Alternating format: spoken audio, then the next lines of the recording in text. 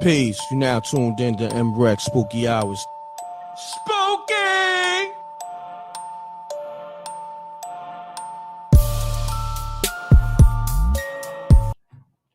Peace. Y'all know the M.Reck room etiquette. Smash that like button. I'm doing something new.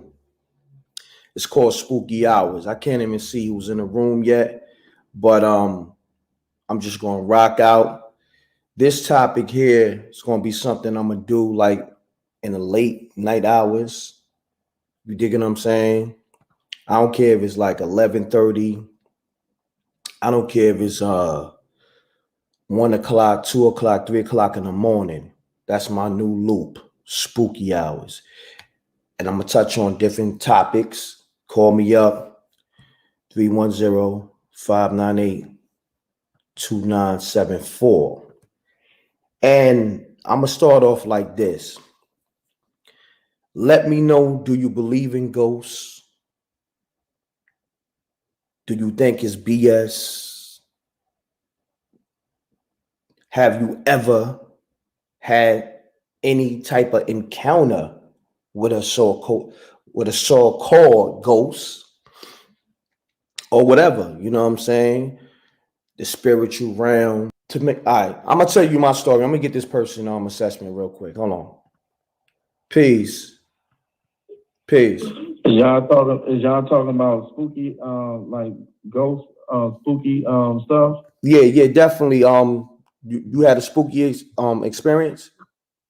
Yeah, I had a spooky experience at one time. It kind of like threw me off. One time I was with these Jehovah's Witnesses, and we was just at the table having a meeting or whatever. Mm-hmm. And once I finished with them, because I was burning little movies or whatever, making copies of movies, whatever, in the back room. Mm. So I was making a copy of Friday. Now, you know, Friday has a full side and a widescreen side, double disc side. Facts. I put the CD in the laptop, and all I heard was, "How close are you to God?" That it made the hairs like lift up on my skin. Mm. And then I flipped it over on the widescreen side, and then Friday came on, Mm-hmm. and a little comedy Friday. But when I flipped it back over on the other side, it was normal. But when I heard that, "How close are you to God?" that threw me all the way off. I ain't even want to be in the house. Now, where did that come from? It came from the DVD. Like I'm lost a little here. Just the DVD, because I was making a copy of it. Uh-huh. And once I put the DVD in the laptop to make the copy of it, whatever, that's when that came on. Wow. And that threw me all the way off. Now, let me ask you this. Did you play it again, or you just left that DVD alone? Once I had it on side A, as far as making a copy of full screen, mm-hmm. I flipped it over on the widescreen to see what it said again, but it didn't. And that threw me all the way off. And then it's been times that when I was young, I had little experiences like, I don't know if you have sleep or whatever, mm-hmm. It feel like, something is like heavy on top of you, and you struggling to wake up, And one time when I was, it happened to me by myself. So, me at the time, I'm a teenager, mm-hmm. I said, well, let me lay beside my girl and see where the same situation happened. It happened again. Even with you around someone, it feel like something real heavy on top of you. You can't talk or nothing, but you can visualize everything in the room. So, these things happen. Wow. Yeah. Now, how many years you said? Because I want to talk about that movie Friday. So Friday came out. I remember 1995. So about 96. Oh, the Friday after next. Okay. So what year are you talking about? I don't remember what year that came out. What year are you talking about? I would say, because I was just making different copies of movies, selling them or whatever. Uh-huh. I would say this happened around, I want to say 2015. I don't know when Friday came out, but I was just making copies of old classics or whatever. And like I said, when I put that DVD in to burn it to the computer and then, put it on the actual, blank disc, that joint said, "How close are you to God?" And I'm like, wow, it threw me off. Mm. You know, so people understand you experienced a lot of things, and you know, and you have to draw close to God in order to fight those demons off, you know, because they around. And then you gotta understand you gotta get rid of a lot of things. A lot of people want to walk around with that cross on their chest, thinking that has something to do with Christ, but that letter T represents Tammuz. It's a false god. Like when you look at Habakkuk 2:8, it says it's a teacher of lies. I mean, because think about it, it's a common sense. If someone got killed on a cross, a device, you don't use that as like, you know, something to glorify. That's like if somebody's child gets shot with a gun.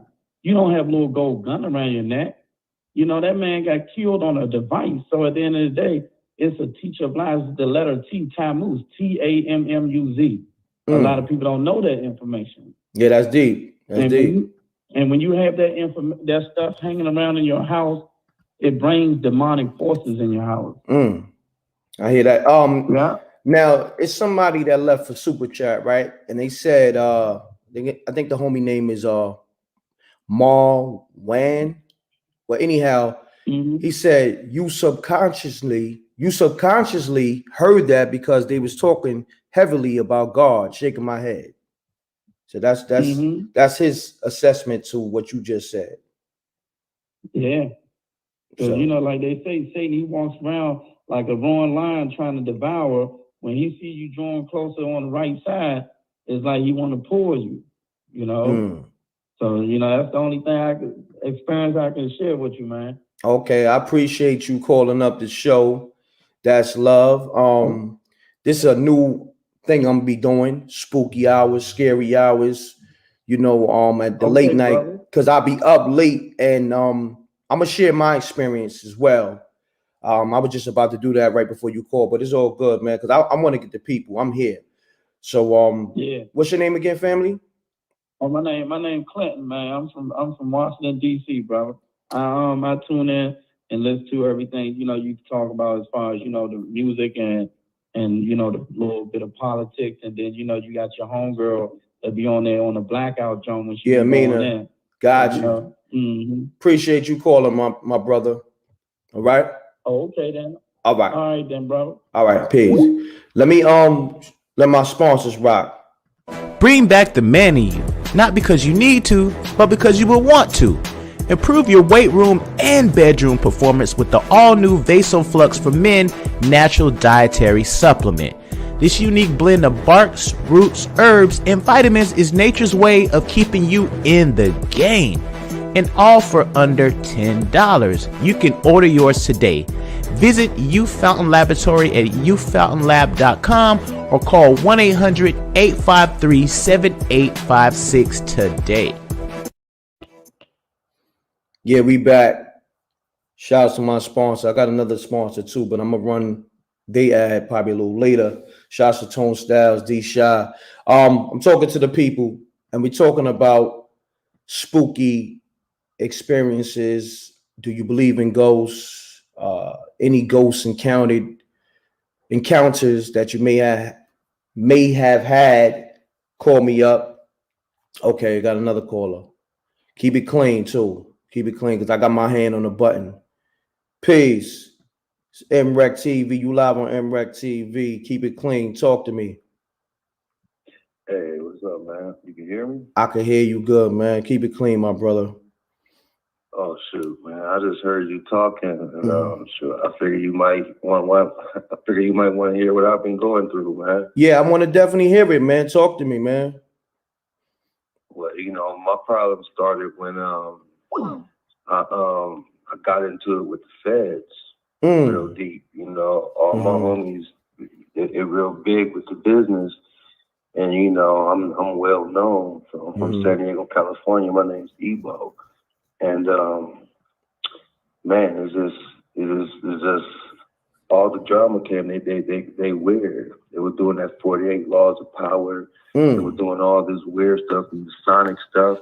All that stuff got involved. They were sending witches after me. All them people with the telepathy, all type of weird stuff, government stuff. And man, I had situations to where they was turning all my girlfriends against me. You know what I'm saying? They was offering me to sell my soul. I wouldn't do it, you know? And I mean, they actually, like, one time, you know what I'm saying, I had, like, black smoke trying to run down my throat. Man, it was trying to force itself inside me. I had to, like, shut my whole stuff off. You serious? And just keep serious. Wow. You know?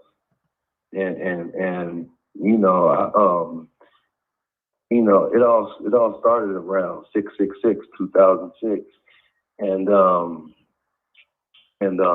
I got up on the mathematics. You know, I was never allowed the supreme wisdom when I was young, back in New Jersey and stuff.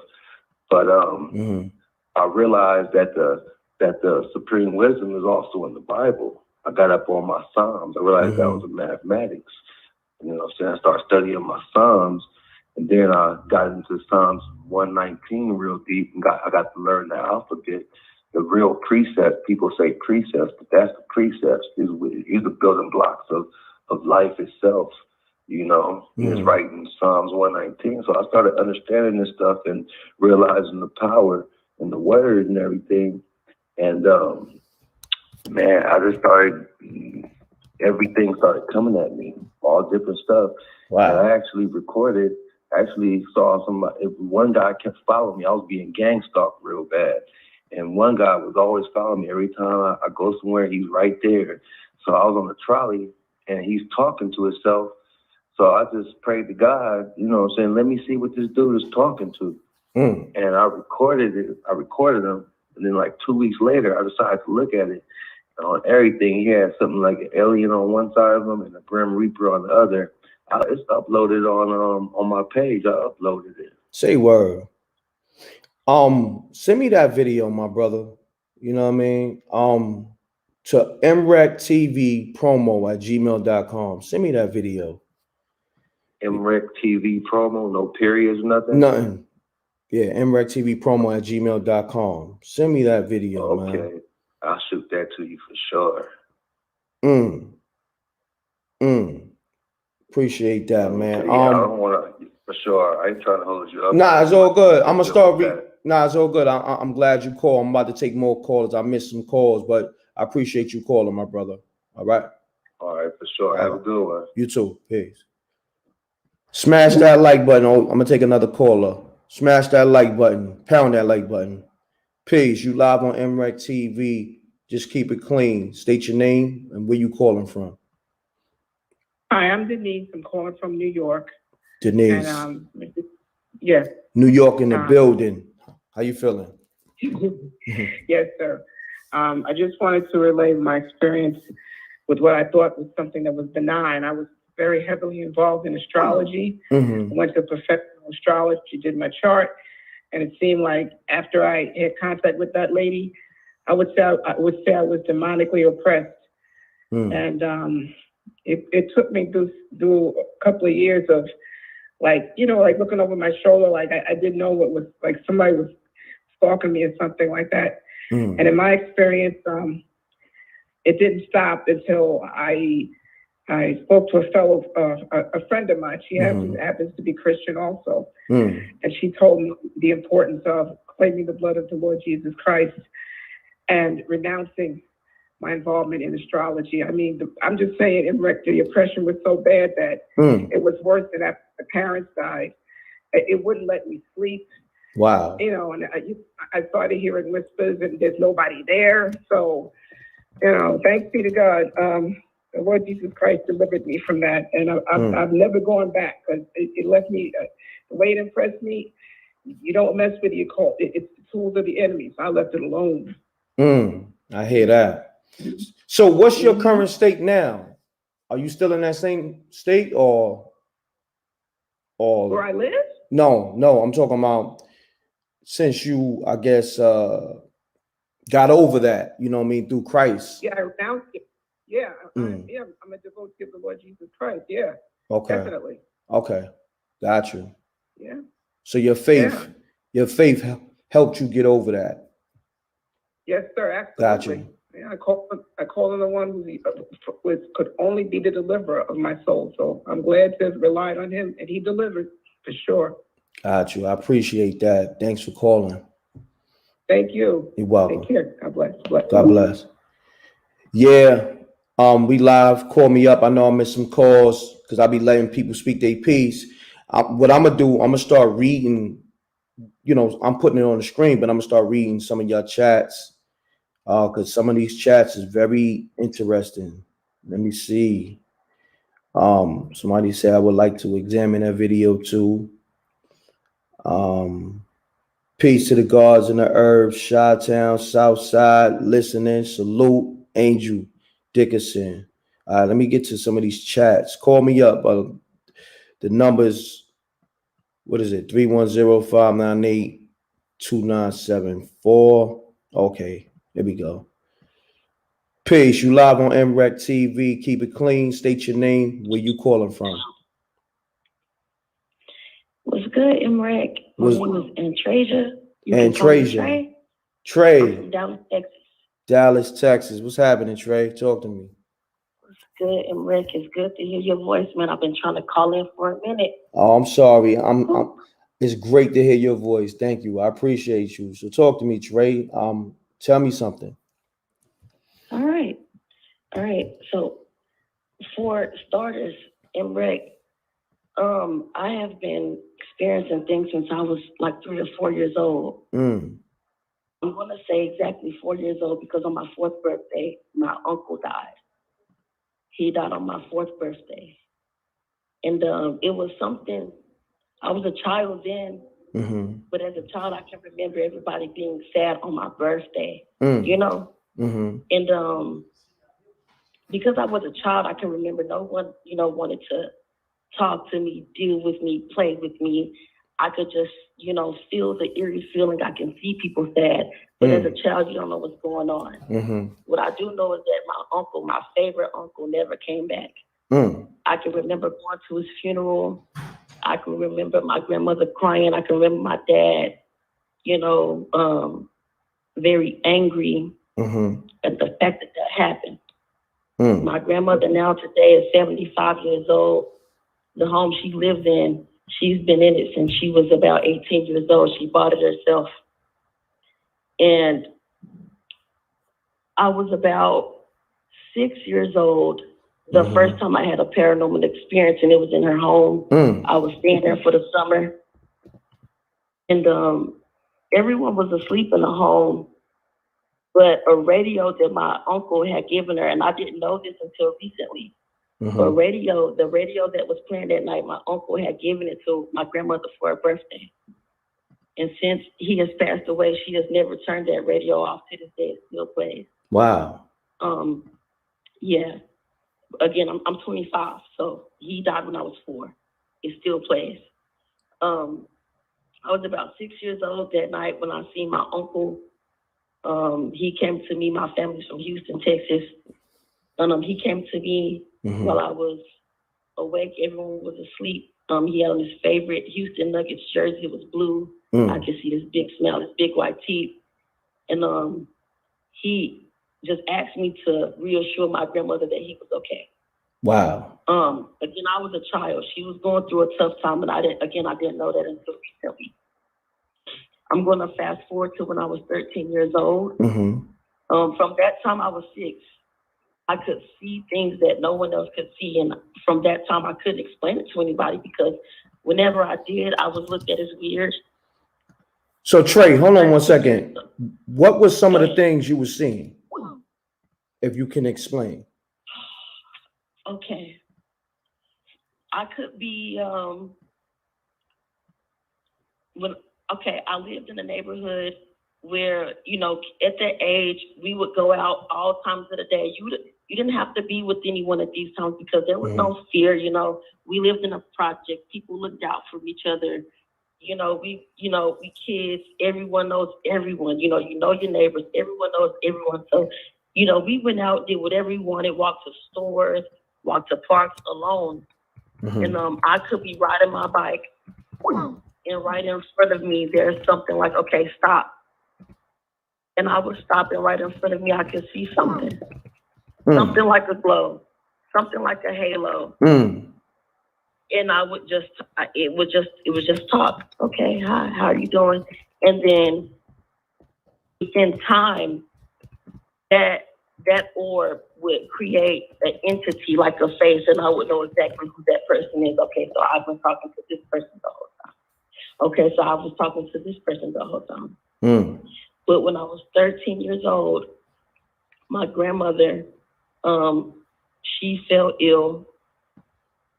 And before she fell ill, I remember getting suspended from school for fighting. And I was at home with my mom, and she was very upset with me. And I can remember her, we were just talking. I looked up and I was like, Nana's going to pass away. Wow. And she looked at me and she was like, why would you say that? She called my grandmother's sister, my auntie. My auntie came over, they're very heavily Christian, very heavily in church. Why would you say that? Why would you say that? And less than maybe 2 weeks later, that same aunt came running through the front door and screaming to my mom that my grandmother had passed away. Wow. And I was there watching the whole time. I didn't say anything, but they looked at me as if I was the cause of that happening. Now, I'm trying to understand, did you have like a premonition of that happening? I didn't have a premonition of that happening. I had it was almost like a talk, not a premonition of her dying, but a talk of her telling me, I have to leave. It's going to be okay. Wow. And from that, I can't say premonition because I'm not asleep when I see this stuff. I'm awake. So it's just like, it's almost like daydreaming, when you just stare into space and you go somewhere else. It's almost undescribable. Got you. I'm 25 now. I can see a lot of stuff, not just entities, souls that have been here for centuries, people. So let me say this, and this is not a joke. You see dead people pretty much. You can say that, but a lot like the movie Six.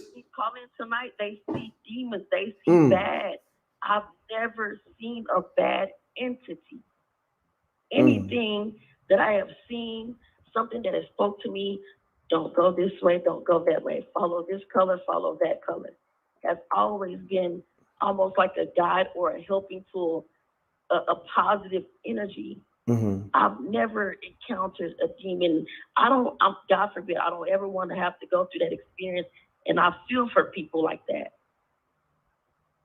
But I've never encountered a bad entity, but it's we have lost souls on this third dimensional. I can't say third dimensional because y'all can't see them. We have lost souls on this plane with us. I don't know what this is. I don't know how it's here, why it's here. And you say you're 25? You sound more mature. But another thing I would like to tell you, M.Reck, with your callers, they have a strong faith in the Lord. That is the Lord within themselves. The last caller said the Lord, she followed the Lord healed her, and I applaud her for that. But when you speak to the Lord and you pray out, you don't hear anything. These people can't hear anything, talk back to them or tell them anything like that, what they expect from the Bible. But that's the God within themselves, giving themselves peace. They are healing themselves, not even knowing that we are really earth, we are gods here. And we can do this. You dropping gems. I know what time it is. Peace to the gods and the earth. You know the vibes. I know the vibes. We can do this. You are your healer. You are. Always go within. If you don't know anything else, go within. You can meditate. Talk to yourself and tell yourself, I'm gonna do this, I can do that, and you will do it. It's possible. I've seen it. I've done it. Trey, I appreciate you calling. They calling like crazy. Yes, sir. Thank you for calling. Thank you for having me on tonight. You're welcome. Peace. Peace. You live on MRecktv. Please keep it clean. Peace. Peace. No problem. No problem. This is MJ out of Chicago. MJ out of Chicago. Hold on, MJ. Being that you calling out of Chicago, you just reminded me I gotta play some. Stay on the line, all right? I gotta play a 30-second promo from somebody from Chicago, Tone Styles, D Shy. Salute. Yo, wait.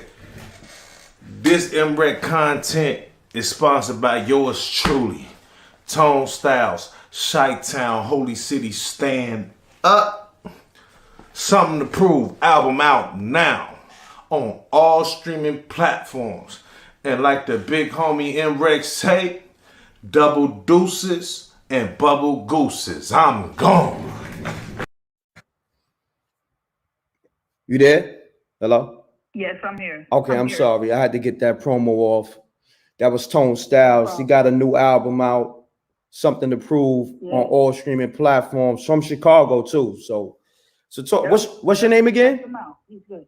My name is MJ. MJ from Chicago. Yeah, Tone Styles is a great artist, and I'm glad you checked him out. Thank you. But talk to me. Tell me your experience.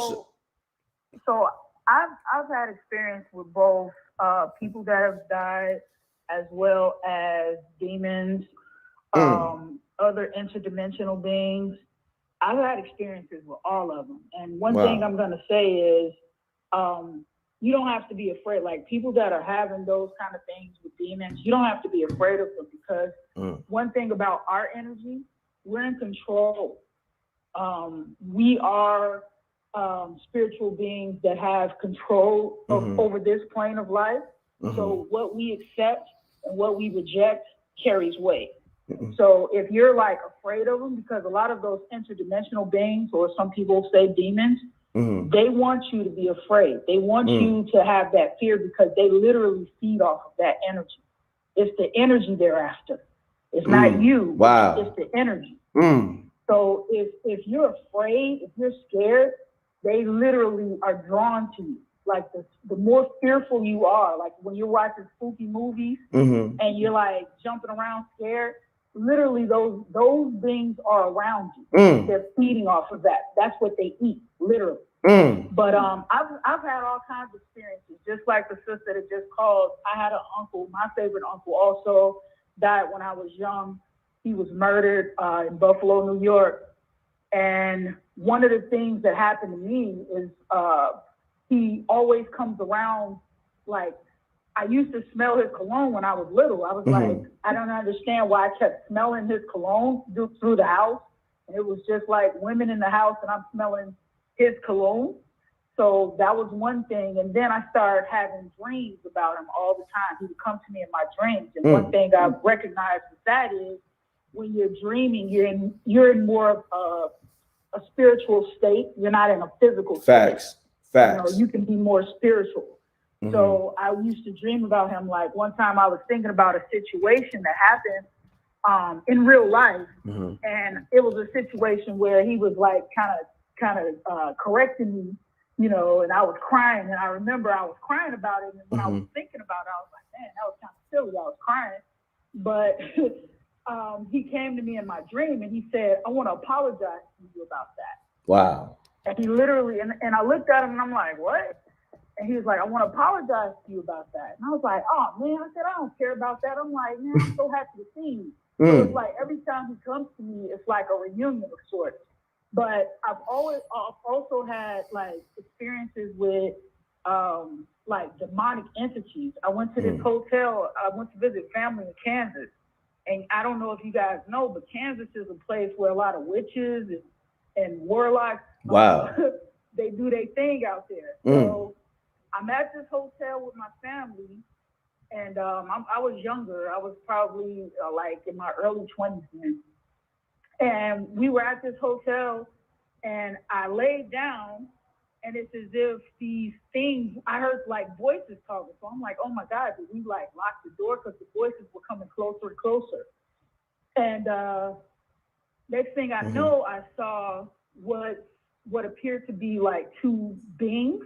It looked like two men, but they had on dark clothes, so I couldn't really see them. And so they stood, but it was like double beds in the room, and they stood between the beds. And they said, we got to get them all out of here. We got to get them all out of here. They just kept saying that. I'm like, dude.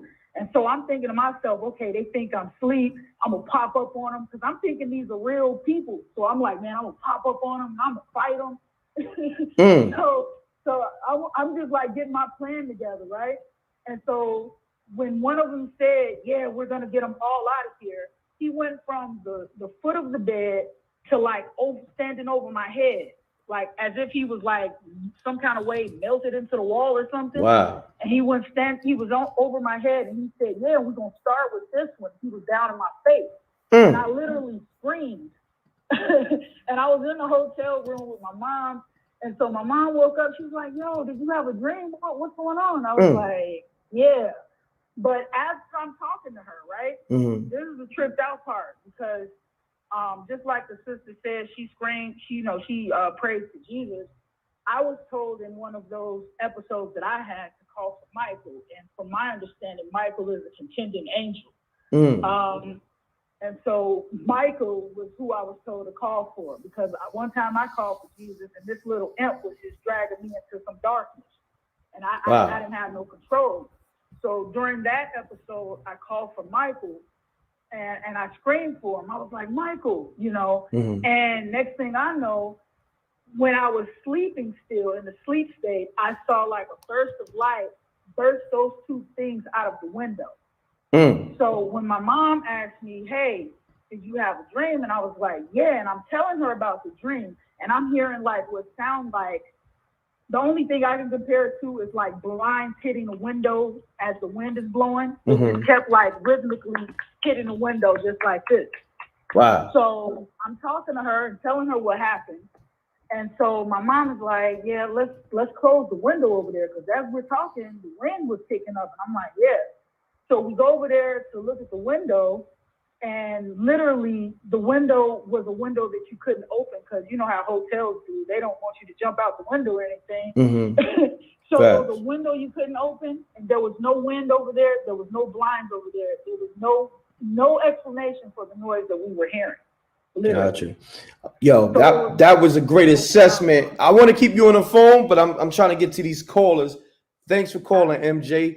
Tap back in, okay? No problem, thanks. No all right. Peace. You live on MRecktv. Keep it clean. Talk to me. This is Dave Matthews. Dave Matthews, what's happening?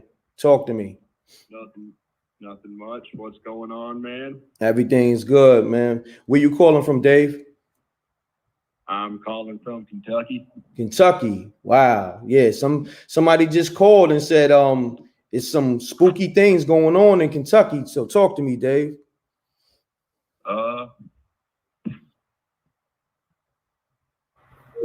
Oh, damn. It must have got spooky for Dave for real. Dave either hung up or yeah. Spooky. Kentucky is spooky. Shouts to Dave Matthews. He sounded kind of spooky anyway. Peace. Hello? Yeah. Hello? Hi. I'm Precious and I'm from California. Precious, what's going on? Shouts to the whole California. Nothing much. Okay. How are you guys doing out there? We good. That's good. Thank I you. wanted to say that I do believe in ghosts. Because ghosts to me are also like spirits. I don't know if people have actually been through this to where when they're asleep and it's like you're up, but you're not up. And some people call it sleep paralysis. But I feel like if you're still pure or if your spirit is good, you're fighting a demon. Some people say the witch is writing you or whatever. But I feel like a lot of us is literally fighting demons. And because when you're asleep, you're in a whole total different world. You're not in the same physical realm. You're more like in a spiritual realm. So I do believe in that part, because if I believe in, God, the God of everything, there are ghosts that are out there. They're spirits. You have some good ones, and you have some bad ones. I mean, we deal with spirits all day long. We just can't see them. Even like the different voices that we think, oh, it's crazy, but it's not really crazy. That's like a spirit like telling you, hey, this is what's going on. Don't do certain things. Don't do this or don't do that. Like they are real.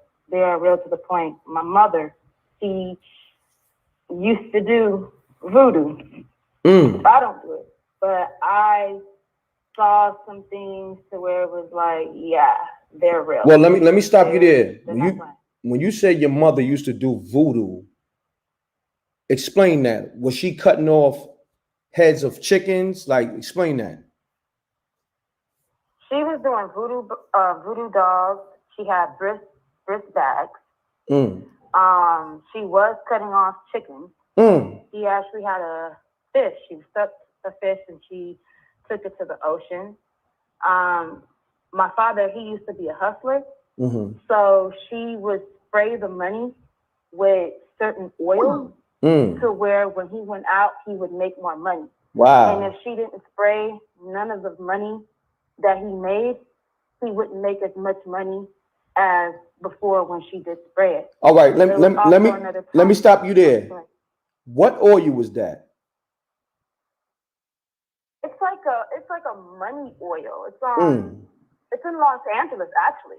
People go to this place. I don't know if it's shut down right now because of this coronavirus. But the CV, people go over there and they buy the oils. They got candles. They got books. It's a lot. I remember my mother actually making a bris bag, and a bris bag is like a protecting thing. It only works if you put enough energy into it. Just like if you do the candles or anything that has to do with prayers, you have to have that energy. So it is real. You just have to have that, that real energy. But anyway, he had the bris bag on. And like I said, my father was a drug dealer, not only a drug dealer, a gangbanger. So when there was this man, and he had told me that the man had pointed to him, and he wanted to shoot him, but he couldn't shoot him. So when he pointed the gun to him, when he had the bris bag on, his hand turned, like kind of towards himself, and he shot himself in the leg, like in the foot. Wow. So I was like, wow, Dad, like, Mom really knows how to do all that stuff. He said, yeah, these spirits are real. Wow. People don't believe in this stuff, but this stuff is real. Certain stuff you don't mess with, and it's certain stuff that you can. And he said, voodoo is not bad, but if you don't know what you're doing, then you can be like really dealt with. And he also included that with other, celebrities. He said these celebrities, they're doing stuff back like in the Egyptian days. What do you think the Egyptians were doing? It was very similar to voodoo. They knew everything about the physical and the spiritual and all of that intertwined. Everything that's happening right now is nothing new under the sun.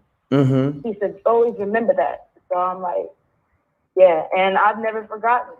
Like, it's just, everything is spiritual. The trees, the air. And when you look at the sky, everything, anything that's living, the dirt, anything, bugs, is spiritual. Facts. It's very, very spiritual. So I just end up in that, saying that. I appreciate you calling. Have a great night. Thank you. Peace. All right, you too. Guys, be safe. Bye-bye. Peace. You live on MRecktv. Keep it clean. State your name. Where you calling from? Oh, yes. My name is Lady Kabib. I'm calling from Syracuse, New York. Okay. And I'm listening, and I see that the young lady is talking about, like, the heads, like cutting up the heads and whatever and whatnot. Yeah. My uncle used to be, like, a big-time drug dealer. And he used to go to Beaufort, South Carolina, to meet the warlock. Like, there's a song by James Brown to where he's talking about going to the crossroads. Like, all this stuff is like, it's like real.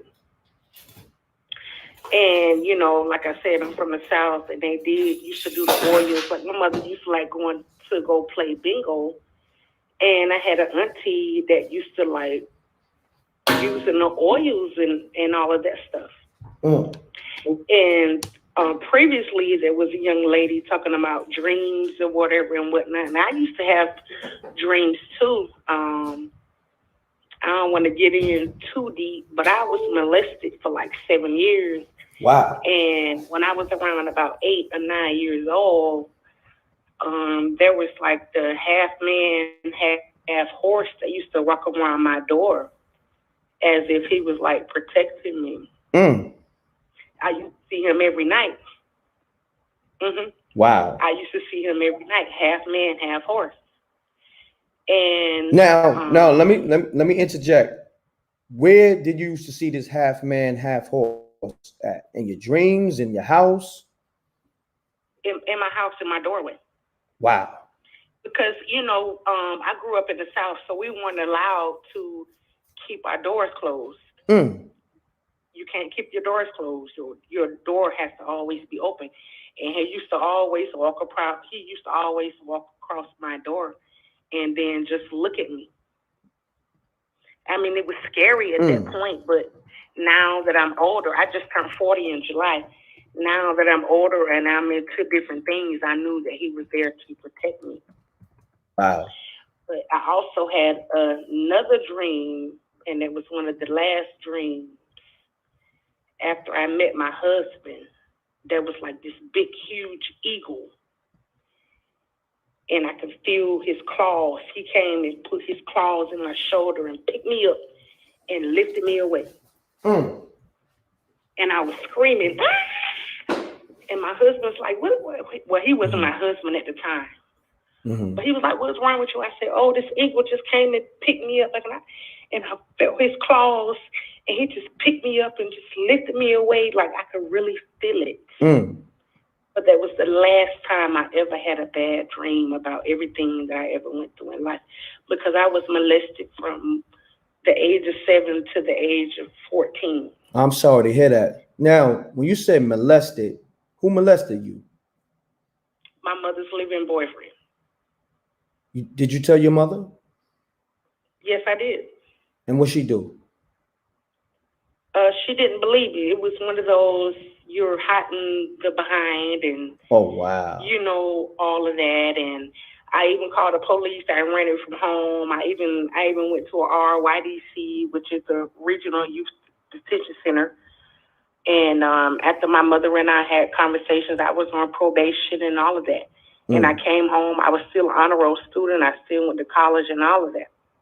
And I hope that there's women that's listening. I know you have a major platform right now. And I hope there's women that are listening. You and Amina, to the universe.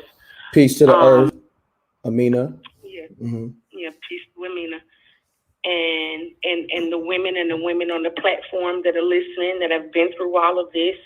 Because I didn't stop having dreams about my experiences until I met my husband. And I just turned 40 this year. My husband is 25 years my senior, but he's my blessing and I love him and I thank him. You know, age ain't nothing but a number. That's a fact. We want to, you know, and we also have children together. I have a set of twins together. Oh, wow. God bless you. And just everything you've been through, I want to say, God bless you. You know, nobody should have, you know, nobody should go through that, being molested, and that's just crazy. You know, that's madness, you know. So I want to say to you, I'm glad that it sounds like you in a good mental state. You know, like some people are traumatized by those experiences. But with you, absolutely, you're right. Because you know, lately with all the politics, I've been trying to get myself off the politics, and I've been watching a lot of documentaries about everything that's going on with women overseas, and they're still doing underage marriages and, you know, domestic. What is it called? domestic work to where the women are still being violated and things. Oh, you talking about domestic violence? And the work that you and Amina are doing with the child trafficking and all of that.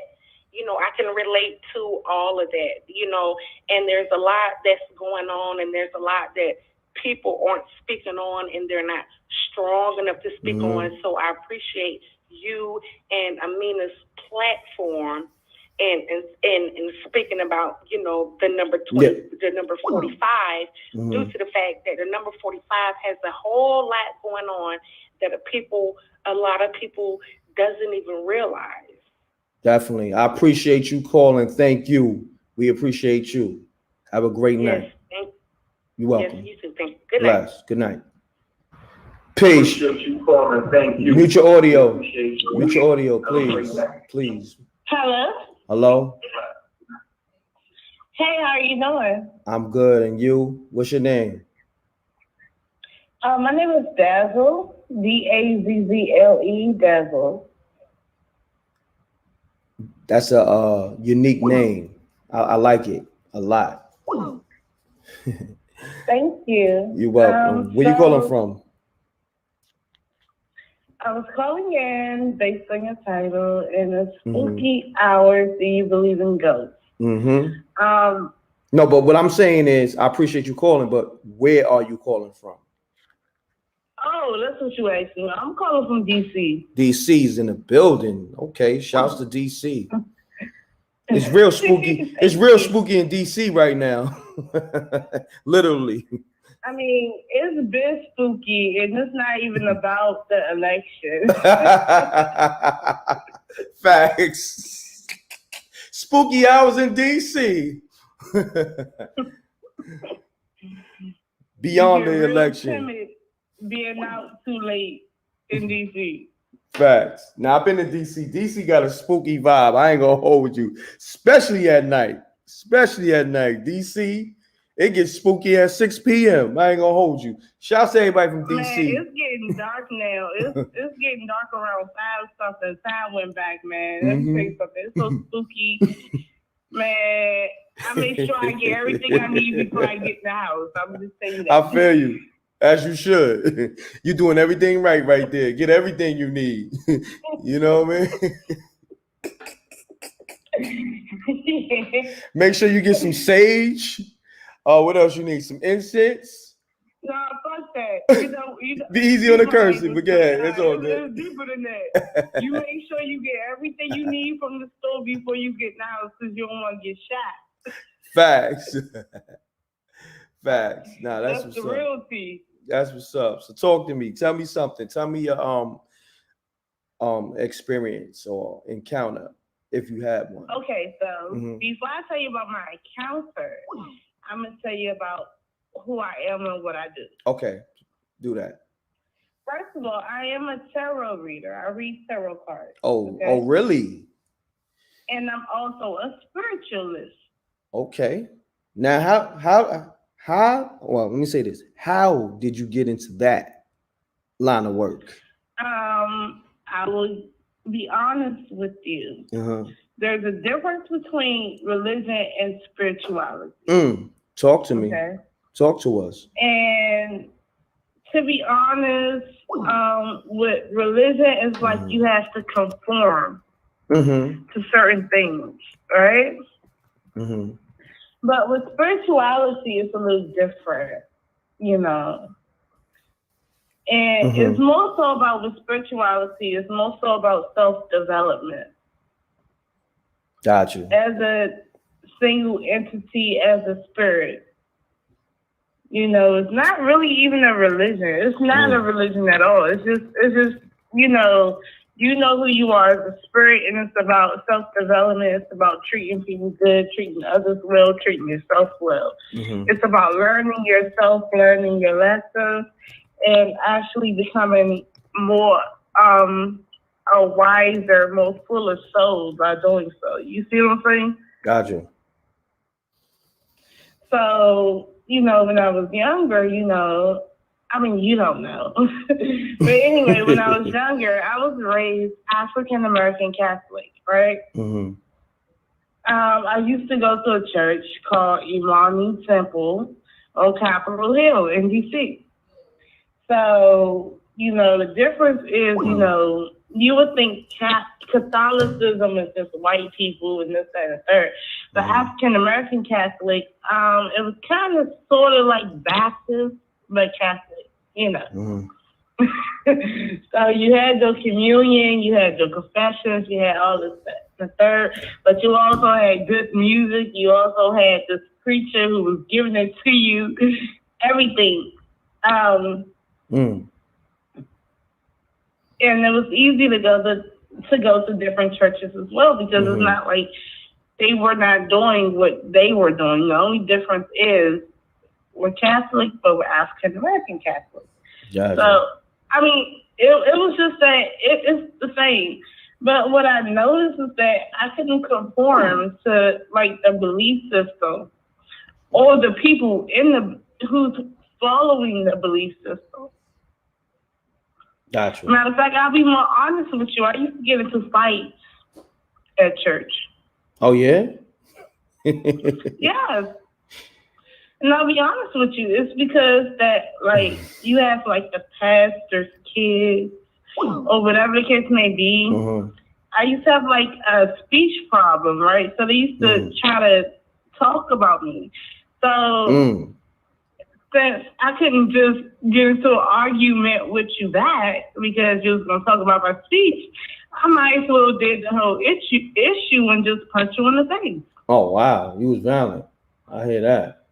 I mean, I might as well. You was just gonna tease me the whole time. Yeah, but let me ask you this: you fighting in church, that gotta be like some of the craziest ish I'm hearing, because it's like you just basically didn't give a F. Like, you know what I'm saying? Like you was like F. You know why I didn't give an F? Because don't get me twisted. Like I was on the choir, I was an usher at one point. I used to praise dance and everything else like that. But people used to try to bully me. But the problem was they thought that since we were in church, I was just going to let you bully me. Got you. And they didn't understand, like, look, boo. Somebody just said, somebody just said fighting in church is spooky. like I'm gonna be honest with you. I don't speak to too many people that be fighting in church. You like one of the first person I ever spoke to that said, yo. No, like honestly, but to be honest, in church, like I give you an example. In church, like it was one time my mom and my grandma and everybody went to a different church because our pastor at our church was a guest speaker at another church, right? So you know how they go. You know, you go and you support your pastor. And I went to the bathroom one day, and the pastor's granddaughters was inside the bathroom. And they were trying to bully me. I was using the bathroom. They bust open the bathroom door. I mean, like the stall, and was trying to bully me or trying to like make me like embarrass me. Talking about, you know, me peeing in the bathroom stall. So I finished peeing and I pulled my pants up and beat the shit out of them. What's wrong with you? Yeah, be easy on the cursing. Yeah. You got me fucked the fuck up. And then everybody snitched on me, and then they called me a heathen. Got you. But all right, baby. What should I do? All right, baby girl. Thanks for calling. Thanks for calling. I gotta take this next caller. Yeah, I try to rock out with her. She started cursing too much. Peace. You on the line with MRecktv. Keep it clean, man. Peace. Yeah, what's going on, man? Everything good. Shorty sound like she was drunk or something, man. I don't know, but not saying that what she's saying wasn't true, but you know, but anyhow, talk to me. What's going on, family? Man, let me tell everybody something. This go to you and everybody who listening, man. You know, people thinking about ghosts. Man, listen, ghosts are demonic spirits. They demons. That's what they is, man. When people think they done seen they dead loved ones, and they came back to them and talked to them demons. Now people, when people die, they dead. They dead. They sleeping. They sleeping. They ain't coming back to God resurrect them. The people sleeping. Man, them is demons imitating your folks. Demons watch us from all the way to birth, from generations. They know your grandparents. They know everybody. They know all that. Them demons. And then people go and use the Ouija board. Somebody, well, let's contact this spirit and see what this spirit want. What this want? They want some. The Ouija board is the word Ouija is the name of a demon. Research that. Anybody listening right now, talking about the Ouija board and everything, research that name. Yeah, I'm a definitely research that. That's where that come from. So you're gonna contact a demon, to see what another demon wants. But spirits are demons. Bigfoots, them demonic spirits. Aliens, they demonic spirits.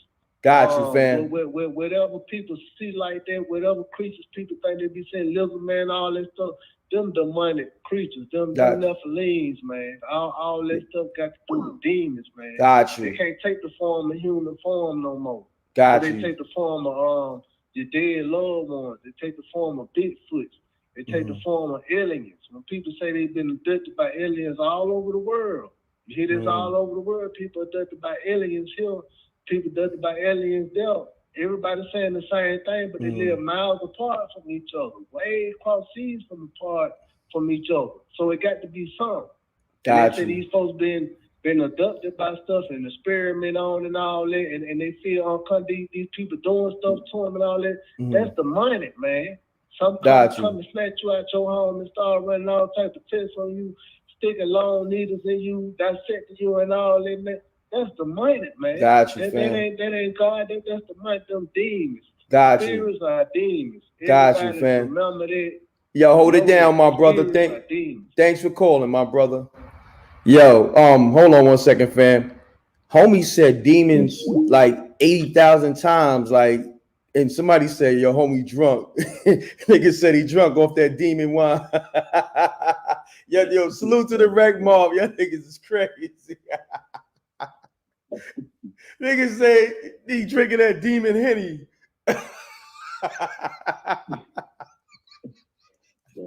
Yo, what's happening, fam? Salute.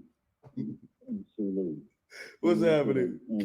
Keep it clean, fam. Yo, you sound a little muffled. Yeah, homie, they said he was on demon time because he just kept saying demon. He definitely was on demon time. Hold on, fam. Yeah, your phone sound a little better. So, talk to me, fam. Man,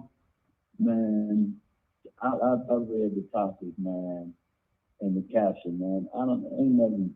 That spooky, man. I don't believe in nothing spooky. Got you. I study the teachings of the Most Honorable Elijah Muhammad under the tutelage of the Most Holy Farrakhan. Nothing is spooky. Nothing is spooky. What you see is what you get. A man, a woman is what you gonna see. All that spooky stuff, and I don't believe that. People is in the low and they need to wake up. Got you. Thanks for your assessment, my brother. Peace. Yes, sir. If you calling from an unknown number, I'm never gonna answer that because a lot of trolls. So unblock your number. We're not doing that. It's 2020. You shouldn't be calling from blocked numbers. You know, that's all right. Peace. You live on MRecktv. Keep it clean. And we off demon time because he said demon where nobody got us. He said demon more times than we need. You know what I'm saying? So we don't even need to hear that word no more. You could just say D. But speak to me. Talk to me. I got you, man. It's my name's Philip Thompson from Marquette. What's happening, Phil? So I just had a crazy ghost story going on. Let's hear it. Let's hear it, my brother. All right, man. So I was coming home. I work night shift. I was coming home from work, and I come in my house, and my ranch meters are through the roof. It's like crazy in my house, and I don't know what's going on. And so I go I go to just, chill in my room, and while I'm I'm hearing things throughout the house, and I'm like, what's going on, man? I live by myself. Ain't nothing should be going on in here. I start checking out my house. I hear something like in my shower, or around, at least around the shower. I start poking around. I thought I've seen something, and so I'm asking. I'm saying, doth my nugs bequeath me? Is this the ghost of Ranch Dubois? Huh? It was the ghost of Ranch Dubois, and we actually ended up starting a 500 fortune company together. So if you want some ranch, dude, just let me know. Is this shit? That was kind of spooky, fam. Yeah, I hear you. Thanks for calling, fam. That was a little spooky, but thanks for calling. Yeah, man. It's called spooky hours for a reason, and people right now on spooky time. You know what I'm saying? Niggas on demon time, niggas on spooky time, and I can tell when people are trolling or people want to call up and they want to play games. I got the button right here in front of me, and I hit that war button easy. So if you calling up, you trying to troll, listen, you're gonna get banged on.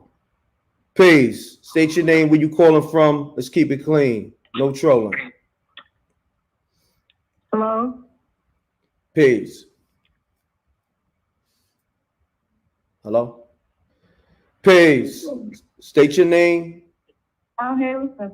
Mute your audio. Yeah, I did. All right. First off, y'all are hilarious. You can hear me?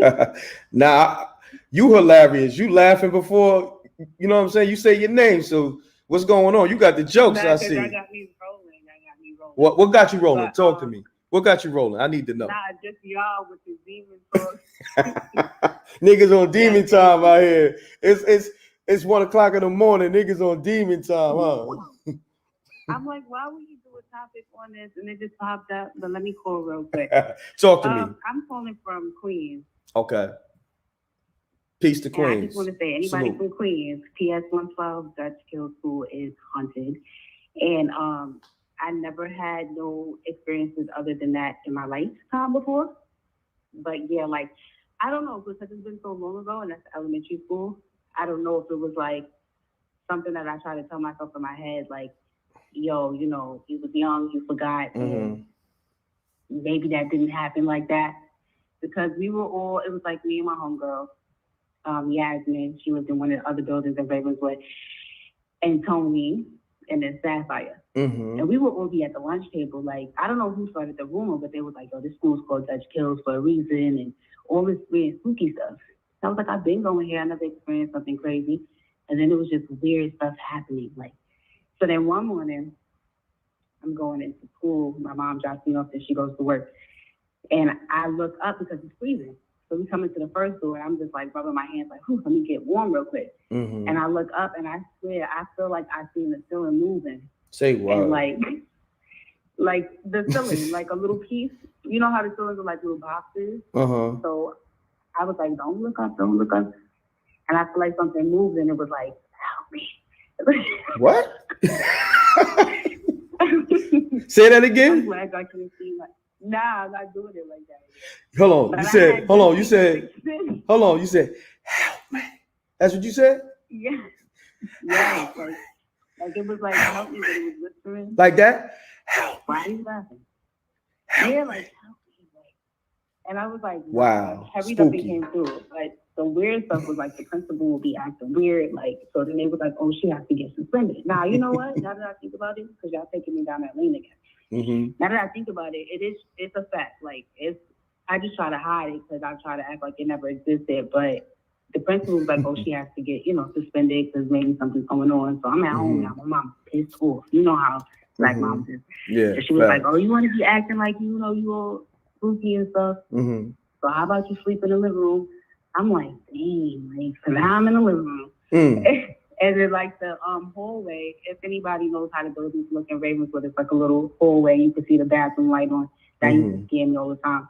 Then come to find out, a dude that I used to talk to named Jordan, the same thing happened to him. Like, he couldn't come to school either. And so my cousin was talking about it with the mother, and it was just mad crazy. So I believe that TS 112, Dutch Kills, across the street from IS 204 is haunted. And I believe IS 204 is haunted as well. And they need to get rid of those bars and all that weird stuff. They might need to burn that whole thing down. That's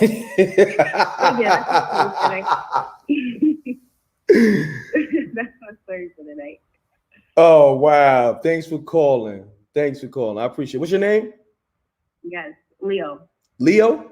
Yeah, Leo. Appreciate you calling. So, yeah, y'all get some rest though. Don't be scared people. I'm up. It's spooky hours, baby. I'm up. All right. Take care. Good night. Have a great night. Good night. This is spooky hours. This is the new loop, y'all. I'm doing this probably every night because I'll be up. I take power naps. I take a little power nap. Like sometimes I might get like an hour sleep, 2, 3, maybe, but I'll be up. So I say, yo, I need to come up with a concept. But you know, it's real because it is some spooky stuff going on. I don't care what nobody say, man.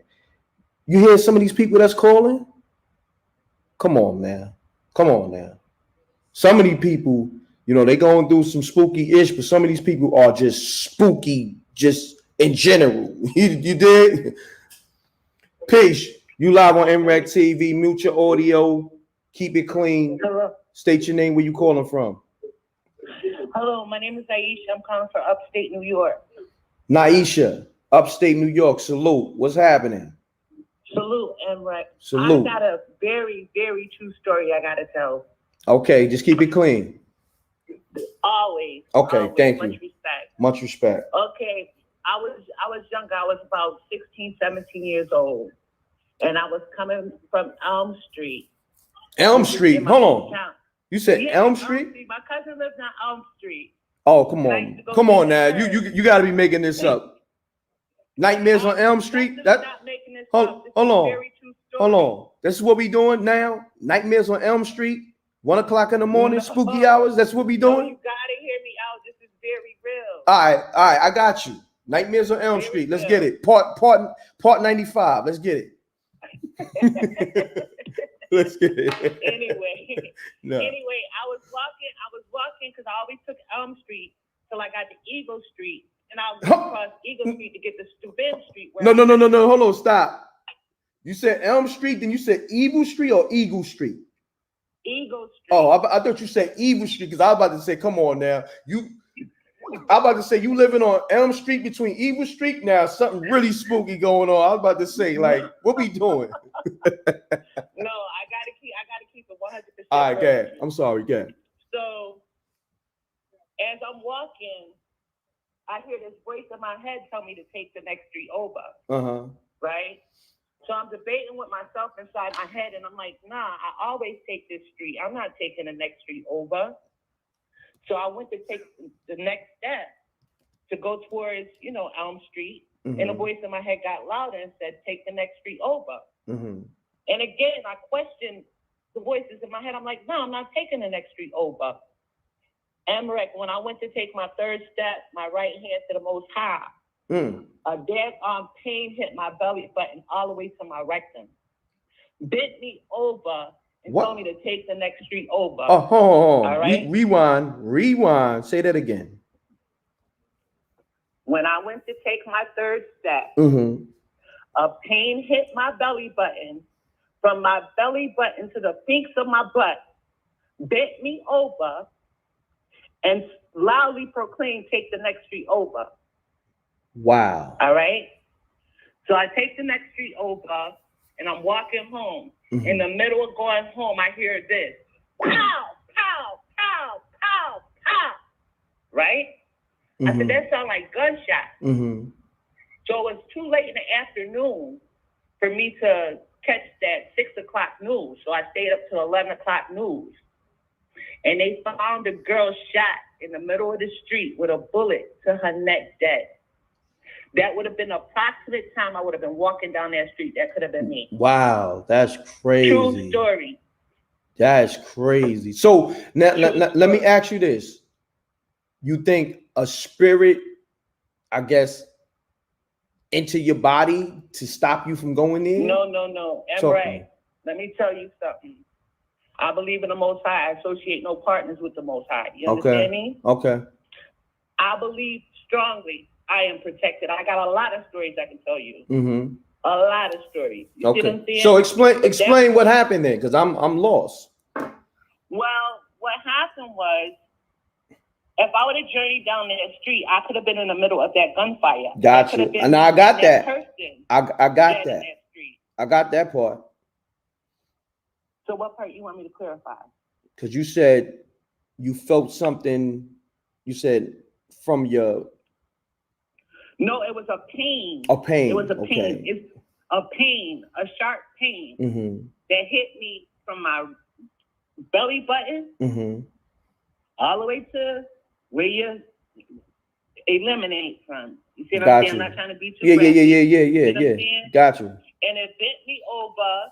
And it bent you over. It said, take the next street over.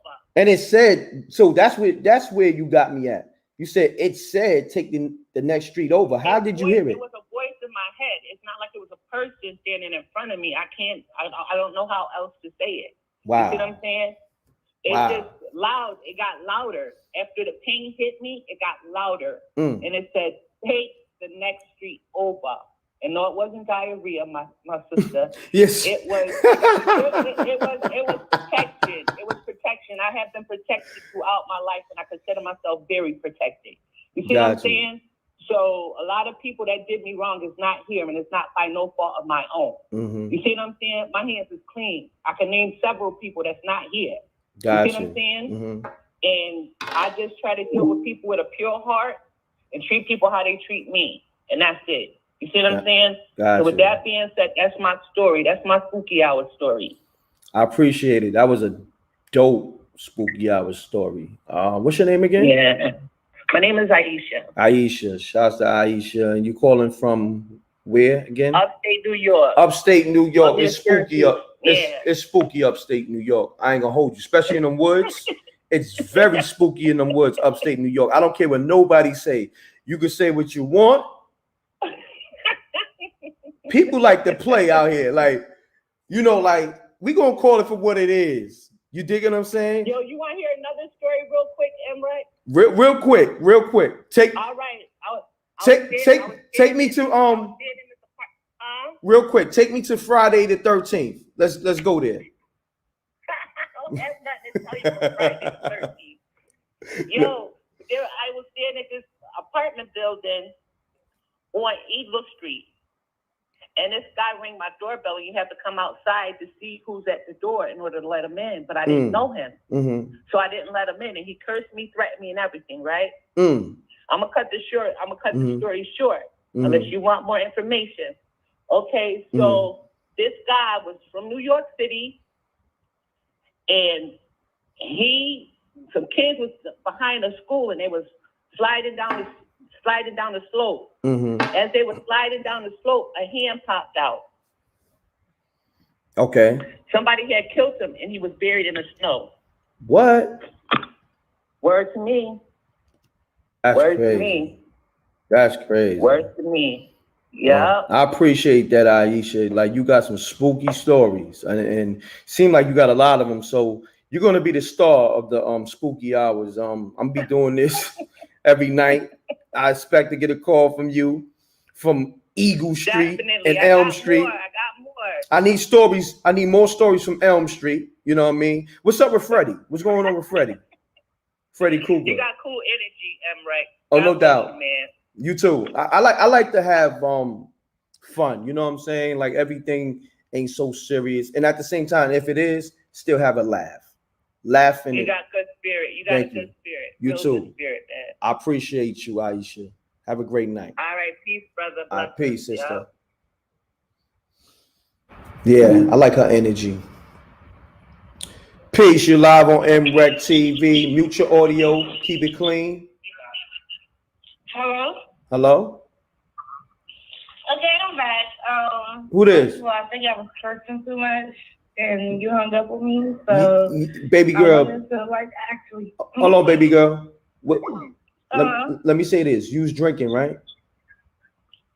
No, actually, I was just a little tired. I was drinking. You a little tired. Yeah, you was cursing. You the only one that cursed on the show, and somebody else. Yeah, I know, and I can apologize for that because I didn't mean to. It just comes out sometimes. That's a penalty. That's a penalty. That's $100 penalty. You know what I'm saying? So you gotta send me that cash app, and you know, I accept your apology. Now you good. Talk to me. What's going on?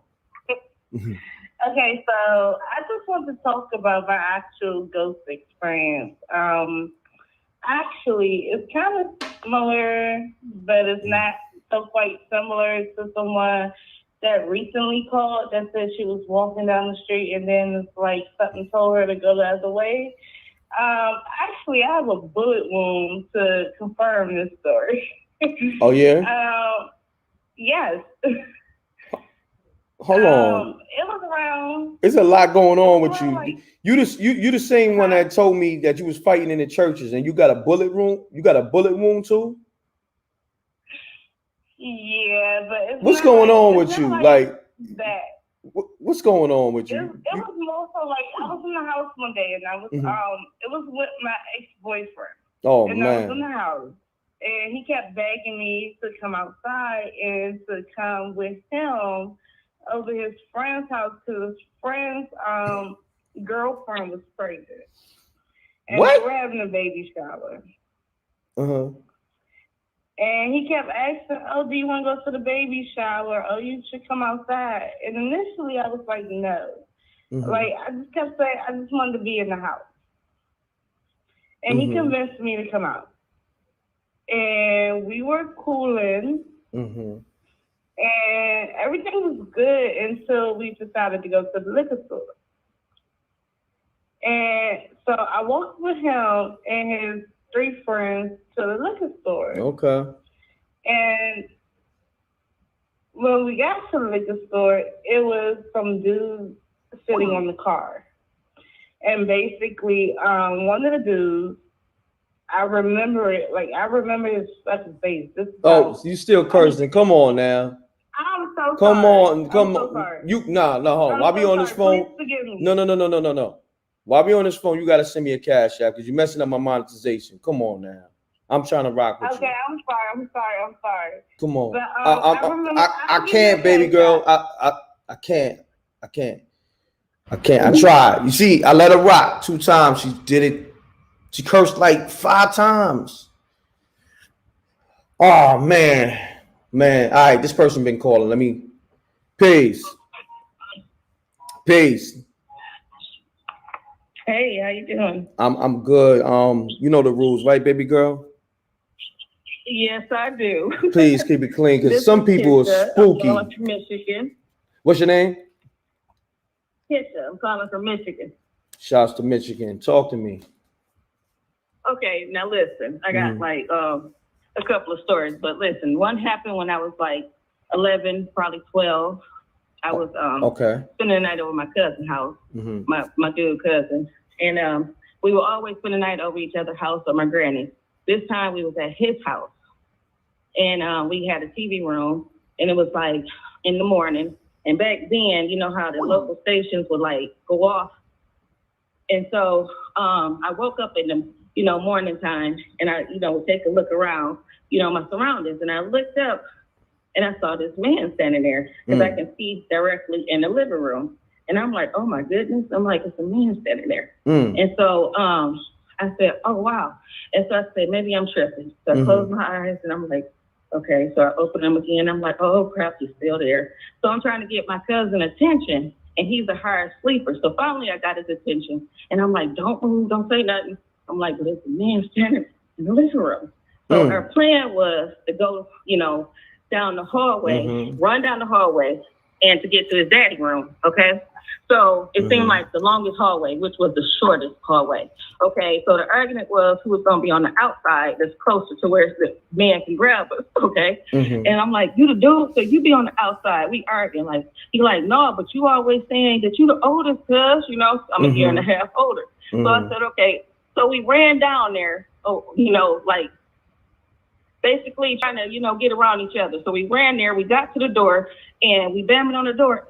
Open up, you know, it's a man in the living room, you know, and because the door was locked. So he was like, okay, so he come out, he got his gun, he like, where? So he checked the house, he checked outside, and he's like, isn't nobody out there? So they thought I was tripping, okay? I was like, cuz, I'm not coming back over this, you know, your house. And right before they got ready to buy another house, my uncle and them had found out that the man who used to stay in that house had passed away. Now, I described this man to the T from everything he had on. And this man used to go fishing a lot. He wore this flannel and this hat. I just described everything to the T. And a neighbor had told them, all the time they stayed there, they never knew this. And so they was like, I guess you did see something. So the time, after that was when they moved to their new house. Okay, I was over there. All of a sudden, I got this feeling. I was like, okay, cuz I'm going to go home. And he was like, what? I said, I'll be back next week, you know, because we always spend the night with each other. So I went home. That night, somebody firebombed their house, okay? Meaning, had I stayed there, we would have been in the basement where the TV room was at again, you know, and we would have been down there during that time where they firebombed the house, okay? So the third situation was probably about 2.5 years ago. I'm riding down this like rural area, you know, going to the laundromat, me and my friend. And so something running across the car, you know, and it was like a half a mile up or something, you know. And I said, it's not even a half a mile. So I said, I just was quiet. I stopped my conversation and everything. And I said, And I looked and I said, did you just see something? And she was like, yeah. I said, you just saw something? She said, yeah. I said, well, before I, you know, describe what I seen, what did you see? She was like, it was like this thing, and it was like, you know, you could see through it like it's gray or something. Same thing. We saw the same thing. It was like, I said, it looked almost human-like, you know, and like transparent, but an animal at the same time, like running on all fours. What? I said, it almost was like it was running, huh? I said, what? That sounds crazy. Right. And she saw the same thing. That was the crazy thing. And I said, when it was running across, I said, it wasn't running so fast that we couldn't see it. It was like jotting. And so by the time I got up there to the driveway and everything, the yard that it ran in, I'm looking all through it and I'm like, oh, wow. Okay. I don't want to stop for nothing, but I'm like, I said, did you see that for real? She said, yeah. She got a deep voice. She like, yeah. And so she was like, I saw it. And I said, what the heck? And she was like, Keisha, like, if I didn't see that, you know, she was like, if we told somebody this, they'd think we was crazy. I said, I know, right? So, I mean, I don't know what it was, but we saw the same thing, okay? Got you. I appreciate you calling. Yeah. Nice story. Okay. All right, take care now.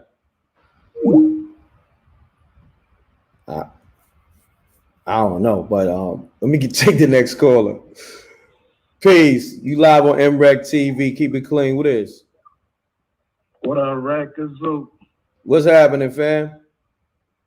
Not much, man. I got truthfully, I got a bunch of stories. Like I see UFOs a lot. I got all kind of. Let me just. But give me your best one and to the point. Let me get it short to the point. Yeah. I'm gonna give it to you quick. It's about 2 a.m. We keep the windows open. I'm in Cali, so you know, even in the winter, we keep the windows open. It's fall time, and my street is kind of like a road, like cobblestone almost. So I hear like footsteps that sound like it's a private street. It sounds like horses almost, and I'm kind of tripping because I'm on the other side of the window, and I hear them walking up, and it sounds like between like horseshoes and like real like feet. So I'm sitting there tripping, but it walked like kind of up close to the house. So I'm kind of nervous because like, you know, it'd be like gangbang and stuff going on a little bit. So I got some peoples that like your last caller, like the firebomb shit. So I kind of like These on the cursing, fam. These. Oh, my bad, my bad. I ducked off in the corner just to wait to see what was gonna happen, and they stopped literally at the window where I was sitting. So like, you know, I'm kind of panicking, thinking they about to shoot or do something. But I hear the leaves stepping, but they just stopped right at the window. No more footsteps, no nothing. So I'm kind of sitting there like, what's about to happen? You know, I got a thing. If I get scared, I gotta approach it. So the room I was sitting was like right by the front. So I just ran out and ran to where it was. Nothing was there. No footsteps to leave. It's nothing but leaves on the side. So whatever it was, I would have heard it leave. So basically, I don't know what it was, but it sounded like something crazy though. Got you. Y'all, appreciate you calling. Good assessment, my brother. All right, feel you. All right. Shouts to Sade. She's in a room roasting. She said, laughing out loud, they be woofing when they say they got a lot of stories. Facts.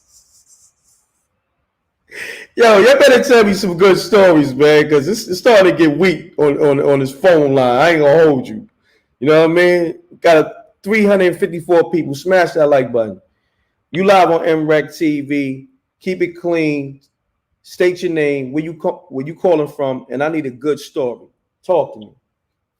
Yo, this is TC, man, from Harlem. TC. I'm not gonna let y'all down, man. Half these other guys, they lying. I'm about to tell you something real, man. First Keep it clean, T. I'm from Harlem. Shouts to the whole Harlem. Clean. First of all, I'm from Harlem, but I was born in the South. I was born in South Carolina. So like, this is not Charleston, South Florida, Beaufort and Charleston. I'm from a little town called Dale. We from Dale. Gotcha. But this is not uncommon to us though. This is regular to us. In the city, it's like it's something new, but down south, this is regular. My story is, man, growing up.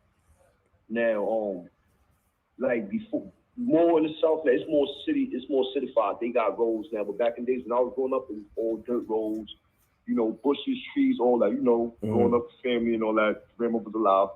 But I'm laying in bed one night, man, and it's probably about 10 of us, all the grandkids, man. We live in a small little shack in South Carolina. And I had to been like a small child, man, but I can specifically remember, man, all the kids lined up like in the bed and no one could move. No one could move, and we're all trying to get up.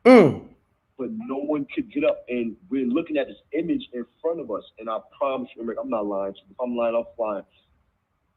The image I've seen, bro, it had to be about 7 spirits that came across the bed and just looked at all the kids and walked around and stared at us about 5 minutes and left out the room. And when I say we knew these spirits, I mean these are people that I've seen like pictures, people I've seen like with the funerals, and we've seen it was about 7 of them. Wow. They all stared at us and left out the room, and all the kids like immediately we all got up. It was like a trance. It was like we were able to get up at that time. And we all ran our parents and told them, and they all thought we was bugging. They all thought we was lying. Till this day, me and my cousins always had this story. Like, remember, and I remember them coming close to our face, looking at us, staring at us. And I was scared, but I felt comfortable. I felt like, you know, maybe it's not that bad. But as I think of it, it was crazy, brother. It was crazy. And it's a true story, brother. And it's many more, but I wouldn't get to it. But that's one of my crazy experiences that I always bring back, and I always make that with my cousins. Man. Yeah, that's crazy. I'm gonna say to you, you have one of the best stories thus far, and I'm glad you called. So now look, and it's real. And it's crazy, brother. I got more for you, man, but I don't want to hold. Nah. But this is what we gonna do. No. This is what we gonna do. What's your name again, homie? I'm TC from Harlem. TC from Harlem. I'm gonna remember that. I need you to tap in because I'm doing spooky hours. I probably do it every night. I don't know, maybe, you know what I'm saying? But I need you to tap in with the next one with another dope, good story. You know what I'm saying? Definitely, I definitely got you, brother. I definitely got you. I ain't gonna disappoint. I'm gonna let you know, man. TC, I appreciate you. And you kept it clean. And you kept it clean. And that's what I respect. Salute. I respect it. I appreciate it, my brother. All right? Definitely, man. You have a beautiful night, man. You too, my brother. Love. Right, God bless. God bless. Peace. See, that's what I'm talking about. TC from Harlem called up with a good story. Sounds believable. Kept it clean. That's all I ask. Give me a good story. Don't be long-winded. Don't be on demon time. And if you're going to be on demon time, give me a good story. At least turn into a demon or something. Like, let's get it.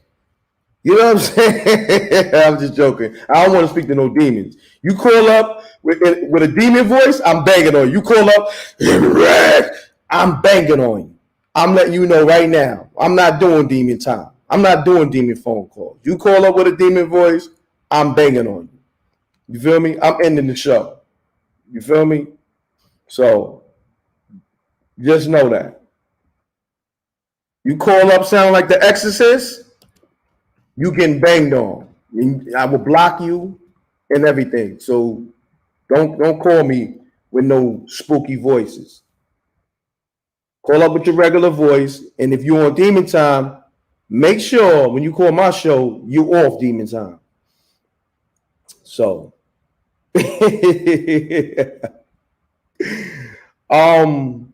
yeah, the callers. Oh, my bad. Peace. You live on MRecktv. Keep it clean. State your name, where you calling from. Yes, I'm Danny G from Scotland. I'm calling because I have a story. Okay, Danny G from Scotland. You sound a little spooky, but let's get it. Sorry, I'm not. That's just my voice. Nah, it's all good. It's all good. Let's get it, Danny. Oh well, one day I was sitting on Xbox, trash tap, talking to some kids, and well, some threatened to come up to my house, so I gave them my address. And not even 3 minutes later, I hear a knock on my door. Well, I open my door, and he's like, I heard you. Next thing I know, he's gone. Hold on. So Danny, you got cut off. You say he knocked on the door and said what? He said, I heard you was talking trash, so I came to the address. And who said this? It wasn't even through. The guy apparently was talking trash on Xbox with. What? That's spooky. Yo, Danny, I appreciate you. Thanks for calling. That was spooky. But shouts to Danny. If you know, Danny's voice alone was spooky. Like Tyson said, Danny's a goblin. But shouts to Danny. That was spooky. Like, I'm gonna tell you, Danny and somebody who called from Kentucky, I think his name was David something. And I just said, man, don't call up in those spooky voices. And he apologized, but y'all niggas is on demon time for real. Like, that was that story. I don't know. That Danny was creepy, spooky. No disrespect, but damn. I'm gonna use some of y'all for a movie. You know what I'm saying? Matter of fact, I'm gonna do a horror movie just for y'all. I'm gonna call it Spooky Hours. Matter of fact, real talk. I'm gonna run with the Spooky Hours. I'm gonna be doing these lives, but I'm gonna turn it into a movie too. And I'm gonna get a few of y'all who got some spooky stories and spooky voices. I'm gonna put y'all right in the movie because y'all entertaining me tonight. Nigga said Danny was in the basement carving somebody up. Yo, nigga Tyson is crazy. But yeah, man. I think people still calling. Yeah, they are. I'm gonna wrap it up because I want to keep this thing live. Still 330 people. Matter of fact, if y'all want me to keep going, hold off on the calls. Matter of fact, hold on. Let me take this call. Peace. You live on MRecktv. Yo, what up? What's going on? State your name. Where you calling from? Keep it clean. I'm King Naeem, man. I'm from Michigan, man. How you doing, man? I'm good, family. Talk to me. I was just listening, man. Listening to everybody tell their stories and stuff, man. Mm-hmm. And started making me think about one particular time. Now, I didn't see my cousin seen it, but for some reason I believe him. So okay. I'm from a country. I'm from a small town. in Michigan, right? And we got acres of farmland and stuff like that. But anyway, it was in the fall, and I lived down the road from my cousin. It's about 2 or 3 miles down the road on a dirt road. We live on dirt roads too. Okay. And I go down there. He got some neighbors. He got some these 2 boys that live across the street, named Andy and Sam. I'll never forget their name. Right? They got dirt bikes, 4-wheelers. You know what I'm saying? They got little barn and everything. You know, a nice little house. They paid. You know, they do. You know, every time when it's time to have fun, we'll go over there and ride their dirt bikes and their 4-wheelers and stuff like that. And this particular day, man, we was riding them all day. It was in the fall. We riding them all day. Riding. Sun started going down. Started getting orange outside. You know how I get orange in the fall. You know, the sun go down all quick, and the wind started picking up. So I'm on a little 80. I'm on an 80 dirt bike. My cousin on a 4-wheeler. Andy and Sam, I think Andy was on, it don't matter, they on the bigger bikes or whatever. So we about to wrap it up. He like, all right, man, hey, go put that bike up here. Hey, Nick, talking to my cousin. Nick, you put the 4-wheeler in the barn. We gonna meet up, whatever. So we all take off, and we take off. All of a sudden, the wind picked up real heavy. And you ever seen a circle of wind and the leaves be going in circles and look like a little mini tornado? Those was everywhere, all through the woods, all on the ground out there. So they, going in circles. So I'm watching the circles, right? I'm like, dang, but I'm driving, about to park the bike. All the circles got together, right? And it was about 10 of them. They all got together. And they followed my cousin into the barn. I'm talking about, when I say they was coming out the woods, like different circles everywhere, all over the ground, these little mini tornado. And I'm watching, I see them go right behind my cousin in the barn, right? I hear my cousin yell, right? He comes flying out, running. Now, when he running out, the leaves coming out too. What? But all these, the leaves was coming out too, but all these mini tornadoes going in circles, they flying away from him. He running from them, they running from him. All these leaves, they just flying through the woods, leaving. You know what I'm saying? So it's like these little mini circular tornadoes, right? Yeah, He you run just, up to me, man. you just said something crazy. You said the leaves started coming out. They started flying, then it was leaving. That's crazy. The leaf, all right, look, yeah, they like circular tornado. Like you ever been walking and you see like little, it be leaves blowing, but it's like a little mini tornado is going in a circle and it's one spot. It's like 10 different ones everywhere. They followed him into that barn while he was parking that 4-wheeler. He come out running. I ain't even get to the crazy part. He huffing and puffing and he crying and he got pissed down his leg. Excuse my French. He got pee coming down. It's all good. Yeah. And I was like, man, what's up? Man, what happened? And he was like, man, it was an old man in there that in that barn, right when I hopped off the 4-wheeler, told me to get the F out of, out the property or whatever. So Andy and Sam come running back. My cousin hyperventilating. He's like, what's going on? And we told him what happened, and they started describing the dude. They was like, what did he look like? He was like, he had a long beard that was braided. And they like, he had some glasses on. He talked about the guy, that he saw. And they was like, yeah, but that was my granddad. Like, they said it calm. Wow. Right? They calm, like they used to it. They like, what you mean that was your granddad? He's like, that was my granddad. He always messing with us. Then we talked to his mom, and, they already knew who it was. So I was like, all right, well, I'm cool. I ain't never go back over there after that. That was it. I was like 16 when that happened. Wow, that's a crazy story, man. I appreciate you calling. Thanks, my brother. Yeah, man. All right, have a good night, man. Yeah. All right. Spooky Hours with M.Reck, man. It's the new show. I love it because it stayed with over 300 people, on the show, calling up, staying in the room, chat room. Y'all want me to stay? Okay, the money's starting to come in, so I'm gonna rock out. Salute to Dispatcher 92. Salute to Common Sense Media. Salute to all the people sending me cash apps. I'm rock out. Nah, I'm not leaving. The money's starting to come. So listen, I was working for free, so now I'm gonna work for money. Now let's get it. Okay. Talk to me. You live with M.Reck. Keep it clean. State your name. Where you calling from? Let's get into the spooky-ish. Oh, yes. This is Austin Thompson from Kentucky. Come on now. Come on now. You trolling right now. I got. Come on now. I just told him don't call up here with these demon voices. Oh, this is Austin, man. Calling from Kentucky. Like, come on, man. What we doing here? He calling back now. Come on, man. We not doing that. Come on, exactly. Somebody said hang up. That's exactly what I did. Come on now. We ain't doing that.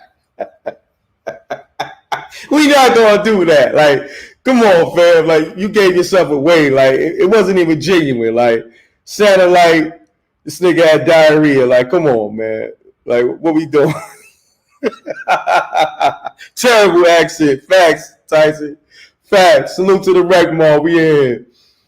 Yo, man. I think the Demon Time got my monetization zapped, but it's all good. We rocking. I don't care. They probably give it to me. I put in for review, but we rocking. I like the energy. But hold on. Peace. You live on MRecktv. Please don't call up with no spook. Who this? Hello? Hello? Hey, what's up? What's up? Who this? What's up? This is Occult Gems. How are you today? I'm good. I'm good. What's up with you? You good? I'm good.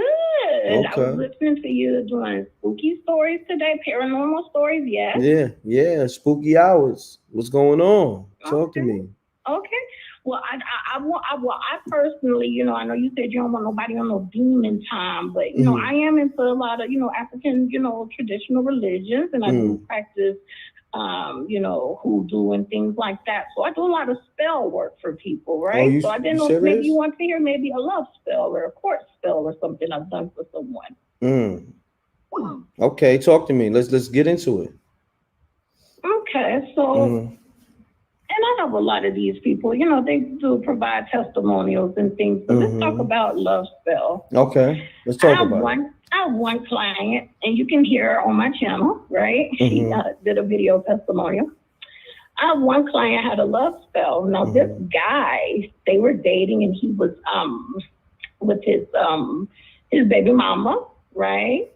So she's dating him on the side. So she's the side chick, but she's tired of being the side chick. And she's like, listen, I'm hitting you up because I need him more in my life. You know, I only see him once or twice a month. You know, I need some more of him. So we do what we do, how we do what we do. She hits me up about 2 days later. And she said, I think it's working. I say, what's going on? He said, well, he went out of town and he hits me up. It's late at night and he's saying something's up, something's wrong.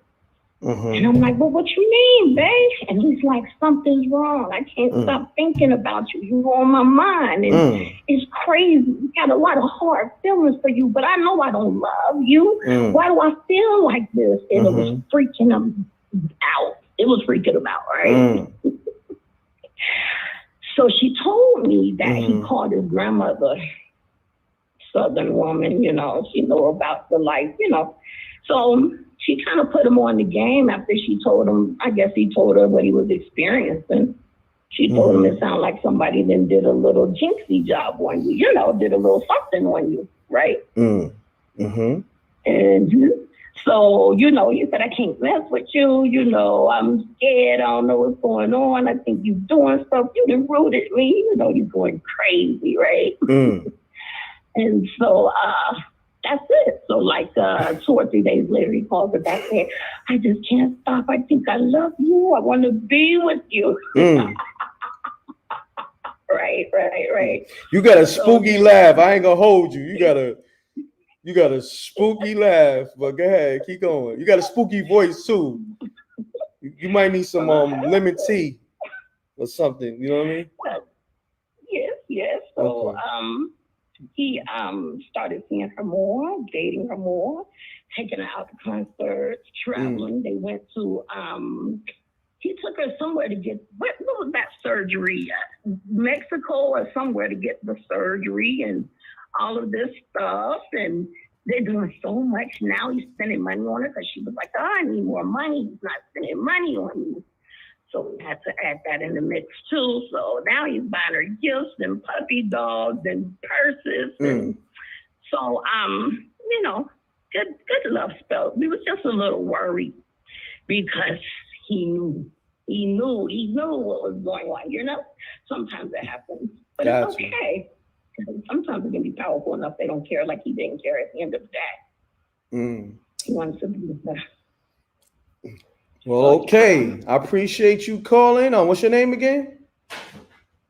Well, my channel. Can I shout my channel out for Oh, people? you got send this Cash App or something, you know. But go ahead, shout your channel. Go ahead. Okay, I'm just saying you cash out, no problem. Okay. It's Occult Gem Says. I do tarot readings and I do love spells, court case spells. I do protection spells, money spells, etc. But check that out. What's the name of it again? More scary stories over there. What's the name of it again? Occult, like OCCULT. Okay. Gems, GEMS. Says SAYS. Got you. Well, all the people heard it, so send that Cash App. Appreciate you. Thanks for calling. I'm about to send it to you in a minute. Thank you. Peace. Well, she sounded spooky, but she about her business, so she sent that Cash App. You know, you gotta respect it. I'm gonna take the call of Spooky Hours is lit. We doing 1,000 views an hour and more. State your name, keep it clean. You live on MRecktv. This is Spooky Hours. Talk to me. Hey, this is Dave again, and I was wondering why you think my voice is spooky. Dave, cut it out, man. Dave, your voice is real spooky. Take your ass to bed. Dave.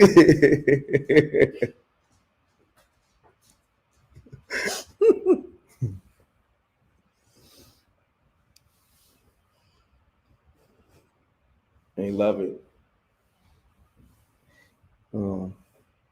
These niggas, Dave, you keep calling now. I gotta get. Not answer. I'm not answering you, Dave. One more time. Dave, I'm not answering you. Your voice bothers me, Dave. I don't like your voice, Dave. You gotta change your voice. Answer. I'm not answering Dave. Dave, chill. You gotta send a Cash App. No. Peace. You live on MRecktv. Hello? Peace. Reck, what's going on, Reck? What's up? This Dispatcher 92. How you doing? I'm good. How you doing? Good. Listen, I'm calling in for the spooky story, but before I get started, I gotta tell you, I love you and Amina.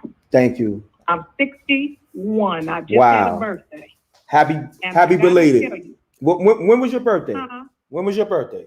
It was just, look, I'm good people, so don't think it's crazy, but I'm born on Halloween. You born on Halloween? Yeah, October 31st is my birthday. I just had a birthday on Saturday. Happy belated. Thank you, baby. But I gotta let you speak because you was born on Halloween. You're a Scorpio. I'm a Scorpio. But you was born, but you was born on a spooky day, spooky hours. Yeah. Any day of Halloween is spooky. So let's get into a spooky story. Okay, look, I'm gonna keep it short and sweet. Let's get it. I dispatched for the police department for 30 years, right? During my process of working for the police department, there was a guy that used to always call real late night, like 3, 4 in the morning. He would use a lot of cursing and just screaming at the top of his voice, right? Well, the family members used to always say that he was schizophrenic or whatever, but he would always wake the neighbors up, right? But he would also call the police department regularly, saying that he was gonna call the FBI because the police department was dirty, right? So to make a long story short, this one particular night he called, and when dude called, he was in one of his fits, right? Mm-hmm. There were 3 other dispatchers on the phone with me. I was the supervisor, and then it was the other 3. So one of the dispatchers picks up the phone, and they start listening to him. They was like popping their fingers saying, hey, get on the phone, dude, on the phone. Because he used to call us every night. But this one particular night, he was going off real bad, and his voice was switching. Now, when I say switching, I mean like his voice, he started talking normal like me, and then he started talking like an old lady. Like, hold on. You say he was talking normal, and then he started talking like an old lady? Yeah, like, look, this is how he was talking. All right. He said, and this was his, like, okay, this was his normal voice. Okay. Yeah, I'm calling because I want the police to send the FBI. I'm tired of the police department harassing me. And then he went into, and I want the police to come over here now and help me. And so the whole time while dude is doing this, I'm looking at my girl now because he always calls. Uh-huh. So this is the part. I N-word, didn't tell them, but I started praying for him. Because I go to church, I love the Lord, I'm a Christian. So I started praying N-word. While I was praying, I was asking God to save his soul. There was something wrong. I knew it was something wrong. So I was asking God to protect him. And while I'm praying to the higher power, and I'm telling the Lord to protect him, all of a sudden, while he's in this real, like, old lady type voice, he says, and I don't speak to the spiritual ones either. And so at that point, I popped my fingers. I hung up the phone. I told another one of my coworkers that I knew go to church. I said, I told her to hang up the phone. The other dispatcher hung up the phone, and the other one was still on the phone with her. So I asked her, did you hear what he said? She said, yeah. He said, he don't speak to the spiritual ones either. I said, I was praying. And she said, get out of here. I said, I promise you I was praying. Nobody knew that but me and whatever spirit there was. You got it? That was spooky right there. Now, that's real spooky, and that's real talk. That's a true story. I appreciate you True calling. story. And you just turned 61, so I want to, congratulate you on your birthday. Happy belated once again. What's your name? Thank you. I'm Dispatcher 92. Dispatcher 92. I'm just yeah. Appreciate it. And I love y'all. I love y'all. I love you on the Thank Mina you. show. Man, y'all school me so much and have opened my eyes to so much. It's like classes in session when y'all on, for real talk. That means a lot coming from somebody that's my elder, and I got a lot of respect for people like you, because you've seen so much, and I want to say thank you for tuning into the show and just showing love. Appreciate you. Absolutely. I love y'all. Keep doing what you're doing. Love you too. I will. We will. Take care. God bless. Okay, baby. All right. Peace. Shouts to a coach. She kept it official. You see her. She was like a caller that called up maybe 2 calls ago, and she said she was going to send some money through. I promoted her channel. Well, I let her promote her channel, so she's on the stream, and she had a good, little story. It was kind of spooky. She said, "Thanks, M.Reck. Y'all check out." She said, "Y'all check my my client testimonial story." I'm messing it all. My bad. Let me say it again. Thanks, M.Reck. Y'all check my client testimonial stories and get psychic reading and spell work today. So salute to Occult Gems. I gave her more promo on the screen, but she did the right thing. Y'all still in here, so I'm gonna take some more calls. Hold on. Now I'm not taking no block. Take your number off unknown caller, man. What's wrong with you? We ain't doing that. You live on MRecktv. State your name, where you calling from. Keep the energy good, no cursing. Let's get it. Hey, what's up, man? This calling from ATL, man, from the South, from the country. Okay. Stay in the city though. Talk to me. I was going between two things, because it's like two things. It's one that I see, and then it's like one situation where my hometown and the other hometown, like people all say the same thing. So I was like, which one you want to hit? Well, look. Let's do this. I'll give you the one that. Let's do this.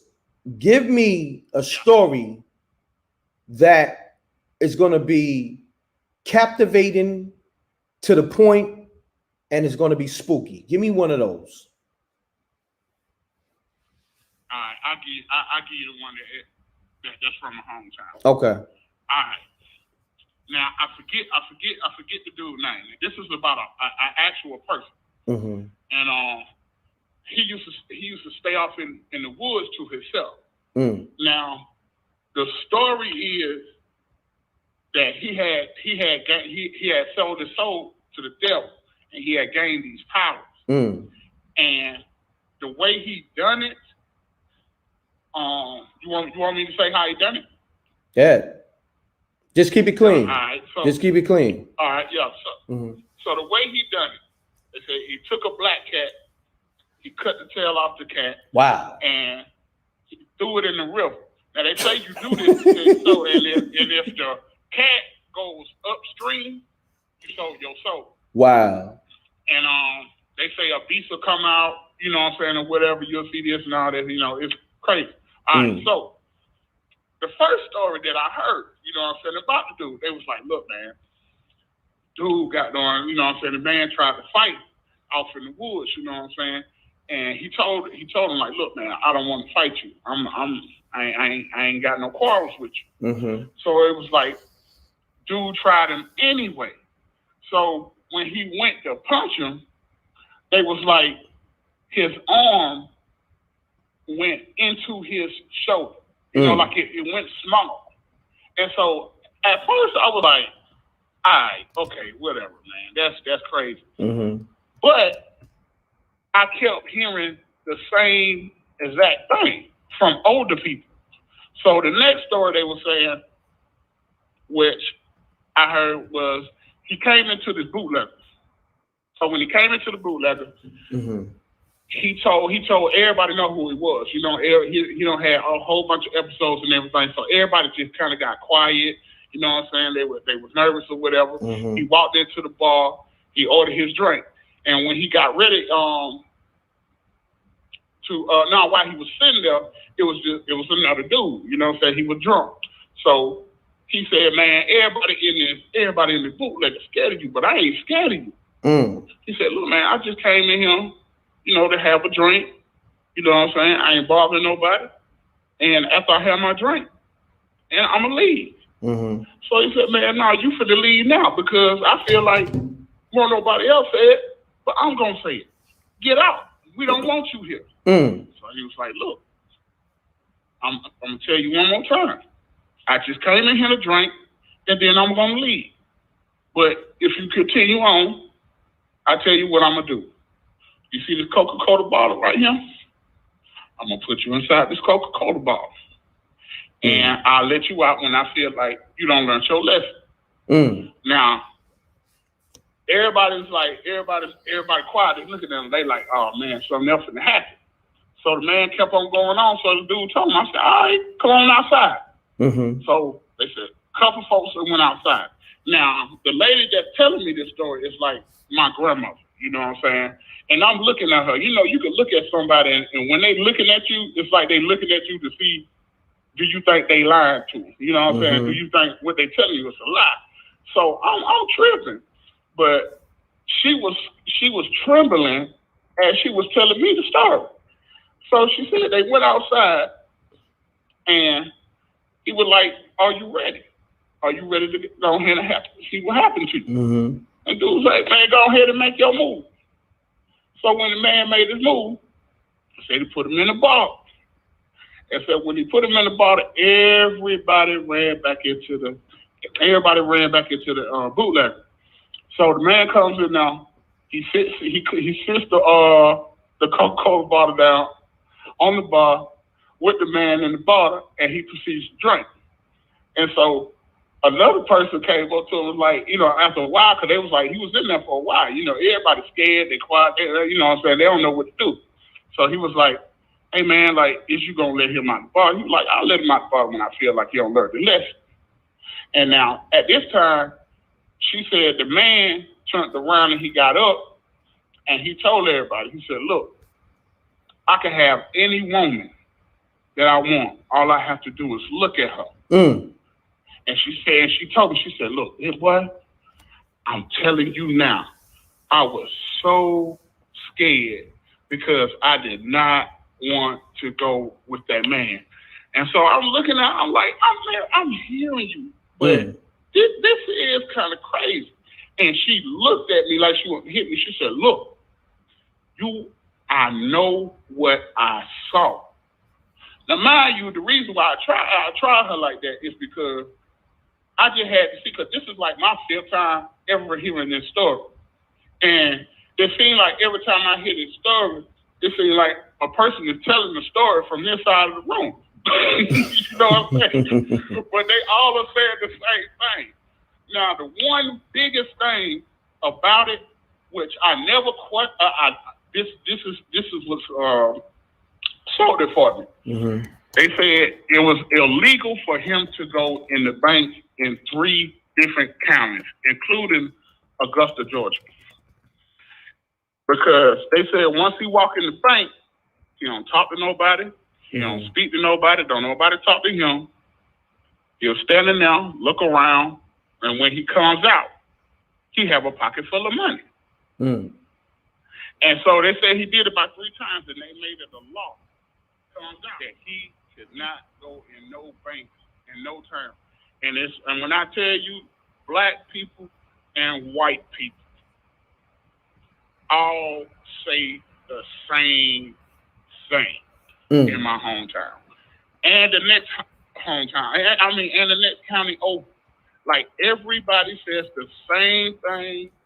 When you hear a person say they seen them, it's like, and they telling you the same story, it seems like they telling it from another, you know what I'm saying, from their point of view, from where they were standing at. You know what I mean? Just from where you hear, it's like, oh, so this man really lived here. And they'll tell you where he stayed at. They all get the same descriptions. What's his name? Everything. Huh? What's his name? Oh, man, I've been trying to think of his name for the longest. I can't think of his name, man. But I promise you on everything, I grew up always hearing about that. Always hearing about that. Now, I will tell you one thing. I do have a partner. You know what I'm saying? They said he did the same thing. Now, I don't know whether he did it or not. But one thing I do know is this cat be doing the craziest thing. And he does not go to jail. He don't go to jail. He always ends up.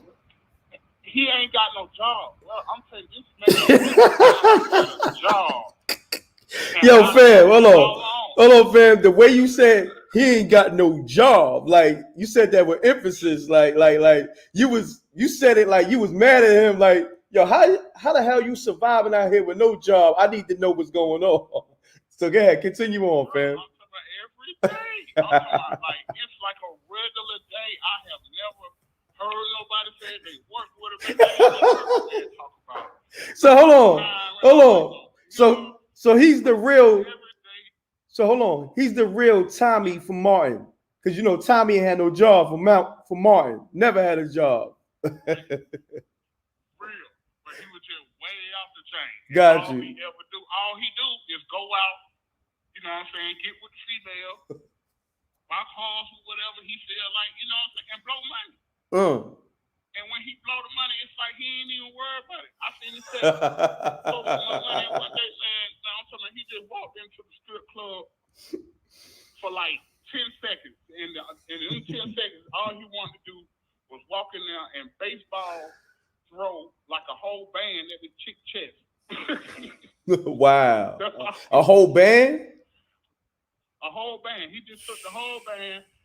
It's like I'm talking about like a pitcher. You get what I'm saying? Like he really is a major league baseball player. You see him in the club. Wow. And baseball threw it and hit her in the chest. Man, dollars went everywhere. And she was just looking at us, like, yeah, this is a wild story. Like, yo, salute. This is a wild one right here. It's true though. It's wild, man. But they made it law though. That was stuck with me. They made it law. and the cop, he said it. So yeah, it's true. Yo. Wow, man. What's your name, fam? My name's Pun, but when you see me in the comments, I'll be just straight LS. Okay, LS, man. Salute, my brother. Dope assessment. Hey, man, salute to you, the earth, man. Like everything y'all do, man. Like it's amazing, man. I want you to. I need you to get your flowers, Rick. I'm just ready to do. I've been. Thank you, bro. Wow. You know Thank what I you, mean? bro. And I see your growth, man, and it's contagious, man. Thank you, bro. The more y'all build, the more I want to build. You know what I mean? Yes, sir. Yes, sir. Appreciate Keep doing you. what you're doing, man. Peace to the earth and meaning too. Thank you, my brother. Thanks for calling, man. Dope assessment. Dope assessment. People, people like your story. They laughing like crazy in the room. So salute to you. My man. Peace. Oh, somebody said Vampire in Brooklyn. That's my favorite movie. Yo, M. Dot, what you know about Vampire in Brooklyn? That's one of the most funniest / horror. Yo, that gotta be one of the best movies ever made. Like if y'all don't know about Vampire in Brooklyn, you need to watch that. When I tell you that movie is epic, like, yo, it's funny without being funny, like for real. Peace. You live on MRecktv. State your name, where you call it from. Keep it clean. Dave, Kentucky. Just see Dave, man. Dave. We ain't gonna do this, Dave. All right, peace, Dave. Like, Dave, you keep calling from Kentucky. I keep telling you, I'm not doing that, Dave. I'm not doing Dave from Kentucky. Nah, we're not doing it, Dave. I'm sorry. You know what I'm saying? Yes. Vampire and Brooklyn. Now, I seen something on Netflix, Vampire versus the Bronx or something. Yeah, that title was weak. I don't think I'm never gonna watch that movie. I'm gonna be honest with you. I saw the title on Netflix. I'm like, nah. How you gonna try to jack Vampire in Brooklyn and then you talking about Vampire versus the Bronx? Like, nah, I'm never gonna do that, fam. Like, they might as well just trash that whole movie. Yo, on the real, like, I'm never gonna do Vampire versus the Bronx. Like, you trying to jack the whole Vampire in Brooklyn wave. Nah, that Vampire in Brooklyn is just, that's that wave. Yeah, somebody said, look at the homie. Yo, he said, yo, I tried stuff was weak as he said weak as hell. Laughing out loud. Yo. Vampire in the Bronx is a kid movie. Yeah. It's a kid movie I'm never gonna watch. And my kids will never watch. Like, my kids love Vampire in Brooklyn because of me.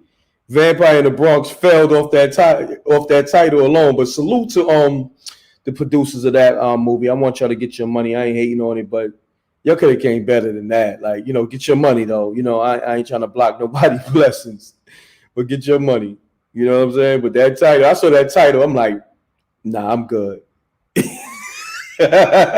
It's on Netflix, so y'all getting free promo for me. Vampire versus the Bronx, or Vampire in the Bronx, whatever that is. I need to check now too. I'm promoting your movie, even though I never watch it, but send that Cash App in. You know what I mean? $ MRecktv. You know, y'all know what it is. Y'all know the M.Reck room etiquette. Smash that like button. But yeah, Vampire in Brooklyn is a classic. If you ain't watched that, somebody said it's so trash. Yo, when I see movies with trash titles, I'm never gonna watch it. Somebody said Vampire versus the Bronx. It's so trash. Yo, you couldn't tell by the title?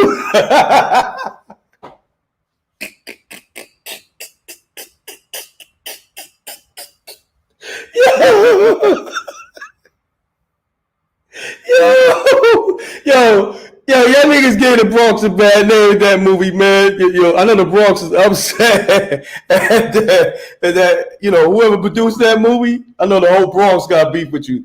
You better stay out the Bronx. The Bronx ready to set it on. Yeah, hold on. I think this Dave calling again. Yeah, I'm a bark on Dave, man. I'm a bark on Dave. Yo, Dave, man, I'm a bark on you. Yo, Dave. Hello? Hello? Hello? Hello? It's Dave, right? Hey, what's going on, man? No, this ain't Dave. Okay, who's this? This is actually Dave's brother, Richard Matthews. Nah, see, look, I knew it was Dave. Now it's Dave, brother Richard. Come on, man. Dave and Richard, y'all can't call the show no more. I don't want to. If your name is Dave and Richard and you call the show, you might as well change it because them niggas messed it up for everybody named Dave and Richard. Them niggas called me like 1,000 times. Dave and Richard is banned from MRecktv. Hold on, where they number at? I'm blocking this damn number. Matter of fact, I'm gonna let them call. As long as they keep it clean. They've been keeping it clean. See, Dave and Richard keep calling. Like, I'm not doing that. Like that means I gotta end the show because Dave and Richard, they on one tonight. They on spooky hours for real. This is what they do. Dave and Richard, y'all niggas better send me some Cash Apps, some PayPals, and some Super Chat because y'all niggas been blowing up the line. Yo, niggas said I knew it was Dave because I know the number. Like you did, you the only one calling from this nasty 606 number, and I don't even know what area code is that. You and your brother Richard. I'm good on your spooky vibes. Dave and Richard got the ultimate spooky vibes. You know what I'm saying? Nigga said he took long enough to come up with a lie. Facts, Tyson. Yo, these niggas is fucking crazy, man. Like, yo, I love it. This is a new show. I'm running with this. Nigga said Dave and Richard, the spooky twins. Facts. Salute to the Wreck Ball. We out here, man. Like Dave and Richard, man. These niggas is on demon time for real. Demon time and spooky time. Yo, nigga says a cute little movie for the kids. Okay, my bad. All right, but they should have changed that title. You know what I'm saying? Like Vampire versus the Bronx. What y'all doing, man? Get your money. You know what I'm saying? I'm promoting them though. Still, people might just check it out. But I'm gonna check it out now. I'm gonna give them a little spin. I'll probably give them a little 30 seconds. You know what I'm saying? Peace. You live on MRecktv. Peace. What's going on, son? What's going on? Who is? Yeah. I know the etiquette, bro. I keep it clean. Fam. Okay, family. Where you from? I'm from Baltimore, man. This is King Capricorn from Baltimore, son. King Capricorn, talk to me. All right, check it out. Right now, I got two stories real quick. Okay, my guy. First one was my uncle and my father told me the same story 2 different times, years apart, right? Mm-hmm.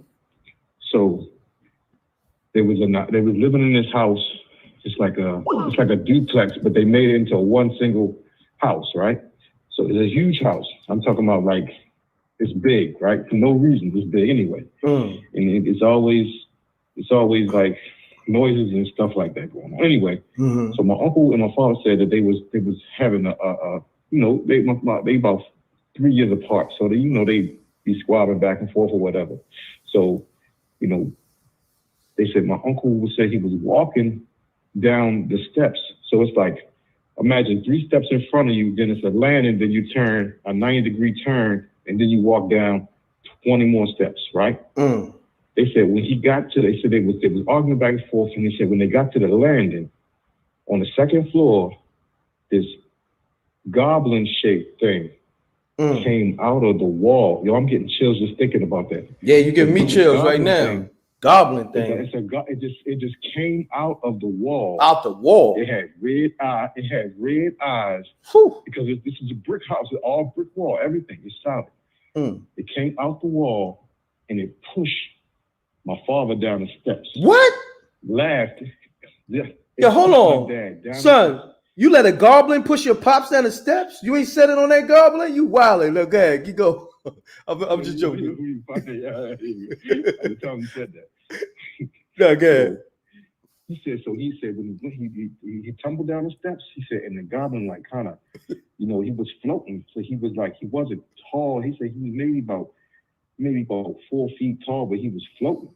But he was muscular, but he was a smoke figure. He had wings and bloodshot red, piercing eyes. Wow. He said, yo, my uncle, he don't cap. He a serious dude.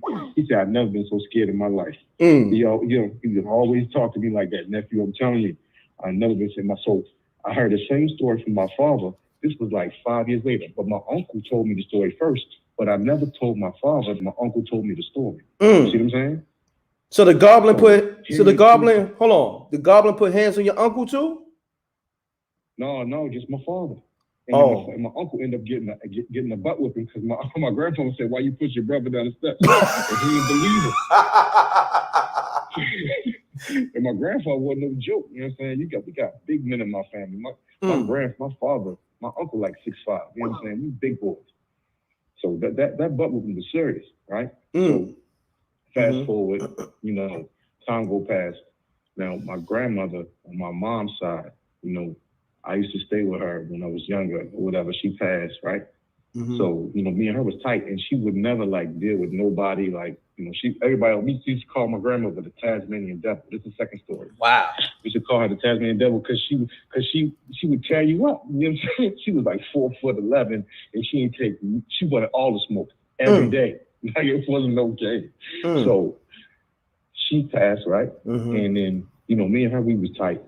So I'm laying in the bed one night, and I have a dream or whatever. You know how you dreaming, and I woke up, and you know how you just land on your side. I woke up, and I didn't move, and my grandmother was just sitting there, and she gave me a hug, bro. Like I swear to the Most High, I felt her, the warmth, everything, to tell me that she was okay. You feel me? She didn't say nothing. She just gave me this hug. I woke up and I was crying so hard. Like I can't about a train. My ex, you know what I'm saying? She was looking at me like, she's like, hold on, you said hold on, fam. You said your ex Beyonce or your ex fiance? My ex fiance. Okay. I thought you said Beyonce. Forget. You said fiance. No. Gotcha. No. Gotcha. And she was just like, yo, I never seen you cry before. She was just like, you all right? And I told her what happened, and she was just looking at me like, wow. I was shaking for like an hour, man. But it was just it was a joyful feeling to know that calming sensation that came over, and I never had. So, I had people telling their stories about, the girl said she had a sharp pain in her stomach. You got to think about it. We are highly intuitive people. You know what I'm saying? We have guardian angels around us as well as we walk this earth as gods. You feel me? I know. You know what I'm saying? Hey, bro, that's all I got to say, man. I'm just glad I was able to, catch this live. I'm always on here anyway. Thank you for calling, my brother. Nah, it's all love. Dope stories, 2 dope, spooky stories, especially the one, even with your grandma, that's deep right there. God bless her soul. God bless her soul. And then the goblin pushing your pops down the steps. That was crazy. Yeah, that was a wild story. I never. That's wild. Like that goblin, like nothing like that take place. I know you still got beef with that goblin too. The nigga push your pops down the steps. That's foul. He don't want no smoke. Okay. Yo, thanks, fam. Yeah. Have a good night. All right. Be easy, bro. All right, peace, bro. See, that was a good story. It sounds believable. Nigga said the goblin pushes pops down the steps. Like I had to hit it with the spooky laugh. Like, yo, a goblin, like, just push your pops down the steps? Like, come on, man. Salute. Peace. Peace, M.Reck. What's going on, man? Keep it clean. State your name, where you calling from. Let me get a spooky story. Let's get it. Ain't nothing. My name is Cut. I'm originally from Queens. Okay, Cut. Salute the Queens. By the way of Brooklyn. man. Salute the Queens in Brooklyn. What part of Brooklyn? Yeah. What part of Brooklyn? Best I'm in Canarsie now, but before when I grew up in Queens, I was in South Jamaica. 144, 109th Avenue. You know what I'm saying? No doubt, my brother. No doubt. Talk to me, man. Let's get it. And shout out to the Earth too. Shouts to the Earth, Amina. Peace to Amina. Let's get it. Yeah. Spooky thing, and this is a real thing. I had a real close friend. His name was Starborn. You know what I'm saying? We grew up since like elementary school or whatever.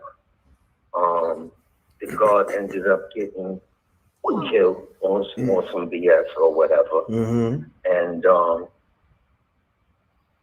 it was a Thursday night.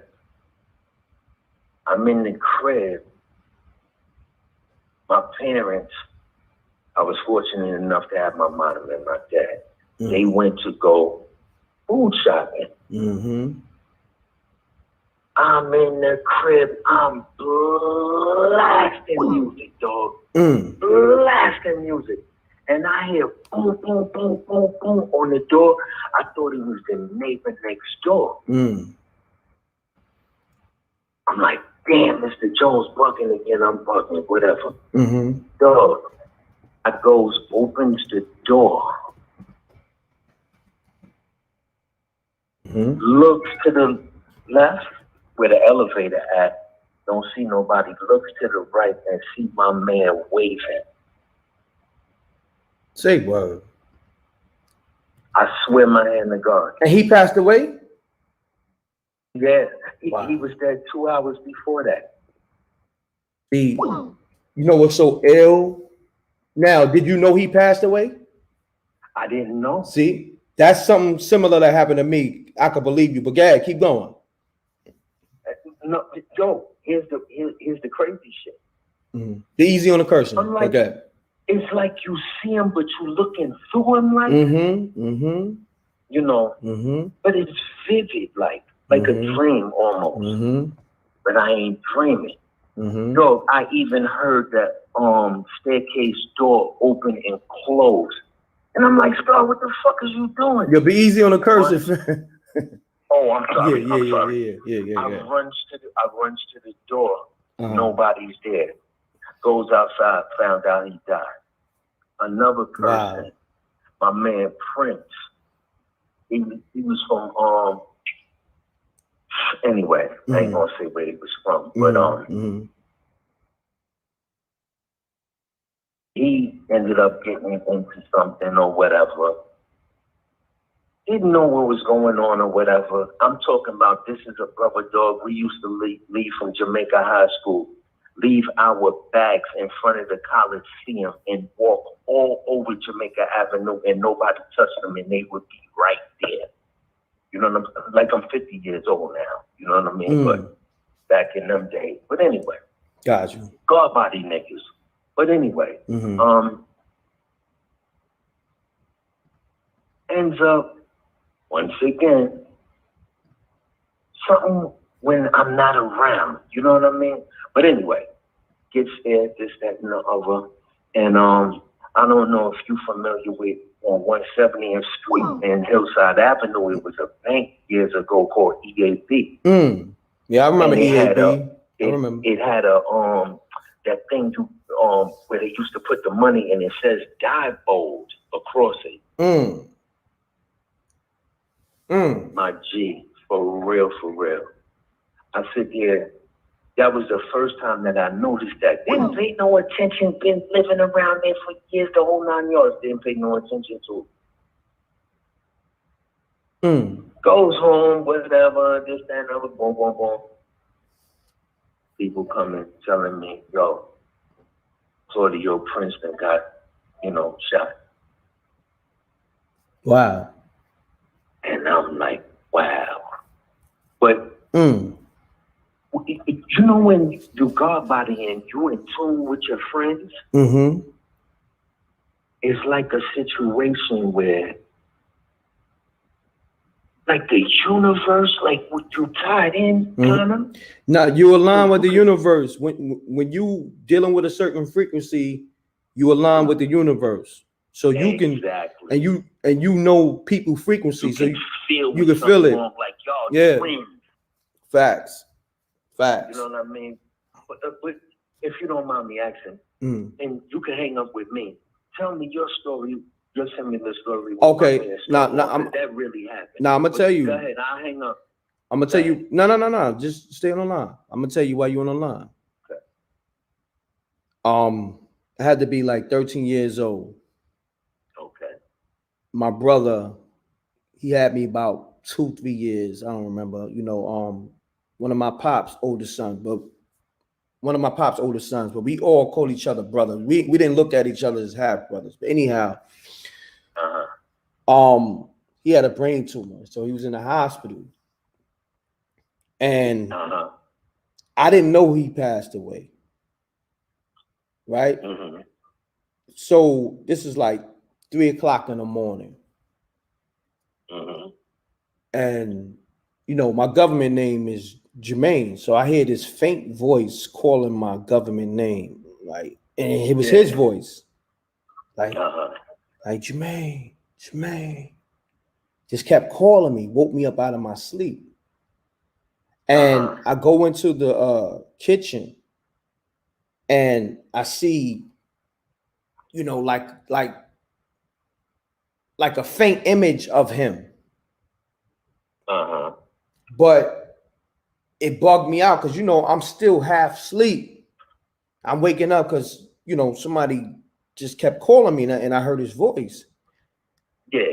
And I think I just went back to bed because I'm like, yo, I must be bugging, right? Yeah. So next thing I know, I woke up because the phone rang. My pops called the crib and told me that, you know, my brother passed away. Wow. So, but I already knew. You know what I'm saying? You see what I'm saying? Yeah. So when you said that, I can relate because something similar happened to me. You know what I'm saying? So yeah, that and shouts to my brother Eddie. M.Reck, good kid. I was up, my G. You know what I mean? Like I was not asleep. Yeah. And I seen this boy wave by to me. You know what I mean? And like I said, we was friends since little element. We went to PS 95 together. You know what I mean? And that was the one though. You know what I mean? And you ever noticed, just to bring this up real quick, you ever notice certain gods, they die young, but it's kind of like the universe need them, maybe? Facts. Because this dude was ahead of his time. Like, think about it. Have you ever heard anybody named Starborn? Yeah, I heard it. I know a few dudes named Starborn. You know what I'm saying? Okay. Yeah. Well, in Queens, I didn't hear no other named Starborn going along. You know what I'm saying? And this, that, and the other. But, and Rhett, keep doing what y'all doing because y'all really doing it for the people. Thank you, my brother. Appreciate it. Nah, you know definitely. Salute to the earth. Peace to the earth. And peace to you, God. To the earth. Yeah. Everything. Like, I'm older, so I don't know too much about the computer stuff and this, that, and the other. But, like, even if you could, like, put, like, a tutorial down on how to do it or whatever. Nah, I got you, fam. Now, I'm going to do something one of these days. I got you. But you know what? I'm going to say this to you. I like your energy. And then, two, you don't sound like an older dude. You sound like you in your 30s, maybe 40s. I don't look like it neither, yeah, G. That's salute. That's a blessing, my G. You know what I'm saying? Know what I mean? Health is wealth. Health is wealth. Shout to Amina too, because I used to live in Philly. I got kids in Philly too. She said she near West. I know. She said the other day, shout out to the Badlands. That's where the Puerto Ricans is at. You know what I'm saying? I know. I'm gonna say this about the Puerto Ricans, and this ain't no knock to my Puerto Rican subscribers. but them Puerto Ricans on some spooky-ish with that Santeria. Listen. I got another one for you. Listen, but go ahead. I'm gonna end the show with you. Go ahead, rock out. Okay. We goes up one day, 163rd and Broadway. I ain't gonna name no names or nothing, but 163rd and Broadway in, the Heights. Mm-hmm. And we get there to go see somebody to do something or whatever. But it's a whole desk with all of these different saints and stuff like that on it. Mm-hmm. And there's money all around this thing. Mm. So I know, and the person I was with know, you put money there, so, it's like good luck kind of thing. Mm-hmm. He went with another homeboy. He didn't know about that. Mm. You know what I'm saying? Mm-hmm. So, being the person that he is, he goes over there. And I'm like, yo, come over here, because he going to grab something. Mm. We all got friends like that. Mm-hmm. That's a fact. So anyway, we leave this, that, and the other. I hadn't paid attention, but he had took some money from over there. Wasn't much. Mm-hmm. I don't know how much or this, that, and the other. Dog, this dude started getting headaches. Started, we driving back. Damn. He's throwing up and this, that, and the other and whatnot. Like some of that stuff, I don't really believe in it. Mm-hmm. But if some people believe in it and that's what they do, you just gotta respect them, because once the respect and honor is broken in that, then you open yourself up to stuff. Facts. That's and crazy. I'll leave it at that. Yeah, definitely, man. What's your name again, family? See you, Truth. See you, Truth. Salute, my brother. Thanks for calling. Peace to the God. And yo, make sure you tap in with me. This is something I'm gonna probably do every night because I'll just be up. You know what I'm saying? I'll be up. So you feel me? Spooky I don't hours. be up all the time, but I'm off tomorrow, so I always tune in to y'all. That's love. And I love the work. I love the work that y'all doing. Oh, and by the way,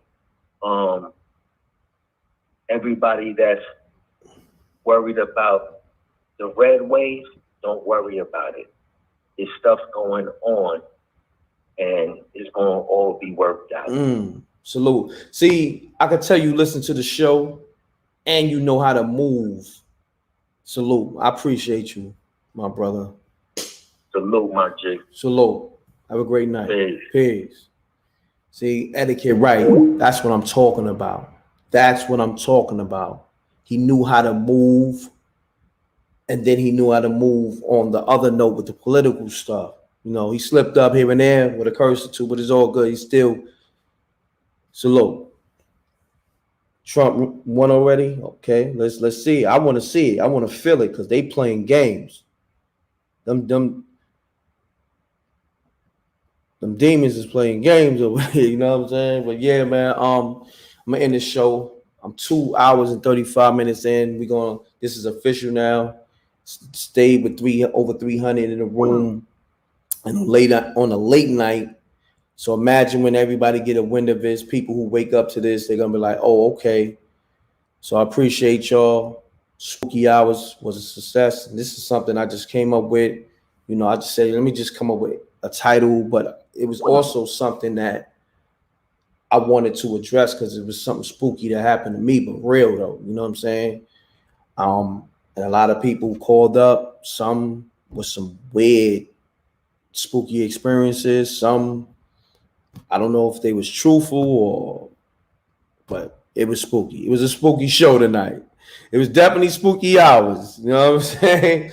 So on that note, appreciate that. You know what I mean? Appreciate that, homie. You the shitter. I appreciate that. I'm gonna do this every night because when I'm up, just make sure you hit that push. I'm saying push notification. Make sure you hit that bell subscribe, share this, put other people on, drop them donations. I'm gonna keep this thing going. Thanks, Miss Motown. I appreciate it. Dope show. Great show. Thank you.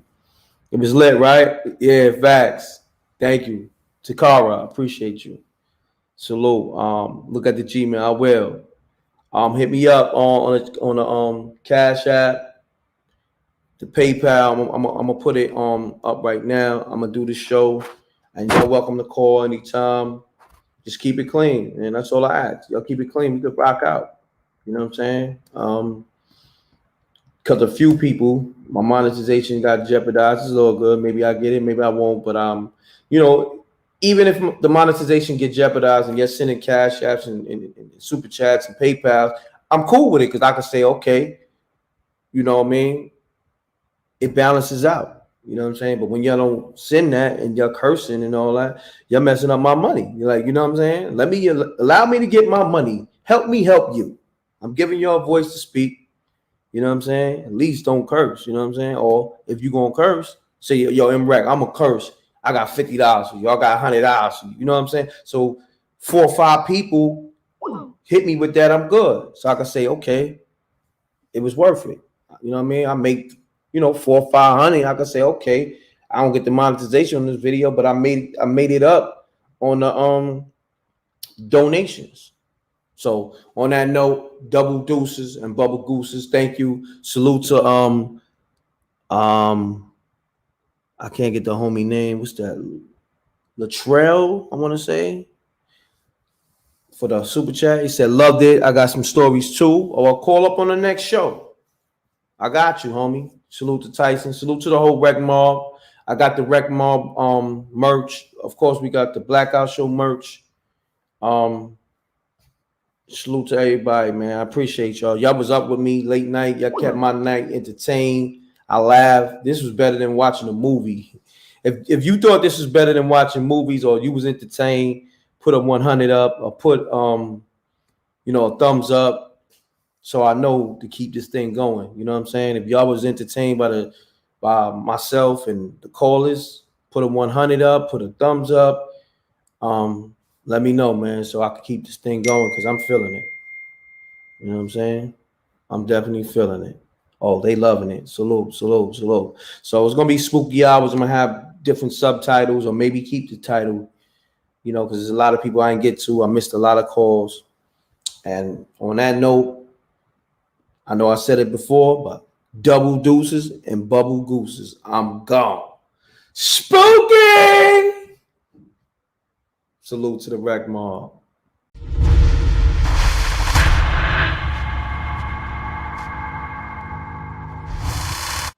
I'm taking calls. A lot of people requested me to continue to do this show. So let me know if the mic sound good. Let me know if I'm too close, too far away. I want to make sure the mic is sounding good. Let me look at the comments. I want to shout a few people out. And Sunday nights is very spooky to me. They always been spooky. So I said, why not do another spooky hours on a Sunday? I need people to call if you had a hex put on you or somebody who had a hex put on them or some type of, voodoo. A lot of people was calling me on the first one, man. That one was crazy. A lot of people even reached out to me afterwards. It was like, can you do it again? I have a ghost experience and this, that, and the third. You can unsubscribe all you want because you're not open-minded, because I know people that have been affected by it. So goodbye. You know what I'm saying? If you're not open-minded, matter of fact, let me get you out of here. I help you. Let me get you out of here. I don't want that energy. Let me get you out of here. Matter of fact, yeah. So call me up. Yeah, a lot of people left comments too, mad as hell over that campaign Still in the election thing, you know what I'm saying? I'm looking at the comments now. Call me up 310-598-2974. We talking spooky-ish. Whether you had a ghost encounter, whether you got hit with a voodoo hex, or somebody that got hit with a voodoo hex, call me up. Let's get to it. A lot of people sent me videos too from the first one too. I see Angela. Let me see what you're talking in the chat room, because a lot of people, they scared to call. So we're gonna talk to the people in the chat. As you can see on the screen is an image of a voodoo doll, I believe. I just looked it up on the Google, and that's what came up. It looks like one to me. Okay, we got a caller. Peace. Mute your audio, fam. Hello? Yo, what's happening? You live on MRecktv. No cursing. Keep it clean. State your name. Where you calling from? Talk to me. I'm gonna nigga live. Name Self One. Know that? Mm-hmm. Yeah, I just I mean all that voodoo stuff. That shit real, man. That's fam. Just told you no cursing. So it's natural. My bad, brother. Yeah. Now, go ahead. Bill, my brother. Like I was saying, that's our stuff right there. You feel me? So when you say that's our stuff, explain that. Like that's our magic. You feel me? Like that's where we come from. You feel me? White man don't know about no spirituality. I like where you going with it. Keep building. You feel me?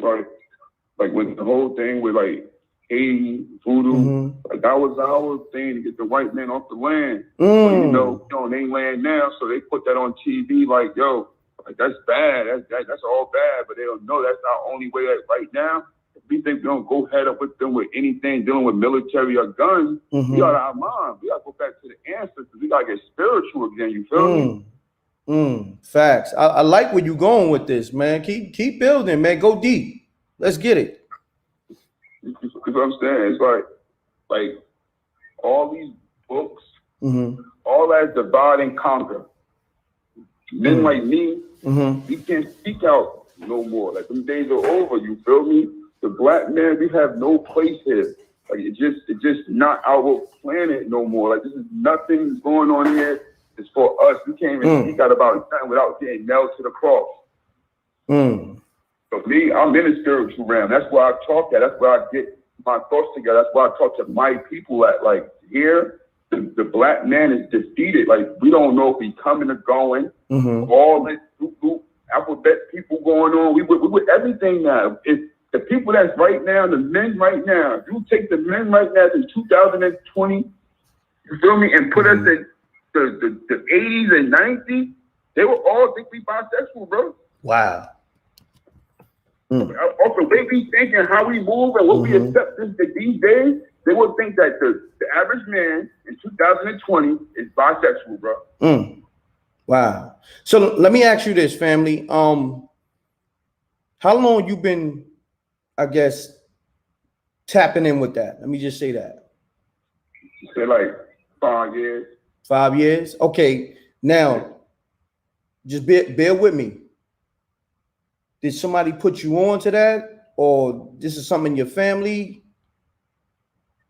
Just research, looking at everything, bro. I'm watching everything. Like my family, I don't got that much going on in my family, but moving around and seeing what's accepted, what the females is pushing. I know back in the day when females had to know they had to raise a single man, a single boy by himself, they knew that he gonna be a king of all kings. Now, bro, you don't hear that? They let that little boy wherever he wants to be. Whatever he wanted, he wanted to be a little jack in the box, and he's cool with that. I don't understand these women. How is that going to protect him when he get older? Like, he's a victim now, bro. Facts. You feel me? Like I ain't, and he feel like that, this and that. At the end of the day, let him know this is my house, my rules. We not embracing that. When you get old enough, you know what the fuck, you know what's really, excuse my language, you know what's really going on. You can embrace that terminology of your life when you grown. Right now, bringing that into school, all this going on, like, yo, we're defeated and nobody else speaking on this. It's scary, bro. Ain't nobody speaking on this. And if we did speaking on it, what's the plan? What's next? Just gonna keep watching it and just keep speaking, like, what's next? I feel you. But the real stuff that we need to be voting on, they don't put that in the light. So the world will freak out. The real stuff that got everything all messed up, they don't speak about it. So we just voting for a bunch of silly stuff, bro. Like, I feel like I'm in a cartoon. I feel you, family. Yo, where you calling from? Philly or somewhere else? Nah, man, we North New Jersey, bro. We on the map, man. Okay. We paying attention, yo. Like, the real brothers be out here. You know, North, we on it, bro. No doubt, no doubt. So, like, let me ask you this last question. Sure. In terms of when you want to get what you want, do you go to that realm? Of course, I got nowhere else to go. You feel me? If we everything that they got here for us is rigged, bro. Like, you can't hustle right. You can't, like, everything is rigged, bro. Like, you got to ask the ancestors, the gods, the pharaohs, like our people that just for us, and ask them how to move, bro, just so we could maintain. I'm telling my brothers, you know, get you a guidance. Your fam, come from, and forget the money, bro. Like, the money was got us messed up. Us as black brothers, we cannot worship this money until we get our own printing machine. This is not our money. No matter what we do, it's not going to equal to what they got. We will always be on our backs. If the black man right now, if they listening, I feel y'all, brothers. They got us in the chokehold underwater, bro. That's where we at now, right now. We got us in a full Nelson underwater, and we already can't swim. Got you. Yo, I appreciate you calling, my brother. Thanks for calling. Dope assessment. All right, peace. Yeah, call me back up if I miss your call.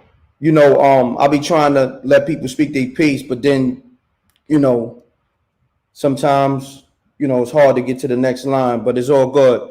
I like that brother assessment. Salute to him. Okay, I got it. Peace. You live on MRecktv. Keep it clean. State your name, where you calling from. Hey, Rick, is this me, Tamika? Tamika, what's happening with you? Hey, finally got to reach you, my brother. Say it again. I said, finally got to reach you. Okay, talk to me. What's going on? Just keep it clean, Tamika, right? Oh, yeah, I will. Okay. I believe in Buddhism, and I believe that, well, I work at a bookstore now, so it's a bunch of, listen, Brett. Since last year, there's been a whole bunch of black people buying a bunch of tarot cards. Hold on, Tamika. Tamika, you going in and out. Like, this don't make any sense. Tamika, you going in and out for some reason. I don't know. Your phone is going in and out of volume. All right, hold on. I don't want to break up from you. Yeah. Can you hear me? Because I need you to say everything. Hold on. I need you to say everything you just said. You got me on speaker? Yeah, I got you on speaker. No, take me on now. No, take me on speaker. Let me hear you direct. Wait. Yeah. Yeah. Take you off speaker or keep it on speaker? No, take me off. Take me off. All right, okay. Tamika, just call back. Hear me now? Call right back. Call right back. Oh, peace. You got me on speaker? Mute your audio, please. Mute your audio. What's up, bro? Peace. Peace, man. Rick, what up? What's going on? How you? State your name. Your brother Angel Carlito from Yonkers. Yeah, just keep it clean, Angel. Shouts to the whole Yonkers. What's happening? Yeah, I've been watching you for a minute. Listen, so all my brothers should stop with the Ouija and Santeria. They don't know we're running out of time, bro. Anybody who thinks that they talking to their dead mother, Satan knows you for thousands of years. They don't like you. They make believe that they your mother and shit. Don't listen be to easy. them shit about ghosts. All right, family. Thanks. See, y'all gotta, Good. man. Like, damn. Hustle Bunny, I think I missed your call. Call me back. I think it's the what number is that? The area code. Call me right back. So many people calling and they don't listen, man. All right, let me take this call real quick. Peace. Peace. Mute your audio. Hello? Peace, what up? Peace. Hello? Hello? Hello? Hold on one second. Hello? Hello? Hello. Yeah. Can you hear me? Yes. Okay, you want me to take myself off speaker, right? Yeah, yeah. Okay. Okay. Okay, can you hear me now? Yeah, you good now. You good now. Okay. Now- So I work at a bookstore, Uh-huh. right? And I've dealt with technology forever. Before the you know what, whatever, all that I know about, that's nothing to me. Now, last year, I noticed that it was a bunch of our people in the bookstore buying some things on tarot cards, spiritual cards, whatever. And I'm just like, hold up. And they trying to put me on game to see, just like you preaching now. Listen, my aunt got killed years ago. Got shot in the head by her boyfriend. Wow. Now, she visited me, yes. She visited me in my dream.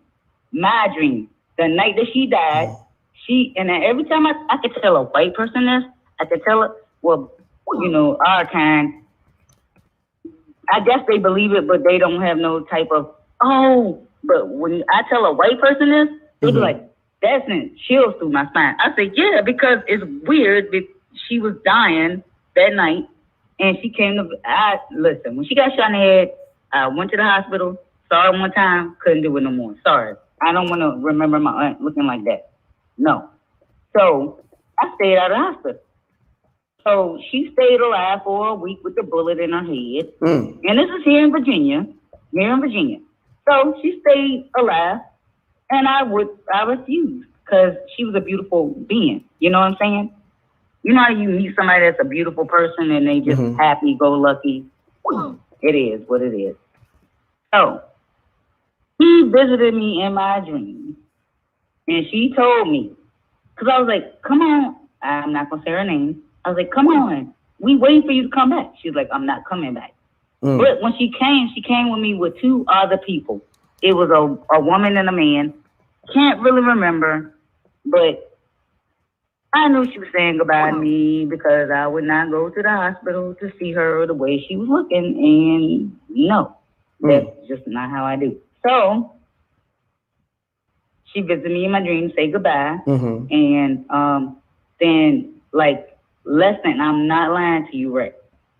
My grandmother called because I stayed up after that. That was probably like 2 or something in the morning.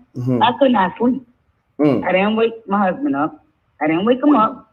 And so my grandmother called, and I knew it was the call. She was like, Tamika, I was like, I already know. She was like, you know. I was like, yeah, I already know.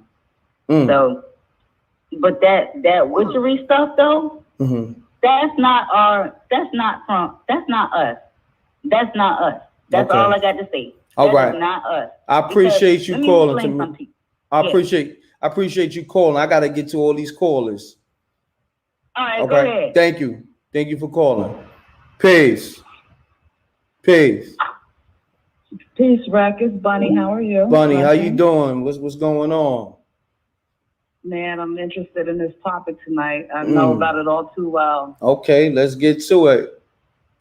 All too well. Well, first of all, hello everybody in the M.Reck room. I want to say peace and blessings to everyone. I hope all of you are in a good state of spiritual mind and spiritual body, just everything positive, because we're going through another dimension that many people don't understand.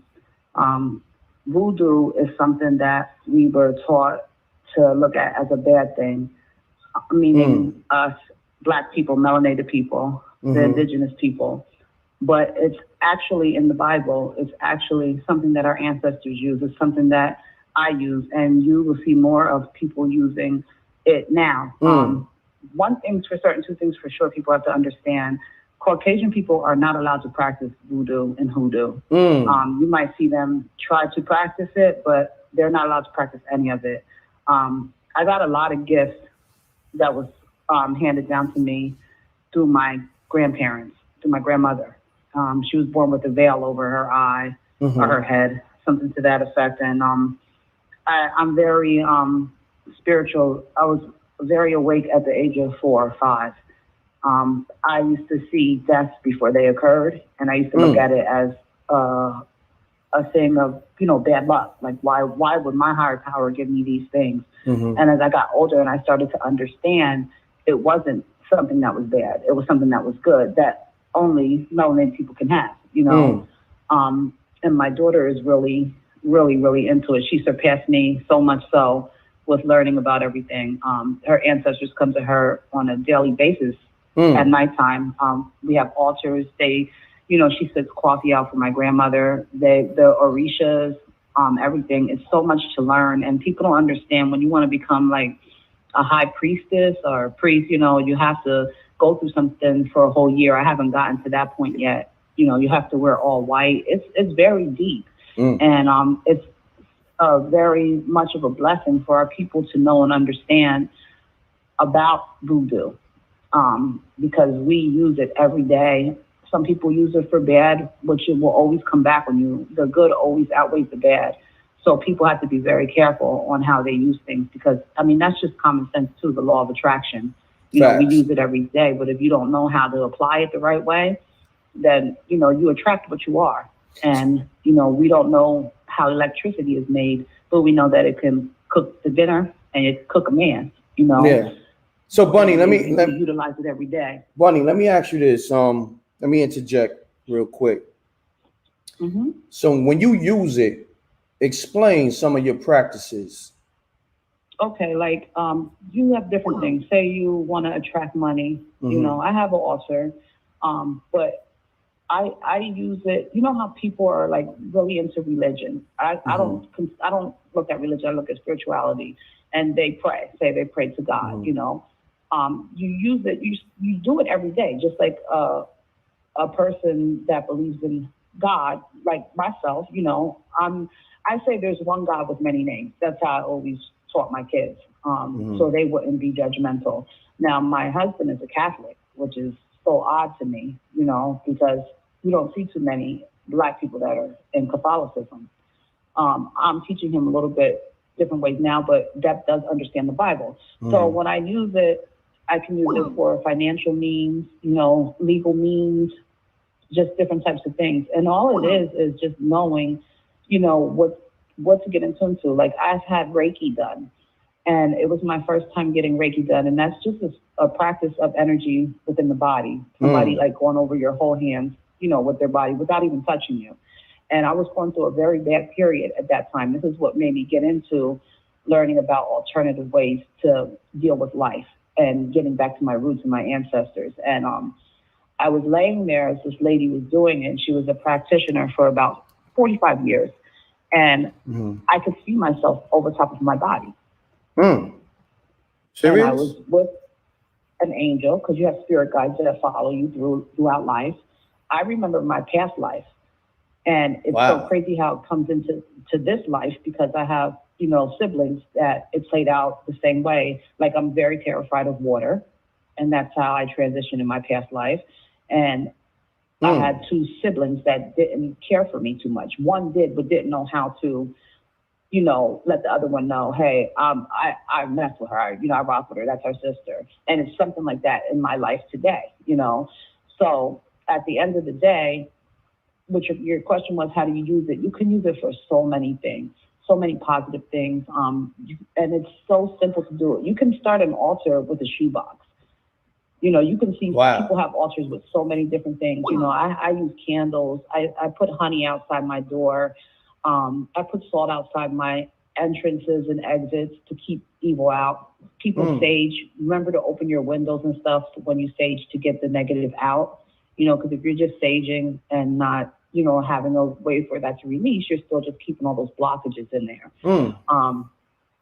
So on my altar, like right now, I have something for legal stuff, and you know, something that my grandmother liked to eat. Like she liked lemon meringue pie, so I'll sit pie out for her. You know, just different things. And Orishas, you know, like Oshun and you know, Ogun, and like there's so many things, and it's so beautiful. But Western civilization, I can't even say white people. Western civilization has taught us to look down on it because, you know, anything black look down on. And that's not the truth. When we come to this portal, we come through the darkness. And I heard the sister that, Amina, she was talking about the darkness one day. And I said, yo, she's really sharp. She gets it. You come through the mud. You come through the darkness into the light. You know, so why would you go back to the light when you go to transition? You go back to that darkness. And darkness, what Western culture teaches us, is a bad thing. It's not a bad thing. Now, when you talk about doing dark things spiritually, yes, that's very bad because it comes back on you.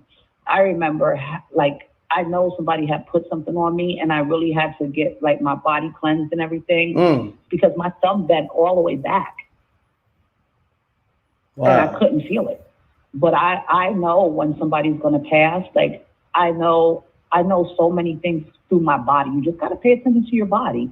Like, you can, you know, go to different realms of this universe if you learn how to meditate the right way and just do different things. And you got to eat right, you know, get your sunlight. Everything that you need to know is in that good book of the Bible.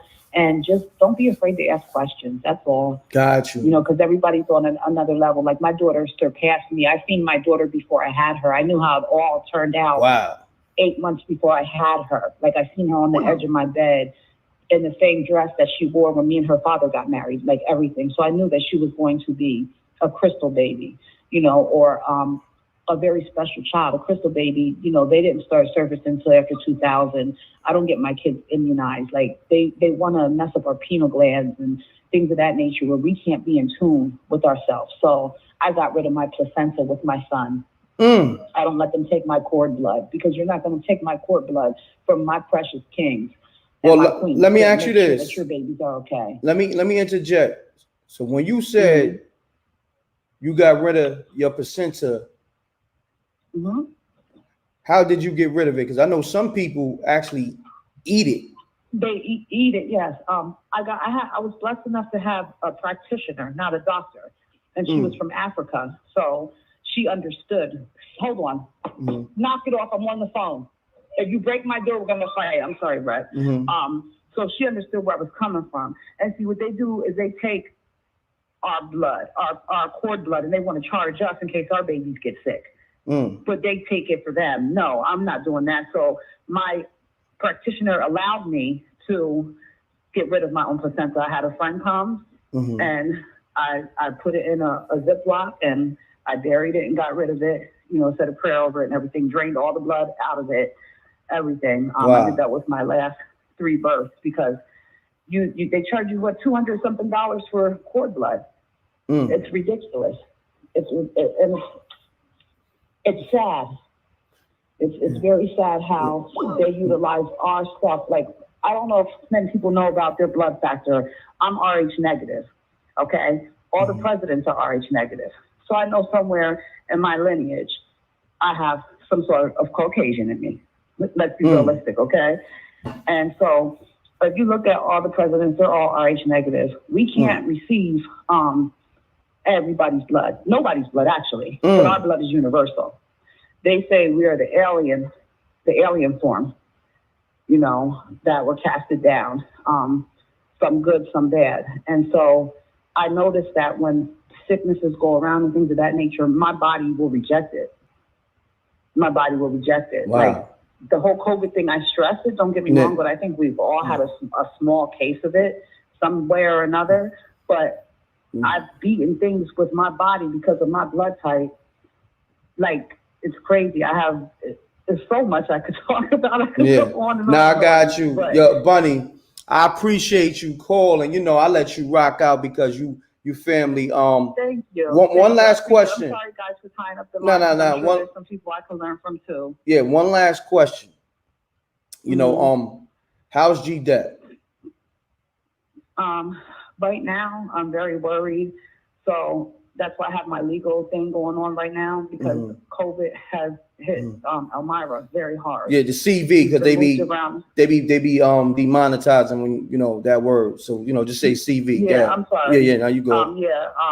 CV has hit very hard, and they've moved him around several times.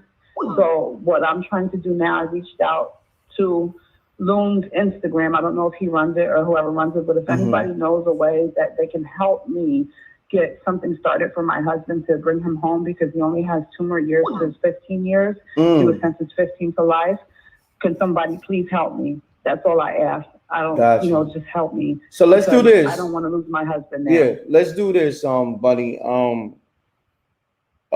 Give me a call tomorrow. Give me a call tomorrow. You still got my number, right? I might. It might be my old phone. If not, I'll hit you up on the gram. Yeah, hit me up on the DM and we build. And I want to assist you with that. You know what I mean? Okay. So everybody, no problem. You.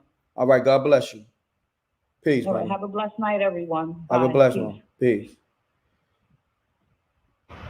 Just in case y'all didn't know, Bunny, Hustle Bunny, that's G Dep. That's G Dep wife that just called. I was gonna get deeper, but you know, I was trying to give other people a chance to call. I'm sorry that the lines got tied up. That was G Dep wife. I'm gonna do another interview with her. I did an interview already with G Dep that was signed to Diddy and Bad Boy. So yeah, free G Dep. But anyhow, let me get back to these calls. We're gonna have Hustle Bunny back on the show. I already got an interview with her on the channel. Look on the channel. All right. Mute your audio. Peace. Peace. Hello. Peace. What's up, Rick? This Pat the Barber, man. I'm from Louisiana, bro. No doubt. Yo, I want to talk to you because where you from, a lot of that goes on. But I just need you to know, just keep it clean. But give me a quick 2 minutes, because this line is so crazy. Give me a quick 2 minutes, my brother. Go ahead. All right, man. Look, from Louisiana, had an experience when I was young and saw something in the house. Ever since I saw that thing, this so-called thing they call sleep paralysis, been happening to me. Anybody that's not what those doctors say it is, that ain't no doggone sleep paralysis. That's something else, man, and stuff, man, because I could be wide awake. I'm not sleeping. I'm staring at the wall. And then I try to get up to reposition myself, and I can't move. But the doctors will say it's something else. Too many people that's different, that got the same occurrences when this thing happens, man. But all of this stuff, man, that voodoo, that stuff is real, man. My grandma used to tell me, bro, hey, if you think somebody put something on you, boy, you better go put your drawers on the wrong side, put your drawers on inside out. You know what I'm saying? You know what I'm saying, bro? Yo, hold on, let me interject there. I'm just, salute to your grandmas, but I'm trying to understand putting your drawers inside out. How does that help the situation? I don't know. I just know I did it because supposedly it's supposed to break whatever hex or root somebody got on you, that gree, man, it's some weird stuff, bro. When kids act up or be restless, have bad dreams, it would take them to the little witch doctor and stuff, in the swamps. And they would cut a lock of their hair and nail it to a tree. So one of them cypress trees down there in Louisiana, bro. Man, I'm telling you, man, hey, this stuff is real. Man, I'm telling you, somebody be saying that if you don't believe, then it don't affect you. Nah, that stuff will still affect you. You just won't know what the hell happening to you. Got you. Yo, my brother. This stuff is real, bro. I appreciate you calling. That stuff, man. I've seen a whole bunch of stuff growing up, man. Got I you. just, can't explain it, but I'm not crazy. Got you. But I appreciate the time, bro. You know what I'm saying, man? Appreciate what y'all doing. Everything. You and the meaner, man. Big Thank you. Y'all. Salute to the earth. Appreciate you. Everybody that's listening, smash that like button, man. These people are the truth, man. For real. Thank you. Thank you, my brother. Already. All righty. Yo, I love you callers, man. Salute to that brother. Call me up. I missed a lot of calls. Look, it's like, 1,000 missed calls already. Call me up. If I miss your call, call me now. You got the chance. The lines is open. Call me up. We're talking voodoo. Okay. Peace. You live on MRecktv. Keep it clean. Peace. Hi, I'm from California. This is Precious again. I don't know if you remember me from the last. Yeah, I think I do remember you. Yes. You sound kind of low. You sound kind of low. Can you hear me now? Yeah, you sound a little better. Now you wasn't the one that was cursing and all that, right? Carrying on last show, right? That wasn't you, right? No, Okay. that was not me. Okay, I just had to make sure. Go ahead, baby girl. Speak on your voodoo knowledge or voodoo experience or ghosts. The voodoo knowledge that I know about is it's like a sword. You said a source? It's like a sword. Oh, sword. It's like a sword. Okay. Yes, it's like a sword, or it can be a gun. But with most analogies, we can use it as a sword. So with the sword is not bad or good. It's the person that holds the sword. If the person that's holding the sword is bad, then the person that's holding the sword that's bad is going to do bad things. If the person that's holding the sword is good, then the person that's holding the sword that is good is going to do good things. Gotcha. The thing about voodoo, yes, it has been taught to us that it is horrible, it's satanic. We even see it with our celebrities. They do satanic things with voodoo, with the religion that our ancestors knew a long time ago. Again, it is like a sword. So it's not bad and it's not good either. It can be either or. Gotcha. It's based on you as a person. And as a person, if you want to dig more into this religion as far as voodoo, you have to do your research. If you do not do your research and you just go into this spiritual realm that's very powerful, and you don't have any knowledge of what you're doing, you would end up messing yourself up. And I've seen people that would just do stuff because other people are doing it, and they end up getting messed up by it. So, you know, with I hear people say about the Ouija boards, and that's a whole total different thing. As far as that's a whole total different entity. Those are separate entities. A lot of people don't even know about the entities that we have. Just because, I would say a European person, because that's who colonized us. European citric way, they colonized us and they taught us, hey, this is bad and this is good. They said, here's your Christian Bible, that's good, and what you used to have, that's bad. Now, for me, personally, if I know that you colonized my people and you gave me a book to read, which was Christianity, why would I listen to you? You're the colonizer. You don't want me to know the truth. You don't want me to know that before I was colonized, I was something way powerful than what you're telling me. So why would I believe you?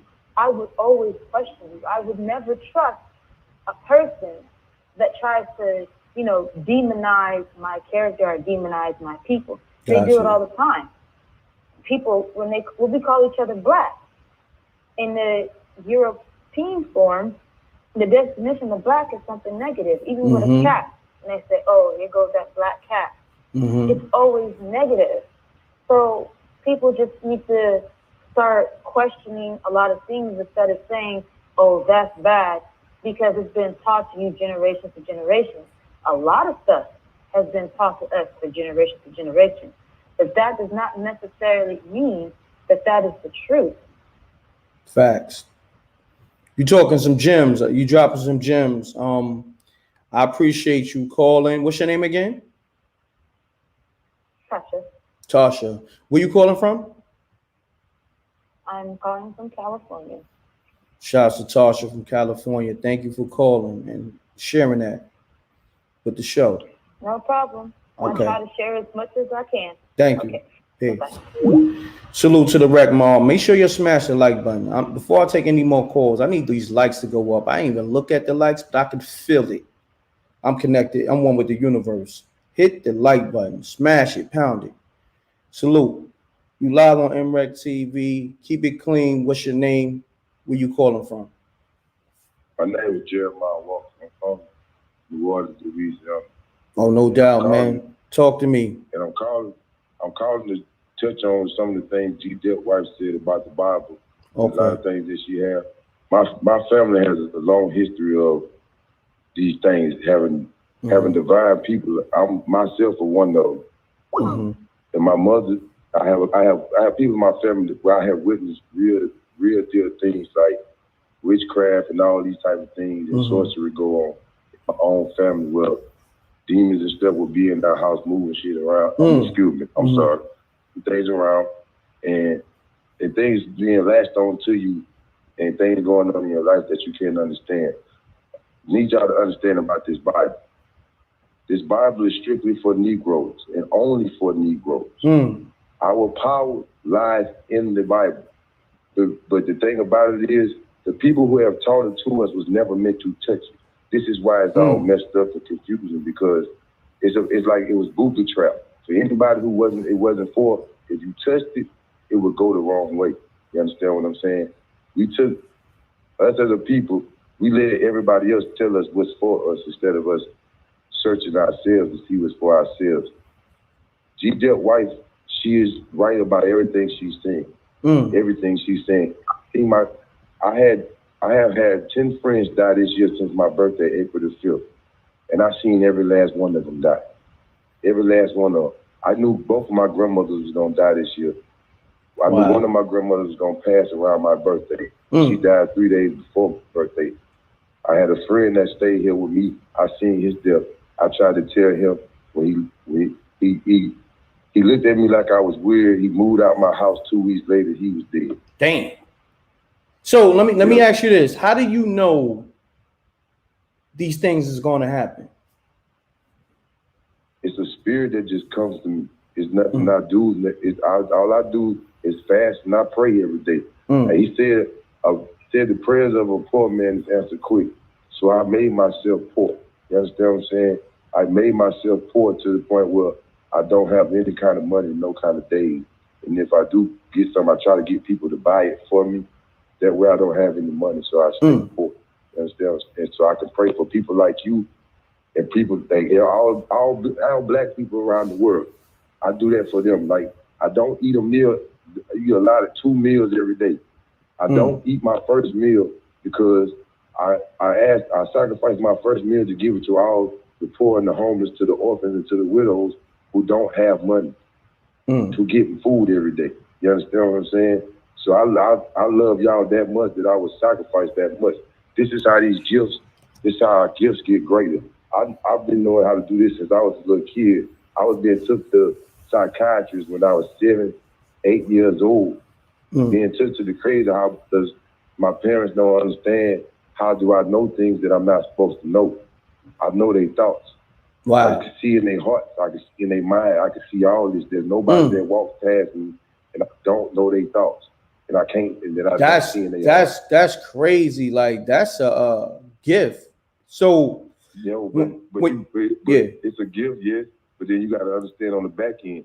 If I knew everything that's in your heart and in your mind, that means I know when you hate me. I know when you want to kill me. But I still have to act as if I don't know these things. Wow. Yeah, so I have to treat you. I have to treat you as if I don't know that I know that you will kill me if you catch me slipping, if you can get away with it. This is deep. This is deep, man. You think people around you because they always want money? No, some people around you because they want to steal virtue. You ever seen that interview with Kevin Gates when Kevin Gates didn't want nobody to touch him? Yes. Yes. That's just the reason why he don't want people to touch him, because you don't know people's intent.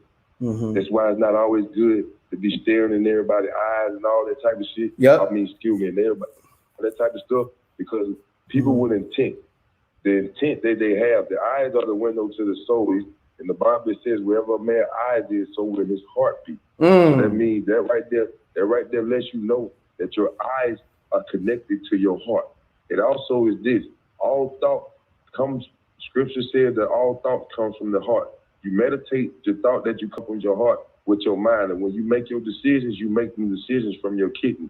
So this explains why people on dialysis never get well, because they now understand that they make bad decisions. So this is why their kidneys hurt. A person who has a bad liver, dialysis doesn't work for them, because all hatred and envy comes from your liver. So if you have a hateful person or you're an envious person, you're gonna kill yourself. Let me get your name again, fam. What's your name? My name is Jeremiah Walker. Jeremiah Walker. I've been looking for somebody.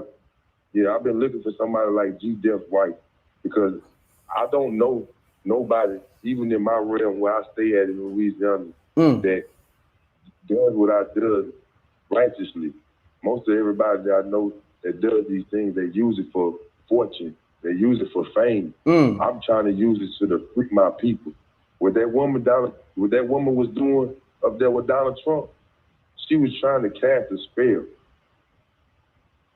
These people have cast a spell on us. All these monuments that they have around us, do y'all know that this is casting a spiritual net upon us? The TV, get it out your house, because it's not high definition. It's HD, highly demonic. Woo! Yo, on that note, that was so powerful. I gotta stop you there. Let's do this. I need you to call up to the next show and do me a favor. Text your name to this number, because I'm gonna lock you in. Text your full name. All right, man. All right, my brother. I'll be trying to get into these things, but a lot of people see where I'm coming from. It seems like they get envious. I'm not trying to be inferior. I'm not trying to be inferior with nobody. I'm trying to get what I got for free, so we can all be powerful. Got you. No, I'm with you, my brother. You had a powerful assessment tonight on this whole situation, this whole topic. So I want to definitely continue to build with you in the near future. I just want to say shalom and barakadah, peace and blessings to all my brothers and sisters. And please, whatever you do, y'all do not give up. Get on your knees and pray and pray and pray and pray for us, because what's coming to us, can't nobody save us but the Most High. Do y'all understand this? Got you. What's coming to us and what's coming to this place is utterly destruction. So please, my people, if you can, open that book up and keep them commandments. We got holidays and all this that we need to be keeping. And if we don't, man, the quicker we do this, the faster he come get us. Got you. Appreciate you calling, my brother. All right, man. Thank y'all you. Be blessed, bro. I'll be blessed. Peace. It's MRecktv. We're gonna make these calls a little shorter. Keep it clean. State your name, where you calling from.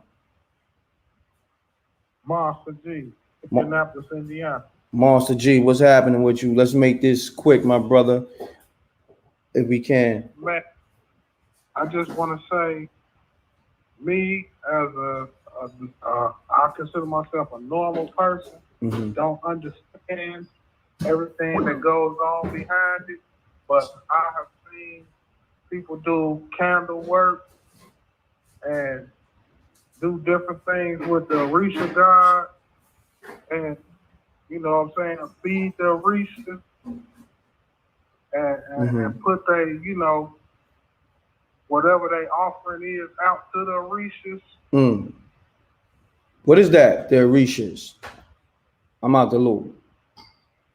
Orisha gods is basically, it has a little bit to do with the ancestor gods, but it has to do also with certain gods of the past, like Shango and a couple more gods. You know what I mean? Got you. Thank you for calling, my brother. Appreciate that assessment.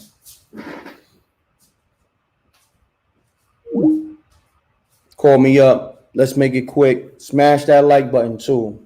Get these likes up. Pound that like button. Everybody saying they like the show, but pound that like button. Also hit up that Cash App and super chat. You live on MRecktv. Your phone's a little staticky. Hello? Peace. Hello? Yeah, fam, your phone's a little staticky. What's going on? Hello? Oh, okay. Well, I mean, I'll try to make it better. All right, if you can, because that's going to mess up the show. Call back. Thanks. Peace. You live on MRecktv.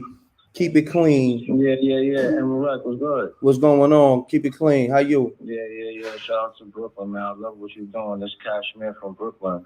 Cashmere, what's going on? Salute. Everything you're doing, bro.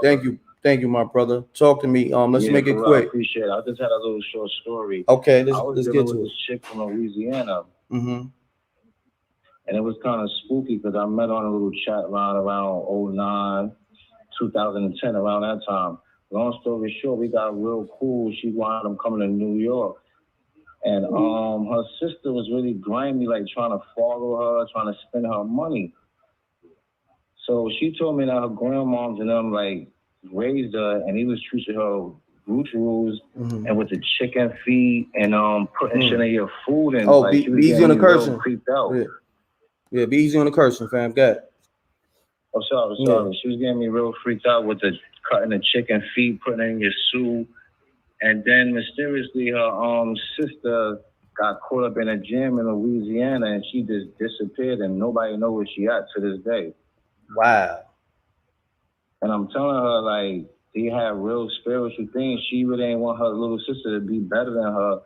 And she tried to, like, pull her back to the gutter. And she really made it out, though. But I'm still looking for this shorty right now.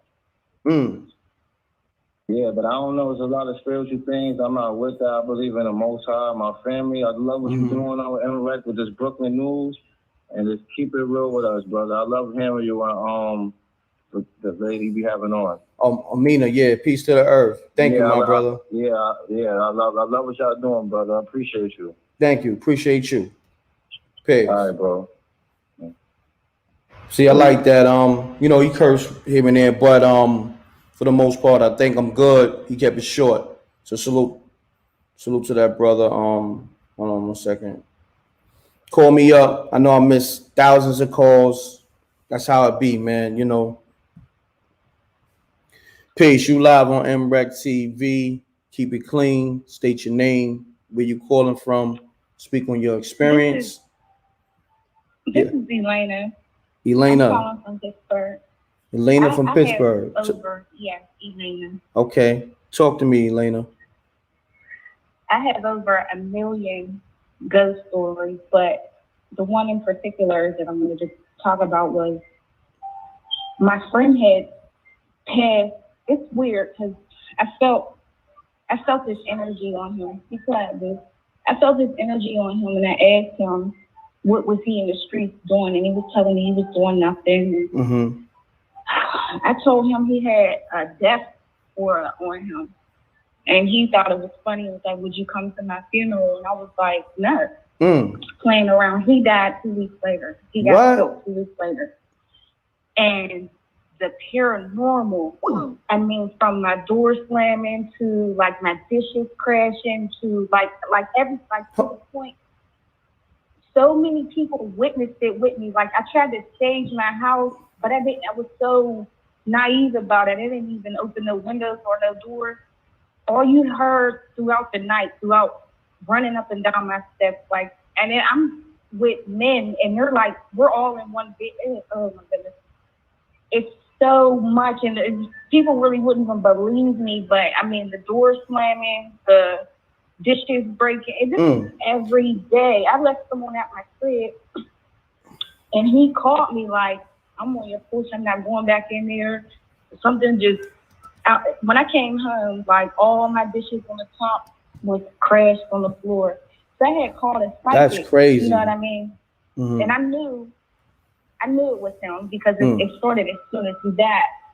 And she said, she told me, she's like, it's your friend. He's trying to get your attention. Don't be scared. And I'm like, well, it don't seem like this is a friendly spirit because, like, you know, I'm waking up in the middle of the night, catching my breath because something's choking me, and I woke up. I felt like I was being raped in my sleep. I had my foot in the air. I woke up with my legs in the air. I couldn't scream. I couldn't move. I couldn't do anything. But whatever it was dragging me. It dragged me in the middle of my bed. What? Hold on. Hold on. Let's go back. Let's go back. Yeah, there's so much, but this is just the one. Yeah, now, because let me address a few things that you said.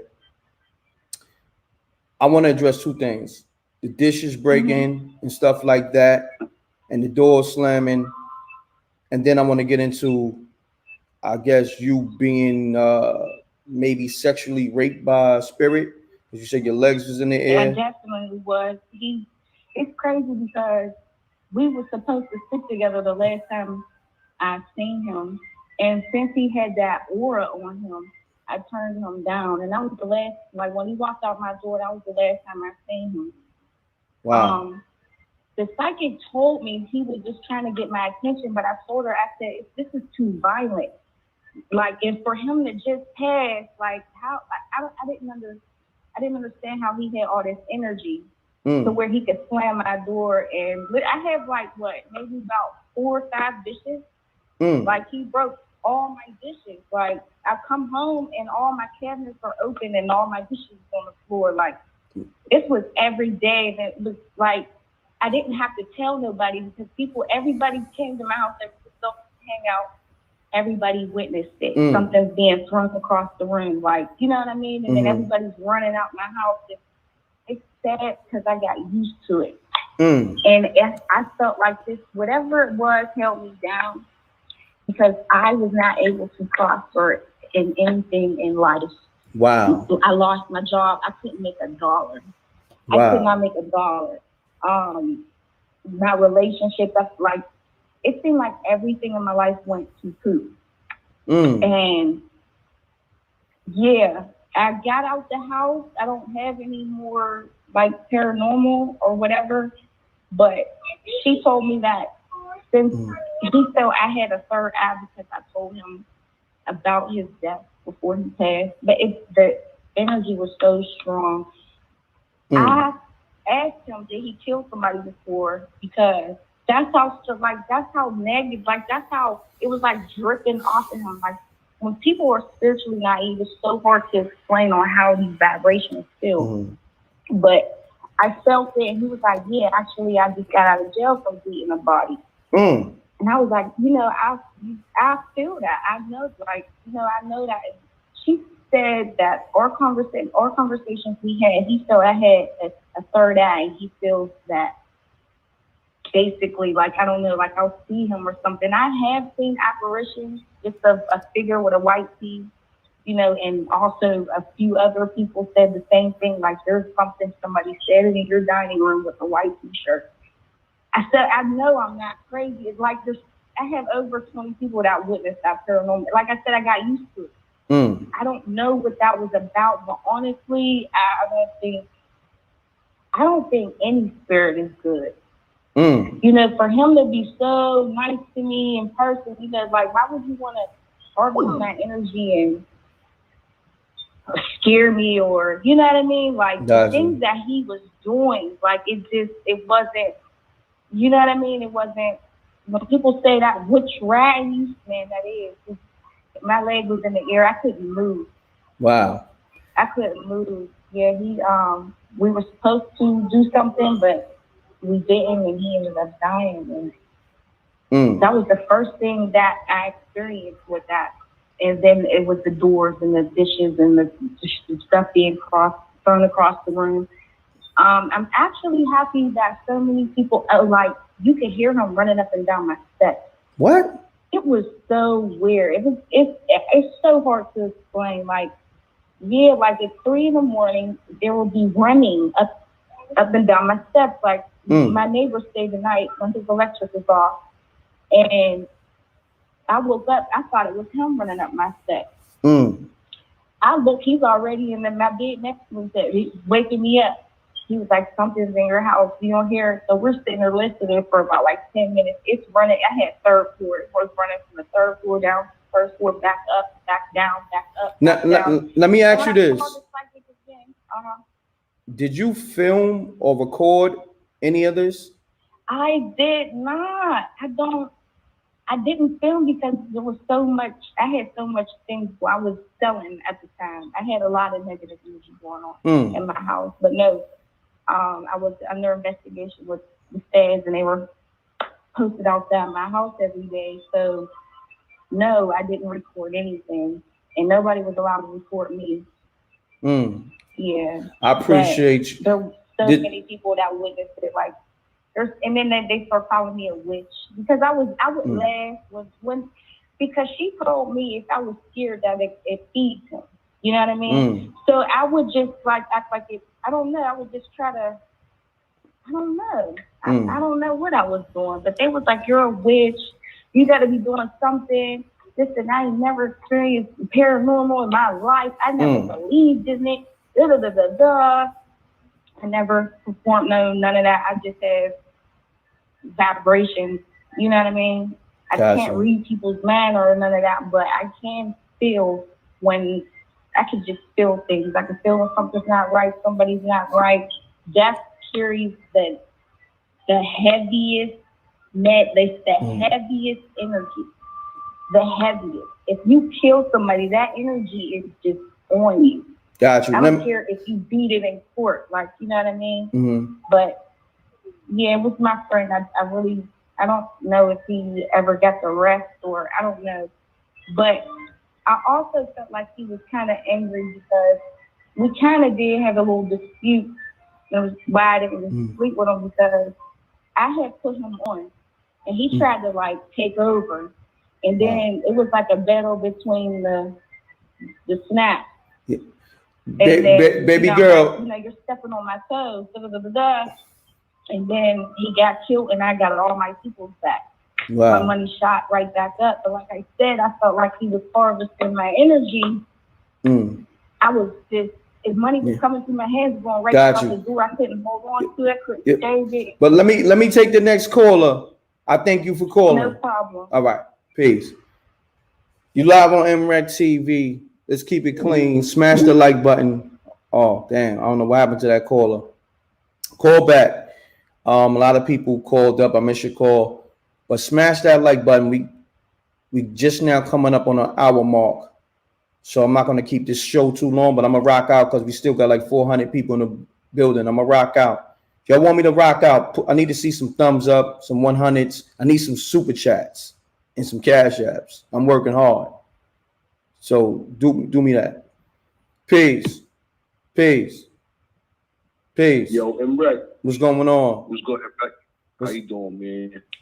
It's TC from Harlem. TV, what's going on, my brothers? Salute. You called up last time, right? Yeah. Now the fact was so crazy. He was on my block the other day, man. With Dave East and them when they had the bikes outside. Yeah. Oh, that was your block? Yeah, 117th and 5th. Yeah, but I wasn't around no, but yeah. Salute, my brother. Yeah, just keep it clean and you rock out. I'm definitely gonna keep it clean. Okay. I'm happy I got the platform to say this, man, because I know other people that was in the Army experienced this, and hopefully somebody can help me out or somebody know about this also. Okay. But basically I was in the Army, and my basic training was in Fort Jackson, South Carolina. My MO was 42 Alpha Human Resource Specialist. And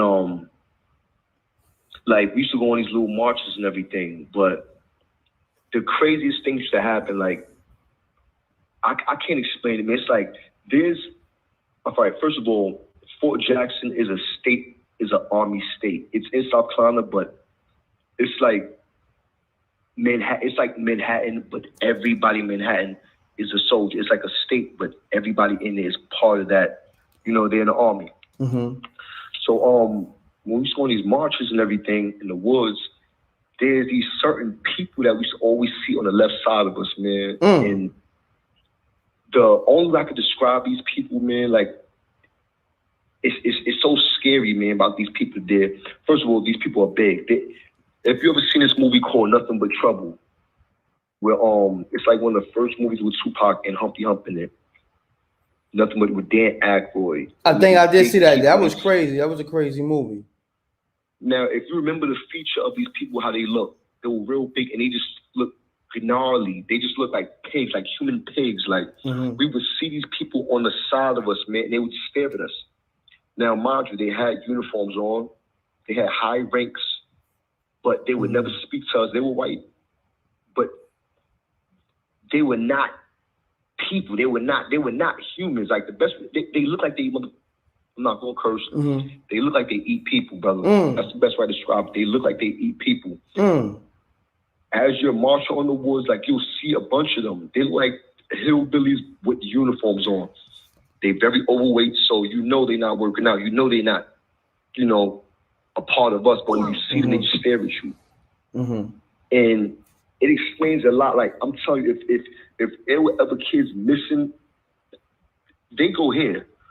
There's a possibility that there's people that we do not know about, separated from civilians that we really don't know about.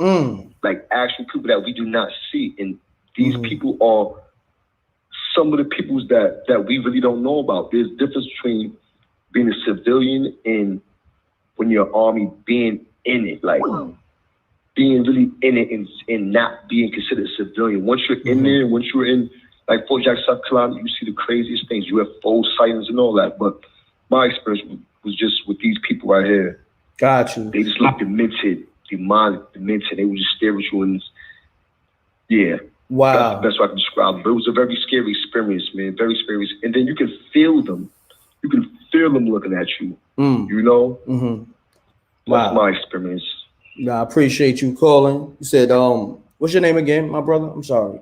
TC from Harlem. TC from Harlem. Thanks for calling, keeping it clean, and sharing that experience, my brother. All right, tap in on the next one. Absolutely. Salute. We live on MRecktv. Still over 400 people in the building on a late night. We're doing the spooky hours thing. Smash that like button. Hit up the super chat. Cash app. You live on MRecktv. You got to keep it clean so we can keep this thing going. Talk to me. What's your name? Where you calling from? Peace. Hello? Rec TV. What's happening? What's going on? This is Mr. TY, man. I'm out of the Midwest. Salute. What's happening? I'm listening to y'all talk about the spirituality thing and voodoo. As one of the sisters mentioned, man, we're born in darkness. We close our eyes and we say our prayers. We hear ourselves, even if we don't move our lips. A lot of religions kind of trained us to look outside of ourselves to recognize our own energy. And then when we do recognize our energy, they taught us to make us think that there's white magic and black magic. And there's only magic, and it was always ours. You did? Got you. So we have to like all the people I listen to call in, they all got like spooky stories and plates and cups and people passing away. Death is a natural thing. Energy changes. As far as those kind of energies, those kind of abilities, we're almost taught. Like you heard of the evil eye before you heard of almost anything else positive with black people. You heard of voodoo, the evil eye. They make it all sound spooky. So it gets to a point where people actually follow that way of thinking. They'll rather think negative on how someone can fail or fall off or be hurt before they can think about success and accomplishment and just overcoming something. There was somebody that did a reading one time or they did some kind of analytical kind of survey where they showed a whole bunch of people praying in one place, and it kind of raised the levels on certain things. Like we have that vibration if we know how to focus it, and we can focus naturally. But as we get older, we're taught like, you didn't see this, or that's not real, or if you did see it, or if it is real, it's something evil and scary. That's kind of bullshit, you know. Yeah, be easy on the cursing, fam. Say that again. I said be easy on the cursing, man. Oh yes, sir. Yes, sir. Yeah. But yeah, man, we just gotta recognize our magic, man. We have to turn off their frequencies, man. We gotta stop trying to like pay attention to their channels and recognize our own, you know. Yep. We have to. Everything is vibrations. Everything is vibrations. So the music you listen to, the things you watch on TV, the things you do physically, the way you think, you know, the food you eat is all vibrations. So you can poison yourself, you know, in every portal. Your ears, your eyes, your mouth, your wood, your girl's coochie, the ass, whatever. Like every portal in your body, you can ingest toxins. Facts. So we have to be careful with that. That way our radars are clearer and we can just float, you know, and do our magic naturally. Fuck that. Yeah. No doubt, family. Salute. And man, I was trying to rock with homie, but he started cursing. Peace. You live on MRecktv. Keep it clean. Right. Blessing. Blessing. Keep it clean. Keep it clean. Okay, I was dealing with what they would call it, like sleep paralysis. That's what they call it. Yeah, or they call it like, yeah, right. Insomnia. Yeah, so I dealt with that all my life since I was a kid. It started off when I would sleep one night, and I woke up because me and my brother slept in the same bed. He slept at the foot, I slept at the head. One night I woke up and I looked in front of me, and I saw a dark figure. He had to be standing 6'2". My dad wasn't 6'2". Nobody in the house was 6'2". And I had a gorilla mask that had curly hair going around the mask. You just put it over your face. But this object that was standing there was like 6'2", and I knew it was my mask because I could see the curliness. So the only thing I saw was the person's silhouette just standing there. So what I did was I put the covers back over my face, and I pulled it back down to look, and it was still there. I did it 3 times, and it was just standing there. It wasn't even moving. And so what I did was I put the sheet back over my head, and I balled up, and I still sleep like that, still to this day. And when I could tell when the chickens would crow, which would be like around 5 o'clock in the morning. And when I pulled that sheet back, it was gone. Now, let me jump into this real quick. So the sleep paralysis come in where I always felt like something was on me and it wouldn't release. So all through my childhood, in my 20s, my 30s, and in my 40s. Well, in my 40s, it started getting worse and worse and worse. It was getting to the point when I moved in California, it got more aggressive to the point where it was pushing my face into the bed. Or it was choking me at the point. I felt like something was choking me where I couldn't breathe. And then I get to the point where I'm about to feel like I'm about to just give up and just die. And then it would release off of me. With that being said, I watched a show on Netflix called Sleep Paralysis. And I was just sitting there watching it. And I noticed that all these people that had these stories, I noticed that all their stories that they were telling, what they were dealing with, was in the dark.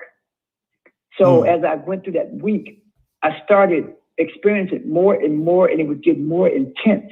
And I knew this just couldn't be like some demon. It just couldn't have been. Because I noticed that it started manipulating my room. Like it would happen when, if I turned off my lights within the kitchen and the living room, that's when it would start happening. So I never sleep with my lights off. I always sleep with them on. So it started pretending with me like it was using my dog. Like I saw my dog come out the kitchen and I looked at him and I called his name. I said, Fuji. And Fuji looked at me, but it was a silhouette of my dog. And it went back towards the kitchen like something called it. And before I knew it, I just felt within seconds like something quickly got on top of me and held me back down. And it did the same thing again. And when I jumped up out of it and I looked to my left, I thought that I saw, and I'm not lying, I thought I saw a graze, like a ET standing on the left side of me. That's what it looked like. It looked like a ET, because I started noticing how it was manipulating my room, like making me think like something was there that I would know. It was feeding off things that I knew that should have been there, but they were in dark silhouettes. So what I did was, after watching that show on Netflix called Sleep Paralysis, I know everybody's story, they talked about it, and they were all in the dark. Their stories mostly was happening, the terror was happening at nighttime. So what I did was, about maybe 8 months ago, I started leaving my light on next to me by my nightstand.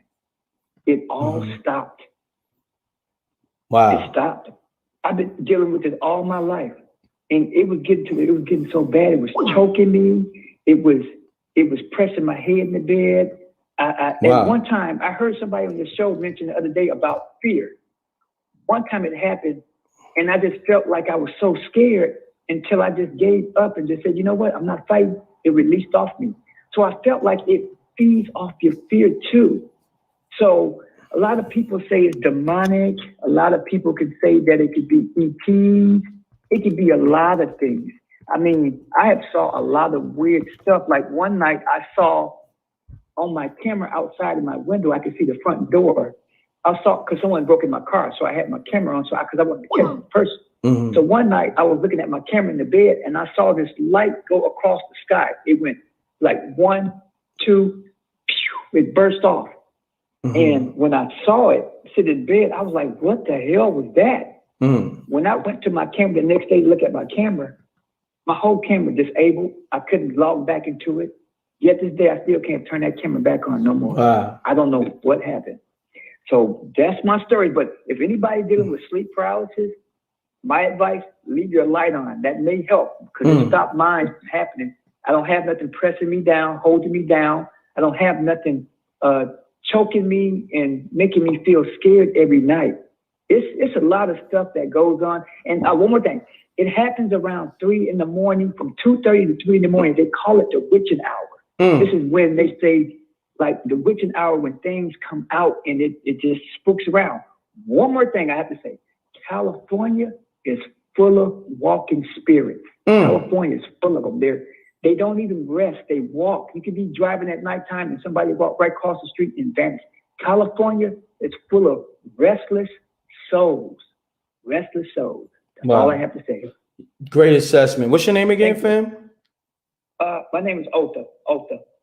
Make sure you tap in with me on the next one, on the next show. Thank you. Peace out. Peace. Okay, I will. Peace out. Peace.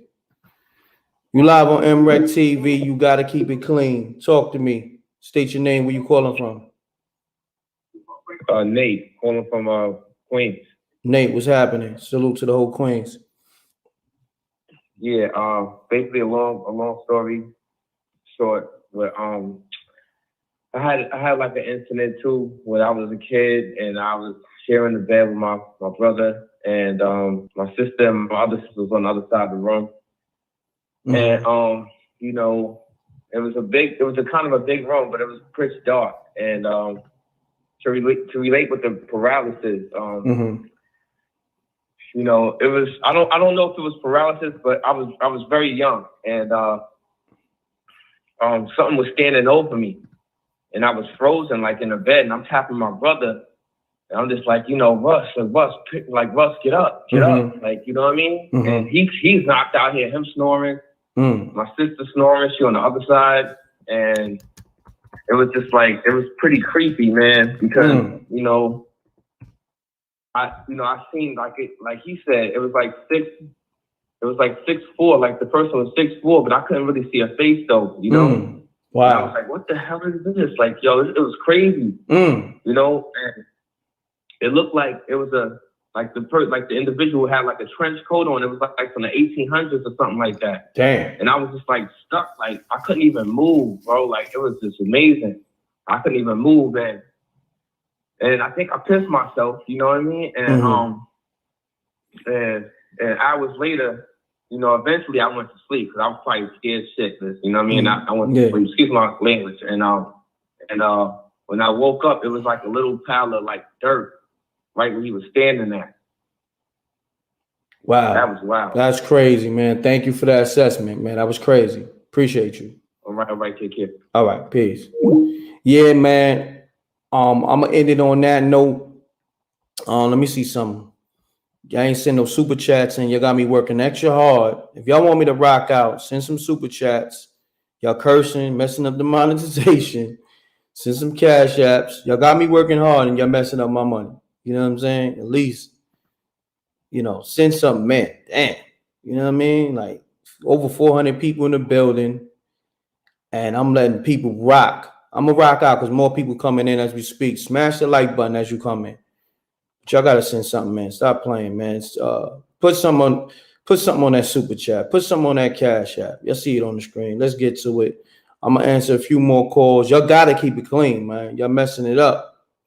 Y'all ain't sending. And then when y'all call me and I let y'all rock out, y'all should be sending something in just off the strength of that. I'm letting y'all have a voice, tell your story. I'm letting you get it off your chest. But anyhow, okay, I appreciate that. Salute to Phoenix Rising on the super chat. That's love. That's what I'm talking about. So let's get these calls going. Phoenix Rising, you might as well call up. Anybody who send a super chat, cash out, you can call up. Let's do that. Let's get those people because they supporting the show. And Phoenix Rising, if you want to call up, you can.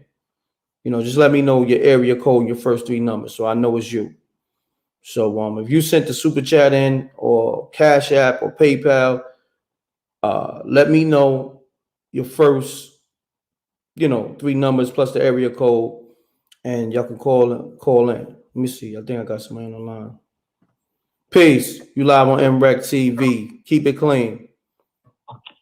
State your name. Where you calling from? Hi, M.Reck. My name is Olivia from New Jersey. Olivia, what's happening with you? I'm enjoying the live. I Thank love you. your platform. You and the Earth drop so many jewels and gems. I definitely appreciate y'all. So I said, let me call in, and I'm surprised that I was able to get through. Yeah, no problem. I appreciate you. Salute to the Earth. Peace to the Earth, Amina. Talk to me. Give me a experience or maybe some knowledge of this whole concept, and keep it clean if you can. Thank you. Most definitely. I'm going to Appreciate respect you. your platform for Thank sure. you. Well, I am of Haitian descent. Okay. And my mother practiced voodoo. Okay, let's get into that. She was a mumbo. She passed away 3 years ago. She used to give people juju, baths. As a matter of fact, around this time in November, my birthday was Friday. Normally, around this time, we would celebrate a deity called Papa Gebe, which is the patron saint of women trying to have babies in the Catholic culture. But in the voodoo culture, he was basically the gateway between, the dead. He gave you access to be able to, I guess, talk to the dead or speak to the dead or reach the dead. Yeah, both my parents passed away. Like I said, we're from Haiti. We're from a town in Haiti called Gonaïves, Haiti. And she practiced voodoo for, I would say, over 30 years. Wow. God rest her soul. And she practiced in the light. She didn't do any dark work. Let me ask you this. So when she practiced voodoo, what were some of the practices like? Explain. Basically, if you were having a hard time finding a job, she would help you, she would tell you what herbs. She would bathe you with different types of herbs that would help you to gain the job or become the supervisor. She basically helped women who had trouble getting married, had trouble having babies, a bunch of different stuff. But she did practice in the light. She never did any dark work. She never harmed anyone, caused anyone to potentially lose their life. She was a mumbo, so you would, so to speak, a white witch. You get what I'm saying? Who practiced clean voodoo, but she did associate a lot of her workings with different Haitian. It's called loaz, Haitian loaz. So Papa Gebe, Papa Legba, Mami Dato, Mami Izili Fueda. It's different deities that she worked with, and it was very positive. It looked sort of like Catholic religion, but the Catholic, like somebody like St. Gerard, we use his photo as Papagini. You get what I'm saying? It's really deep. It's a whole religion in Haiti. You know, you have people who who practice voodoo and people who stay away from it. They're either l'Evangile, which is called Catholic, or they're Christian. You know, and it was frowned upon, but my mother she helped a lot of people before she passed away. She helped a lot of people. She would have feasts, the first week of November, 9 times out of 10, it would fall around my birthday, because my birthday is the first week of November, and she had feasts again in May, the 5th of May. You know, they call it the Day of the Dead. November 1st was the Day of the Dead, and she would feed all of the lois, and basically people would come to her for readings if they found out, you know, they wanted to know if people were trying to do them harm or doing root work on them. You know, it's very intense, you know, and I respect her. God bless her soul. I love that woman. She did a lot of positive things before she passed. A woman, immigrant woman, came to America. She owned a restaurant. She owned 3 properties. She did a lot. Got you. I appreciate you. A lot of people. So it's not always frowned upon. My apologies to cut you off, but yeah, I wanted to call in. I'm so glad I was able to talk to you. I respect you so much. Thank you. And I know that your birthday is coming up. Happy early birthday, or happy belated. Yeah, birthday coming up on the 16th. Thank you. Yeah, Scorpio. Okay. Scorpio. Thank you so much for letting me be able to get through. Appreciate it. Not a problem. Peace. All right. All right. Jimmy, call me up right now, Jimmy. Call me up. Hold on, y'all. I gotta wait for Jimmy to call. I missed your call, Jimmy. Jimmy, call me up with the 971 number. Call me up right now, Jimmy. I'm waiting for Jimmy to call. Jimmy sent something in, so we're gonna respect it. Salute to Joshua on the super chat. Says, "Come back to Yah's world, people." Jimmy, call me up right now. Call me up right now. The lines is lit. I gotta get Jimmy through. Jimmy, you know, supporting, so we gonna go with the support first. Everybody else, Jimmy, call me up. It's on the screen, Jimmy. All right. Peace. This Jimmy? Yo. Jimmy, this you? Yo, it's me. What's happening, Jimmy? Appreciate the support in the super chat. Just keep it clean and let them know where you calling from, Jimmy. I'm calling out of Portland. I'm originally from Chicago. Do me a favor, Jimmy, mute your audio. I can hear your audio on the backdrop. Mute your computer or whatever.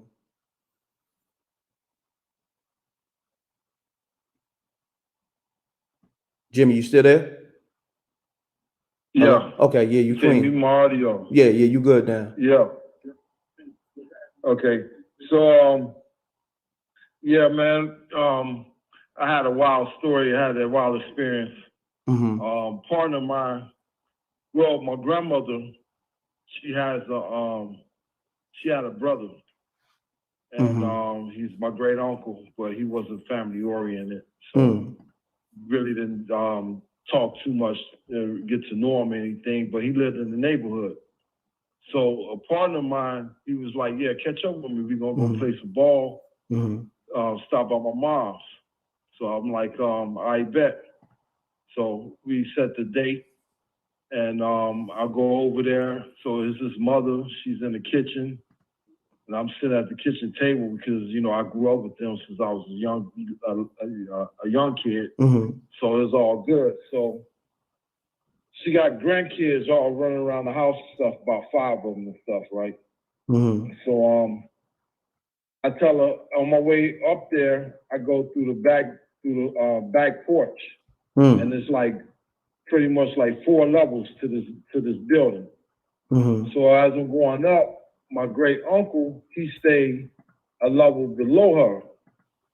So I happened to see him standing in the screen door, and he was like, I say, "Hey, how you doing, Hank?" And you know, he like really don't speak to you, but he make you try to think that he's speaking to you.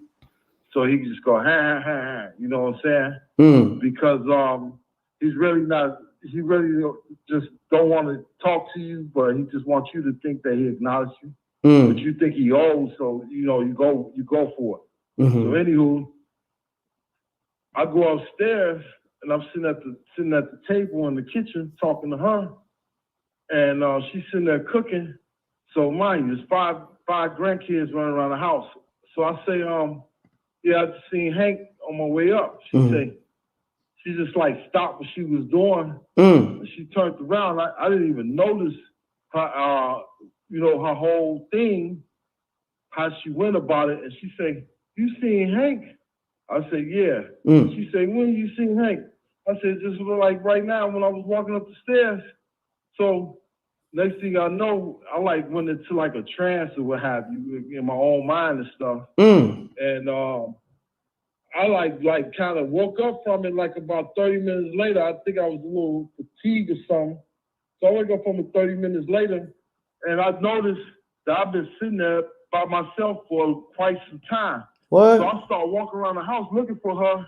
Yeah, I started walking around the house looking for her. There's no sign of her nor the kids in the house. I'm in the house all by myself. Wow. So I didn't know what had happened. So I leave, and I say, my man just faked me out. So like I seen her like a week later, and when I saw him, he just walked up on me and just started cussing me out. He like, yeah, man, man, you don't do that to my mother, man. You know, like he like really like coming at me in a threatening manner. But I didn't take it as such. Because I don't feel worried like that, but I'm just like trying to figure it out in my head. So I say, man, you know, I couldn't understand. I'm like, what happened? What'd I do? He said, man, you scaring my mother. I said, what are you talking about? You told her you seen Hank. I said, and Hank been dead 2 years. Woo! I swear to God, B. Wow, that's spooky.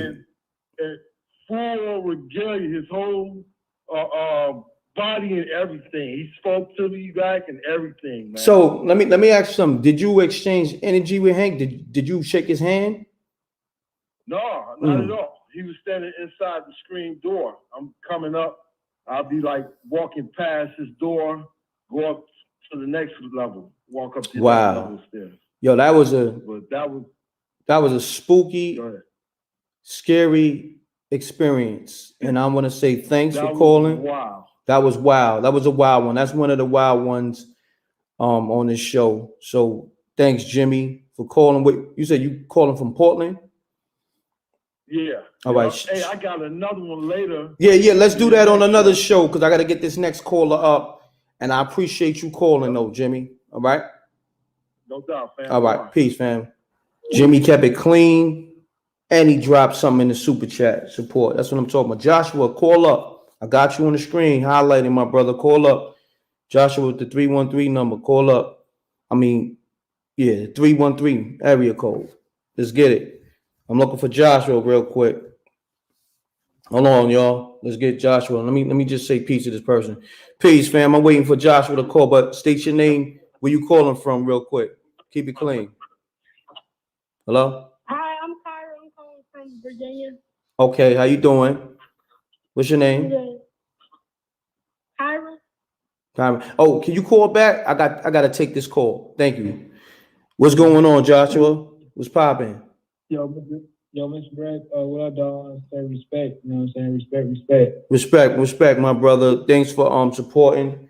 So I gotta respect you because you show that love, but keep it clean and tell me, you know, what you want to tell the people real quick. Well, I want to say, I definitely voodoo is real, but like just on a dumbed down scale, just spirits in general. Like when you drinking or smoking, that's spirits itself. You know what I mean? Because a person can have a drink, right? You'll be good, sober, in your right mind, but you have a drink, then you might wake up the next day like, I don't remember nothing. Yeah. That's by a spirit. That's deep. Is that not voodoo itself? So basically, we practicing voodoo on a self level. Like, I would be like, oh, celebrities sell their soul. People in the hood selling their soul every day. Deep facts. You know what I mean? So it's like, I just want people to watch the spirits. Just watch that. You know what I'm saying? So it's like when people be having those wild, crazy trips, smoking weed or all different weed, different strands, that's spirits itself. That's spirits itself. A lot of people look like when they listen to certain music and they zone out, they want to go hit licks or steal or kill or do whatever. Or some people listen to music and dance and want to heal others or that's a spirit itself. So that's all I wanted to say, man. Respect to the whole New York and to everybody in chat, man. I just say come back to God's word because shit's about to get real. Everything's about to hit the fan. God have mercy on all of us, man. That's all I wanted to say, bro. Thank you, my brother. Peace. Appreciate you, Joshua. Yeah, man. Woo! Salute to Dispatcher 92. I think she called up before. If you want to call up, you can. Anybody who support, you can call up. Just give me your area code. Type in the chat room that you want to call. I'm talking to the people who sent super chats and cash app. All right. Give me your area code and the first 3 numbers so I know it's you. All right. I'm dealing with those people first, man. We got to deal with support because I've been rocking out. And plus, hold on 1 second. Let me check my phone. Somebody said they sent. Okay. Yeah, I'm looking at the cash app real quick. So if you show love, okay, two. Okay, hold on. Got you. Peace. Hey. Mute your audio. Mute your audio if you can. Absolutely. That's you that sent the cash app? No, but okay, it's all I good. will send it to cash app. Okay, I appreciate that. Okay, that's love. What's your name? My name is Keisha. I'm calling out of Philly. Keisha from Philly. Talk to me. What you got on your chest? Okay, so I hear a lot of stories that come out very interesting. I had a thing happen to me. I grew up in North Philly, Richard Island Project. And I had an experience, if anybody knows North Philly, know Marshall Street, 710 Marshall, had a lot of 3-story houses back in the day, like off of Girard Avenue. And I had this boyfriend. I was young. I had this boyfriend, and we went into this place. He got hooked up with some Jamaicans and was going to sell some weed or whatever into this spot. But this house was 4 stories. So we had to go in. We went in with the guy that was putting them on. We had to go in through the basement. Now, when I say the basement was so dark, you couldn't see your hand in front of your face. But he had dogs down there, like pit bulls, what seemed like dogs. But he was leading us by a lighter and was like, "You gotta come, just follow me, stay close." So we go up, we come out the basement, we come onto this first landing. Now, the only thing that was illuminating through the windows was the street lights. So you could barely kind of like really see what was going on inside of the place. This place was so huge. It was supposed to be a 3-story house, but like I said, it was 4 stories. So each level that we came up, it was like open concept, but it was like an apartment. Like we come up through the kitchen part in the like living room type of area, then we go up another set of staircases. So we did that. We came out the basement, went to the first level, went up to another level. So we get up to the 4th level, and it's like we come up through the kitchen and the dining room, but then this 4th level was like the 2nd story of a house with bedrooms and stuff like that, and bathrooms. So we get in there, and I noticed we go all the way to the front room, and it's like life-size artwork. Somebody had like a crazy hand that drew the throwback Disney characters, like Donald Duck with those like the flat shoes and the pocket watch with the chain, and it had Pluto, Goofy, like, and when I say the hand was so crazy because it was like they was ready to pop off of the wall. Oh wow! So it was like 3D. What? Like 3D. Now, from young, I could see into the spiritual realm I would like to say. Mm-hmm. But I could see things like how you see the person sitting next to you. So like they were the dead or whatever you want to call them, they would come to me. So I could, like I said, I could always like see and hear and experience different things. We was in there one night and we was arguing. And before I go to the way that the front room was, the hallway got real skinny. You had to go down 3 steps and kind of like go to the right a little bit, and then you can get to the back. It wasn't a straight, kind of like a straight walk. So we arguing at the doorway, and I felt something like walk into me. I could feel like this different, like my point of view and everything changed. And we were like arguing real hard. And I'm never was that tight. So I would kind of like back down. He would get woofy or whatever, and I would kind of like clam up. But at this time, I'm like ready to go, like whatever. I'll push you out this window. And we arguing, and my back turned. The next thing I know, he grabbed my neck, and we go straight back to this back room. Now, I had never been in this back room. Like I said, it was at night, so the only thing eliminating the room was the street light, which was like kind of off a little bit because it was like a lot next to the building. And I seen Mickey Mouse. Mickey Mouse had this sinister like look on his face. And when I looked at him, if you ever seen a Baphomet, his head was Baphomet. Yeah, be easy on that word. They be demonetizing on that word. But yeah, I got you. Got it. Really? Yeah, there's a lot of restrictions. Now you good. You good. You didn't know. Yeah, keep going. Okay. So I turned my head to look out the window, and I'm like, God, please. And I looked back, and it was him. And my feet, like we had kind of went back down onto the floor, because this whole time my feet was like off of the floor. And I believe his was too, because I could feel us like slowly coming down. And looking at him, he was confused, looking like, "What are we doing back here?" And I was like, "Listen." Wow, that was crazy. Well, listen. Yo, you breaking up, love? You breaking up? Got a little spooky. I tried to let it rock, but it got spooky. I guess the spirits, they call static on her line. You know what I mean? But on that note, that was kind of spooky. So that's the signs. I pay attention to the signs. I'm gonna get off this line. I'm sorry, baby girl, but your phone started getting a little spooky. That was somebody said that was Mickey Mouse. Somebody said I'm creepy. Oh man, that was crazy. I'm sorry, baby girl. Yeah, send that cash app in though. You know what I'm saying? Because I did let you rock and I let you get your issue off. You know what I mean? Right here, the MRecktv, $MRecktv. I'm gonna type it in the chat room. I'm sorry, but your phone got spooky.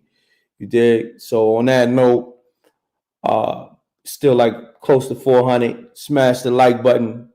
We giving y'all exclusive stories. We letting the people call up. That was a little creepy right there, because when she was talking about what she was talking about, the phone got real spooky. Somebody said, "Now I'm creeped." Oh man, crazy, right? Crazy, right? I gotta end the show on that note because it was so spooky. We're gonna be doing the spooky hours. I think I did it Wednesday or Tuesday, I don't know, but I'm gonna try to do it as much as possible. Y'all gotta request it. If y'all got any spooky videos, stuff like that, send it to MRecktv promo. And if you send something in and I ain't get to it, just put spooky hours in the subject. So you got any spooky videos, make sure they clear. Send it to MRecktv promo at Gmail, and you can send it through WeTransfer.com, because these files will be big. If you got a good video and they a big file, send it through WeTransfer, WeTransfer.com, and my email is MRecktVpromo.com for that. All right.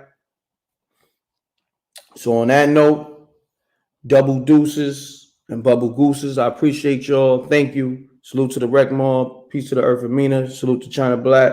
Salute to Steve, the producer.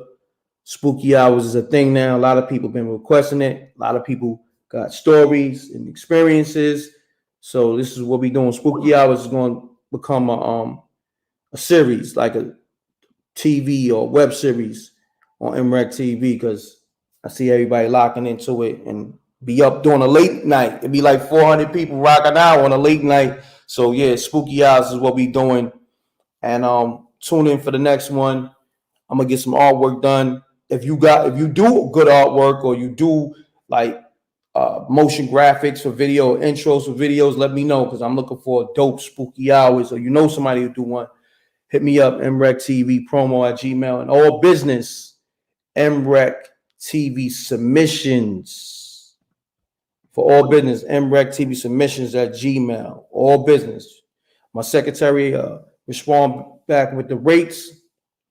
And hold on, somebody said, I feel like, shouts to Lakeisha says on the super chat. Somebody said, I feel like burning some sage right now. Matter of fact, let me take some more callers, because I see people calling up. And if matter of fact, I think the 267 number that actually supported, they trying to call up. So if you're trying to call up and if you drop something in the super chat, hold on, let me speak to this person. Peace, you live on MRecktv. Keep it clean. What's your name and where you calling from? What's up, man? It's Andy G from Atlanta. Andy G. I'm originally from Mississippi. No doubt. Like, shout out to you, brother, and for you putting in your work. Just keep putting in your work. Thank you, my brother. Love the show. Shout out to you. But about this voodoo thing, man. Keep it clean. Keep it clean, though. All right. Oh, yeah. For sure enough. For sure enough. I know the MReck etiquette. Thank you, my brother. Salute. So, voodoo, first, one of the most traveled places from WIGHT folks, white folks, one of the most traveled places is West Africa and Haiti. Why? Because they want to go and learn our science. Our science is voodoo. Mm-hmm. And it's a science because voodoo simply deals in the principles of nature. And in nature and in the universe, you got two forces, negative and positive. Neither one is bad or good. So a lot of these people will use voodoo. The problem is they're using the crap for wrong. Mm-hmm. You can use it for wrong, but you can also use it for good. Mm. And it's the same. You remember that movie Chucky? Yes, sir. Remember, he got in that doll, and then he got Charles Lee Ray. Yeah, that was Charles Lee Ray, and he used the Chucky doll. Right. Yeah, I remember. Yep. Right. Mm-hmm. It shows you right in there. He got shot. He started bleeding, so he went to seek out his master teacher. Mm. And when he got to his master teacher, it was a black man who taught him what he knew. And he was like, "Yo, I got shot and it hurt." And his master teacher told him, "Yo, you turning human in that body." And he was like, "Yo, how do I get out of it?" Mm. And his master teacher, what his master teacher do? Said, "Nah, bro, I can't help you. I told you not to do that. Mm-hmm. You're an abomination and you got to be stopped." Mm. Chucky had already prepared for it, had his voodoo doll, and he tortured him and made him tell him. But the point is, the master teacher told him not to use it for evil. Mm-hmm. So the stigma on voodoo is, oh, that's evil. Mm-hmm. And them Haitians down there, they were farmers. The largest army in the world at that time, Napoleon, came over there and got their butt whooped. Mm. The reports, actual reports that anybody can go look and find, the reports are there. The reports are that trees were coming alive. Mm. Our men and women were turning into lions, tigers, and bears. That's where that comes from. That saying, "Oh, lions, tigers, and bears." Wow. And yeah, that's what it's in the reports. And they beat them with voodoo and won their freedom, which I would suggest all of our people at this point go back to their indigenous roots and start messing. See, they call voodoo what? Roots. Oh, she put that root on you. but they make you think it's bad because these people don't want you to go back to your roots. Got you. You feel me? Got you. I appreciate you. Yo, that's deep. I appreciate you calling and dropping those gems, my brother.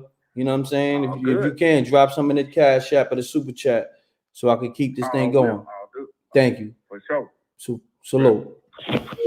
Yeah, that was a good assessment. I like his angle. He used the whole Chucky movie thing. You know what I'm saying? You know, that's one of my favorite movies. You know what I mean? Charles Lee Ray, aka Chucky. Y'all don't even know. You know what I'm saying? That was dope. Salute to the homie. I forgot his name. That was a dope call.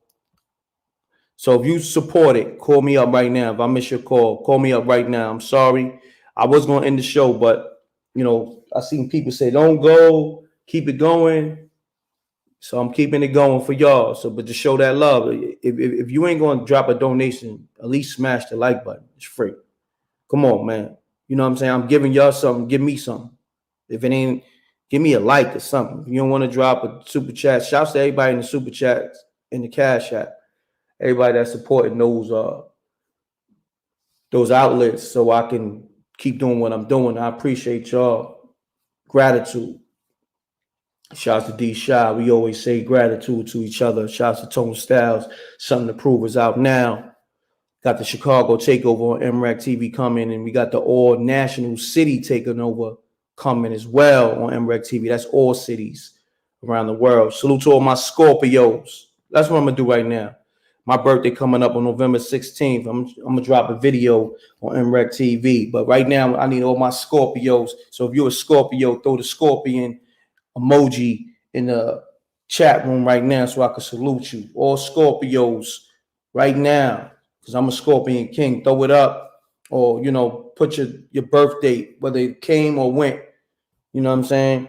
Or it's coming up. You know what I mean? Let's salute the Scorpios, the Scorpion season. You know what I mean? Scorpio season. Let's get it. Okay. Hey, Pink Mob Studio. Salute. Salute to the Rec Mob. Pink Mob, I see you. Hey, let's get it.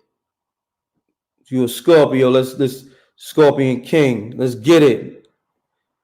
Neil Ortiz, Scorpion King. Salute, King. 11/16. Stop playing. Oh, 11/6.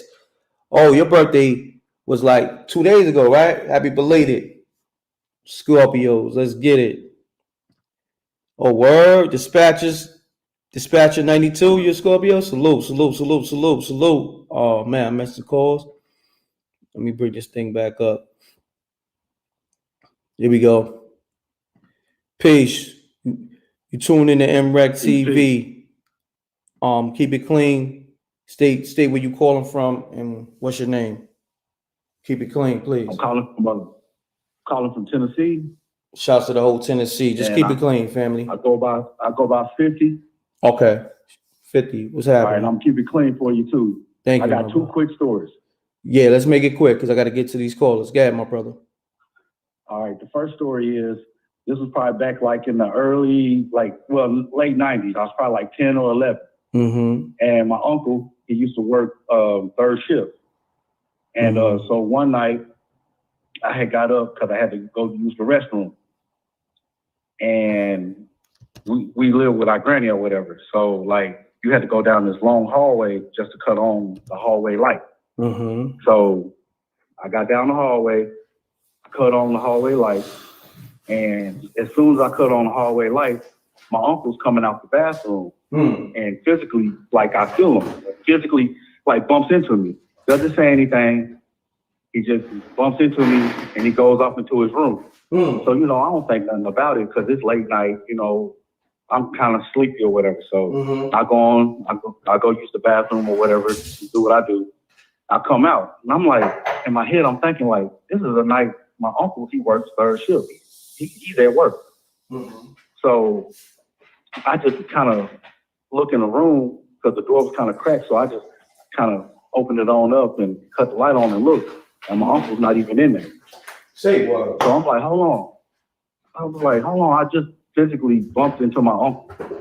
So he always parks his car in front of the house. So I go to the front window And I look out and his car's not there. So mind you, I got to go back to this hallway and cut this light off. And I'm like, I just seen my uncle, but he's not here and his car's not here. So I'm really spooked out. So I just went back and got in the bed, and I didn't tell nobody that story for probably 10, 15 years. I told my mom about it, you know, but to this day, my uncle still doesn't even know about that story. Wow. And that's a real story. Now, let me ask you this real quick. Where was your uncle at? Was he at work or he just wasn't there? You don't know where he was at? Well, he was at work. So that's his work night. Wow. Yeah, because like when he came out the bathroom, like my uncle, he always walked around the house with he thought he was a muscle guy, so he always walked around the house with his shirt off. And he had like some purple Laker shorts on, and that's how he looked when he came out the bathroom. Wow. So you physically felt his presence, like you bumped into him? Yes, sir. I physically bumped because I was like, man, what's his problem? And then you know I went on into the bathroom, you know, and then that's when I came out. That's a real story. I told my mom, dad, and she bugged out because we all lived there together. That's crazy, bro. Yeah, tell me the next one because that one was crazy. All right, the second story is, see that story, we lived in the country, so we finally moved to the city. And when we moved to the city, we moved to some projects, and you know, I was basically like a new kid on the block. And at that time, then I was probably like maybe 14 or 15 years old. And by me being the new kid, you know, I'm hearing all these stories, you know, seeing all this stuff. And so one of the guys in the neighborhood told me a story about it was an apartment fire because a project fire or whatever. These projects were built like in the 1930s or 40s. They were basically built for like soldiers and stuff. And but he told me a story about one night, one of the units had caught on fire and the baby in a baby's room. So basically the baby didn't get to make it out the fire. Everybody else made it out, but except the baby. Wow. And he was like, you know, it happened like around 2, 3 o'clock in the morning. And he was like, you can hear the cry of the baby. And he said it's real loud. And so, you know, by me being a new kid on the block, I'm like, okay, he's just messing with me, trying to scare me or whatever. So one night, it's quiet. I'm talking about dead silence. You could drop a pin and you could hear it. And I lived in the front, so I could see if anybody was out. And you know, I wasn't looking for this sound. I was being a bad kid. I had my window open and I was smoking. And all of a sudden, I heard this loud cry. And I was like, what in the world? And it kept getting louder and louder. I'm like, the crowd was so loud, it sounded like it was in the room with me. Wow. And then I said, hold on. I thought about it. I thought about what the dude said. I went and looked at the clock. It was like 2:30. And I was like, man, he wasn't kidding. It was for real. And then the next day, I told him about it. And he said, see, I told you. Wow.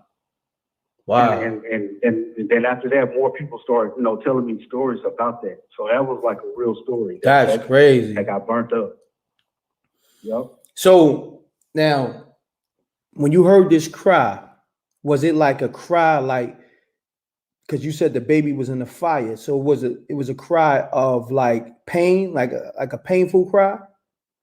Yeah, you could tell, like you could hear it. And like I said, like it started out like a little faint cry, and then it got louder and louder, and it literally lasted about, I kid you not, about 5 minutes. Maybe that was the whole time, like when that process happened, but it literally lasted about 5 minutes. Wow. And that's crazy. That's a real story. Like if you lived here, you could probably look it up and find it. Where you at now exactly? I live in Tennessee, but in a small town called Murfreesboro. Wow, that's crazy. You had 2 crazy stories. What's your name again, fam? Man, I go by 50, but on my app, my name's Latero. Got you. Appreciate you calling.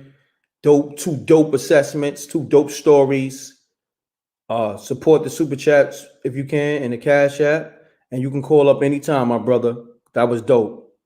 Appreciate All you. right, that's a bet. Next time you have one, I got another crazy story, but I don't want to take up too much time. But I got just one. I only got 3 whole stories in my life. Yeah, no doubt. Call up on the next one. Send that the super chat or the cash app, and I'll let you rock out. I know the next story is probably even more crazier. You heard? All right, that's a bet, fam. All right. Appreciate you, fam. Love. Paige, you live on MRecktv. State your name, where you calling from. Keep it clean, please. Please. Peace, God. Peace, God. Talk to me. My name is Supreme Mathematics from Fort Wayne, Indiana. Supreme Mathematics. I spoke to you before, right? Oh, indeed, God. Yes, sir. Peace, God. So you know the M.Reck room etiquette. Keep it clean. Smash the like button. Send a super chat or cash app. You feel me? Love. So, Indeed, God. peace, God. Talk to me. Well, the Freddy Krueger aspect is a reality. It was based on a disease that was in Asia during, I think, 3 Mile Island. It's called sun disease, where people were very healthy. Asian was very healthy, but they died in their sleep, and doctors couldn't figure it out. But that was one level of it, and then there's another one that's based off this guy named Fressy, where he used to look in people's windows and basically kidnap kids and take them to an abandoned house, and the whole neighborhood found out and basically burnt them, captured them, put them in the house, and burnt them down. And so it's a lot of stories on Freddy Krueger. My personal experience, I was in an apartment, and and mind you, this is a Burmese capital, and so a lot of Burmese went to this apartment, and I happened to be sitting there. I was fasting for like 3 days, so I happened to sit there in my house, and I looked in the corner, and I seen this nigga. I seen Freddy Krueger just looking at me like straight up, like arms crossed, everything. Say word. Wow, like man, this is like, I mean, it was just crazy, but I never told nobody that. I mean, I told a couple people, but I never really told nobody that. You know what I'm saying? So when people talk about the spiritual or voodoo or tarot cards, everything, all that's real. If it's in everything starts with your mind first of all. Got you. Facts. You know what I'm saying? So if you can solve the difference between conscious and subconscious, then you know how to block it out, but also you know how to born it into reality. So it all starts with the mind, because it all has history. Facts, my brother. Appreciate you calling, man. Dope assessment, dope story, and I'm gonna call it a night because it's on 2 hours. I'm gonna end it with you. Word. All right, my brother. Indeed, God. Supreme Mathematics. Peace, God. Good evening. Have a great evening. Peace. Matter of fact, I'm gonna take one more caller. Give me a good story. Keep it clean. Let me take one more call. I need a crazy story for the night. Crazy, but keep it clean right now. Still got over 300 people in the room. Call me up right now. I think it's 267. They supported the super chat or whatever. Call up right now. I've been missing your call, I believe. Call up.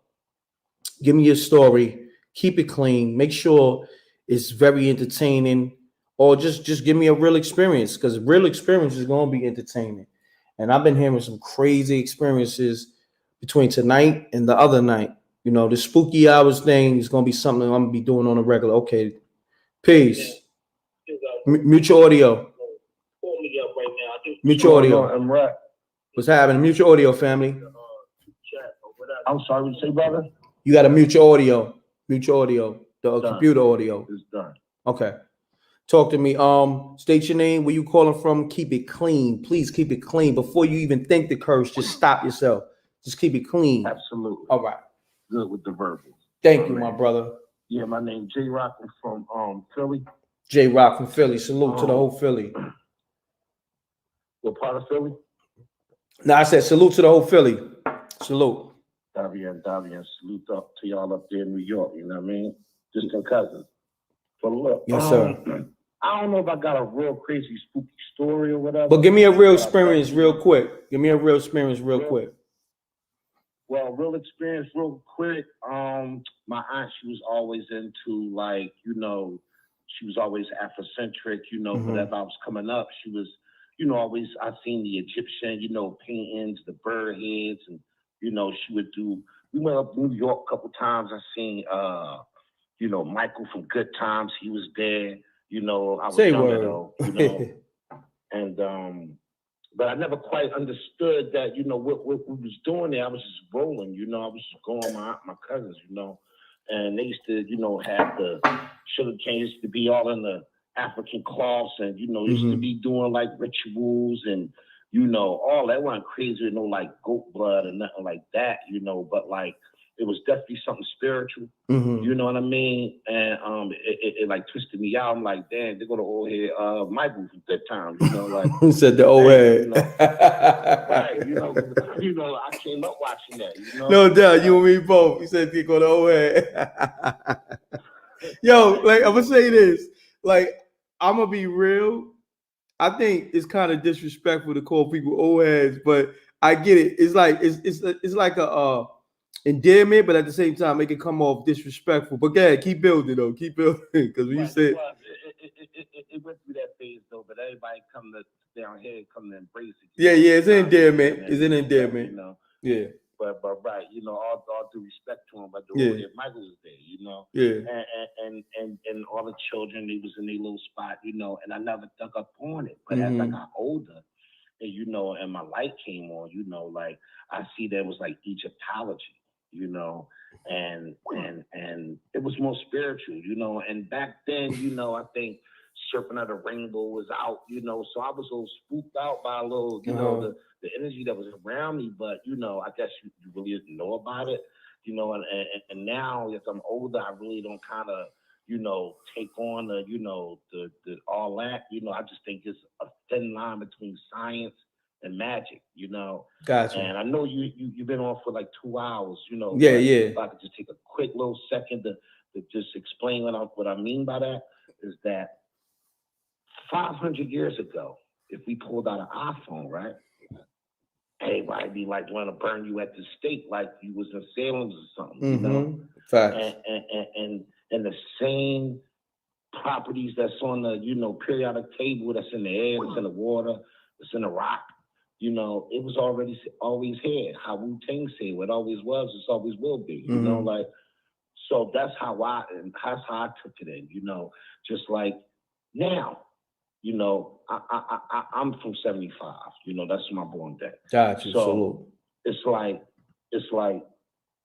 remember when you was trying to talk to the girl, you know, you had to wait for the phone that had the long string. Now, you know, you could talk to anybody, you could watch TV on the phone.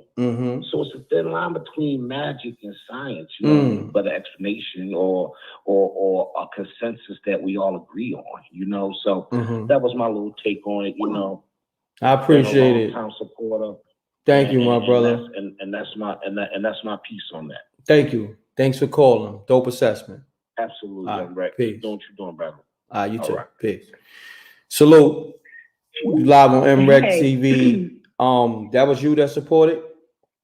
Yes. Okay, I appreciate it. That was through the super chat or the cash app? Cash app. Okay, appreciate you. I know you've been trying to get through. I'm sorry, and you see the lines is crazy.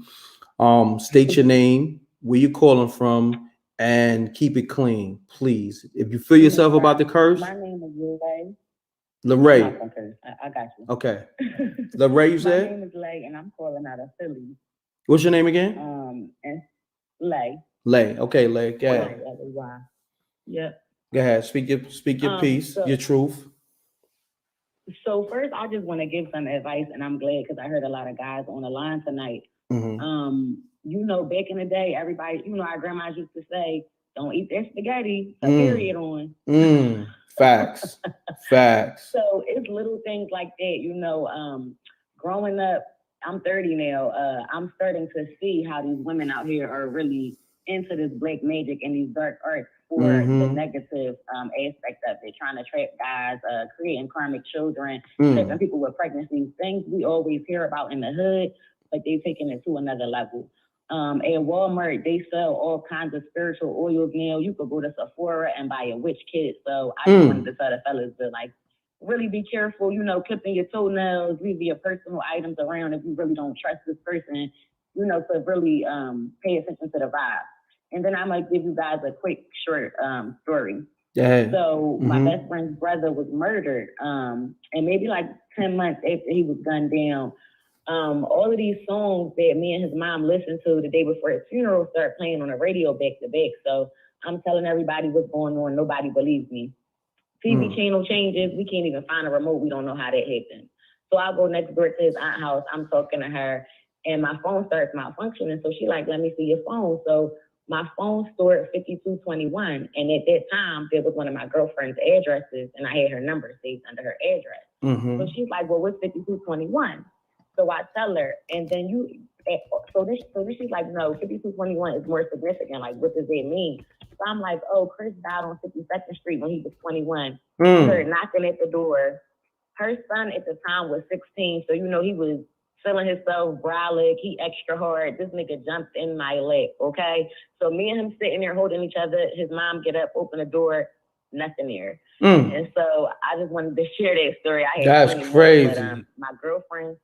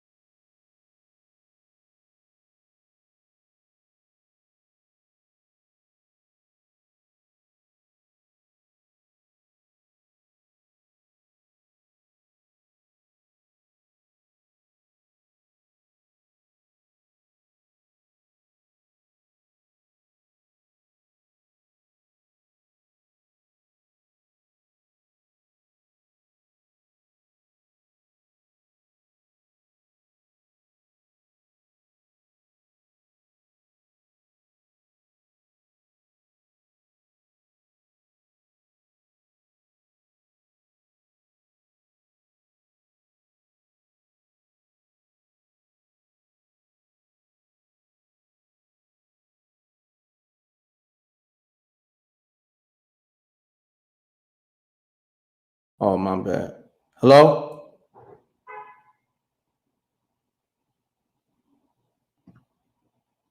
Mic check. Can you hear me? Salute. My bad. My bad. Can you hear me now? My bad. Yeah, I was talking for a minute and y'all couldn't even hear me. My bad. I'm sorry. So smash that like button, man. It got spooky. Facts. So yo, I'm gonna end the show on that note. Like the software, I don't know, it's going crazy. So like I said, this is gonna be something I'm gonna be doing on a regular. Everybody's digging this. The cause was crazy. Another 2-hour show. And as you can see, it gets spooky. It's real. You know what I mean? You see phone lines get staticky, the live, you know what I'm saying, get muted, you know what I'm saying? It gets spooky, you know what I mean? We coming up on them spooky hours for real. You know, that 2-3 in the morning, it gets spooky. You don't get sounding like that. Yeah, you got scared, huh? You got scared, huh? Yeah. It got spooky in your crib and it got silent, right?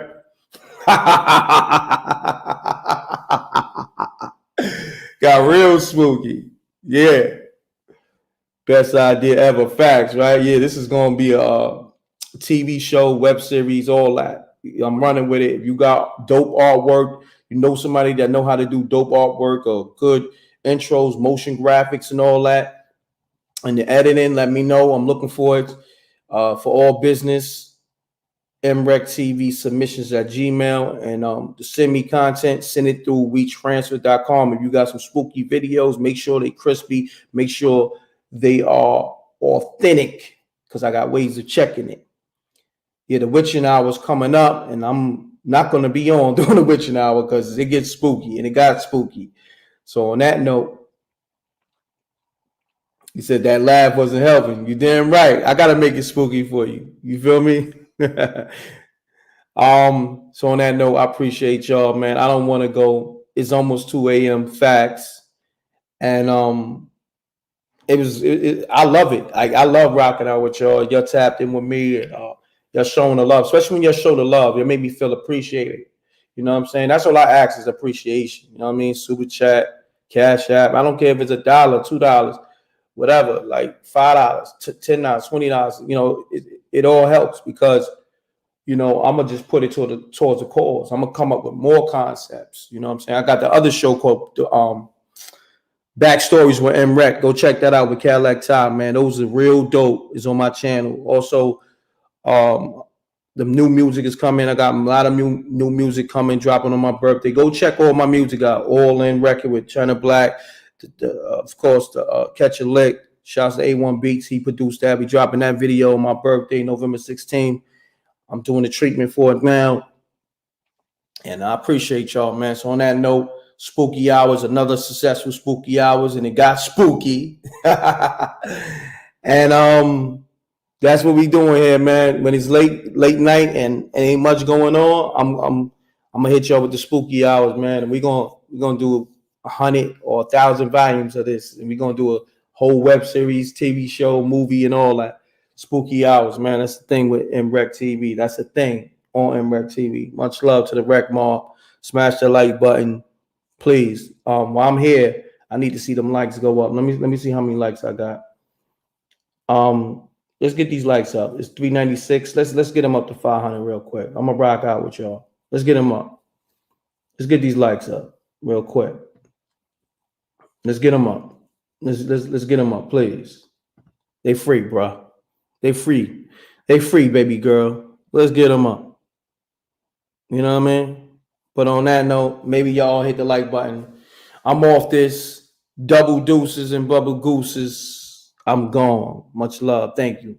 Peace.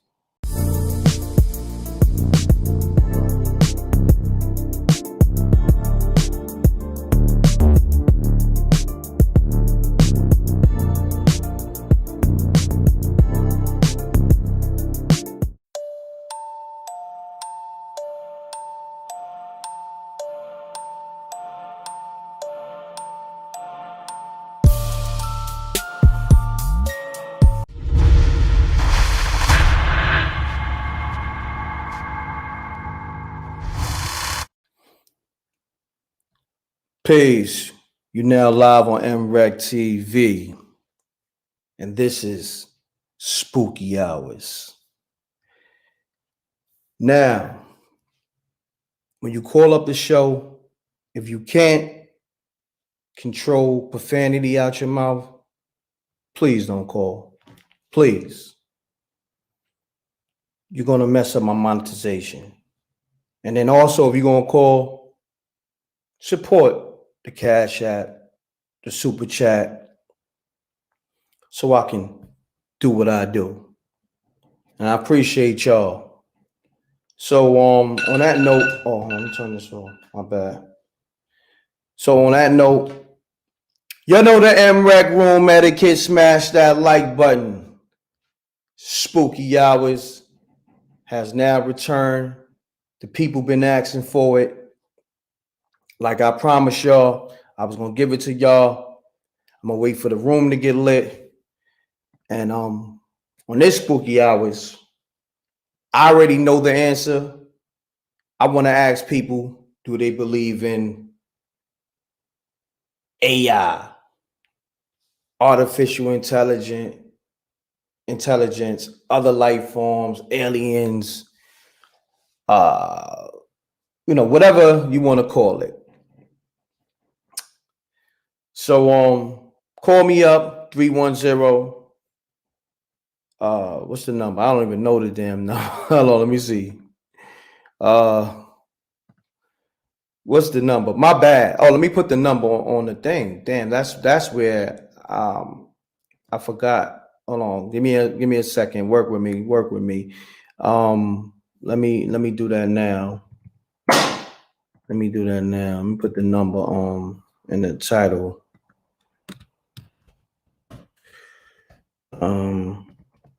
Bugging. I had it there earlier, but for some reason it didn't save. So I'm putting that there now. Call me up, 310-598-2974. This is Spooky Hours. Call me up with your spooky experiences, whether ghosts, if you on your voodoo-ish, because there's a couple people called me up saying, they use black magic. I'm gonna read the chats. Hold on, let me pull up the phone lines. What's good, Jason? I see you. Let me salute to the people in the chat. Spooky Hour, let's get it. Facts. What's happening? Daniel, I see you. Omar, I see you. Jason, I see you. Salute. Yeah, call me up. Let's get the Spooky Hours things popping. We 3 minutes in, man. Come on. I'm not gonna be here all night. Y'all ain't gotta be scared. Sunday is the most spookiest night. For some reason, that Sunday night, I don't know, it got like a spooky vibe to it. Let me know if I'm bugging, man. Like, even if you want to just call up and just, let's talk about Sunday, the spooky vibe Sunday has. And real talk, let's be real. A lot of people pass away on Sunday. Sunday's like a weird, spooky day, night. It just weird. It's off. Like, you know what I mean? That's why I think, it's like everything is shut down on Sunday. They trying to make, things happen like 24 hours now or 7 days a week. But Sundays, like everything is shut down. Remember the liquor store used to be shut down on Sundays. Hold on. It's some people who sent me some spooky videos too, man. I ain't gonna hold you. I should find that. That's what I should have did. I should have had that them spooky videos. Hold on one second. You know what I'm gonna do? I got something for y'all. Hold on. Stay there. Stay right there. I got something for y'all. I'm gonna wait till the phone lines get lit, but until then, let me find some spooky things for you. Matter of fact, yeah, stay right there. Matter of fact, hold on. Let me go to this commercial real quick. I should have did that in the beginning. And by then we should have a caller. Bring back the man in you, not because you need to, but because you will want to. Improve your weight room and bedroom performance with the all-new Vasoflux for Men natural dietary supplement. This unique blend of barks, roots, herbs, and vitamins is nature's way of keeping you in the game. And all for under $10. You can order yours today. Visit Youth Fountain Laboratory at youthfountainlab.com or call 1-800-853-7856 today. Can you hear me? Let me see. Let me take this off the screen for a minute.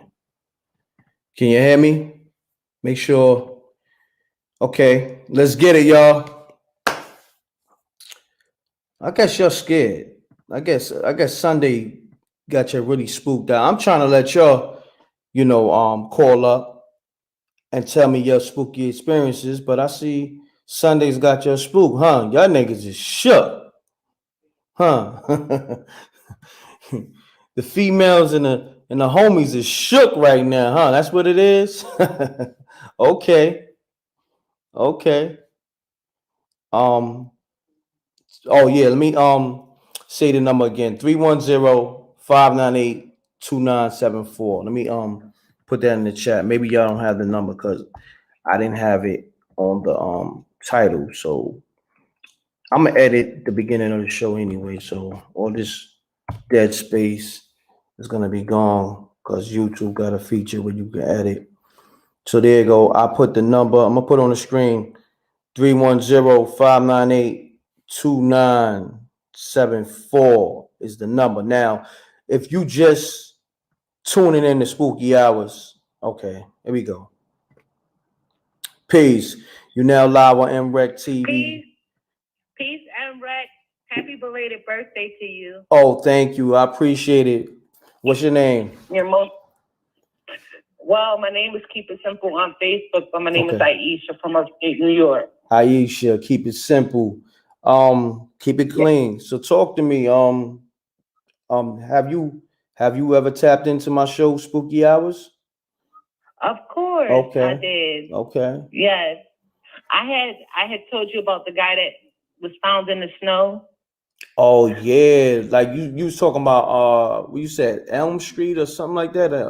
Yes, you remember quite well. You got a good memory. Yeah, I try. I don't remember everything, but I try. I appreciate it though. So yeah, you told me you had another one too. You said you had another spooky story. I have quite a few, M.Reck. I was staying in this building, where I'm from, on White Place. All right.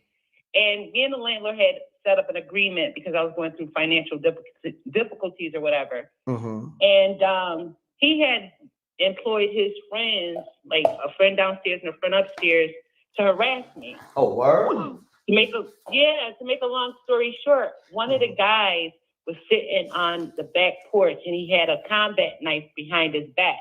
Wow. It was one that had the razor edge and then it had the spike edge on the other end. And I took my camera out and I was filming. I was like, I hope that's not a threat. Man, I started praying to the Most High. Let me tell you, I had stayed over at my mom's house because I was getting harassed so much. And I came to get some stuff from my apartment. And the neighbor down in front of the building said, "Did you hear?" I said, "Did I hear what?" He said, "The guy downstairs died." Say word. I said, "No, he didn't." He died. The guy in front had took him to the market to get some money to pay his rent. And he went in his house, laid down, and had a massive heart attack. Now that's spooky. That's spooky. And that's why I always tell people I'm protected, because as long as you deal with people with a pure heart, you're protected. So I always say I'm protected by the Most High. So that's my spooky story. So I hope that jumpstarts your day. Oh, I appreciate it. You know what's so crazy that you call Aisha? When you call, it's like 5 people call behind you, but you know, it took Aisha to break the mold. It took a female to really, you know, set the tone. And I appreciate that, man. You know, I don't know what's going on with people. Let me ask you something. But you know what? What I think it is about our people is that we're so in gadgets that when we come together and we have a freedom of expression hour like you provide on M.Reck, sometimes we feel like we're going to be isolated or judged. Me personally, I don't worry about people judging me, because throughout life, somebody going to judge you anyway. You know what I'm saying? Regardless. Facts. Let me ask you this, though. One last question. Sundays. Is it me or Sundays is a little spooky at times? I think Sunday is really spooky because you got a lot of spirits roaming about on Sunday. Because you got to consider people be going to church and they be shouting all over the place, and we're energy. So that energy has different frequencies. You know what I'm saying? Facts. And a lot of times you have people that be sitting up in the place they call God's house, and their spirits still don't be right. But yet they gyrating and acting like they holier than everybody up in there. You see what I'm saying? So Sunday is definitely a spooky day because of the spirit that is executed in different areas. So yeah, I agree with you. I appreciate it. Because I know I wasn't bugging. Thank you, Aisha. So, you know, you can call anytime with a story or just to, you know, tap in with me. You know, you have a great night. But make sure you stay tuned in. You're the best, M.Reck. You're the best. You're the best. I appreciate it. Make sure you stay tapped into the show, baby girl. All right, I will. All right. Peace. All right, wait. Now y'all can call me. I missed like 10 calls when Aisha was on the line, but when I was trying to get you to call, you know, I guess you took your sweet time. Yeah. Sometimes your dudes be acting like divas too, man. Like, I ain't gonna hold you.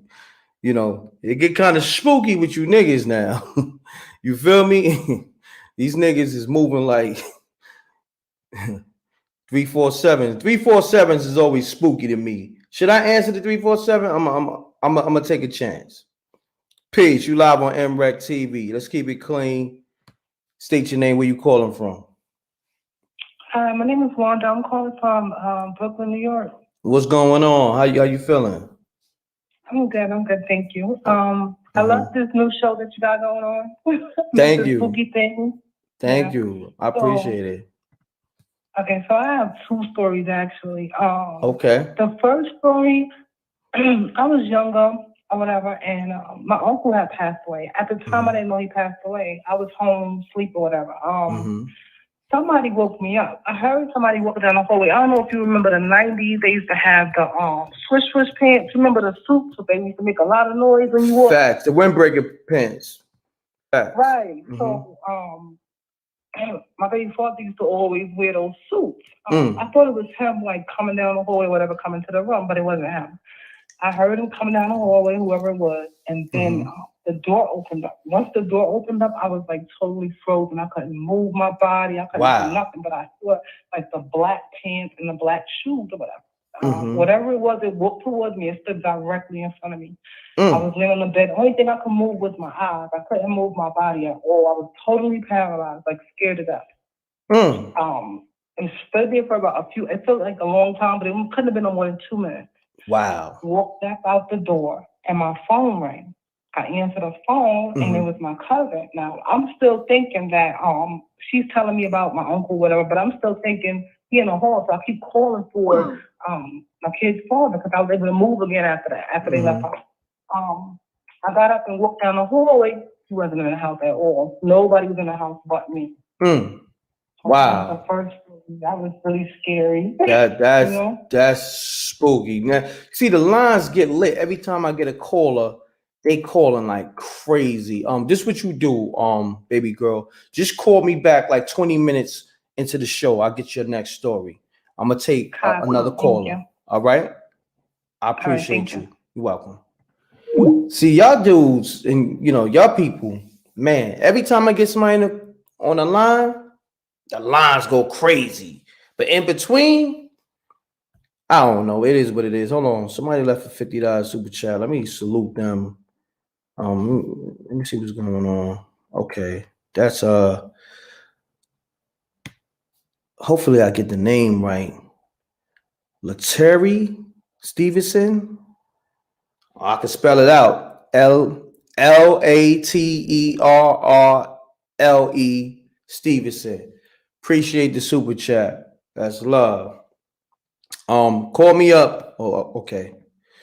Peace. You now live on MRecktv. Let's keep it clean. Let's keep it short. Tell me your spooky experience. Yeah, my name, this is Zoe Hustles, Zoe Hustles on Facebook, Zoe Hustles on YouTube. I be in a lot of indigenous fields, we been following you for a couple of years, man, checking you out, just being in the shadow. But I got a good experience, man. Out in California, before I moved back to Michigan, I lived in Salinas, California. Yo, hold on, fam, 1 second. For some reason, your phone sounds a little muffled. Do you got me on speakerphone? Yeah. Yeah, there you go. You sound much better now. There you go. Start from the top. Okay. Okay.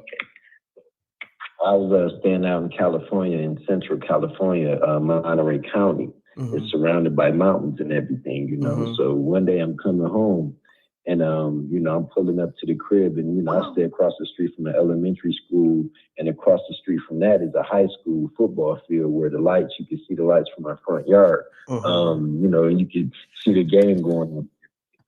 So, I'm pulling up to the crib, you know what I'm saying? And, me and my partner, in the truck, and we just see this light is coming full speed. Like, we thought it was a jet about to crash or something. So I'm slowing down to see, like, I'm trying to figure out which way it's going. So the light coming full speed, but it stopped right above the football field, did a 360 and darted faster than anything man-made possible. Me and my boy stopped and pulled over, got out the car and was looking at it like, what the? So that was just the beginning of this night going into the next morning. So I pulled to the crib, pulled in the driveway and everything. And then it was just like, we sitting there talking about it, looking at the football field. And while we sitting there talking about it, it just a beam of light came out of nowhere and hit the ground right in front of my driveway on the street. So I'm like, I said, dude, did you see that? He said, yeah, I thought that was just like my eye was. I said, no. So we go out there, turn on our cell phone lights and looking at the street. It was a perfect, about a 24-inch perfect circle surrounded by black burnt concrete to where something hit that. And then I was never there before because my house was a brand new house built in 2007. So that mark is still there to this day, but it came from something. So I'm, we tripping in, we going in, my man cave and everything. My third garage started, lighting up. So the next day I wake up, I, make sure my kids get off to school and everything, and I work for myself. So, I do construction and I work at my own schedule. I decided to not work this day. For some reason, I'm sitting there cooking some, some French toast, some, scrambled eggs and stuff. And I looked over and I just seen something walk across my window, but not just the front window without the curtains on it. It walked across the curtain part. What? But when I looked at it, it was like it was a visible but blurry being walking. So I was tripping to the point where I grabbed my cell phone, and as I grabbed my cell phone, a bird hit my window and died, bro. What?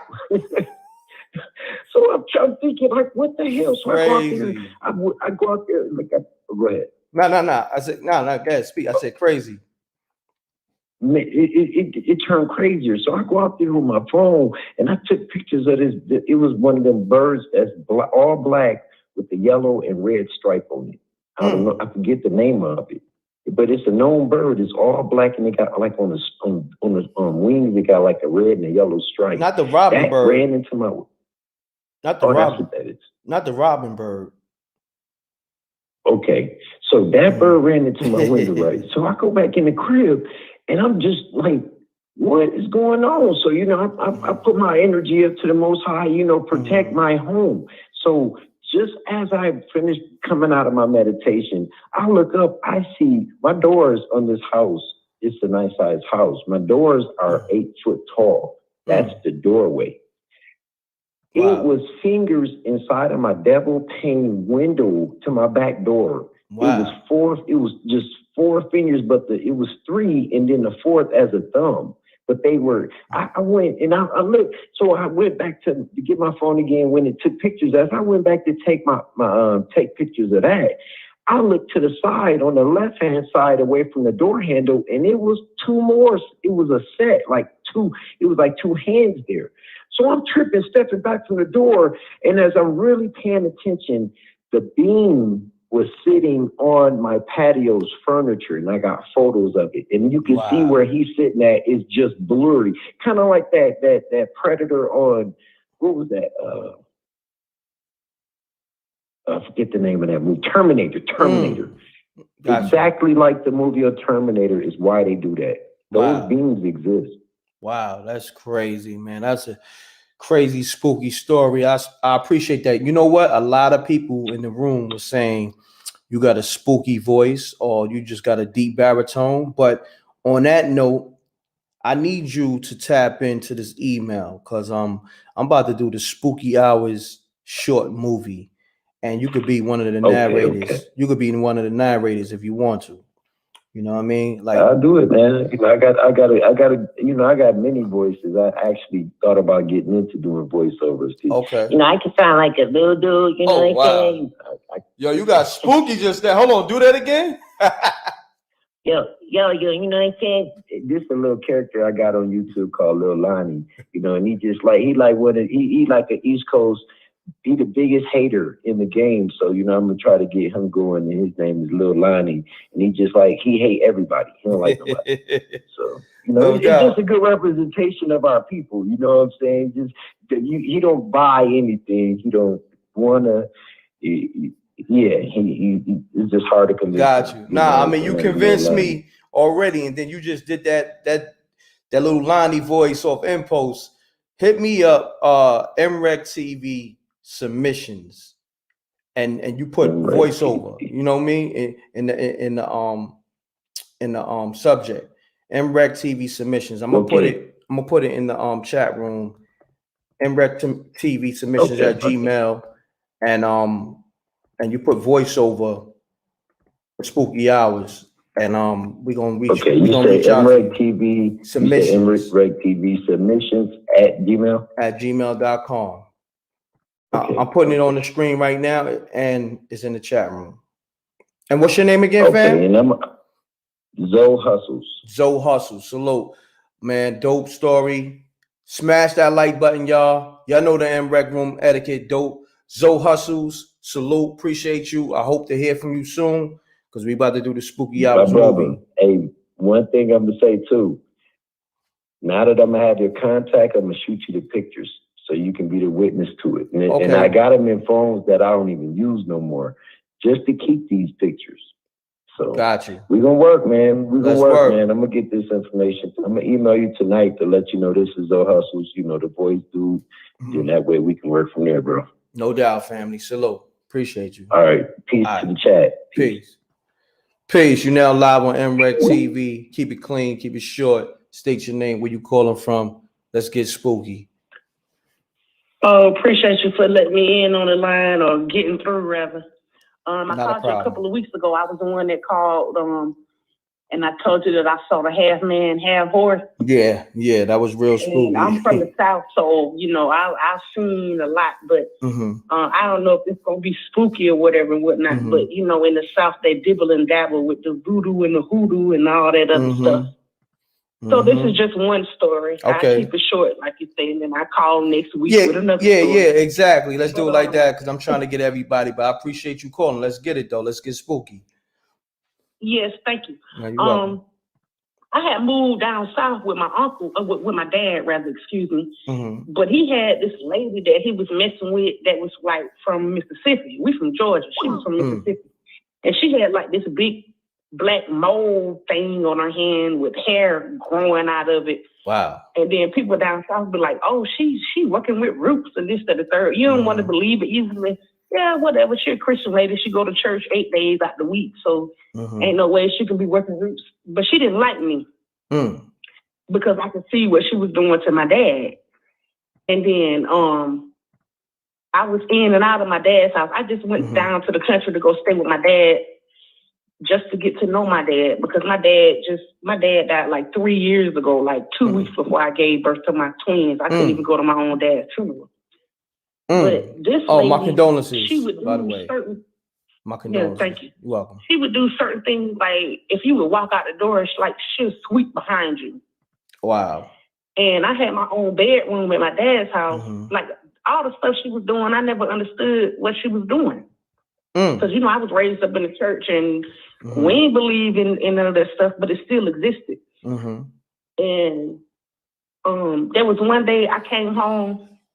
You know, down south, you always keep your Bible open on the 23rd Psalm.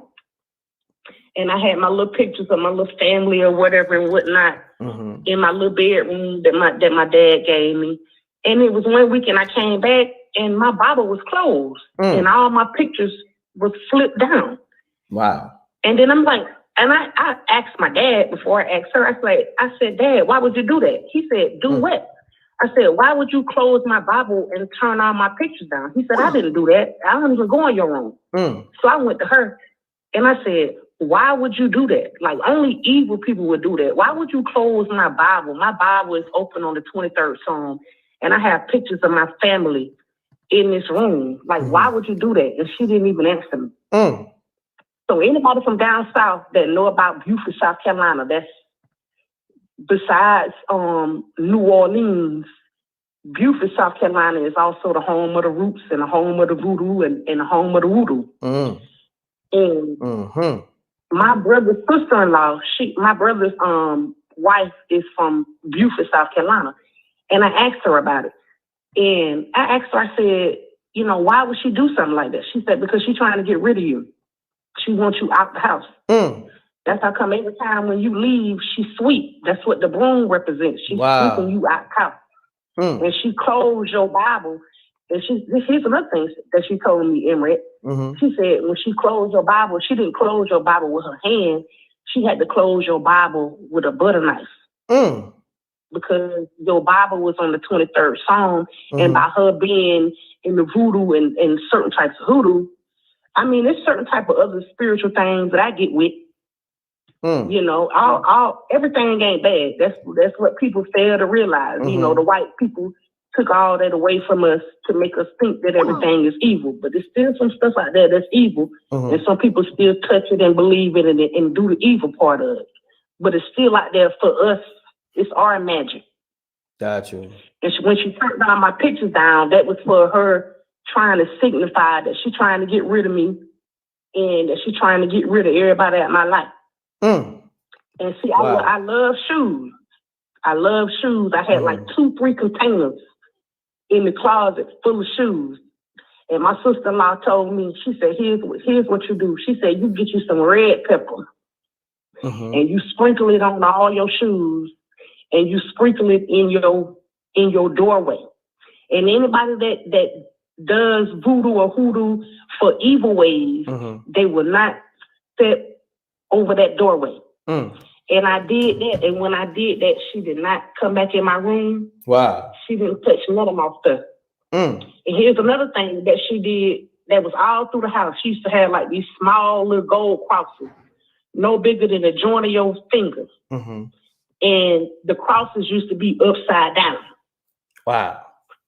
And my sister-in-law also told me, she said, get you some garlic cloves and you break them open and you put them up under your couch, up under your sofa, up under your coffee table. And it'll get rid of all the evil. And I still do that to this day.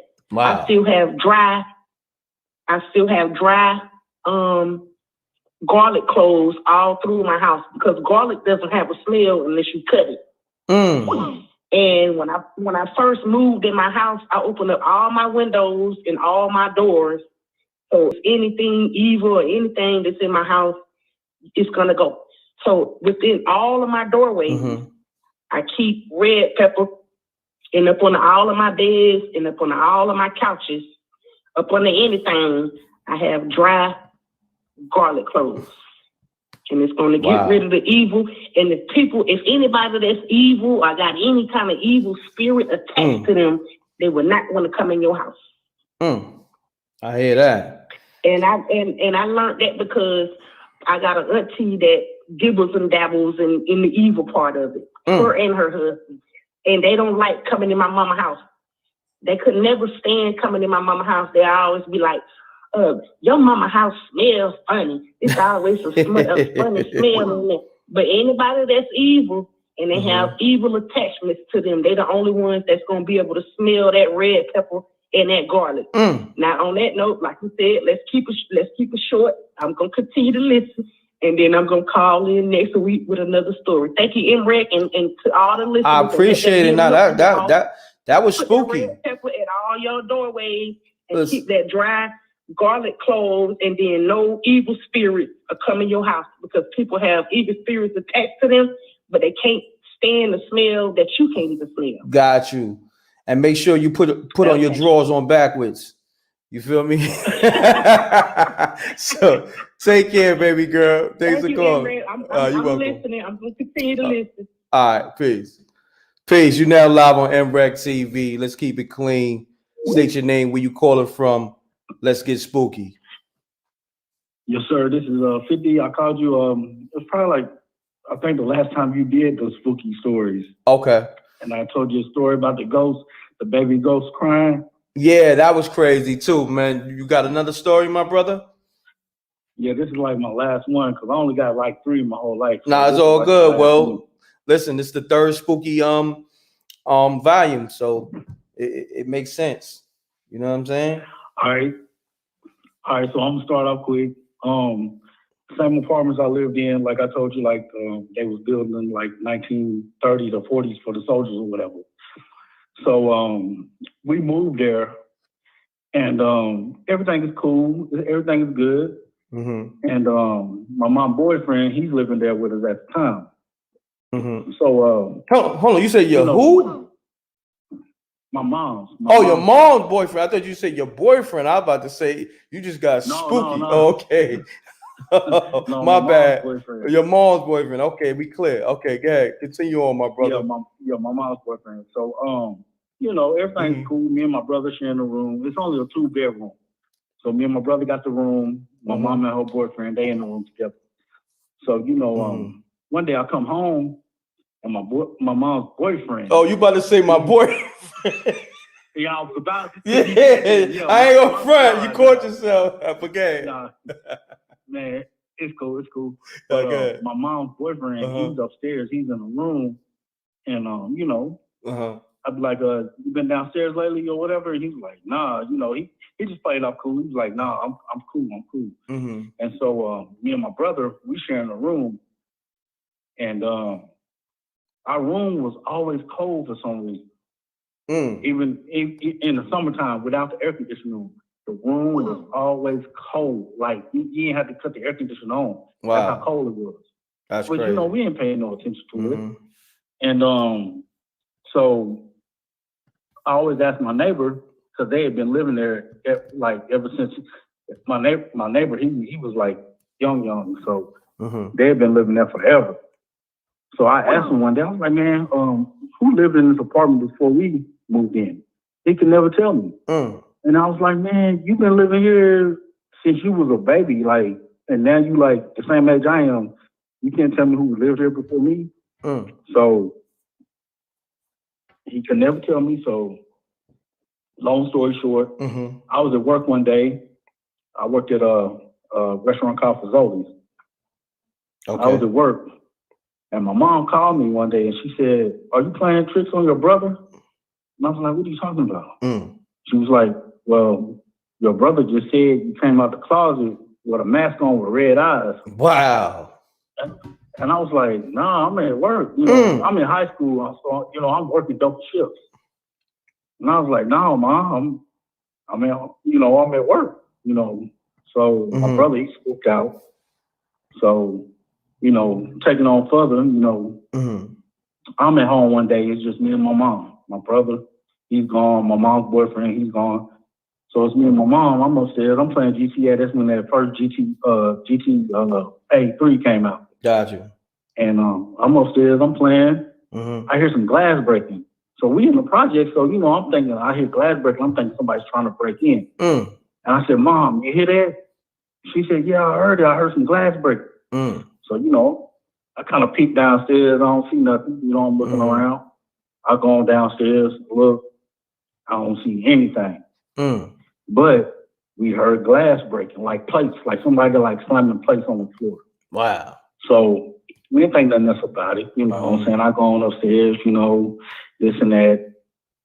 And then I asked my neighbor again. I was like, "Has anybody else lived here before us?"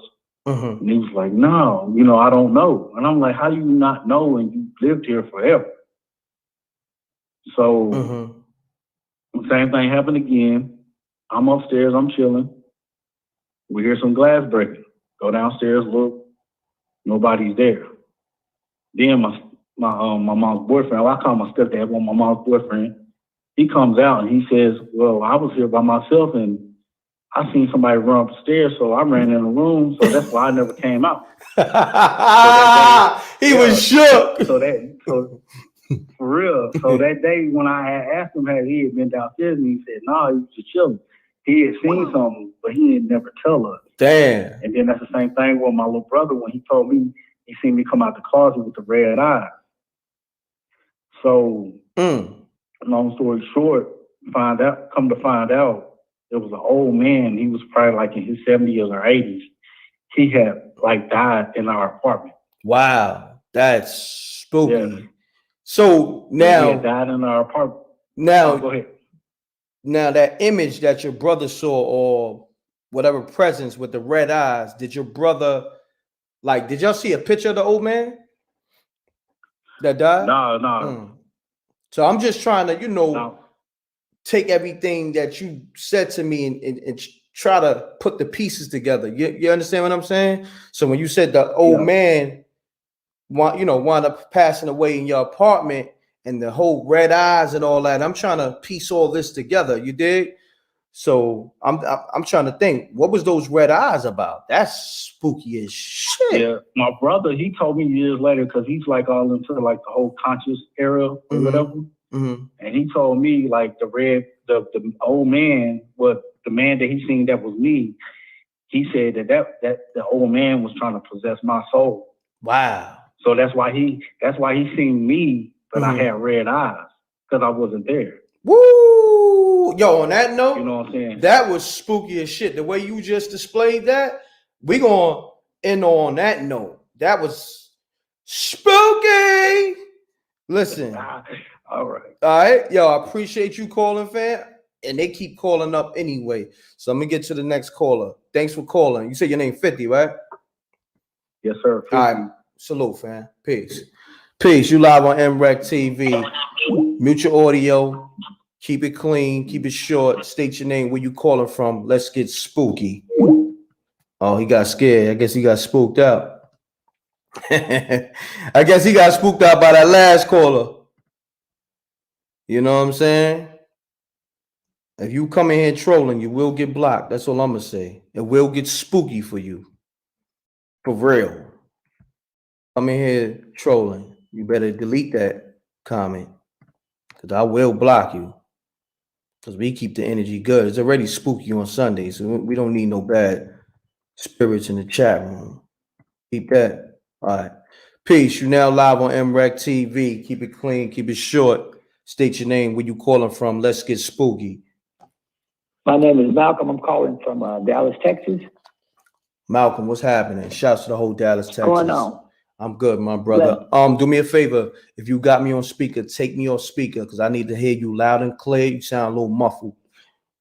Okay, let me take it off. Okay, can you hear me? Much better, Malcolm. Much better. There you go. Cool. Yeah, so like in Mississippi, I was hearing the lady speak about voodoo and hoodoo. I definitely remember the word hoodoo. And I used to hear a lot of stories about, sometimes in Mississippi and some of those, like those rural wooded areas, you had older people, good people, and then you had some people who were just mean people that, if they didn't like you, they would put some type of voodoo on you or some type of hoodoo around you. And you would never know why certain people in your family is behaving or if they act in a certain kind of way. You just don't have no idea. But let's get into this here. Like down south, what I was learning was like when people passed away, some of them didn't just pass away. After you buried them, they would find their way back into the house.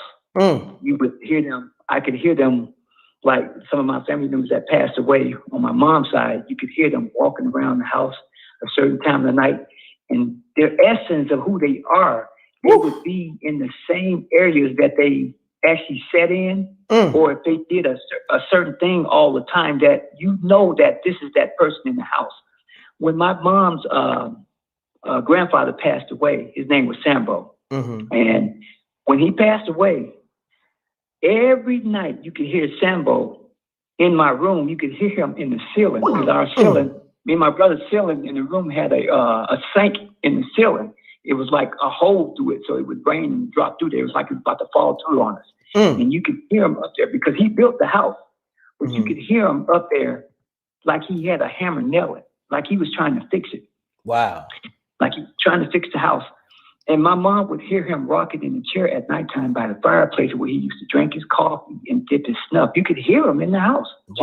You can hear him by the you knew it was him. Yo, that's spooky. I think I want you on my Spooky Hours movie. But keep talking. I like your you got a good voice too. But keep talking. Keep talking. My bad. Yeah.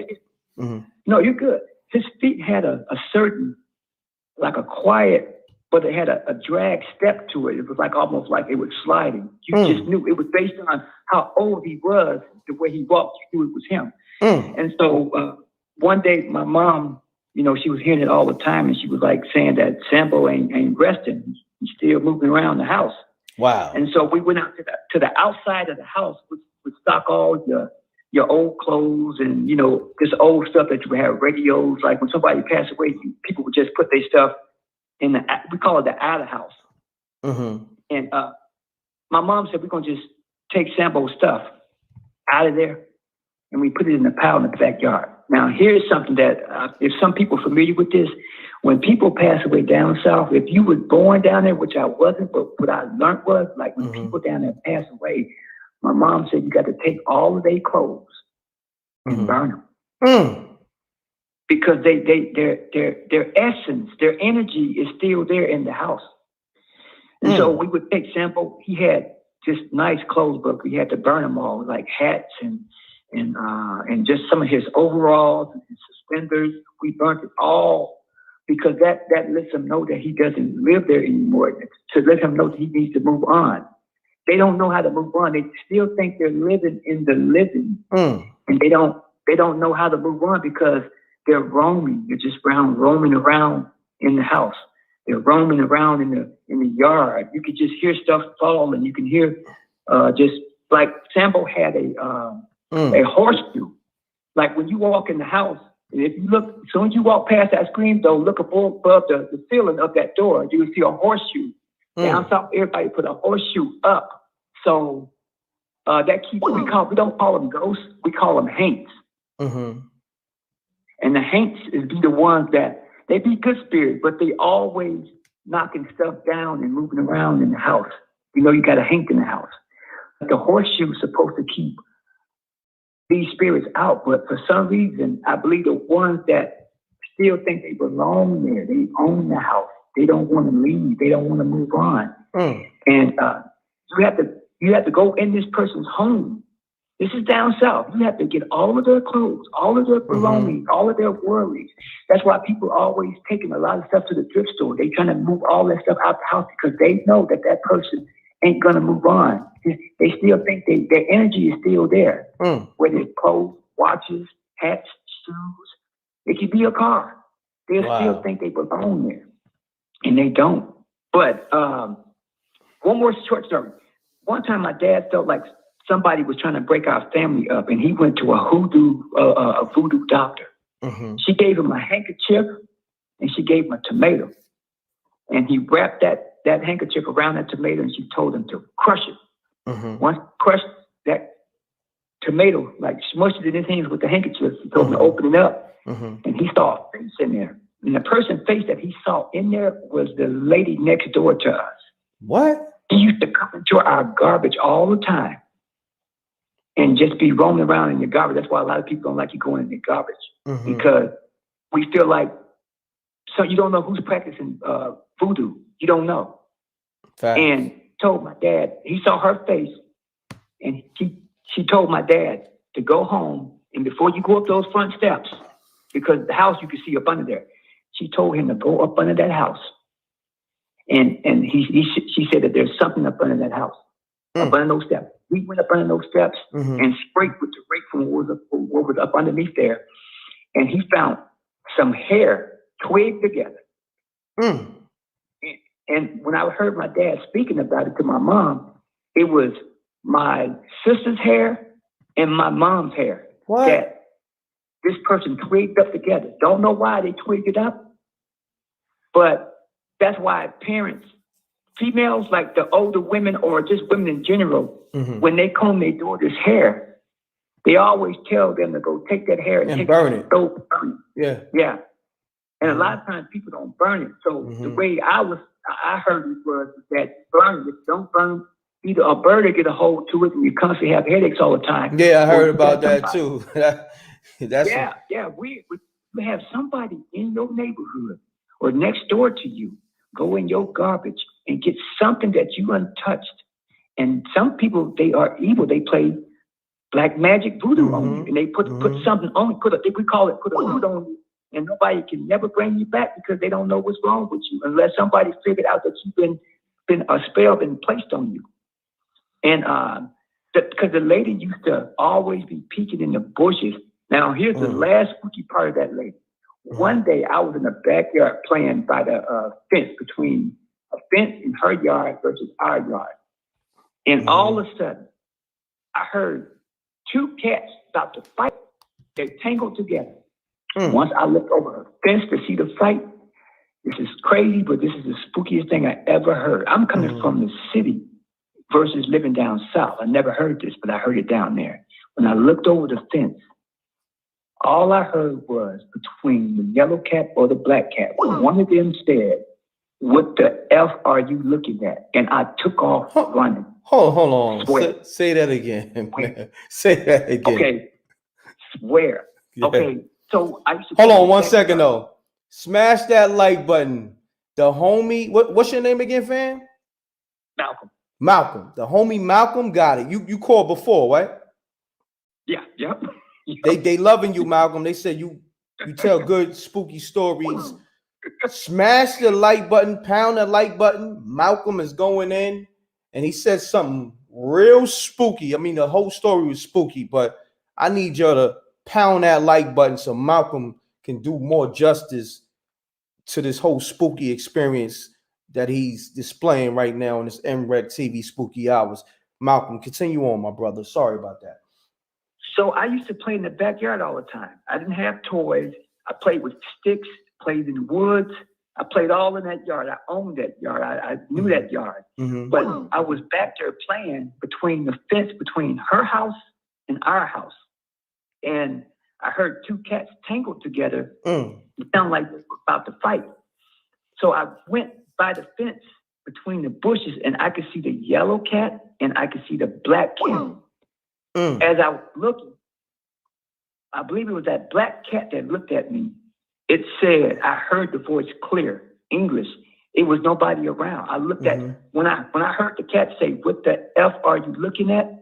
I looked all around so fast, I was trying to figure out where it came from. You talking about maybe I was 8 years old. Wow. And I know English, and I know who was not there, and I know who was there. It was the yellow cat and the black cat. And all of a sudden I heard, "What the F you're looking at?" And both of those cats were looking at me, but I didn't know where it was coming from. I just took off running. Damn. So I know that lady next door played with voodoo.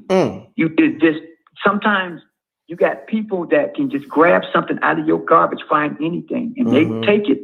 They don't even have, you don't even have to know all the details about voodoo, but you can learn some things and just try to see what would happen to a person next door. Facts. And my dad used to always complain about that lady next door.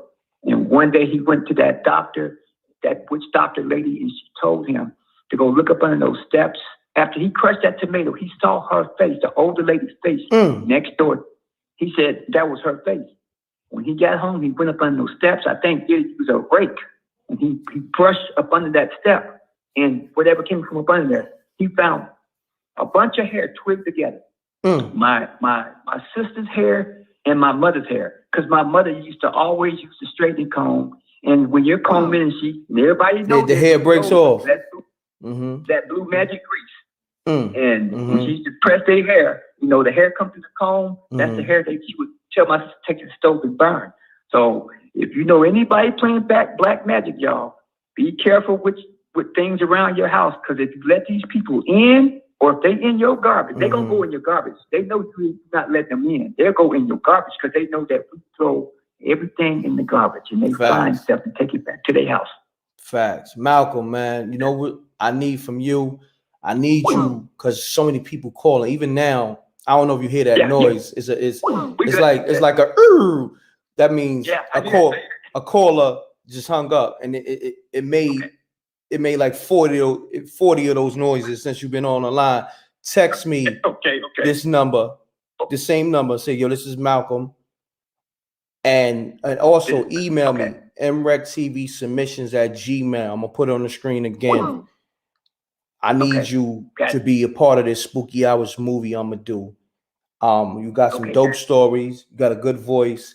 So you and the other homie, I forgot his name. I think it's 50 and somebody else. But anybody who called up and I was digging your story, make sure you email me, MRecktv submissions @gmail.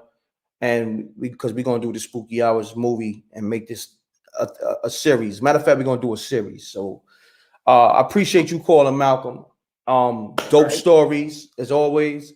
Make sure you tap in. Make sure you text me as well as email me so I can lock in with you so we can get to the Spooky Hour series that I'm gonna do. You know what I mean? Oh yeah, plenty right. Okay, appreciate it. Appreciate you, my brother. Peace. Peace. You now too. Please mute your audio. Mute your audio, please. Mute your audio. I appreciate you calling out. Mute your audio. Peace. Okay, can you hear me? Yeah, I can hear you loud and clear. State your name, where you calling from, keep it clean.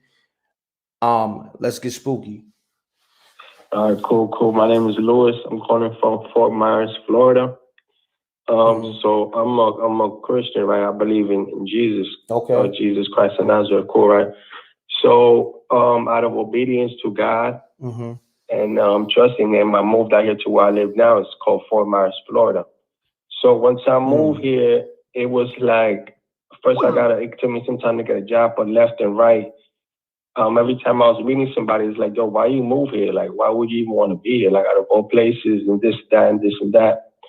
And the energy that I got from here, it was like, you know, kind of like not really so good. So time went on.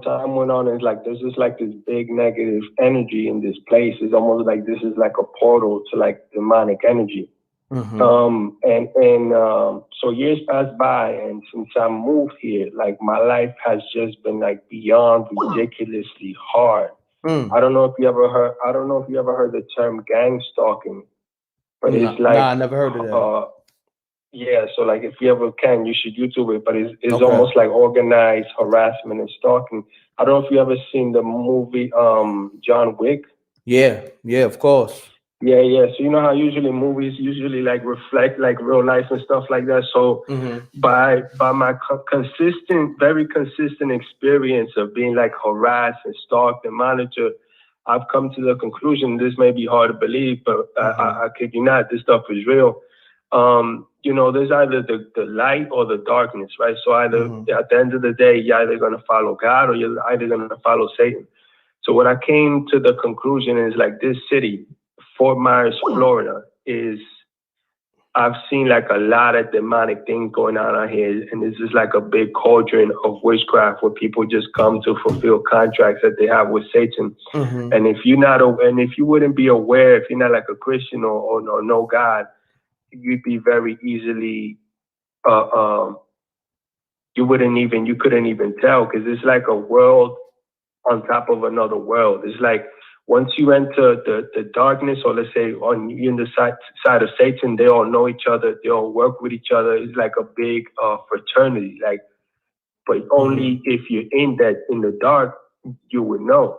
And it's like all of these people work together. It's almost like they have a hive mind.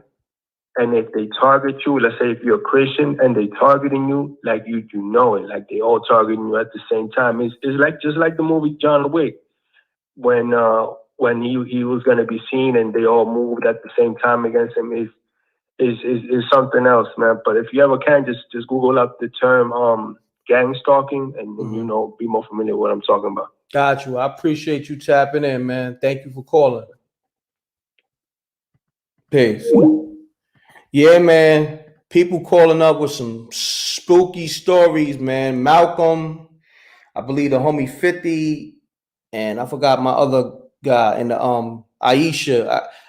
I'm not good with names all the time, so sometimes I forget, but man, I think Malcolm made my hairs go up on my neck, in my back. You know what I'm saying? Like, you know, pause, you know, I'm just talking about the story. We ain't talking about no funny style ish, you dig? So I'm just saying, him telling that story, it was kind of spooky. Shouts to the Earth, Amina in the room. The Earth, Amina is in the room. Salute to the Wreck Mall. Peace to the Earth, Amina. I'm trying to find her. There she go. So Amina's in the room. Amina is in the room. Salute to the Earth. Hold on, Peace. You now live on MRecktv. Mute your audio, fam, please. Nah, it's all good. And keep it clean. Dig it, right? So boom. I be in my crib, right? Me and my baby chilling in the crib. Be quiet as shit in this joint. Yeah, be easy on the cursing, fam. Oh, my bad. Hey, be quiet in the crib. It sound like somebody running up the steps. We'll wake up like, yo, bro, you heard that? Look over the joint. Nobody there. So boom, good chill. So now my stepson had come out like, yo, I see somebody standing by the step like he looking at y'all. Real talk. Say what? No capping. So boom, I'm in the crib. Just get out the shower. My radio speaker jumped right on. Playing something crazy. Say what? I don't know what. Playing what? Right on. Playing what? Cut right on. Bro, just the radio. Just cut on. Wow. But you gotta dig. It's a Bluetooth. But it's off. Damn. The power button's off. So how did it cut on from the power button? It didn't just play anything. It didn't last night. I'm in here painting. Next thing you know, as a matter of fact, it's a video about this right now. Spooky type time. Speaker cuts right off, blow out. My speaker ain't been able to cut back on. It's like 2 days, bro. Real talk. Say what? That's spooky type time, like with everything going on. No cap, I got another one for you, bro. Okay. Riots going on. Yeah, my stepson coming back in the crib, so I'm schooling him like, yeah, you know, it's a lot of negative ish going on out here. Woo. We get to the spot, they burn down the pharmacy, so I'm ramming out there. Why y'all burn down the joint? No cap, lady come out the darkness, dark block. She got a dress on, braids, looking real pretty, like she ain't even belong out there. They rioting. So I'm like, hey, where this lady come from? She point me out. You, come here real quick. Walk up to me, all right, ain't nothing. She said, yo, you willing to get hurt for what you talking about right now? Swear to God. Say what? I look at my stepson. No, Reck, no cap and Reck. On my grandma's soul. If my mind let my daughter die right now. Seriously. Boom. Then my stepson, we talking to her, and I'm like, this ain't cool, you know what I mean? People mom might die tonight because medicine ain't gonna be able to get got, but y'all got this and that going on, boom. So I say, yo, lady, let me walk you home, because it's getting crazy. So 2 dudes behind me, like, I feel you, bro. Salute. What you just said, salute. So and I'm like, yeah, no doubt. I look at the lady like, which way you going so I can get you where you gotta go? She gone. 2 dudes walk behind me and my son like, what's up, bro? I'm like, she disappeared? She didn't send them, but it was just that freaky, spooky energy. Like I felt it, like, let me just get off the street. Walking off the street, dude come out of nowhere. We walk in, next thing you know, they disappear from behind me. I go live. You don't even see them behind me no more. Like, next thing you know, they pull up again. Start. Like, what? Wow. What's going on? What is that? Pull out a knife for me and my son. Swung at me, you know what I'm saying? Caught me with it a little bit. Word? Listen, bro, if I'm lying, let my daughter die tonight. Let my daughter die tonight, bro. Dang. I run. I get to the block. I just kept seeing somebody following me down the block. Now, listen, bro, you want to talk about a movie? It's a movie. Okay. My knee give up.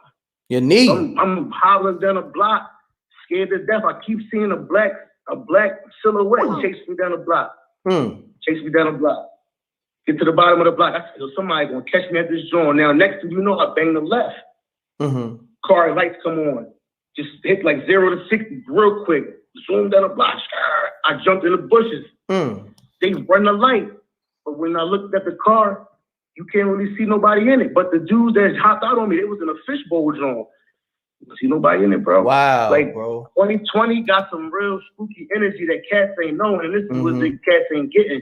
A lot of stuff you would call far-fetched, you got to second guess and think about it now. It's like a lot of stuff that you thought you would never see, you done seen. 2020 about to unfold a little bit more before it's over. We're going to see some more craziness out here, yo. So it's spooky, but it was real too.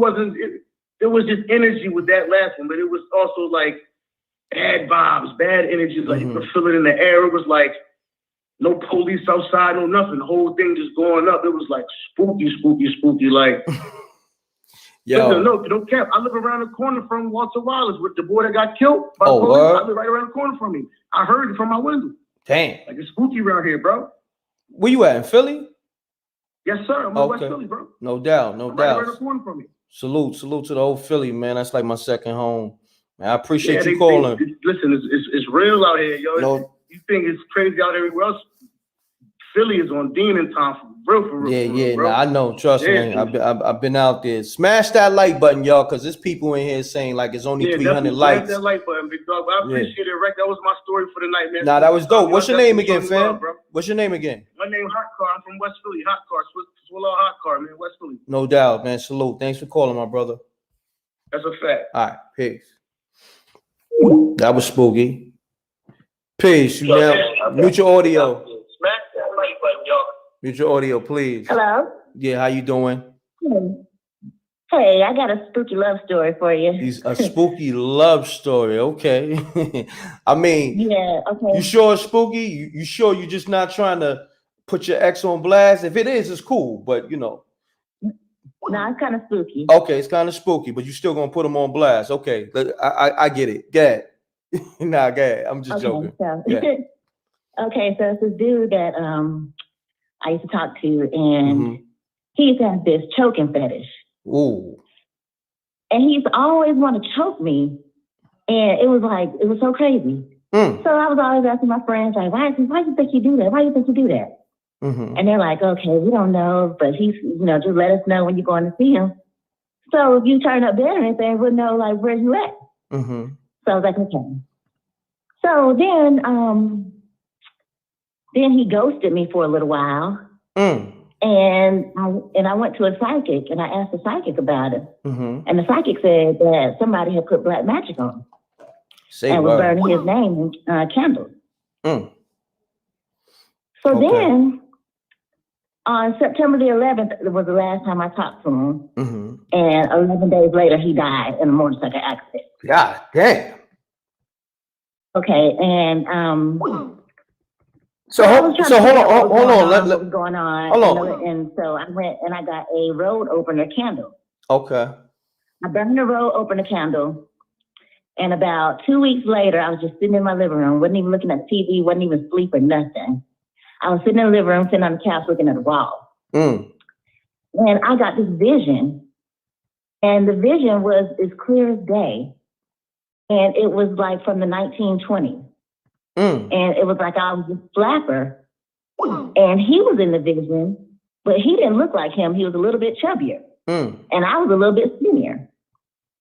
Okay. And in the vision, I must have been cheating on him or playing him or did something to make him mad.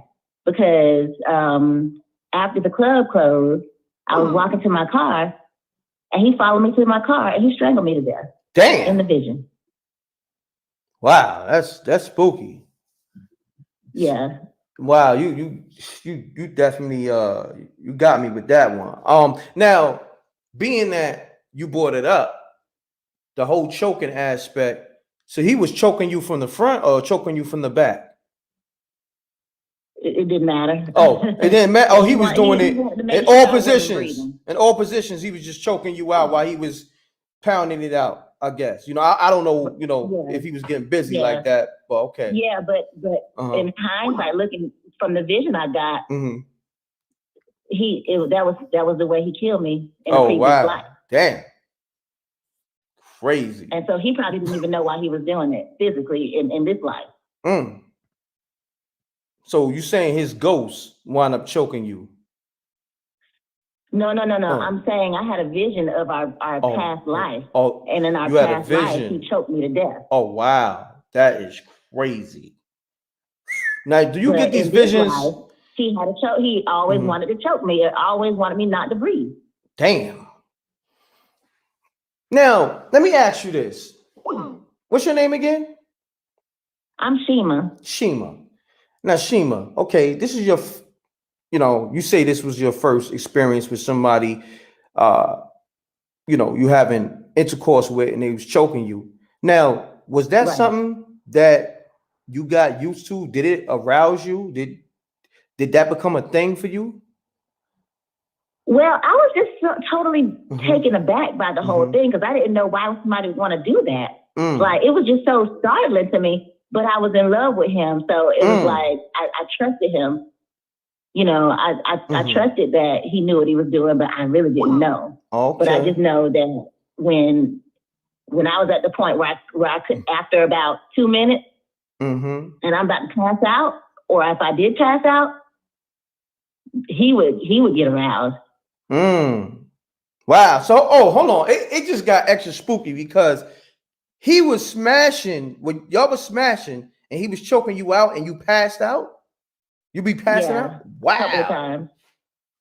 You said several times. Wow. Yeah. Like I have a blood clot in my eye right now. Damn. Man, a blood clot still? When I burned that road over the candle, I was hoping to get some type of insight to figure out like what just happened, because I have been seeing 11/11 all September. Last time I talked to him was September the 11th, and 11 days later he died. Wow. And I think that, and the lady was saying that somebody was doing a black magic on him, and I figured it was his ex-girlfriend. And I figured me and him, I'm thinking that me and him were twin flames, and that she really wanted me out the picture, and she really did the spell on me she wanted me to die. But I believe he took my place, because him being my twin flame, it's like, whatever you do to me, you do to him. Wow. So it was always just spooky. It was just spooky all the way around. The whole thing. I'm still trying to figure out like what just happened. I'm trying to figure out what just happened. Like you just all the way spooked me out. Like this, it went from Pornhub to Jack Nicholson. What's the movie? The Shining. Like you took it there. Like it just got all the way spooky in this MF. I appreciate it. What's your name again? You said what's your name, love? Shima. So Shima, definitely you need to email MRecktv submissions@gmail. I'm doing this Spooky Hours series, and I want you in the series. Whether you're telling the story or you want to do a reenactment of, what you just told me, because I'm gonna take it there. All right. So make sure you email MRecktv submissions@gmail.com, or even text me and say, this is Shima. I just spoke to you on the Spooky Hours, and I'm gonna get back to you sometime this week, and we're gonna, connect and make things happen. Okay. Yeah. Great story, Shima. I want you to tap in again, because Spooky Hours is something is here to stay. All right. All right. All right now. Peace. All right. Much love. Much love. Oh, hold on. Man, I got so spooked out, I almost hit the end broadcast button. But shouts to Shima. That was spooky on a freaky note. That was freaky and spooky. You feel me? That was freaky and spooky at the same time, or spooky and freaky, or a combination of both. Yeah, the nigga took her soul for real. You know how they say, when somebody, smashing you so good, or somebody topping you up so good, they take your soul. That nigga took her soul a few times where she passed out. You know what I'm saying? She saw the light and then she came back. However, it's crazy. My bad. I'm missing mad calls. I'm sorry. That call was crazy. Peace. You now live. You now live on MRecktv. Mute your audio. Keep it clean. Keep it short. Let's get spooky. Oh yeah, this is lady calling back. I'm listening. I said I was gonna wait to call back until next week, but I noticed Malcolm called in and he touched in on what I was talking about, and especially when it like came to the hair and stuff. Okay. Because like you said, when you grow up down south, that's what you do. When you comb your daughter's hair, you take that hair out and you burn it. That's a fact. And so it goes back to what I was saying about the same auntie, because he made me think about that same auntie. My mother like keeps bird baths in her yard.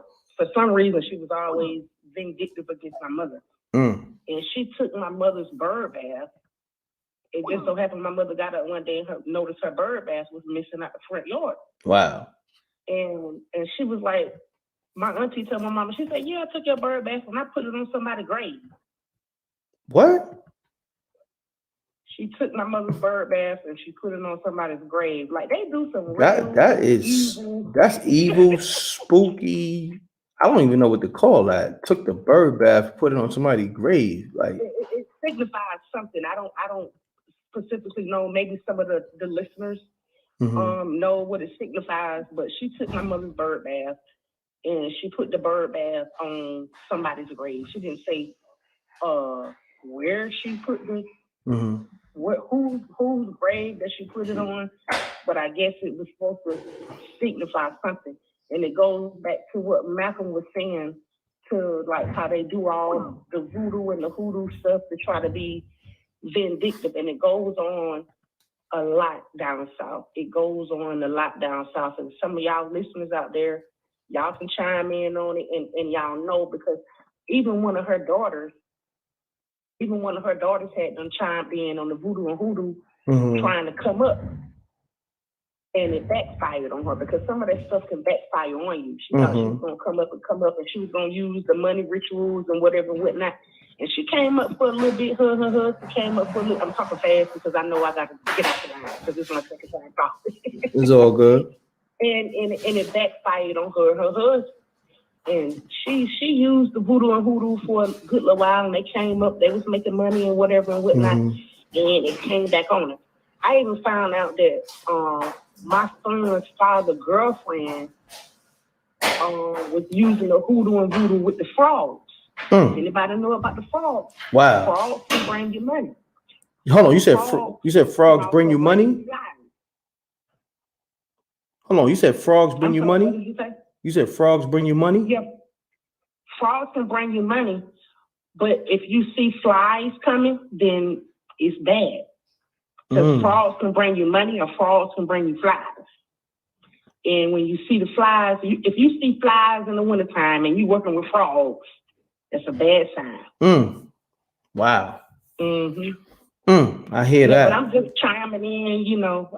I'm like I said, I'm listening. But that was just, you know, something that Columbus said about the hair, and I noticed that he chimed in on my comment on what I said about the hoodoo and voodoo, because a lot of people don't know about it, but it's a big thing down south. Like, it's really big down south. And you got people that's all up in the church, all your priests, all your sister ladies with all their prayer cloths and all that. They the main ones that's doing stuff that they ain't got no business, because I got two aunties. I got two aunties, my mama's sisters, that's supposed to be holified and sanctified, but they up in the hoodoo and voodoo all in the wrong way. That's always the main ones, you know, the ones that's so religious. Always. You know? Yep, that's right. Always the main ones. But I ain't gonna hold the line up though. I just want to throw that in because I know you trying to get Columbus to be one of your commentators and one of your storytellers. So, you know, I had to throw that in real quick. He went lying about the hoodoo and voodoo, and he went lying about the hair. That's what we do. I got two twin daughters, and I still do the same thing. When I comb their hair, I immediately take it out the brush, take it out the comb, and burn it. Got you. I appreciate you. Because they say you put it in the trash, then the birds will come and get it, and the birds will float it off, and it can go to other bad spirits. Wow. I hear that. You say your name is Aisha, right? No, I'm Lady Cabenda. Lady. I've been on your commentary. Okay, my bad. I've been with y'all for years. Yeah, I'm getting all the names mixed up and all that. Great story. You know, make sure you. Cabenda, last name Cabenda. My husband's from Africa. I took on my husband's last name. Shout out to everybody from Africa on the line. I appreciate it. All right, I appreciate you. Yeah. I appreciate you. Make sure you email me MRecktv submissions at Gmail, because you got some good stories. Okay. I got plenty. Like I said, anybody from down south that's on the line, we got plenty of stories, because I grew up, my mother bought some land that's like 3.5 acres that was owned by a white man. And it used to be like this small little house in the front of our land. I guess that was like the outhouse. And it used to be so scary and spooky. And at nighttime, you can like see stuff. Wow. And you know, you could see like people walking on the land and all kinds of stuff. Like when people be talking about hearing stuff and all that. Oh yeah, that's like some real. And especially when you live in an old house, My grandma lived in a house, 2345 Willis Funnel Road. It was 8 bedrooms, 4-bedroom house. No lights on that whole street, none whatsoever. And my grandma used to work for this lady named Miss Agnes. She stayed across the street. The house was blue. Her house was a 3-bedroom, 1-bedroom house. But lady, not to cut you off. Save that story for the next spooky hours. And okay. All right. I appreciate you calling. Thank you. Peace. You now tune in to MRecktv, Mutual Audio. State your name. Where you calling from? Let's get spooky. Okay, this is Mecca calling from Vegas right now. Mecca, right? And I just want to tell my spooky story. Okay. What happened to me, like, back in the days. I was probably like in my 20s. And I kept yelling at my grandmother, and my mom was there, and she kept saying, like, you keep yelling at me, son, that man gonna get you. I'm like, I ain't worried about no man. I was hot-headed, everything. So I'm just chilling, sitting on the couch. I had to be like in my 20s, so this is maybe about 20 years ago. Soon as it got like dusk dark, I'm sitting there, everybody sitting on the couch, and synchronized, all the kids or whatever. I look up in the corner, it's this big white man with a scary face just hopped on me. So I'm like, get the man. So my grandmother, she had an old cross from my great-granddaddy from like 1903. And she's like, get the cross, sit in the dark, get the cross. I'm like, oh my God, the man is on me. It was like a big white monster-looking face. Like, right now to this day, I cannot talk about it because I see it every single time. I just told my kids this story. They like, tell the story on Rec Mob because your story is really real. And it was just a bad experience. Let me ask you this. It was like I told you, you can't get smart and sassy with the elders. They got their own people. Let me interject, baby girl. Let me say this. How old is your kids? My kids, 16 and 17. Wow, and they tuned in to MRecktv? Yeah. Wow, So salute to you. They can hear me listening. Salute to your kids. Wow. That's crazy that I got the youth like that. I knew I had the youth, but salute to your kids. That's love, and tell them I appreciate them. Yeah, they really love Amina. My baby named Amina too. Oh wow. Peace to the earth. Yeah. They really in tune with Amina. Yeah, look, the earth bring the youth, she bring the elders. I mean, everybody's in tune with the earth. So peace to the earth. She's in the room right now. Shouts to the earth, Amina. You know? Yeah, speak to Amina. Wow, that's crazy. That was a real story. Like, that's what's up. That's real. Not saying anybody else is not real, but that joint was real.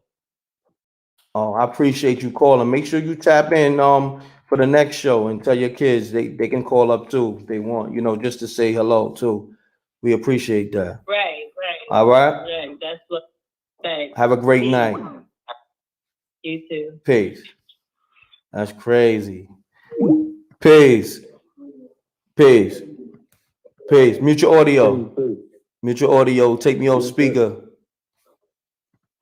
I got you. All right, so you're gonna keep it clean. State your name, where you calling from. Let's get spooky.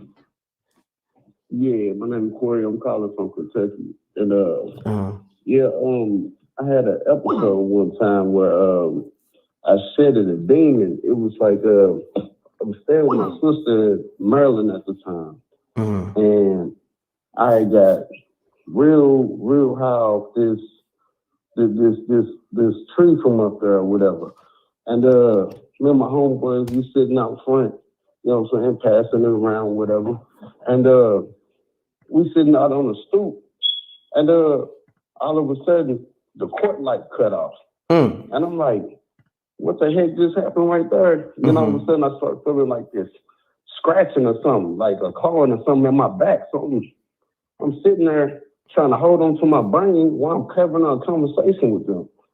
And all of a sudden, I'm like, I heard a voice say, you gotta choose. And I'm like, choose what? And I start feeling it again. So I'm like, man, I choose God. All of a sudden, the court light pops on, right? So as soon as the court light pops on, both my homeboys like, yeah, man, I'm gonna go to the crib. I'm like, how y'all gonna get me high like this and just shake on me like this? So man, I'm so blazed, man. I go in the room. I go in the crib. I go to the bathroom and I look at myself in the mirror. My eyes bloodshot. I start praying, right? What? I start praying in the mirror, bro. I leave out the bathroom, go to my room. My sister wakes up all of a sudden like, yo, you just slam the doors? I'm like, nah, I ain't slam no doors. She's like, man. I'm like, what's wrong with you? She's like, you wouldn't believe me if I told you.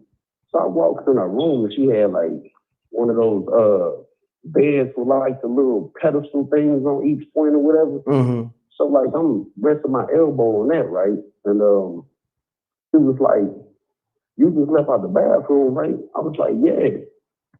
So she was like, man, when you left out the bathroom, it was like a little girl or something walked out after you. And it was like, couldn't tell her face or nothing, but it was like she was in all black and like had on like this hoodie thing or something. She said, and walked out looking straight, looked in her room and looked down the hallway towards me, looked back in her room and looked straight, and then it crab walked sideways into her bedroom and stood right while I was resting my elbow. And as soon as she started calling for me, it just disappeared. So like a couple of days later, she had like this job where she would travel. So she had left or whatever. I'm in the house by myself. And then I started having like these like fits of like sleep apnea, I guess, or whatever. It was like I would wake up and everything would be just normal. You know what I'm saying? Well, I'll be having these dreams or whatever, but it's like I'm asleep, but I'm not at the same time or something. And everything would start feeling a little bit too good. And I'm like, man, something's gonna happen. And all of a sudden I start feeling that clawing crap again. You know what I'm saying? On my back.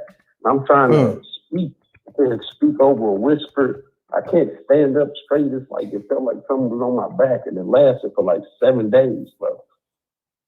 And we started doing research on it, and I found out that I had shedded a demon or something. That's what the research or whatever we did on, you know what I'm saying, led us to. Like I shedded a demon.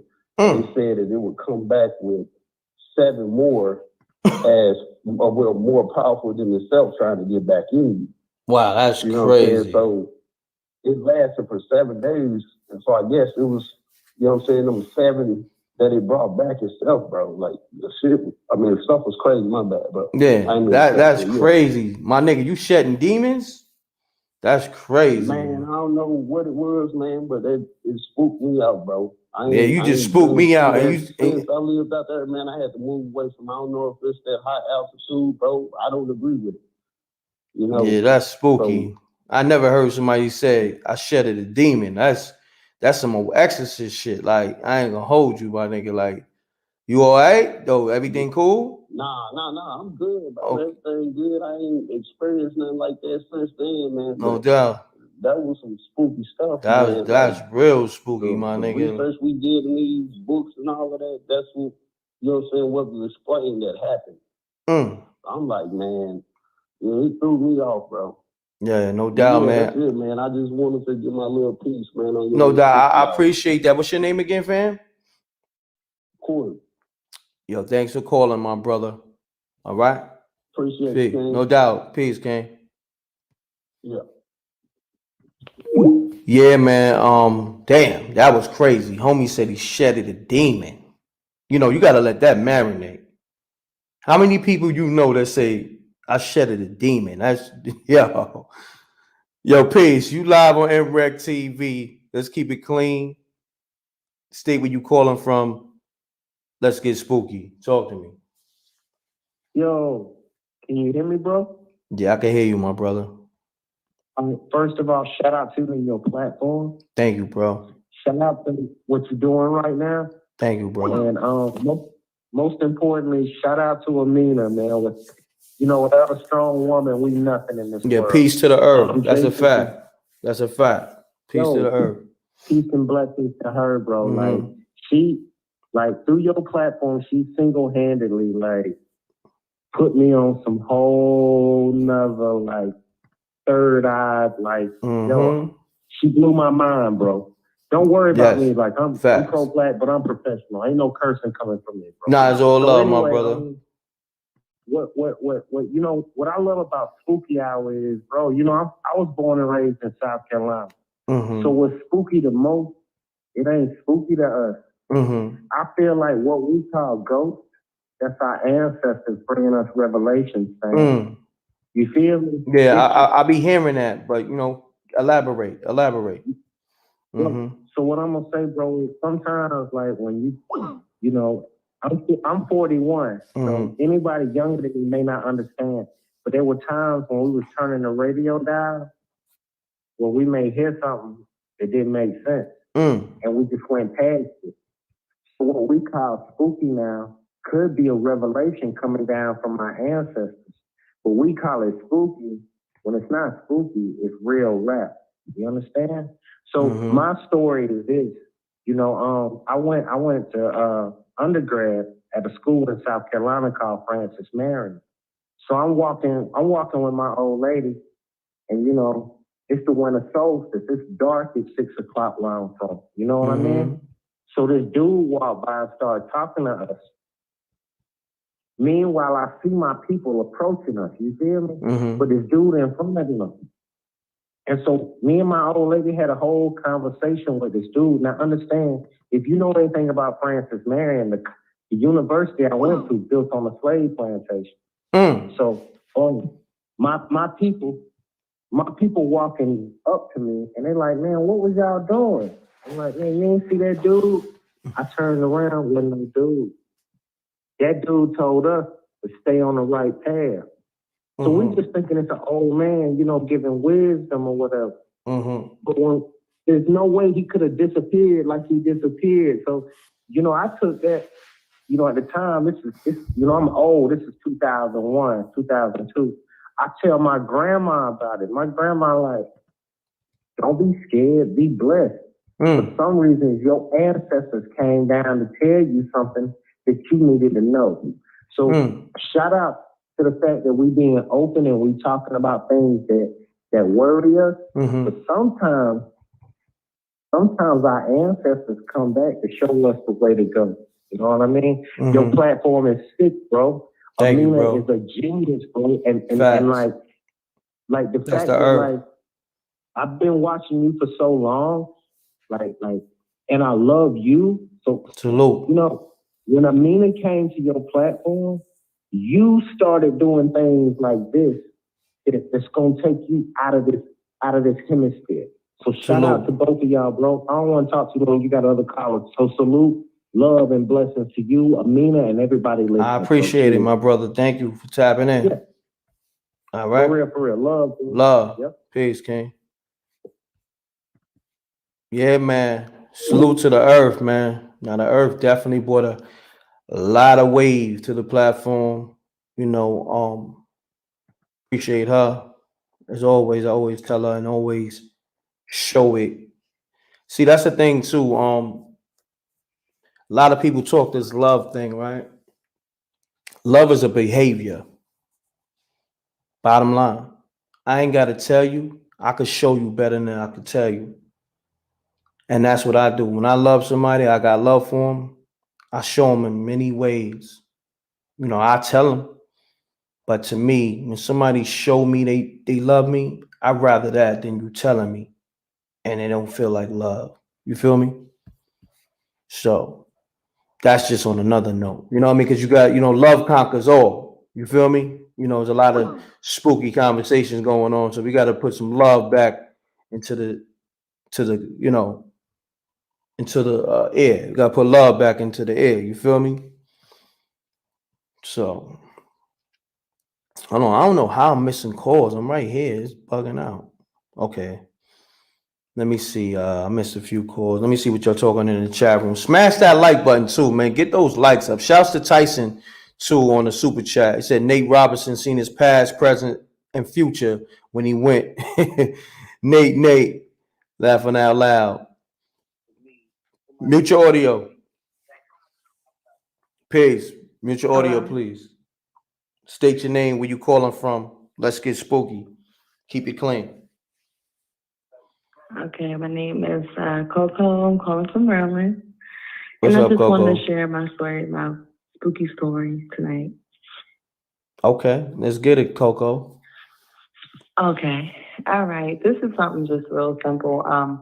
I used to work in the mental health field, right? And I worked with patients that had, schizophrenia, bipolar, stuff like that. So I worked overnight. Yeah, I worked overnight.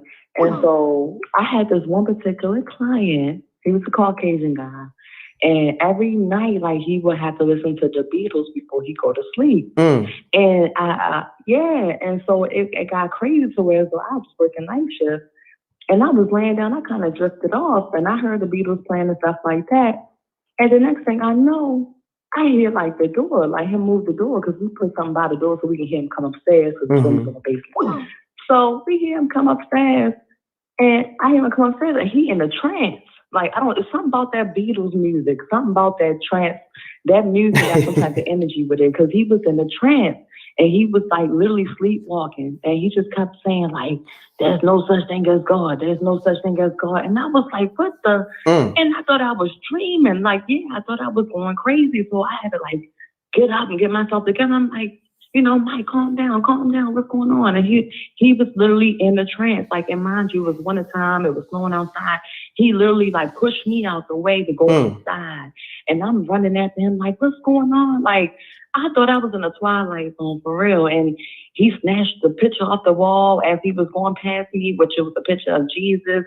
And he threw it on the ground, and he just kept stomping it in the snow. And I'm like, what's going on? Like, I literally had to call like the house manager and call her, because it just got so severe. Like, nobody can take him down. It was something powerful that had him in the trance at that moment. So that was like the spookiest thing I have ever seen. Wow. And like, working in the mental health field. Yeah, something about music, but with that Beatles playing, I heard something about even when you reverse the track, it got some energy, some negative energy on it. So yeah, just want to share my story and tell everybody be careful with that music, because it's something on that. It's definitely something on that. I appreciate you calling. Thanks. This your first time tapping into the channel, or you been tapped in? This my first time calling in, but I've been rocking with y'all for a while now. Okay. Y'all keep doing y'all thing. I appreciate y'all and everything that y'all you. do. And shout out to you. Happy belated birthday. I'm a Scorpio too. Oh wow, thank you. So, when you was born? Yeah. What's your? The 16th. Hold on, we got the same day. November. Your birthday November 16th? Oh, yeah. The same day. Wow, that is spooky. Now that's in a good way. That's crazy, Coco. You feel me? Somebody just put 2 in the chat room. I'm in love with the Coco. Shout out to y'all. Yeah, thank you. I appreciate it. But much love, y'all. Much love. And continue doing what you're doing. No doubt. Peace. All right, happy life on y'all. Peace. Wow, that's what's up. Peace. You now tune in to MRecktv. State your name. What's up, Reck? Yeah, salute, fam. Salute. State your name, where you calling from. Keep it clean. Let's get spooky. Talk to me. Oh yeah, you already know, man. I already know the protocol. Appreciate that. Hold on 1 second. 1 second. 1 second. You just remind me of something. Y'all know the M.Reck room etiquette. Smash that like button. Let's do it, man. Smash that like button. It's a spooky night. Like something. My man, the homie, he on the phone. He about to get spooky. Talk to me, family. Keep it clean. Oh yeah, I'm gonna keep it clean, man. I was just talking to you last night, brother. This is Nova from Cincinnati, Ohio. Okay, salute, family. Okay. Yeah, last night, was another bad note, Oh yeah, with your man Nate Robinson. A little thing. Yeah. Yeah. But nah, man, back to what homie was just saying, like the last caller, he was keeping it real, you know what I mean? Like a lot of stuff people don't understand, and when you don't understand something, sometimes it's scary. You get what I'm saying? And I can get a little deeper in that. You know what I mean? Like I'm gonna take you back to what they they call us slaves and everything. You feel me? Mm-hmm. But you know, we the Native Americans, like we was already here, and you know what I mean. Like back in Haiti, we defeated our oppressors with this thing called voodoo, and a lot of people they think it's evil, but it's really not. Before we was introduced into Christianity or whatever or whatnot, we was practicing voodoo and everything else. So that's kind of like our religion. You get what I'm saying? So like now, a lot of people now let me ask you this. Now, when you say you practice voodoo, right? No, I don't practice voodoo. Okay. I said that my ancestors practiced voodoo. I never touched it. No, but I'm gonna say this though. You do sound real passionate about this voodoo thing, so that's why I asked you. You know what I'm saying? But it's all good. Yeah, you know what I mean? You know? My grandma used to do it, you know what I mean? Okay. I mean, or whatever, or whatnot. So, you know what I mean? Like, don't get me wrong, like, there's two sides to every coin. I mean, you got the good and you got the bad. You know what I mean? Like, everything is balanced, you know what I mean? Of course. You got down, you got left, you got right. What they call that? You know what I mean? Duality, right? Duality, I believe that's the word. You know? Right. And I can, you know what I mean? And I can talk to you now because I can tell that you more like understanding with this stuff, like you more open with it. You feel what I'm saying? So, you know what I mean? Like, I mean, everybody got a horror story. Everybody got a horror story. I'm open. I'm open-minded to everything. That's the thing with me. I've always been though. Ever since I was a kid, I just been open-minded to everything. That's just the way I think. You know, and I appreciate that you understand that. So salute to you. It's just like with you on the earth. Like y'all can come out with some mind-blowing stuff that other people won't understand. That they have to second guess. Some people they'll come off wrong, like, oh nah, they don't know what they talking about. This sound bizarre, but if you really look at it, it's got to be an understanding to it. You know what I mean? Like period. Like, and it's like they say, it's 2020. Like a lot of stuff is like it's about to unfold. Like period. You know what I'm saying? And we just need to just sit back and just soak it all in. No doubt, like, family. You know what I mean? Like kind of like, look, listen, I ain't called like on no ghost story and all that. I just wanted to give like my little extras on everything, man, because like I'm hearing all this stuff and everything about like what y'all talking about, and it's real. But what people got to understand is it's a different thing between demons, spirits, and you know, like other life forms that's out of the earth. You get what I'm saying? And you read more, you learn more. And like the thing that my cat Nah said, you know what I mean? Speak no evil, see no evil. If you don't bring that around you, you ain't got nothing to worry about. So I'm gonna sign off like that, M.Reck, man. No doubt. Salute to you. Salute. And the Wreck Mob and the Earth, man. No Keep doubt. doing what y'all doing, bro. Appreciate it, bro. Love. Peace. You now live on MRecktv. Mute your audio. Mute your audio, please. Please. Hello. Mute your audio, please. I can still hear the audio. You gotta mute it. Hello? You gotta mute it. Hello? Yeah, I can hear you, but you gotta mute the audio. Okay, I muted. Okay, yeah. You're now live on MRecktv. This is the spooky hours. Keep it short, keep it clean. State your name, where you calling from. Let's get spooky. My name is Melody Williams. I'm calling from Georgia. I have plenty of ghost stories and spiritual too, but there's one that I would like to talk about. I had stayed at my friend's house, and I used to sit in the living room, read a book, and every time someone passed, I thought it was her husband. And I used to be like, "Bernard, bring me a water," you know, and never brought me back a water. So I was just sitting there reading a book. So one day, I was sitting there reading my book in the living room, and someone passed from the field of view. So I said, "Bernard, bring me a water." Then I said to myself, "There ain't nobody here." So I'm like scared and shit, like, excuse me, like which exit should I leave this house? Because I'm here by myself. So, then one night I had went to sleep. I woke up and this cloud, shape of a face was over me. And it had disappeared, but when it disappeared, it drifted off to the left and disappeared. So I had said to her friend when I saw her neighbor, who I became friends with, 2 days later, I said, listen, I told her what happened. And I said, somebody's in a house. But she said she didn't tell you what happened in the house before she moved in? So I said, no.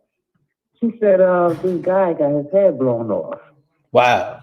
So I said, well, he's in the house because I said, I've seen him a couple of times. I thought it was her husband.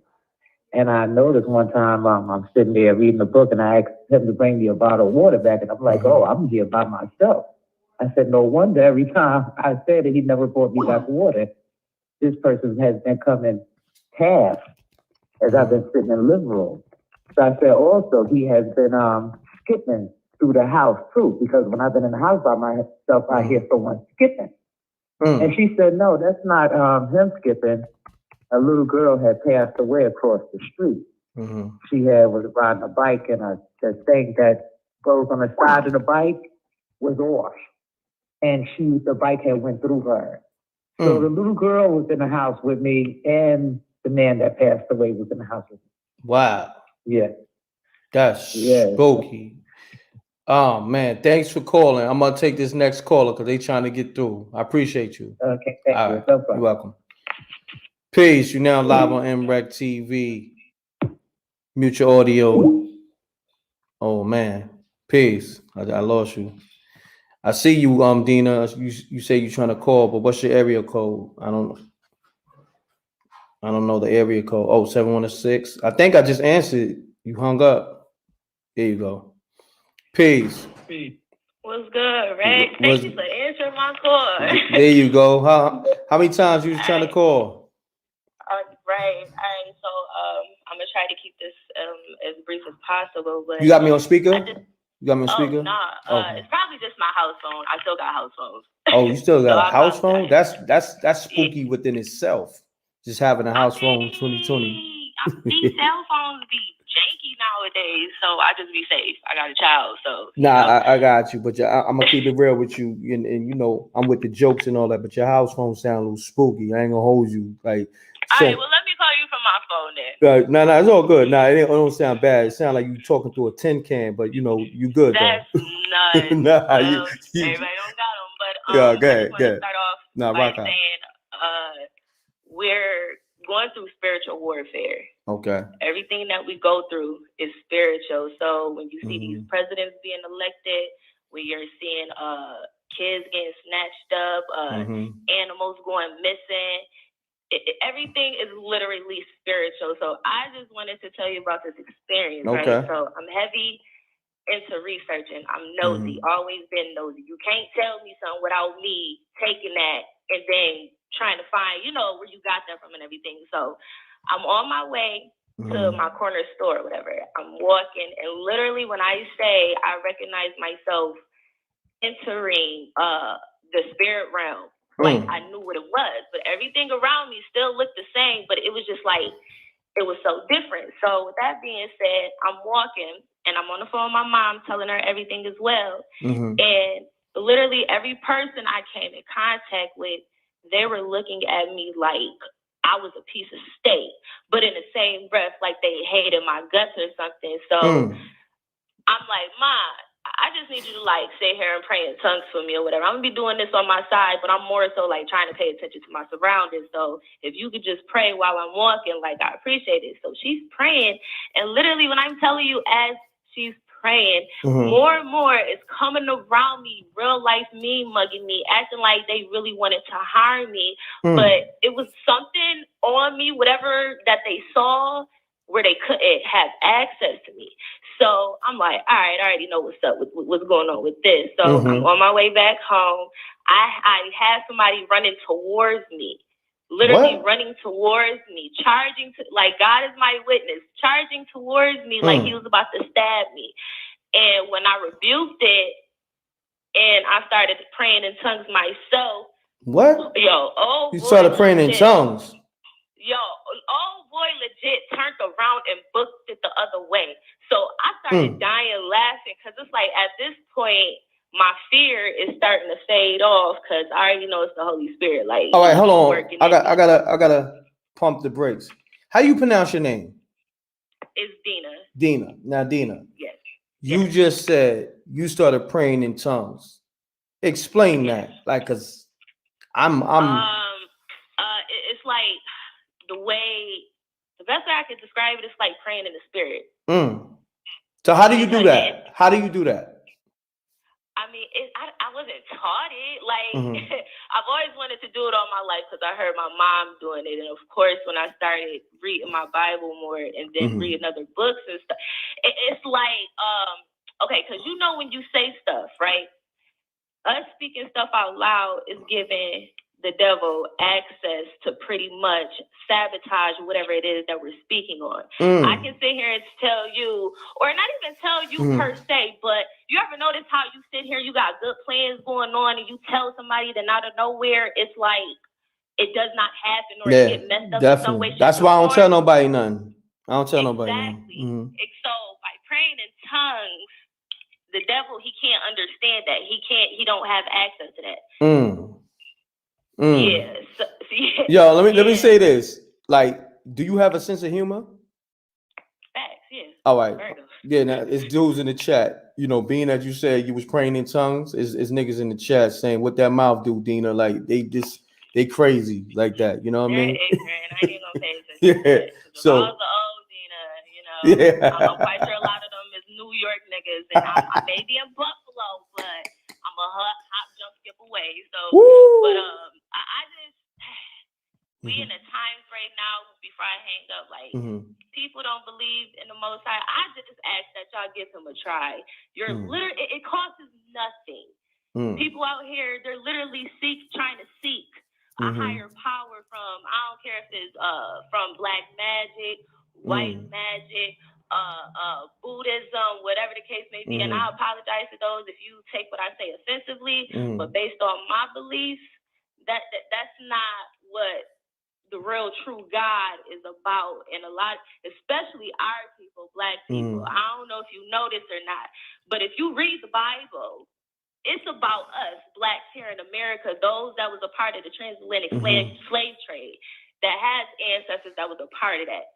We were scattered in the four corners of the earth because our people disobeyed him by sitting here worshiping these other gods after he done told them, like, I got you. But black people being nuts, all we do is complain. All we want is more. We can sit here and get what, but we just always want more. And that's how we ended up falling from grace with the Most High, and we got cursed. And I bring that up to say, y'all sitting here talking about praying to ancestors. If you really knew about death and about, like I said, the spirit world, like these dead people that y'all claim y'all seeing, those are not your ancestors. Those are demons masquerade as your family members and your loved ones. It's called a familiar spirit. It's probably no, matter of fact, I rebuked that. But before I even got to this, it's spirits that are just linger around you, picking up information. You ever notice how like people go to sidekicks and they sit here, they do their little seances, they get it connected with that quote unquote family member, let's say a dad or something, and the father would tell that sidekick a real specific secret. The sidekick repeats it to the person that the client that's trying to get information. That client will be like, oh my gosh, how did they know? Well, that's only something me and my dad know. Well, I mean, you got a familiar spirit. Familiar spirits cannot tell the future. I guarantee you. Got you. This, what I believe with witches and stuff, when they be sitting here doing that tarot reading and stuff, that's more so them speaking that into your life. And because you even sat there and entertained that, you start to subconsciously believe that. And of course it's going to manifest. What do you expect? Got you. Feel me? So that's all I'm I appreciate you calling. All right, Dina? No problem. All right. Thanks for calling. No problem. Good night. Good night. Yeah, shouts to Dina. That was a little spooky. I don't know. You know, that house phone, just all the noise coming from that house phone, it made it even more spooky. Like felt like, you know, it was about to turn into a horror movie. You know what I'm saying? But shouts to her. Glad she called up. She had good energy. You know, everybody got their own vibe. She got her own different vibe going on. You know what I'm saying? I'm not gonna, you know, throw on under the bus, but you know, I told her to, you know, to her ear while she was on the line that a house phone was very spooky. Just having a house phone these days is kind of spooky because house phones to me been always spooky. You know what I mean? Especially the rotary phone. You know, spooky. Peace. Mute your audio. Hey, how you doing? I'm good. I'm good. You new to the show? Oh yeah, sort of, yeah. Okay, so I'm gonna just. I'm following you. Okay, so I'm gonna just give you the greeting. You now tuned into the MRecktv TV show, Spooky Hours. State your name, where you calling from. Keep it clean. Let's get spooky. Talk to me. I got you, fam. I got you. No doubt, fam. My Salute. name is Corey. I'm calling from Los Angeles. Corey, shouts to the whole Los Angeles. Yeah, Los Angeles, California. No doubt. Salute. Yeah. So let me start. Okay. So this is a while ago. You know, I had a little premonition, like I was gonna get shot. You know. Yeah. So I tell my folks. I tell my mom. I'm like, Mom, you know, I had a dream. I'm gonna get shot. She like, boy, you locked up. I was already locked up for my baby mama.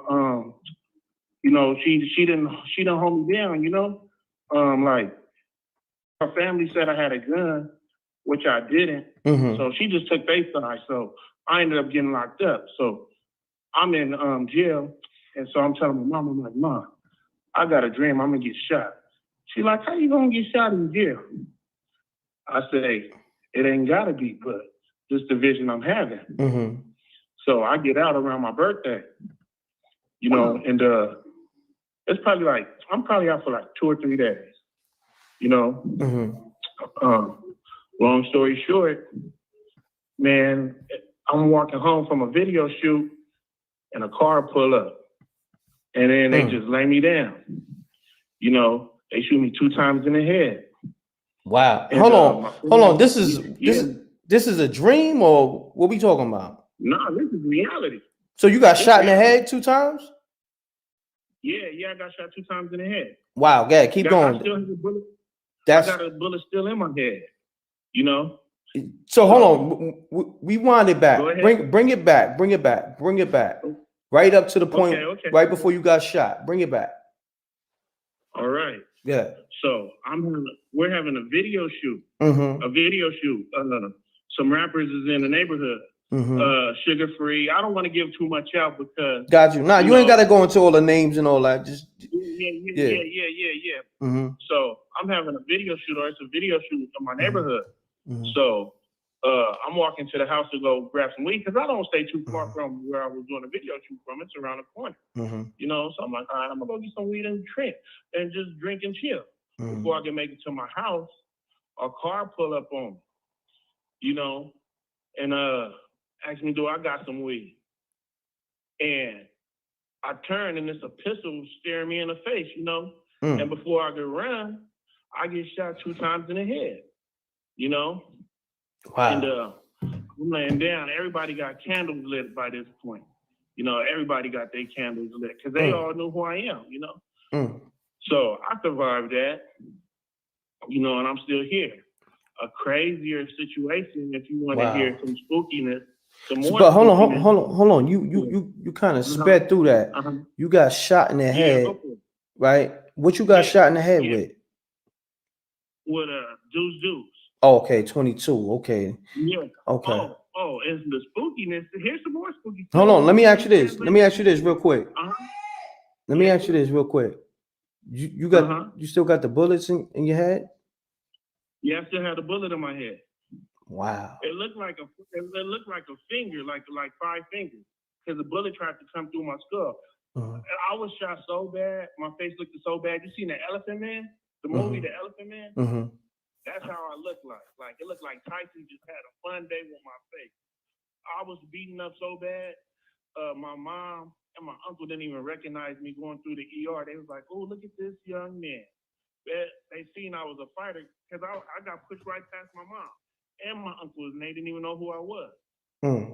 You know? Yeah. Wow. So Crazy. Yeah.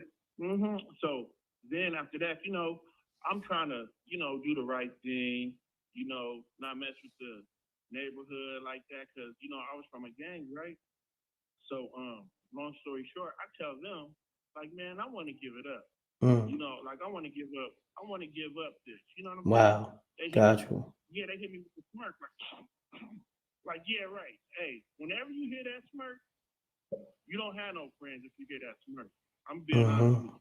Because I told them, because I'm in a walker. This is like after I got shot, you know? I still remember I had the granny walker, you know, the little granny walker? So I'm telling them now I'm still recuperating, still don't really know how to walk now. So I'm like, man, I'm giving this all up. Like, I had the money. So I'm like, I'm just giving this up all. I don't even care. And then they like, man, you gonna give this up, man? You ain't gonna bang the set no more? I'm like, nah, I'm cool, man. I'm good. I'm like, you know, I'm good. They like, they hit me with that little, you know, the smirk. That little, yeah, they hit me with that. I'm like, all right. So long story short, you know, I say it was around this time too. Two of my partners come to the crib. They kids, cause like they was like 15 at the time, you know. And at the time I was 22. You know, I'm in my mid 30s now. You know. So yeah, they come over and then they like, man, I've been drinking, I've been smoking crack. I'm like, man, get out of here. You know. So I'm laughing. They like, you got your pistol on you? I say, yeah, but now I'm feeling kind of nervous because these two is like they like family. I'm gonna say they family. You know what I'm trying to say? Like, even though what I'm about to tell you, even though you know what I'm about to tell you is like, you'll see. So they like, you got your pistol on you? I say, yeah. So I go in the house real quick. I still leave my door unlocked, but I go upstairs and start praying. You know what I'm saying? And I felt this bad vibe. And God said, hey man, go back outside.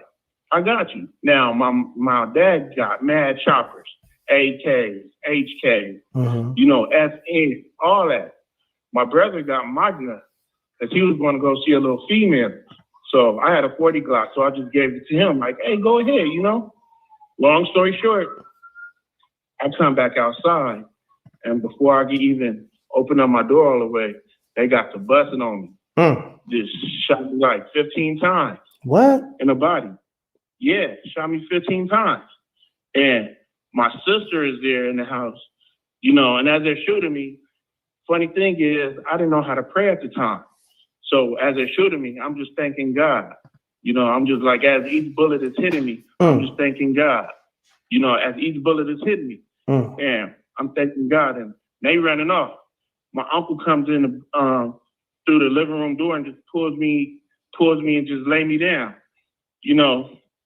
And as I'm taking each breath, it's like you pushing a little water fountain. You know how you push a little sip of the water fountain and you got the water coming out? That's how my blood is coming out of my body as I'm taking each breath. Wow. You know, blood is looking like a water fountain. So my sister, she's panicking, running around. I'm telling her I'm getting cold. Just put me next to the dryer because the dryer was on. And, you know, I'm feeling like just me being next to the dryer, I can heat up a little bit. You know what I'm saying? So they're sliding me next to the dryer. I'm closing my eyes. My dad like, hey, stay with me. So the police come running in, you know, and my sister just praying. I call my brother. I call my brother. Not even the police. The police ain't even there. I call my brother. And I tell him who did it. You know, and my brother says, man, hey, if you die, I die because I'm killing everything. You know what I'm saying? He beat the police there. My brother beat the police there to the house. So, long story short, it just looked like a massacre, man. I had blood on the ceiling. Blood was everywhere. Man, it was so crazy when the police came in. They started to cry. Like I seen them coming, creeping, tearing up. Like, oh man, who did this to you? Because I'm gonna say, even though they got an effed up job, some of them ain't all pricks and dicks. You get what I'm trying to say? Like, if they done seen you grow up, they kind of like you. You know what I'm trying to say? Like, and they done seen me grow up. Like they seen me grow up.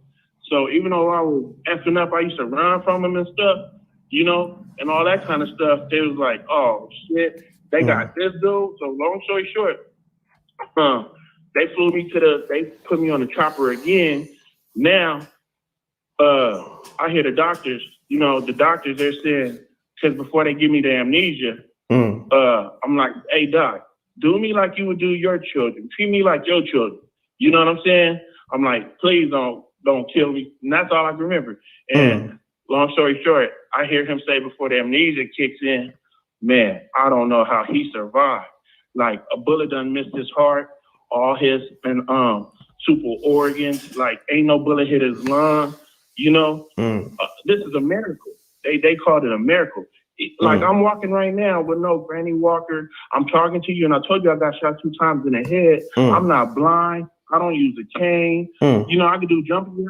If you was to see me right now, or if you was to pull up on me, you'll be like, damn, where's the dude that said he was shot this many times? I go around giving my testimony to others, to all the gang members that I come in contact with, that to change their lives because, where I come from, it's hard to make it out here, but if you see me doing positive things, I would like for them to do positive things as well, Got you. Oh man, yo, I'm glad you made it through, man, because you told like the most outlandish story I ever heard in my life. Like, so you got shot like almost 20 times, 2 in the head, 15 in the body, and you survived.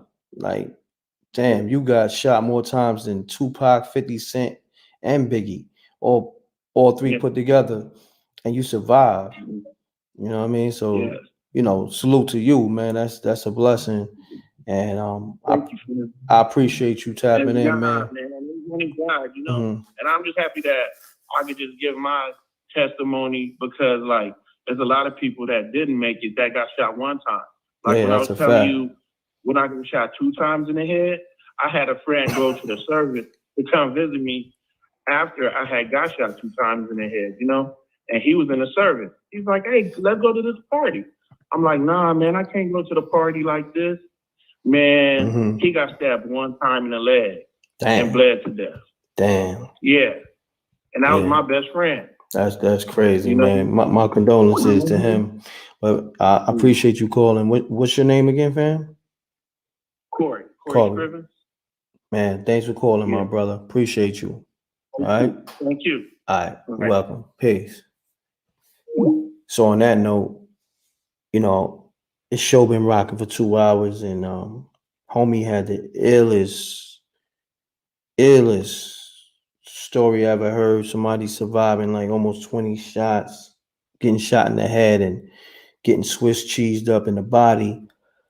Man, I gotta end the show on that note. Like, I don't think nobody else can top that. Like,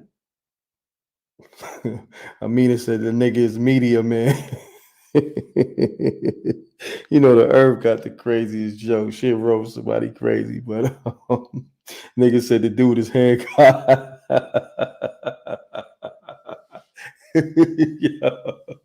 Oh man, y'all niggas is crazy.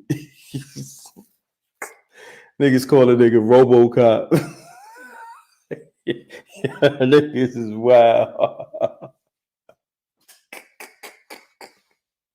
Oh man, y'all niggas is crazy, man. Niggas said 80 Cent. Niggas called him Blank, man. Stay up, Corey, though. You know what I mean? Love is love, but I ain't gonna hold you. I gotta be the wildest story ever, man. I don't think nobody's gonna top that tonight. I can't even like that. That took everything out of me because I was just trying to just listen, but it was just so outlandish and just mad. In the chat, y'all niggas is going crazy. Even Amina, you got me. Man, I'm losing air. You know what I mean? Oh man. And I don't even know where son from. Like where did all this go down at? Like, you know what I mean? But shouts to Corey though, man. Thanks for calling, man. But you know, us over here at the Rec Mob, you know, we all about getting a good laugh. And you know, man, the way you told that story, not saying that it didn't happen, because you know, it just sound like a wild story. It sound like a wild cowboy story. And it's, you know, I'm glad you survived, man. You did. I'm trying to hold it together. I can't hold you, man. I'm trying to, you know, listen, I'm just I'm trying to do my job professionally, non-biased as always, and you know, giving everybody a voice. Oh, he say from Cali, that's right. Shouts to the homie in the old Cali, the homie Corey. So yo, on that note, Spooky Hours 3. Appreciate y'all staying tapped in with me. Stayed with over 600 people in the room. Smash that like button. Spooky Hours 4. I might do it tomorrow. You feel me? I might do it tomorrow. I don't know. But make sure you tap into the Blackout Show every Tuesday with M.Reck and Amina. Myself and the Earth. She's in the room. 8 p.m. the Blackout Show. We go live on YouTube for like 30 minutes, and then we go live on Instagram for 30 minutes.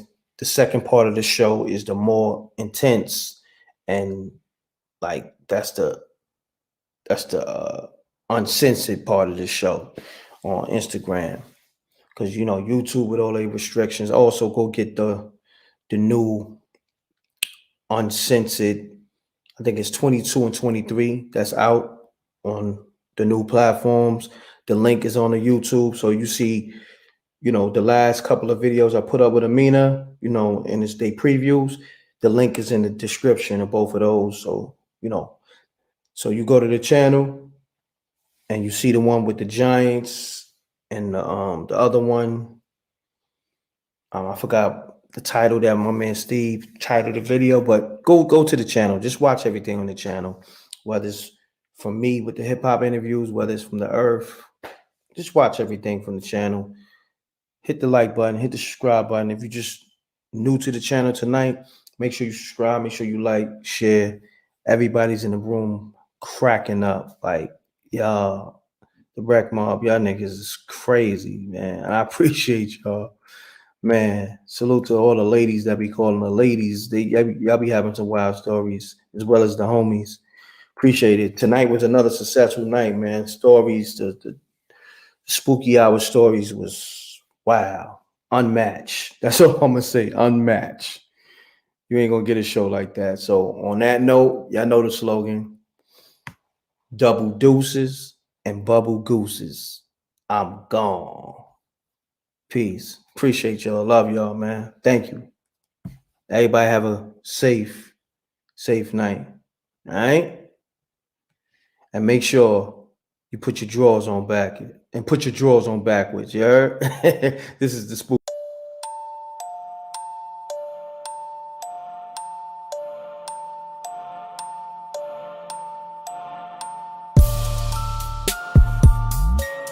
Peace.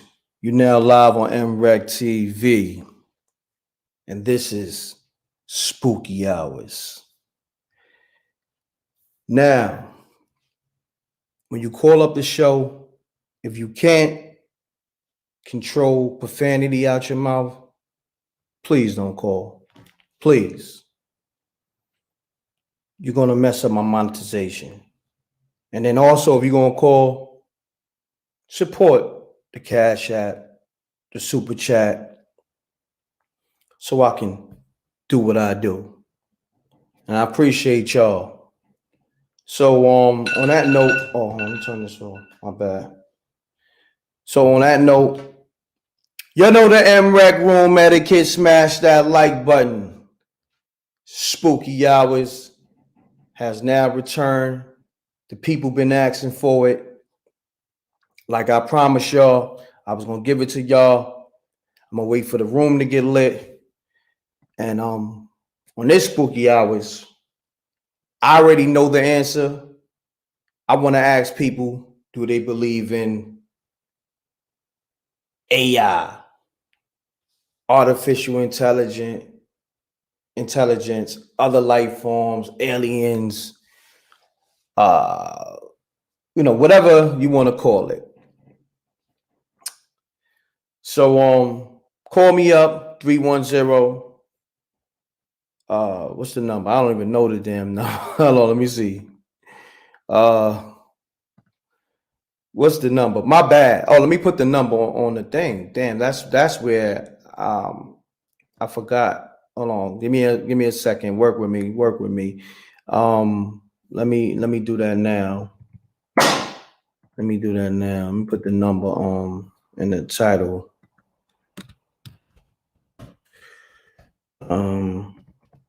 Bugging. I had it there earlier, but for some reason it didn't save. So I'm putting that there now. Call me up, 310-598-2974. This is Spooky Hours. Call me up with your spooky experiences, whether ghosts, if you on your voodoo-ish, because there's a couple people called me up saying, they use black magic. I'm gonna read the chats. Hold on, let me pull up the phone lines. What's good, Jason? I see you. Let me salute to the people in the chat. Spooky Hour, let's get it. Facts. What's happening? Daniel, I see you. Omar, I see you. Jason, I see you. Salute. Yeah, call me up. Let's get the Spooky Hours thing popping. We 3 minutes in, man. Come on. I'm not gonna be here all night. Y'all ain't gotta be scared. Sunday is the most spookiest night. For some reason, that Sunday night, I don't know, it got like a spooky vibe to it. Let me know if I'm bugging, man. Like, even if you want to just call up and just, let's talk about Sunday, the spooky vibe Sunday has. And real talk, let's be real. A lot of people pass away on Sunday.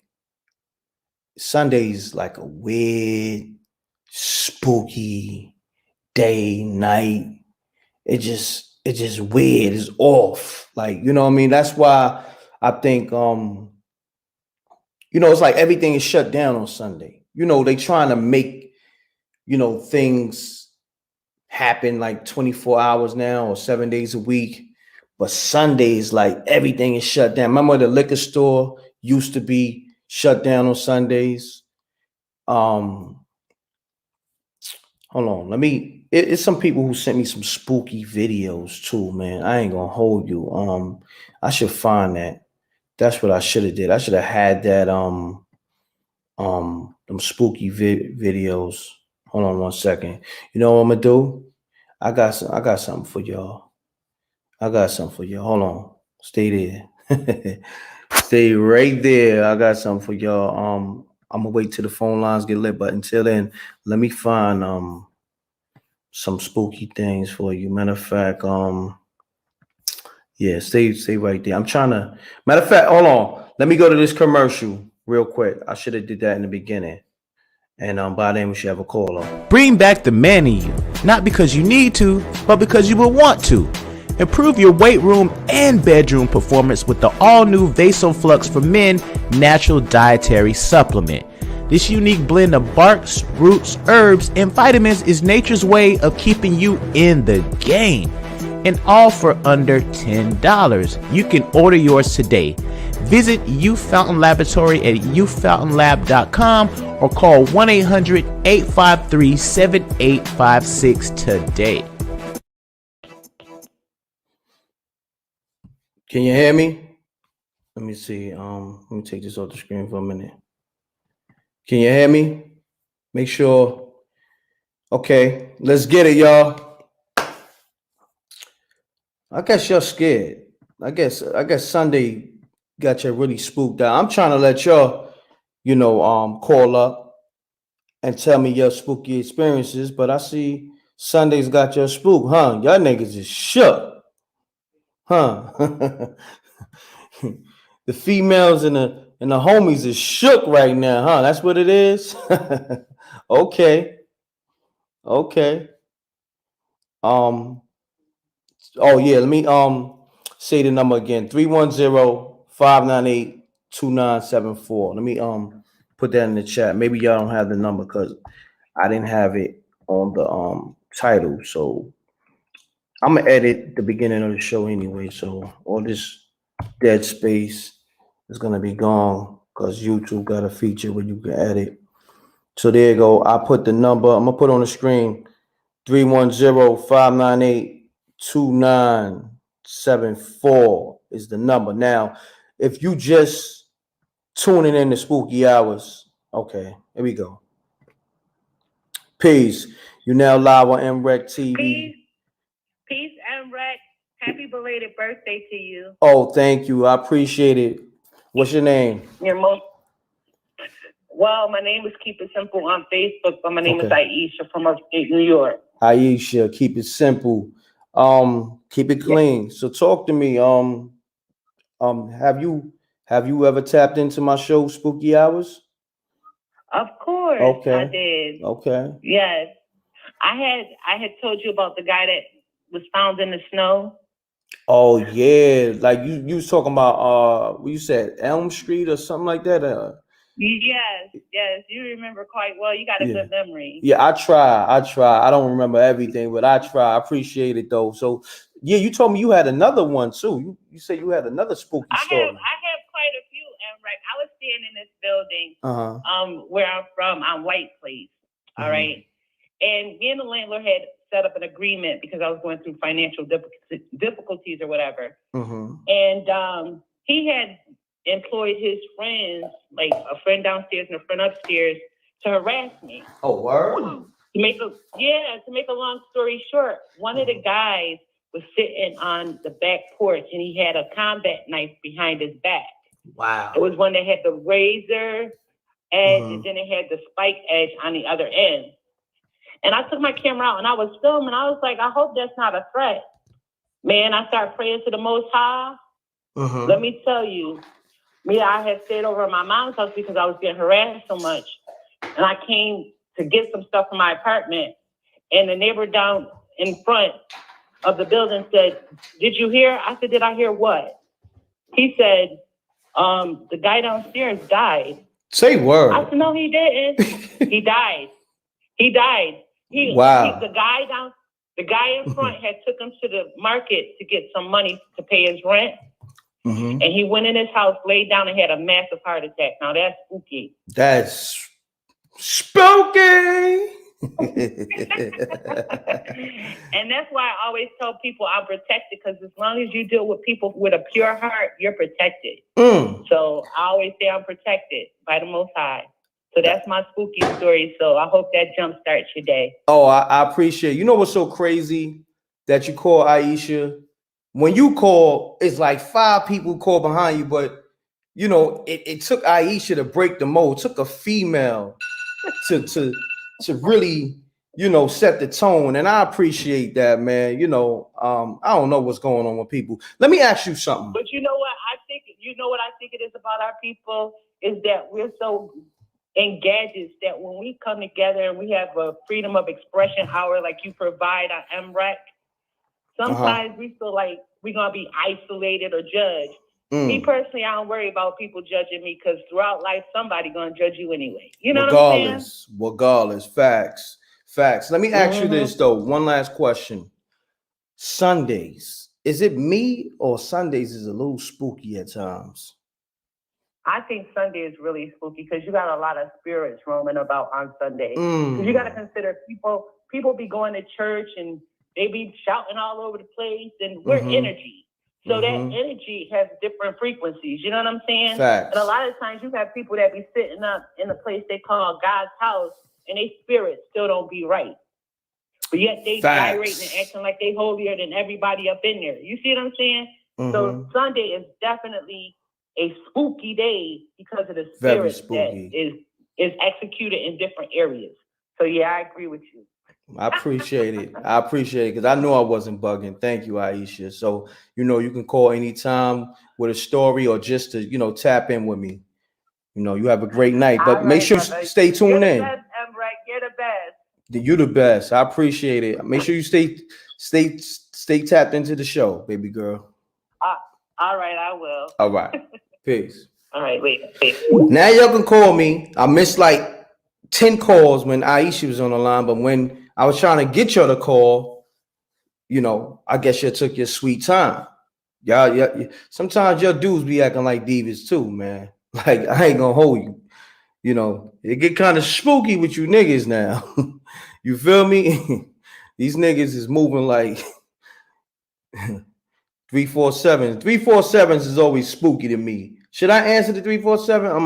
I'm gonna take a chance. Peace. You live on MRecktv. Let's keep it clean. State your name. Where you calling from? Hi, my name is Wanda. I'm calling from Brooklyn, New York. What's going on? How you feeling? I'm good. Thank you. I love this new show that you got going on. Thank you. Spooky thing. Thank you. I appreciate it. Okay, so I have two stories actually. Okay. The first story, I was younger or whatever, and my uncle had passed away. At the time, I didn't know he passed away. I was home, sleep or whatever. Somebody woke me up. I heard somebody walking down the hallway. I don't know if you remember the 90s. They used to have the swish pants. You remember the suits? So they used to make a lot of noise when you walk. Facts. The windbreaker pants. Facts. Right. So my baby father used to always wear those suits. I thought it was him, like coming down the hallway, whatever, coming to the room, but it wasn't him. I heard him coming down the hallway, whoever it was, and then the door opened up. Once the door opened up, I was like totally frozen. I couldn't move my body. I couldn't do nothing, but I saw like the black pants and the black shoes or whatever. Whatever it was, it walked towards me. It stood directly in front of me. I was laying on the bed. The only thing I could move was my eyes. I couldn't move my body at all. I was totally paralyzed, like scared to death. It stood there for about it felt like a long time, but it couldn't have been no more than 2 minutes. Wow. Walked back out the door and my phone rang. I answered the phone and it was my cousin. Now I'm still thinking that she's telling me about my uncle, whatever, but I'm still thinking he in the hall, so I keep calling for my kid's father because I was able to move again after that, after they left house. I got up and walked down the hallway. He wasn't in the house at all. Nobody was in the house but me. Wow. The first that was really scary. That's spooky. Now, see, the lines get lit every time I get a caller. They calling like crazy. This what you do, baby girl. Just call me back like 20 minutes into the show. I'll get your next story. I'm gonna take another caller. All right. I appreciate you. You're welcome. See, y'all dudes and y'all people, man. Every time I get somebody on the lines go crazy. But in between, I don't know. It is what it is. Hold on. Somebody left a $50 super chat. Let me salute them. Let me see what's going on. Okay. That's hopefully I get the name right. Lateri Stevenson. I can spell it out. Laterrle Stevenson. Appreciate the super chat. That's love. Call me up. Oh, okay. Peace. You now live on MRecktv. Let's keep it clean. Let's keep it short. Tell me your spooky experience.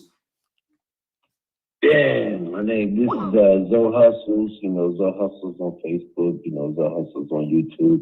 Okay. I be in a lot of indigenous fields. We been following you for a couple of years, man. Checking you out, just being in the shadow. But I got a good experience, man. Out in California, before I moved back to Michigan, I lived in Salinas, California. Yo, hold on, fam. 1 second. For some reason, your phone sounds a little muffled. Do you got me on speakerphone? Yep. Yeah. There you go. You sound much better now. There you go. Start from the top. Okay. Okay. I was staying out in California, in Central California, Monterey County. It's surrounded by mountains and everything, So one day I'm coming home And, you know, I'm pulling up to the crib and, you know, I stay across the street from the elementary school, and across the street from that is a high school football field where the lights, you can see the lights from my front yard. You know, and you can see the game going on. So, you know, I'm pulling up to the crib, you know what I'm saying? And, you know, me and my partner, you know, in the truck, and we just see this light is coming full speed. Like, we thought it was a jet about to crash or something. So I'm slowing down to see, like, I'm trying to figure out which way it's going. So the light coming full speed, but it stopped right above the football field, did a 360 and darted faster than anything man-made possible. Me and my boy stopped and pulled over, got out the car, and was looking at it like, what the? So that was just the beginning of this night going into the next morning. So I pulled to the crib, pulled in the driveway and everything, and then it was just like we sitting there talking about it, looking at the football field, and while we sitting there talking about it, it just a beam of light came out of nowhere and hit the ground right in front of my driveway on the street. So I'm like, I said, dude, did you see that? He said, yeah, I thought that was just like my eye was. I said, no. So we go out there, turn on our cell phone lights, and looking at the street, it was a perfect, about a 24-inch perfect circle surrounded by black burnt concrete to where something hit that. And then that was never there before, because my house was a brand new house built in 2007. So that mark is still there to this day, but it came from something. So I'm, you know, we tripping in, you know, we going in, you know, my man cave and everything. My third garage started, you know, lighting up. So the next day I wake up, you know, I, you know, make sure my kids get off to school and everything, you know, and I work for myself. So, you know, I do construction and I work at my own schedule. I decided to not work this day. For some reason, I'm sitting there cooking some, you know what I'm saying, some French toast, some, you know, scrambled eggs and stuff. And I looked over and I just seen something walk across my window, but not just the front window without the curtains on it. It walked across the curtain part. What? But when I looked at it, it was like it was a visible but blurry being walking. So I was tripping to the point where I grabbed my cell phone, and as I grabbed my cell phone, a bird hit my window and died, bro. What? So I'm thinking, like, what the hell? So Crazy. I go out there, like, go ahead. No. I said, no, go ahead, speak. I said crazy. Man, it turned crazier. So I go out there with my phone and I took pictures of this. It was one of them birds that's all black with the yellow and red stripe on it. I don't know, I forget the name of it. But it's a known bird. It's all black, and they got like on the wings, they got like a red and a yellow stripe. Not the robin bird. Ran into my. Not the robin. That's what that is. Not the robin bird. Okay, so that bird ran into my window, right? So I go back in the crib, and I'm just like, what is going on? So, you know, I put my energy up to the Most High, you know, protect my home. So just as I finished coming out of my meditation, I look up, I see my doors on this house. It's a nice sized house. My doors are 8 foot tall. That's the doorway. Wow. It was fingers inside of my double pane window to my back door. Wow. It was just 4 fingers, but it was 3, and then the 4th as a thumb. But they were, I went and I looked, so I went back to get my phone again when it took pictures. As I went back to take take pictures of that, I looked to the side on the left-hand side away from the door handle, and it was 2 more. It was a set, like 2, it was like 2 hands there. So I'm tripping, stepping back from the door, and as I'm really paying attention, the beam was sitting on my patio's furniture, and I got photos of it. And you can see where he's sitting at is just blurry, kind of like that Predator on, what was that? I forget the name of that movie. Terminator. Gotcha. Exactly like the movie of Terminator is why they do that. Those beams exist. Wow, that's crazy, man. That's a crazy, spooky story. I appreciate that. You know what? A lot of people in the room were saying you got a spooky voice or you just got a deep baritone. But on that note, I need you to tap into this email because I'm about to do the Spooky Hours short movie. And you could be one of the narrators. Okay. You could be one of the narrators if you want to. You know what I mean? Like, I'll do it, man. You know, I got many voices. I actually thought about getting into doing voiceovers. Okay. You know, I can sound like a little dude, you know what I'm saying? Yo, you got spooky just there. Hold on, do that again. Yo, you know what I'm saying? This is a little character I got on YouTube called Lil Lonnie. You know, and he like an East Coast. He the biggest hater in the game. So, you know, I'm gonna try to get him going. And his name is Lil Lonnie. And he hate everybody. He don't like nobody. So, you know, it's just a good representation of our people. You know what I'm saying? Just he don't buy anything. He don't wanna. It's just hard to convince. Got you. Nah, I mean, you convinced me already, and then you just did that little Lonnie voice off impulse. Hit me up, MRecktv submissions, and you put voiceover. You know what I mean? In the subject, MRecktv submissions. I'm gonna put it in the chat room. MRecktv submissions at Gmail, and you put voiceover for Spooky Hours, and we gonna reach. Okay, we you gonna say reach out MRecktv submissions. MRecktv submissions at Gmail. At gmail.com. I'm putting it on the screen right now, and it's in the chat room. And what's your name again, fam? And I'm Zoe Hustles. Zoe Hustles. Salute, man. Dope story. Smash that like button, y'all. Y'all know the M.Reck room etiquette. Dope. Zoe Hustles. Salute. Appreciate you. I hope to hear from you soon, because we about to do the Spooky Hours movie. Hey, one thing I'm gonna say too.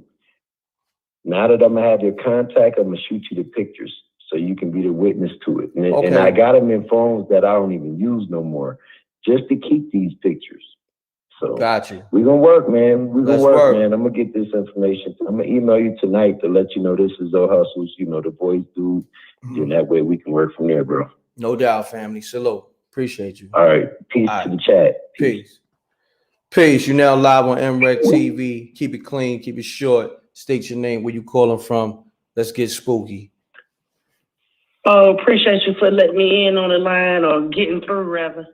I called you a couple of weeks ago. I was the one that called, and I told you that I saw the half man, half horse. Yeah, that was real spooky. And I'm from the South, so, you know, I've seen a lot, but I don't know if it's going to be spooky or whatever and whatnot, but, you know, in the South, they dibble and dabble with the voodoo and the hoodoo and all that other stuff.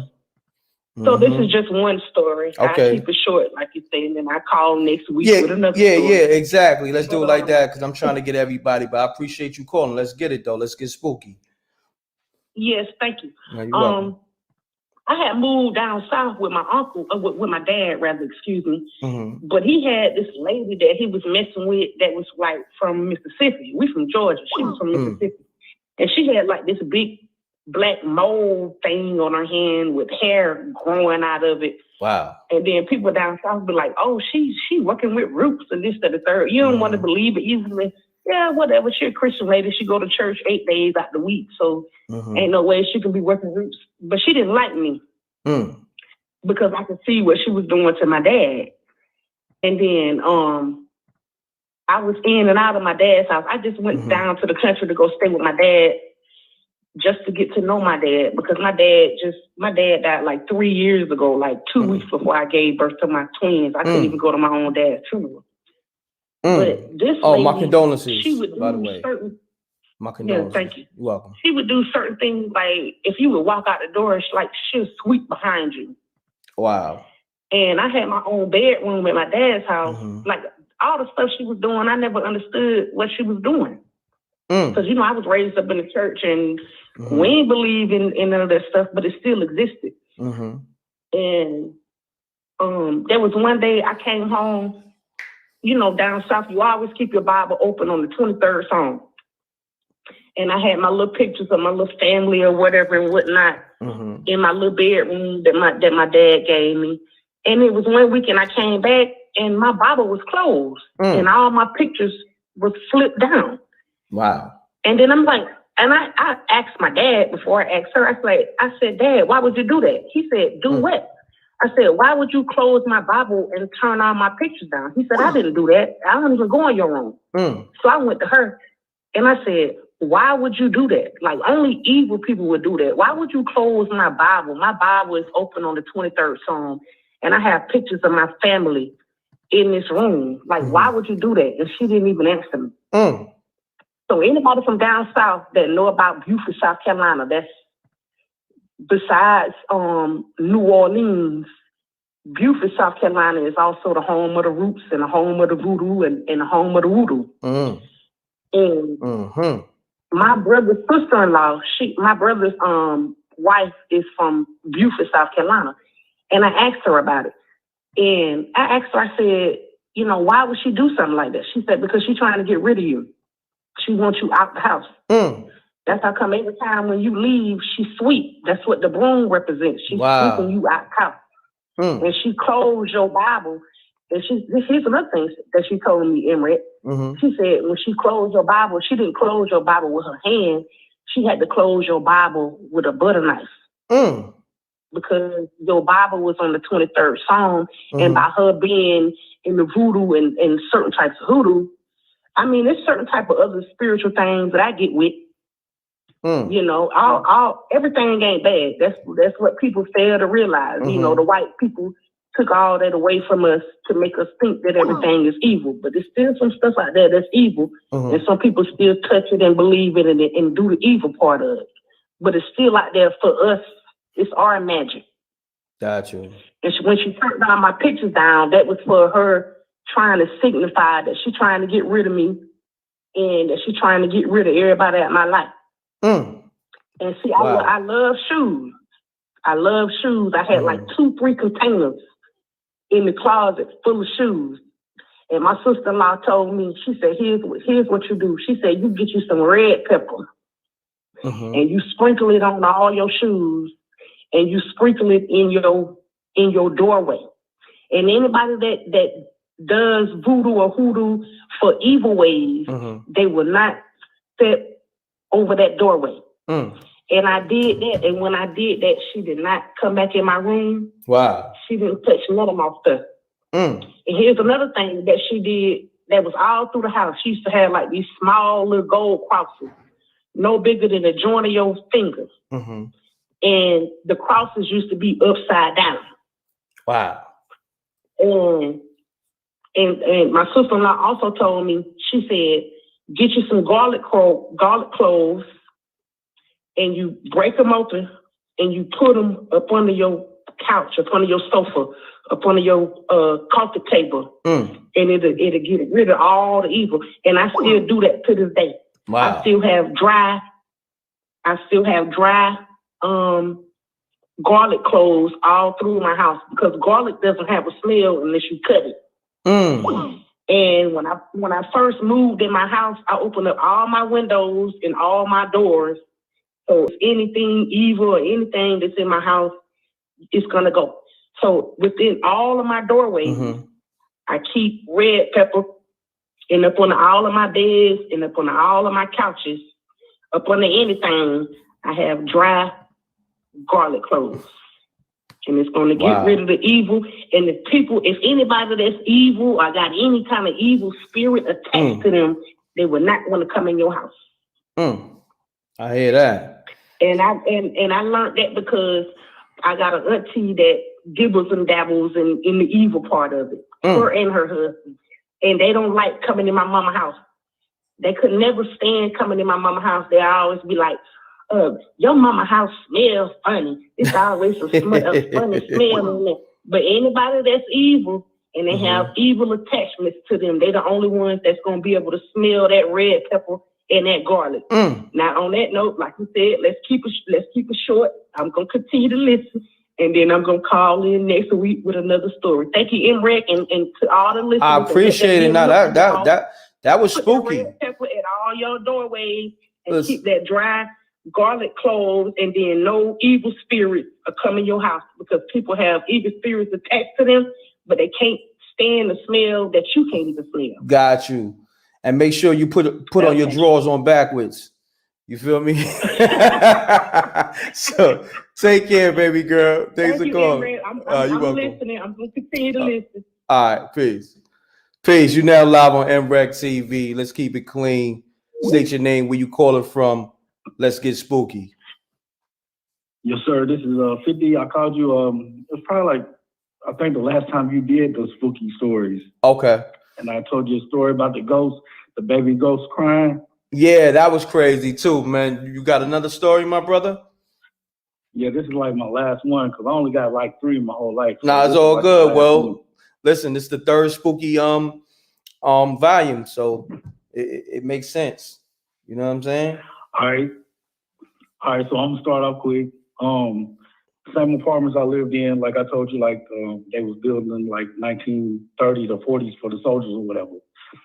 So we moved there, and everything is cool. Everything is good. Mm-hmm. And my mom's boyfriend, he's living there with us at the time. Mm-hmm. So hold on, you said your who? My mom's. Your mom's boyfriend. I thought you said your boyfriend. I was about to say you just got spooky. No. Okay.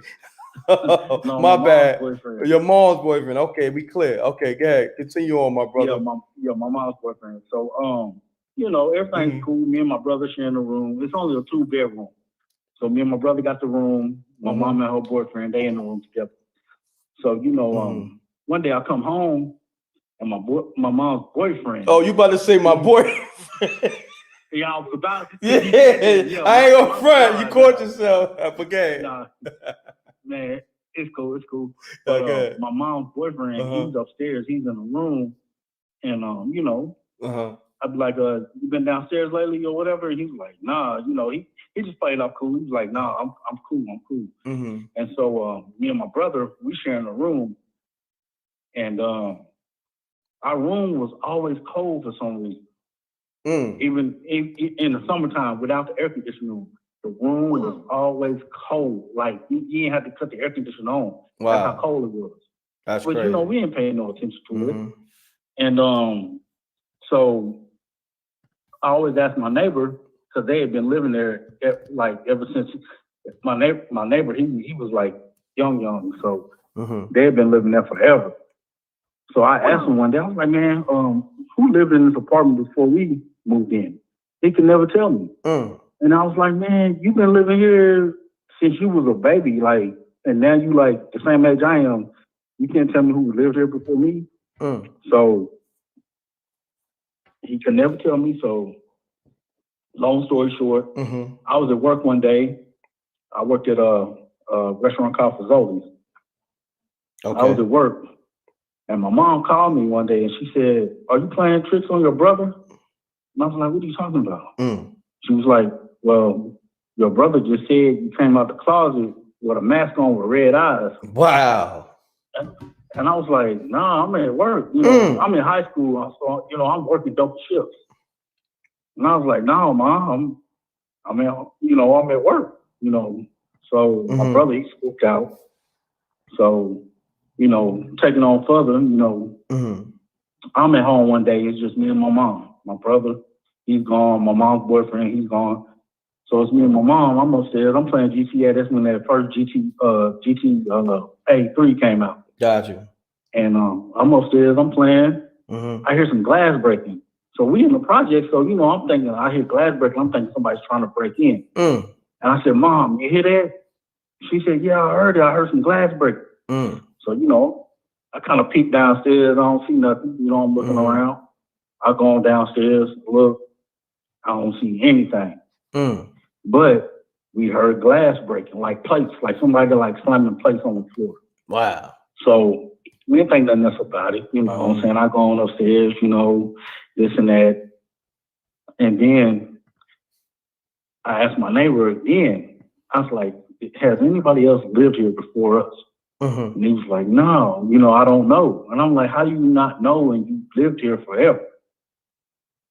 So same thing happened again. I'm upstairs, I'm chilling. We hear some glass breaking. Go downstairs, look, nobody's there.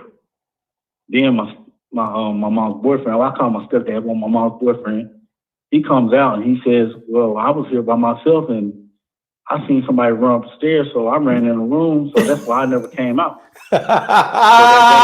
He was shook. For real. So that day when I had asked him had he had been downstairs, and he said, "No, he was just chilling. He had seen something, but he didn't never tell us." Damn. And then that's the same thing with my little brother when he told me he seen me come out the closet with the red eyes. So, long story short, come to find out, it was an old man. He was probably like in his 70s or 80s. He had like died in our apartment. Wow, that's spooky. Yeah. So now, he had died in our apartment. Now, go ahead. Now that image that your brother saw, or whatever presence with the red eyes, did your brother, like, did y'all see a picture of the old man that died? No. So I'm just trying to, take everything that you said to me and try to put the pieces together. You understand what I'm saying? So when you said the old man wound up passing away in your apartment and the whole red eyes and all that, I'm trying to piece all this together. You dig? So I'm trying to think, what was those red eyes about? That's spooky as shit. Yeah, my brother, he told me years later, because he's like all into like the whole conscious era or whatever. And he told me like the old man was the man that he seen that was me. He said that the old man was trying to possess my soul. Wow. So that's why he seen me, but I had red eyes because I wasn't there. Woo! Yo, on that note, you know what I'm saying? That was spooky as shit. The way you just displayed that, we gonna end on that note. That was spooky. Listen. All right. All right. Yo, I appreciate you calling, fam. And they keep calling up anyway. So I'm gonna get to the next caller. Thanks for calling. You said your name 50, right? Yes, sir. 50. All right. Salute, fam. Peace. Peace. You live on MRecktv. Mute your audio. Keep it clean. Keep it short. State your name, where you calling from. Let's get spooky. Oh, he got scared. I guess he got spooked out. I guess he got spooked out by that last caller. You know what I'm saying? If you come in here trolling, you will get blocked. That's all I'm going to say. It will get spooky for you. For real. Come in here trolling. You better delete that comment, because I will block you. Because we keep the energy good. It's already spooky on Sunday, so we don't need no bad spirits in the chat room. Keep that. All right. Peace. You now live on MRecktv. Keep it clean. Keep it short. State your name, where you calling from. Let's get spooky. My name is Malcolm. I'm calling from Dallas, Texas. Malcolm, what's happening? Shouts to the whole Dallas, Texas. What's going on? I'm good, my brother. Do me a favor. If you got me on speaker, take me off speaker, because I need to hear you loud and clear. You sound a little muffled. Okay, let me take it off. Okay, can you hear me? Much better, Malcolm. Much better. There you go. Cool. Yeah, so like in Mississippi, I was hearing the lady speak about voodoo and hoodoo. I definitely remember the word hoodoo. And I used to hear a lot of stories about, sometimes in Mississippi and some of those, like those rural wooded areas, you had older people, good people, and then you had some people who were just mean people that, if they didn't like you, they would put some type of voodoo on you, or some type of hoodoo around you, and you would never know why certain people in your family is behaving or if they act in a certain kind of way. You just don't have no idea. But let's get into this here. Like down south, what I was learning was like when people passed away, some of them didn't just pass away. After you buried them, they would find their way back into the house. You would hear them. I could hear them, like some of my family members that passed away on my mom's side. You could hear them walking around the house a certain time of the night, and their essence of who they are, they would be in the same areas that they actually sat in, or if they did a certain thing all the time, that that this is that person in the house. When my mom's grandfather passed away, his name was Sambo, and when he passed away, every night you could hear Sambo in my room. You could hear him in the ceiling, because our ceiling, me and my brother's ceiling in the room had a sink in the ceiling. it was like a hole through it, so it would rain and drop through there. It was like it was about to fall through on us. And you could hear him up there because he built the house, but you could hear him up there like he had a hammer nailing, like he was trying to fix it. Wow. Like he was trying to fix the house. And my mom would hear him rocking in the chair at nighttime by the fireplace where he used to drink his coffee and dip his snuff. You could hear him in the house. Wow. You can hear him by the you knew it was him. Yo, that's spooky. I think I want you on my Spooky Hours movie. But keep talking. I like your you got a good voice too. But keep talking. Keep talking. My bad. Yeah. No, you're good. His feet had a certain, like a quiet, but it had a drag step to it. It was like almost like it was sliding. You just knew it was based on how old he was, the way he walked. You knew it was him. And so one day, my mom, you know, she was hearing it all the time, and she was like saying that Sambo ain't resting. He's still moving around the house. Wow. And so we went out to the outside of the house with stock all your old clothes and, you know, this old stuff that you would have, radios. Like when somebody passed away, people would just put their stuff in we call it the out of house. And my mom said, we're going to just take Sambo's stuff out of there and we put it in the pile in the backyard. Now, here's something that if some people are familiar with this, when people pass away down south, if you were born down there, which I wasn't, but what I learned was like when people down there pass away, my mom said you got to take all of their clothes and burn them. Because their essence, their energy is still there in the house. And so we would take Sambo. He had just nice clothes, but we had to burn them all, like hats and just some of his overalls and his suspenders. We burnt it all because that lets him know that he doesn't live there anymore, to let him know that he needs to move on. They don't know how to move on. They still think they're living in the living. And they don't know how to move on because they're roaming. They're just roaming around in the house. They're roaming around in the yard. You could just hear stuff fall, and you can hear just like Sambo had a horseshoe.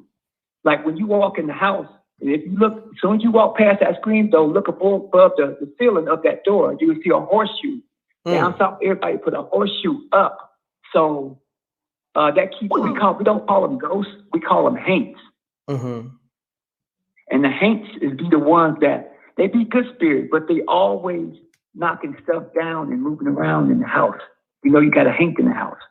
The horseshoe is supposed to keep these spirits out, but for some reason, I believe the ones that still think they belong there, they own the house. They don't want to leave. They don't want to move on. And you have to go in this person's home. This is down south. You have to get all of their clothes, all of their belongings, all of their worries. That's why people are always taking a lot of stuff to the thrift store. They trying to move all that stuff out the house because they know that person ain't gonna move on. They still think their energy is still there. Whether it's clothes, watches, hats, shoes, it could be a car. They still think they belong there. And they don't. But one more short story. One time my dad felt like somebody was trying to break our family up, and he went to a voodoo doctor. She gave him a handkerchief, and she gave him a tomato. And he wrapped that handkerchief around that tomato, and she told him to crush it. Once he crushed that tomato, like smushed it in his hands with the handkerchief, she told him to open it up, and he saw a face in there. And the person's face that he saw in there was the lady next door to us. What? He used to come into our garbage all the time and just be roaming around in your garbage. That's why a lot of people don't like you going in your garbage because we feel like, so you don't know who's practicing voodoo. You don't know. Fact. And told my dad, he saw her face, and she told my dad to go home, and before you go up those front steps, because the house you can see up under there, she told him to go up under that house. And she said that there's something up under that house, up under those steps. We went up under those steps and sprayed with the rake from what was up underneath there. And he found some hair twigged together. And when I heard my dad speaking about it to my mom, it was my sister's hair and my mom's hair. What? That this person twigged up together. Don't know why they twigged it up, but that's why parents females, like the older women or just women in general, when they comb their daughter's hair, they always tell them to go take that hair and take burn it. Go burn it. Yeah. Yeah. And a lot of times people don't burn it. So the way I heard it was that burn it. Don't burn either a bird or get a hold to it and you constantly have headaches all the time. Yeah, I heard about that too. We have somebody in your neighborhood or next door to you go in your garbage and get something that you untouched. And some people, they are evil. They play black magic voodoo on you, and they put something on. We call it put a voodoo on you, and nobody can never bring you back because they don't know what's wrong with you unless somebody figured out that you've been a spell been placed on you.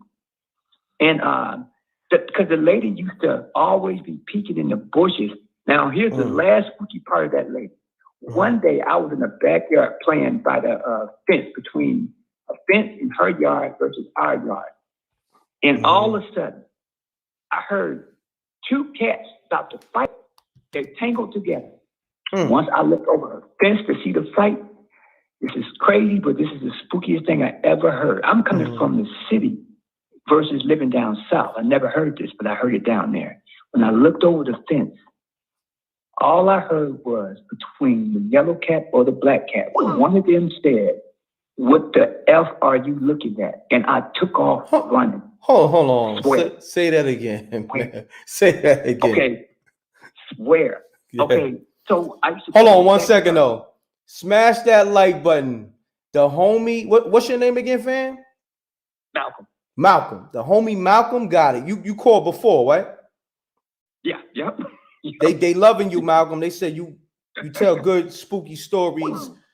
Smash the like button, pound the like button. Malcolm is going in, and he said something real spooky. I mean, the whole story was spooky, but I need y'all to pound that like button so Malcolm can do more justice to this whole spooky experience that he's displaying right now in this MRecktv Spooky Hours.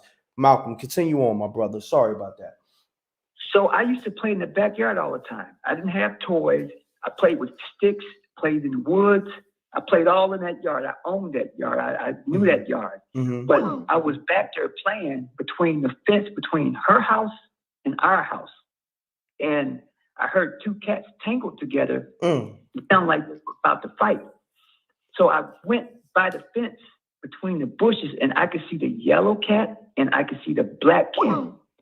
As I was looking, I believe it was that black cat that looked at me. It said, I heard the voice clear, English. It was nobody around. I looked at, when I heard the cat say, "What the F are you looking at?" I looked all around so fast, I was trying to figure out where it came from. You talking about maybe I was 8 years old. Wow. And I know English, and I know who was not there, and I know who was there. It was the yellow cat and the black cat. And all of a sudden I heard, "What the F you're looking at?" And both of those cats were looking at me, but I didn't know where it was coming from. I just took off running. Damn. So I know that lady next door played with voodoo. You did this. Sometimes you got people that can just grab something out of your garbage, find anything, and they take it. You don't even have to know all the details about voodoo, but you can learn some things and just try it and see what would happen to a person next door. Facts. And my dad used to always complain about that lady next door. And one day he went to that doctor, that witch doctor lady, and she told him to go look up under those steps. After he crushed that tomato, he saw her face, the older lady's face next door. He said that was her face. When he got home, he went up under those steps. I think it was a rake. And he brushed up under that step, and whatever came from up under there, he found a bunch of hair twigged together. My sister's hair and my mother's hair, because my mother used to always use the straightening comb, and when you're combing, and everybody knows the hair breaks off. That blue magic grease. And when she used to press their hair, the hair comes through the comb. That's the hair that she would tell my sister to take to the stove and burn. So if you know anybody playing black magic, y'all, be careful with things around your house, because if you let these people in, or if they in your garbage, they're going to go in your garbage. They know you're not letting them in. They'll go in your garbage because they know that we throw everything in the garbage and they find stuff and take it back to their house. Facts. Malcolm, man, you know what I need from you? I need you because so many people calling. Even now, I don't know if you hear that noise. It's like a that means a caller just hung up, and it made like 40 of those noises since you've been on the line. Text me this number, the same number. Say, yo, this is Malcolm. And also email me, MRecktv submissions at Gmail. I'm going to put it on the screen again. I need you to be a part of this Spooky Hours movie I'm going to do. You got some dope stories. You got a good voice. So you and the other homie, I forgot his name. I think it's 50 and somebody else. But you know, anybody who called up and I was digging your story, make sure you email me, MRecktv submissions at Gmail. And because we're going to do the Spooky Hours movie and make this a series. Matter of fact, we're going to do a series. So I appreciate you calling, Malcolm. Dope stories, as always. Make sure you tap in. Make sure you text me as well as email me so I can lock in with you so we can get to the Spooky Hours series that I'm going to do. You know what I mean? Oh, yeah. Plenty right. Okay, appreciate it. Appreciate you, my brother. Peace. Peace. You now too. Please mute your audio. Mute your audio, please. Mute your audio. I appreciate you calling out. Mute your audio. Peace. Okay, can you hear me? Yeah, I can hear you loud and clear. State your name, where you calling from, keep it clean. Let's get spooky. All right, cool. My name is Lewis. I'm calling from Fort Myers, Florida. So I'm a Christian, right? I believe in Jesus. Okay. Jesus Christ of Nazareth, cool, right? So out of obedience to God and trusting Him, I moved out here to where I live now. It's called Fort Myers, Florida. So once I moved here, it was like first it took me some time to get a job, but left and right. Every time I was meeting somebody, it's like, yo, why you move here? Like, why would you even want to be here? Like, out of all places and this, that, and this and that. And the energy that I got from here, it was like, you know, kind of like not really so good. So time went on, and it's like there's just like this big negative energy in this place. It's almost like this is like a portal to like demonic energy. So years passed by, and since I moved here, like my life has just been like beyond ridiculously hard. I don't know if you ever heard the term gang stalking, but it's like I never heard of that. Yeah, so like if you ever can, you should YouTube it. But it's almost like organized harassment and stalking. I don't know if you ever seen the movie John Wick. Yeah, of course. Yeah. So you know how usually movies like reflect like real life and stuff like that. So by my very consistent experience of being like harassed and stalked and monitored, I've come to the conclusion, this may be hard to believe, but I kid you not, this stuff is real. You know, there's either the light or the darkness, right? So either at the end of the day, you're either going to follow God or you're either going to follow Satan. So what I came to the conclusion is like this city, Fort Myers, Florida, I've seen like a lot of demonic things going on out here. And this is like a big cauldron of witchcraft where people just come to fulfill contracts that they have with Satan. And if you wouldn't be aware, if you're not like a Christian or know God, you'd be very easily, you couldn't even tell, because it's like a world on top of another world. It's like once you enter the darkness, or let's say you're on the side of Satan, they all know each other, they all work with each other. It's like a big fraternity. Like, but only if you're in the dark, you would know. And it's like all of these people work together. It's almost like they have a hive mind. And if they target you, let's say if you're a Christian and they targeting you, like you know it, like they all targeting you at the same time. It's like just like the movie John Wick, when he was going to be seen and they all moved at the same time against him.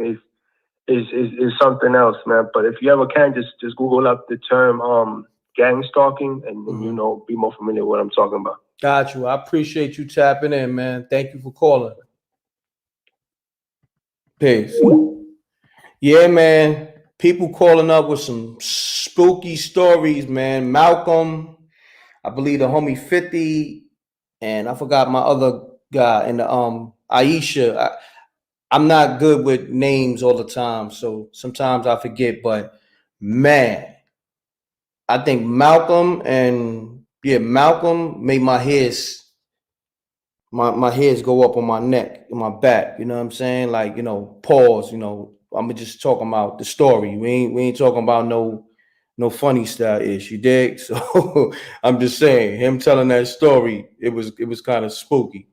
Shouts to the Earth, Amina in the room. The Earth, Amina is in the room. Salute to the Wreck Mall. Peace to the Earth, Amina. I'm trying to find her. There she go. There she go. So Amina's in the room. Amina is in the room. Salute to the Earth. Hold on, I got peace. You now live on MRecktv. Mute your audio, fam, please. Nah, it's all good. And keep it clean. Dig it, right? So boom. I be in my crib, right? Me and my baby, we chilling in the crib. Be quiet as shit in this joint. Yeah, be easy on the cursing, fam. Oh, my bad. Hey, be quiet in the crib. Mm-hmm. It sound like somebody running up the steps. We'll wake up like, yo, bro, you heard that? Look over the joint. Nobody there. So boom, we good chill. So now my stepson had come out like, yo, I see somebody standing by the step like he looking at y'all. Real talk. Say what? No capping. So boom, I'm in the crib. Just get out the shower. My radio speaker jumped right on. Playing something crazy. Say what? I don't know what. Playing what? Right on. Playing what? Cut right on. Bro, just the radio. Just cut on. Wow. But you gotta dig. It's a Bluetooth. But it's off. Damn. The power button's off. So how did it cut on from the power button? It didn't just play anything. It didn't last night. I'm in here painting. Next thing you know, as a matter of fact, it's a video about this right now. Spooky type time. Speaker cuts right off, blow out. My speaker ain't been able to cut back on. It's like 2 days, bro. Real talk. Say what? That's spooky type time, like with everything going on. No cap, I got another one for you, bro. Okay. Riots going on. Yeah, my stepson coming back in the crib, so I'm schooling him like, yeah, it's a lot of negative ish going on out here. Woo. We get to the spot, they burn down the pharmacy, so I'm ramming out there. Why y'all burn down the joint? No cap, lady come out the darkness, dark block.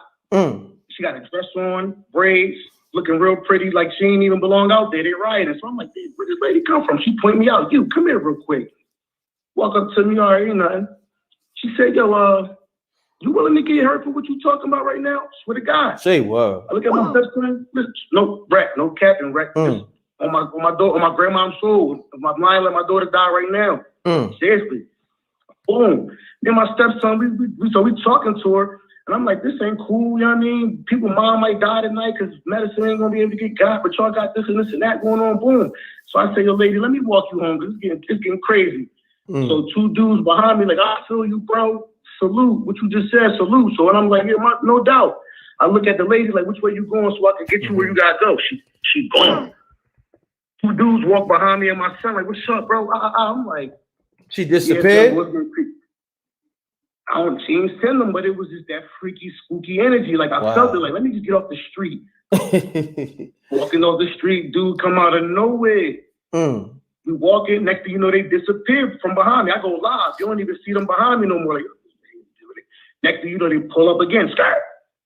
Like, what? Wow. What's going on? What is that? Pull out a knife for me and my son, swung at me, you know what I'm saying, caught me with it a little bit. Word?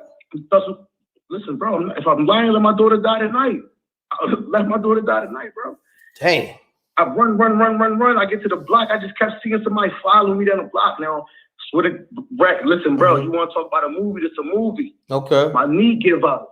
Your knee? I'm hobbling down the block, scared to death. I keep seeing a black silhouette chase me down the block. Chase me down the block. Get to the bottom of the block. I said, yo, somebody gonna catch me at this joint. Now, next thing you know, I bang the left. Car lights come on. Just hit like 0 to 60 real quick. Zoom down the block. I jumped in the bushes. They run the light. But when I looked at the car, you can't really see nobody in it. But the dude that hopped out on me, it was in a fishbowl zone. See nobody in it, bro. Wow, like, bro. 2020 got some real spooky energy that cats ain't knowing, and this is what the cats ain't getting. A lot of stuff you would call far-fetched, you gotta second guess and think about it now. It's like a lot of stuff that you thought you would never see, you done seen. 2020 about to unfold a little bit more before it's over. We're gonna see some more craziness out here, yo. So that's it's spooky, but it was real too. It was just energy with that last one, but it was also like bad vibes, bad energies. Like you could feel it in the air. It was like no police outside, no nothing. The whole thing just going up. It was like spooky. Like, listen, no cap. I live around the corner from Walter Wallace with the boy that got killed by police. I live right around the corner from me. I heard it from my window. Damn. Like it's spooky around here, bro. Where you at, in Philly? Yes, sir. I'm in West Philly, bro. No doubt, no doubt. Right around the corner from me. Salute to the whole Philly, man. That's like my second home. Man, I appreciate you calling. Listen, it's real out here, yo. You think it's crazy out everywhere else? Philly is on demon time for real. Yeah, bro. nah, I know. Trust me, I've been out there. Smash that like button, y'all, because there's people in here saying like it's only 300 likes. Smash that like button, big dog. I appreciate it, Reck. That was my story for the night, man. Nah, that was dope. What's your name again, fam? What's your name again? My name Hot Car. I'm from West Philly. Hot Car, Swallow Hot Car, man. West Philly. No doubt, man. Salute. Thanks for calling, my brother. That's a fact. All right, peace. That was spooky. Peace. You now mute your audio. Smash that like button, y'all. Mute your audio, please. Hello? Yeah, how you doing? Hey, I got a spooky love story for you. A spooky love story. Okay. I mean, yeah, okay. You sure it's spooky? You sure you're just not trying to put your ex on blast? If it is, it's cool, but you know. No, it's kind of spooky. Okay, it's kind of spooky, but you still gonna put him on blast. Okay, I get it. Go ahead. Nah, go ahead. I'm just joking. So, okay, so it's this dude that I used to talk to, and he used to have this choking fetish. Ooh. And he used to always want to choke me, and it was so crazy. So I was always asking my friends, like, why do you think you do that? Why do you think you do that? And they're like, okay, we don't know, but he's, just let us know when you're going to see him. So if you turn up there or anything, we'll know, like, where you at. So I was like, okay. So then he ghosted me for a little while. And I went to a psychic, and I asked the psychic about it. And the psychic said that somebody had put black magic on him and was burning his name in candles. So then, on September the 11th, was the last time I talked to him.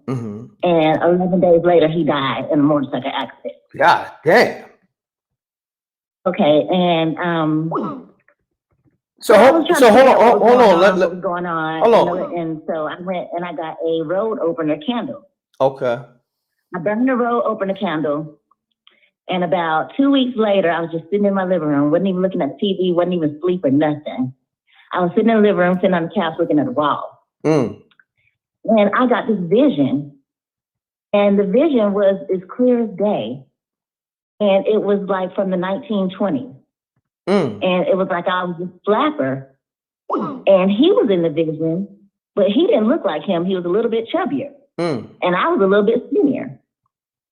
And in the vision, I must have been cheating on him or playing him or did something to make him mad, because after the club closed, I was walking to my car, and he followed me to my car, and he strangled me to death. Damn. In the vision. Wow, that's spooky. Yeah. Wow, you definitely you got me with that one. Now, being that you brought it up, the whole choking aspect. So he was choking you from the front or choking you from the back? It didn't matter. Oh, it didn't matter. Oh, he was doing it in all positions. In all positions, he was just choking you out while he was pounding it out. I guess, I don't know, if he was getting busy like that, but okay. Yeah, but in hindsight, looking from the vision I got, that was the way he killed me in a previous life. Damn. Crazy. And so he probably didn't even know why he was doing it physically in this life. So you saying his ghost wound up choking you? No. I'm saying I had a vision of our past life. And in our you had past a life, vision. he choked me to death. Oh, wow. That is crazy. Now, do you But get these in this visions? life, he had a choke. He always wanted to choke me. He always wanted me not to breathe. Damn. Now, let me ask you this. What's your name again? I'm Shima. Shima. Now, Shima, okay, this is your, you say this was your first experience with somebody, you having intercourse with and they was choking you. Now, was that something that you got used to? Did it arouse you? Did that become a thing for you?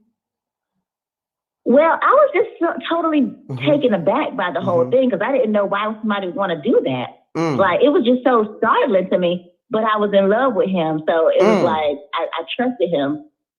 I trusted that he knew what he was doing, but I really didn't know. Okay. But I just know that when I was at the point where I could, after about 2 minutes, and I'm about to pass out, or if I did pass out, he would get aroused. Wow. So, hold on. It just got extra spooky because he was smashing when y'all was smashing, and he was choking you out, and you passed out. You be passing out. Wow. A couple of times. You said several times. Wow. Yeah. Like I have a blood clot in my eye right now. Damn. Man, a blood clot still? When I burned that road over the candle, I was hoping to get some type of insight to figure out like what just happened because I have been seeing 11/11 all September. Last time I talked to him was September the 11th, and 11 days later he died. Wow. And I think that, and the lady was saying that somebody was doing a black magic on him, and I figured it was his ex-girlfriend. And I figured me and him, I'm thinking that me and him were twin flames, and that she really wanted me out the picture, and she really did the spell on me she wanted me to die, but I believe he took my place because him being my twin flame is like, whatever you do to me, you do to him. Wow. So it was all just spooky. It was just spooky all the way around. The whole thing. I'm still trying to figure out like what just happened. I'm trying to figure out what just happened. Like you just all the way spooked me out. Like this, it went from Pornhub to Jack Nicholson. What's the movie? The Shining. Like you took it there. Like it just got all the way spooky in this MF. I appreciate it. What's your name again? You said what's your name, love? Shima. So Shima, definitely you need to email MRecktv submissions@gmail. I'm doing this Spooky Hours series, and I want you in the series. Whether you're telling the story or you want to do a reenactment of, what you just told me. Because I'm gonna take it there. All right. So make sure you email MRecktv submissions@gmail.com or even text me and and say this is Shima. I just spoke to you on the Spooky Hours. And I'm gonna get back to you sometime this week and we're gonna, connect and make things happen. Okay. Yeah. Great story, Shima. I want you to tap in again because Spooky Hours is something is here to stay. All right. All right. All right now. Peace. All right. Much love. Much love. Oh, hold on. Man, I got so spooked out, I almost hit the end broadcast button. But shouts to Shima, that was spooky on a freaky note. That was freaky and spooky. You feel me? That was freaky and spooky at the same time, or spooky and freaky, or a combination of both. Yeah, the nigga took her soul for real. You know how they say, when somebody, smashing you so good, or somebody topping you up so good, they take your soul. That nigga took her soul a few times where she passed out. You know what I'm saying? She saw the light and then she came back. However, it's crazy. My bad. I'm missing mad calls. I'm sorry. That call was crazy. Peace. You now live. You now live on MRecktv. Mute your audio. Keep it clean. Keep it short. Let's get spooky. Oh yeah, this is lady calling back. I'm listening. I said I was gonna wait to call back until next week, but I noticed Malcolm called in and he touched in on what I was talking about, and especially when it like came to the hair and stuff. Okay. Because like you said, when you grow up down south, that's what you do. When you comb your daughter's hair, you take the hair out and you burn it. That's a fact. And so it goes back to what I was saying about the same auntie, because he made me think about that same auntie. My mother like keeps bird baths in her yard. For some reason, she was always vindictive against my mother. And she took my mother's bird bath. It just so happened my mother got up one day and noticed her bird bath was missing out the front yard. Wow.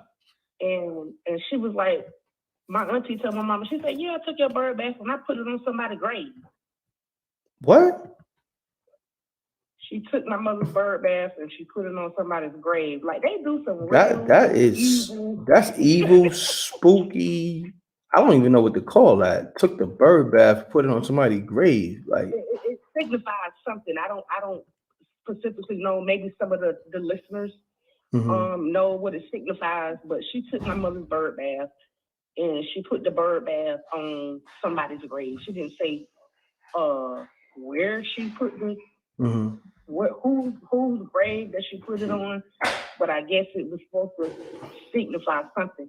And it goes back to what Malcolm was saying, to like how they do all the voodoo and the hoodoo stuff to try to be vindictive. And it goes on a lot down south. It goes on a lot down south. And some of y'all listeners out there, y'all can chime in on it and y'all know, because even one of her daughters had them chimed in on the voodoo and hoodoo trying to come up. And it backfired on her, because some of that stuff can backfire on you. She thought she was going to come up, and she was going to use the money rituals and whatever and whatnot. And she came up for a little bit. Her husband came up for a little. I'm talking fast because I know I got to get out the line because it's my second time talking. It's all good. And it backfired on her husband. And she used the voodoo and hoodoo for a good little while, and they came up, they was making money and whatever and whatnot, and it came back on her. I even found out that my son's father's girlfriend was using the hoodoo and voodoo with the frogs. Anybody know about the frogs? Wow. Frogs can bring you money. Hold on, you said frogs bring you money? Hold on, you said frogs bring you money? What did you say? You said frogs bring you money? Yep. Frogs can bring you money, but if you see flies coming, then it's bad. Because frogs can bring you money, or frogs can bring you flies. And when you see the flies, if you see flies in the wintertime and you're working with frogs, that's a bad sign. Wow. I hear that. But I'm just chiming in, you know. I'm like I said, I'm listening. But that was just, you know, something that Columbus said about the hair. And I noticed that he chimed in on my comment on what I said about the hoodoo and voodoo, because a lot of people don't know about it, but it's a big thing down south. Like, it's really big down south. And you got people that's all up in the church, all your priests, all your sister ladies with all their prayer cloths and all that. They the main ones that's doing stuff that they ain't got no business, because I got two aunties. I got two aunties, my mama's sisters, that's supposed to be holified and sanctified, but they up in the hoodoo and voodoo all in the wrong way. That's always the main ones, you know, the ones that's so religious. Always, you know. Yep, that's right. Always the main ones. But I ain't gonna hold the line up though. I just want to throw that in and throw in, because I know you trying to get Columbus to be one of your commentators and one of your storytellers. So, you know, I had to throw that in real quick. He went lying about the hoodoo and voodoo, and he went lying about the hair. That's what we do. I got two twin daughters, and I still do the same thing. When I comb their hair, I immediately take it out the brush, take it out the comb, and burn it. Got you. I appreciate you. Because they say you put it in the trash, then the birds will come and get it, and the birds will float it off, and it can go to other bad spirits. Wow.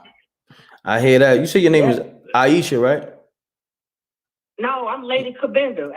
Lady. I've been on your commentary. Okay, my bad. I've been with y'all for years. Yeah, I'm getting all the names mixed up and all that.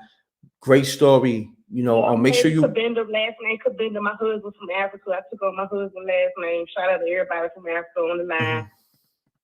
I appreciate it. All right, I appreciate you. Yeah. I appreciate you. Make sure you keep email me MRecktv submissions at Gmail because you got some good stories. Okay. Oh, I got plenty. Like I said, anybody from down south that's on the line, we got plenty of stories because I grew up, my mother bought some land that's like 3.5 acres that was owned by a white man. It used to be like this small little house in the front of our land. I guess that was like the outhouse. And it used to be so scary and spooky. And at nighttime, you can like see stuff. Wow. And you know, oh yeah, you could see like people walking on the land and all kinds of stuff. Like when people be talking about hearing stuff and all that. Oh yeah, that's like some real. And especially when you live in an old house. My grandma lived in a house 2345 Willis Fleming Road. It was 8 bedrooms, 4-bedroom house. No lights on that whole street, none whatsoever. And my grandma used to work for this lady named Miss Agnes. She stayed across the street. The house was blue.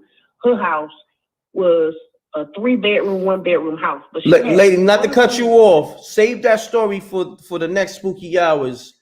And okay. All right. I appreciate you calling. Thank you. Peace. You now tune in to MRecktv, mute your audio, state your name, where you calling from. Let's get spooky.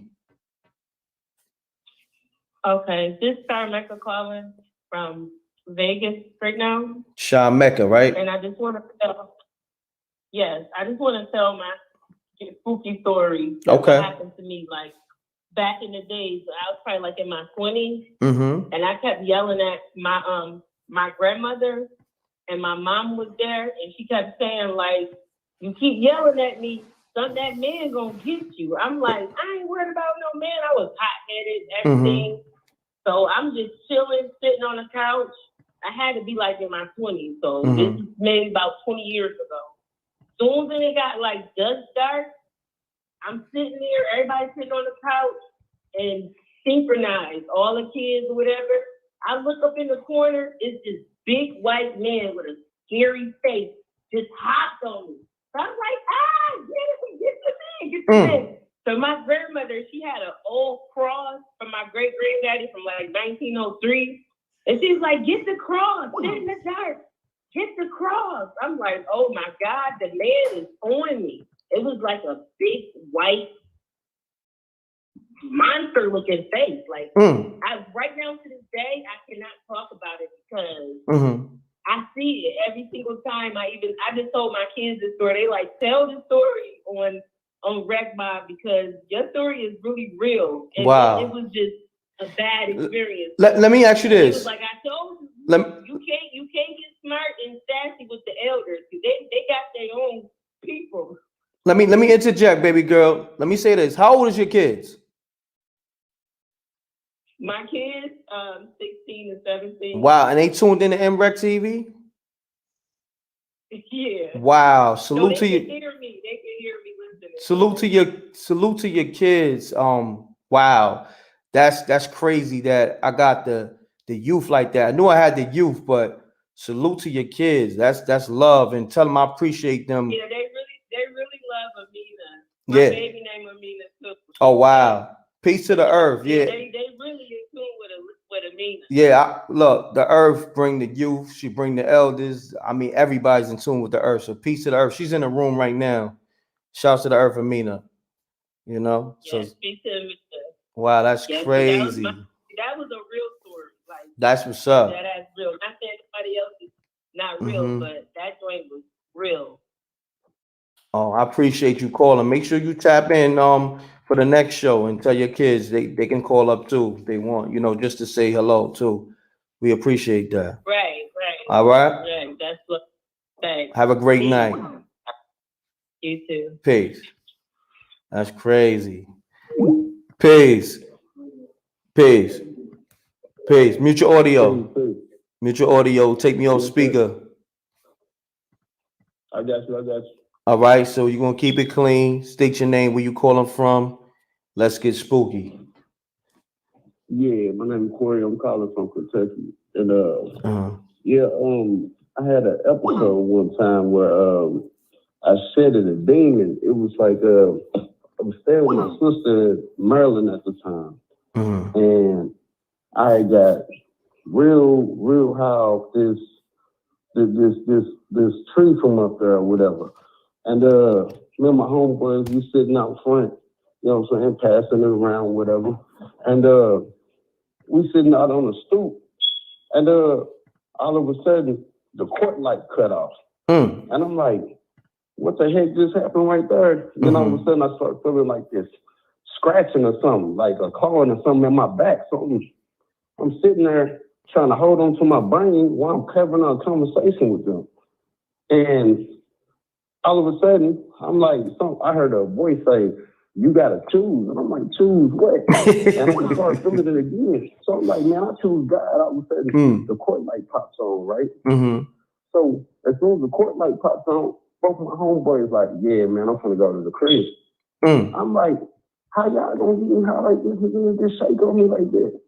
So man, I'm so blazed, man. I go in the crib. I go to the bathroom and I look at myself in the mirror. My eyes bloodshot. I start praying, right? What? I start praying in the mirror, bro. I leave out the bathroom, go to my room. My sister wakes up all of a sudden like, yo, you just slam the doors? I'm like, nah, I ain't slam no doors. She's like, man. I'm like, what's wrong with you? She's like, you wouldn't believe me if I told you. So I walked in her room and she had like one of those beds with like the little pedestal things on each point or whatever. So like I'm resting my elbow on that, right? And she was like, you just left out the bathroom, right? I was like, yeah. So she was like, man, when you left out the bathroom, it was like a little girl or something walked out after you. And it was like, couldn't tell her face or nothing, but it was like she was in all black and like had on like this hoodie thing or something. She said it walked out looking straight, looked in her room and looked down the hallway towards me, looked back at her room and looked straight, and then it crab walked sideways into her bedroom and stood right while I was resting my elbow. And as soon as she started calling for me, it just disappeared. So like a couple of days later, she had like this job where she would travel. So she had left or whatever. I'm in the house by myself. And then I started having like these like fits of like sleep apnea, I guess, or whatever. It was like I would wake up and everything would be just normal. You know what I'm saying? Well, I'll be having these dreams or whatever, but it's like I'm asleep, but I'm not at the same time or something. And everything would start feeling a little bit too good. And I'm like, man, something's gonna happen. And all of a sudden I start feeling that clawing crap again. You know what I'm saying? On my back. And I'm trying to speak. I can't speak over a whisper. I can't stand up straight. It's like it felt like something was on my back, and it lasted for like 7 days, bro. And we started doing research on it, and I found out that I had shedded a demon or something. That's what the research or whatever we on, you know what I'm saying, led us to. Like I shedded a demon. They said that it would come back with 7 more as more powerful than itself trying to get back in you. Wow, that's you know crazy. So it lasted for 7 days. And so I guess it was, you know what I'm saying, them 7 that it brought back itself, bro. Like the shit, I mean, stuff was crazy, my bad, bro. Yeah, that's crazy. My nigga, you shedding demons? That's crazy. Man, I don't know what it was, man, but it spooked me out, bro. You just spooked me out. Since I lived out there, man, I had to move away from, I don't know if it's that high altitude, bro. I don't agree with it. You know? Yeah, that's spooky. I never heard somebody say I shedded a demon. That's some old exorcist shit. Like, I ain't gonna hold you, my nigga. Like, you all right? Though, everything cool? Nah. I'm good, bro. Everything good. I ain't experienced nothing like that since then, man. No doubt. That was some spooky stuff, man. That's real spooky, my the nigga. research we did in these books and all of that, that's what, you know what I'm saying, what was explained that happened. I'm like, man, it threw me off, bro. Yeah, no doubt, man. That's it, man. I just wanted to get my little piece, man. On your No doubt. I appreciate that. What's your name again, fam? Corey. Yo, thanks for calling, my brother. All right?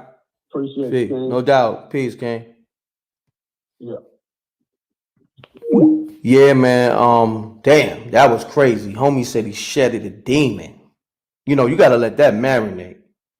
How many people you know that say I shedded a demon? That's yo, peace. You live on MRecktv. Let's keep it clean. State where you calling from. Let's get spooky. Talk to me. Yo, can you hear me, bro? Yeah, I can hear you, my brother. First of all, shout out to you and your platform. Thank you, bro. Shout out to what you're doing right now. Thank you, bro. And most importantly, shout out to Amina, man. Without a strong woman, we nothing in this world. Peace to the earth. That's a fact. That's a fact. Peace to the earth. Peace and blessings to her, bro. Through your platform, she single-handedly, put me on some whole nother, third eye, she blew my mind, bro. Don't worry about me. I'm pro-black, but I'm professional. Ain't no cursing coming from me, bro. Nah, it's all love, my brother. What I love about Spooky Hour is, bro, I was born and raised in South Carolina. So what's spooky the most, it ain't spooky to us. I feel like what we call ghosts, that's our ancestors bringing us revelations, man. You feel me? Yeah, I be hearing that, but elaborate.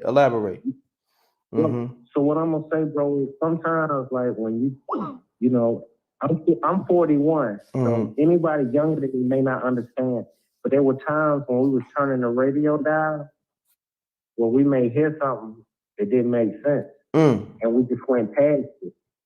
So what we call spooky now could be a revelation coming down from our ancestors.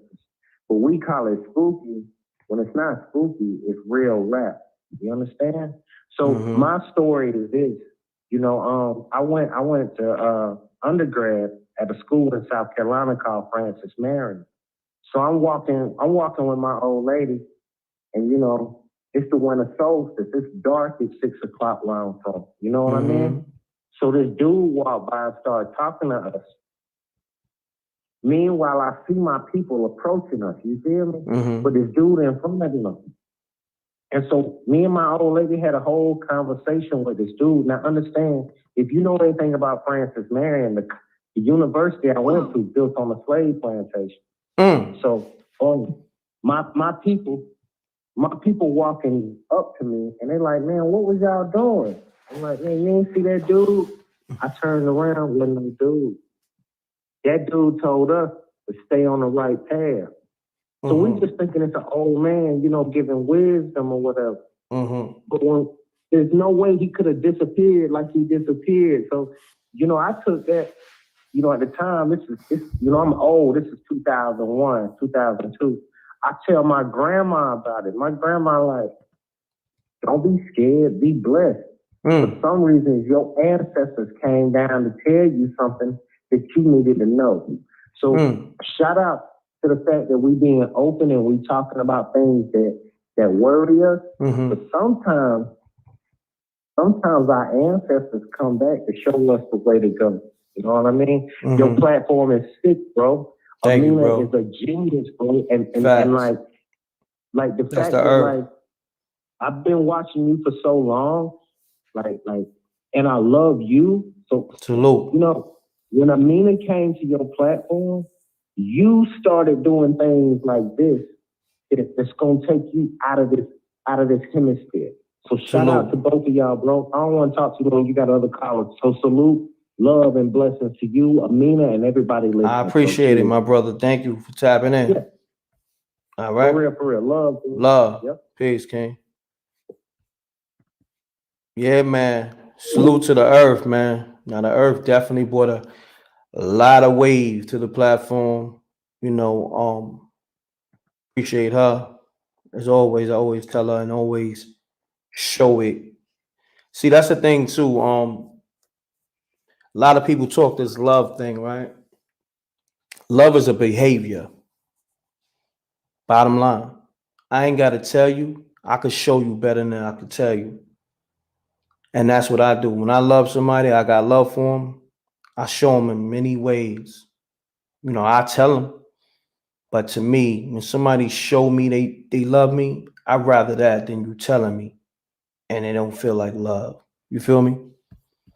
So that's just on another note. You know what I mean? Because you got, love conquers all. You feel me? There's a lot of spooky conversations going on. So we got to put some love back into the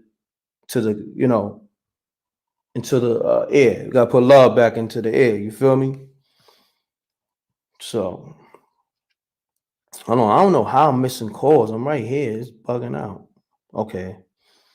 Let me see. I missed a few calls. Let me see what y'all talking in the chat room. Smash that like button too, man. Get those likes up. Shouts to Tyson too on the super chat. He said Nate Robinson seen his past, present, and future when he went. Nate, laughing out loud. Mute your audio. Peace. Mute your audio, please. State your name, where you calling from. Let's get spooky. Keep it clean.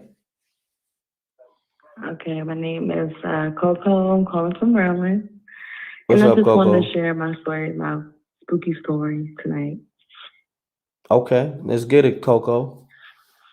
Okay, all right. This is something just real simple. I used to work in the mental health field, right? And I worked with patients that had, schizophrenia, bipolar, stuff like that. So I worked overnight. Yeah, I worked overnight.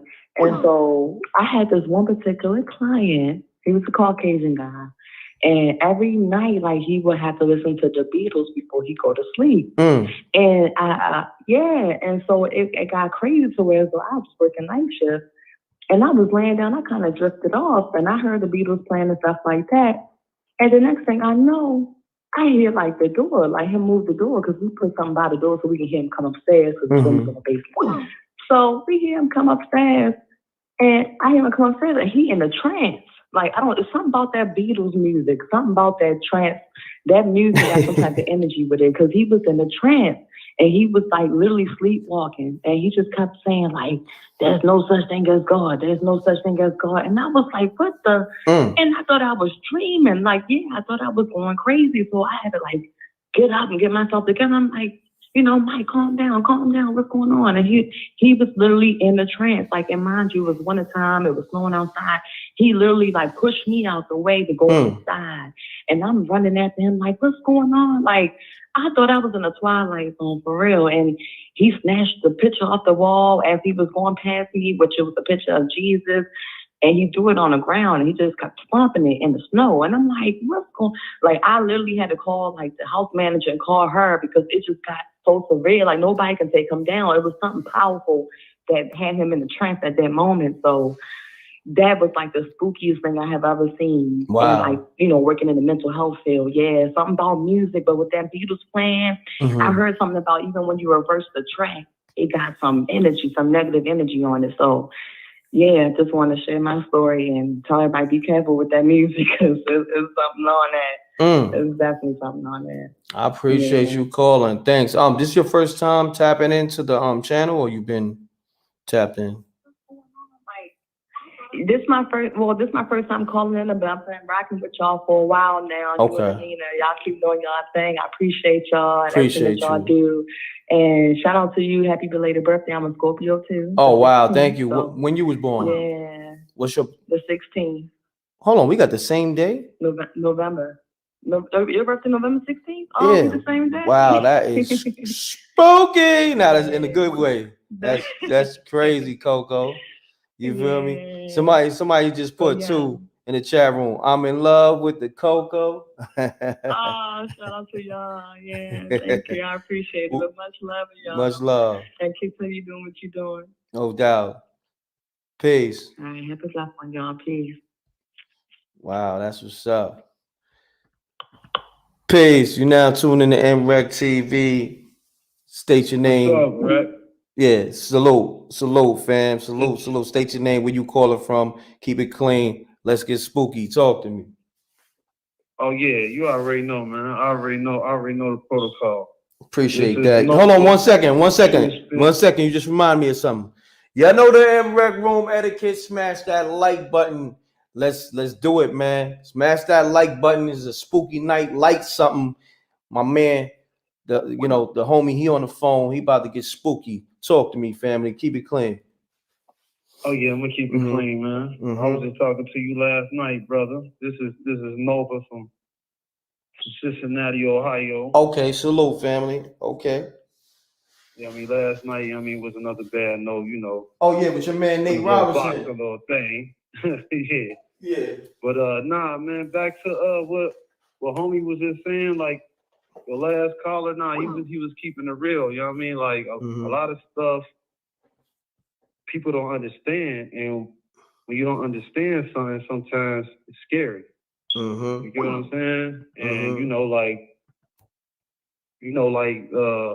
I can get a little deeper in that. You know what I mean? Like I'm gonna take you back to what they call the slaves and everything. You feel me?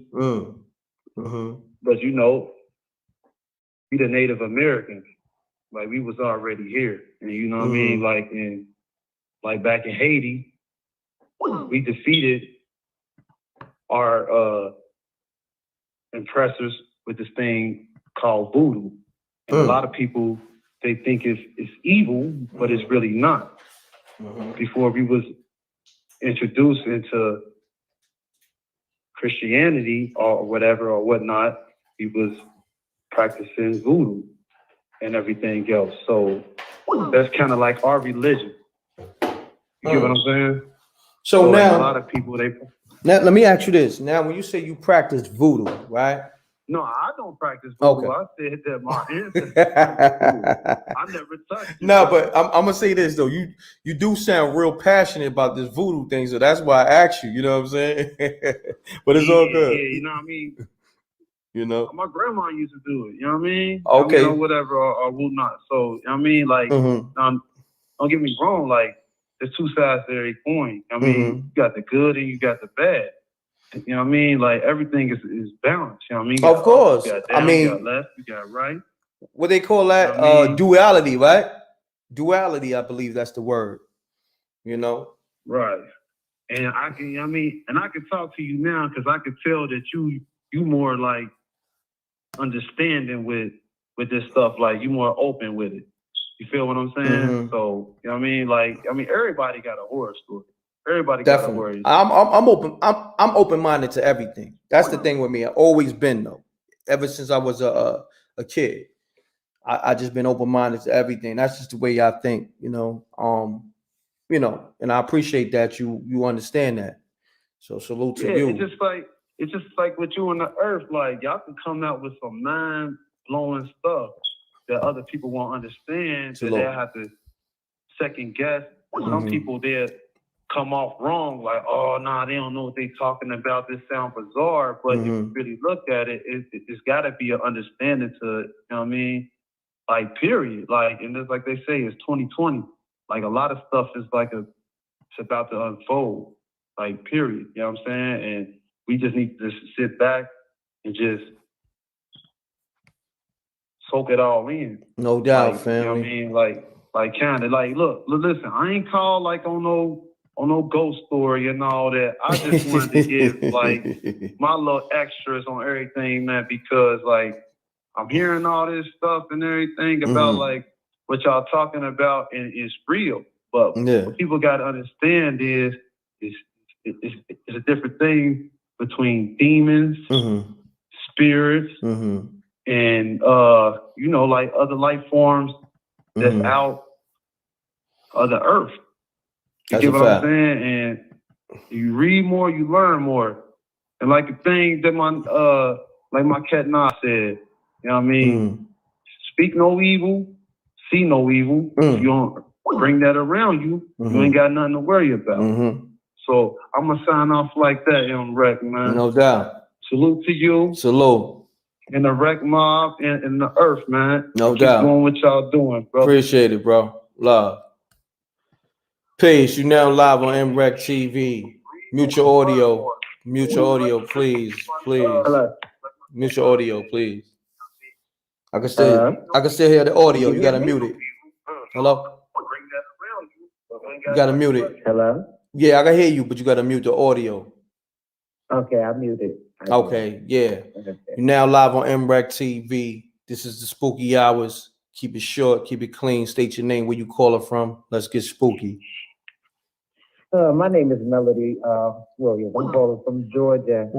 I have plenty of ghost stories and spiritual too, but there's one that I would like to talk about. I had stayed at my friend's house, and I used to sit in the living room, read a book, and every time someone passed, I thought it was her husband. And I used to be like, "No, bring me a water," and never brought me back a water. So I was just sitting there reading a book. So one day, I was sitting there reading my book in the living room, and someone passed from my field of view. So I said, "Denard, bring me a water." Then I said to myself, "There ain't nobody here." So I'm like scared and shit, like, excuse me, like which exit should I leave this house because I'm here by myself. So then one night I had went to sleep. I woke up and this cloud, shape of a face, was over me, and it had disappeared. But when it disappeared, it drifted off to the left and disappeared. So I had said to her friend when I saw her neighbor, who I became friends with, 2 days later, I said, "Listen," I told her what happened. And I said, "Somebody's in a house." But she said she didn't tell you what happened in the house before she moved in. So I said, "No." She said, "This guy got his head blown off." Wow. So I said, "Well, he's in the house because I said I've seen him a couple of times. I thought it was her husband. And I noticed one time I'm sitting there reading a book and I asked him to bring me a bottle of water back. And I'm like, "Oh, I'm here by myself." I said, "No wonder every time I said it, he never brought me back water. This person has been coming half as I've been sitting in the living room." So I said, also, he has been skipping through the house too, because when I've been in the house by myself, I hear someone skipping. And she said, "No, that's not him skipping. A little girl had passed away across the street. She was riding a bike, and the thing that goes on the side of the bike was off, and the bike had went through her. So the little girl was in the house with me, and the man that passed away was in the house with me." Wow. Yeah. That's spooky. Oh man, thanks for calling. I'm gonna take this next caller because they trying to get through. I appreciate you. Okay, thank you. Right. You're welcome. Peace. You're now live on MRecktv. Mute your audio. Oh man. Peace. I lost you. I see you, Dina. You say you're trying to call, but what's your area code? I don't know the area code. Oh, 716. I think I just answered. You hung up. There you go. Peace. What's good, Reck? Thank you for answering my call. There you go. How many times you was trying to call? Right. All right. So I'm gonna try to keep this as brief as possible. But You got me on speaker? You got me on speaker? Nah. It's probably just my house phone. I still got house phones. Oh, you still got a house phone? That's spooky within itself. Just having a house phone in 2020. These cell phones be janky nowadays, so I just be safe. I got a child, so. Nah, I got you, but I'm gonna keep it real with you, and I'm with the jokes and all that. But your house phone sound a little spooky. I ain't gonna hold you like.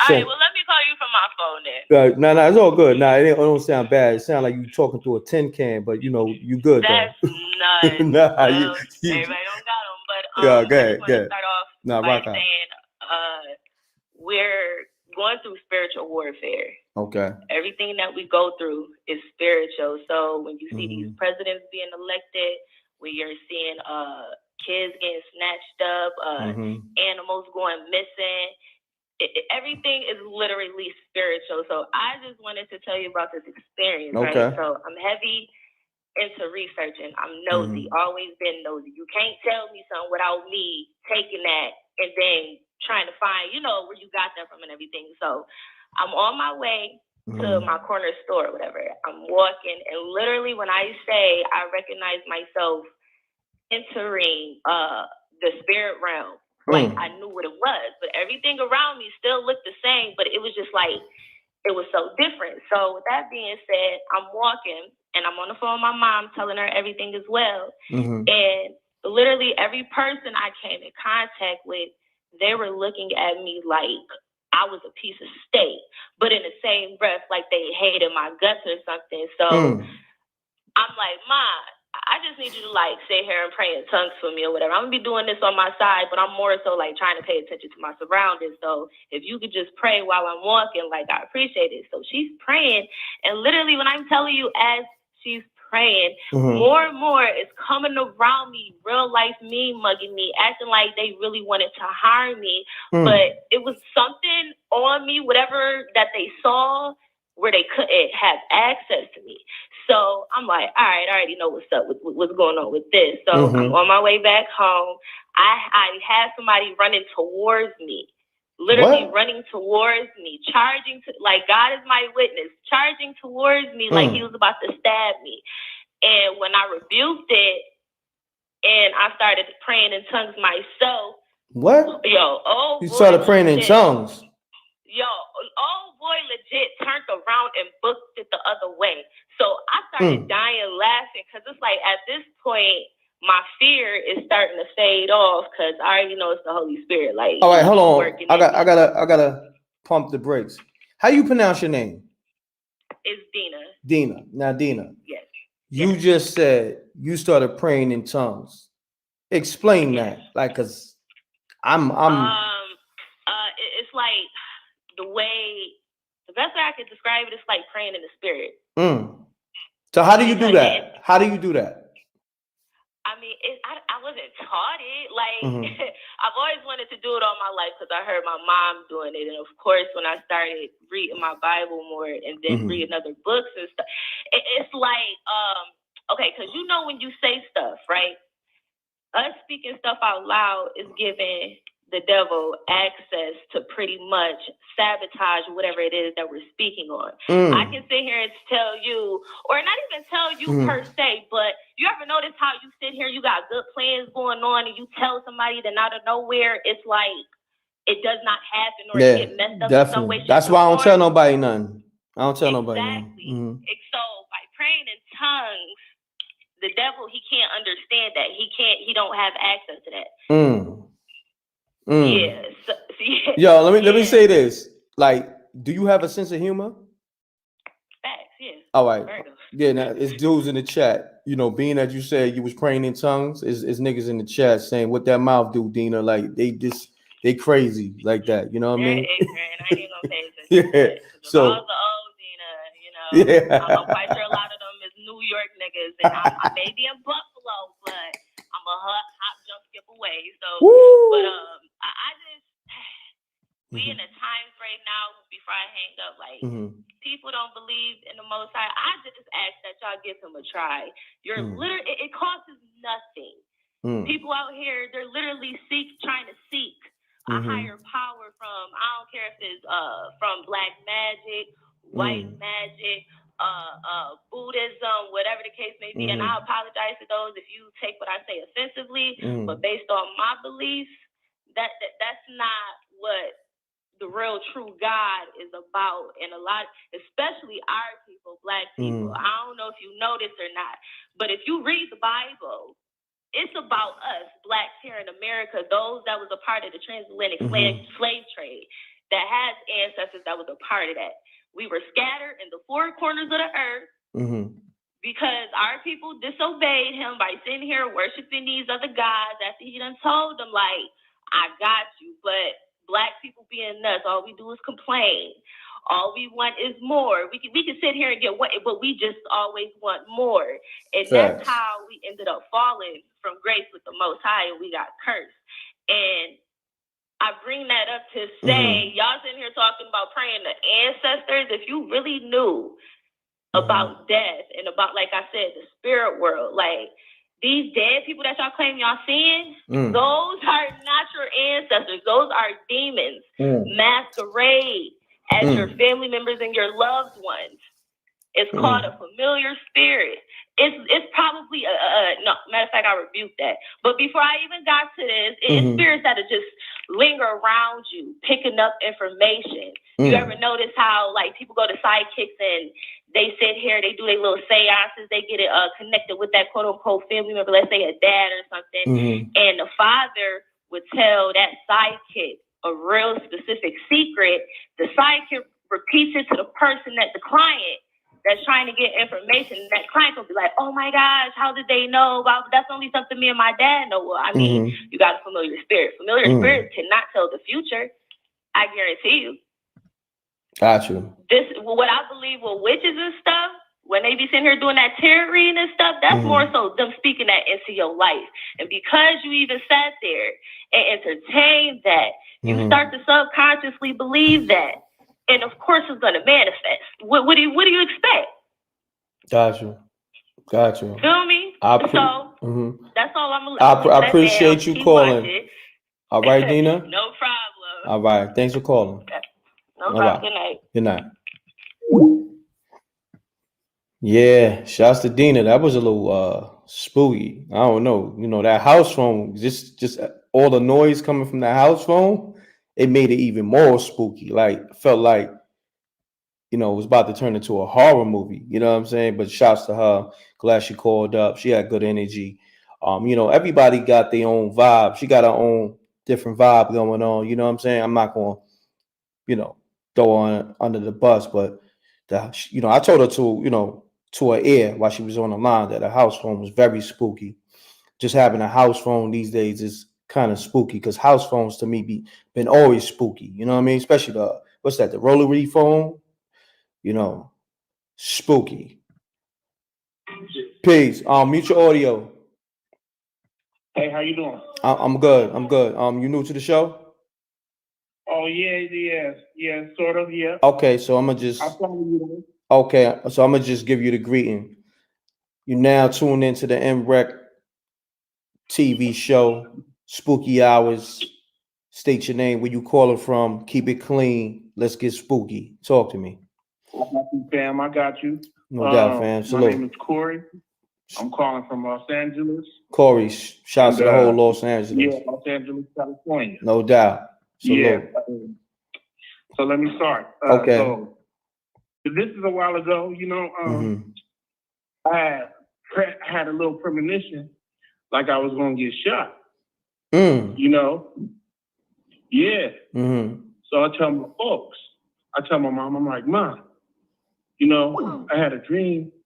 I'm gonna get shot. She like, boy, you locked up. I was already locked up for my baby mama. You know, she didn't hold me down. You know, like her family said I had a gun, which I didn't. So she just took their side. So I ended up getting locked up. So I'm in jail, and so I'm telling my mom, I'm like, Mom, I got a dream. I'm gonna get shot. She like, how you gonna get shot in jail? I say, it ain't gotta be, but this the vision I'm having. So I get out around my birthday, you know, and it's probably like, I'm probably out for like 2 or 3 days, you know.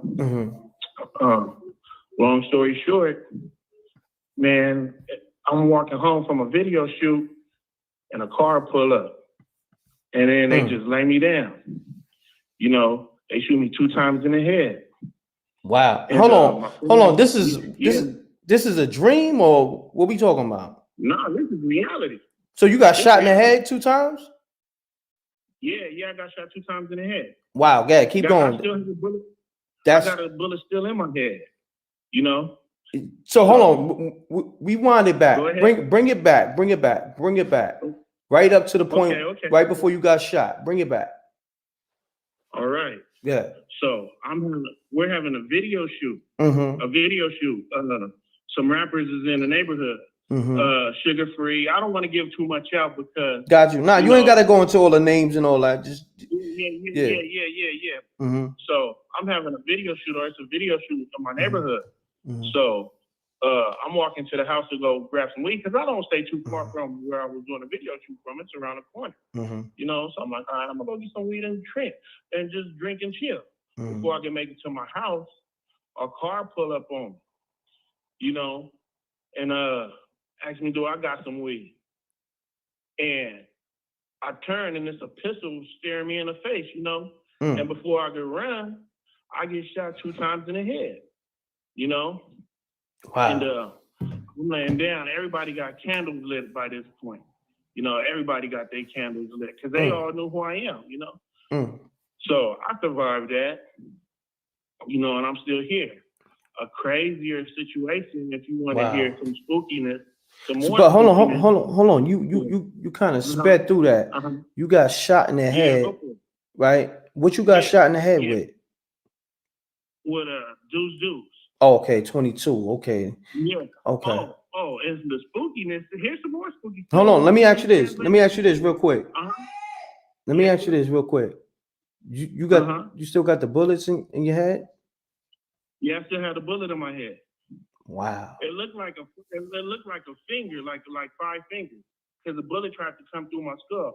I was shot so bad, my face looked so bad. You seen the Elephant Man? The movie, The Elephant Man? That's how I looked like. Like it looked like Tyson just had a fun day with my face. I was beaten up so bad. My mom and my uncle didn't even recognize me going through the ER. They was like, "Oh, look at this young man." They seen I was a fighter because I got pushed right past my mom and my uncle, and they didn't even know who I was. You know? Yeah. Wow. So crazy. Yeah.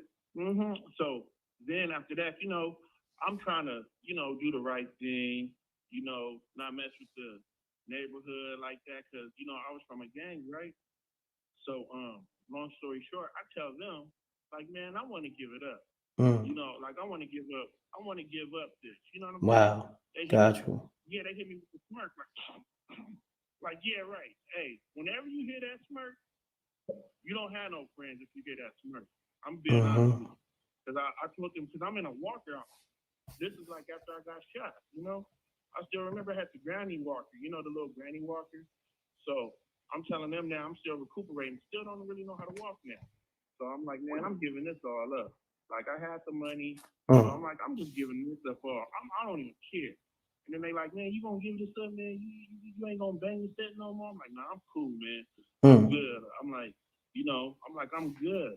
They like, they hit me with that little, you know, the smirk, that little. Yeah, they hit me with that. I'm like, all right. So long story short, you know, I say it was around this time too.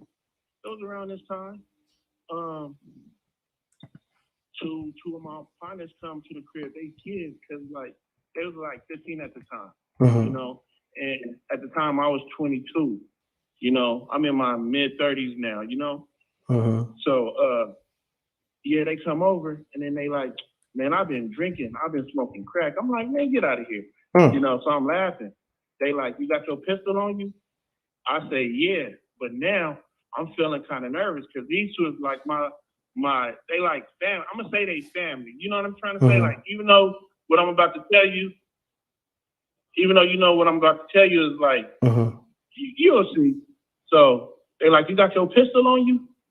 I say, yeah. So I go in the house real quick. I still leave my door unlocked, but I go upstairs and start praying. You know what I'm saying? And I felt this bad vibe. And God said, hey man, go back outside. I got you. Now my dad got mad choppers, AKs, HKs, you know, SN, all that. My brother got my gun because he was going to go see a little female. So I had a 40 Glock, so I just gave it to him. Like, hey, go ahead, you know. Long story short, I come back outside, and before I could even open up my door all the way, they got to busting on me. Just shot me like 15 times. What? In the body. Yeah, shot me 15 times. And my sister is there in the house, you know, and as they're shooting me, funny thing is, I didn't know how to pray at the time. So as they're shooting me, I'm just thanking God. You know, I'm just like, as each bullet is hitting me, I'm just thanking God. You know, as each bullet is hitting me. And I'm thanking God. And they running off. My uncle comes in through the living room door and just pulls me and just lay me down. You know, and as I'm taking each breath, it's like you pushing a little water fountain. You know how you push a little sip of the water fountain and you got the water coming out? That's how my blood is coming out of my body as I'm taking each breath. Wow. You know, blood is looking like a water fountain. So my sister, she's panicking, running around. I'm telling her I'm getting cold. Just put me next to the dryer because the dryer was on. And, you know, I'm feeling like just me being next to the dryer, I can heat up a little bit. You know what I'm saying? So they're sliding me next to the dryer. I'm closing my eyes. My mom, my dad, like, hey, stay with me. So the police come running in, you know, and my sister just praying. I call my brother. I'm sorry, I call my brother. Not even the police. The police ain't even there. I call my brother, and I tell him who did it. You know, and my brother says, man, hey, if you die, I die, because I'm killing everything. You know what I'm saying? He beat the police there. My brother beat the police there to the house. So, long story short, it just looked like a massacre, man. I had blood on the ceiling.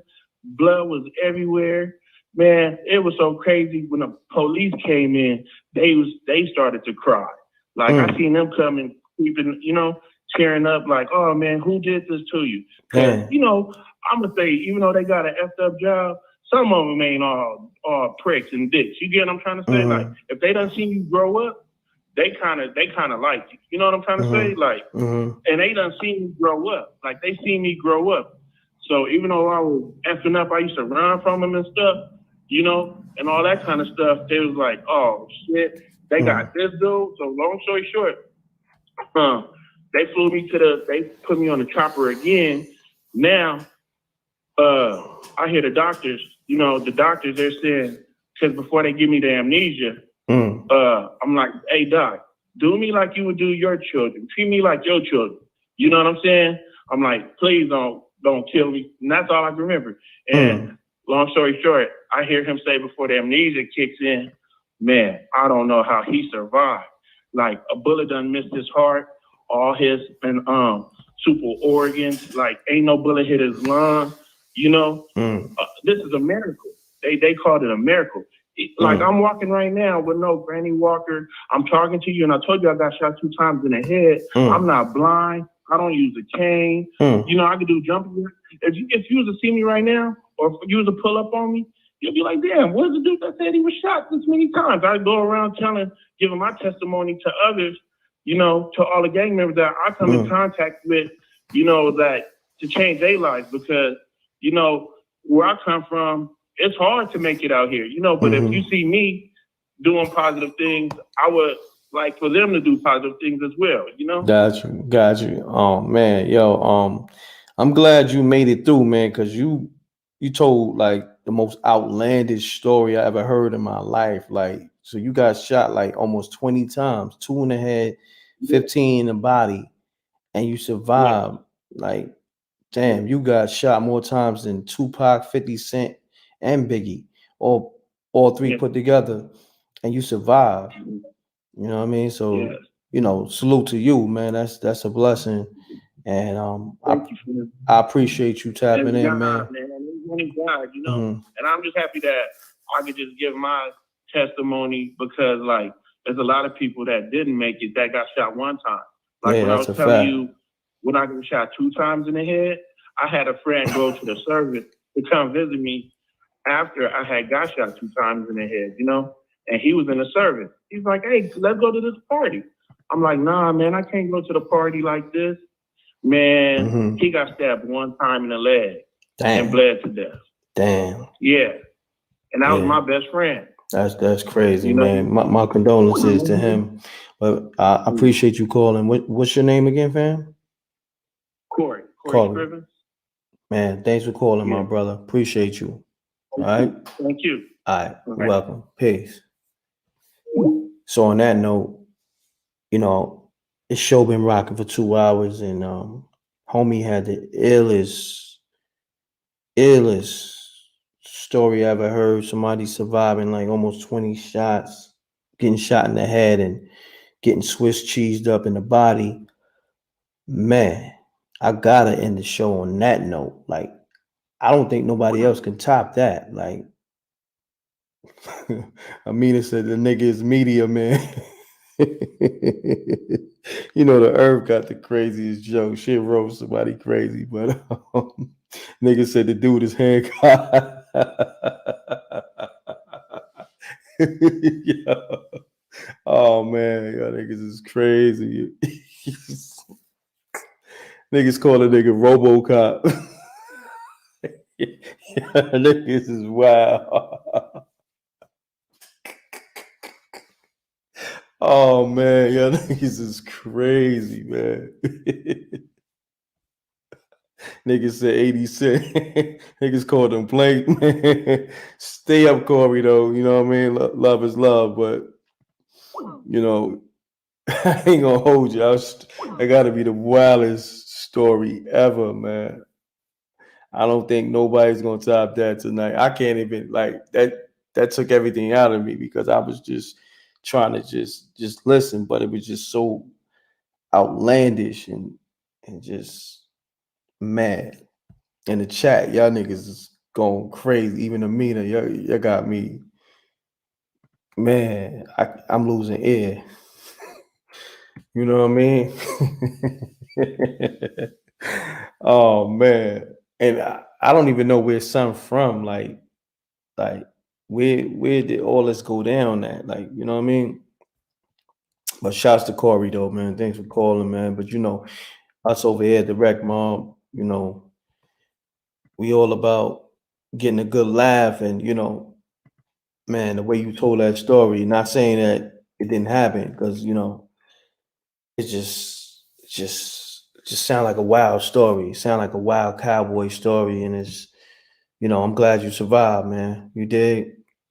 I'm trying to hold it together. I can't hold you, man. I'm trying to, you know, listen, I'm just I'm trying to do my job professionally, non-biased as always, and you know, giving everybody a voice. Oh, he said he from Cali, that's right.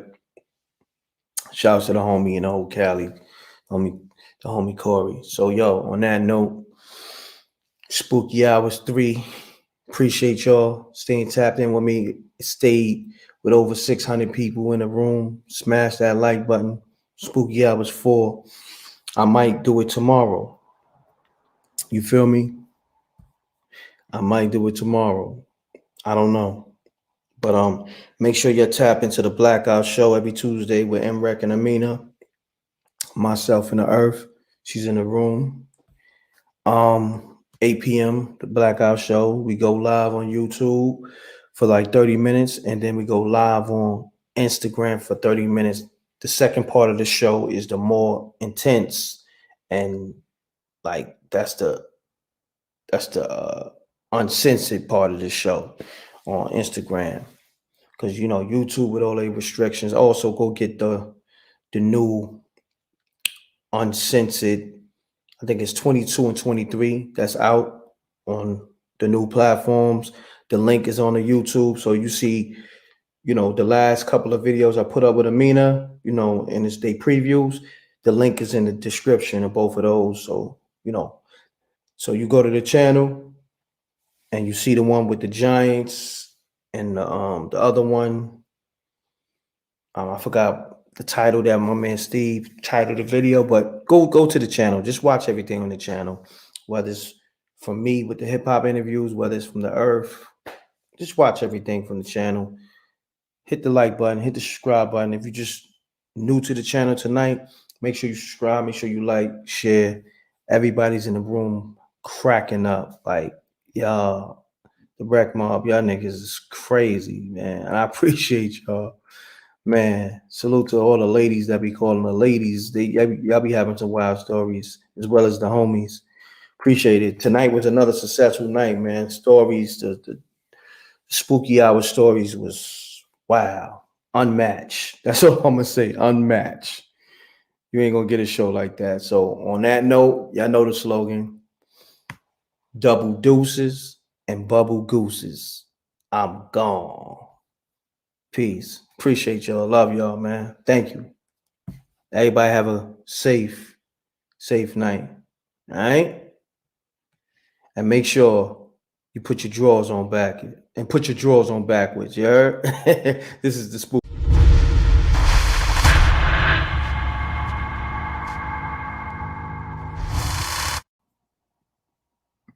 Peace. Peace.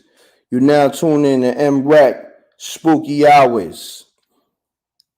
Let's go to my sponsor real quick. All right? You hear something? Have you guys heard of Streamboss? It's a new IPTV provider that gives you over 5,000 channels for only $20 a month. Oh, cool! $20 for live TV, local TV, movies, TV shows, pay-per-views, and so much more. Huh? What? If you have a Fire Stick, smart TV, or streaming device, then head on over to thestreamboss.com to begin your setup process.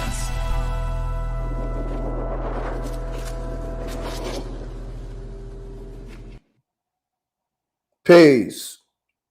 You're now tuned in to Spooky Hours. Shouts to my sponsor, thestreamboss.com. For all your streaming services, go to thestreamboss.com. TV shows, movies, etc., etc. Appreciate y'all, Stream Boss. But let's get to it. This is Spooky Hours. It's absolutely no cursing. You ain't gonna mess up my monetization. I'm on my digital hustle. It's Sunday night. It's super spooky. It's pitch black outside. Sundays is always spooky. Right now, I hear the sirens out my window. You dig me? So some spooky activity going on as we speak. The number is 310-598-2974. Hold on, let me pull it up because people probably calling now, but I ain't even got the number. Phone lines pulled up. Hold on. Alarms going off. Yeah, I missed calls. Hit me back. Hit me back. I missed a few calls. Let's get to these spooky stories on Spooky Hours. 310-598-2974. Call me with real stories. Don't call up here playing. Don't call up here cursing. Let me see who's in the chat room. Let's get it. Okay? Exactly. Let me see. Oh yeah, hit up the Cash App. Stop playing. I'm working hard out here. Got mad shows. Salute to the Earth Amina. I think she's in the chat. Billy Fichette. You know what I mean? Salute to China Black. I think she's in the chat somewhere. The Cash App is on the screen. Let's start off the spooky show. Who's gonna be the first to call? You're real spooky, huh? Y'all acting real spooky out here. You're real shook. Yeah, don't call up with the drunk BS. Let's get it. Peace. You now tuned in to MRecktv. Mute your audio. Keep it clean. Keep it short. Let's get spooky. Peace. Oh, man, my bad. Peace. You now tuned in to MRecktv. Keep it clean. Keep it short. Let's get spooky. M.Reck, how you doing? I'm good. What's happening? This is Dispatcher 92 from Indiana. Dispatcher 92. What's happening? A little bit of this and a little bit of that. Okay. Listen, I started not to call and tell this story because I was told that every time that I tell it, I'm giving it energy. So it make me kind of, it's kind of like one of them situations. I was on your show before and I told you I was a 911 operator. So I'm going to start your show out right tonight. Okay. This is a real story. Okay. Everything I give them is real. Okay. What I'm getting ready to give you now, you can go and look up. It's on record in Gary, Indiana. No, well, before you go into the story, it's not going to be too long, right? I'm going to make it sweet and short. Okay. Let's get it. Okay. So, one day in the dispatch center, we were there. A detective came in. The detective that came in told us that his brother worked for the county sheriff. He was telling us about this house in Gary, Indiana. And again, it's a true story. You guys can look it up. You can Google it. And it was about this house and this activity that was going on inside of the house. But the thing that blew up really fast was the kids. They thought that the children were being abused because they had bruises and different things on their body. So they started looking at the mother to see if there was any child abuse. And that's where it all kind of jumped off. When they took the kids to the hospital, and this is a real story, it's on record. You can get a copy of it. Gary, Indiana Police Department. But one of the children, while being examined by the doctor and the nurses, went up the wall. But when they went up the wall, they went up backwards. What? You know how you see that in the movies? Yeah. Real talk. It's actually on a record, on a police document. Wow. The lady, the grandmother was in the room. There was a nurse in the room, and there was a doctor. The nurse that was in the room, it scared her so bad, she literally moved away after all of this jumped off. I don't want to say where she moved, but she did move. So come to find out that once the grandmother started telling them stuff, they decided that maybe the children started telling them there was something going on in the house and that it was something in the house. So they decided to get a priest from out here in Indiana to go and see if that was the deal. And it was. He had to get permission and wait for permission to do an exorcism in the house. Wow. And so the priest went in, the detectives went in, and the things that happened in the house, the detective said he will remember as long as he lives, he'll never forget it. The house eventually got bought by this other guy who's some kind of historic guy that does haunted houses and stuff. And he stayed in it for one night, but he eventually tore the house down.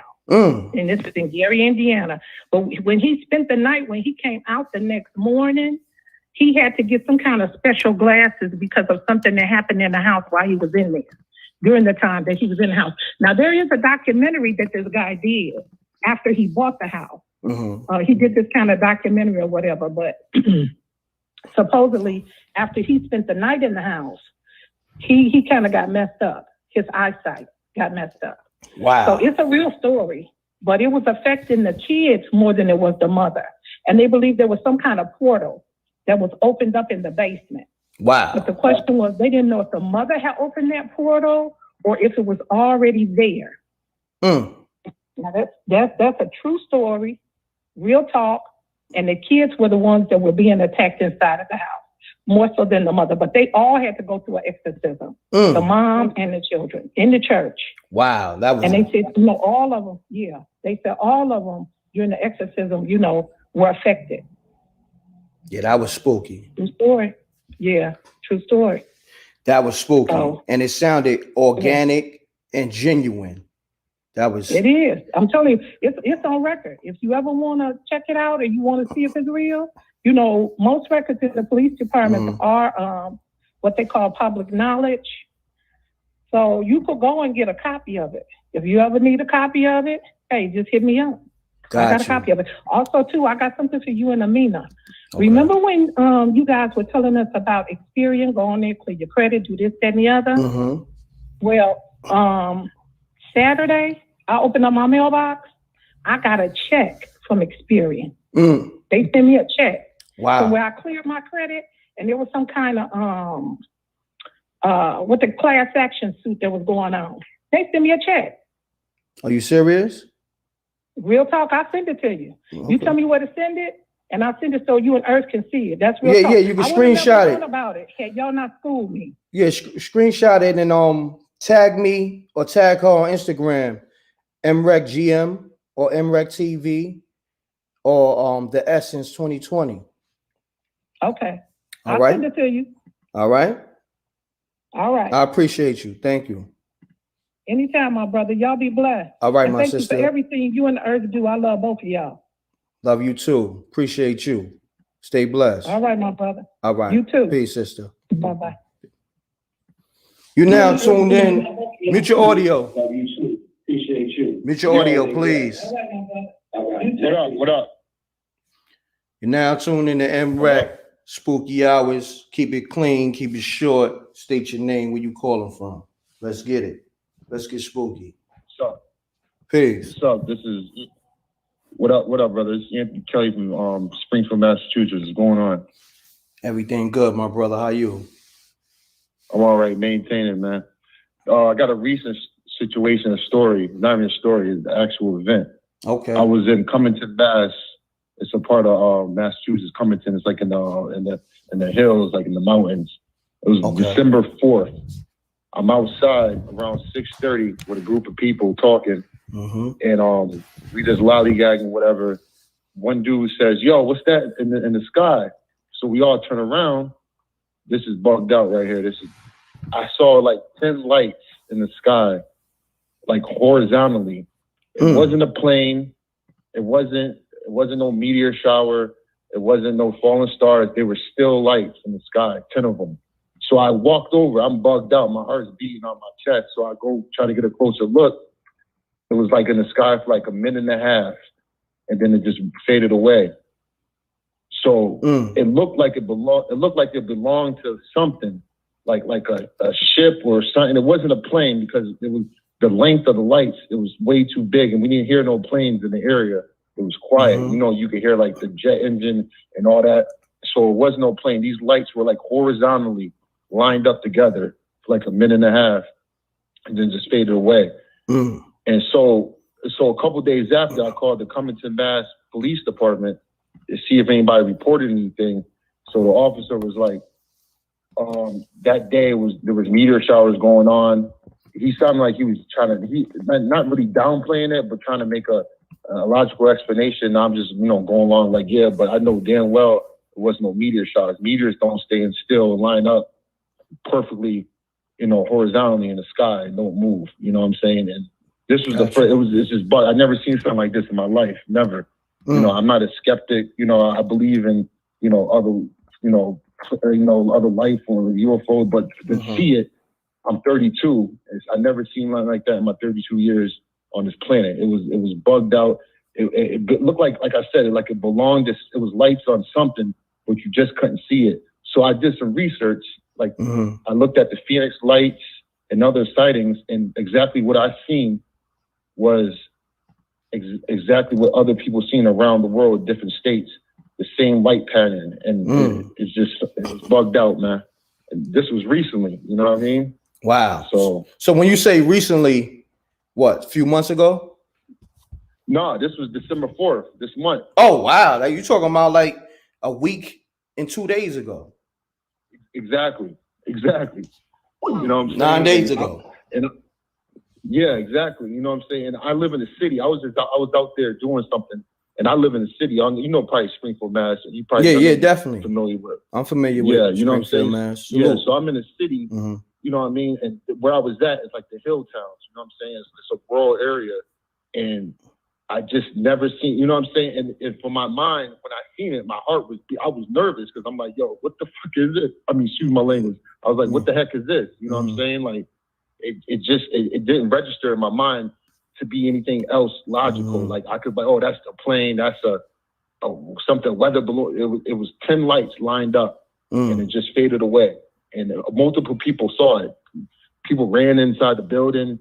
There was other people seeing it, and we talked about. I drew a painting of it because it was still fresh in my memory, and I don't even paint, but I just wanted to get it on paper, and I just painted a picture of what I seen. But 6:30 p.m. Wow. And up in the sky, man. Let me ask you this. You say you drew a painting of it. Can you send me that through Instagram or email? Yeah, I got you on Instagram, Reck. I got a picture on my phone. I'm right out there. Yeah, tag me and send it to my DM so I can post it on the next show. All right, bet. Maybe I could post it on this show, but tag me because I'm gonna try to get to my Instagram. Oh, yeah, bet, definitely, man. But like I said, man, it's just I'm from the hood, and I just, you know what I'm saying? It had me nervous, man. Stuff don't really get me on edge, but seeing what I seen from it had me on edge, man. Like for real. To this day, it's still bugging my head up. Nah, man. I feel you. Something like that had me on edge. You know what I mean? Yeah, for real, no doubt. All right, my brother. Appreciate you calling, man. But thanks. Shout out to Amina too, man. She helped out a friend with the credit situation. I heard the other woman talk about it previous, but yeah, she helped out with Expedia and everything, and I appreciate the info and the knowledge, man. No doubt. Peace to the earth. We helped out millions of people with their credit, so salute to you and everybody. All right, Reck. No doubt. I'll DM that to you right now, brother. All right, my brother. Appreciate you. Thanks for calling. All right, fam. Peace.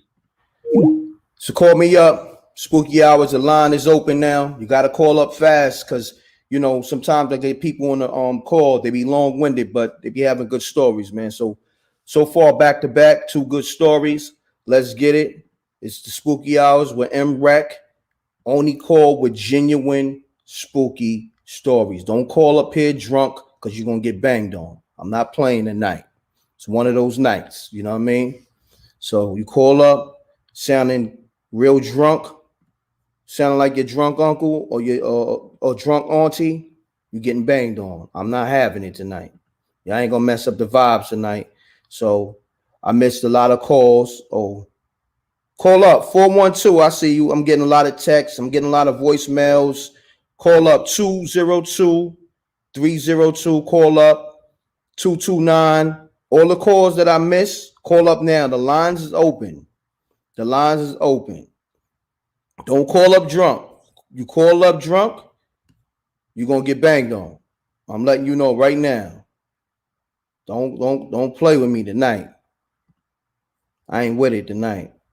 But y'all scared? What's happening? Can y'all hear me? What's going on? All right, I'm gonna go to my sponsor then, real quick. You hear something? Have you guys heard of StreamBoss? It's a new IPTV provider that gives you over 5,000 channels for only $20 a month. Oh, cool! $20 for live TV, local TV, movies, TV shows, pay-per-views, and so much more. Huh? What? If you have a Fire Stick, smart TV, or streaming device, then head on over to StreamBoss.com to begin your setup process.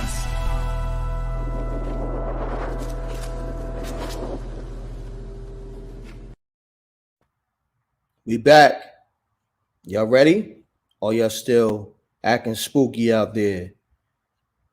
The number is 310-598-2974. Here we go.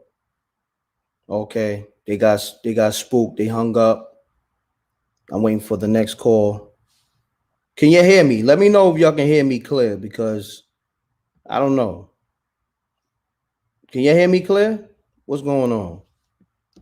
Because usually the lines just be crazy. I mean, I missed a lot of calls. But what's going on? Let me go to the chat room. Let me see what's happening. It's Sunday night. So I know you're extra spooked out. What's going on? Let me go to the chat room, see what you're talking about. 1 second. So when you call up the spooky show, right? Let me give y'all the etiquette, the spooky show etiquette. Make sure you mute your audio. Make sure you don't curse. Peace. You now tune in to MRecktv. Keep it clean, keep it short. State your name, where you calling from. Let's get spooky. Man, 313 Detroit, man. Free Big Meats, man. Ben paid meal. Salute, free Big Meat. Shouts to the whole Detroit. What's happening, fam? Talk to me. Man, shout out to the East, shout out to the West, man. I seen nobody wasn't tapping in, so I just hopped on, man. I'm repping my city, man. Do my thing. No doubt, man. Talk to me. Just keep it clean, man. You got a spooky story for us? A spooky story, man. Yeah, the spooky hours, man. What's going on? Spooky hours. All right, man. I got a crazy story for you, man. All right, keep it short though. Yeah, let's get it. All right, long story short, man. I used to mess with this guy. Huh? We was tight, man. I said I used to hang with this guy. We was tight. It's a story. Okay. Yeah, we was cool. He did a little time and just like that, man. Like, to people, he'd be considered as the boogeyman. Long story short, me and the boogeyman was politicking. We was cool. And somebody was messing with the boogeyman. You feel me? They did the plies on the boogeyman. Nah. All right. You're now tuning to MRecktv. Keep it clean, keep it short. I told y'all call up with them drunk, fraudulent stories, you're getting banged on. So state your name and where you calling from. And what up, M.Reck? This Freedom out of the DMV. What's happening, Freedom? Shouts to the whole DMV. Just enjoying the spooky hours. I appreciate that. Hold on 1 second, I'm Freedom. kind of scared. Hold on 1 second. I mean, I don't. Hold on 1 second.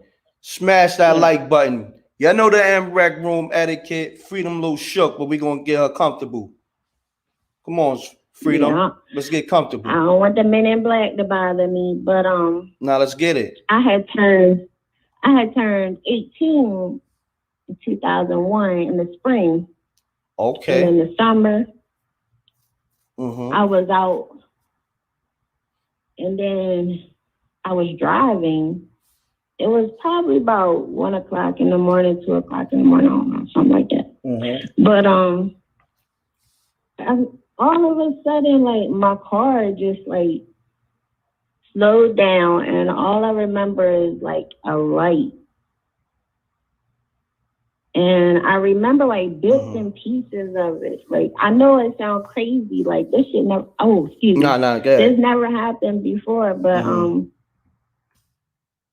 they had me on a table and they was doing something to me. Huh? Hold on. How you? Didn't you just say you was in a car and then you wound up on the table? Yeah. How that happened? Like bits and pieces that I can remember. Oh, okay. Over time. Got you. Go ahead, go back to the table. Yeah, well, on the table, I remember they were like different height, but it was like they was bald and white looking, gray-ish. They didn't seem human form. Wow. And they were talking to me telepathically. And I remember I got so scared, like I never seen them like that. I threw up or something, and they were like, "Oh, she gonna throw up, and then that's all I remember. Hold on. Oh, I do remember, like, oh, my fault. No. You said they was talking to you telepathically, so that means they was talking to you in your head, like. Right. Explain that. But I was on the table. I was physically on the table, and it was like steamy, like I couldn't see, but I don't know. It was like they had me under something. I don't know what the heck happened. Wow, yo, somebody. That is so spooky. Freedom. I ain't gonna hold you. People in the room, they saying you was on Molly, or they gave you a Molly or something. I'm just saying what they said. Everybody say that, but I remember where I was. I was near a veteran cemetery. You was in the cemetery when it happened. No, I wasn't in the cemetery. I was driving near the veteran cemetery. Wow. And that's the last part I remember. And I lost like so much time when I woke up in my room, and like some of my clothes was missing. I was like, what? The clothes was missing. That nobody got me. Like, hold on. It's starting to get real spooky right now. You saying like the great men smash? I don't know what they were doing to me on this table. They were doing some type of experiment. They had like these gray, looked like tubes or something. Wow. And it was like they was putting them in every hole I had. I was like, what? In the world? And they were talking to me telepathically, and some of them were nice, and then some of them were mean. I was like, what in the world? You telling the truth, Freedom, right now? Because you got a lot of freedom. Yeah.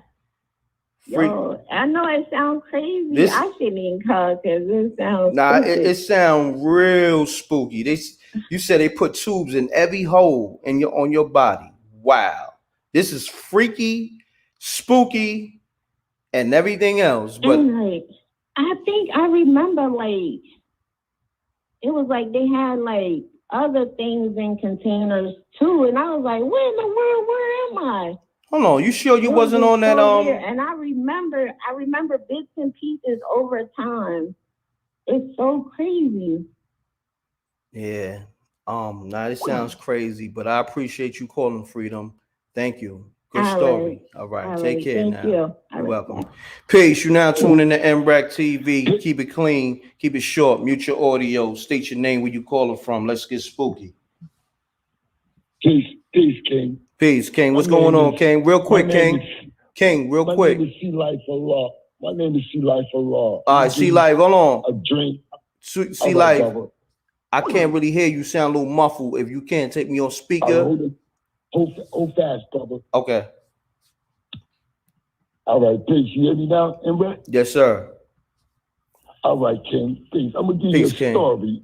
Let's get it, When I King. was, before I got the knowledge of myself. Okay, my brother. This Peace. goes back, you know what I'm saying, when I was a youngin', brother. Okay. Right? So, back, I used to live in Jersey, right? So it used to be this park called Ocean County Park, right? So back then, you know what I'm saying, when we was young, cutting high school, we always used to go back there, swim at the park, you know what I'm saying, get chased out by the security. But it had a fence with the high school that we used to go to. So we used to always be like, fuck that. Excuse my language though, brother. But we used to be like, all right, let's go back there late night, you know what I'm saying, smoke and do our thing. So one night, the security guard was coming through the park to make sure that everybody was out the park. Now, mind you, me and my mans at the time that we grew up together, we was on bikes. We was the bike head boys and shit, right? Excuse my language again. Yo, come on, your thing. my G. You So- gotta be easy on the language. Come on. Yeah. No doubt. Part self to everyone out there, right? So, boom. Make a long story short. Now it's like a trail, but this trail is like miles long. But we on bikes and it's like dirt, pine trees, all types of mess going through there. So the security chasing us to get us out the park. So as we ride on the bikes, I'm riding my man on the handlebars. So we trying to get away from the police. So boom, we split up. So my man get lost, in the park. Now it's pitch dark, right? I mean, totally dark. So we trying to, call my man. So all of a sudden, we calling around, looking around for him. So my man sees, when we find dude, he telling us, yo, it's this big light, this big red, flashing light or figure by a tree. So, we looking at him like, man, this dude bugging, man. We gonna smoke some fire. So we thinking the weed is playing tricks on him, right? So I'm like, man, we don't need to get him no more weed. You know what I'm saying? Because he don't know how to handle it.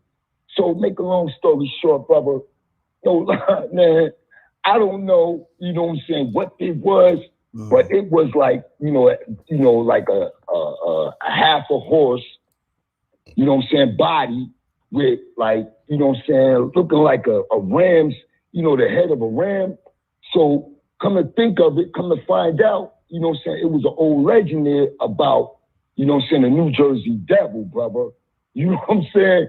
So it was like, after we got out the park and then, we made it back to our, to our neighborhood at the time, I'm like, yo, messed up. I'm like, what is this thing right there that was there? Because I know that, we all saw this thing, but I could never, picture, I'm like, nah, was this shit really real? I mean, pardon me, but was it real or was it not real? So, being that I got the knowledge of myself now, right, and anything about the knowledge of self, we deal with the five senses, brother. So when I think about it now, I'm like, maybe maybe a possibility could have been something there, at the time when we was young, but it just didn't want to mess with us, right? You know what I'm saying? It just was just there, just chilling, right? Like nothing, just glowing, right? On some red shit. I'm like, wow. That's crazy. You know what I'm saying? And that was crazy though, Reck. You know what I'm saying? That was one story that I can say back when I was growing up, out when I was in Jersey, that was a lot of things going on out there about the story about the New Jersey Devil. You know what I'm saying? And I'm gonna give you one more, Reck. Well, I gotta get to the next caller. Thanks for calling, fam. All right, say Appreciate less, brother. And yo, King, you keep dropping that knowledge, man. No doubt, You know, King. Salute. Appreciate you. Hey, yo, peace, King. Peace, King. Peace. You now tuning to MRecktv. Keep it clean, keep it short, keep it genuine. State your name, where you call it from. Let's get spooky. Let's get it. This is Woody from Illinois. What's happening, Woody? I'm gonna be real quick. Okay. Just like they just real brief. Okay. Like when I was staying with my parents when I was a kid, I had a room in the basement, and I was right by next to the furnace. There's only two spooky things that happened there. Like a big fireball came out the furnace. So I'm thinking something wrong with the furnace. Run up to tell my parents, they come back, could never find nothing wrong with the furnace. And then the second thing that happened in that basement, I was laying in the bed, and when I opened my eyes, there was a figure standing in front of me.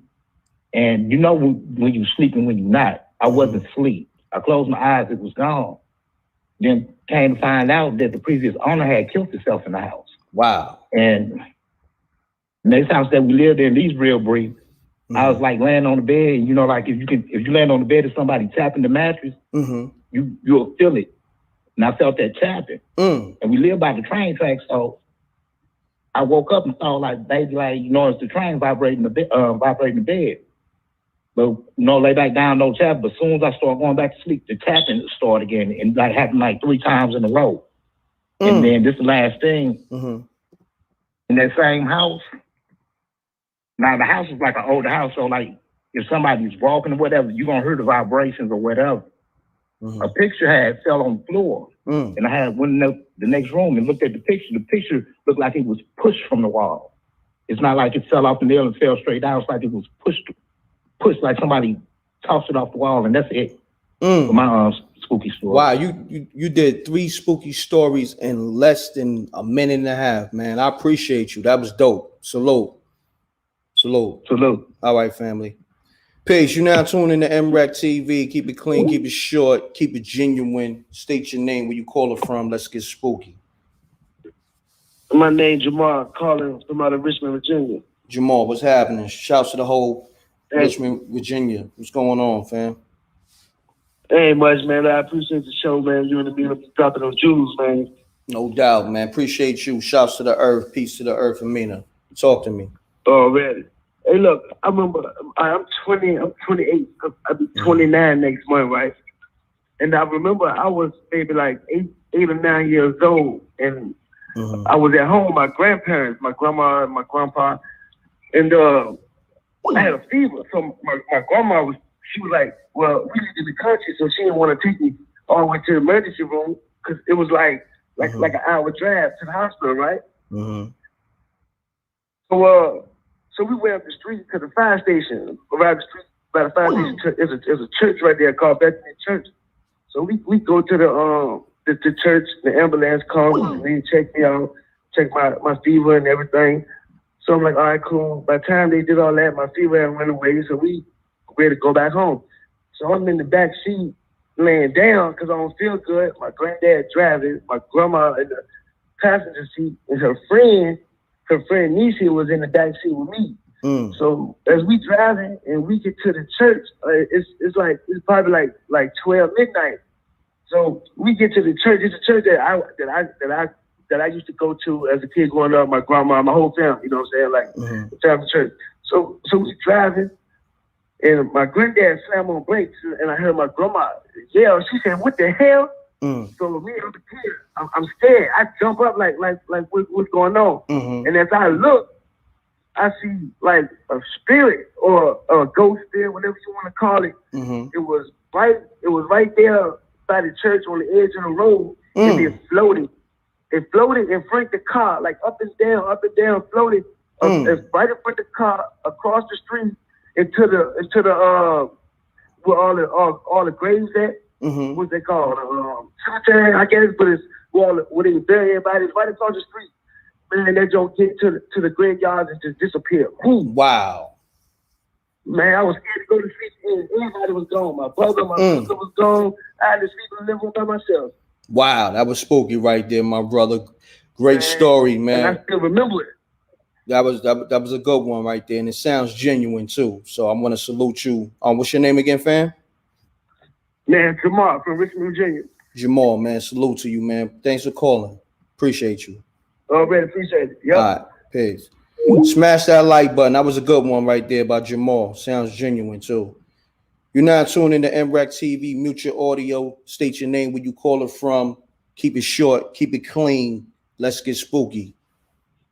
Yo, M.Reck, this is Malcolm. Malcolm, what's happening, my brother? I think I spoke to you before. Yeah, we did. Okay, I'll give you one. All right, so 3 months ago, I was living in California, but I made my way back to Dallas. Okay. So one day I was at work. I was working out in California, and my friend, she's Spanish. So she had got her first apartment, but she told me that somebody died in the apartment. And come to find out, she said that the boyfriend blew his head off and just killed himself.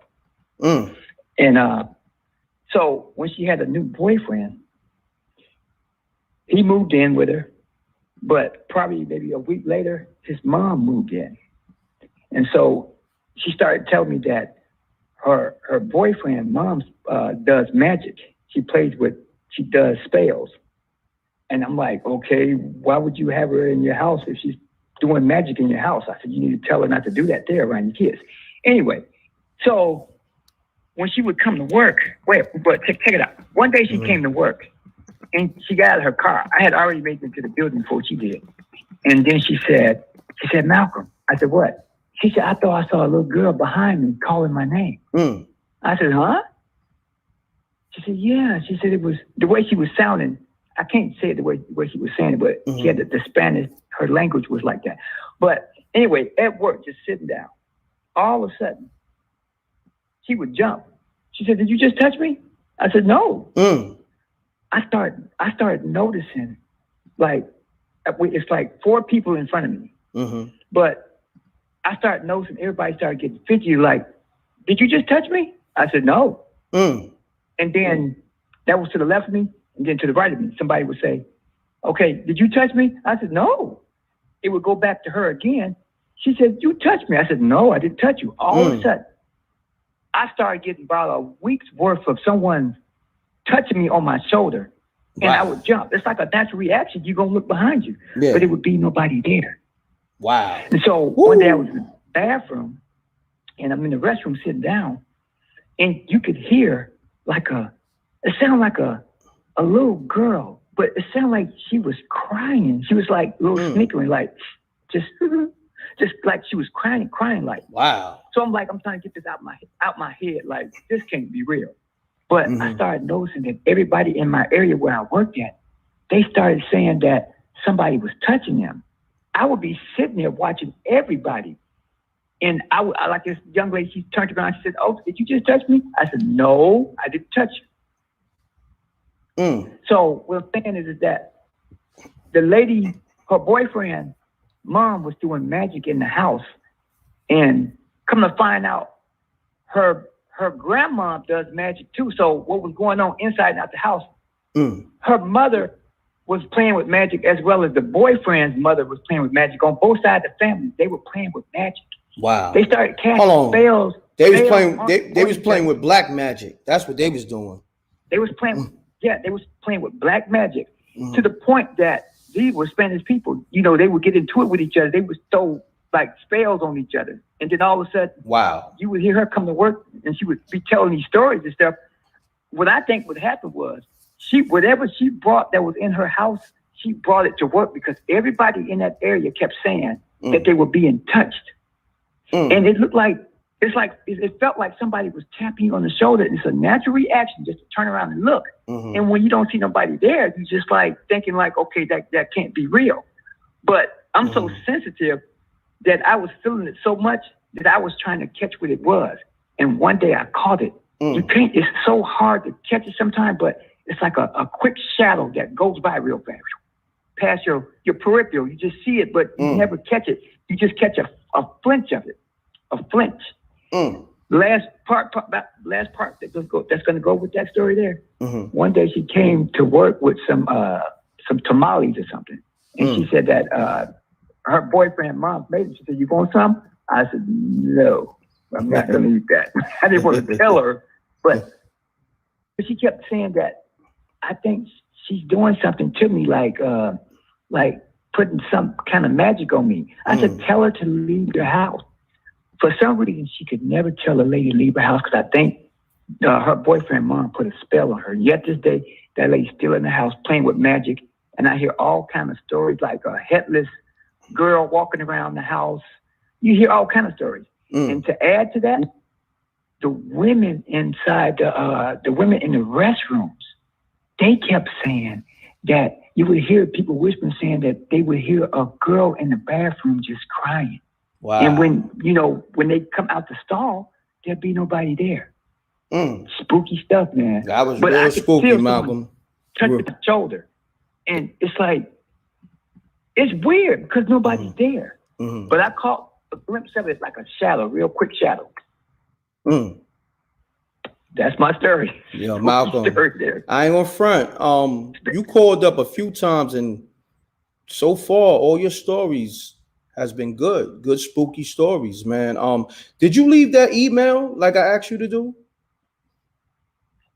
Give me the email again. That's M.Reck submissions at Gmail. MRecktv. Okay. MRecktv submissions at Gmail. Submission at Gmail. Okay, got it. I'll do that. Yeah, I'm gonna have I got more too, but yeah, you know what? Just call back. Just call back, because I'm gonna get to a few more callers. Yeah. All right. Okay. All right, my brother. Thanks. Okay. Peace. You now tuning in to MRecktv. Mute your audio. State your name, where you calling from. Let's get spooky. Keep it clean. They were scared. They got spooked. When they heard my voice, they got spooky. Peace. You now tuning in to MRecktv. Keep it clean. Keep it short. Mute your audio. Peace, Rick. What's happening, fam? Everything's muted, bro. Peace. Let's get it. So listen, bro. I appreciate you. I appreciate the queen. My story is when I was a shorty, I lived in Calumet City. I'm calling from the Chi. Oh, salute to the whole Chicago. She moved out to. Salute. Yeah, yes, sir. Salute to the whole Chicago. Shouts to D. Shy. Shouts to Tone Styles. Everybody. But go ahead, fam. Gratitude, brother. Gratitude. Salute. Yeah, man. Like, I'm gonna make this quick. I ain't gonna make it slick, bro. Like, I lived in Calumet City with my mother and my sister, and I had this, like, it was like a boxing game. You know what I'm saying? I used to play. My sister was in the other room with my mother. It was like a little 2-bedroom that we had. On the other side, it was like townhouses. So like it was this little white boy. He like stayed on the other side of the little sidewalk, and I was like playing my little game, and he was looking out the window, and like I was making a noise, and then I would hide. You know what I'm saying? But he would like look and try to see where the noise is coming from. You know, I kept that going on, and then all of a sudden, you know what I'm saying, I'm playing my game, and like it's like a paralysis. Like if you ever experienced paralysis, it's like you can't move, but you're still conscious. Like it was like that type of a situation that came upon me, bro. That it was like a presence that I knew the presence was there, but I couldn't actually see what the presence was. And I just knew that it was there. I could like feel it, like a strong presence. And it was like an odor, like a metallic odor, you know what I'm saying? That just like, it was like it came upon me, bro. And it was like if you ever feel like how your like leg goes to sleep, it was like a staticky feeling in my whole body. Even when like I got try to close my mouth, I could feel like the static electricity like crackling in my teeth, bro. It was like this happened to me, and I tried to tell my mother about it, and to this day I know this is not a dream because I still remember. You know what I'm saying? It's just weird. Like I know that this happened to me as a child. You know, I probably was like 10 or something, and I know it happened. I tried to explain it to my mother. You know, it was like a distinctive smell that, you know, even to this day, from time to time, you know what I'm saying, I like experienced that smell. But, you know, yeah, that happened, man. It was like, it's something like a presence came in the room and it just like, you know, I felt it. Then it just like came on me to the point where it was like in my body, like, and I was like, I got really scared, you know, and I was like, to like feel it. And then it just got up off me, and, you know, it was what it was, man. Like I would never forget that happened. You know? Wow. And I've been like really fighting like to, you know, should I call and say this shit or no? I'm sorry. Yeah, I'm done. No, I appreciate you calling, my brother. Good story. Peace, bro. Peace, my brother. Yes, sir. Yeah, that was a little spooky on another note, but I'm glad he called. Call me up. This 347. Y'all know how I feel about 347s, man. We're gonna see. You know, the energy don't be right, but let's see. Peace. You're now tuning in to MRecktv. Keep it clean, keep it short. Let's keep the energy good. Let's get spooky. Hello? M.Reck? Yeah, yes. Hey, hello. Shout out to you and Amina. I have Salute. a story. Okay. And my story is that, let me first start saying that I'm Haitian. And then I'm going to say that 2 years ago, I was leaving Miami and I was moving to Massachusetts to my sisters. Mm-hmm. And before I moved there, my sister was like, hey, I have this ghost in my house, da da da da da. But I never experienced that experience. So when I moved to her house, I realized that ghost that was in her house did not like me. I couldn't sleep. It kept pressuring me. It kept trying to get itself in my body. And in order for me to sleep, I had to drink. And when I didn't drink, I noticed that it would come. My sister told me before she moved that it would come in her face and she can feel the cool air. And I felt the same thing. I was so scared where I had to sleep with her. And then the scary part is that because I'm Haitian and I carry spiritual in me too, it came to a point where I started sleeping in my sister's room. And when I started sleeping in my sister's room, there was a time, this little girl, all in white, she touched me and she was like, come, I want to show you something. And I was like, no. And then I ended up going because my husband at the time was like, don't be afraid of it. Let it go. And then I came with her and she was trying to show me how she died in the house. Wow. So when she tried to show me how she died in the house, I seen a river and I seen a Bible bubbling. So in the dream, it's like she was showing me that the person that's actually bothering me in the house was the person that killed her. Wow. And then I can see her mother crying, and I see a group of kids like Bible study. And then when she was like, come, let me show you who killed me. I was like, nope, I ain't getting there because if I went to go see who killed her, and that guy was the one that was bothering me in my sister's house, I felt like it would have went far. So I did not go there. Till now, my sister, when I Googled my sister's apartment and to see how far that house was and who was staying there, I could not get no information. But in my dream, she showed me that he was a minister and he killed her. Wow. Yeah. So how did he kill her? He drowned her? Huh? How did he kill her? How did he kill her? He drowned her? He actually drowned her because when she showed me in the dream that she was drowning, and I can see her mother crying. Yeah, it's crazy. Wow, that's Till crazy. now, I'm like, oh my gosh. Wow, that's. And I'm like, oh. And sometimes I say you have to stage when you get into an apartment or wherever you stay, you have to stage it because you don't know who lived before. You don't know the history of the apartment. You have to stage where you stay and bless it and pray because there's demons out there. There's demons out there. Now you know what I'm saying? And that is my story. I appreciate you calling. What's your name again? My name is Jay. Jay. Thanks for calling, Jay. Good story. Oh, okay. Right. Thank you. You're welcome. Okay, bye. Peace.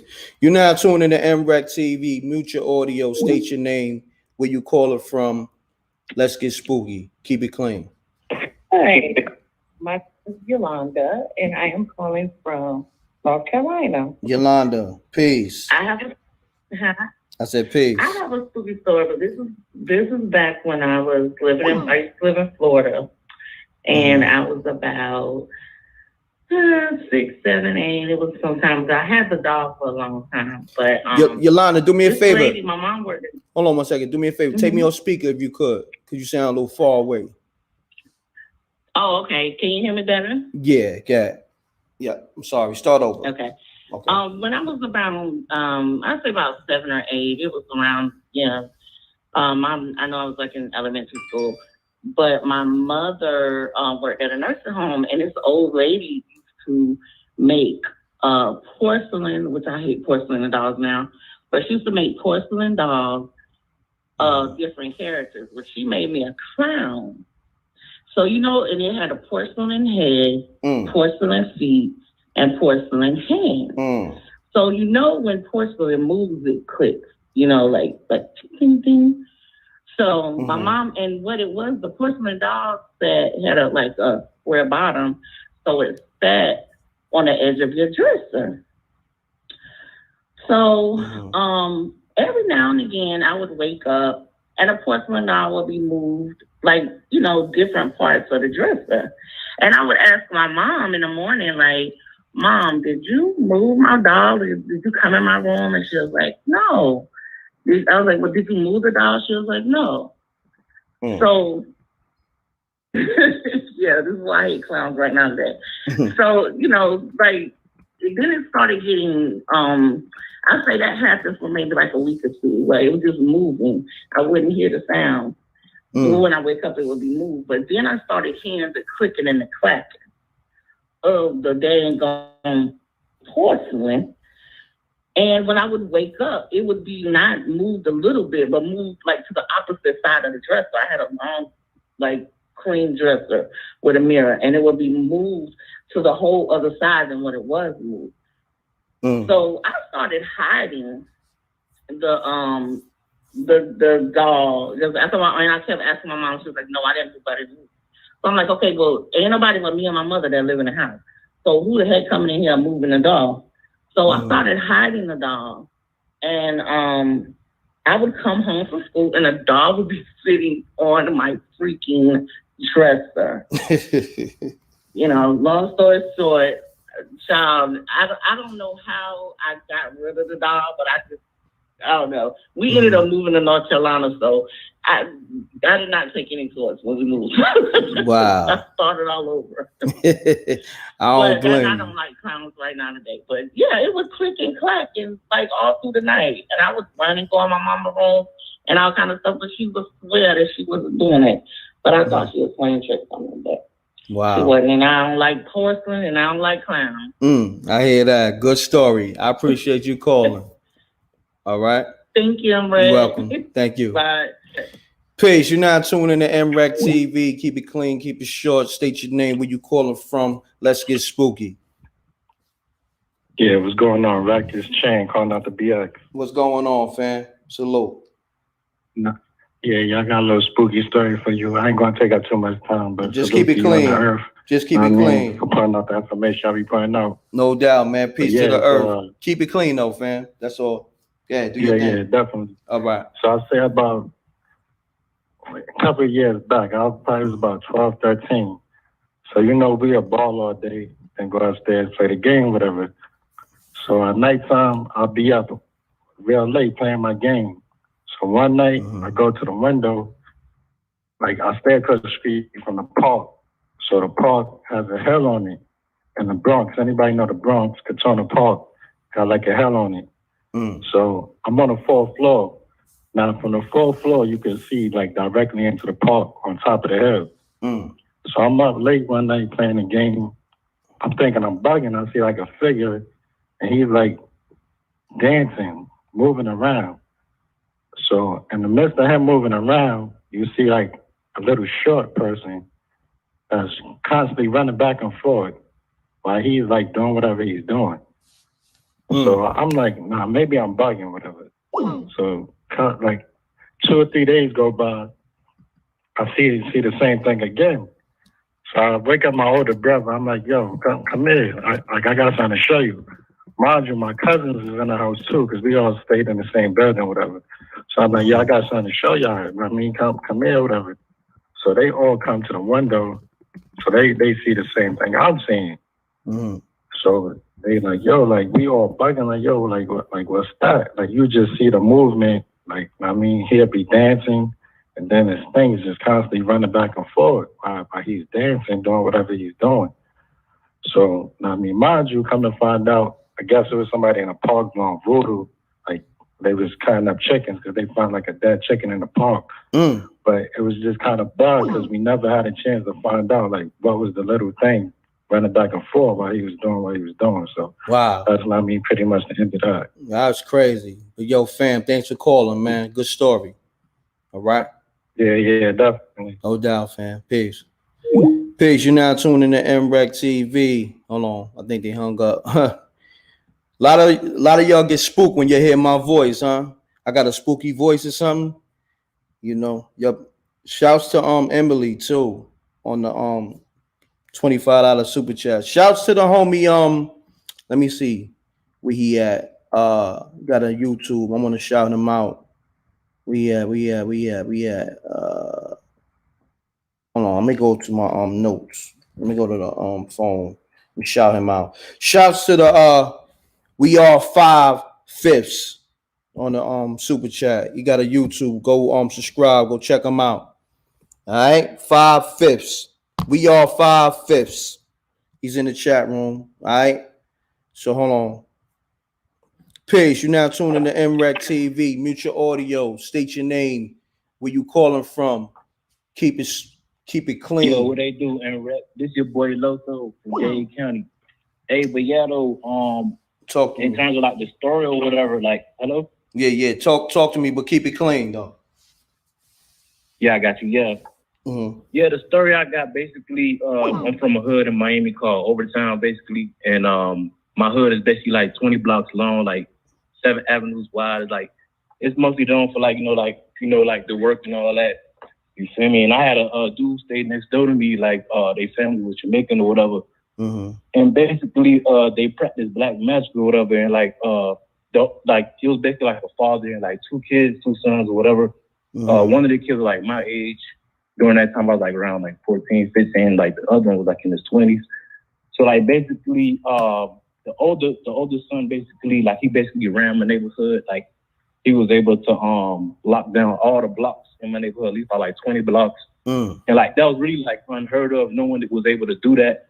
But growing up, I stayed next door to them or whatever. You always hear like rumors, like people say like like they did like black magic or whatever. But like one day I was chilling in their crib and like I actually saw like an evil spirit in their crib, like for real, and like it really like spooked me out, like even to this day. You feel me? And like you feel me? That's all really I'm gonna say about it or whatever. But black magic is real, and anybody that's listening, stay away from it. If you know anybody that do it, stay away from them. That's all I'm gonna say. Peace out. No doubt. All right, fam. Peace. You're now tuning to MRecktv. Keep it short, keep it clean. State your name, where you calling from. Let's get spooky. Hey, hi. This is Nene calling from Tennessee. I got a story. Hold on, Night. You gotta bring that energy up, baby girl. Come on now. You sound like you deep sleep in the bed. Come on, wake up, girl. Let's get it. Hold on, your phone got spooky. Night. Hello? Can you hear me? Your phone Can got you hear real me? spooky, Night. What's going on over there? Okay. Can you hear me now? Yeah, I need you to speak clearly in the phone. I need you to clear your throat. Okay. I need you to wake up because right now you got a name like Night. Sound like you already went to Night. You feel me? Okay. All right, let's get So it. anyway, Hey, drink a little water, baby girl. And Hold on, drink a little water. You got some water next to you? Drink some water, baby girl. Okay, I'm good now. Drink a little more. Take another sip, clear your throat, because I want you to listen back, but like, oh, M.Reck, make sure I was good. Okay. All right, there Can you hear go. me now? There you go. There you Okay. go, Night. Let's get it. Okay, so there was a movie that had came out. I think it was like 1407 or 1307. You remember that movie back in the day? I think So I so. wanted to watch it real bad. I think so. It's just some years, so I wanted to watch it real bad or whatever. And so, I stay up late, like 3, 4, 5 in the morning, just watching TV and watching movies. So I'm in the back room because we got like a family house, and my grandmother and my mother stay here, and they slept in the same bed because my grandmother was she was a diabetic and she might go into attacks or whatever. So my mom would lay in the bed with her. So I'm the room that they're in is like right across from the room that I'm in. It's like the hallway. You look straight from the room I'm in straight to their room. So I'm sitting on the bed, and from the bed you see like arms with of the kitchen doorway. You know, like looking from the bed that I'm on, you can see that much of the kitchen doorway from the room I'm in to the living room to the kitchen. You can see a little bit of the kitchen doorway. Gotcha. And so I'm sitting on the bed or whatever, and I put the movie in, watching the movie, and I see my mom walk out of the room with her head down and walk into the living room. Oh, that sounds spooky and at already. That time she was taking, and so at that time she was taking like Xanax or whatever, right? You know, they have you like real like tired, but you get up hungry in the middle of the night. You know, so I'm thinking like, Lord, I hope she don't go in there cook nothing. So I'm gonna have to, you know, make sure she ain't in there cooking nothing, at least I'm on the stove and fall asleep and burn stuff. So I was watching her go into the kitchen. Well, no. I didn't watch her go in the kitchen. I seen her go in the living room, and I was waiting for her to go in the kitchen, but she never walked in the kitchen. She never walked in. So I got up. I was like, what is Mama doing? So when I got up, the first door I come to was my grandma in the room, like my mama's in. They're still in the bed. I said, oh my God, I smoked black and mild. So I ran. I was like, oh my God, I didn't know what to do. So I ran back to the room. I grabbed my black and mild, turned the light on, came back in the room. I came in the room with them, and I was tapping them like, Grandma, Mom. They was like, girl, what you want? Too late. I thought you see the ghost. I could see the ghost. They was like, girl, you see the ghost. Go back and go back. I smoked Grandma for real. It just came out of the room with y'all. So listen. So when I thought about it, it was too tall to be my mom, right? And you know, I had the hall light off. The hall light was off, but you know, it was like TVs in each room, so it's not like, you know, real black. You can still see, you know what I'm saying? But when I thought about it, because I'm not thinking I'm going to see a ghost. It was too tall to be my mom, and it had like on a you know, Inspector Gadget, like them coats, Inspector Gadget. A trench coat? It had a trench coat on? Yeah, like, but the hood, you know, the collar of it flips up. You know how the collar flips up? Yeah. I know what you're talking about. An Inspector Gadget coat? Yeah. And it's like he had on a hat. Go. He had on a hat. Hold on, the ghost had the go gadget on? Yeah, the go gadget coat. That's what I can't remember. You know what I'm saying? Because when I thought about it, it was like I didn't see pants. I just seen like all black. And so, and he had his head down, like even the Inspector Gadget hat. You know what I'm saying? Like, wow. And I didn't see a face because he had his head down the whole time. So he never looked at me one time. He just walked out of the room and walked into the living room, like it knew where it was going. Wow. So I ain't done. So anyway, and that scared the mess out of me. So I got up. My uncle was in the bathroom, you know, he's in a wheelchair, but, you know, he did a lot, you know, for all of us. It's like, it's just a man sitting in a chair. It's not even like he's in a wheelchair. I mean, it's just a man sitting in a chair. You know, he did a lot for a lot of people. So he's in the bathroom, and he take like 3-hour-long bath. And I'm like, 3 hours? Hold on. Huh? He take a 3-hour bath? Yes, like I said, in a wheelchair, you know what I'm saying? So okay. He's sitting there, he's soaking stuff, and you know what I'm saying, just relax or whatever. Got you. So, and he was like cutting your bath short, you know what I mean? And so I called him on the phone, like, Uncle Pat. I was like, please come out. He was like, what is it, man? I said, it's important. And he's a protector, you know. And you know, he was a street dude, you know what I'm saying? And he got man street credibility everywhere. Everybody respects this man. You know, he's just a man sitting in a chair. Gotcha. And so he'd have been to the pen and everything. And so I was like, please come out. He was like, what is it? I said, I can't tell you. I said, just please come out. I say when you come out. And so when he came out, I told him what I just seen. But he said he always see things through the hallway or whatever. And I told him, I went in his room, and I was like, please don't go to sleep, you know, until I go. And I wasn't really... Now, the next morning I got up and I left, you know, and I was gone for about 3 months, and I would come and go, but I never just stayed. But, you know, the thing is, like, it's a family house, like my Gilford's house, you know, so I know it's probably only family members, you know, nobody else has stayed in this house but us, you know. So I don't feel like it's anything that'll harm me. So it's another part to this, right? So my uncle, and they always say seen things in the hallway. Now, by this time I had moved, okay? And I had just moved on the next street over. And so my uncle had a stroke, and he came because, like, we take care of our family, you know, so everybody comes back home to Granny house or whatever. And so my uncle, after he had a stroke, he on the same bed I was on, right? And I was telling him, I was like, you better close that door, you know? So I said, don't be laying right here with that door open. I said, you're going to see something, right? And he was like, I ain't gonna see nothing. I ain't scared. You know, if I see it, I see it. He said, I ain't scared. I said, okay, now I'm telling you. So we having this conversation, and this is like around 6 or 7 o'clock in the evening, you know. So I go home, right? I come back the next day. My uncle was like, Nene, I got to tell you what happened last night. And I'm like, what? And he was like, man, somebody turned that hall light on. He said they turned the hall light on and they flicked it off, right? Then they went, it's like a trail. They turned the hall light on, turned it off. Went in the living room, turned that light on, but got all the way over by the couch where I told you could see a little bit of the kitchen doorway. And it turned around and waved at him. It was like a chill to my body now. Oh, wait. Wow. Oh, wait. But he didn't see who it was because it was too far away, you know. But I was done. But see, he kept on, he was talking mess the day before. So I'm like, oh, I ain't going to see nothing. I ain't scared. I ain't this, I ain't that. And it's never. And then at that point, I'm thinking, well, this thing is sitting around listening to us. Like, it was listening to us because they wanted to teach him a lesson because he was talking all of that mess about he wasn't scared, he wasn't going to see nothing. And it showed up the next day on him. Wow. The next day. That's crazy. But I just feel like it's somebody in my family, though. You know, I don't think it's somebody going to harm me. But the crazy part is I still live in this house now. And I called not too long ago. And you was like, spooky, that must got spooky and hung up. I was, but I'm scared to talk about it because I'm in the house now. You in the house by yourself?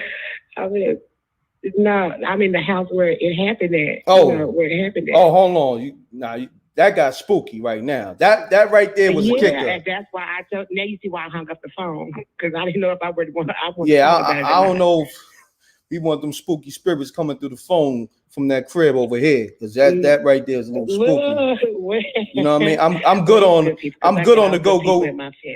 I'm good on the go-go gadget ghost. You know what I'm saying? I'm good on him. You feel me? But you know what's crazy? Inspector Gadget ghost. You know, after I seen that. After I seen it, I hear a lot of people describing that same thing that I seen. I don't feel like it was nothing evil, though. You know what I'm saying? I didn't feel no evil vibes. And matter of fact, I didn't feel nothing at all. I didn't feel nothing until after I figured out what it was. You know? I didn't get no bad spirits or anything. It didn't look at me, you know, no nothing. And when I looked at it, I didn't see it from the corner of my eye. I didn't see it. I looked straight at it, walked from out of my room into the living room. So I can't even psych myself to say, well, maybe I didn't see what I seen. No, I looked dead at it come out of the room. You know. Wow. Yeah, but that's my story. I appreciate you calling night. And you go night now, all right? And watch out for Inspector Gadget. All right? Watch out for Inspector Gadget. Go Gadget. All right. Don't be doing that and I gotta go to sleep. Right. I mean, you brought him up. Like you brought up Go Gadget. You feel me? You the one who up having this spooky night. I'm up here by myself, so I just thought I'd call and share. No, I appreciate you. Okay, peace and love. All right, peace and love. Peace. You now tuning to MRecktv. Go Gadget. It's spooky hours. Keep it clean. Keep it short. Talk to me. Hey. Hey. How you doing? This is Whitney. Brittany, what's going on? I'm good. I kind of have like a spooky story because it happened to me twice. Okay. So I was in the house that I'm in now, and I had a grandmother that was under hospice care, like home care, and so they have a nurse that comes in, and while the nurse was addressing her wounds, my mom, who's now deceased, was in the room with her along with the nurse, and I'm in my room. And somebody said, Whitney. And then my mom raced out the room that my grandma was in. And she was like, did you hear that? I was like, yeah, because it sounded like it came from within the house. Yeah, got you. But it's just us in the house. So, like, what are the odds of, like, somebody was walking by yelling, Whitney, but it sounded like it came from within the house. So then, like, fast forward to my mother now being deceased. She passed away in 2017. I'm in my apartment and I'm like about to open the refrigerator and I hear somebody say Whitney, but it sounds exactly how my dad sounds when he's laying down and he calls me. you know, and then and I was about to open the refrigerator door, and I was on the phone with somebody, and something said Whitney, and it sounded like my dad's voice calling me, like when he lays down and would like to call me to like go to the like the kitchen and get him something. And it spooked me, and I ran from the refrigerator to the front door of the apartment. And because I'm one of those people, like I'm scary, right? So like when stuff pops off, like I'll make a beeline for the exit. So I'm running by the door. I didn't leave the apartment because I ain't trying to, you know, fully go out of the apartment. But I just ran by the door and just kind of sat there, like preparing to leave the apartment. You know what I'm saying? Because I'm like, it sounded like it sounded like it was like within the apartment. So I mean, it couldn't be my neighbor, but my neighbor wouldn't be like with me. You know what I'm saying? Like my neighbor had my number. My neighbor could call me. My neighbor could knock on the door. Okay. That's my neighbor to the top. The neighbor to the side, you know, I don't even know. There's no reason why my neighbor would be looking down at my apartment from upstairs and be like, Whitney. So then I thought to myself, I said, maybe something happened to my dad. And maybe I need to call him. Like, maybe this is like him, you know, like trying to communicate with me. I call my dad. And when I call my dad usually picks up because he's a very worried person. He's always worrying about me. And he pick up. And I'm on the phone with this person named Marsh at the time, and I'm telling him all this going down. I just kept trying to call and get in touch with my father because, I mean, it sounded like his voice. It sounded exactly how he sounds when he lays down and calls like Whitney, like to get him, you know what I'm saying? And that's why it spooked me, and I just ran to the door. So that's my spooky story. I don't know. But like it happened to me twice, and both times it sounded like the voice came. So let me ask you this, Whitney. The apartment or the house. Gotcha. Let me ask you this. So it wasn't your father, it wasn't the neighbors. So you're saying it was, I guess, a ghost in the house calling your name, basically. I don't know what it was. I know both times. Like the first time the nurse heard it, my mom heard it. And she was like, did you hear that? And when she said, did you hear that? I knew exactly what she meant. Like, did you hear that? Because it sounded like it came from within the house. That was spooky. She said it exactly. Did you hear that? Like, yeah, I heard it. I'm like, and the nurse was like, that was loud. Wow, that was spooky. Yeah, it was loud, but it sounded like it came from within the house. And then the second time that it came, and that's what spooked me. Like, it wasn't just somebody saying Whitney or calling, you know what I'm saying? Gotcha. It sounded so close, and it sounded like my dad. And then when I couldn't get in touch with my dad, finally I got in touch with him. But I don't know. I don't know. Good story, Whitney. So it was just kind of weird. Yeah, that was definitely weird and spooky. Yeah. I appreciate you calling, Whitney. All right? Thank you. I appreciate you too. All Goodbye. right. Goodbye. Good night. Good night. Bye-bye. Peace. You're now tuned in to MRecktv. Keep it clean. Keep it short. Let's get spooky. Hey, what's going on? How you doing? Peace. Yes, how you doing, man? It's a pleasure. It's a pleasure to be on the channel, man. No problem. Just real quick, I'm make it real quick, man. I had an experience with I was in Long Beach, California, and me and my girl, we had just moved into an apartment together. And so like my mom came over, my brother came over, my sister came over. It was me, my girl, my kids. We all in the living room. And this is around 2011. No, I take it back, 2012. Gotcha. My grandpa had passed away 2011, right? So follow me. So my grandpa passed away. So he was a pastor. He used to pastor at churches and stuff down south. Gotcha. So we was just happened to be in a conversation about my grandpa. Then all of a sudden, the TV started pouring water out. What? The TV just started, yeah. You the for TV real? started pouring water. I'm for real. No, it was more than just me that witnessed it, though. That was the cold part. So my mom, you know, and ever since 2011 and 12, now I told people this story. That sound like that movie. What's you know what I'm saying? What's that movie? I think it started with a G. What's that that spooky movie? and water be coming out the TV. But yeah, keep going. Man, you know what? I don't watch too many movies or horror movies or nothing of that nature. Yeah. But this is like real life, you know what I'm saying? You know, I had other experiences after that because like 2 years later, my real dad had died. Yeah, no, but go back to the dad. go back to the my condolences, but go back to the TV with the water pouring out. Let's go back there. Finish telling that story. Yeah. Okay, yeah. Yeah, so the TV started pouring out water, and it was inside of a TV case. So it no rain or nothing could have got inside. I even looked at the back of the TV.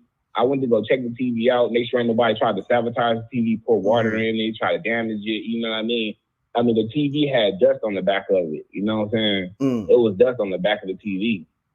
You know, and so my ex-wife, she was witnessing it. My mom witnessed it. My sister witnessed it. And my brothers and stuff was there, but it happened right around the time when I started talking about my grandpa. And how long ago was this, fam? So it was just coming.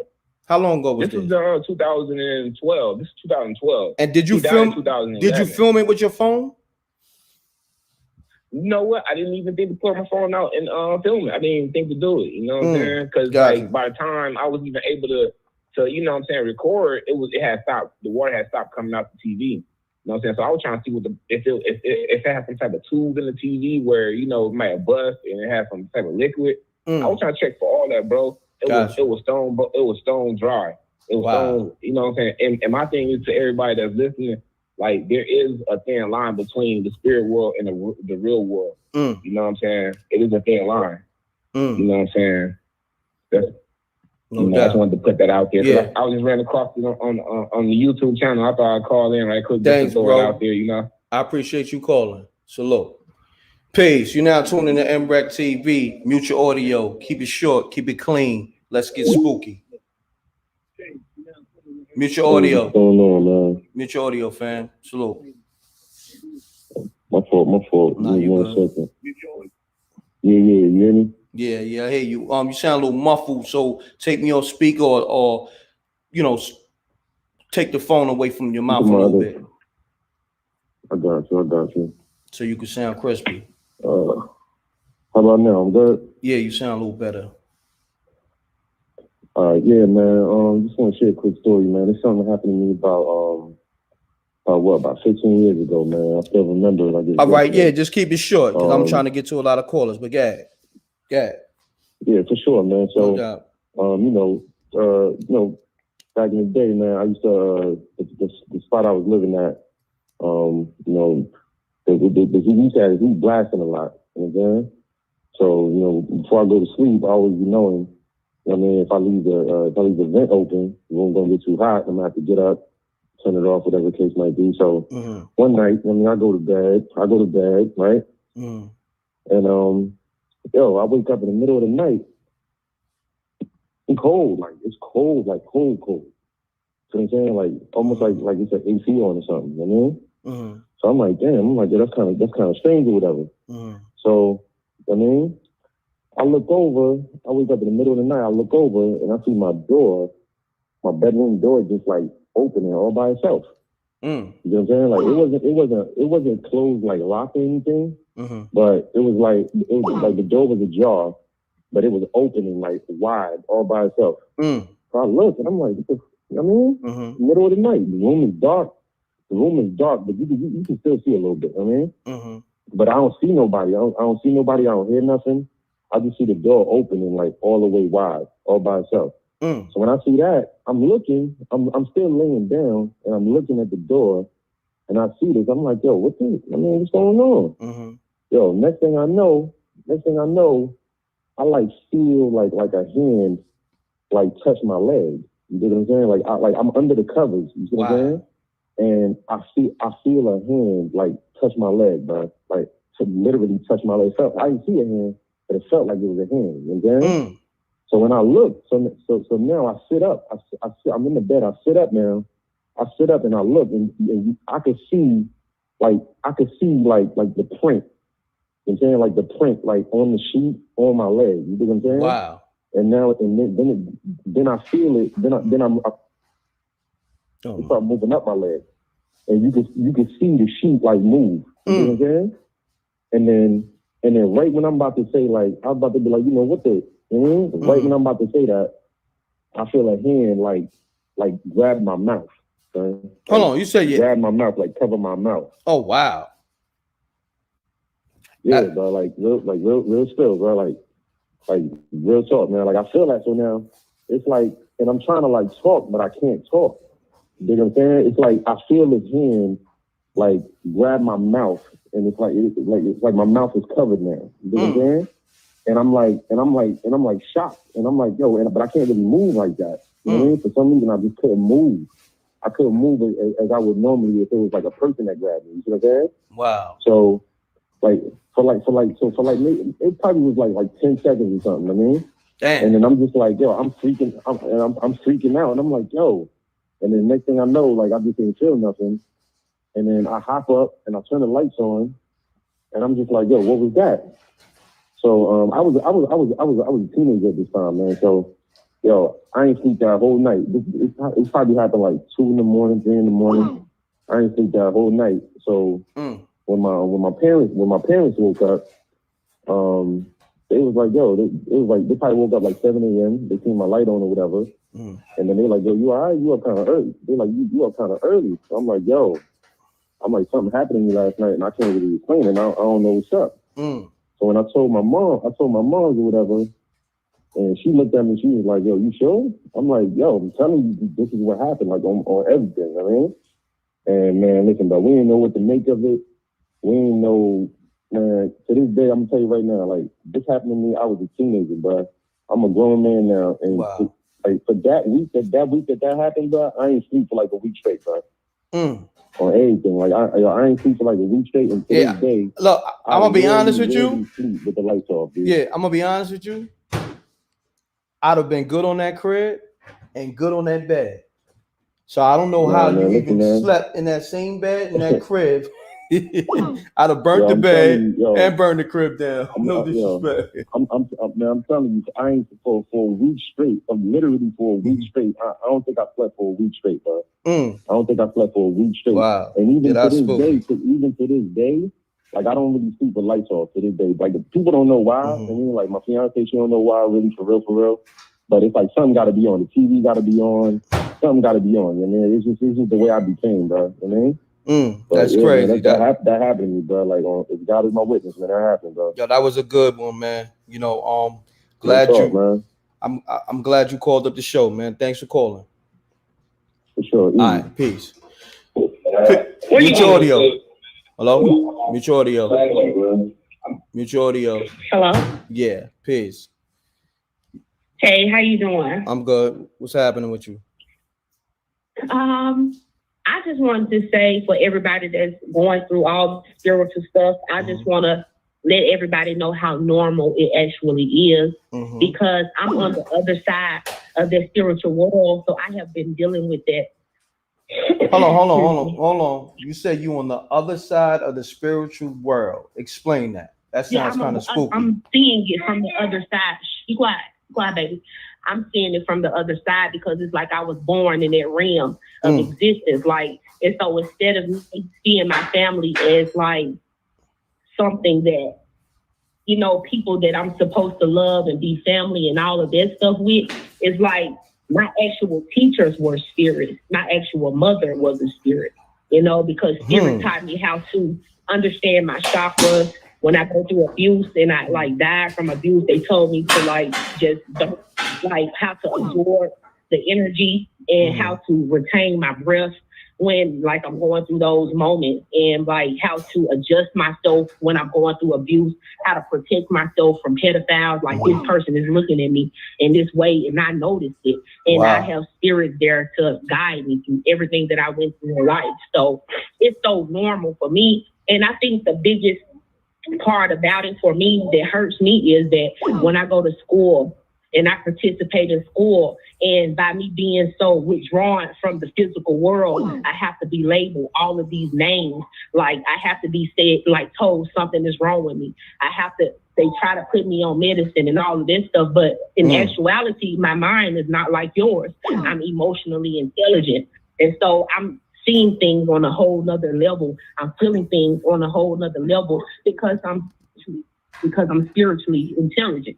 You see, so I experience, instead of me seeing that in the way that other people see it as something spooky. Like I remember one time I had a dream as a little girl. I woke up and the whole room just caught on fire, you know. Like and literally on fire? Like literally on fire? Oh, no. Oh. Like in the dream realm. Oh, Because okay. I astro projected early. I meditated early because when I would get abused, I had to balance out my sensitivity levels to what was going on. I had to not blame myself for it. I had to tell myself the people around me is sick. My mom, she's always said, my brother, he's punching holes in the wall. This person is abusing me. This person is on crack. Clearly, I'm not to blame. So by me being so emotionally intelligent, being empathic, I had to have a deeper understanding for the people around me. And I knew that they didn't know I was perceiving from both sides, the spiritual realm and the 3D realm, you know. And I think it's so hard for me to get people to understand this, you know, and that's the side of our people that people do not want to understand. They think something is wrong with people that are not analytical, but my mind doesn't work for other people. When my teacher tell me to do some, read this or write that or do that, my mind doesn't work. It works in the terms of survival. Oh, I have to, you know, I'm on the phone. Oh, thank you. But yeah, you can get more. But my mind works for me. It works in a way to where I can maneuver through this world. Not that I have to stand up and do what other people tell me to do. I have to run because other kids are running. Other kids are looking down at their paper and doing the work that the teacher tells them to do and all this stuff. I'm perceiving on a whole nother realm. I'm perceiving from a spiritual place. Got you. So let me ask you this. Let me ask you this real quick. Let me interject because somebody had a good question in the chat room, just like myself. The homie said, could you use your powers to give me the lotto numbers immediately? Thank you. I feel like you do things like that when you're stopped, when your spirit is ready for things like that. You can want all the things you want in this world, but if your spirit is not ready to receive that, you got to know how to do that for yourself. I'm emotionally intelligent, and I teach people how to be emotionally intelligent because I know how to be that. I can't be trying to get nobody no. But yeah, because if you got the lotto numbers, if you got those lotto numbers, I need that. Stop playing. You know what I mean? Especially if you can see the other side. I know how to win in the way that I know how to win. I know how to have my own victory. I know how to celebrate my own victories. I can't tell nobody else how to, you know, win the lottery. I know how to win. I know how to be blessed. I know when I came to this house that I met now, I had 3 bearers of clothes.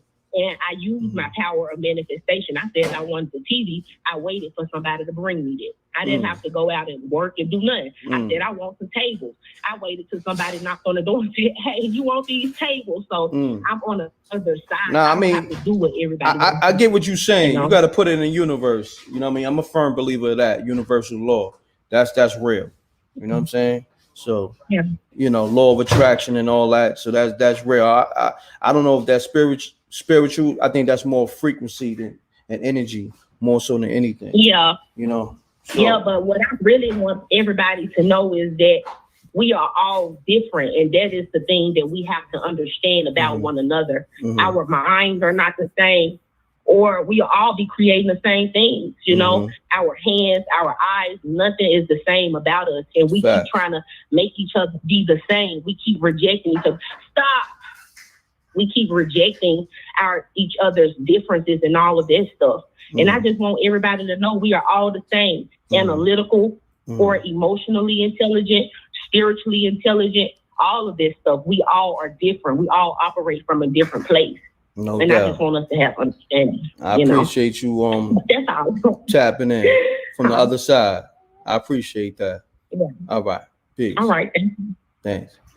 She was tapped in from the other side, and a lot of people over here thinking I'm making all types of food. It's not even me. They hear everything I tell you. But peace. You live on MRecktv. Mute your audio. Keep it clean. Keep it short. Let's get spooky. Right. I basically wanted to go off of what she was saying. Okay. You know what I'm saying? The lady here. Okay. You know what I'm saying? Like, keep it clean. We definitely are. I definitely will.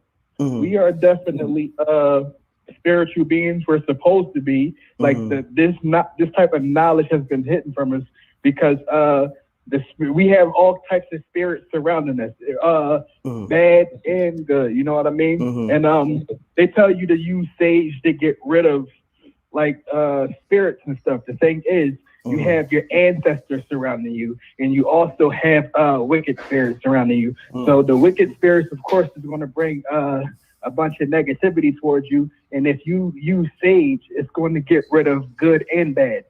So you have to figure out ways to get rid of the negative only. There's people out there that are more in tune, and they'll help you. Like they tried to tell me that I was schizophrenic. They put me on medication before, and I was seeing all kinds of stuff. And I'm telling them like, "Yo, this is here." And there's a person who was just on the steps and then they disappear. I'll see something out of my peripherals, and it would just disappear, bro. Like I didn't understand what was going on. So when I ended up speaking to somebody who was more spiritually connected with themselves, they told me that it's not. They told me that I wasn't losing my mind. Like you can't call it a gift because everyone's supposed to have this. They said, "What do you think monks are doing when they meditate? You think they're listening to the wind blow? You know what I'm saying? Like they're trying to reach their higher self. You know what I'm saying? And the powers that be, they are more in tune with themselves. You know what I'm saying? Like they took our knowledge that we have, especially the original, the indigenous people of this land. We were more in tune. Let me stop you there. Let me stop you there, fam. You hitting on some real valid points. Because I say this all the time. The people that's in power, they took the knowledge and they keep that from us, from reaching our higher self. But keep building, because you're dropping gems right now. Keep building. Oh yeah, for sure. They basically what they did. That's how they were able to control the world. You know what I'm saying? It's, Facts. They took the stuff that we knew. Our ancestors already knew this stuff. That's like them telling us that we're from Africa and stuff like that. That stuff isn't true. This land that we're walking on right now belong to us. There's so many people who spoke on these things, and they're no longer here because they did that. Martin Luther King in his "I Have a Dream" speech said that that Negroes are exiled on their own land. You know what I mean? So I mean that stuff gets swept underneath the rug, but that's another story. But when it goes back to us, like we were there. You know what I'm saying? Like we were. I'll put it to you like this: speaking to the dead was not something to be afraid of. They made us afraid of what we already did in the past. I don't know how many people believe that we were here before and everything, or we're living in hell. You know what I mean? Like there's so many people who believe these things, but at the end of the day, when you have to understand, when like say you're watching a scary movie or something, when you're scared, that's not your flesh. That is your soul being shooken up. That's how you have to know that there's like this whole thing is spiritual. We're in 3D. I don't know if you think about what you call it, Space Jam. You remember when what's his name? Michael Jordan wanted Bugs and Daffy to go get his ball gear, and he said, "You want us to go to 3D land? We are literally in 3D. 4D is where the spirit realm is. 5D total bliss, and that's where we need to get to." Hold on, you said 5D is what? Total bliss. That's what we need to get to. Yo, you drop some crazy gems right now, and I appreciate that because I'm on that time. Salute. Yo, matter of fact, do me a favor, fam. Email MRecktv submissions at Gmail. What's your name? Mr. Biggs. Mr. D. Do me a favor. Do me two things. Text me and like, yo, this is Mr. D, and email me. So I want to lock in with you. You tapped in for real. I see. Got you. All right, my brother. Thanks for calling. Take it easy. Peace. Yeah, I like Mr. D. He dropped some gems, and I don't know if y'all was aware. He dropped some gems, man. He was on point because I be on that same time.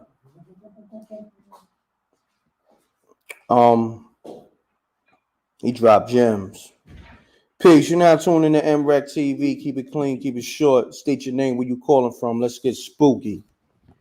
What's up, man? It's Spooky, man. It's Dave, man. You familiar with me, Old Park, Michigan. No, hold on. You said it's Spooky? Hold on. That's your name? That's what they call you? No, this David. I'm from Old Park, Michigan. No, that's what you said, though. You said it's Spooky. No, I mean, I called you, homie. It's Spooky, though. Oh, okay. This real talk, though. Okay. This really happened to me in real life. All right, let's get it. Okay, 3 things that happened. First, I got to start off with my mom, right? My mom is 70 years old. I'm close to my dogs, Hugo and Esther. That's the name of your dogs? You say what? That's the name of your dogs? Yeah, Hugo and Esther, yeah. Okay. I got a German Shepherd, female, Esther. She's a German Shepherd, and Hugo, he's mixed with Pomeranian, Chihuahua, and Boston Terrier. But this is crazy. My mom's 70 years old. Every weekend I go over there to visit her. So one day I had a dream. Esther bit me in my dream, man. It felt so real. She bit me hard. And it was like around 2 o'clock. And in my dream, I was wrestling. She bit me hard. So I woke up and it felt real. And I'm like, oh man, what is this? Lord, kid you not, the next day, they called me and said, you need to check on your mom. She's in the hospital. I said, what? It just, it baffled me because I'm so used to, I love my dog. So when I went there, I told my mom, I said, you know what, Mom? Esther came in my dream and she bit me. And she said right then and there, she said more than likely she was trying to get your attention to me. That's when I said, you know what, I got to check on my mom more because usually I come over there, but I really don't check on them. Then. So hold on, fam. Hold on, stop there. Are your dogs alive or they dead? I can't hear you say what? Are your dogs alive or they dead? Or they passed away? They alive. They alive. Wow. Okay. But Esther when she was a baby. I had got her when she was a baby. So what kind of dog? I milked her in the, What kind of dog? She's a German Shepherd. German Shepherd. Wow. Okay. Yeah, she's a German Shepherd. Yep. And when I got her, she was a baby, so it was like we was close. We had a real close connection. And I raised her as a baby. I raised her when her eyes was closed, but she had bit me in my dream, man. And it seemed like every time, and it's like now, every time she come in my dream, Hugo really don't come in my dream, but she'll usually come in my dream. And every time she come in my dream, I swear to God, something happened. It's like she warned me because I was, and that day she had bit me, man. It was like she bit me, and I woke up, man. It was like my arm was sore. This real talk. And I was like, what the hell? So I called my mom, and I really couldn't get no reaction. And my mom, she would tell you, she'd be like, don't be coming over there, son. Why you coming over here and inspecting us? Sometimes I'll come over there and pop up. She'd be like, hey, why you coming over here? I got a life and you got a life. You got kids, and that day when I got that call, I told my mom, I said, Mom, Esther came, and she told me right now, she said, Esther was warning you. But I'm going to tell you a second thing that happened to me, and this is real talk. This ain't no lie. I think 4 people had got killed at a club. Damn. Because it's a club down the street from where my apartment is. And this is real true story, man. One night I was sleeping. This was on a Saturday, and this happened, I can remember it like it was yesterday. This happened in 2018, man. I was sleeping on my couch. I was watching movies. I was listening to music, just having a good time, man. And I fell on my couch, and it's a club down the street from me. I don't know what happened. But it was like it had to be around, when I woke up, it had to be around 1 o'clock, 2 o'clock. Spirits had came through my apartment. Oh, man. It was 2 males, and it was like, it had to be 3 females, and they was black. But how and they was like, hold on. Like, let me stop you there. So you was able to see the spirits? Like physically yes, see I was them? in my dream, man, and it was crazy. I couldn't wake up. I wanted to wake up, but I could actually see them in my dream, and they knew I could see them. And I'm gonna tell you what's so crazy about it. They was young, and it was like they was going to a party. Oh, wow. And so the spirits going to the party now. And they was like this, real talk. They stopped. Hold on. Let me stop you there. Let me stop you there. How you know the spirits is going to the party? I'm lost now. I'm gonna be honest with you. They had on party clothes. They had on like club clothes. Man, they had on club clothes. I was sleeping on my couch, but it was like I was dreaming, but I could see them. But I couldn't wake up. And for some reason, they just came through. It was like they was passing through, and they stopped. And they looked at me, and they said, that man sleep on his couch. That man sleeping on his couch. And they was laughing and everything, and they walked right out my window, man. Wow. Because my window is my window. So they walked out the window with their club clothes on. They went to the party. Yes. Wow. Yes. My man. They was walking, and I heard, because in my dream, I'm sleeping, and I'm like, I heard like a loud noise, and it was like people was laughing, like they was coming from a club. Man, I couldn't wake up. I couldn't wake up. It was like they really actually, I saw them, they was passing by. They was real spirits. I don't know if they had got killed. They might have got killed or something, and they didn't realize that they were dead, you know? And when they passed through, they was like, that man sleeping on the couch.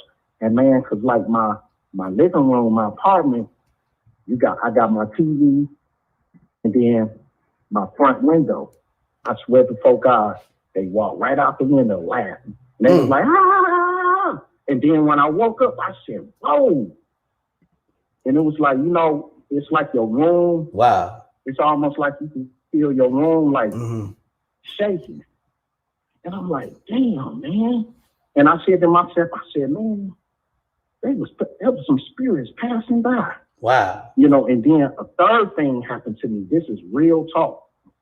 Now, hold on. You getting too many spooky stories. I'm still caught up in the club going spirits. You know what I'm saying? Like the 40-40 club spirits. Like I'm bugging, right? You got me bugging. Like I ain't gonna hold you. No, this is true story, man. True story.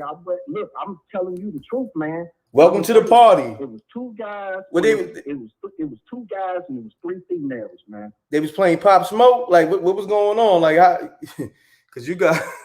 It was like they were coming from like a club, but in my dream, because I was sleeping, but I could hear them from far away. I could hear them actually from far away.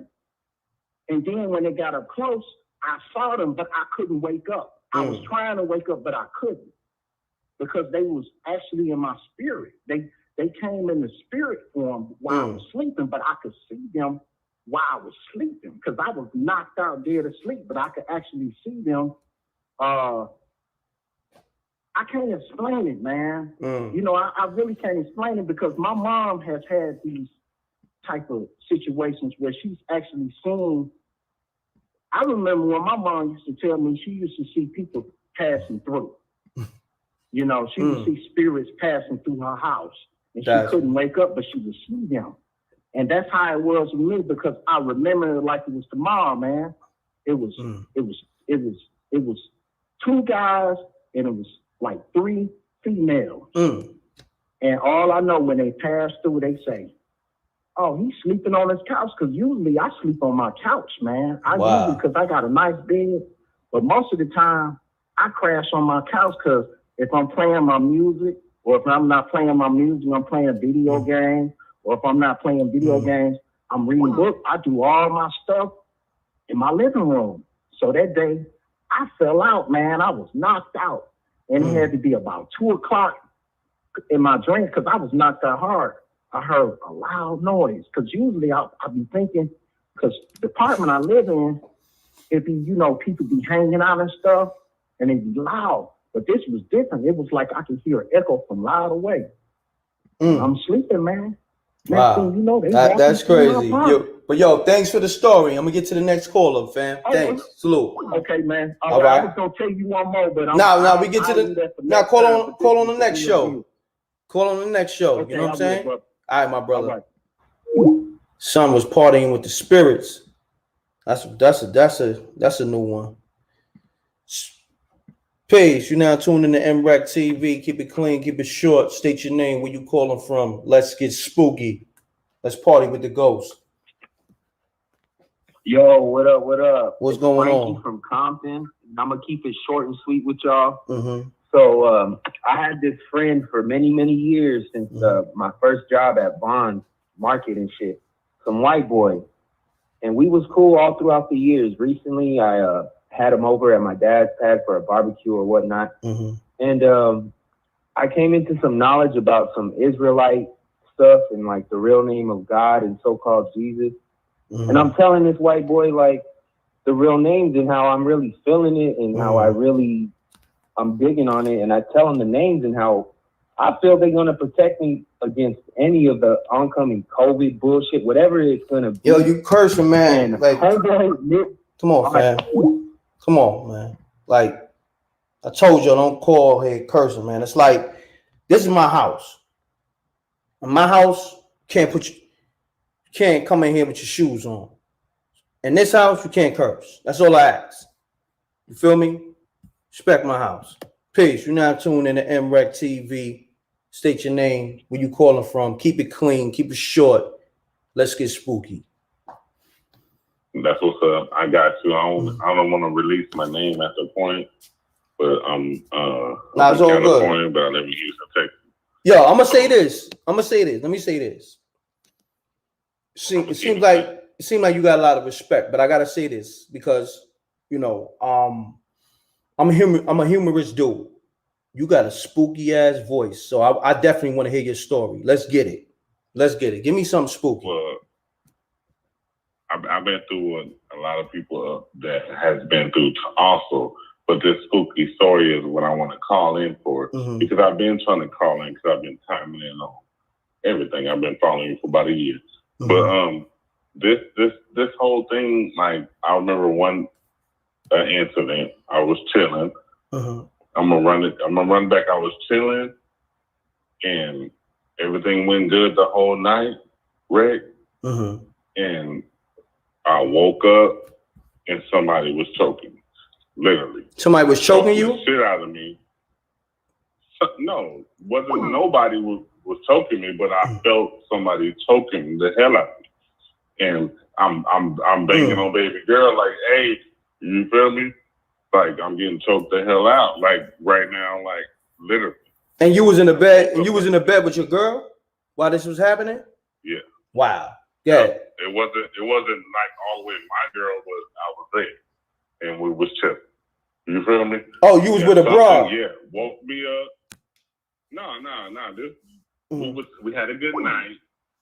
Went to sleep. I woke up like that.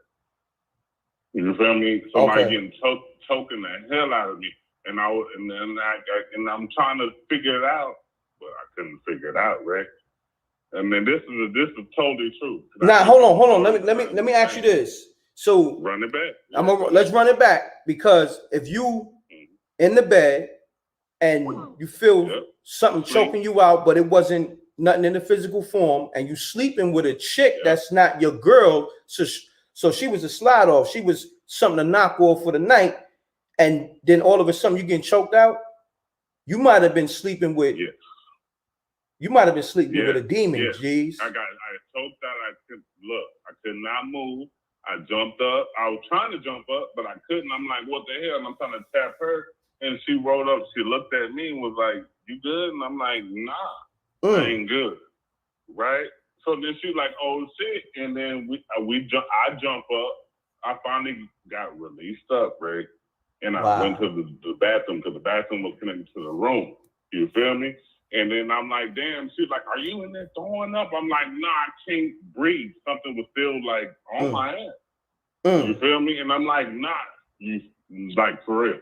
And I'm up, and she's like, oh, well, you know, and to this day, right now, something was choking the shit out of me. Wow, that's it was crazy. something, and it finally let go. And at this time, I'm splashing my water, you know, splashing water. I'm in the Sphinx. That's when she said, are you throwing up or something? I'm like, nah, like, what the fuck? Like, Yeah, be easy on the cursing, fam. Happened. Be easy on the cursing. Yeah, nah, that's what's up, man. I did say that. Yeah, nah, it's all good, man. But good story, fam. All right, thanks for calling, my man. Yeah, no problem. Yeah, man. When I tell y'all not to curse, don't curse, man, because you're messing up my monetization. Bad enough you ain't sending no cash apps, no super chats for allowing me to let y'all tell your stories. That's disrespectful. You know what I'm saying? You're supposed to be like, yo, I'm calling up M.Reck, the general, peace to the earth and all that. Like, let me drop that man a little light cash app, super chat, PayPal. You know what I'm saying? And y'all calling up cursing, trying to mess up my monetization. I'm on my digital hustle shit. You know what I mean? Y'all trying to mess that up. What's going on with y'all? You know what I mean? No, YouTube, they play dirty, man. They play dirty. They hear that foul language, they taking that monetization. And then as grown people, stop cursing so much. You know what I'm saying? Like on some real, like articulate yourself without the cursing, like for real. Let's get it though. I know we grown, but like, come on, man. You know, here and there is cool, but damn. When I gotta keep telling you, it's like, come on, man. What we doing? All right, we coming up on that 2-hour mark. It's almost 500 people in the room. Smash that like button. Them 347 numbers, I don't know, man. I'm gonna try it again. Peace. You're now tuned into MRecktv. Keep it clean, keep it short. State your name. M.Reck, what's up, man? This is Wayne from Brooklyn. You're doing a great job, man. I really love the show, and I think it's a great opportunity for us to connect with our spirituality and our gift. Thanks, bro. About one of the callers, yes, brother. About one of the callers, right? He touched on a story that really resonated deeply with me, right? Okay. I'm from Jamaica, and I was about 4 years old, right? And I was asleep one night, and I woke up, and I wanted to get some water, but I'm home alone a lot, right, in Jamaica, because like my parents are always working and always away. So, and it's not really against the law to have the kids at home at a young age. So now I wake up to get water, but the room is pitch black. It's thunderstorming. It's raining really hard, right? And I'm afraid to go get water. So I laid under the covers for a little while. I'm chilling. I'm thinking, what should I do? I'm peeping out. I see shadows in the room. And then I'm like, wow, what is that? Like as the lightning strike, I could see like forms of like a guy or some spirit or something going on in the room. So I put my head under the covers and I'm like trying to hide and tuck myself away. And next thing I know, bro, I just felt like a hand come under the covers and touch me right in my groin, bro. And that scared the crap out of me. So I lift the covers up, and my pops, he's in the army, and he's always working late. He's always coming in and out late. So I'm thinking maybe he came in, and he tried to touch me, and I didn't see him because I was so scared. When I looked up, bro, there was nobody there, bro. And that scared the crap out of me, man. But, yeah. So I try to get it out really quick. Yeah. So basically, a ghost touched your nuts and kept it moving. Yes, bro. Crazy. Yes, bro, and kept it moving, bro. Crazy. Yes, sir. So you felt hey, you. Man, so look. That, so I'm gonna say this. I'm gonna say this. So you felt spiritually molested. Bro, I felt a hand. I know what I felt, man. And I was awake because I was so afraid to go back to sleep. The lightning was striking and flashing. And also about the thing about the guy that said he saw the spirit in his living room. Then they were going to a party. I just came home from a funeral, right? And I'm about to go to sleep. I'm still awake. And I'm looking out the window, and it's real dark. It's pitch black in Jamaica, right? I'm looking down the hill at my mother and my cousins on the veranda. I was really tired. I wanted to go to bed. And they were all just talking, having a good time. I seen 3 spirits pass the house. One didn't have a head on his body. Wow. And they were saying, boy, I'm sorry, so I missed the funeral earlier. I wish I could have gone. And I was like, oh my gosh, like when I look, it's like you just know that these ain't people that you ever seen before in your life. And one of them was really big and he ain't had no head on his body. And but you know what? I kind of got used to it because a lot of creepy things be happening. So I just had to like deal with it. And then I had a grandmother. She's like very spiritual. She's always praying. She believes in Jesus Christ. She believes in God. So she gave me that weapon and she gave me that shield. So whenever I feel like a negative vibe come over me, I just call on the name of Jesus, man. It got me out of a lot of situations, got me out of jail, got me out of many situations. So, you know, I know it may sound crazy, but there is power in the name of Jesus, man, and we can't leave him out. You know? Got you. No doubt, That's the real fam. weapon to fight against bad spirits. Yo, good. Thanks for calling, fam. All right, brother. Keep your head up. All right, my brother. Peace. You're now tuning to MRecktv. Keep it clean. Keep it short. State your name. Where you calling from? Let's get spooky. Peace. My name's Alex. Can you hear me? Yo, your phone sound real spooky, my guy. I ain't gonna hold you. I don't know if you far away from the phone, but come closer or take me off speaker. Hello? I had my earbud in. Is that better? Yeah, you sound a lot better. There you go. Okay, my name's Alex. I'm in Marina Del Rey, California. Salute. I am a supporter. I've even bought a lot of your products too. Oh, word? Which ones? Thank you. Your mugs. Oh, word? A bunch of your hoodies. Oh, salute. Yo, so this what you do, Alex. Tag me on Instagram. I'm gonna repost that, man. You on Instagram? Yeah, I'm on Instagram now. Tag me. Why? You know what I mean? Post the pictures. I'll do that. Yeah, post the pictures and then tag me and DM me. I'm gonna repost that in my stories and on my regular page. I appreciate that. That's love. Definitely will. That's love. Because I was wondering, it's a lot of people buying hoodies and stuff, but nobody's tagging me, man. I was wondering. I'm like, somebody just bought like 4 hoodies, some mugs, so that might have been you. You know what I mean? It probably was me. I bought a bunch of hoodies, blue, black, and then I got because I'm handing them out to people. You know, I want people wearing your stuff. Thanks, bro. That's big. Matter of fact, people like you, I need to lock in with, man. That's love, man. When you buy stuff and you give them to people so they can promote my brand, that's love, man. I need to really hold on. Let me look at this number. Text me. Hold on. Let me lock you in real quick. Stay on the line, bro. I like to lock in. And I love Earth. I love Earth. You guys are real. Oh yeah, man. salute to the Earth. That's my heart. Absolutely. You already know. Peace to the Earth, Amina. So yes, absolutely. So hold on, I'm locking you in because anybody that's a true supporter, I lock in with. That's what I'm talking about. Y'all gotta fall back. Y'all calling? Hold on, Alex. I'm telling these other callers to fall back because I got a true supporter on the line and I want to get your story and I'm gonna connect with you. But go ahead, Alex. Tell your story. I got you locked in now. Well, it was very difficult for me to make this call because it takes back memories, you know, because I went through kind of what that last caller, you know, when he said that he felt someone choking him, you know. Mm-hmm. Well, years ago, I was wrapped up in a lot of things in Hollywood, you know. I left Wisconsin. Milwaukee's where I grew up, but I'm part of Chi-Town in Milwaukee my whole life, you know. And so I came to Hollywood for the music industry. And I used to have a recording studio, and I did get to know a lot of people in the business. So I'm not going to go into names and details right now. Gotcha. It will take too long. But I lived a rough life and did a lot of things, and then I saw things that Amina talks about all the time, and you guys, and that's when I hooked on your show, because that's when I left that industry, you know, because I left that back in 2008. Gotcha. 2010. because of what these people are all about. You know what I mean? Mm-hmm.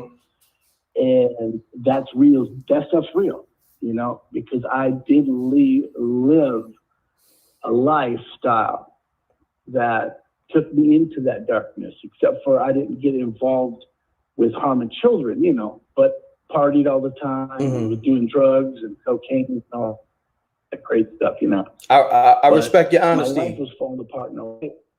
I respect your honesty. Keep going. Losing everything. Yeah, I was losing everything, and I was trying to clean up, and I was cold turkey and off of the blow, you know. And I'm like, I can't do this anymore because I'm losing my marriage and all of my money, and I got caught in a Ponzi scam, and everything was going, man. We're selling everything, you know. Wow. And I was in all kinds of trouble with the FBI and all kinds of stuff. So it was bad. And so while I was cleaning up and I wanted to do better things in life, one night at home before, you know, even though I was going through the divorce, I was sleeping on a couch and had my little kids, you know, in their room. And two of my daughter and my son, they were like around 4 and 5 at that time. And I had 2 pit bulls, and they were red nose pits in the house. And I was living up in Palm Desert, you know, because I was trying to keep my family out of Hollywood. So I was trying to raise my kids in the desert. So that's only 2-hour drives. I used to drive back and forth from Palm Springs to Hollywood all the time, you know. I had properties in Hollywood off of the Strip, you know, and stuff. So, and then all of a sudden I was finding out I was losing everything, and I was in a divorce, and I'm laying on the couch, and one night there was a dark figure. I was like half asleep, you know, in the living room, and this thing was like, it looked like it was 10 feet tall, you know. Wow. And it moves through the hallway, and I was like, whoa, what was that? And I thought I was just seeing a shadow, right? And I got up, and I'm walking through the house, checking everything. And the dogs are sleeping in the room next to the kids, because that's where they were asleep at night. You know, they were like very protective of the kids. And then I was, you know, okay, I'm checking all the rooms, checking closets and stuff, but I swear I saw a figure, right? But there's nothing. I went in the garage, nobody's nowhere, and nothing's been opened. The doors are locked. So I go lay back down on the couch and falling asleep. Then all of a sudden, there's that figure again.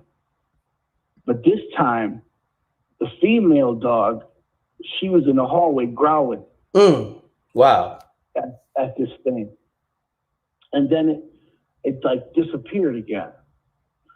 So now I'm freaked out. Yeah, you're freaking me out right now. The dog was scared, but growling, but scared. Like she backed up, you know?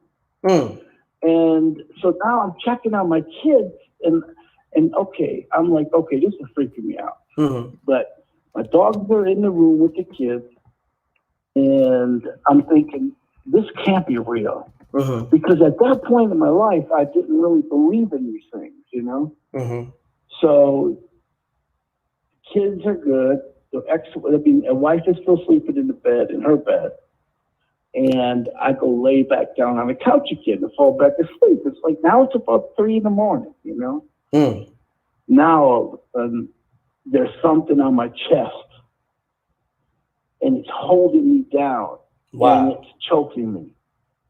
And I can't move, I can't speak, I can't breathe, but I could see this figure over me. And it's just a dark shadow. It's not like a person, but it's dark. And it's choking me, and I can't get up. And I feel like it's going to choke me out. And then all of a sudden, I'm like struggling, and then it smacks me in the face real hard. You serious? Serious. I'm not even joking. This is a true story. I swear to you on the Bible. You know, and then there's a lot more because this goes on for a long time. But I can't give you all of it in one night. Yeah. And I got you. I got you. This goes on for months. But for months, you was getting slapped up by ghosts? Well, other things were happening, but it goes on for months. You know what I mean? In and out. But that night, now that happens to me. I'm freaked out. I finally break loose. This thing gets up off of me, and it like disappears away, like through the wall. You know, out through the wall into the kitchen, and I'm like freaking out. I moved my kids into the bedroom with the wife, and the dogs are all in there, and I put them all in the same room, right? Because I'm freaked out now, like totally freaked out. And I'm like remembering, because I have a past of being around pastors and stuff, right? So I turned on the Trinity Network. You know, I started putting on like gospel stuff, like literally, I'm not even joking, because that's how freaked out I was. And I'm like turning lights on in the house, and I put on the Trinity Network, and I'm like saying, in the name of Jesus, you know, you can't be here, and things like that, because I had been around, you know, fellowships and stuff in the past, you know, in and out. Kind of like a backslider, if you want to call it that. You know what I mean? Got you. And so the kids, I get them in the room. Everybody's cool. Everybody's going back to sleep. The wife's freaking out, but she doesn't understand what the hell's going on. I said, look, I think I heard something, and I don't, you know, I'm just making sure everybody's safe. So I want the kids in here. And she goes back to sleep, and the dogs are all in there. And I go to sleep, and on the floor of the master bedroom of our house, and this was up in Palm Desert at the time. And I wake up in the morning, and this thing didn't come back. But when I get up, and my ex-wife comes, and I'm in the bathroom, and I'm brushing my teeth. I was getting ready to brush my teeth, and I look up in the mirror, and I got this big smack on my face. Hold on, you got what on your face? A big red mark. This thing slapped me. Well, it left a mark on my face. Damn. About how many times? Real quick, Alex. About how many times you got slapped by this ghost? Well, I got smacked only one time, but I had been messed with by it plenty of times, like choked, pulled, things like that. You know what I mean? Like dragged. Damn. You know? So this ghost was really putting hands on you. Yeah, this was real. Wow. Now here's the crazy thing. You know, you ever hear of Kim Clement? Yeah, the name sounds a little familiar. Well, look him up on just YouTube him. He passed away now, but he was powerful, dude. And he talked about a lot of stuff. But I went and seeked out another pastor again. And I ended up seeing Kim Clement, you know, at this big thing in Los Angeles. And I was invited, you know, and he was speaking. But anyways, now you can see videos of him. He talks about what's happening right now, back then, of all the events, you know, crazy stuff. But anyway, so I started seeing a pastor, and I started talking about God, and I was told, you know what, this thing was trying to take you out, man. While you were not giving yourself to God, it wanted your soul now, because it knew you at a turning point, and it wanted to take you. So that was what was happening, you know, and that's what that's kind of what I was learning, you know. But I we ended up selling the place, and we split up. And you know, I had a place in Beverly Hills. So I moved the wife and kids to Beverly Hills, and I took an apartment while I gave them one of the properties that was safe from being taken away, because it was in a LLC and everything. I had it protected. So while they were living in the apartment in Beverly Hills, I mean, in the condo in Beverly Hills, I moved into an apartment close by. So they were close to them, and my kids were graduating. My kids were going to Beverly Hills High School now. All three of them. I have three now. You know, as I'm living there. I mean, I had another baby, and then that one they were growing up there. But I was in this apartment, And every once in a while, this thing would come back and it would attack me. You know, like one night, it was pulled me off the bed. What? You know, and it was trying to drag me into the hallway. Wow. And I'm not even joking. And I'm grabbing onto shit. Wow. You know, and that's crazy, I don't know what it was planning on. So I can't watch scary movies like that. If it has anything to do with entities, I can't. Sometimes I still put the lights on at night. You know what I mean? Or I have to have the TV going at night. It still affects me to this day. Damn, man. I'm sorry to hear that, Alex, man. Like, but I have changed my life. You know, and I spend time with my kids. Unfortunately, we lost a granddaughter last year. Word? Wow, my condolences. She had a heart problem or something. We don't know yet. We're still trying to figure out what happened. But it was tough. It's my son. It was my son's child. But wow, my condolences, bro. Wow. Thank you. But when you started doing Spooky Hour, I was thinking I'd be calling in a bunch of times. I never get in, you know. But I'm like, this is really hard to me. So I'm telling all your viewers out there, let me tell you, when you see these rappers and you see all this stuff, and these guys are definitely signing their souls over because, number one, I knew the music business and I was in the music business and I was around it. And yes, these people sign contracts and some of them they'll do anything. And unfortunately, family members get lost. And, you know, greed and money takes people to the evil side. Facts. And unfortunately, this Satan and the Luciferians and all that crap is so real, it's insane. You know, so I do believe that what's happening right now is that there is white hats out there, and they are taking these people out. I do believe it's really happening. I believe what Amina's talking about, I believe that's all happening right now. Definitely. You know? Definitely. The earth been dropping those gems, you know, definitely. Yeah, I believe it. But anybody who does it, get right with God, I'm telling you, there's another place out there. And I believe that there is an eternity of either heaven or torment, you know, of hell. Because those entities are real, man. And if nobody could ever tell me they're not, you know. Facts. And ever. Yo, Alex, I'm gonna say this, man. Thanks for calling. You got a great story, man. Look, I'm gonna end it on your story. It was so powerful, but also I got your contact because I'm gonna get me some rest. I gotta handle some business in the morning. So I appreciate you calling. For the next show, I know you got another story. I want you to tap in, but we're gonna connect behind the scenes.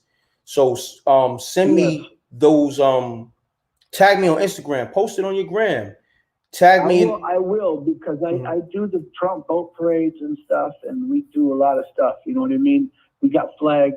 Matter of fact, I wanted to make an M.Reck flag to put on the boat, by the way. Okay, I appreciate it. Let's get it. I have given your hoodies out. Salute. Your hoodies out, and I got your mugs, and I've posted your mugs. Seriously. Tag me in that so I can repost. That's dope, man. Thank you. I appreciate that. I will. So look, Alex, this is what you do. You guys are good people. Thank you, bro. Thank you. This is what you do, man. Have a good night. And you know, sleep good if you can, man. You know what I'm saying? Sleep. I do now. I'm just saying, every once in a while I get a little when you go through that in your life, things like that you will never forget. Got you. Sleep with the lights on tonight, my brother. You feel me? Feel me? But you guys have a great night. Have a great one, man. You know what? Is a oh, peace to the earth, Amina. Is a slogan we got for the show. Sleep with your drawers on backwards, and you're gonna be good. You feel me? We'll be like crisscross, right? You heard? All right, Alex. Like crisscross. All right, have a good night. Have a good one. All right. Peace. Alex a good dude, man. Good dude. So on that note, I'm gonna end the show with Alex, man. He's a big supporter, getting those M.Reck hoodies, them M.Reck mugs. He support the show with the Blackout Show with M.Reck and Amina. So salute to him. Salute to Mark Detail. I've been highlighting you a few times, and you had some good commentary in the chat room. So salute to you. Appreciate the super chat. Salute to Dispatcher 92 on the super chat. Salute to everybody. Emily, 5/5, I believe. Salute to the Earth holding me down in the chat room, holding me down on the Blackout Show, holding the universe down with all the gems. So peace to all the gods and the earths, and peace to the Mother Earth, Amina. Peace to China Black, the Queen China Black, my queen. And salute to the Wreck Mob, man. Another successful Spooky Hours Blackout Show Tuesday, 8 p.m. Make sure you tap in with us. Also get that new Amina Uncensored 25. To get that, you can watch the previous video with Amina drops mind-blowing info on Spiritual Cooker / Lady Gaga. The link for the full show is in that video in the description, so you can watch it and you get the full uncensored. Support that. We moving out here. I know we usually drop it on Saturday. I dropped it on Sunday because the tech guy, I had to pick up the slack. That's all I'm gonna say. So on that note, appreciate y'all. Another successful Spooky Hours, man. Like 500 people stayed in the room the whole time. That's love. And we're gonna continue to do the Spooky Hours thing, part 6. I'm gonna do next Sunday. I'm gonna do it every Sunday. So we're gonna do the Spooky Hours every Sunday, and keep coming with them spooky stories. Keep tapping in. Smash that like button too, because I know there's a lot of y'all in here didn't hit that like button. Got a lot of good content tonight. There's a lot of people who got molested and choked out by ghosts. Ghosts was putting hands on people. That's crazy, man. Yo, these ghosts out here putting hands on people. It's spooky. So it's a spooky world out here when you got these ghosts really putting hands on people. But shouts to Alex and everybody who called up. And love is love, man. I'm blessed. I'm grateful to have people tapping in with me, and much love, man. That's all I'm gonna say, man. Salute to the Wreck Mob. Everybody stay positive, stay safe, peace and blessings. And go get that M.Reck music too. M.Reck and China Black music on all streaming platforms. Paper Chaser, Catch a Lick, All In, Melly Jack, everything. Respect My Handle. Everything I'm naming is fire. I don't make nothing trash. You know what I'm saying? But my whole team good. My whole team dropped gym balls. The Earth dropped gems. We got the balls. We hitting y'all with the gym balls. You feel me? Workout lyrics. You know what I mean? Double entendres. Crazy. Like if you do the math. But this is what we do over here. Balls and gyms. You feel me? Gym balls. So on that note, double deuces and bubble gooses. Gone. It's gutter music. You feel me? Peace to the earth.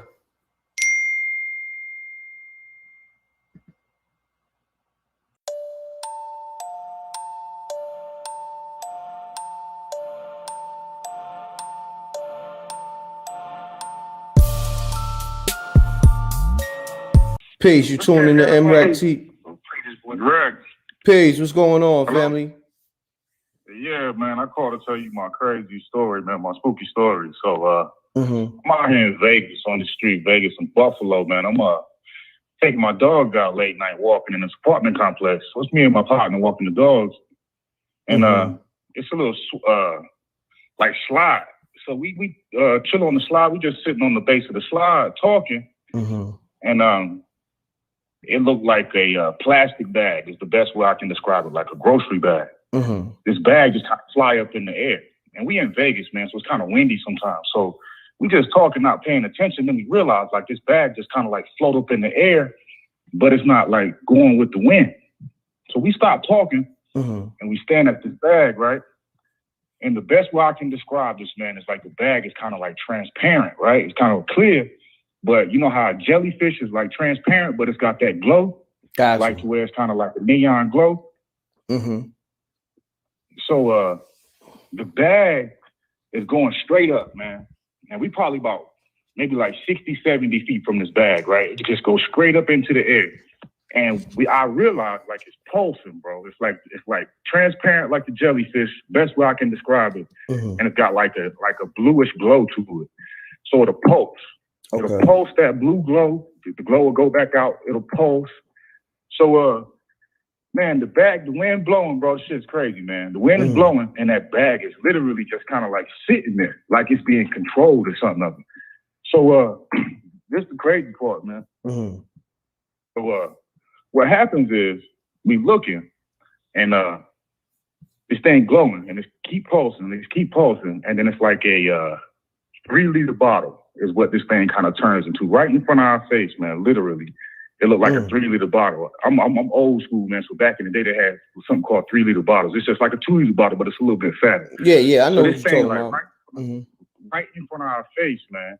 It turned into like a 3-liter bottle, but it's big though. It's probably about 4 or 5 foot, like huge, big, and it's right in front of our face, man, like 60, 70 feet away.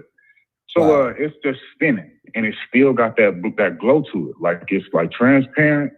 And then it'll like have that light blue glow to it. And it's just spinning, bro. It's just spinning and spinning and spinning slowly. So still, man, we still sitting there staring at this thing, both of us mouth too wide open. It turned into a ball. And this ball is probably about, I don't know, best way I can say, it's probably about 10 feet, probably about 10 foot wide. And this ball is over top of the apartment complex. And then that ball split into two. When it split into two, I don't know, both of us think to run. I can't think of who thought to run first, but we both running, bro. So we run down the stairs of this slide thing, man, and we hauling ass back to my apartment. So when we run it back to my apartment, my neighbor is coming. And my neighbor, he sees us, and we just hear him first. We hear somebody coming behind us, but beside us. So we speed up even faster, not knowing what's going on. So my neighbor stopped us, man, before we can even turn around and say anything. He like, you see that? And we both yelling at the same time, like, man, you see that? So, man, I just had to share that with you, bro. But yeah, crazy story, man. I don't know what that could have been that night, man. Wow. It didn't look like it, like nothing, like man-made, bro. It looked like something. I don't know, man. I don't know what that thing was. Wow, I appreciate you calling, man. You had a spooky bag turned into a spooky 3-liter bottle. It's crazy. You know what I mean? Bro, crazy. That's the first one, spooky hours, man. So I appreciate you calling, my brother. Right on, bro. All right, peace. Man, that's the first one. He called him with a spooky plastic bottle and a spooky plastic bag. It's the first. I mean, it goes down only on spooky hours. You're going to hear about a spooky plastic bag. Maybe it was a Kifu bag. You know what I mean? But call me up. All right. Peace. You're now tuning to MRecktv. This is spooky hours. Keep it clean. Keep it short. Let's get spooky. Oh man, this is Jeremiah. Jeremiah, what's happening, man? Where you calling from? I'm calling from Louisiana. Remember, I'm one of the first callers that called upon your show talking about these things. Okay. You got a spooky voice, Jeremiah. I remember you. Do your thing, my brother. Yeah. All right. So I want to touch on basis about what he said he's seen. Okay. I have a video on my YouTube. Oh yeah? Showing ships and all these things. I also have a Facebook that's showing all these things, but I have a real life testimony about one of these entities. Got you. Everybody to listen up. You are not dealing with flesh and blood. You are wrestling with principalities and spiritual wickedness in high places, things that you have no understanding about, things that have been here eons of time that nobody can even fathom the time that they have been here. They are able to go through dimensions. They are able to jump bodies. They are able to jump minds. They can be across the world. They can get in your mind through a picture. It can get into your mind through Facebook, your platform that you have. Tonight, the adversary, he's going to come on here because of what you're talking about. He's always on here. He's been on your show. I've been sitting there watching. I'll be watching the comments and I'll be listening to everybody that be talking. He's been on your show, but I'm going to give you my testimony. Hold on. Who's been on my show? The adversary. I don't speak his name. We know who he is. Once you speak his name, he will show up. The adversary. That's spooky. Okay. All right. So I got a testimony. Okay. About 3 years ago, I came into the bar, but a spirit came over me and it made me gravitate to the bar. I stopped everything I do and I got headlong into it, deep into it. Things started happening. Things I couldn't understand, but things I've been understanding since I was young, but I never had no really discipline on how to use my abilities to use my sight the way I am able to use it now. So one day, I happened to be standing on my grandmother's back porch. I was smoking a cigarette in a turquoise green light. I have a house on the other side of town, but I was at my grandmother's house and I was looking at the direction where I stayed at. A turquoise light was over my house in my neighborhood. Like, it just appeared out of nowhere. And it, like something fell out the sky and around that area, but I never paid it no mind. A couple months later after that, some dude out of Facebook, he just messaged me about the things that I be posting on Facebook. He said he was interested in them. So I had talked to him, and me being a generous person, I told him if he ever needed help, he can call me. If he ever needs somewhere to stay, he can come holler at me. I don't know this man, but something in my heart told me to tell him. Well, it just so happened, he showed up at my house, and I took him in. But the strange thing was this. Everything about this dude, this character, everything to him, like he's never been on earth before. Everything is new to him. Everything is strange. Wow. Everything is strange. And so time going along, he leaves, he comes back, but while he's here, all this turmoil is going on between me and my friends since he's been here. He caused turmoil. He done made one of my best friends turn against me. He done beat him up, and it's all kind of, so we gonna move on. We get into the thicker things. When he comes back with somebody.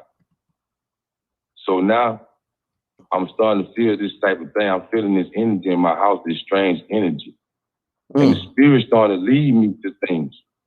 So I started getting the spirit. And I'm starting to notice that every time I get in the spirit, it feels like something riding up with me. Something's going with me. That's not supposed to be going with me. He done latched on to me. One day I was in there cleaning up, me and him. My brother was in the room sleeping with this old lady.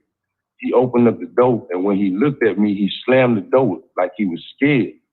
The next day he came and told me, he's like, man, you know why I slammed the door last night? I was like, no. He said, man, y'all was looking like aliens. Looking like what? Me and the dude. He said we was looking like aliens. Wow. Looking like demons. People know as aliens, they are actually demons. So they're not extraterrestrial. They're not from outer space. Terrestrial means earthly. Celestial means heavenly. They are from in the earth. Understand this. They are from in the earth. They are real. There's no game. There's no game about it. They are real. So walk around right now with bodies. So my brother say we look like aliens. That's the first thing. I take heed to what things people tell me. He put me on game. My friends also said they thought I was doing witchcraft. All of a sudden I started listening to that Zen music for some reason, but I don't fool with stuff like that because I believe it sends you somewhere you ain't supposed to be going. You messing with them frequencies and vibrations, and you don't know the people intent who made the music. So you don't supposed to mess with that. So I caught on to that. I started feeling some type of way, but I can't pick up the energy. I remember something my grandmother told me, that energy latches on to objects in your house. So I what I did was I got the objects up out of my house one day. And I wanted to see how his reaction when he came home and he seen everything that was out, everything was going out the house. I mean, my couches, everything, my bed, my clothes, everything I had, I threw it all on the curb. That's how serious it was. So boom, I learned. So now I'm seeing, when I seen his facial expression, I can read the soul through the eyes. I can read everybody's minds, their hearts and their minds. So I seen it in him. I knew I had him. So I did what the Spirit taught me to do through the Bible. I was in here fighting that demon 3.5 days. I couldn't go to sleep. I made it come up out of. I had it pinned on the floor and everything. For 3.5 days, I had to fight this demon in my house. You said 3 days straight? Nothing a gun can do. Huh? 3 days straight? 3.5 days straight. 3.5 days straight. So you didn't get no sleep? No sleep. I couldn't go to sleep around it. It'll kill me. Wow. So watch this though. So while I got it, so while I'm fighting the demon, I watched this boy change his face in front of me 4 times. 4 different faces. Not only that, I watched him teleport a picture across my floor twice. I went to reach for the picture and it moved from in front of me. Wow. Under a stack of pictures. Under another stack of pictures. I'm going through the pictures looking for it. I'm going through the pictures looking for it again. When I found it, he teleported over there by him. He teleported by where I had him pinned at. That's crazy. That's crazy. That when I was like almost to the end of it, I watched him change his face and put it in the back of his head and look at me through the back of his head. Wow. People think this stuff is not real. That sounds like The Exorcist, brother. My sister yesterday had an encounter with a demon. And because what I told her, she was able to ward it off and keep it at bay because she was listening to what I had told her. It's people not understanding. People have made pacts with these things through songs, through entities like people like Kevin Gates and all this. I got videos and lives showing this and showing these people doing what they doing through scripture showing you that these people are demons.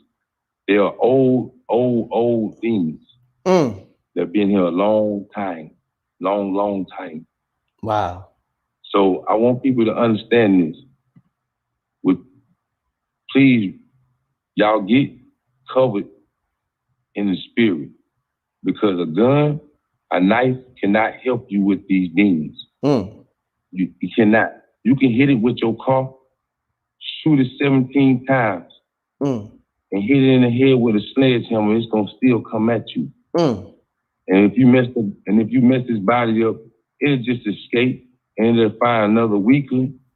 Like the boy that is sent here, he was weak on the inside, so it took him over, but the boy wanted it.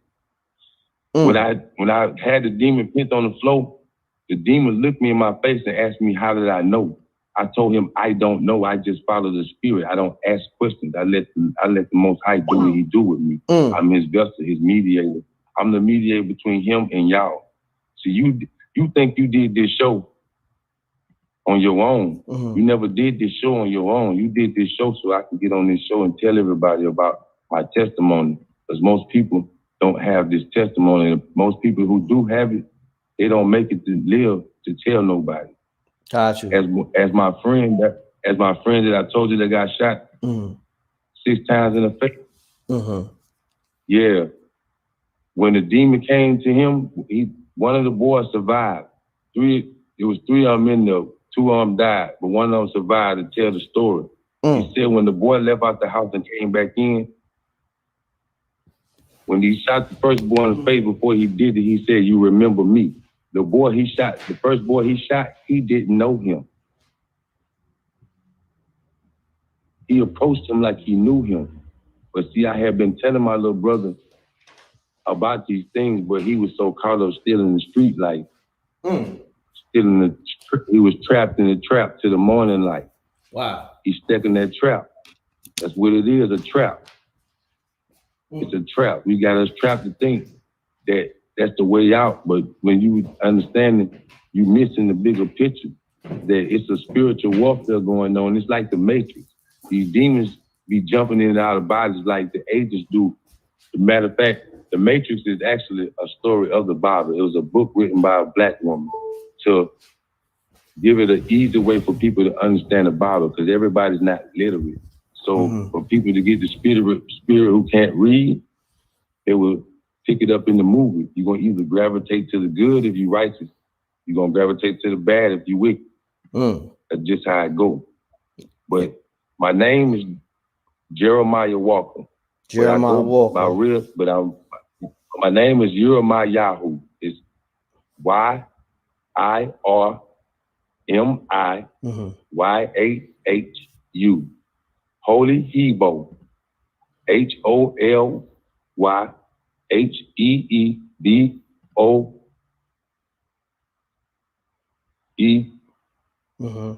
Yasharep.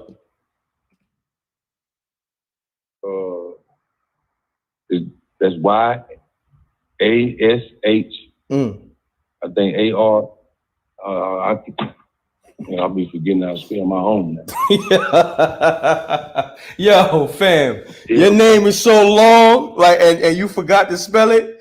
I would have forgot to spell it too, cause I go by my English name a lot. And, got you. And you know what I'm saying? I ain't really. I'm just blessed. I'm blessed by the Spirit to be like right now. I'm a scholar, but I'm actually like I ain't the smartest man in the world. I'm not. I'm just a real hood nigga. I'm still in the ghetto and and you try to say a slave shack.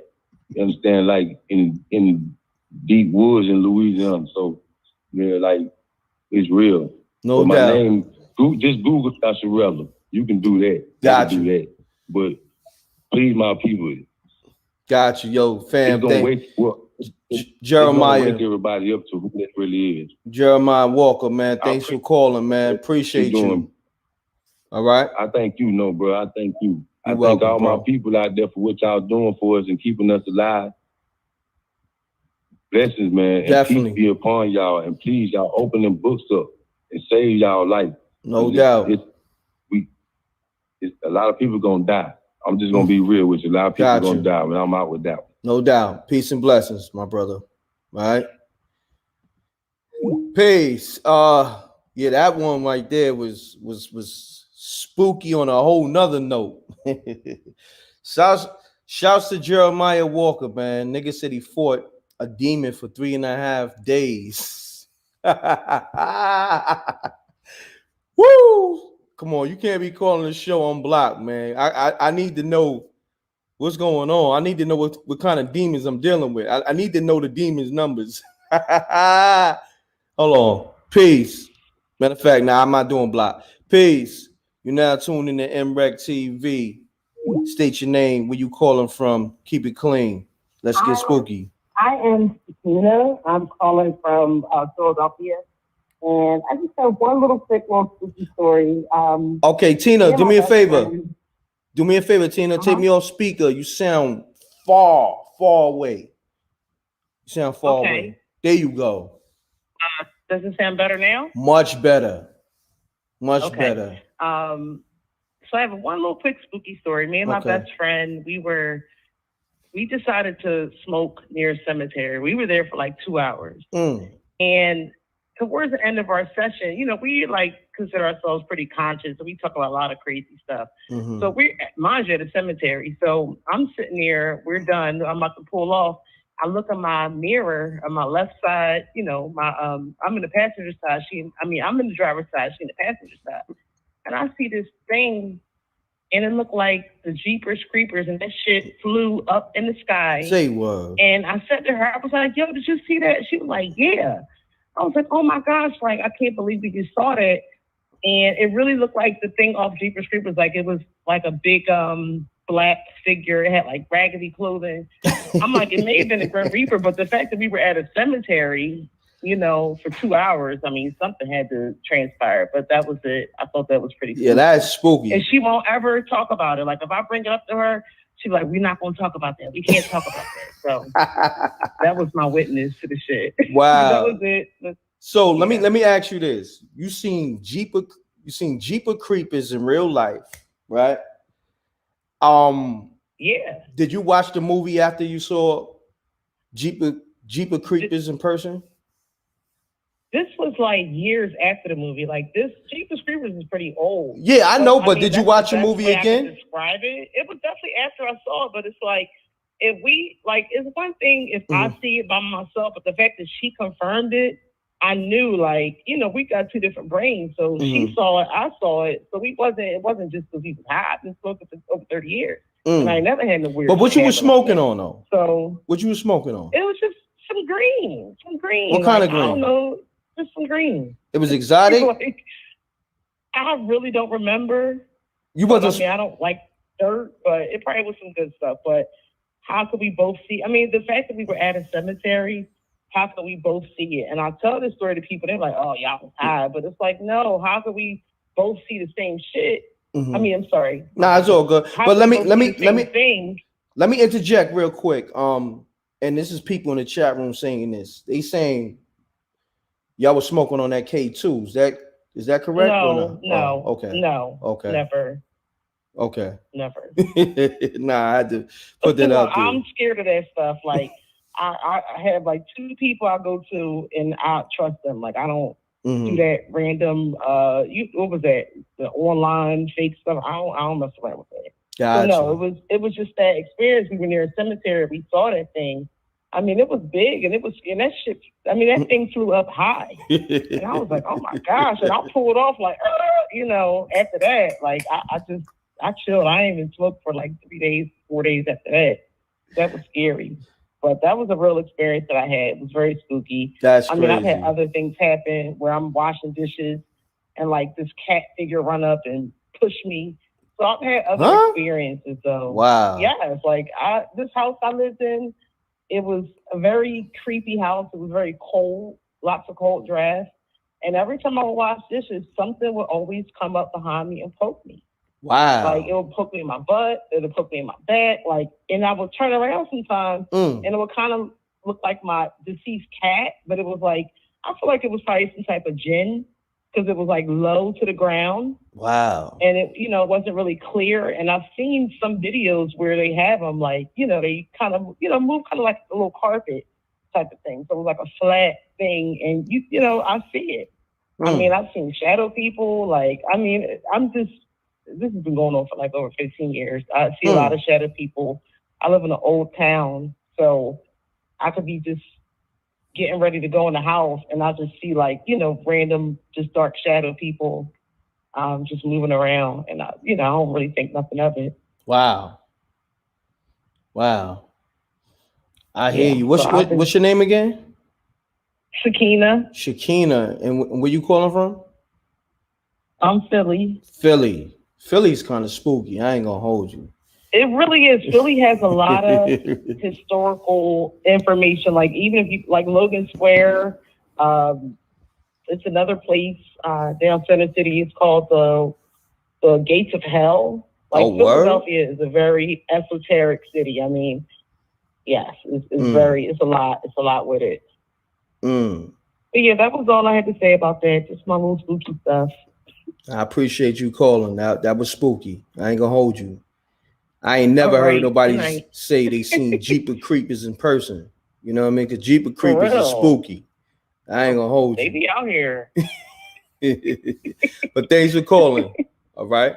All right. Okay, peace. Good night. Good night. Peace. You now tuning to MRecktv. Keep it clean. Keep it short. State your name, where you calling from. Let's get spooky. Talk to me. Yes, sir.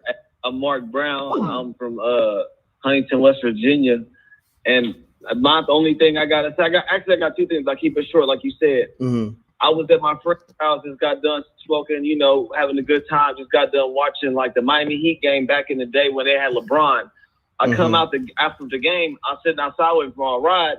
And like old boy said, he said, like it's like 3 calls ago, said he seen some like green orb I'm looking in the sky, smoking my cigarette, man. I see this green orb come out the sky and it's blinking, like it's breathing. What? And I'm over here trying to get I gotta take a picture of this, man. This is crazy. I tried to take a picture, man. That shit like blinked again and like it shot off. And it had like a glow behind it, like a shooting star, but it was like neon green type. And it was like gone. Nobody, nobody believes me. Nobody believes me. I hear that, man. Thanks for... But I have another my friend that's got done fishing one time, and I'm sitting outside, and we sitting out in the back, you know what I'm saying, about to have a fish fry. We're sitting in the back by ourselves in the country. We out in we got acres of land out where we at. And out of nowhere, it's like some like Star Trooper like spaceship that just like stops like it's sunny outside, it's 80 degrees. Out of nowhere, it just got cold and dark. And out of nowhere, you just see like this big old spaceship just like fly over us. My friend won't talk to it about it to this day. To myself, I'm the person who says it, and he's like, man, I don't know what you're talking about. Knowing he was right there beside me because he's so spooked about it because it was that scary. I thought I was on Star Wars. Oh, wow. No doubt, fam. Thanks for calling, man. Salute. Yeah, man, you already know. All right. Sound like he was freestyling. Sound like he kind of bit homegirl story with the friend that don't want to talk about it. I don't know, but, you know, it is what it is. Peace. You're now tuning in MRecktv. Mute your audio. Hello. Mute your audio. Mute your audio, please. Oh, okay. Okay, you got me? Yeah, I got you. Keep it clean. Keep it short. State your name, where you calling from. Let's get spooky. Okay. My name is Melody. If anybody wants to see what's around them, all they have to do is get an apartment camera, and whatever it catches spirits. And whatever it catches, you slow down the video inch by inch, and you can catch faces and spirits. I had bought an apartment camera for my house, my apartment, because my neighbors was stealing from people's homes. So I had the camera would let you know that it recorded something. So when I looked through the video a week later, I saw a spirit from across the street. I had my camera, one camera outside the window, looking across the street. So it was a spirit, looked like it was walking down the stairs. And then it walked over to my apartment. So then the camera started picking up orbs, a lot of orbs. If you slow them down, a lot of people think that they're just one spirit, they're demons or whatever, but they're not. You have, I'm tired of people calling spirits around them demons. Those are your ancestors. Those are ancestral spirits protecting you. Who you are in this life is what spirits that you pick up. Now, I had stayed at someone's house, rented out of, stayed at their house for a month. And the bathroom door had opened and then it closed. So it opened back. I saw an image, a reflection, and I saw 2 red dots. The next day I got up, and I see spirits most of my life. The next day I got up, I told the lady, I said, hey, something's in your house. And she said, oh, that's my friend's, that's my daughter's friend that had passed away. She was murdered. Oh, man. So I think she's in the house. So anyway, I happened to film. I had told her some things about her daughter because I see her daughter was going through some things that she was, in trouble. She was having a little trouble life. And I happened to film her daughter in the hallway where her room was. And I saw, when I did, after filming, and I did the inch by inch for the tape, so you can see what's on, what I filmed, I recorded. First, I saw the back of my head. It's the demon imitates whatever demon was in their house. They imitate. Put my head on the back of her head. Wow. The next picture was a picture of a child. And the next thing in the hallway, when I filmed the hallway, the female, her friend who passed away, was hovering above her door. Wow. With what her mother showed me, what she had on dancing with blue on.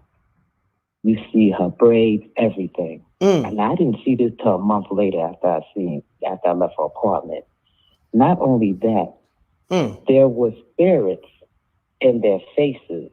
Looked like they were stuck together. I could send you all of this. Oh yeah? All of it. Yes, I can. You got it on video? I have all of this on video. And I snapshot the pictures once I got their faces. I've seen so many faces in chaos. I have learned so much about spirits. Having anybody can buy a partner camera and they can see this. Well, one thing I learned about spirits. Let me interject real quick. Let me interject real quick. Before you say that, I need you to get right back to that. Send me that footage to MRecktv promo at gmail.com. Now get back to the story. All right. I'll type it in the chat room. Okay. You're going to have to type it in so I can. I got you. Do you have my number since I called you? I have a lot of videos to send you. Hold on. Because the people need to learn about the spiritual world. I do have your number. I'm gonna text you from my other line. Let me write it down real quick. Hey, keep talking. I got you. Okay. People really need to learn about the spiritual world, and people need to stop calling spirits around them demons. Demons will assault you, they will taunt you, and you will attract a demon if you have a mind of negative, evil energy. They will hang around you. You have to look at people who's happy, who's content in life, and they never really, be in so much trouble. They never be in trouble world. Anyways, I have, there was videos, there was faces that their eyes was open and their mouth was open.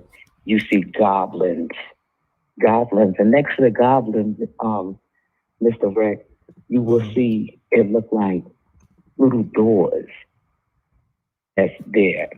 Now, I found out about parallel dimensions, yes. So it's a lot of stuff, and I have videos of hundreds of orbs, and you can hear them. They are not demons, they are spirits, they are you. When you are gone, you are hanging around, there's nowhere to go. And if you actually learn about CERN, CERN, I heard Miss Amina talking about it.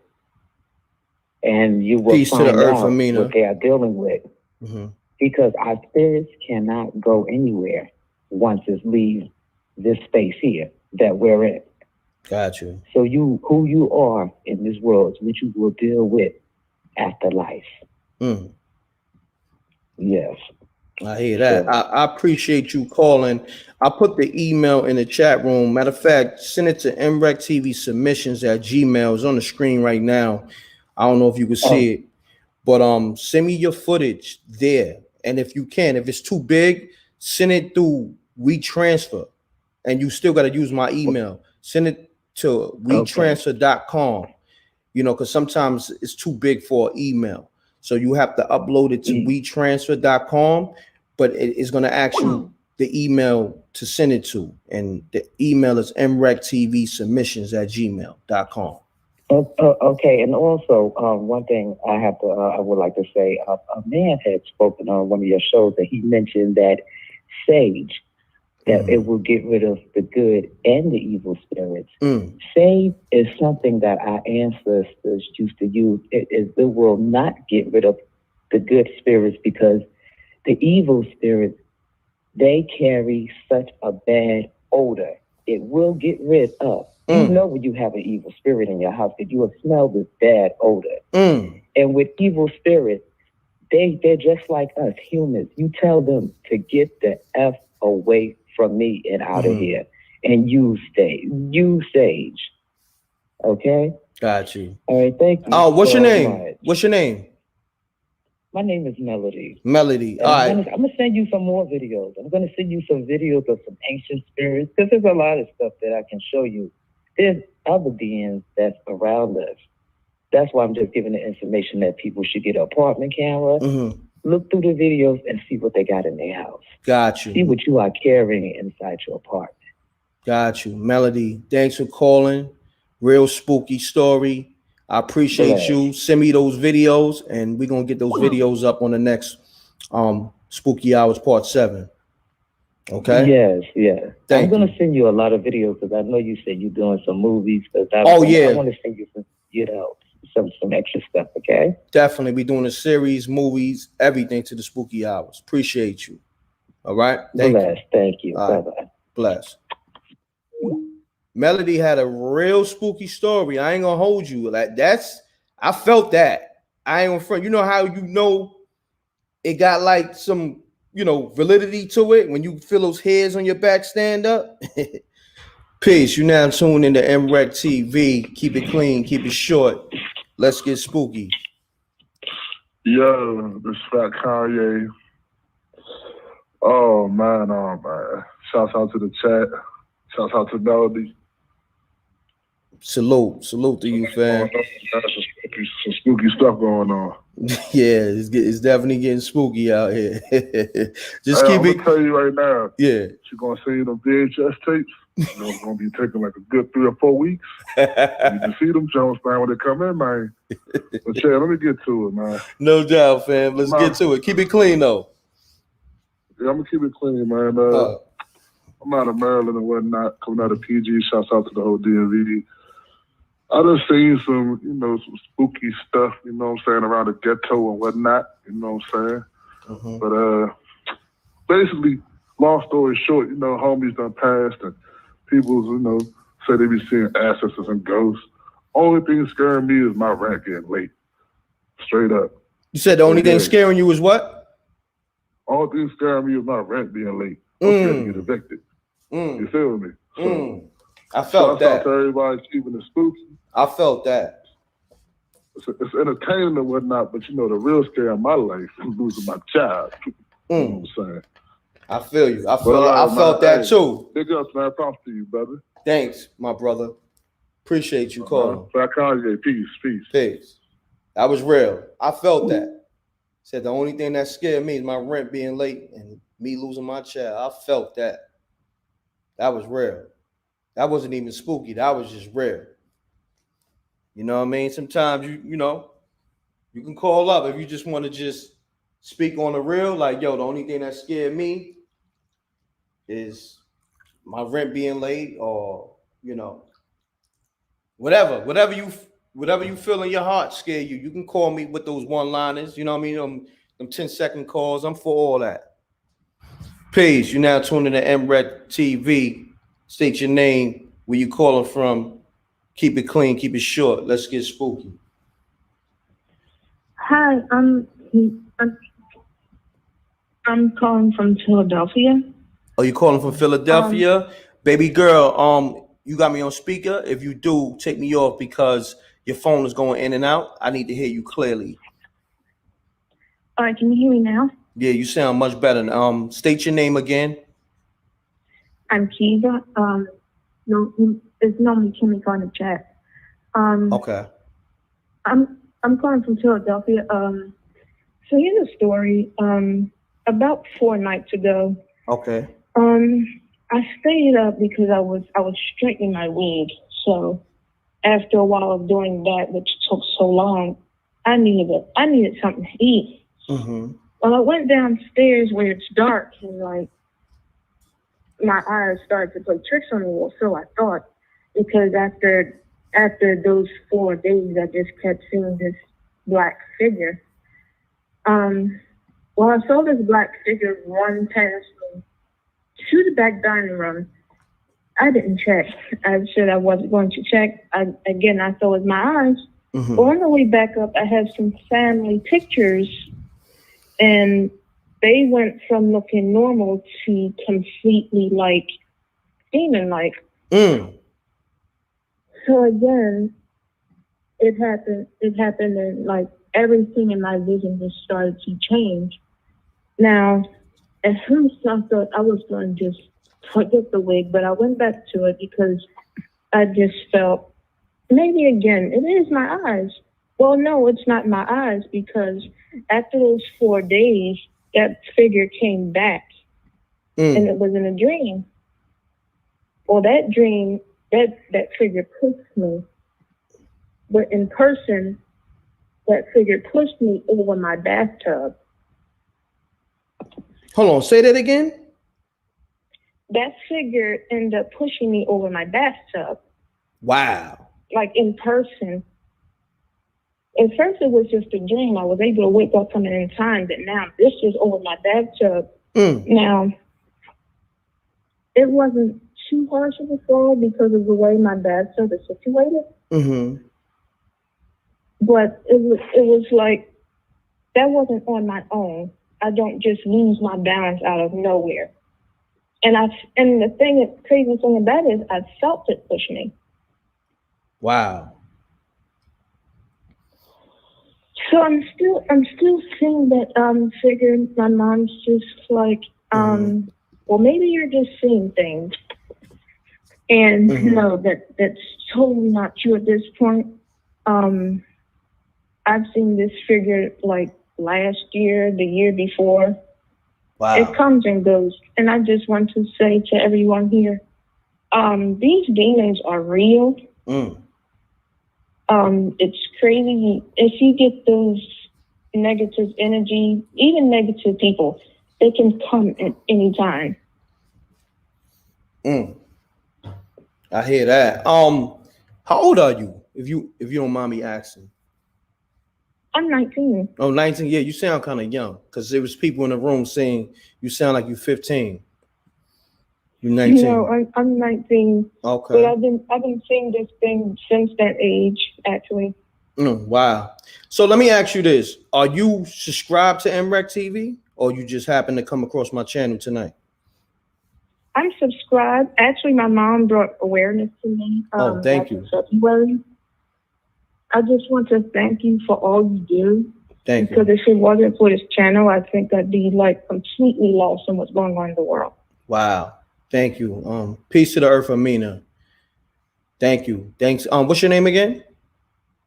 I'm Kiva. Kiva. Thanks for calling.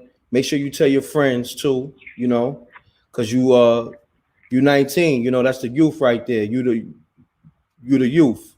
So tell your homegirls, your homeboys, and to tap in with MRecktv and subscribe. I spread awareness as much as I can. Thank you. Thank you. And I love your story too. All right. Take care. Peace. Peace. You're now tuning to MRecktv. State your name, where you calling from. Keep it clean, keep it short. Let's get spooky. And your phone sound kind of spooky. I hear a lot of static. What's going on with your phone? What's happening? What's up, man? Yeah. This is C-Way calling from Florida, man. Spooky hour, shout out. Yeah. Real quick, spooky story, man. Yeah, My but boy Aunt Bull came from your family, hold Can you hear on. me? Your phone sounds spooky, man.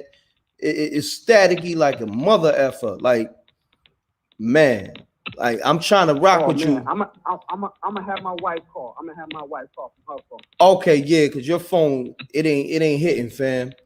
All right. I couldn't do it. Son phone sounded like, yo, I don't even know, man. It sounded like, how you put the TV on, the old TVs, and it got that white snow, and you hear the static. Yeah, son sounded like a 1969 TV. His phone sounded like one of those them big square wooden TVs. Nigga said that was a spirit calling. Right?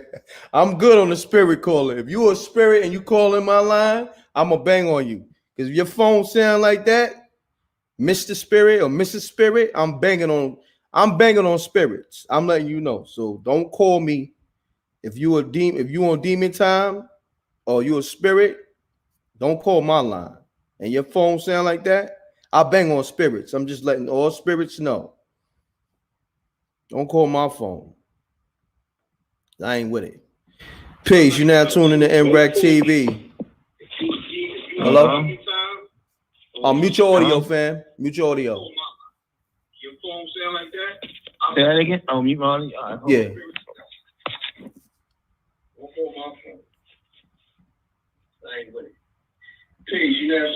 Yo, mute your audio, fam. Peace. You're not tuned in to MRecktv TV. Keep it clean, keep it short. State your name, where you calling from. Let's get spooky. Yeah, man, it's KD, man, out of Houston, Texas, man. KD, what's happening with you, brother? What's up, Rick, man? I'm chilling, man. Yeah, man. I want to say thanks to you and the Earth, man. I really be liking the content y'all put out there, man. Thank you, my brother. You sound a little far away, my brother. If you can, take me on speaker so I can hear you real crispy. Okay, cool. All right, let me tell you this spooky story, man. It happened in Mobile, Alabama. Okay. All right. I was with two of my partners. You know, this one I was young and on the block or whatnot. Mm-hmm. So, you know, we chilling. And this lady, bro, she come out of nowhere. She approached me. You know, she was just talking. Mm-hmm. And, you know, this short, you know, I had slept, but she invited us to her apartment, to this apartment that was across the way. Mm. You know what I'm saying? And she was just talking. And she was talking really to me. You know what I'm saying? Telling me a whole bunch of stuff and like, you know, like how my spirit was or whatnot. You know, like she sounded real weird, like she was like a witch or something.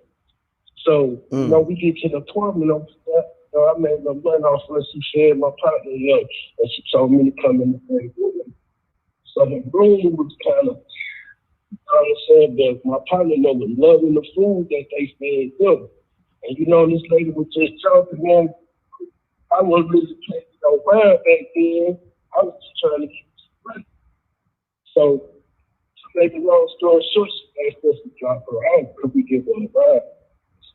Your family, your phone is getting real spooky for some reason. You sound far away. I ain't gonna hold you. Like I'm trying to rock with you. You can hear me better now? Yeah, much better. There you go. Keep it. Whatever you're doing, just keep it like that. And so when we get talking about, oh, now your phone got spooky again.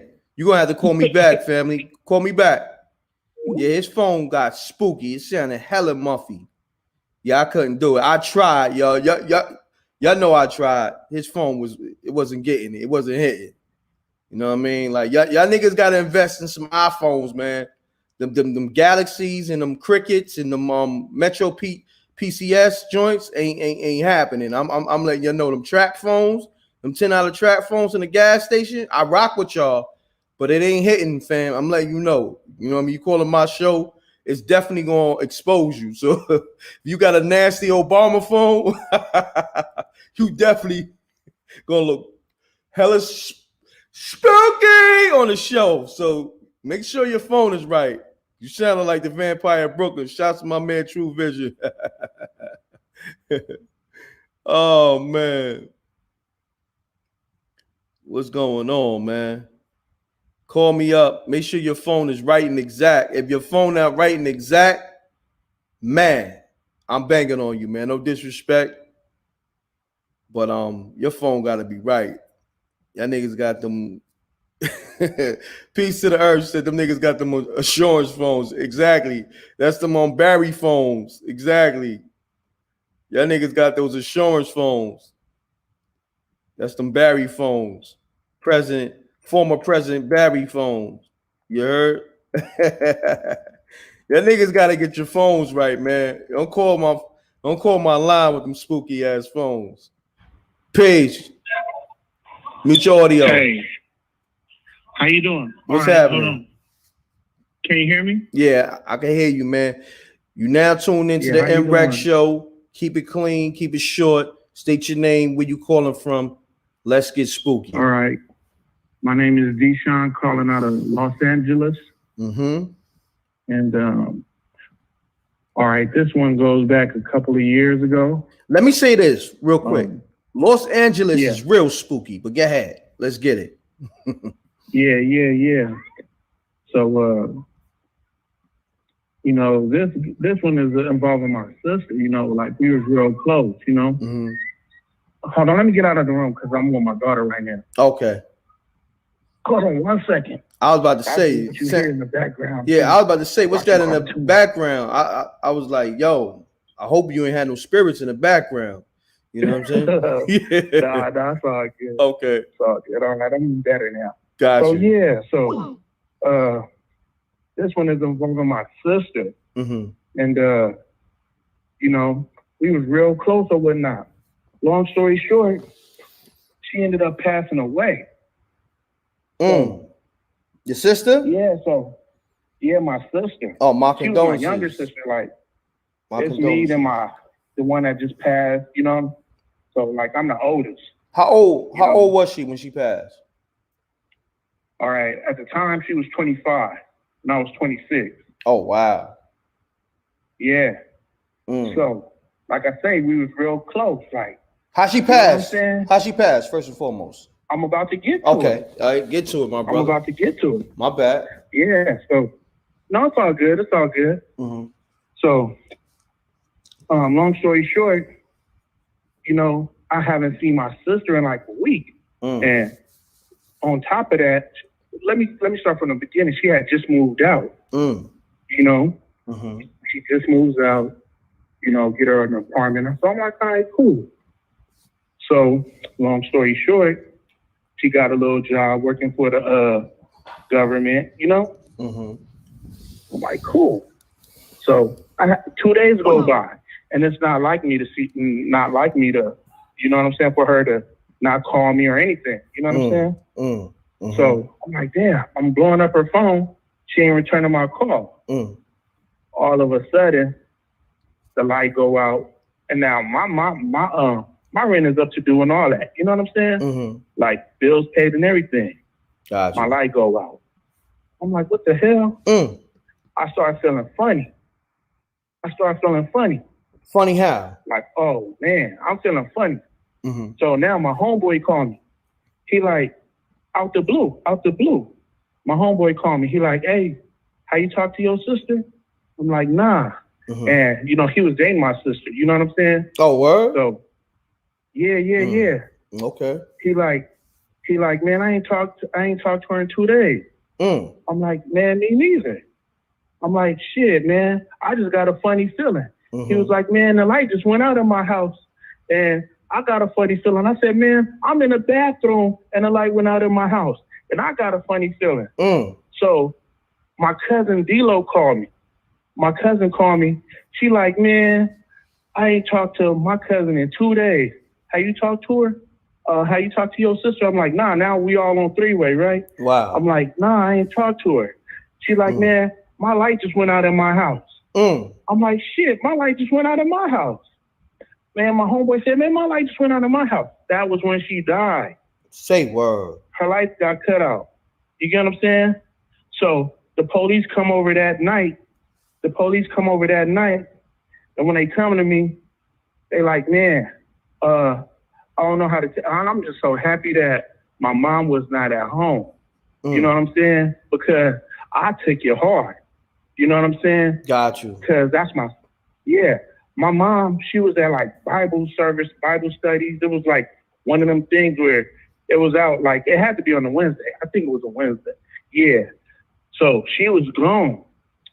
Man, detectives come like, hey, do you know Whoopie Whoop? I'm like, yeah, that's my sister.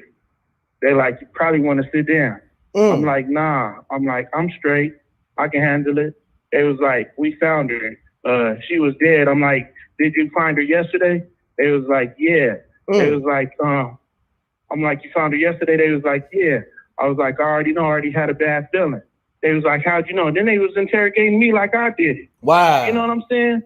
Yeah. Wow. I'm like, man, you guys tripping. Then what made it so bad, they didn't even do the work right, because like they seen the car and they found her. But when I went to the scene, I found the keys. So then they made it seem like I'm putting the keys somewhere. I'm like, dude, it's a compartment right here. You know what I'm saying? Y'all didn't even look, you know? But make the long story short, you know, they was trying to say I did something. I'm like, man, I ain't doing nothing. And yeah, man, everybody's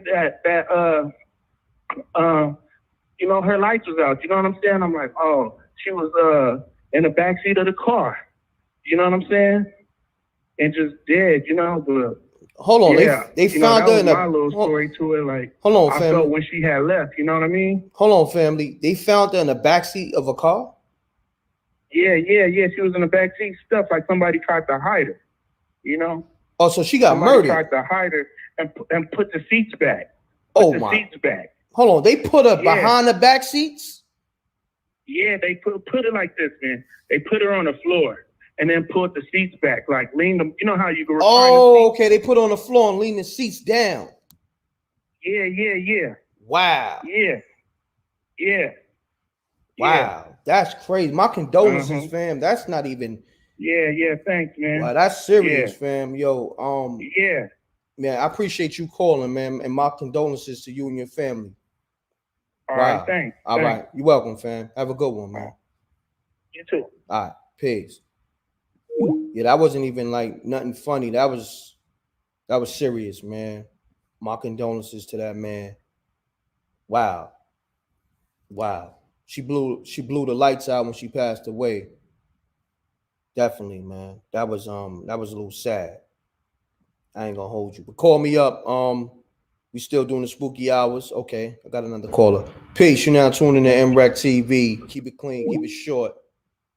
Oh, they hung up. Peace. You're now tuning to MRecktv. Mute your audio. Keep it clean, keep it short. State your name, where you calling from. Let's get spooky. My name is Veronica. Veronica, that's a spooky name. Veronica, look, your laugh was even spooky. Your laugh was even spooky. I'm sorry?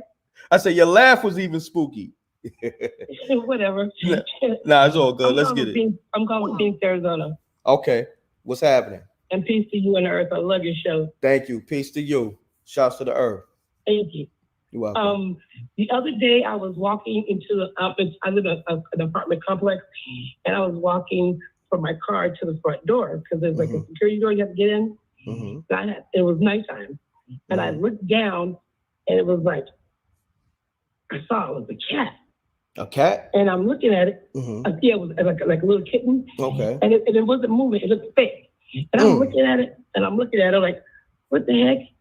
And then I took my phone out and I took a picture of it. And then next thing I know, it just, I don't know what happened to it. But in front of it was like a little blue light.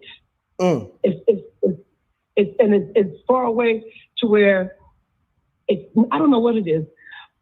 I can send it to you if you like. It's just crazy. And then the picture after that is just like blobs of, I don't know. Wow. You said you got pictures or video? I have two pictures. Yes. The first picture is this cat. It's at night, but it's lit up, and it's sitting there, and right in front of it is like a glowing blue light, and there's nothing, and there's no reason why that light should have been there. Wow.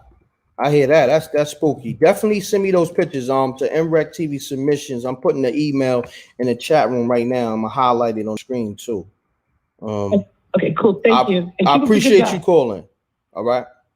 Bye-bye. All right, peace. She sounded a little spooked too. Like, I don't know, like something spooking her right now. You know what I mean? But shouts to Veronica though. You know what I mean?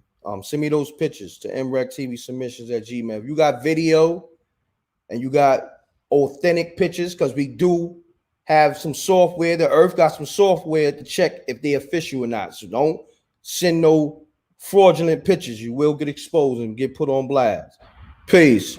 You're now tuned in to MRecktv. Keep it clean, keep it short. Let's get spooky. Hello, how you doing? What's going on?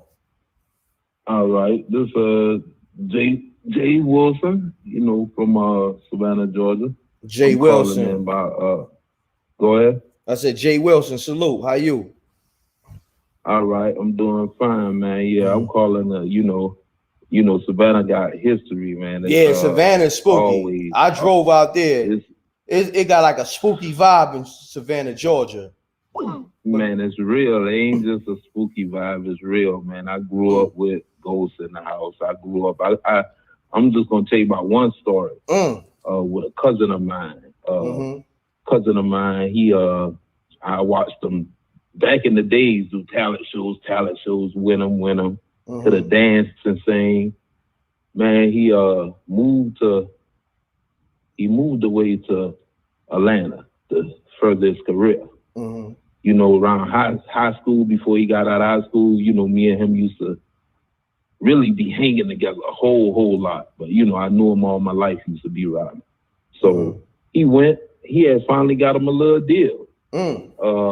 Started doing the album. They did like 4 songs. And he was partying, you know, with my other cousin. Several of my cousins moved from here to Atlanta. So he was partying with another cousin. They was arguing about who was going to drive the car. Both of them was drunk and all. And my other cousin, it was his car. So he drove him, fell asleep. My other cousin, who had moved there, who I was telling you, he went straight through the window shield. Dang. He didn't have a seatbelt on. He broke an arm, a leg, and his neck, even in the casket. You could see it was almost cut all the way off. Dang. So man, I'm in the bed. Now this before they didn't even know he had deceased. I'm in the bed and I done had a hag ride me, so I know about the spiritual world. And I saw different things, you know, tell you about the ghosts always in different houses we used to stay in. Used to be houses in the neighborhood nobody would stay in, would constantly move out. So he came to me. This was a vision. When I mean he came to me and it was so real. You know, I was just talking to him. He looked at like it was like a grayish like background, and he was calm. And he was just like, "Yeah, cuz." I was like, "Man, what's up? What you doing?" I mean, it was with color. I mean, it wasn't black and white. And he was just like, I was just letting you know I was all right. I was just letting you know I'm fine. Oh wow! And I was like, all right, cuz. I was like, but what's going on with you? He was just like, I mean, when I came to that morning, I didn't really think I remember it was real vivid.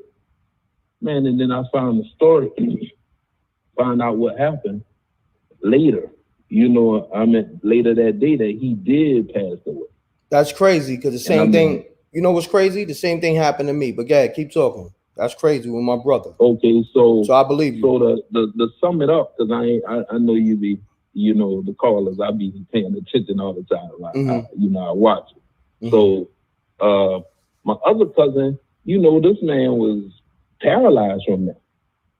He paralyzed. He doing more than the average. He making more money than the average person with legs. You know, I didn't know what was going on or whatever. And later on, they say he killed himself. They say it was bothering him. I don't believe it, but because he you know, right before it happened, he was telling us one of y'all need to come back with me. And he was like, why? You know your homeboy with you? Why? He like he don't trust him. You know. So I'm like, I don't know. He got killed in the house with his girlfriend wow. In there. Wow. You know what I mean? So I don't know whether it was he was bothered by him killing his cousin. I don't know what happened, man. But, damn. You know, yeah, I'm feeling the spooky hours though. It's some real things out here. Spiritual. We spiritual before we become a human being. No doubt. Thank you. I appreciate you calling, man. Spiritual. Man, my condolences to your cousin, man. Yeah, for sure. I appreciate you. Keep doing what you're doing, man. No doubt, family. Thanks for calling, man. Great story. All right. All right. Peace. Man, tonight, y'all got some real good stories. I ain't gonna hold you. Besides, you know, the homies calling with those gas station track phones, the spooky hour's been on point tonight. You know what I mean? Let me know if I'm wilding, man. Let me see. All right, the unknown person called. He left a message. Let me see what they talking about. Hopefully, he ain't cursing. Look. Look, see, that's one of them demons with them nasty track phones. I'm glad I ain't answered it. I don't answer unknown. See, like the message didn't even, go through because the phone was so nasty. You call with a nasty trap phone or a nasty Metro PCS or them nasty assurance phones, you're just not gonna get through. Like, I mean, the frequency that you on just not gonna allow you to get through because your phone is on a low frequency. So you might as well not call and waste your time because you're just gonna look crazy. Them track phones, like, what I mean? From the gas station, they cost $10, like on some real. Like, y'all think I'm joking. They got track phones that cost $10 at the gas station. I don't know if they still got them. I know a few years ago they had them. Peace. Now, mute your audio. Hey, how you doing? Hello? Hey, how you doing, M.Reck? Hey, what's going on? Peace. Listen, okay. So I have a little spooky story. You know what? I don't even know where to Oh, no, you called okay. before. What's your name? I know your voice. Oh, my name is Kamisha. What's your name again? Kamisha. Kanisha, you called, right? We spoke before, right? No. Oh, no? Wow. This is my first time. You sound familiar. This is my first time. Okay. Yeah, Kanisha. Where you calling from? Oh, I'm calling from Florida. Florida. Shouts to Kanisha from Florida. Talk to me. Let's get spooky, Kanisha. Talk to me. Okay. So I have a friend, we've known each other for years, but like, sometimes you go through bad or rough patches with friends. Mm-hmm. So the thing is with this one friend, I don't know, like I didn't see her for a while. I'm not going to say her name. And basically, sometimes you lose touch and then you reconnect later on and it's still all love. Mm-hmm. Well, for whatever reason, like I kept trying to like reconnect with her. And like the most weirdest stuff would just happen. Like I remember I was in my closet trying to pick up, like, organize my pantry. And basically, like I'm organizing this food. I just took a step back and then all of a sudden something comes falling from the very top of the shelf. Like, and it was so heavy, it could have like really knocked me out. And I was like, damn, what?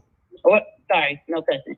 So I was like, dang, I don't know what's going on. So, and then it's like it seemed like the more I wanted to get in contact with this person, the more like stuff kept like tripping me up. Like I like didn't want me to call them, anything like that. And I was just like, yo, I don't understand. Is this person doing something? Is it bad luck? Like, what is it?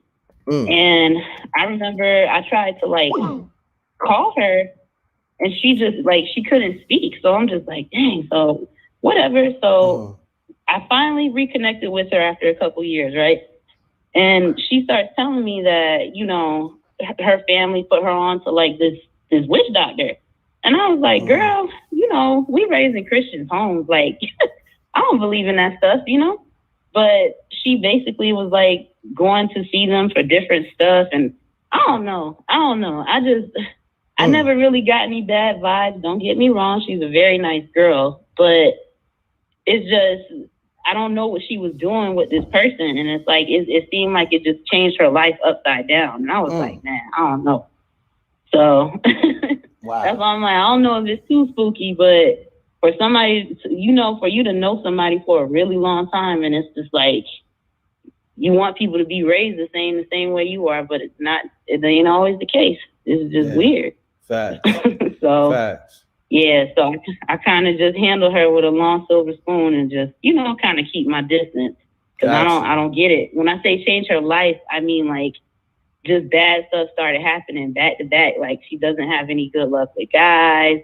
It's always like it's always like a cycle of just bad luck. And I'm like, dang, I don't get it. So y'all in the comments are funny. They crazy as hell. Yeah, you see how they give it up. That's all it really was. Well, let me ask you this. It really was. Let me ask you this. How old are you?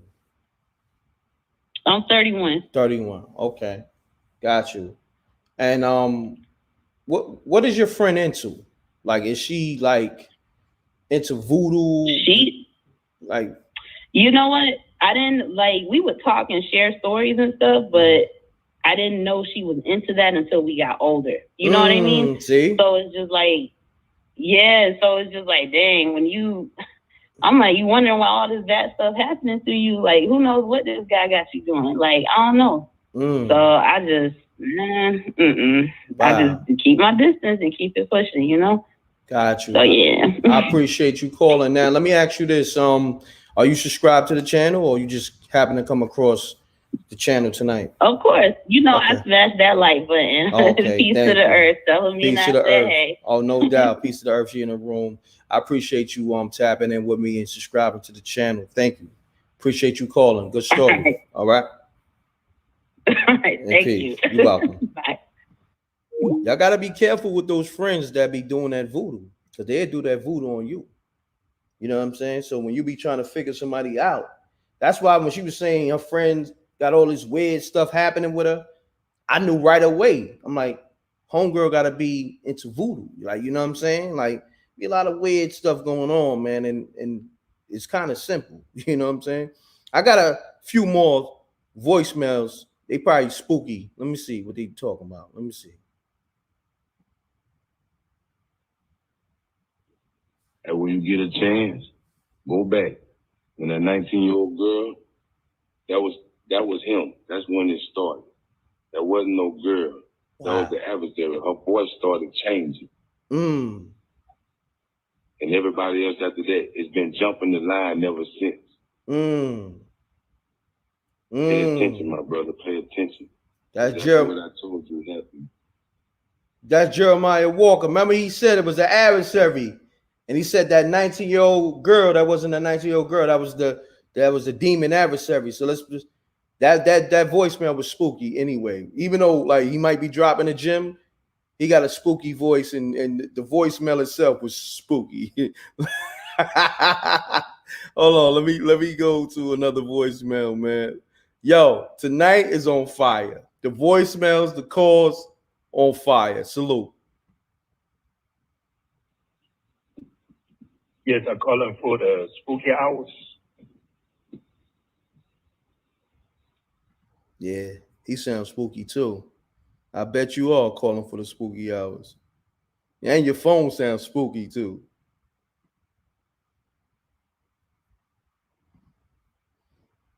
Yeah, let me bring that voicemail back from Jeremiah. Is this it? No, that's not it. I think this is it. Peace, you're now tuning to MRecktv. Keep it clean, keep it short. State your name, where you calling from. Let's get spooky.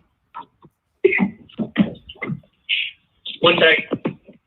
This is Dave Matthews. Yeah, y'all playing, man. Y'all playing. I'm gonna let y'all rock out. Just don't curse. Go ahead. I know y'all having fun. Come on. We got the trolls in the building. Let's get it, trolls. Dave Matthews. Well, I supported how you do it, 50 Cent. Dave Matthews, my man. I remember you called it from the first spooky show. You and your brother. Yeah. What's going on? Yeah, me and my brother, Jeremy. Yeah, man. Talk to me, Dave. What's happening out there? You sound hella spooky.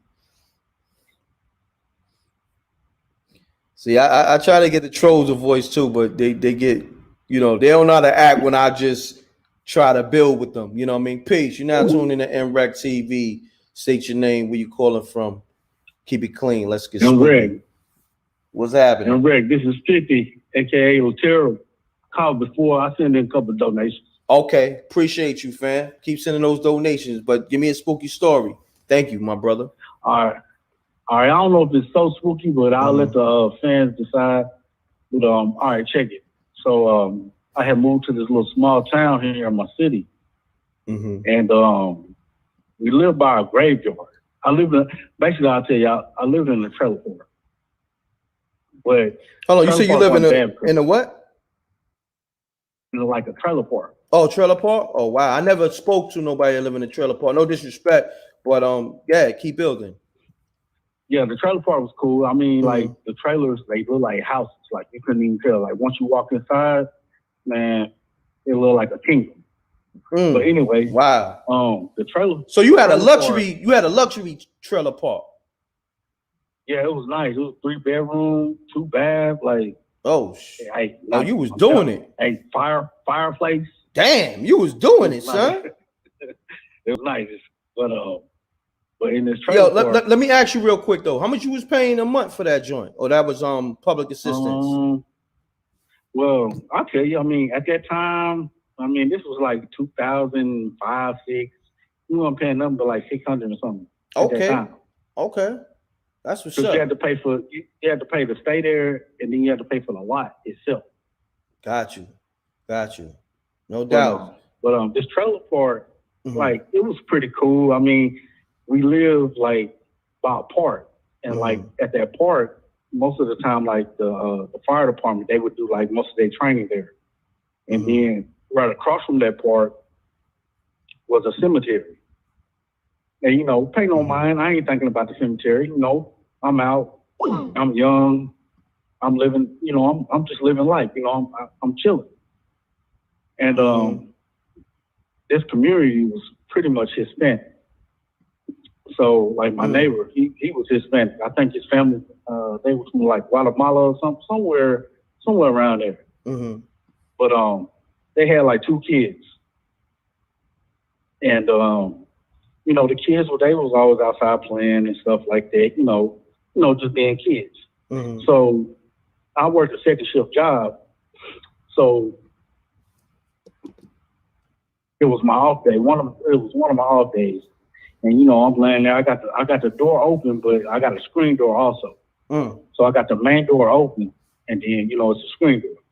So, you know, I'm just laying there on the couch. I'm chilling.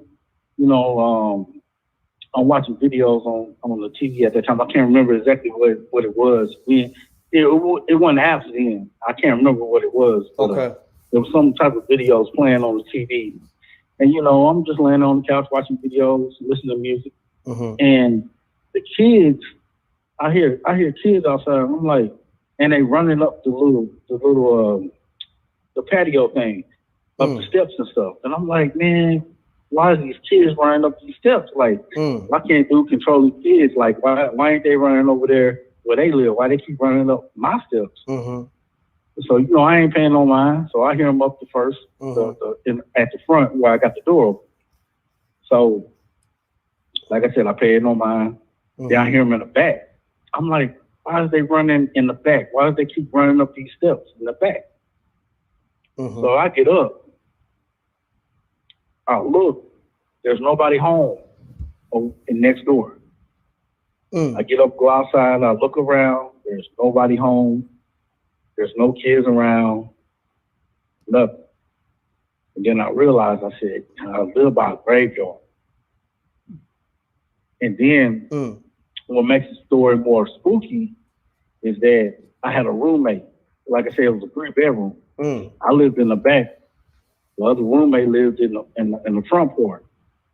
So, like, every time I'd be at home, I'm talking about I'm watching a movie in the living room. Roommate be gone, work or something like that. I'd be in the living room. I'd be watching a movie or something. And then the door to the roommate's room would just pop open. Like that was spooky. I ain't gonna front. You did the noise all spooky and all, but yeah, keep going.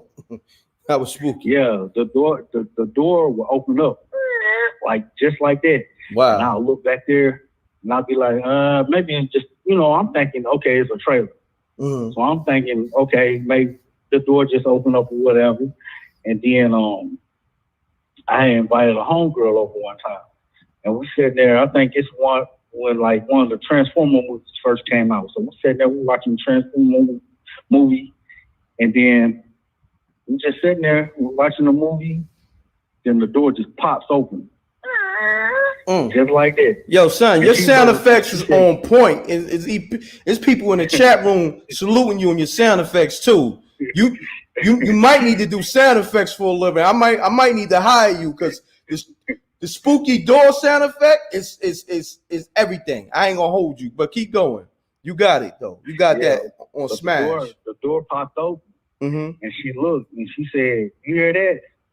I said, "Yeah, you know, I heard that or whatever." So, you know, I paid no mind. Like, you know, I was like, it's nothing. I said, it's a trailer. So, you know, it wasn't an old trailer, but, you know, it's a trailer itself. So, you know, I was like, sometimes the doors does that. So besides that, my roommate, they came back home, and I was telling them, I said, sometimes, you know, when you gone, the door, it just pops open. And, you know, and sometimes I don't even know if the person, if they're... Yo, hit it with the sound effect. Roommate. Hit it with the sound effect. Yeah, the door, it pops open like... You got it. Like that. It just pop open. I swear on to you on everything. Like it pop open just like that. And I mean, it didn't pop open all the way. It was just slow, like just halfway. And then there's like somebody peeping out, looking at you, and you kind of like, I don't know. Because one time it got so spooky for me. It did that. I looked, I cut everything off, and I got in my bed. I said I wasn't dealing with it. But yeah, all of that came because I live by a cemetery. But those kids I was talking about, it was probably kids that was buried in that cemetery, and they was having fun and running up back and forth on my patio and stuff. And that's all I got. Now that look on the submissions thing, man. Huh? On the MRecktv submissions. Gmail. I tried to get at you, but I don't know if I put it in. No. I got you. I think I did got you, but I get a lot of emails. But email me again and say, yo, this is I'm gonna call you Mr. Sound Effects. You know what I mean? Because you got that down pat. I ain't gonna front. Like if nothing else, because I heard your other story, that was dope. But the sound effects, you got me. I'm rocking with you. I need you. Like, you remember Homeboy from Police Academy that used to do all the sound effects? Yeah. I know who you're talking about. Yeah. You gonna be. I forgot his name, but you gonna be that guy for me. Cause that spooky, squeaky door, you got that down pat. I need that. Matter of fact, I'm gonna use them sound effects for the next spooky hours. I'm gonna need you to call a voicemail, tonight, because I'm gonna shut the phone lines down. Call a voicemail, the same number, and leave that spooky sound effect at least like 5 times. And I'm gonna use that on the next show. I'm gonna open up the show with that. Cause them sound effects, you got it, son. I'm rocking with you. Leave another email too. And I'm gonna call you Mr. Sound Effects. You got it. You know what I'm saying? I appreciate you calling, fam. Okay, that's a bad man. Hey, peace. Peace, my brother. Son got it. Like on the spooky sound effects, that squeaky door. Come on, man. That sounded like a door. Like, and he did it every time, like on cue. Son got it. Peace. You now tune in to Spooky Hours. Keep it clean, keep it short. State your name, where you calling from. Mute your audio. Oh, fuck, it's Austin Thompson with all the talking mayonnaise.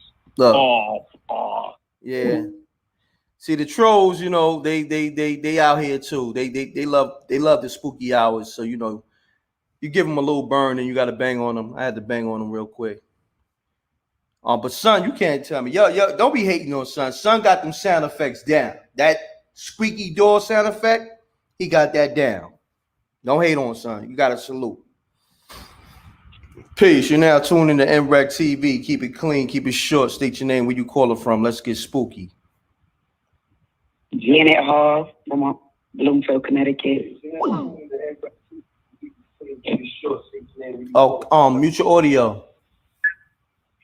Janet Hall from Bloomfield, Connecticut. Yeah. Peace. You're now tuning in to MRecktv. Keep it clean, keep it short. State your name, where you calling from. Let's get spooky. Yeah, this is Austin Thompson from DNYC. Okay, what's happening, fam?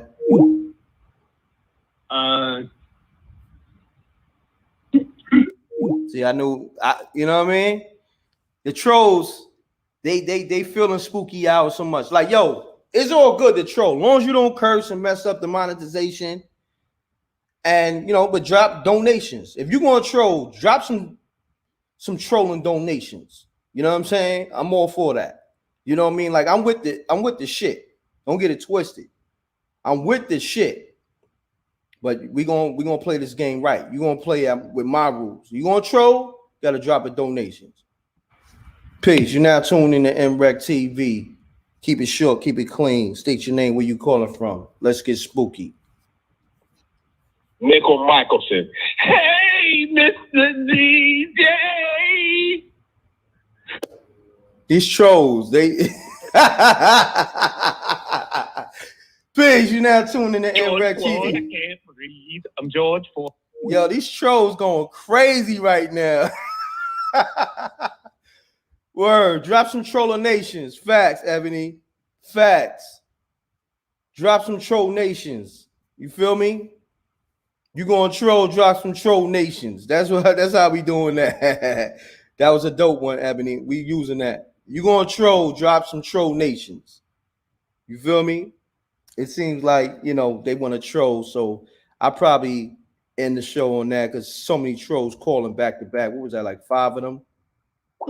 So I ain't gonna let the trolls mess up the vibe, you know, even though they trolling, you know. But son, Mr. Sound Effects, that's his name. He gotta use that. You know what I mean? He gotta, you know, next time you call a show, be like, yo, this such and such, aka Mr. Sound Effects.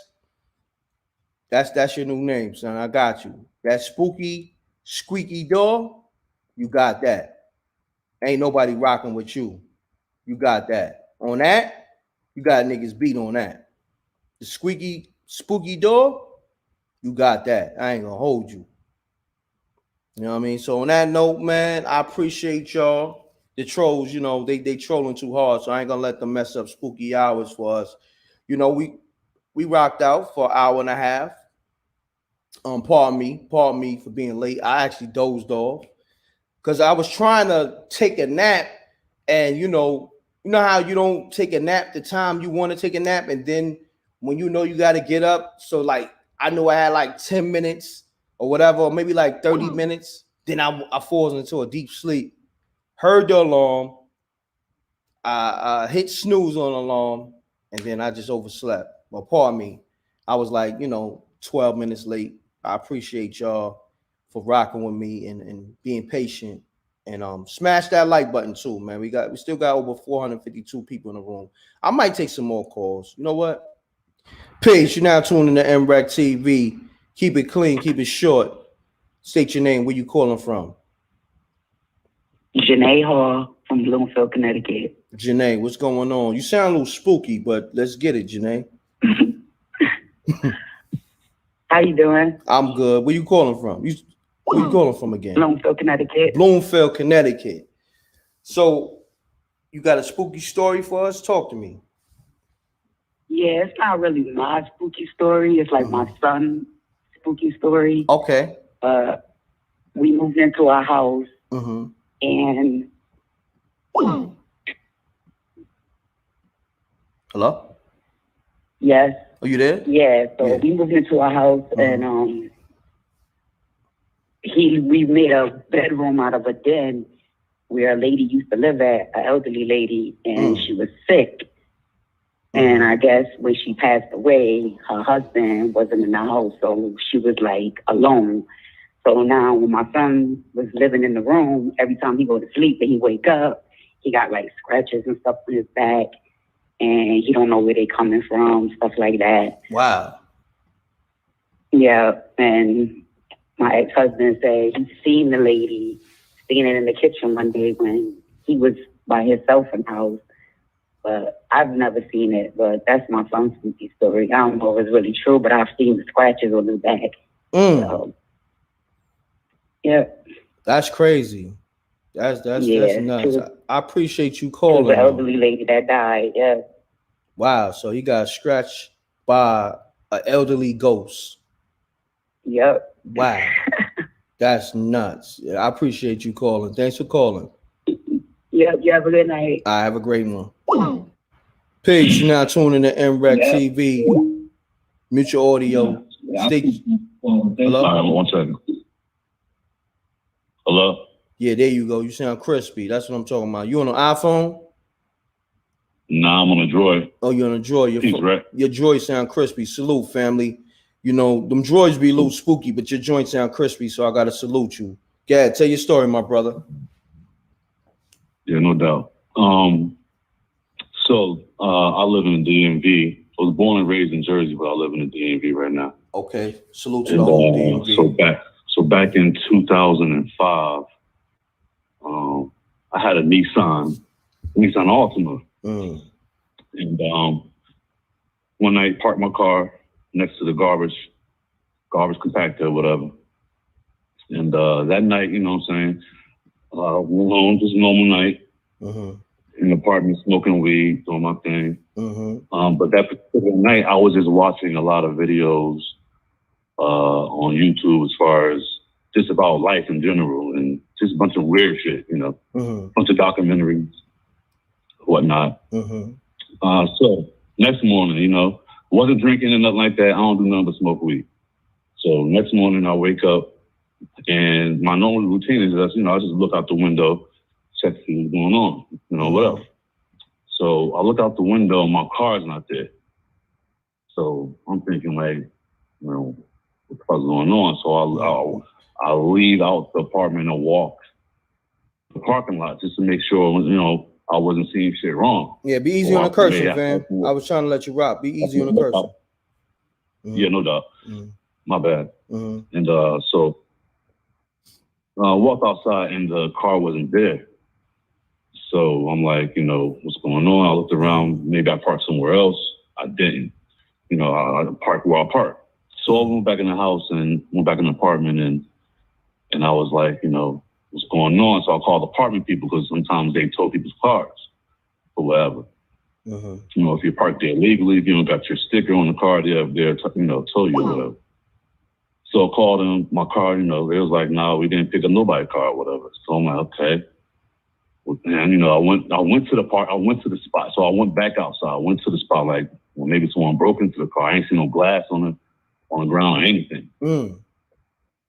So I'm like, okay, this is crazy. So I'm like, all right, I'm thinking to myself, well, I was maybe behind on my payment, my car note, what have you. I don't know. So maybe my car got repossessed. I'm just like, you know, just thinking of everything. So so I called the car company. Like, you know, after I got off the phone with the, you know, the apartment people, called the car company. They was like, no, we ain't, you know, you good. We ain't come get your car, nothing like that. So I'm like, they was like, call the police. I'm like, okay. All right, so I get on the phone with the police. And, you know, I'm on the phone with the police. And as soon as I hang up with the phone with the police, I look back outside, my car is there. Wow. So I'm like, what is going on? Like, so I didn't walk to my, like, the police were like, all right, we coming out. So the police rolled up probably maybe 5-10 minutes later. So as I see the police coming into the into the apartment complex, I walk outside. And I was like, yo, it was like, you know, my car wasn't here, but all of a sudden out of nowhere it's here. You know, in the car, it just looked a little like, it just looked off. I don't know what that was about. I don't know if the universe was just trying to show me that it's more, you know, it's more to what we see. I don't know. But the car was not there. Literally for a good. I'm gonna say this: it's people in the room said the demons was ghost riding your whip. You know what I'm saying? Nigga said the demon borrowed your car. The demon went to the gas station to get some smoke, like to get some Phillies and some White Owls, and you know. It's possible, bro, because like on some real, it was not there. I Wow. literally was on the phone with 3 different people: the apartment complex, the car finance people, then the police. I'm literally still looking outside, and as I'm hanging up the phone with the police, there goes a car. Then your car was on demon time. It's in the same spot, but it's just off. Like it's just like something's just off. And of course, it wasn't there the past 30 minutes. I'm on the phone, so I'm like, and I wasn't hot. You know what I'm saying? I didn't have a blunt that morning. I just woke up and just looked out the window. So there go my spooky story. I got some other ones, but you know what I'm saying? I'll call another time. No doubt, man. I like that one, man. You got the spooky car. That was crazy. My man. No doubt. Right. Peace, family. Peace. You're now tuning in to MRecktv. Keep it clean, keep it short. Mute your audio. State your name. Where you calling from? M.Reck, I just had to say, bro, you just killed me with that one, bro. Who said that with demons goes riding the whip? My man. But Nah, too, I wouldn't tell you guys, I ain't got no Bruce Brown, no Metro PCS. I got an iPhone. Okay. But nah, man, my wife just bought our crib, bro. You know, we had to get away. We kind of like in the middle of nowhere. So we had to get away from a lot of spooky folks, you know what I mean? Nah, I got you. Nah, niggas saying the demon had to bust the demon had to catch a lick real quick. You know what I mean? Nigga, the demon used his whip to catch a lick real quick. To bust a cell. The demon had to bust a cell real quick. Straight up. But now I wanted to finish my little story. But man, that woman, right? So yeah, but your phone, like I don't know, your phone, it be good, and then it get muffled and start going in and out. Like, what kind of phone you on, fam? Man, I got an iPhone. Man, let me open my phone. I got an iPhone. You dropped it in water? You dropped it in water? You sure sound spooky, son. You might have take that joint back. I don't know no iPhone that sound like that, man. Like you my man and all that, but I gotta keep it real with you, son. You got a spooky iPhone.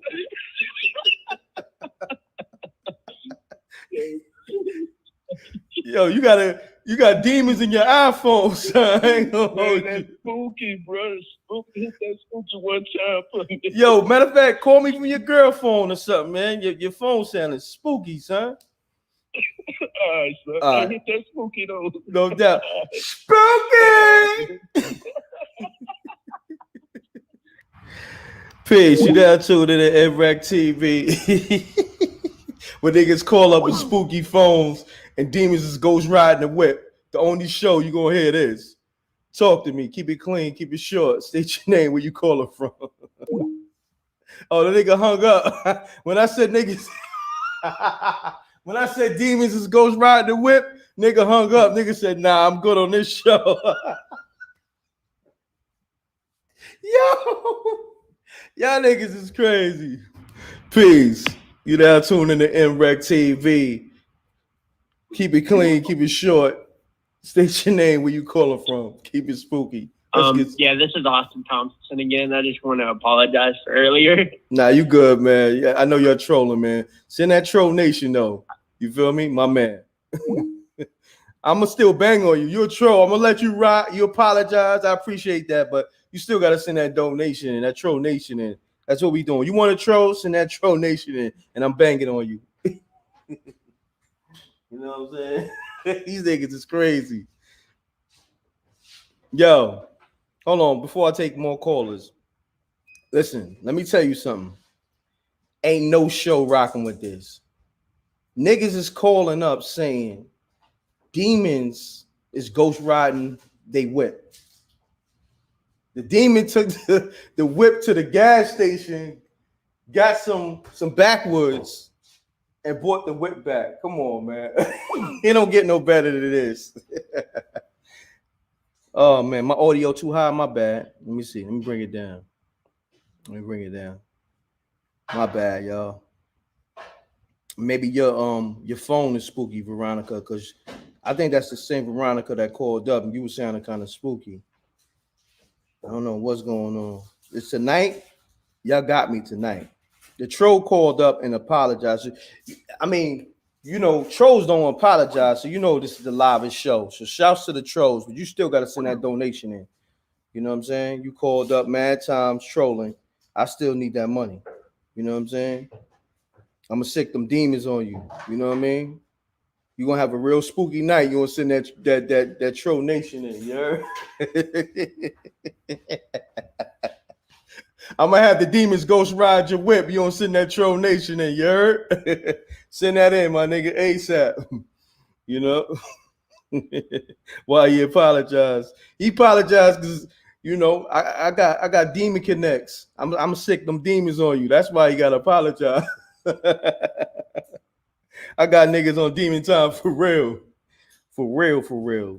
Nah, I'm having fun, man. You know, like that's the thing with everything I do, man. I like to laugh. I like to have fun. You know, that's what life is about, man. You know, I'm still working, but at the same time, I'm entertaining the people. You can send those cash those cash apps in too and super chats. I appreciate everybody supporting. You know what I'm saying? Because I do work hard. As you can see, I was asleep. You know what I'm saying? My girl tell you, I fell into a deep sleep right when I was supposed to get up. You know what I mean? If she didn't walk in the room with those loud ass slippers, I'd have still been sleeping. You know? She got these new slippers. Them shits is loud as hell. You know what I mean? Them shits is on demon time for real. She got them spooky ass Sunday slippers on, man. Them shits woke me up. Yeah, China Black. Them slippers is spooky. And she got to get up, you know, and do her thing tomorrow. You know what I mean? Yeah, I'm over here tripping. You know what I mean? But you know, I'm having fun. Yeah, they laughing. They having a ball. This is a good Sunday night, right? Facts. I mean, I'll be looking forward to this. I ain't gonna hold you, not just y'all. I'll be looking forward to spooky hours because I'm entertained just like y'all, man. You know what I'm saying? You know, it's all fun. Hold on, we got another caller. Paige, you're now tuned in to MRecktv. Keep it clean, keep it short. M.Reck, What's happening? how you doing, my brother? I'm good. What's happening with you? Nothing, just chilling back, listening to the spooky show. You got me rolling. Okay, that's what it is. What's your name? Tanisha. Tanisha, what's happening? Where you calling from? I'm calling from Inglewood, California. Say word. Shouts to Inglewood. Inglewood is spooky. I ain't gonna hold you. Yeah. Man, Inglewood is super spooky, but we on top of things. Oh, no we trying doubt. to stay woke around here, you know? Definitely. So talk to me. You got a spooky story? Yeah, I got a short little spooky story. So let's get it. I've been doing a little research on this ex-FBI named Dave Politis. And what he's doing is he's researching a lot of missing people that's been going missing in the national parks.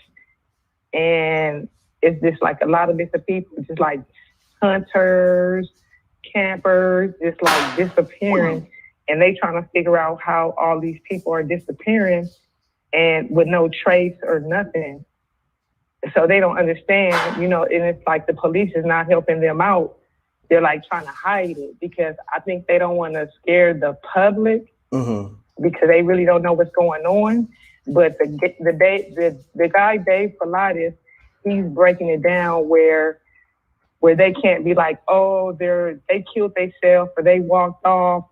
It's like physicians and a lot of you know, top-notch people that's going, you know, go camping and freaking disappear.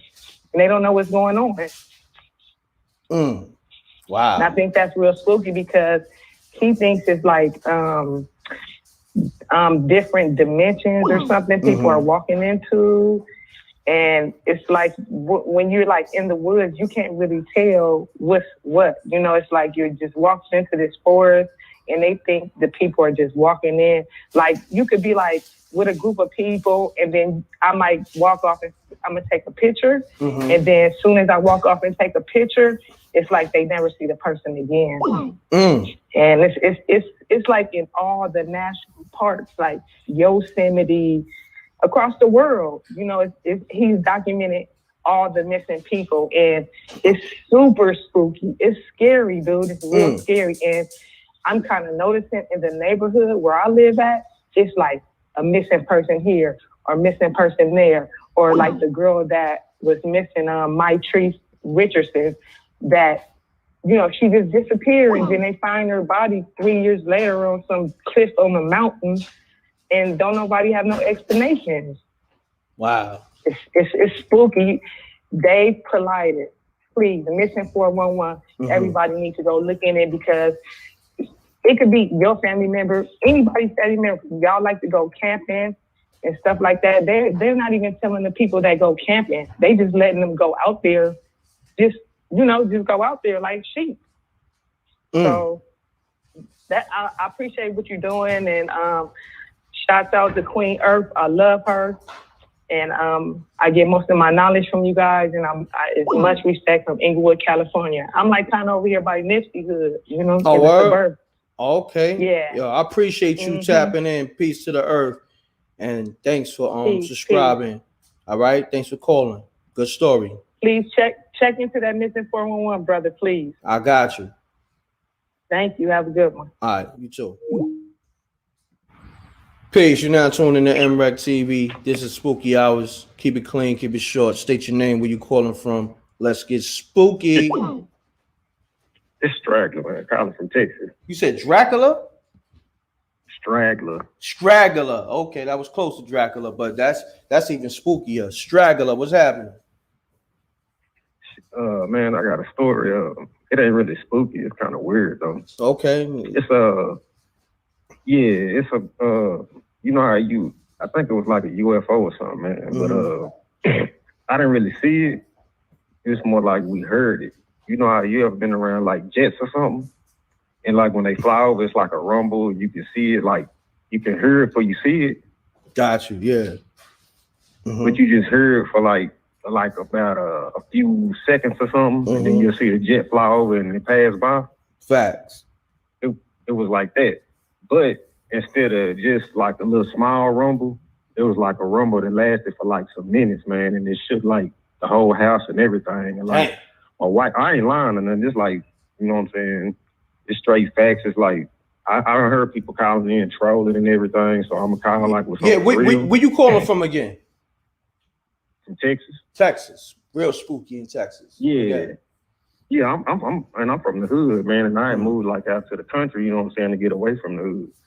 And well, we was just me let me ask you this real quick. I want you to get in your story. Where you get the name Straggler from? Because that sounds a little spooky too. Oh, it just that's just what I do, man. I kind of like take my own little path, you know what I'm saying? Got you. Away from everybody else. Got my you. own little thing. Got you, no doubt. Go into your story. Yeah. And I sent you a photo too. What, to the email? Submissions on Gmail. Yeah. Okay, I'm gonna check it out. It's a real photo too. Okay, yeah, because we got the software that to authenticate the photos. Yeah, it's a real photo. It's like a face that was like on the tree. Okay, I appreciate that. I'm gonna check it out. I'm gonna check it out. You know what I'm saying? But go on your stories, Straggler.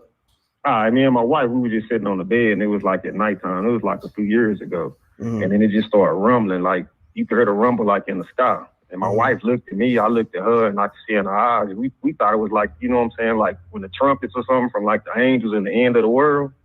We thought it was something like that because it was rumbling and shaking, and it lasted for like some minutes. You could tell it was like it was flying over us, like just going. It sounded like it was like big, like the size of like a city block or something. You from New York, so just imagine like something like Manhattan or something big like that flying over you, and it's just rumbling and shaking everything. Yeah, so much so that when we came outside, the neighbors and people outside, everybody came outside and they was looking up, but you couldn't see nothing because it was like overcast and clouds. So whatever it was, it's like they timed it to do it at that time. So I guess so you couldn't see it. I don't know if it was the government, if it was like the Nephilim or something coming or leaving. I don't know what it was, man, but it was something big. Because I know, like, me personally, I think I know the government got like technologies, you know what I'm saying, like reverse technology, like UFOs and things like that. So I don't know if it was the government, if it was aliens or whatever it was. But it was something weird that night. Wow, man! Thanks for calling, Straggler. Just like the other chick that called in too, about like she got abducted. I just watched a documentary about that, and it could have been like the government that did that, because they do fake abductions. So they might have took up and like put a bunch of tubes and stuff in all the holes. So ain't no telling, man. Yeah, man. Crazy. Thanks for calling, man. Yeah. My man. All right, bro. All right. Shouts to Straggler. The wildest name I ever heard. Peace. You're now tuning to MRecktv. Keep it clean, keep it short. State your name, where you calling from. Let's get spooky. This Jeremiah again, bro. Jeremiah, what's happening, man? I got your voicemail too. Yeah, bro. He been running on the devil been running on your thing the whole time. All them trolls are demons. Oh, demons. Boy that came on there. The white dude from the trailer park that came on there and said, Jeremy, my name is Jeremiah. Jeremiah in Spanish is Jeremy. The devil is my me. He know I can see him. He knows I can see him. He know I've been. What you want to say to the devil? What you want to say? What you want to say to the devil? They higher. Yahweh, a higher. Rebuke thee, O Satan. Get thee from much, for we should keep the commandments of our Elohim, Elian, Olam. Thou shalt not tempt the Shaddai, Adonai, Zabaoth, or Abraham, Isaac, and Jacob, for I am Yasser Allah.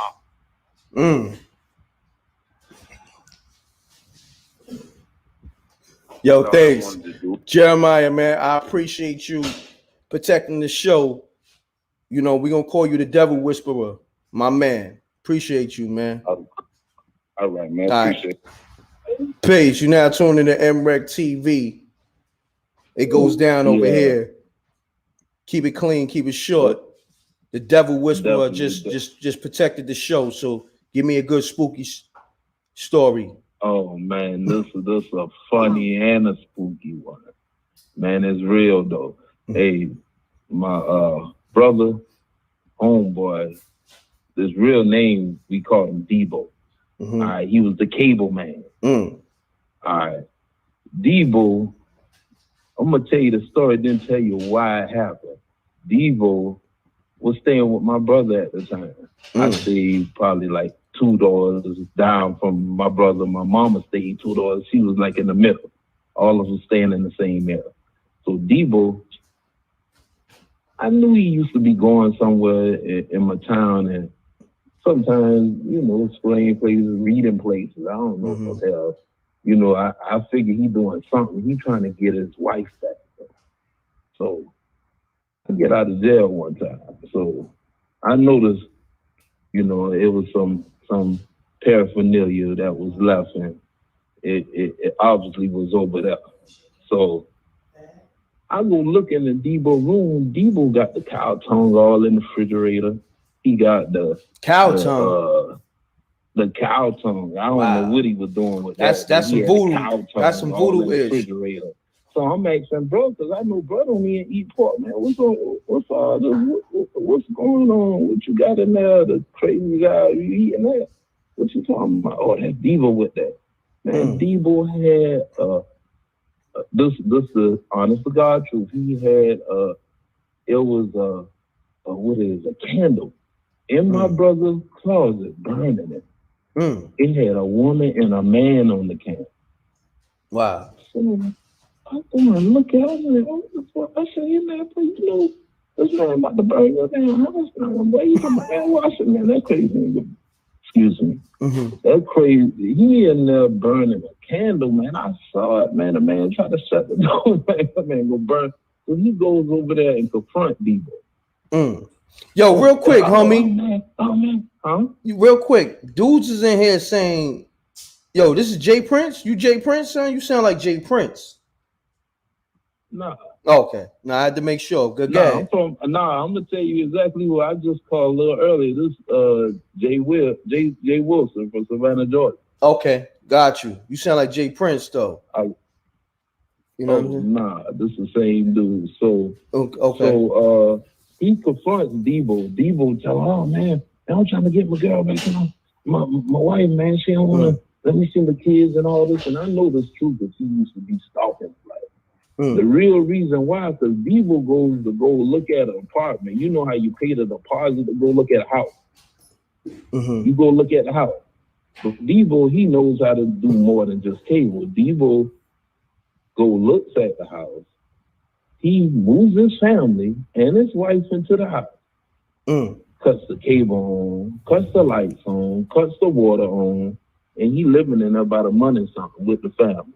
So when people come to look at the house, you know, they go back and tell the people, oh, so it's a whole family staying in that house.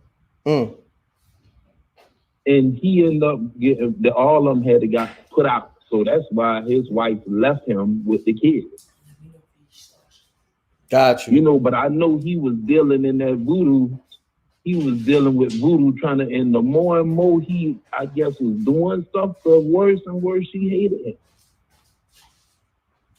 make a long story short, later in life, Bebo, I don't know if he's deceased now, but he had got cancer later on. Damn. You know, his parents died, left him the house, he got cancer. You know, he was from up north, from New York, but he moved down to Savannah. Damn. Crazy, man. That's a crazy story, man. I appreciate you calling, man. I'm gonna end the story. I'm gonna end the show on that story. So I appreciate you calling, my brother. What's your name again? Okay, for sure. This is Jay Wilson. Jay Wilson, my man. Salute. Yeah, from Savannah. Savannah. Salute. Yeah. Man, so on that note, we over the 2 hour mark. I'm gonna end the show. You know what I'm saying? That was kind of spooky. You know what I mean? Hit up the Cash App, support the Cash App, hit up the Super Chat, support your man M.Reck, you know, putting on for the world. You know, on that note, salute to the Earth Amina, salute to China Black, and we rolling, we out, man. Salute to the Wreck Mob, Double Deuces and Bubble Gooses. I'm gone. Spooky Hour 7 next Sunday. Every Sunday is Spooky Hours, just know that. All right, next Sunday, Spooky Hours. So send in any videos or any pictures to MRecktv submissions. Make sure it's official because we do got the software to check it. All right, MRecktv submissions at gmail.com. Gone. Love.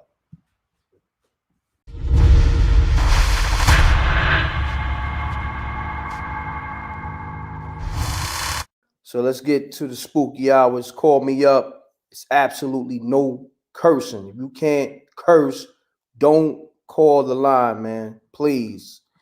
You know what I mean? Learn to articulate yourself without cursing.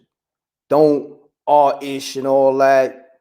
My bad. I don't want to hear that. This is the Spooky Hours.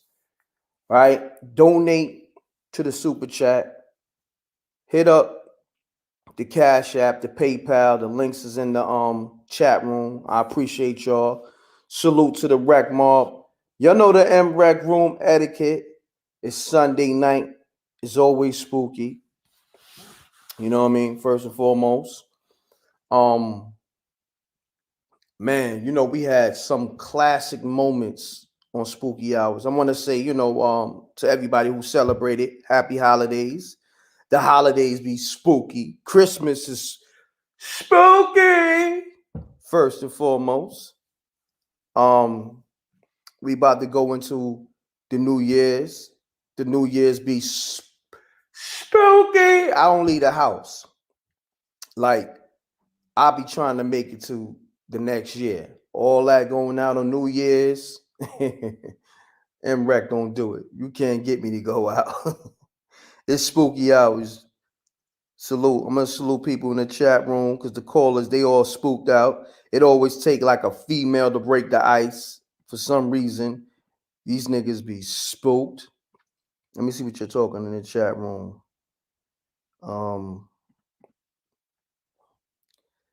You already know. Let's get spooky. Peace to M.Reck and Amina and the Wreck Mob. Salute. Peace to the Earth, Amina. Let's see what else you're talking. I'm so Philly in the house. Small Monica. Call me up, y'all. Let's get it. Let's get it rocking. Y'all always do this during Spooky Hours. It always be some real shookness going on. You know what I mean? Call me up, 310-598-2974. Early on in the show, y'all always act real spooky. Y'all be like, oh, I'm gonna wait for somebody else to call. Then when somebody else call, now you gotta wait. Okay. Peace. You now tune in to MRecktv. You live on Spooky Hours. Keep it clean, keep it short. State your name, where you calling from. Let's get spooky. Yo, it's Malcolm. M.Reck, how you doing? Malcolm, what's happening, my brother? Pretty good, pretty good. Okay, I'll tell you a story. I was growing up as a kid in Mississippi. There was a story of a witch in a small town called Yazoo, Mississippi. The story goes that fishermen would be fishing, and this witch would get these men to, she would allow them into the woods, which was swamp. She lived in the swamp part of the woods, and these men would come up missing, but they had no idea of what was happening with them. So they had no evidence that this witch was doing this, like taking these men. But the story went was a fisherman was passing her home, and he heard some screaming. So he goes to her house, and he looks in the window, and he sees two men's bodies laying in the living room, and he sees the witch looking up in the air, chanting. And he takes off, gets back into his boat. He gets back to town. He tells the sheriff, and the sheriff get his guys, and they get out there to her home. When they bust her door down to get into her home, she wasn't there. And so they made their way up into her attic because they was trying to find human remains. And they found a bunch of cats in the attic, and these cats were surrounded by these cats were surrounding fish bones. A bunch of fish bones. Now they still didn't find no bodies. So when they got outside, they saw the witch. She takes off running into the swamp part of the woods. They're chasing her. As they're chasing her, she gets caught in some type of quicksand. You could say quicksand, but it was like swamp, but they claimed that it was quicksand, like swamp water, but she got caught in it. As she was sinking in it, she yelled out, the community didn't like her anyway, and that she was going to come back and she was going to burn the town down. Wow. As she was sinking in the quicksand. Well, the sheriff, later finally retrieved her body. Once they retrieved her body, she was buried, and years went by, like maybe 10 or 20 years. 10 or 20 years later, 300 buildings out of 6,000 community people in the town, 300 buildings burnt down. They don't even know what caused the fire. Wow. 300 buildings burnt down. The community people said that they saw a black cloud of mysterious smoke that was shaped like a woman. Big word. And they that's what some of them said they saw, because the firemen couldn't explain how the fire got started. The firemen couldn't even put the fire out. That's how bad it was. So this is how the curse, they figured when she cursed the town. So what they did was they went to a graveyard. They noticed that her headstone was cracked in half. So what they did was, to keep the curse, keep her from burning the buildings, they put chains around her grave. It's like a square shape around her grave. Yet this day, every time they put chains around her grave, the chains and the four corners come up cracked, and they have to keep replacing them because they're afraid that if these chains just completely be broken, the town would probably catch on fire again. That's crazy. You could check this story out. It's an actually true story. Yazoo, Mississippi. So they keep chains around her graveyard, a part of her grave, so she don't burn the town down again. So they just keep chains there because of she cursed the town. Nobody knows her name. Nobody knows where she came from. When she came into town, she lived into the swamp part of the woods. Yet this day, they still didn't find no human bodies. Nothing. Saying that she might have killed them. And how long ago was this? Well, it was in the 1900s, but the story trends on into when I was growing up as a kid in the 80s, I was hearing it, and it just stays in your mind like, okay, I don't want to go to that town, which was 10 miles away from us. But I've been to the town, but it's creepy. Like it's like a black cloud is over that town. It's real creepy. But they keep chains around her grave because if them chains become all broken or just the chains become removed, the problem is if the chains become removed, they're afraid that the town's going to burn down again. So what they do is they put these big chains around her grave.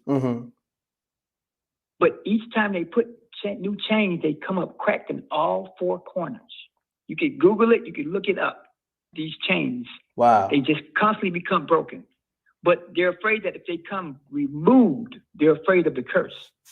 Mm. And you could go to that graveyard down in Yazoo. I forgot the name of the graveyard, but the chains will be broken, but they're not removed. They're thinking that she's cracking them.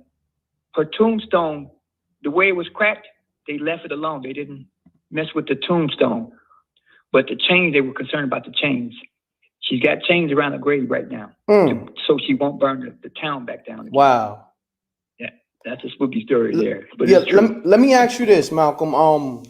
Did they do a movie on this this incident or this story? I did a book on her. I forgot the guy who wrote a book on her. He wrote a book. I forgot the name of the book, but he's actually in that same graveyard where she's at. But he wrote a book on her. Oh, and wow. I believe there might have been some movies stemming from that story in Yazoo, Mississippi. It's a true story. That's crazy. You always got some of the best spooky stories, and like I told you, like I got you locked in myself because you called in today again. I had to lock you in my my direct line, you know, because I'm definitely gonna call you and we're gonna work, you know. So I got you locked in. But what's going on with you, man? Everything good? Man, everything good. Just working and just laying low within this pandemic right now. Yes, sir. But thanks for calling, my brother. I'm gonna take this next caller. All right, Bless. Peace. You're now tuned into MRecktv. State your name, where you calling from. Mute your audio. Keep it clean. Keep it short. And let's get spooky. How you doing? Hi, I'm good, Joe. This is Lisa, and I'm from Chicago. All right, Lisa, I need you to do me one favor because on this show, are you familiar with the MRecktv brand and the platform? I am. Okay. I am. Now you know when you call up and your phone is spooky, you get roasted. So I'm bear with you right now. All right. If you got me on speaker, take me on speaker. That'll help. I'm sorry. No, no problem. Is that No problem. Yeah, you sound a little better. Now talk directly into the phone because it's going in and out. Okay. Yeah, and you I hope is this a little bit better for you? yeah, a little bit better and talk a little louder. Okay. There you go. There you go. Stay like that. I'm gonna bring you up too. Yeah. Okay. There you go. There you go. Let's get it. All right. Well, I actually have two stories, and they're very short. But the first story, and I said again, I was in Chicago. I'm not sure if you're familiar with 87th Street, but it goes east and west. Okay. This is in the 80s, and I'm with a girlfriend. I spent the night over at my girlfriend's house. Her mom is going to bring me home. So as we are approaching, and we're in a small car. I'm in the back seat. The mom is driving. The daughter's in the passenger seat. And we look on the right side of us when we're approaching a cemetery. And I literally saw what I'm saying, but I wasn't going to say nothing. And her mama said, she said the B word, "Did y'all see that?" I said, "Yes." Pixie, yes. I saw it. And her daughters instantly started crying. I say, "So you saw it too?" What we're seeing, literally, there's this figure, and there's a white figure, and the hands are praying, in a praying mode. And this figure is on her knees looking into the cemetery. I could clearly see that it was a woman figure. And I want to say, quote unquote, maybe Mary, Holy Mother Mary, looking over the cemetery, because that's exactly what the name of the cemetery was named. Okay, maybe, and I know what I saw, but it was so good that two other people saw the same thing that I did that night. 5 years later, I'm down where we call the Rocks, Michigan, by the water. There's a car full of us. I'm with my children's father at the time. When I say the Rock, we're at the beach, but where we're parked, the rocks are very steep. And when I say you have to step down, you would have to take a woman's hand so she would not fall, for her to step down towards the water. So we broke off, me and my children's father, kind of deep into from where the car was and the other people. And so maybe like almost a block away, but still where we could, see them in the car park. As we're walking back towards the car, right in front of us in our path, we see this lady. She has like white palazzo. The women would know what palazzo pants are. They're white. They're flowing pants. She had this white looking like maybe dashiki, clearly all white. She had this white huge hat in her hand. She's crossing in front of us and going toward, which is to our left, which would be going towards the water, towards the lake. And in the dark, there's no way. She just disappeared. She was gone. Wow. Gone. Do you understand? Again, had it not been someone else with me, but you see, you know what you're saying. I'm seeing a full apparition go right in front of us to the point where he walked and jogged a little bit, I want to say, to where the woman was to see where she had to go. There's nowhere for her to go. Gotcha. There was no splash that you heard. You understand? If the lady, if she was standing on the rocks, she would be almost committing suicide. Do you understand what I'm saying? The lady just totally up and disappeared. Wow. Maybe 5 years later, I moved out of the city into the suburbs, which is Harvey. I see a house. It's a bigger house. I have 4 sons. I need this house. It has a big side backyard. It has a really, really huge backyard. I want it so bad, and it's what I can pay for. So I'm so excited that I see people working in there, and I go in there and talk to the man, and he sets up a day that I can come and see the house. I go home and start to cook, and I say, well, Dad, I got to go to this house again. I'm going to take my baby with me. At the time, he's not 3 years old yet. I take the baby with me and put him in the backseat of the car. And as I approach the house, I point to the house, and he say, yes, that's the house. I say, yep, come on, boo, let's go. I parked the car. And he's saying, He kept saying, And I'm saying, no, we finna go. I take the baby out the car. He says, somebody got killed in the house. That's what the baby, that's your baby? That's your baby that said that? Somebody. That's your baby that said that? Yeah. Wow. That's my baby. Wow. So but the excitement that I'm still feeling about this house, I'm not trying to hit him. You understand? But I want to talk him. I want to show him this house. The baby goes up to the house, and I say, so look, I can put a swing back here. I can, you and your brothers can be back here. I can even get you all a pool. He sat there and thought about it. He looked at the bedroom window. That baby said, okay, if they leave, then I'll come. He was so adamant about what he was saying. It made me nervous. But then I was sad. I'm like, dang, this baby is sick. Because I'm believing my baby now. Don't get me wrong. Gotcha. I deal with the spirits all the time. I know what he's talking. He knows what he's talking about. So when I get back in the car, I'm getting ready hold to on go right to the there. main street to get Hold on right there. When you said you deal with the spirits all the time, elaborate on that, please, real quick. I'll say this. I'm 50. Since I've been a little bitty girl, I have felt things. I can feel energy. I feel people very, very well. I knew who to stay around. I knew who to be around very early. Then in '97, I had a car accident here in Chicago. Long story short, somebody was trying to carjack me. I ended up in this car accident. I hit 3 light poles, 2 parked cars. My car flipped over, and I was upside down. Wow. You understand me? Hold on, stop there though. Stop there. You said the car flipped upside down, but you said somebody tried. You said somebody tried to carjack you. Somebody was following me. Is all I can tell you. They ended up hitting me. They turned their bright lights on. They ended up hitting me from behind. When they ended up hitting me from behind, I hit 2 parked cars. I hit a light pole, and my car flipped over. Damn. When I tell you that I'm not gonna say somebody.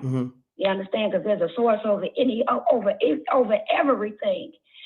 People laugh and people take all this for joke. You hear me? It ain't no joke. And I'll say it one more time. I know how I got up out of that car. You can call it whatever you want to call it, God, G, whatever you want to call it. I know how I got up out the car. Okay? About 3 seconds after I got out the car caught a flame. Wow. I had a near-death experience that day, that evening. Well, that was 3 o'clock in the morning. Okay?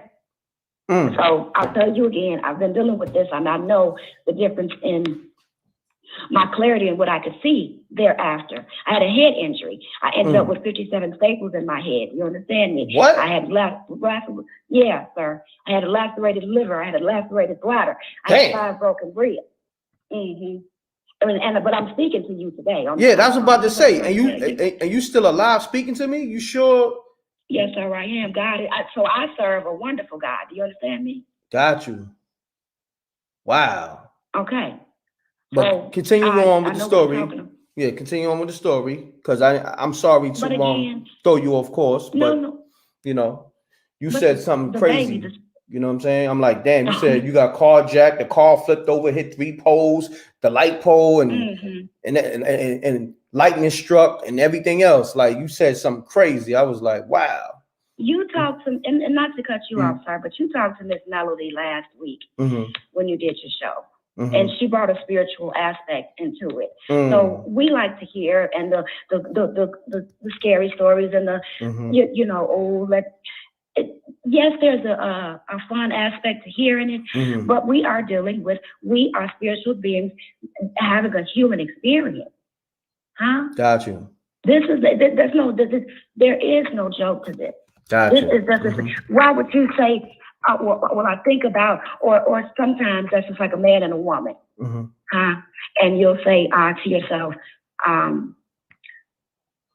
I sounded like so-and-so when I said so-and-so and so-and-so. Well, that's because you have that person's spirit around you. And especially if there's a loved one. Do you think these people literally leave you? And if you've lost anybody significant in your life, do you honestly think that they ever leave you? No, they don't.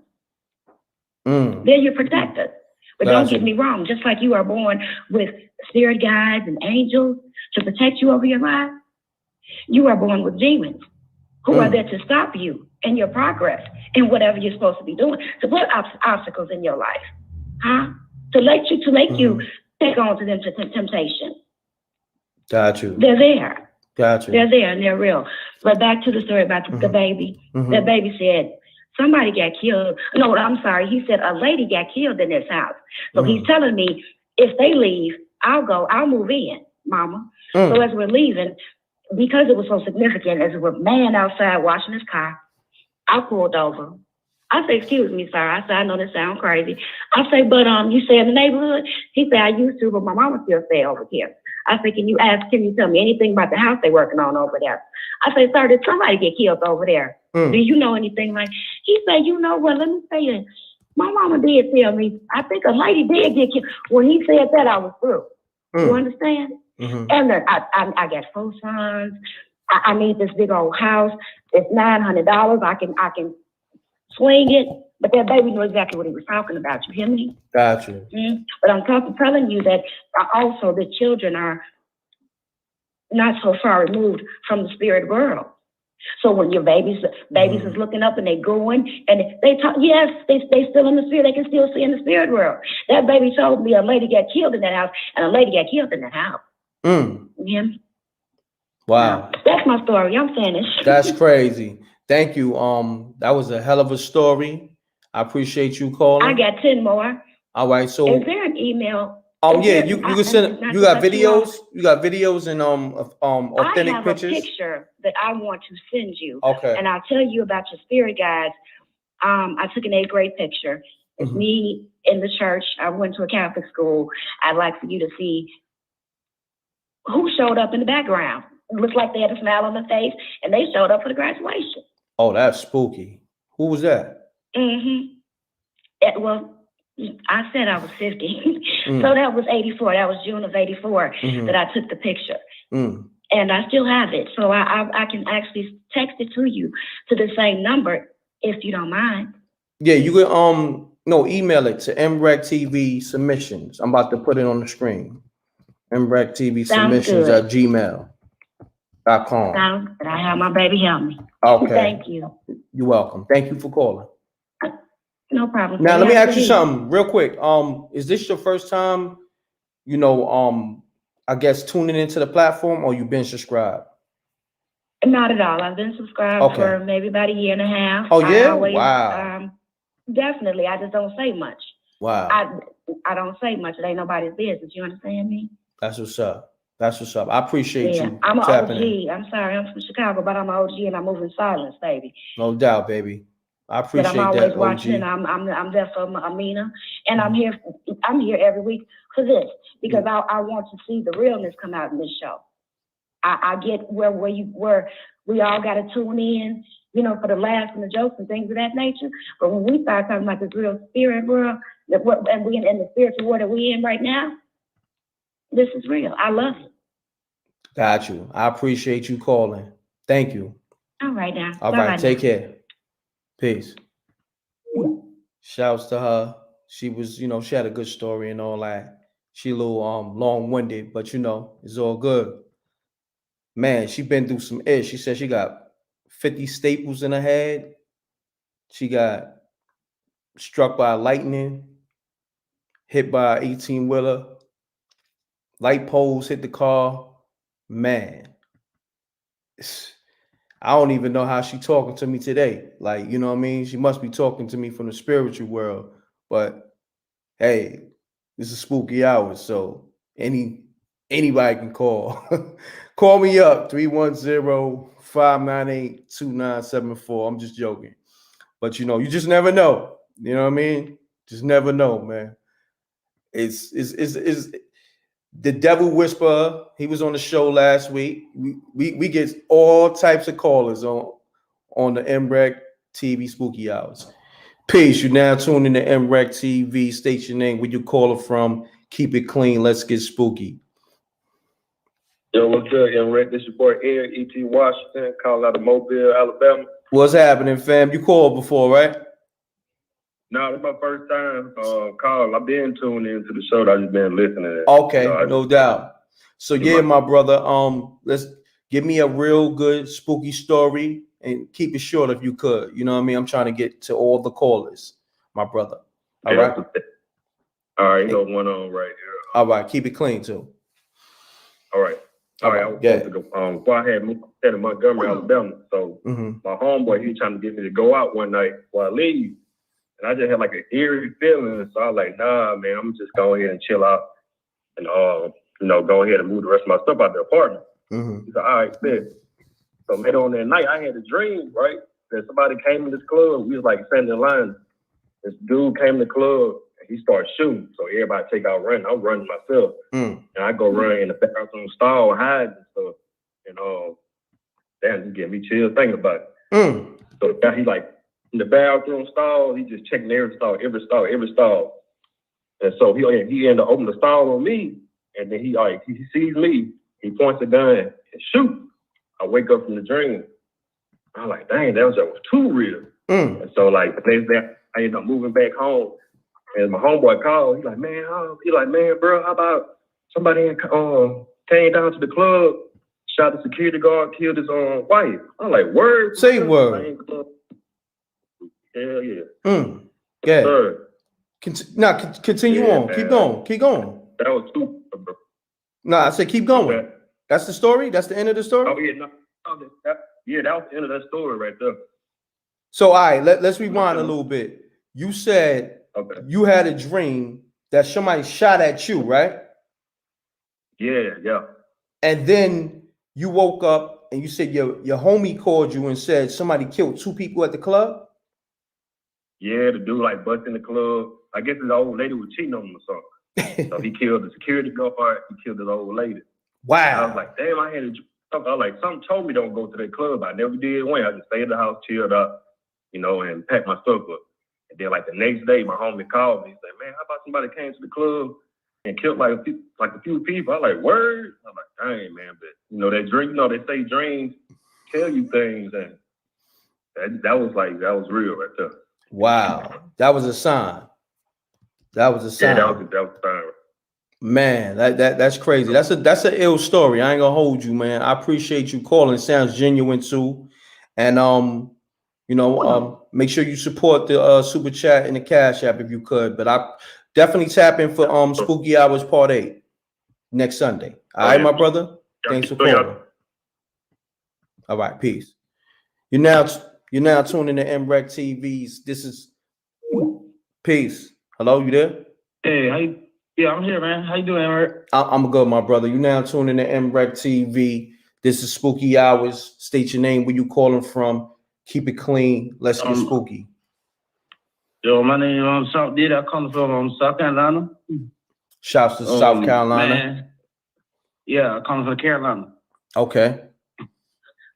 Oh man, one time, I'm from the country, man. So like I I was going through some things in my life at the time. So I had to take my whole family and move back where I originally was from. So everybody had left the house. I was home by myself. My old lady and the kids gone. So something told me just to go on the porch. So, I got stayed, they got cemetery, right in the area. That's my original church for my family, So I stepped outside, in the porch, it was nighttime, out there smoking a cigarette. And I just heard yelling, like a lady yelling, like it had to been 2 or 3 years there. It sounded like whisper yelling. You know what I'm saying? Like just how, you know what I mean? Like back in the day, it just spooked me out, man. And I sit there on the porch for a while, just listen to it. It sounds so loud. You know what I mean? Like I want anybody else hearing it. You know what I mean? Like I was stayed out there, on the porch, the cash and everything running. Running around. And it just spooky. I just wanted to come and share my story, man. Okay, man. Thank you, man. Just at the end of the story, your phone got a little spooky. You know what I'm saying? I don't know if you want to. Yeah. I don't know if you want a cricket or you want a trap phone. Yeah. I just heard it loud, bro. The cats and everything running around just had spooked me out, man. Oh wow, man, it's crazy, man. Thanks for calling, my brother. Appreciate you. All right. Peace. Thank you, man. No, you're welcome. Peace. You're now tuning to MRecktV. This is Spooky Hours. State your name, where you calling from. Let's get spooky and keep it clean. All right. I'm Jeanette from Detroit, Michigan. Shouts to Jeanette and the whole Detroit, Michigan. And one thing real quick. Everybody, pound that like button. Y'all know the M.Reck room etiquette. Jeanette, tell your story, baby girl. Okay. I'm going to tell 2. Okay. It was one where my baby father, when we first met, and he was into what he was into or whatever, and he was looking for some keys, and the car keys, and it was snowing, on the ground and whatnot, and he looking for him. I'm mad at him because I want to go home. I'm tired of this, and I'm fussing to myself, and then I looked up at him, and all of a sudden I saw a vision of him getting shot, and I blinked my eyes, and okay, he's there, and I went right down and picked the keys up. Here go the keys. Let's go. And he was like, "Babe, wait."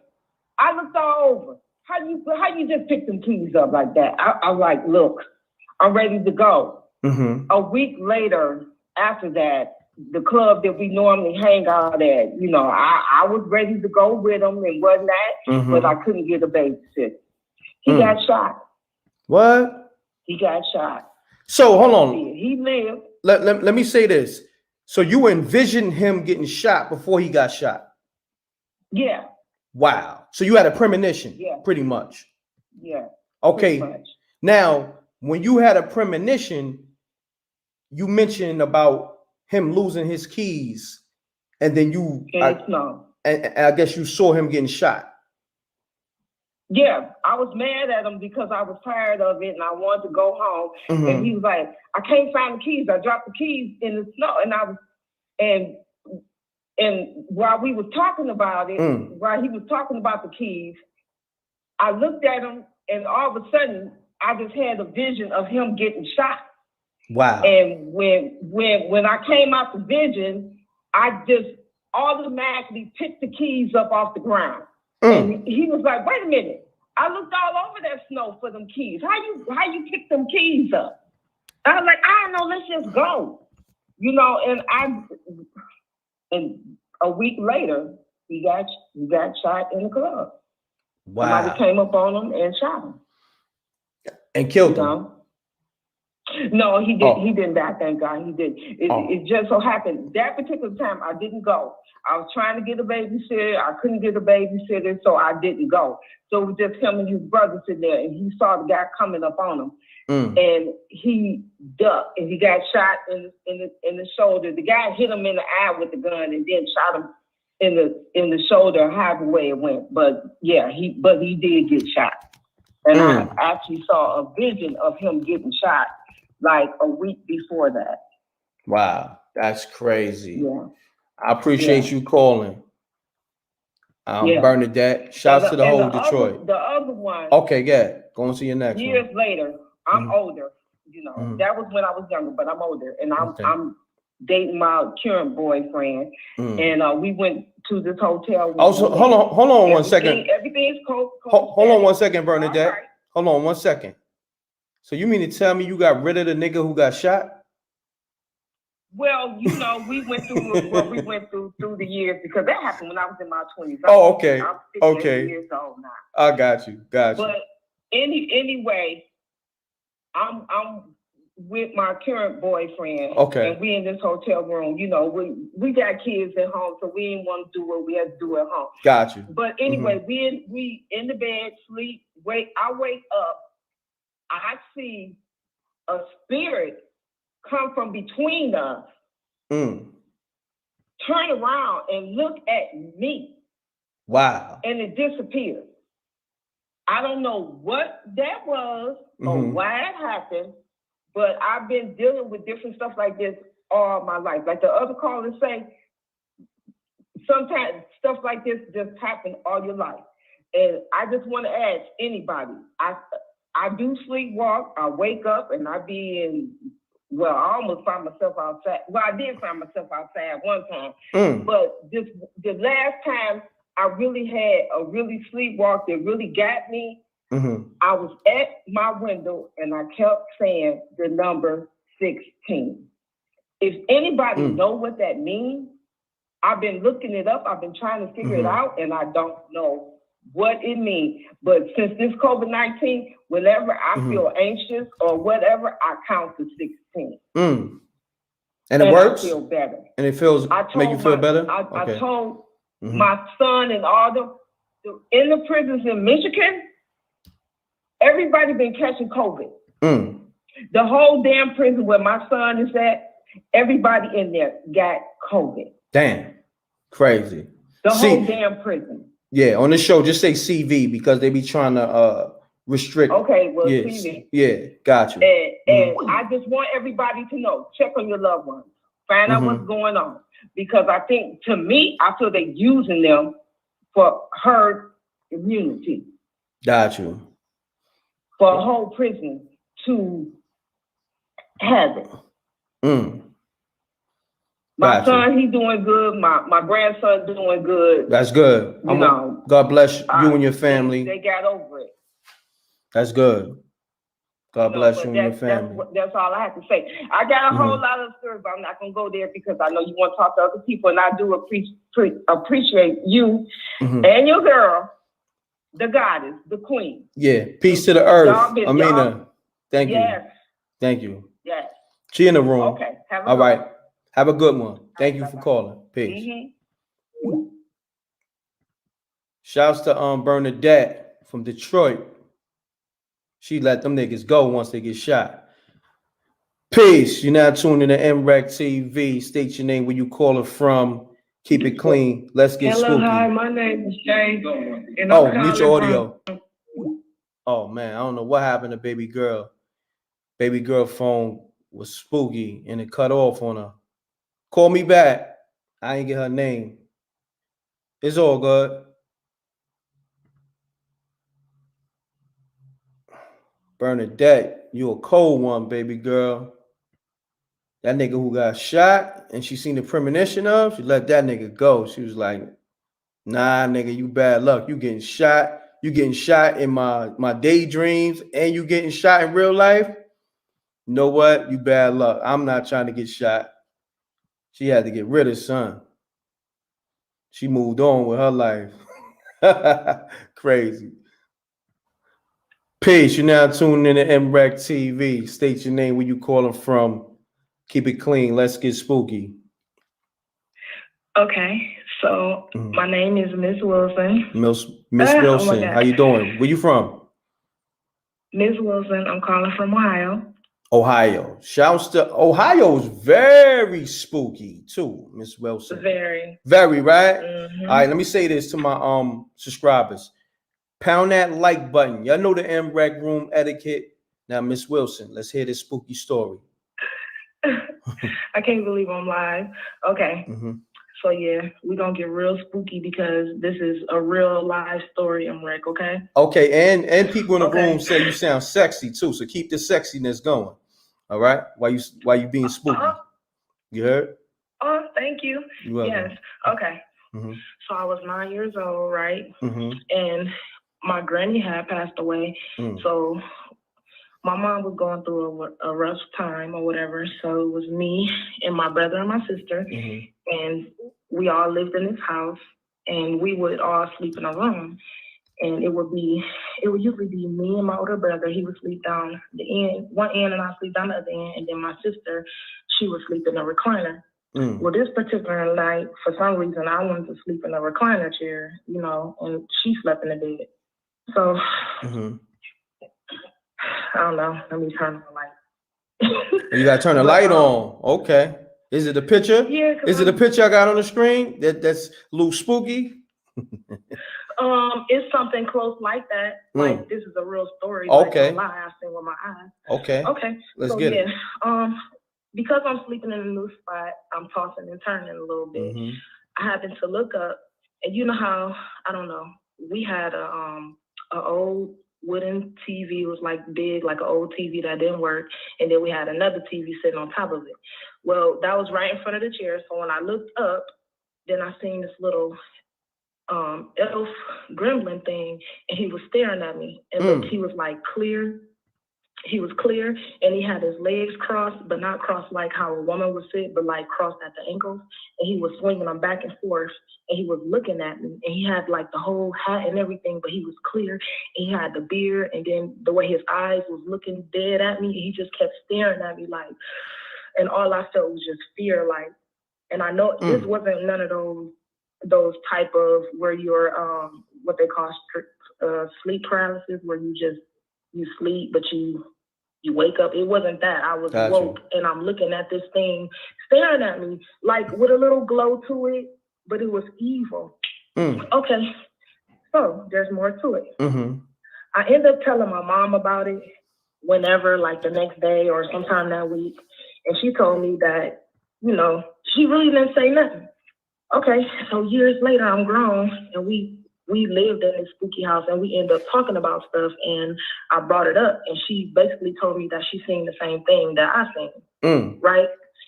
Okay, another part to it. I had this friend, well, I won't say his name, but he was like, we into the church and everything, and he's really prophetic, and I was telling him about this experience. I'm like 16. I'm telling him about this experience, and before I didn't even describe him. He described what it looked like to me. And he told me what it was. He told me it was one of the devil's imps or whatever sent to keep anxiety and depression around me. Because when I think about it, when I look back, I was always nervous about going to school. I was always anxious about somebody going to talk about me because my clothes was dirty or whatever. And, I would feel anxious, more anxious than what you should feel as a kid. Like if you were a kid, you shouldn't really have any worries. But I used to worry a lot. So him describing that thing to me creeped me out. And then the fact that he seen it, I know, like, please, if any of your callers didn't seen this thing, like I remember it still to this day, never forgot it. And it was let me ask you this. It wasn't a leprechaun, right? Yeah, like kind of like the Keebler elf thing. Say or word. Like a gnome. on everything. It was like short, almost like you can even say a Smurf. But he had the beard, and then he had a hat, and then he was looking at me with his eyes was piercing. He was grinning, moving his legs, swinging his legs back and forth. But he's sitting on top of the TV clear, like. And what you no lie. So what you do? You put your head under the covers? No, I really didn't move. I've been trying to figure out because I didn't run. I didn't say Jesus because that's something I do now or have done in the past because I came and, I have other stories too. But yeah, no, I didn't do anything. I just stood there like in fright and I remember his eyes. Like that was so creepy. And then my mama said the same thing, like had me thinking I was crazy. Let me ask you this. You mean to tell me you seen like a short little troll looking man, right? And I'm pretty sure you had like a boot or a sneaker next to the bed. You ain't try to rock him with a sneaker. I'd have knocked his head off. At that point, I couldn't move. But the way I fight now is different. Like if you fighting in the spiritual realm, you gotta be prayed up, and you gotta have God on your side. Like ain't no other way. But that's my spooky story. I appreciate will call in. Thank you for calling another time for my others. Stories that I have. That was a good one. I appreciate it. All right. Take care now, baby girl. Have a good night. All right, you too. Peace. Shouts to her. She had leprechauns in her bedroom, searching for that pot of gold that she was hiding. We live on the MRecktv show. Like I tell you, man, we got the wildest spooky stories. They call up with them. Peace. You now tuned in to MRecktv. State your name, where you're calling from. Keep it clean. Let's get spooky and mute your audio. Hello? Mute your audio. Yes, hi. Can you hear me? Yeah, mute your audio, baby girl. Okay, hold on 1 second. It's giving me a hard way to go. Okay, hi, how you doing? Can you hear me, M.Reck? I'm good, baby girl. I can hear you. You good. My bad. Yes, my name is Star. I'm from Philly, Star Monroe. Oh, turn the audio all the way down because I can still hear it. If you could. I think it's just a delay. I already turned it down. Is it delay? Okay. Can you still hear it? Yeah, just turn it off if you can. It's not playing in my house anymore. Well, that's spooky now. Now you're giving me real spooky vibes right now. Okay, well, it's getting ready to get spookier. Okay, so hello, Wreck Mob. What's going on? Salute to the Wreck Mob. Smash the like button. She's calling from a spiritual phone because it got reverb, echo, delay, and everything else. You know that's spooky when you hear mad echo. It's probably because I got you on speaker. I'm sorry. Okay, yeah, take me on speaker. That's what's going on. Is that better? There you go, baby girl. Let's get it. Okay, again, hi everybody. My name is Diamond and I'm calling from Philly. Okay, so a couple of the callers called with stories that were like my story, but this real life happened, and it's a couple of crazy ones. Like my mom always had spiritual stuff happening since I was little. Apparently, some woman put a roof on her before we were born. We meaning me and my twin brother. Okay, so I'm going to fast forward. I'm going to call again and give y'all those other stories, but it's this one that freaked me out, kind of like what the girl was talking about. So my twin brother passed away 3 years ago, and apparently when you're a twin, something happens when the other one passes away.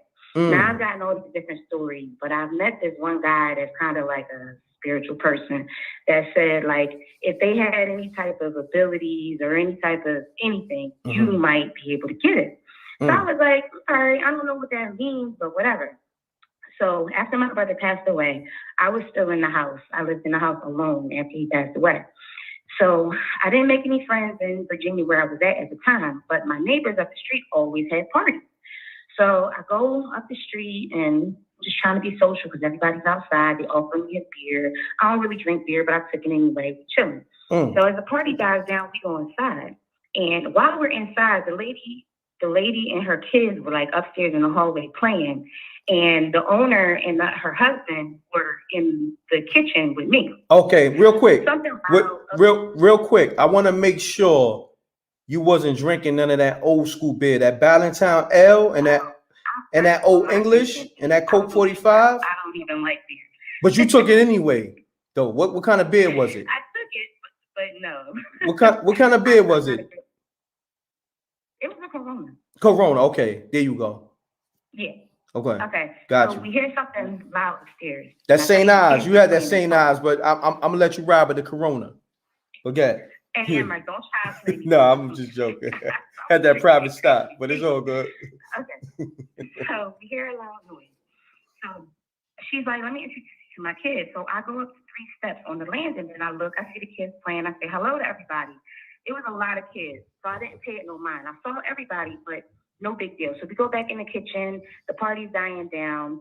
Now, I will say I was about to smoke, but I didn't smoke yet. So I'm in the kitchen. What you was about to smoke, though? What you about to smoke, though? Keep it real. Tree.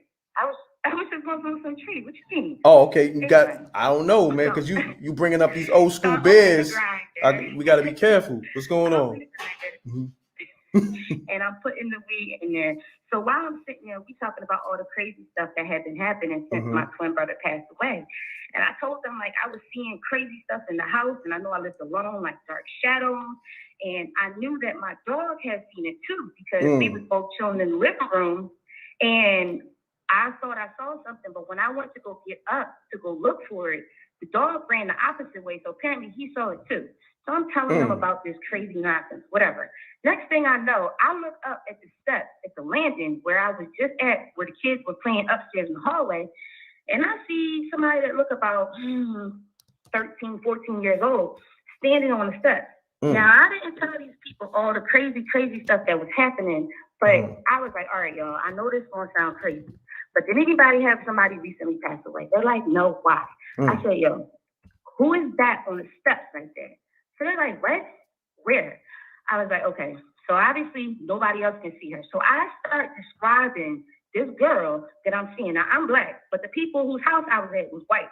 So I was just figuring maybe it's another kid until I start looking and I can see the shadow of the banister through the person on the wall. So like I can see them, but I can see the shadow. Like I can see through them. You know what I mean? Like they're there, but they're not all the way there. So I start describing her. And so the chick, she says to me, I said, well, she's got dark hair. It's like to her shoulders. She got a bang. I said, yo, she's looking at me real crazy. So she was like, oh, that's just the little girl that followed me home one day. I said, wait, what? The girl followed you home one day? She said, yeah, I worked at an old colonial place out in Valley Forge, it's this old house. And we used to always see this little girl, but I didn't pay any mind until one day I realized she followed me home. I'm like, come on, dog. Are you serious? A little girl followed you home? I said, yo, you mean to tell me that you got kids in here and you know that there's a ghost in your house playing with your kids? She goes, oh, no, she's harmless, bro. When I say I wrote the rest of that put the Corona down and was like, all right, y'all, I'm out. I have never gotten out of nobody's house. And I even walked backwards out the door because I was like, y'all ghosts, I don't want to come with me.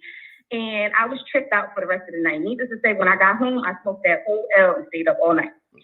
Yo, I'm going to say this. That was spooky, right?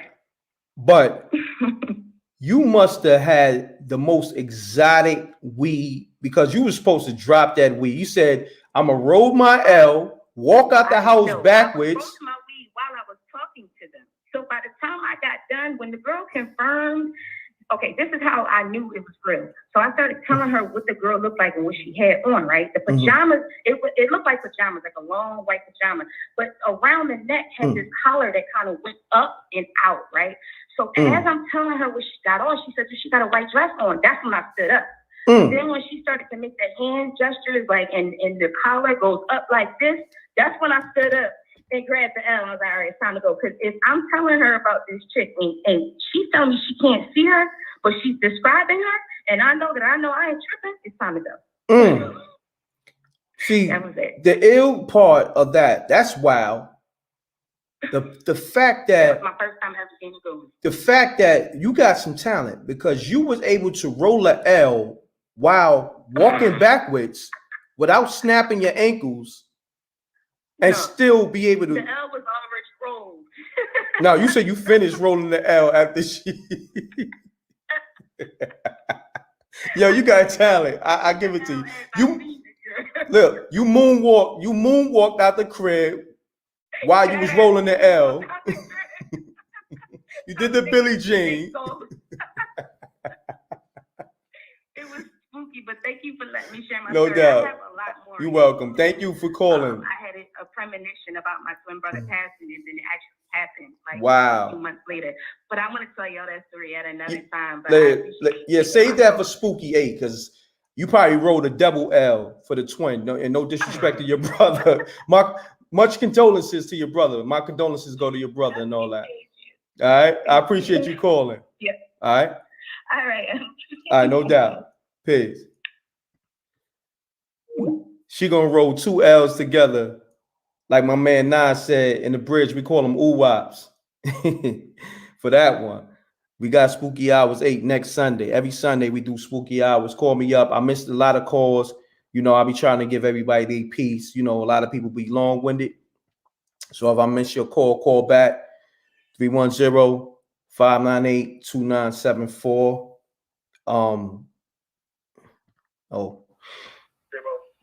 Peace. Mute your audio. State your name, where you calling from.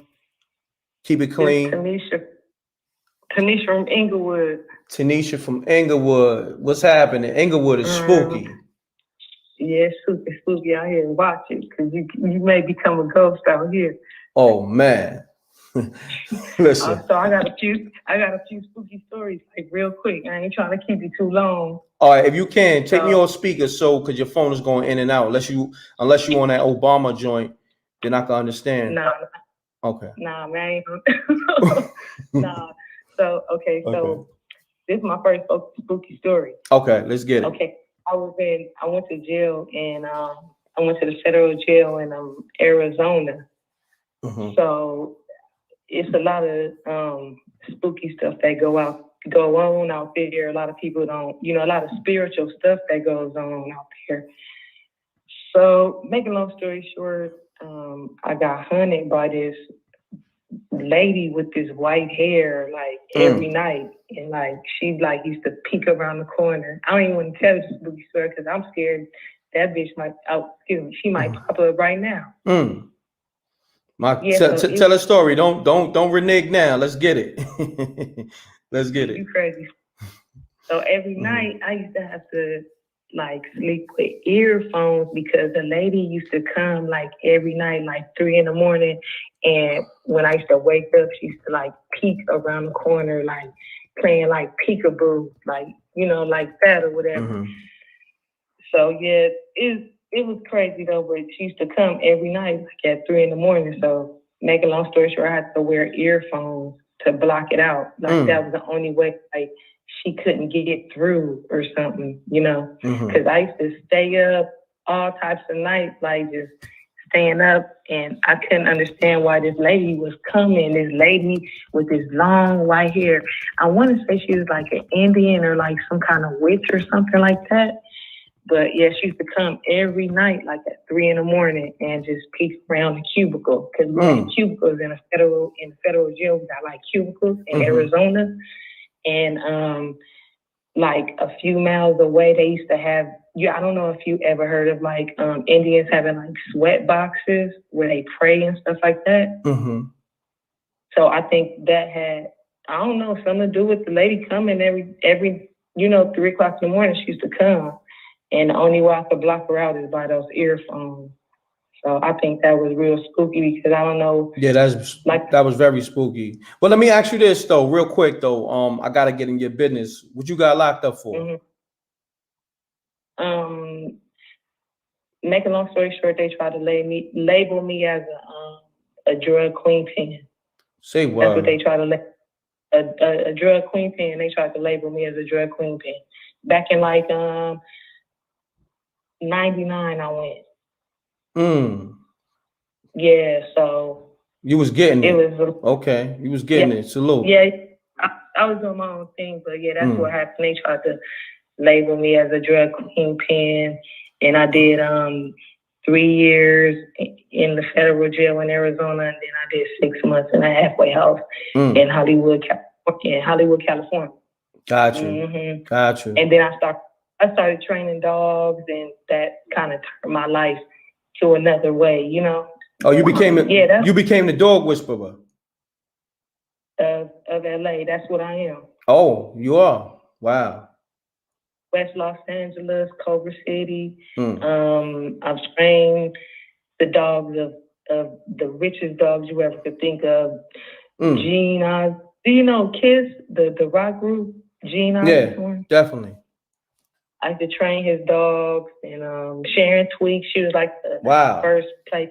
Yeah, like, so I go deep with the training. So that's what kind of switched my life to another direction. But yeah, so that's my spooky story.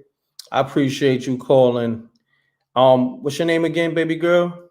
Tanisha? Tanisha from Inglewood. I called last weekend for the spooky story issue, but I forgot what story I told you. I was calling about the missing 411 last weekend. I called in. I don't know if I remember that. It's about the missing people that's going missing in national parks. Dave Pilates. Okay, got you. I do remember that. I appreciate you calling, Tanisha from Inglewood. You know. Right now I got one more, and then I'm gonna let you go. So this is gonna be real quick. So, make a long story short, my dad got killed, passed away. Oh, my years condolences. Ago. And, wow. Okay, so my sister used to come spend a night, and one night she said something touched her foot, like grabbed her foot, and man, she don't even come back to my house to this day. She think it's spirits in my house, which I think is true. I think it's true as my dad trying to get her attention, but that's what happened. And she said something tugged on her foot, and I believe her. She left up out there at 3 a.m. and caught a cab, and I ain't seen her since. I mean, not like that. She comes to visit, but she won't spend a night. Wow. That shit ain't gonna keep you. And much love to Queen Earth, MRecktv, and much love to everybody. No doubt. I appreciate you calling, but you know, I don't want to, put your BI out there, but if you was getting it like that, you need to send in a Cash App or something, you know what I'm saying? Tanisha, you know what I mean? I got you, bro. Nah, it's all love. It's on the screen. If you want to do it, it's all love, but you family now. Much love, man. And much love. Everybody get their knowledge up on what's going on out here, because it's a lady named Brandy Vaughn that people think they assassinated her. She's like an activist for vaccinations, and they think somebody offed her, and nobody's like really, telling the story about her or making, they not even talking. They trying to hide it. And then there's one lady that just passed out for the vaccinations. There's something funny spooky going on with that. Oh, definitely. It's very spooky. Keep going. It's spooky stuff. Is a nurse. I think she got like paralyzed recently. She took that vax. Yeah. You know what I mean? Yeah, the one that fell out on TV. Yeah, it's one that's another one. It's a black nurse. Tiffany Dover. She passed out on TV. But, they think she passed away, and they trying to hide. Yeah, they saying she passed away, and they trying to cover it up. You know what I mean? Yeah, you gotta be careful, and everybody keep knowledge up, man. You already know. Knowledge is the key. That's a fact. So Tanisha, thanks for calling, baby girl. All right. Enjoy your night. All right, bro. All right. Peace.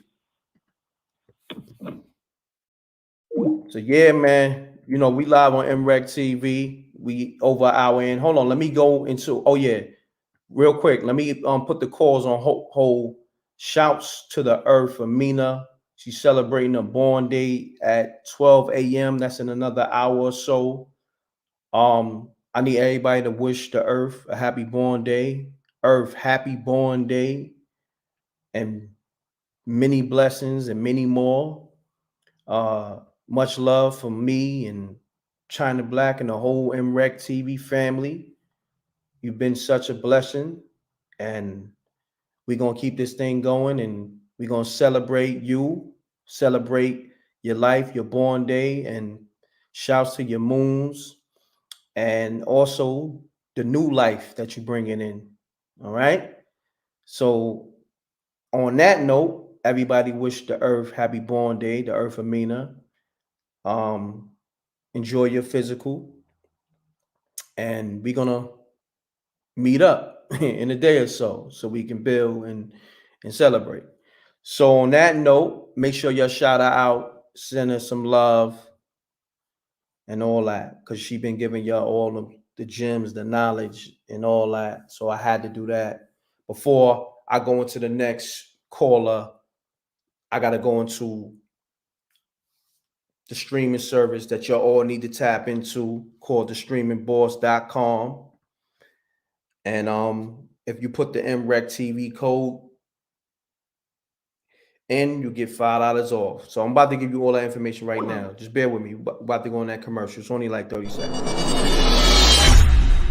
You hear something? Have you guys heard of Stream Boss? It's a new IPTV provider that gives you over 5,000 channels for only $20 a month. Oh, cool! $20 for live TV, local TV, movies, TV shows, pay-per-views, and so much more. Huh? What? If you have a Fire Stick, smart TV, or streaming device, then head on over to thestreamboss.com to begin your setup process.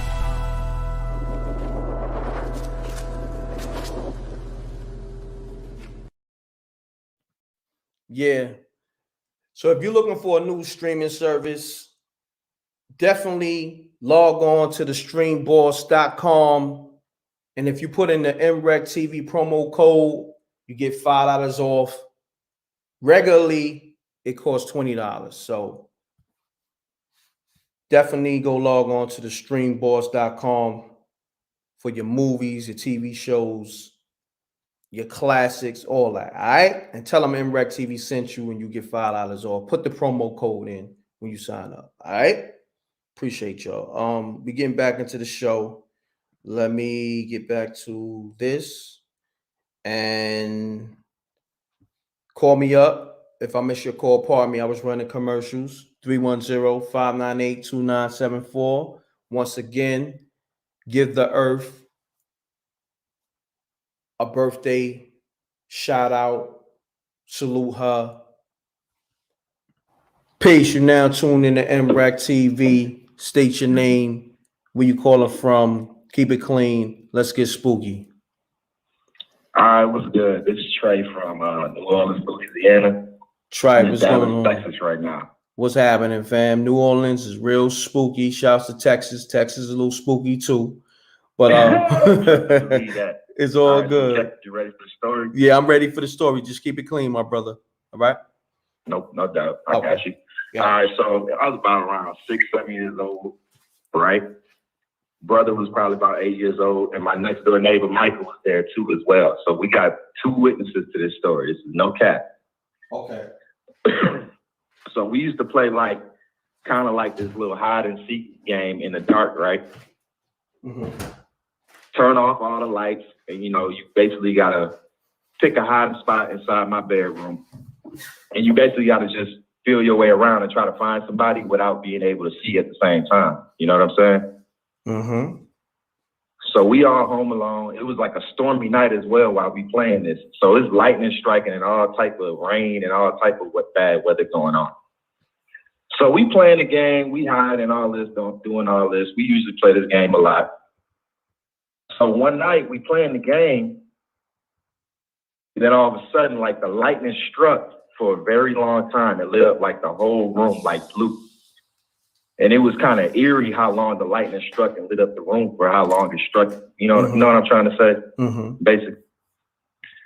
So this is not too long ago after my grandma passed away too as well. So I always had a lot of eerie vibes too. So the lightning struck. Let me get back to that part. The lightning struck, lit up the room blue for a very long time. We looked. Hold on, family. How many times? Hold on, family. How many times the lightning struck? Because you said that about 20 times. So my bad, man. No, it's all good. I'm just trying to go. It's spooky, man. It kind of get me, going back to that. No. It's all good. Because I just want to know if you got struck by lightning, it's all good. Because you mentioned it 20 times. So bro, I ain't All right, now I'm just joking. Go ahead, All right. brother. Yeah. No, you good. Mhm. But check this out. Mhm. So when we look at the doorway, right, a black figure walks past the doorway into my grandmother's room. Damn. All three of us saw it. It looked like that. Remember the old neighborhood watch? The dude with the little trench coat with the little top hat. Mm-hmm. It looked exactly like that and walked into my grandmother's room. Wow. So yeah, that's the end of that story. But I got a couple more too. Hold on one second. Keep going. Hold on. You mean to tell me that's all you got for me after all them lightning strikes, all them lightning strikes, and you gonna tell me about some dude? No. Hold on. Let me finish. You gonna tell me about some dude in a trench coat and a top hat, and that's all you got for me? Nah, man, I got another one that took place in upstate New York. Nah, it's all good, man. You know what? Call me on Spooky Hours 8 next week. All right. Thanks for calling, bro. All right, bet. Peace. You're now tuned into MRecktv. Mute your audio. It's KG. Mute your audio. Sorry. Mute your KD. Mute your audio, baby girl. Okay, I'm trying to turn it down. Or turn it off. Or just turn the audio off. Okay. Hold on.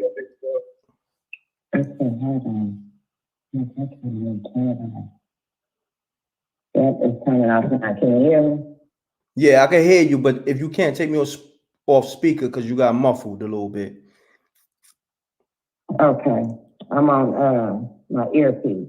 I'm still Nah, take the earpiece off because I want to hear you clearly. Okay. Can you hear me? Yeah, you sound a little better. There you go. All right. I have first off, shout out to everybody on the stream. Mm-hmm. I got a scary one for you, and I didn't even know this type of stuff existed. I just, so happened to saw you live and heard one of your callers talking about ghost, see-through type stuff. Okay, hold on. This your first time tuning into my channel? No, it's not the first time. Actually, I've been watching you for a while, for about 2 years, in and out. Okay. And got you. Yeah, so I think I called in some years back, but I've been on my spirituality thing because of this type of thing right here, what we talking about. Okay, go into the story, baby girl. Let's get it.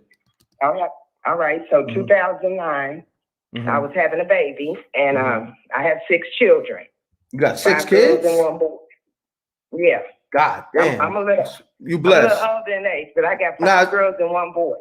My boy is in the middle. Okay. So my last 2 children were girls. Okay. And I walked pretty straight with my 5th one. My 6th one, I was walking straight, but I learned a little bit. You get older, you learn a little bit about life. So, like I said, I didn't know anything. I've been hearing stories about people seeing things and whatever. So I'm having my 6th baby. Gotcha. And let me mind you, I've been warned by a nurse on my 3rd child or my 4th child to not have any more. I didn't know what that was about. So, there may have been some spiritual connection right there. So here I am in the hospital about to have my 6th child. They got me strapped up. I can't phantom doing the natural birth thing no more because it had been so long. So I had agreed to do the epidural. Now, if anybody knows anything about the epidural, you are paralyzed from the waist down. Yes. Like even if you wanted to move, you can't. Yes. And that's for hours, sometimes days. Facts. Well, so I'm laying up in here. They done gave me this epidural, and I jumped on the first one, so they had to do a second administration. And so I'm super high. I'm beyond high. And I'm laying here on this table, and I'm not thinking anything other than them getting the procedures right? I've been through it a few times, so I kind of know how the process is supposed to go. So, okay, I'm having my baby. I expect her not to come out hollering because I'm on this epidural. Well, she comes out, and of course, she's not hollering. And so I asked the nurse, hey, why is my baby not crying? Oh, she's fine. She's fine. I said, well, suck that stuff, because I can hear that she hadn't sucked the stuff out of her nose. Suck that stuff out of her nose. Maybe she'll cry or something, So, well, I'm going to get it. And she was taking her time about it. So it was kind of, I'm trying to raise up off the table and everything and see what she's doing. And right at this moment, I see this little fat dude look like Danny DeVito. Put you in the mind of Danny DeVito. He was a little short, fat man in a tuxedo, cummerbund, corsage, the whole thing, top hat, the whole get up, like back in the 60s or the 50s or something. Another top hat? Because I just had somebody else just called and said they saw an image with a top hat. So another Inspector Gadget was going on. Okay. Yeah. Okay. Yeah, I heard that. Okay. Well, he's walking towards me. I can see straight through him. But he's walking towards me. I'm in a delivery. I just delivered my baby. So, you know, if anybody knows anything about having babies, women are the closest to death when they've had a child, when they just had a baby. So I'm thinking, oh, Lord, I must be half dead or something. Because here come this man. And it's the process of when they, you know, cleaned her up and they handed her to me. So I'm holding her. And, of course, she's asleep because she's sedated. And her dad is to my right of me. My sister's to my right. I mean, to my left. And I see this man, and I know if I tell them, I see this ghost coming. I knew they was going to be like, she crazy, she's losing it. So, you know, by being closer to the side where my sister was coming, I just reached over. You know, the daddy's still panicking. He's never been in the delivery room. They need to tell him go get some ice or something. That's how panicky he is at this moment. And I look up and I'm deciding, man, should I hold my baby and keep on while this thing is coming, or should I just go on and make him take the baby? I just turned around and handed him here. He was all like, he didn't want to take her. I was like, take the baby, because at some point as he's coming towards me, you know, because I got to register. Is this real? You know, am I tripping? And you know, about that second or third time, I'm like, yeah, this is real, you know. But he gets so close to me, then he disappears. Like I don't see him. So at that point, I just went to pass my baby to her daddy, like, you know, hoping that something in him can save, you know, because he coming.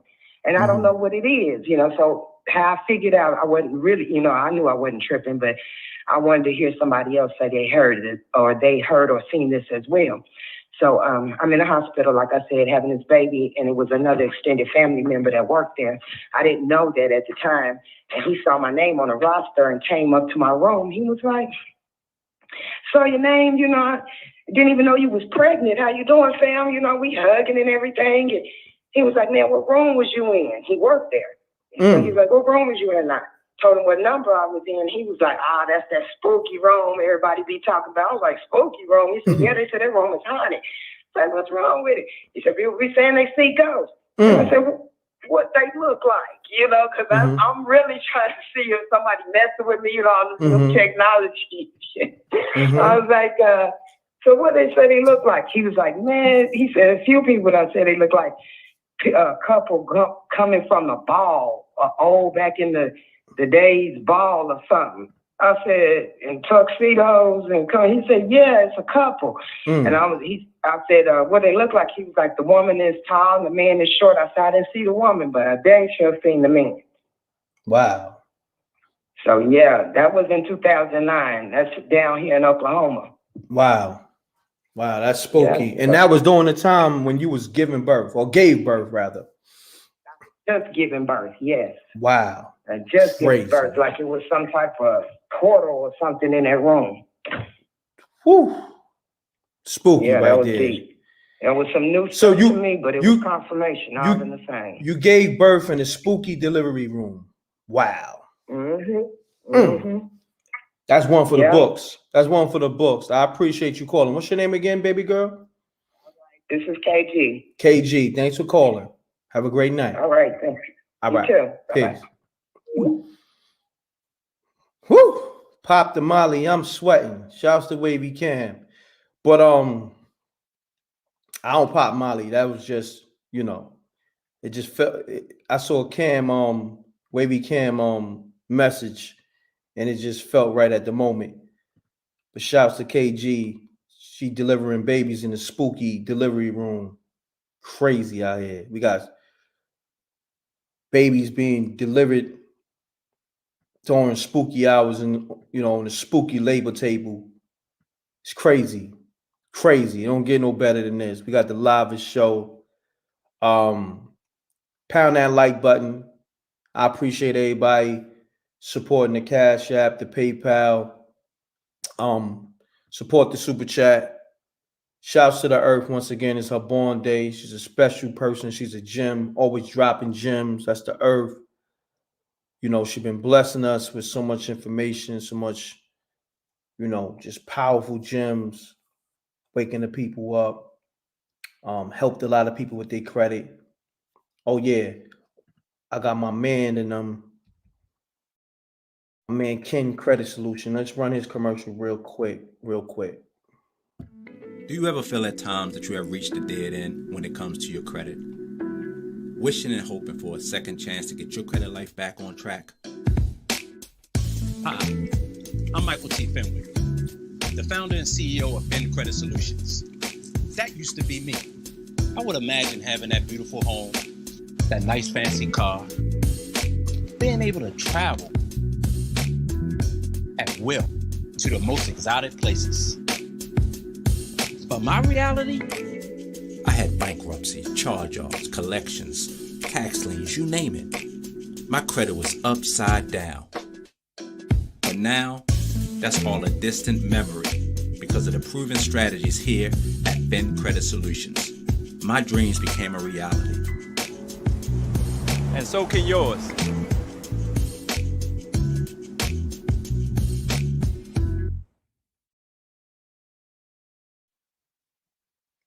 Peace. You're now tuned into Spooky Hours. If you just now tuning in, make sure you pound the like button. And a lot of people were shook to death of this picture. I mean, what you expect? It's Spooky Hours. God damn it. You know I always come with some spooky images. And this one, I saw it. I had to run with it. It is what it is. Stop complaining. It's spooky. Peace. You're now tuned in to MRecktv. Mute your audio. Hello. Yeah, if you can, mute your audio. Hello.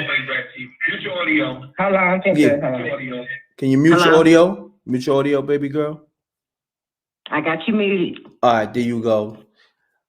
Man, this just the halls tuning in, man. We watch you all the time. Me and my husband, we just want to say, spooky. Appreciate it. Spooky.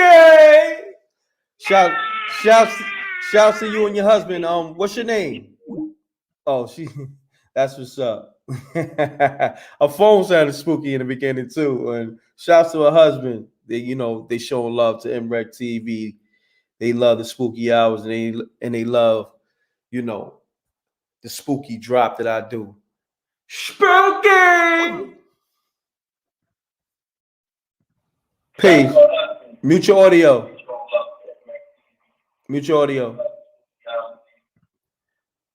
If I tell you mute your audio more than twice, I gotta bang on you. Mute your audio. Got it.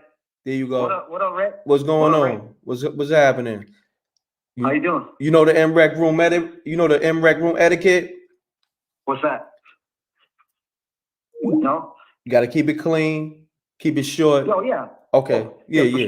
For sure. And you gotta pound the like button. Matter of fact, let me talk to the people. Salute to the Rec Mob. Y'all know the M.Reck room etiquette. Pound that like button. Drink something, like something. Let's go. Let's get spooky, my man. All right. Well, I got a story. Went on vacation over here in Arizona. The place is called Pumpkin Center. Okay. That's what the place is called. It's my homeboy's grandpa. He owned a lot of stuff. He was very well off, Mm-hmm. So we decided to go. We usually would go to the summer and and go swimming like the river right there. Just had a really nice river, but we went in the wintertime, so the river ain't running at that time because it's real dark and real like foggy. Okay. We've never went in the wintertime, because it's real cold, so there's not.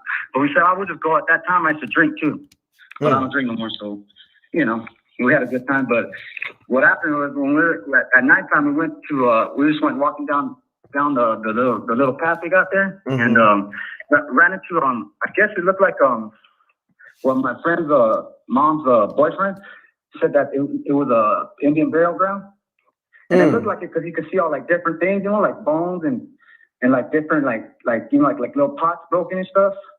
And he said, why you stepping on them? Don't be stepping on them. You're gonna give us bad luck.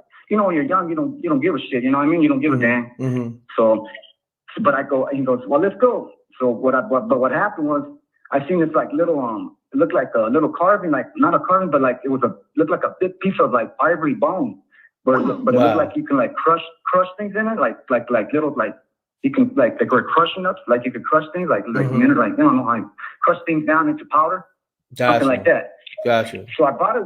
So I ended up. He said, "Don't bring it," but we never listened. So I brought out. So I put it in the SUV, and all of a sudden the SUV didn't want to start. I was like, we're acting stupid. And he goes, "I told you it's that stupid." I said, "No, it ain't. You're crazy, man." You know what I mean? He was like, I don't know if he was trying to scare us, but I didn't believe in that shit. But the car, the thing didn't want to start, dude. And I was like, but then, but it started, eventually it started. So I didn't think nothing of it, but we still had it. So we still carried it, And so we ended up taking it back to the mobile home, because he had a mobile home on his land, a nice one too. So, but we went back to there and we started drinking. And all of a sudden, when outside, it was all fog. You couldn't see nothing. I mean, you couldn't even see in front of you. It was nothing but fog, dude. So I was like, what the hell, dude? So that was like, it was tripping us out. You know what I mean? What's going on? You know what I'm saying? So and it ended up happening. I left it in the home, mobile home, the brand new one. He bought it new, and I left it there, and the thing burned down. The thing burned down. And hold on, the mobile home burnt down? Yeah, it burnt down, dude. And they said, and all they found was like that thing that was left in it. That thing was just sitting there. That big old thing, that big bonus thing was left in there. You know what I mean? Nothing wrong with it, just sitting in it. And I'm like, damn, did I do that? But because if Grandpa would have found out, dude, oh my God. You know what I mean? He was crazy, dude. He would have beat our ass, because he was no joke, dude. He was like the head of a lot of bullshit, a lot of stuff. I'm sorry. Gotcha. He was head of a lot of stuff. So I couldn't tell him, you know what I mean? Because it was probably that thing that was left there, but he didn't even know about it. I was so glad, because he didn't find out, because I didn't want my ass to get beat. Yeah, gotcha. Yeah, man. I appreciate you calling, man. You cursed like 8 times, man. But I'm sorry, dog. Yes. Appreciate you calling, fam. All right. Thank you, bro. All right, you're welcome. Thank you. I'm gonna be honest. Son called like 8 times. I mean, not called. He might have called 8 times, but he cursed like 8 times, and I was lost. I didn't know what was going on. Only thing that kind of makes sense was you said the RV, the mobile home burnt down, but I was lost. I didn't know what homie was talking about. Let me know if I'm bugging. You know what I mean? I didn't know what was going on. Call me up. I missed a lot of calls while I was on the phone with son. I missed like 5 calls. Call me back, 310-598-2974. Nigga said he was drunk. Nigga said he was drunk off that St. Ives. Nigga said he was drunk off that Cisco.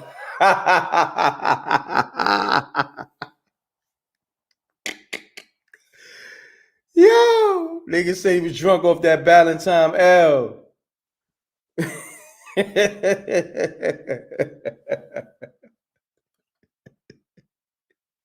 That private stock. Yo, nigga said he was on that Coke 45 before Billy D. Williams was sponsoring it. Nigga said the Irish Rose, the Wild Irish Rose.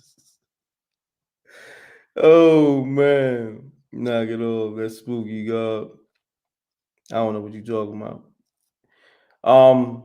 Yeah, man, we coming up on that hour and a half mark. I'm gonna try to get some more callers. I missed a lot of callers. I thought son had a spooky story. So Amina said that nigga was drunk off that Georgie Vodka. You know what I mean? That Georgie Vodka. That Crazy Horse. Remember that Crazy Horse? You drunk that? If you drunk Crazy Horse, you was a whole different kind of nigga. Like, I'm gonna be honest, that King Cobra, that was nasty.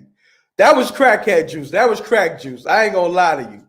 You was drinking that King Cobra. I know you was smoking them stems. Let's just keep it real. Like King Cobra, like come on, fam.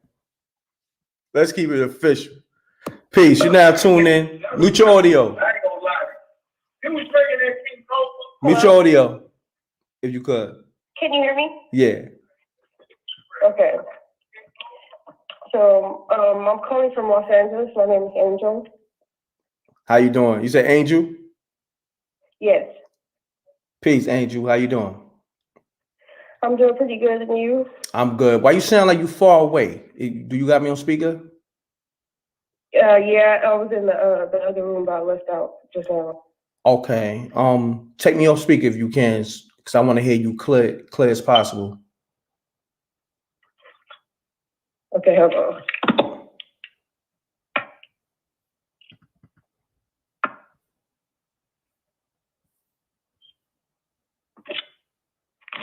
Okay, now? Yeah, I can hear you. There you go. Okay. So I wanted to tell a scary story about when I was a child. Okay. So I live in Watts, basically the hood out here. Mm.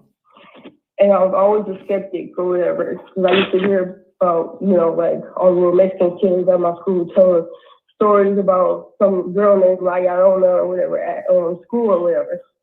Mm-hmm. And I used to always like laugh at them and fun of them, with my friend or whatever. Until one day when we moved to a new house or whatever. So I remember I thought my stepdad was coming up the stairs. Mm-hmm. And I was, because we used to always be cool or whatever. So I'm running to the stairs, and it's like I'm hearing stumps up the stairs. Like I'm thinking he's tired, because somebody tired, they couldn't stump up the stairs or whatever. You know what I'm saying? Because they don't want to, walk or whatever.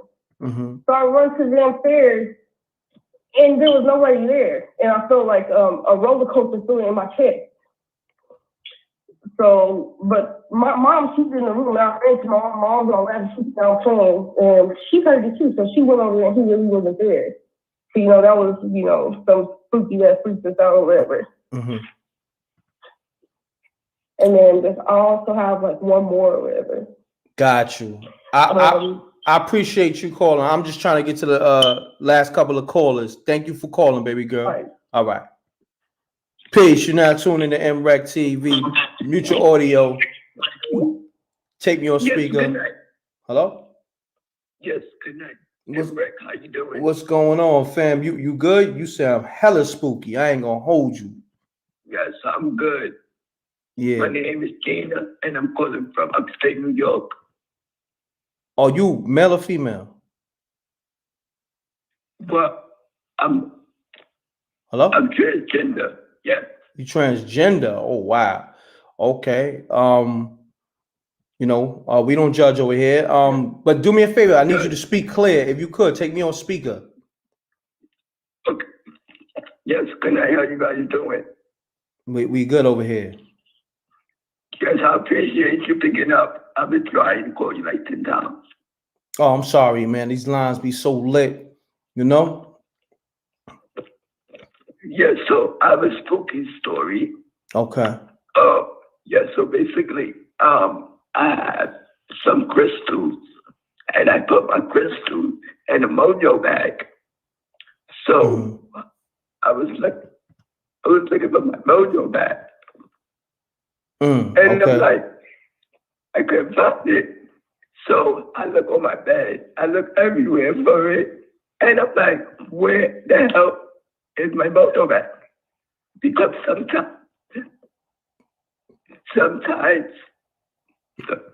the fairies, they come and take the crystals.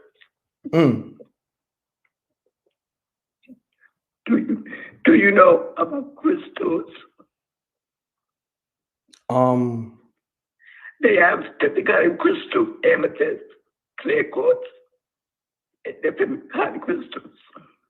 So I left out the room, and then when I came back, my mojo bag was on the bed. And I said, how did I get there? I didn't put it there, but I think the fairies put it there. The fairies? Yes, you can look it up. The fairies. Nah, hold on.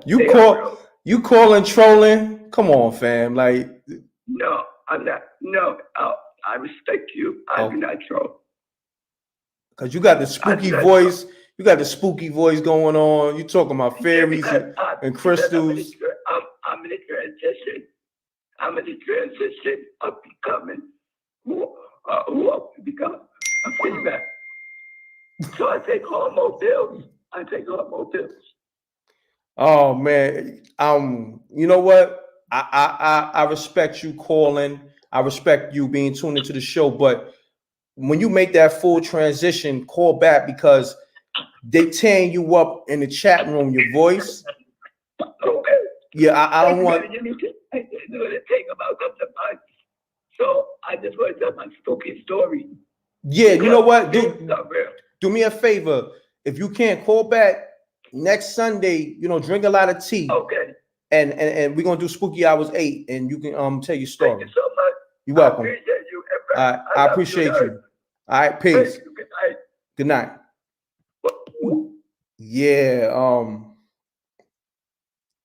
Yeah, he or she gotta make that full transition because I couldn't even really.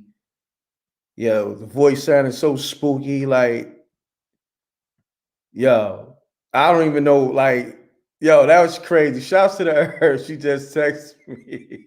The Herb said she's crying. Yo, happy born day, Herb. Like, yo, and shouts to the person who just called. Oh man. Yo, look, that had to be the spookiest call just off the voice alone. Like, I gotta let that marinate. Like, that was just that was all the way wild. Like if you gonna, be who you are, you know what I'm saying?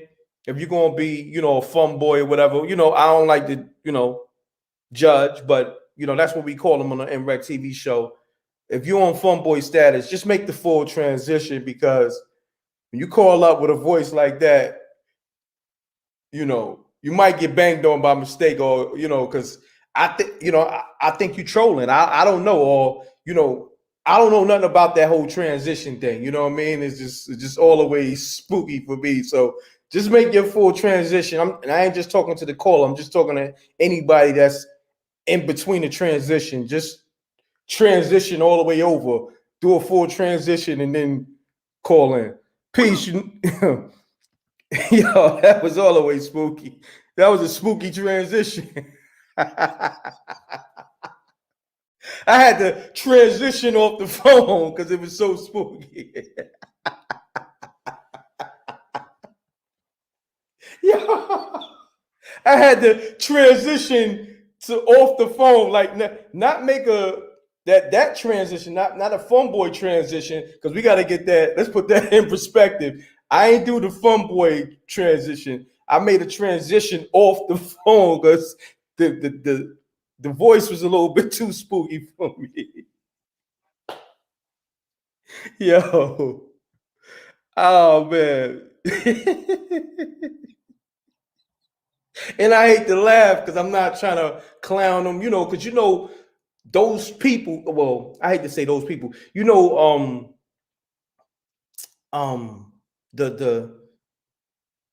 transgenders, they very emotional. But anyhow, let's go to the next caller because this getting too spooky.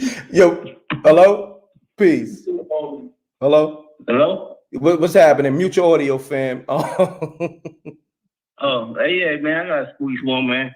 Check it out. I just heard that everybody will get that stimulus, right? And it was only like $2,000.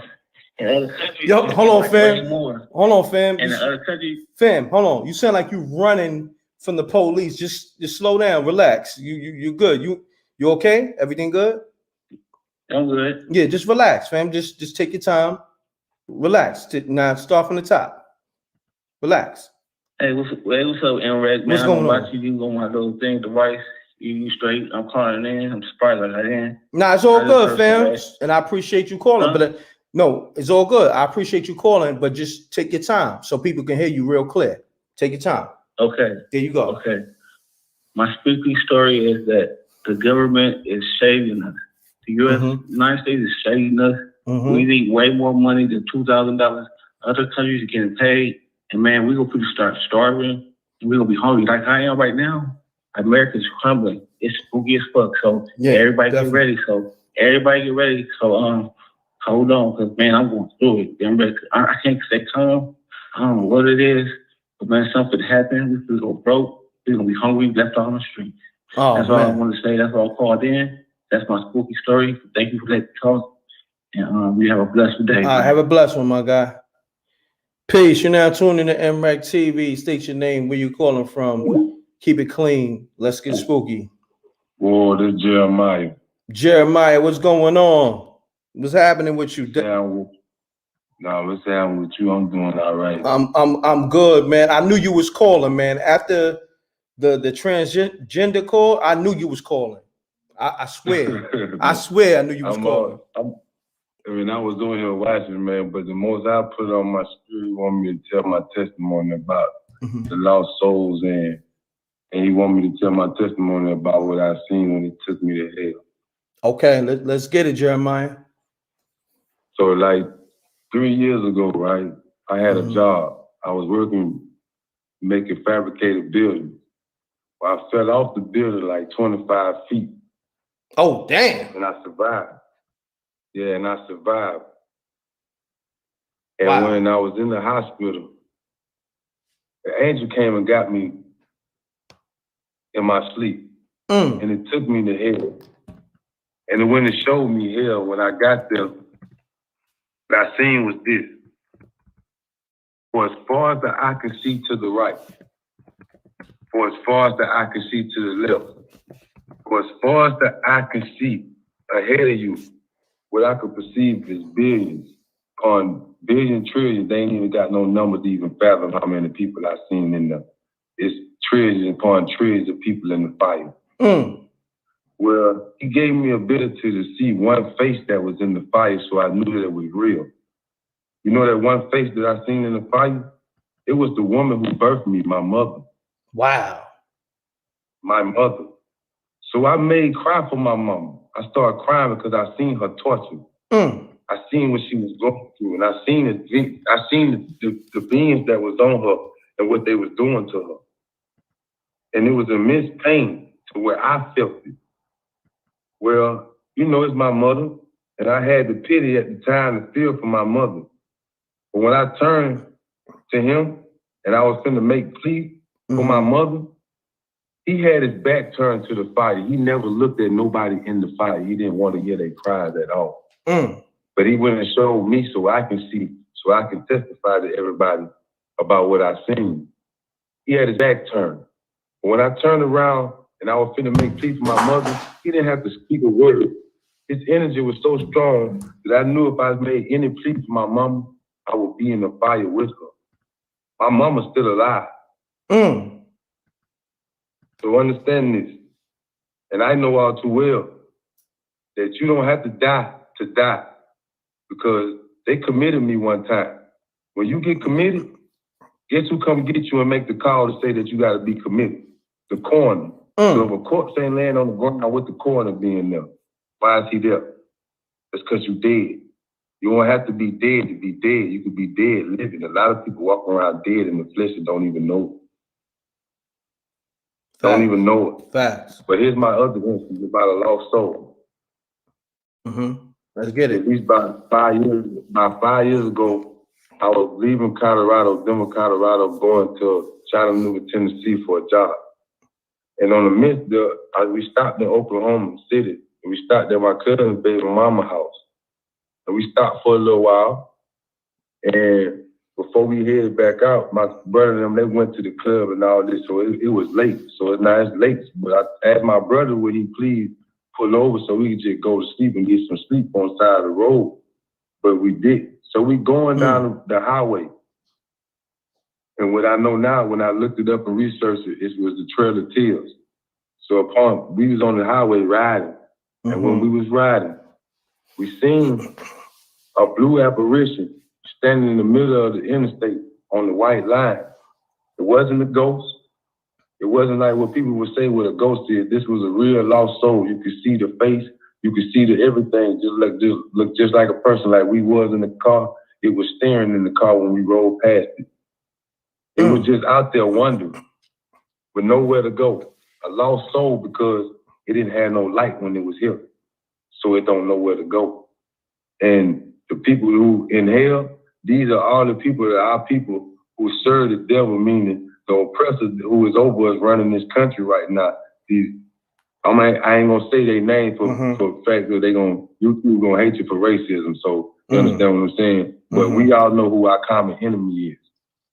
That's where you're gonna end up at, in their realm when you die, because that's who you serve. You serve them like you worshiping their pagan Christmas. If you bought gifts, if you ate food of that day, spiritually, you have messed up. And there's nothing you can do about it. And when you mess up spiritually, you're not understanding, you messing up your everything. Because once that spirit leaves your body, it falls to the ground. It's only animated because it got a spirit in it. Like that woman said, you are a spiritual being having a human experience. Yes, as Black people, there's things that the spiritual realm is our life. It's always around you. It's amongst you. It's spirits always everywhere. Everybody in my house is gifted and understands this in my house. Everybody in my house understands this. And spirits move there. People like my grandmother, her mama, my friends and all of them, we know they spirits by how they feel. And they leave their presence in the room. Sometimes my grandma, she comes in the form of a bird. I know it's her. Hold on, say that again. That was spooky. Say that again. My light's flickering right now as I say this, that she's letting me know that she's in me. Wow, that was. A lot of people don't come to my house because of these things. They can feel it. I have things around my house to ward off evil spirits. So a lot of people, they can't even enter my driveway. And if they do be able to enter the driveway, they can never enter into the house. And if they do bring themselves to enter into the house, they're going to burn with fire as long as they in here till they're going to want to get out of here. Wow. It's real spiritual power out there. And the only way you tap into it, you have to let the world go. See, we rolling in the devil's world right now. So therefore, our people don't understand it. And I go through your comments, and I see a lot of people be like, yeah, because I couldn't spell my name and all that type of, nigga, that don't even matter. That doesn't matter if I can spell my name or not, but I guarantee you my word is not going to come back null and void. No doubt, my brother. It's not going to come back null. Don't worry about spelling your name, brother. You good over here. Oh, no, man.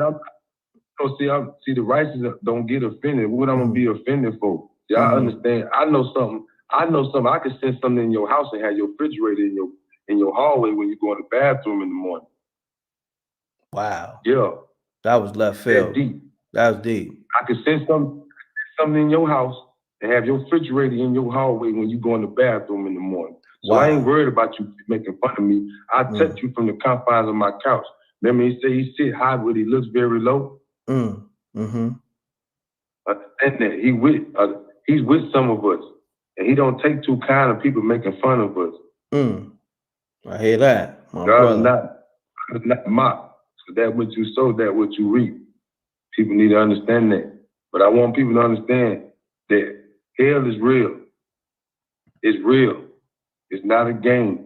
Lost souls are real. If you die, you better. If you die, I don't know what to say for you. If you want to understand about it, you might want to go to Luke chapter 16, starting at verse 21 to 31. Read that and let you and show what you're dealing with. Because a lot of us don't understand these cars and these shoes and these all this stuff that we running behind. It's gonna get you in that fire. You gonna be in the fire, you and your kids. They said, let the blood of our kids be upon them. So y'all wanted to take them, they want to take the spirituality out of our life. Some people finna deal with it. Got you. Yo, Jeremiah, thanks for calling, my brother.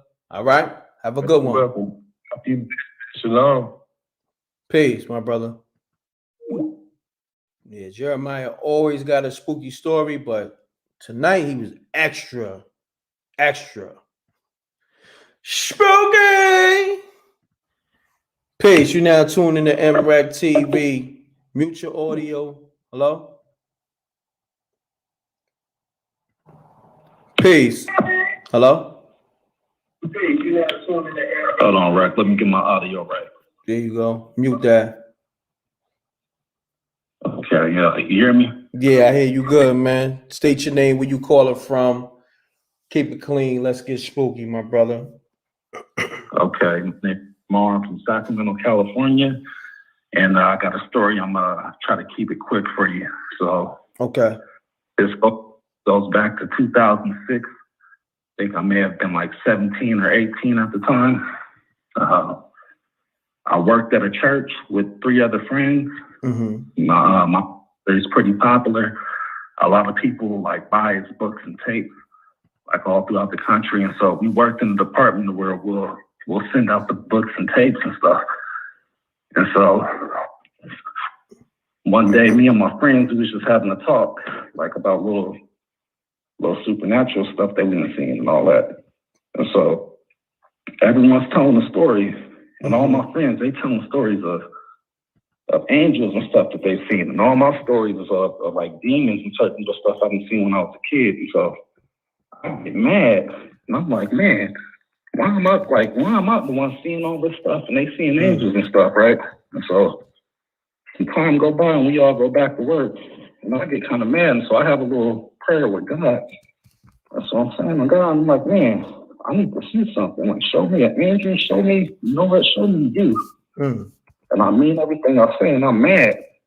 And so fast forward about a week, I forget all about it. And so I'm asleep one night, and I'm facing my wall, and something wakes me up out of cold sleep. And automatically I know for a fact that it's God. Like, you just know off back that it's God, right? And so when I wake up, I got this electric feeling going through my body. I feel pinned down, but I'm wide awake, right?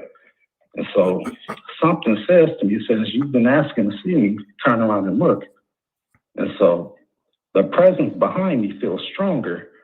And so it says that, and I'm like, I just basically say, no, the feeling is too strong. So it says it again, you've been asking to see, turn around and look.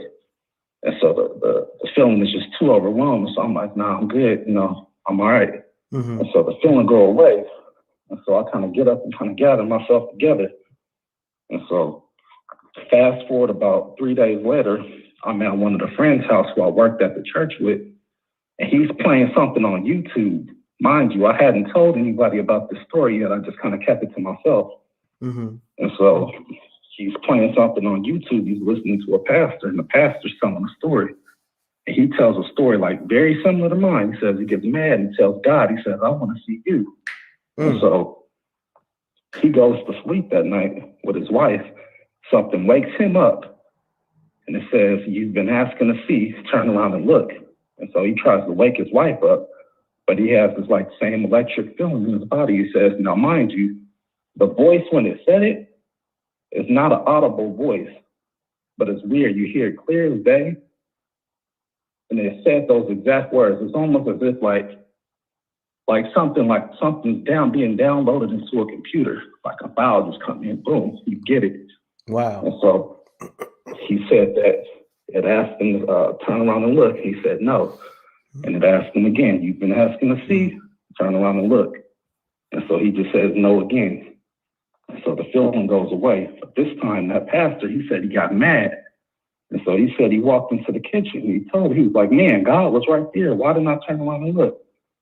And he said, God told him, he said, my presence is too strong for you. If you would have turned around and looked, you would have died. And I'm like, man. So, yeah. Yeah, that's my story. That was happened in 2006. I may have been 17 at the time. 17, maybe 18. I hear that, man. I appreciate you calling, fam. Right on, man. All right, my sure. man. Yeah, that was a little left field for me. But shouts to him. It was different. It was definitely kind of spooky. Call me up. We coming up on the 2-hour mark. We usually end the show on the 2-hour mark. So we got like 7 minutes, 6 minutes, 6 to 7 minutes. 310-598-2974. Man, interesting night. Interesting. Very interesting, man. Tonight was a little different. Like it was left field tonight. You know what I'm saying? It was spooky on a different note. You know what I'm saying? Nigga said his voice was shaky like Terrence Howard. yo, facts. Terrence Howard voice be hella shaky. Like, yo. Nigga said he sounded like BG Knockout. Yeah, niggas is crazy. The comments was definitely lit tonight. I want to salute everybody in the comments. Everybody who called up. Once again, the Earth Born Day is actually in 5 minutes. Wish her a happy born day before the show goes off. You know, a happy physical day. The comments was on a whole nother level tonight. I mean, the calls, of course, we always enjoy the callers, but outside of the callers, the comments always be popping, but tonight, super popping. The comments was on another level. I want to salute the Rec Mob. I appreciate y'all. Y'all niggas went to work. And you know, the homie, we all know that called two calls ago, niggas is saying, yo, the homie voice sound like he smoked mad Newports, right? Sound like he smoked like 80,000 Winstons. Sound like he smoked it like 2 million packs of Salem's. Remember Salem's? You know them old school? Those are the cigarettes that senior citizens are smoking. Like those are strong joints. Like just think about it, right? You know, my grandma's, I think she used to smoke the Winstons and the Salem's. And I remember, right? You know, when you young, you trying to like sneak smoke. I try to smoke one of them joints. I never smoke ever again, man. That shit steam my throat so bad. Peace. You're now tuned in to MRecktv. Mute your audio. Keep it clean. State your name, where you calling from. Let's keep it spooky. Let's get spooky, rather. I'm sorry. Hey, friend, it's Dave Matthews again. Just wanted to say I love you more than anything, man. I truly do. Yo, Dave Matthews, man, I appreciate you, man. My man, salute. Appreciate you. Much love. Love is love. My guy. Salute. The trolls got a lot of respect. I ain't gonna front. Dave Matthews, he be calling up trolling, but he called and apologized last week. Now, this week, he just called to say he got love for MRecktv. Salute. Yo, you got to respect it, man. The livest show, man. Dave Matthews, you know, I know he's a troll. I know that's not his name, whatever, but that's his name on the show. You know what I mean? Salute. Salute to Joshua. I mean, I try. Y'all love the spooky show. Thank you, man. If you love the spooky show, just put up a 100. Just put I love the spooky hours. If you love spooky hours, put, you know, heart with the spooky hours or 100 spooky hours. You know what I mean? For my females, heart spooky hours, and for the homies, 100 spooky hours. If you rocking with the show, let's get it. You know what I mean? Let's get it. Appreciate y'all. We're going to keep this thing going. Let me see. I got more people calling. Let me see what's going on. I missed the call. Let me see. Hold on. Let me look at the voicemails. Sometimes the voicemails be wild too. Let me do it twice a week. I do it once a week so it don't get you know, it don't get burnt out too fast. You dig? Appreciate it. Appreciate it. Shouts to the earth. Baby girl. Born days in 2 minutes. 1 minute now, 11:59. It's countdown to the earth born day. Shout the earth out on a born day. Spooky hours. Everybody loving spooky hours, no doubt. Appreciate it. Appreciate it. Love. Wish the earth a happy born day once again. The trolls got love for MRecktv. They love spooky hours, man. Everybody, man. I mean, I do it for the people. It's actually y'all show. Think about it. this is y'all show. This is the people show. I don't really say much. I just kind of like interject here and there and host the show, but this is y'all show. This is the people, like MRecktv for the people. Anytime I do a live, it be y'all show. And you know, I like giving back to the people, man. I give a lot. Your people show me love. Shouts to everybody on the super chat. I mean, well, on the Cash Apps. I didn't see a super chat. It's cool. The Cash Apps is even, you know, everything is appreciated. But the Cash Apps is even more appreciated because YouTube, they take a cut, like almost 50% on the super chats. So appreciate the Cash Apps and the PayPals. And happy born day to the earth is official. 12 a.m. Happy born day to the earth, Amina. Let me type it in the room. I mean, I typed it already, but you know, we like to show extra love. You feel me?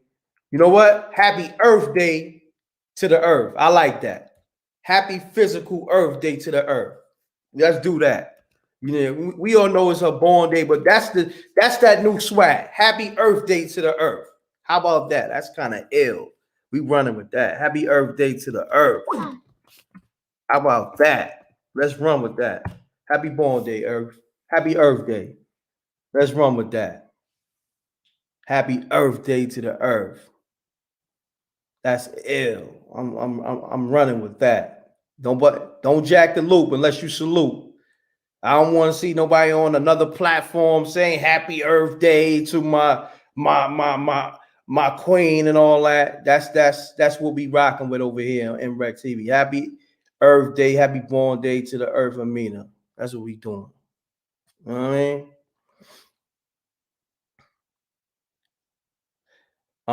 Oh yeah, I missed the call, right? I'm sorry. Call me back. I'm sorry. I was just making sure Amina get a just due. She put in so much work, show so much love to the platform. That's my sister, so I had to give her a proper just due.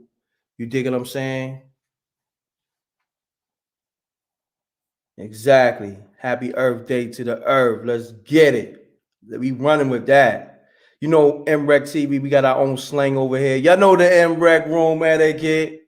Pound that like button. Salute. I appreciate y'all showing that love to the earth too. Happy Earth Day, Earth. Happy born day, Amina. Yeah, they showing that love. My bad. I'm missing the call. Same number too. 606. Well, it's a different one. Hit me right back. I'm gonna take the last call. I just wanted the earth to get her just due. She put a lot of work in, and I just want her to know we appreciate her. I appreciate her. So I just want all the people just to show her that love, because people need to feel that love while they in the physical. You know what I'm saying? Peace. You're now tuning to MRecktv.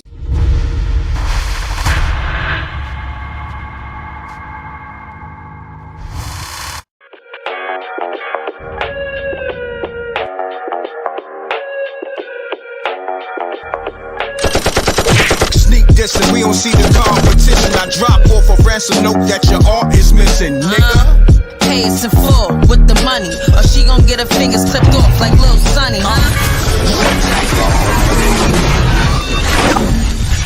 MRecktv. Oh, there we go. Peace. This is MRecktv, and you now tuned in to Spooky Hour.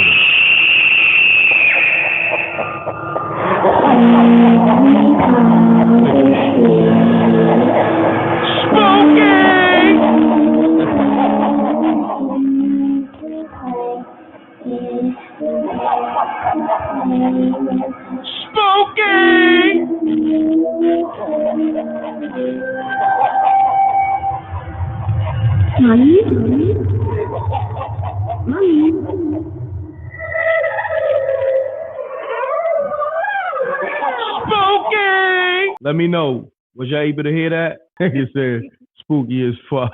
All right. Spooky! Let's get it going, y'all. Y'all know the MReck room etiquette. Pound that like button, like something, drink something. You feel me? Call me up. Okay, I missed the call already. Now tune in to MRecktv. State your name, where you call it from. Keep it clean, keep it short. Let's get spooky. Slow the chat down. Okay, I got you. I got to keep my eyes on the phone. Got to get to the chat room. God damn it. God damn it. We're going to get it right. I'm going to edit the beginning. We're going to get it right. Right. So go. Just bear with me. Just pound that like button. You know, call back if you call. I'm slowing the chat down. I see the earth in the room. Okay, I see another caller. Boom. I'm gonna get to it right now. Yeah. Peace. You now tune in to MRecktv. State your name, where you call it from. Keep it clean. Keep it short. Let's get spooky. Spooky. Yeah, this is Dave Matthews. I wanted to apologize for what happened last stream. I'm very sorry. All good, Dave Matthews, man. Appreciate you, man. I still love you too. Love is love, my God. Shouts to Dave Matthews, the number one troll. The only troll that apologized. You heard?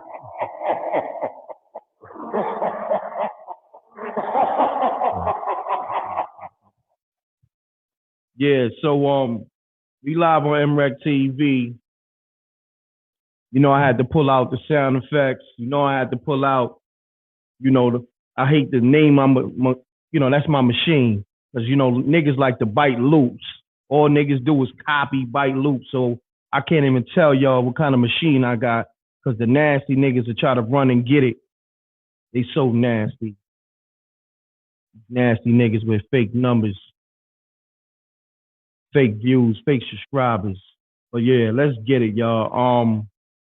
Call me up, 310-598-2974. Is the number in the title? If not, let me fix that.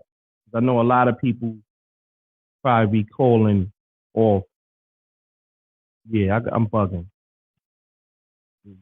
Tonight, I was a little off. Let me get it right. That's why phone lines would have been dumb lit already. Let me put it in the title.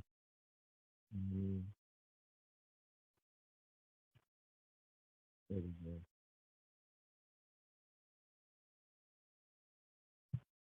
So if I miss your call, let's get it. Now, for those who just tuned in,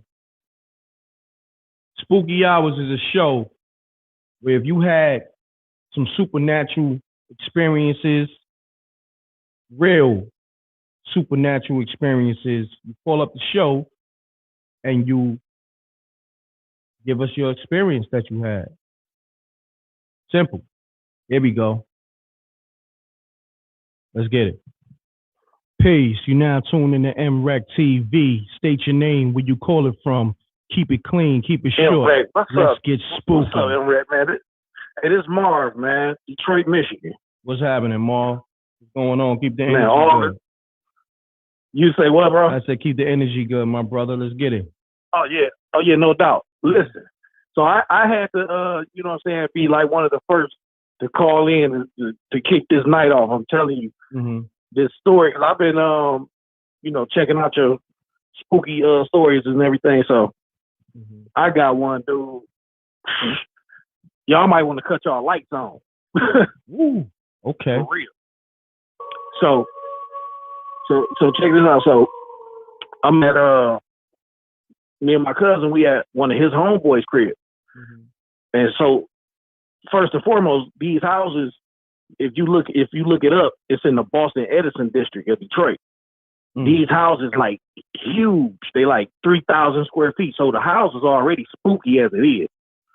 You know what I'm saying? So we over there. We spooky for real. So we over there, and his homeboy, he be like preaching and whatever, you know, he real churchy. So he was trying to explain to my cousin why he don't have good luck with relationships or whatever. So he started telling him that he had a jealous female spirit that's like attached to him, that follow him or whatever. And say that the spirit be making him get into it with women and, you know, making him fall out in relationships. So wow. Anyway, so we sitting there talking about it and all of that. And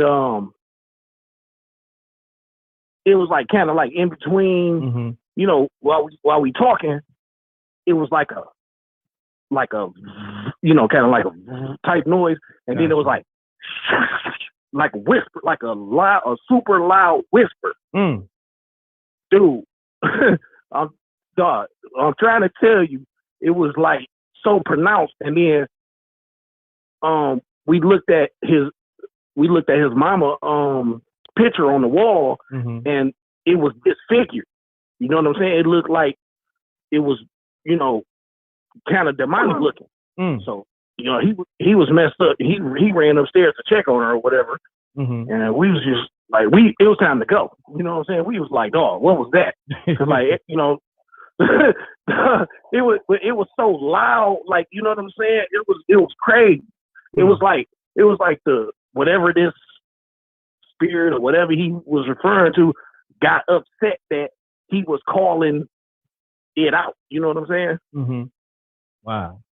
That sounds. And the houses is already scary because, like I said, they huge, and the houses got a lot of history in them because they used to be owned by affluent Europeans at the time. You know, back in whatever.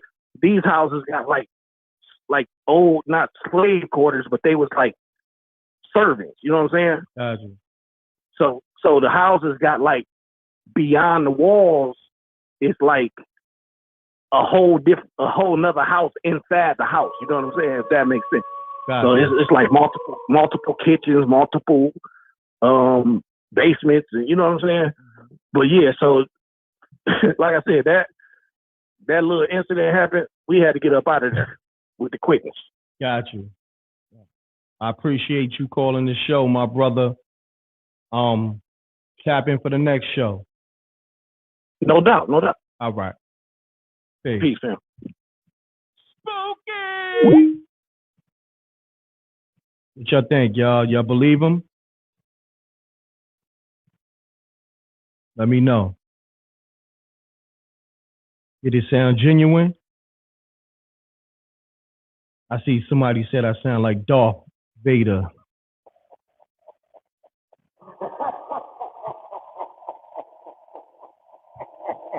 Spooky! Call me up, 310. Oh, my bad. I'm losing calls. My bad. Call me up, 310-598-2974. Pardon me, I missed a few calls. I'm trying to do a couple of things over here.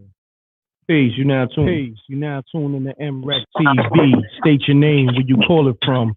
Keep it clean, keep it short. Let's get spooky. Hey, M.Reck, it's Richard Matthews. This time, I just want to let you know that there's a bunch of imposter Dave Matthews running amok here, and I love you, and I love chicken sandwiches, and we're family, me and you. My man. Yeah, the troll. We got Dave Matthews and Rich Matthews trolling hard. Peace. Oh shit, word. Peace. Oh, You now man. tuned in to MRecktv. State your name, where you call it from. Keep it clean, keep it short. Let's get spooky. M.Reck was good, man. I appreciate you. Appreciate the Earth of Mina. I appreciate all the platforms you putting out, and I'm looking to see more, man. Keep building. And I'm from East New York. You're salute. And East I'm New out. York. I'm calling out of Charlotte, North Carolina right now. So let's get into the spooky story. Shouts to the whole Charlotte, North All Carolina. Spooky! So here we go. All right. It's really actually kind of like a dream into like one of those like sleep paralysis things, and then like I guess you call it like an apparition. Long story short, I was having some crazy ass dreams. Part itself. I was having some real crazy dreams, and it was just flipping from dream to dream. So in one dream, I was in like, it was just like endless roads like highways, and I was like trying to get across the highway, and there was like nobody out there, but I felt like a presence. And every time I looked back, I wouldn't see nothing, but I felt the presence there. So I was trying to, like kind of like speed up and, get to safety, wherever that was in the dream. So I'm going and I'm feeling the presence get closer. So I start getting like a little frantic in the dream, and I can't cross right now. So it like caught up to me, like right in the middle of like the intersection or the sidewalk or in between the street. And I just felt like thrashing, like something was thrashing me. I couldn't really see nothing because I was like covering up, but I just felt like something was on me, thrashing me, right? And it's like, as I was in that dream, I left the dream and I was like immediately in my bed, thrashing, right? And I could feel the same presence in my room. It's like I immediately woke up, but I was like, I don't know, man. It's like I woke up, but I was still in the dream because I still felt the presence and I was thrashing. But it's like I went from thrashing in the dream to thrashing right in my bed. Like I just came to in my bed thrashing. And I know it wasn't, like, I know it was real at that point because this is when I was younger and I had a bunk bed. So I was sleeping, I was sleeping on the bottom bunk. My little brother was on the top. And I had a bunk bed where you could see it was a bookcase on one side and then it was a desk on the other side. And I could remember while I was thrashing, I could remember seeing the bookcase. Like while I was thrashing, like at the corner of my eye, I remember seeing the bookcase, right? So long story short, this when I was real religious or whatever. I said, in my mind, while I'm thrashing, I'm like, yo, I forgot this part. I couldn't talk. I couldn't talk. That's another thing. I was thrashing and I was trying to talk, like call for help. Like my parents was in the room. I was trying to call for help. And I couldn't talk. And in my mind, I was like, yo, all I got to do is just say Jesus Christ. All I got to do is say Jesus Christ in my mind. And I was trying to say it so hard. Like, I swear, it was never a time where I had to try so hard to say something. And I said, Jesus Christ, finally. And it was like, literally like on the scary movies where, you do like a seance or something. And then next thing you know, somebody like banish like a ghost or evil spirit, and you see how it gets sucked out the room, and it's like, oh, and then everything just be normal. It was just like that. Like literally, it was like somebody popped a balloon, and the air just, like the air and whatever was in the room just slid out, and it was weird because I went from like petrified to like instantly. I just knew for some reason. I just knew. Whatever was there was gone. Like, I just felt it. It was gone. And can I do one more, M.Reck? Yeah, call back, my brother. I'm going to take another caller. All right. All right. Peace. Appreciate you. Appreciate you. Peace. You now tuned in to MRecktv. State your name, where you call it from. Keep it clean. Keep it short. Let's get spooky. Yo, what up, M.Reck? Can you hear me?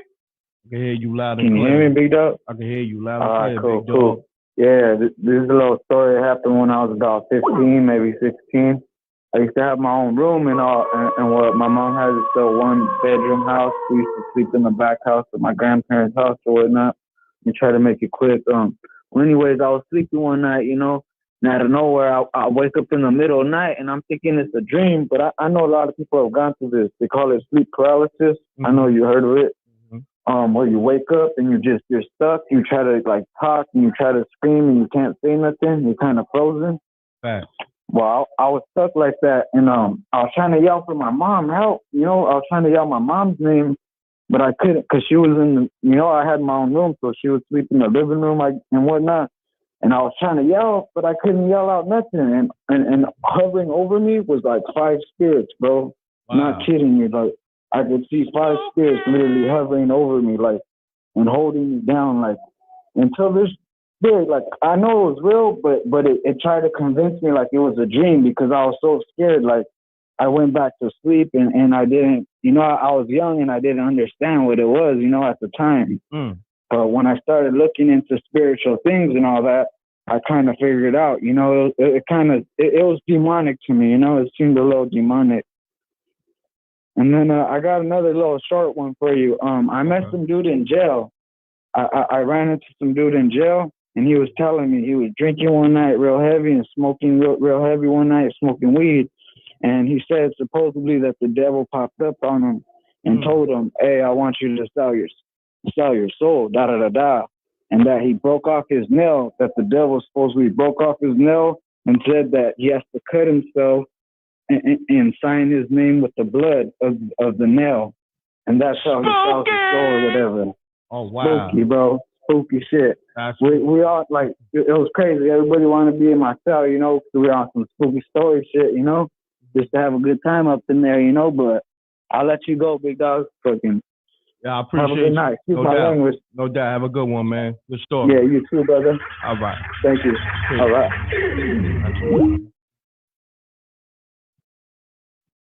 Peace. You're now tuned in to MRecktv. This is Spooky Hours.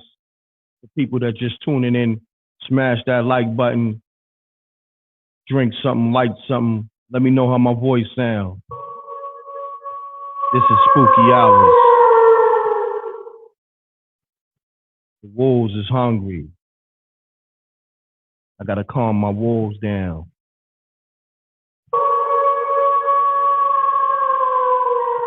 Ebony scared to tell her story, huh?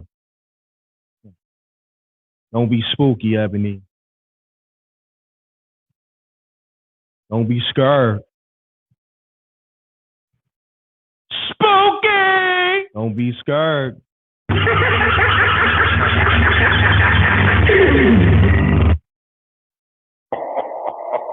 Don't be scared.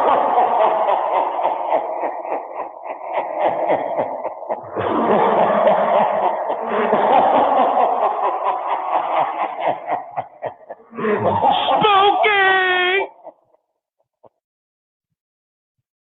Peace. You now tune in to MRecktv. State your name, where you call it from. Keep it clean, keep it short. Let's get spooky. Spooky! Okay. It's Lil Wayne. Lil Wayne? What up, Wayne? It's Lil Wayne. What's happening? Yeah. I just want to rap a verse. If you're plugged and such, you're just about to happen. If you're slipping or you're lacking, I'm gripping on the maxi, ready for the action. Got to make breakdance, having the backspin. I got more kicks than karate foots. My whole crew, Chris and Molly riding with. You on IG like a 36. Just hit for everybody back. Yeah. Nice. Salute. Lil Wayne by M.Reck bars. Crazy. You know it's spooky. Peace. You now tune in to MRecktv. State your name, where you call it from. Keep it clean, keep it short. Let's get spooky. What's up, M.Reck? What's This is happening? Jay Smalls from Jersey. Jay Smalls from Jersey. What's happening? Hey, what's up, my brother? I've been listening to you and Earth for a while right now. I don't know how I got to your channel a long time ago, but everything is all good, man. Hello, my brother. Talk to me, man. You got a spooky story? Oh, yeah. Yes, indeed. Yes, indeed. Okay. I done had so many spooky things happen to me you would not believe, brother. Okay. Let me tell you where it started from the beginning. I was in college my very first year, and everything was going good. Popular nigga, could get any girl I wanted. Any girl I wanted, I could have. You dig what I'm saying? And all of a sudden, almost at the end of the year, this lady, like with a turban on, blew dust in my face. I was with my roommate, and she blew dust in my face and said, "You're cursed." And as time went on, yeah, brother, yeah. And as time went on, you know, I was there. It was about a couple weeks left there, you know what I mean? And what had happened was She blew dust in my face and said I was cursed. Okay, and then I didn't pay nothing attention to it. My homeboy that was walking with me said that you ain't gonna do nothing to her. What I'm gonna do? Punch a woman in the face? No, I don't hit women. I ignored the whole thing. But next thing you know, I had nothing but bad luck, man. And when the boy was down to, I was in my college dorm, right? And then I woke up. I was awake. I wasn't no sleep paralysis or nothing like that. I was awake, and I was levitated off my bed, levitated off my dorm room bed. And what had happened was, it looked like my cousin that passed away not long time ago, but probably about 93, 92. And this happened in 94 for me, you know what I mean? And I was levitated off my bed, and the wind in the dorm room was swirling around. And next thing you know, she said, "Get out of here. Something bad's gonna happen to you." And next thing you know, I fall down on my bed, wake up my roommate. I said, "Did you see that?" "See what?" I wake him up. He said he ain't see nothing. You know what I mean? But what it boils down to is that, things happen for a reason and everything. You know what I mean? But what comes down to it is that if you don't have faith in God, you won't get past the demons. You won't get past evilness. There's some evil people in the world. There's a lot of evil people in the world. But all you got to do is stay strong and keep your faith in God. And what happened to me when she told me to get out of there, I tried to transfer to another college, but I didn't. And I was flipped to Mickey. And now, it is what it is. You got to do what you got to do. You had to go to whatever you had to go to, this hospital or whatever to get your shit right. You know what I mean? And it's kind of hard. And, it's messed up. But anyway. Clock what winding I'm down, brother. Too, Clock winding down. Go ahead, M.Reck. Clock winding down. Huh? Okay, brother. All right. Thank you, my brother. All right, take care, M.Reck. Thank you. Hey. When you hear the clock winding down and that alarm, that means you taking too long, you long-winded, and we got to get the next call on. Heart and self, but we got to keep this show moving, baby. So far, I didn't really hear that one yet. You know what I mean? Where my man Malcolm at? It's certain people who call, they always got the official stories. I need official spooky story, man. I mean, I appreciate everybody calling, but I need that one that's going to set the tone. You feel me? Too much sound effects? Let's get it. Peace. Okay. Peace. M.Reck TV. Okay. Shout out to George Floyd. Shout out to George Zimmerman. Shout out to my. Peace. You're now tuned in to M.Reck TV. State your name and where you calling from. Let's get spooky. Keep it clean. Okay. Okay. No I have doubt. a real story for you. Your voice sound hella spooky. It is. It is very spooky from this incident. Okay, talking. So why is it when you say peacock, nobody bats an eye, but when you say poopcock, everybody loses their mind? My man.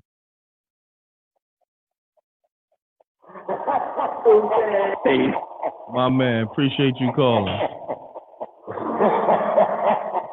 We got to get some official callers, man. Come on. Call up the Spooky Show. Well, Spooky Hours is a spooky show. Call me up. Give me your spooky experience. We want them genuine spooky experiences, man. That's what makes this show.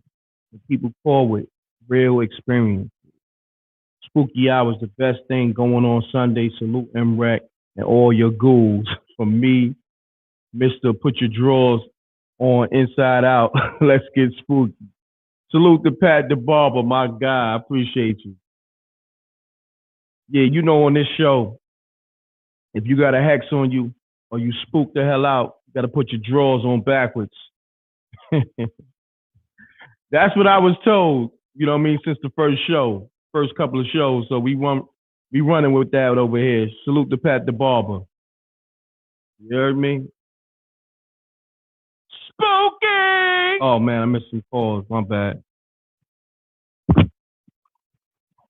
Peace. You now tune in to MRecktv. State your name, where you call it from. Hello? Keep it clean. Keep it short.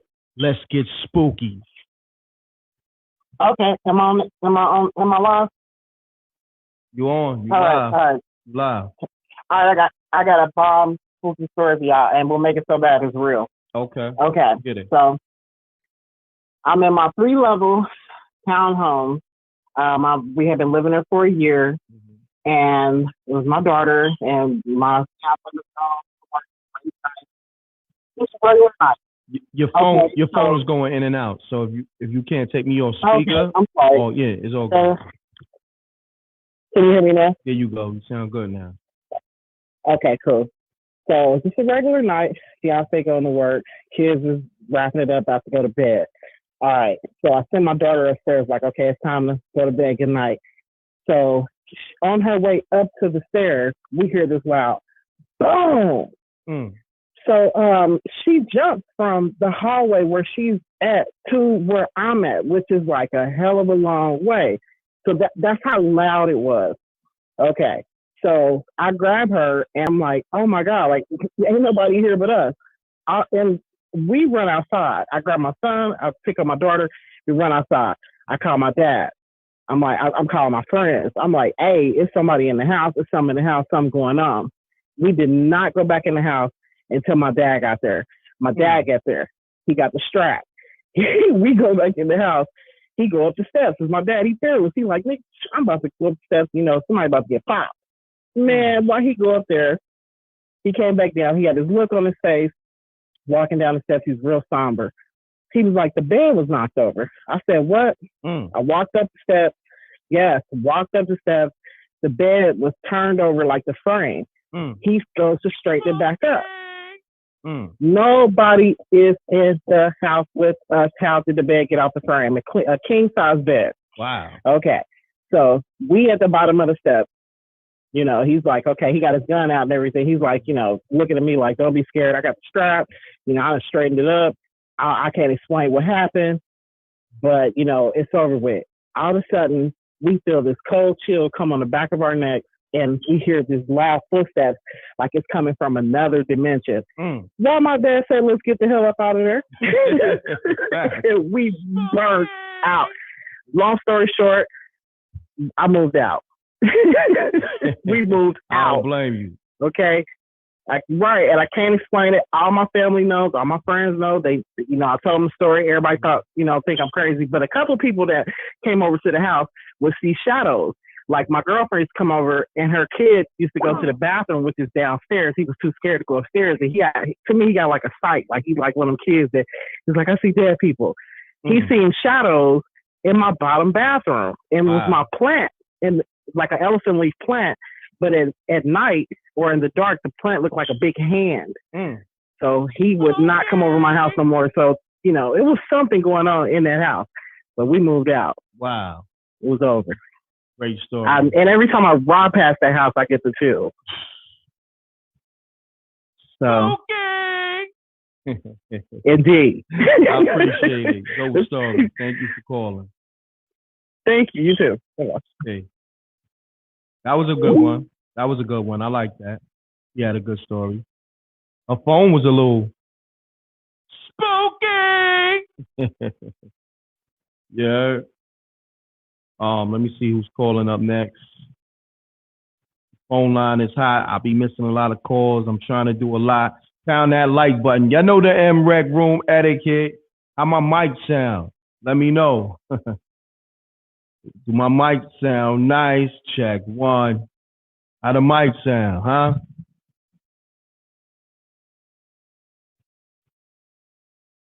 Peace. You now tune in to MRecktv. State your name, where you call it from.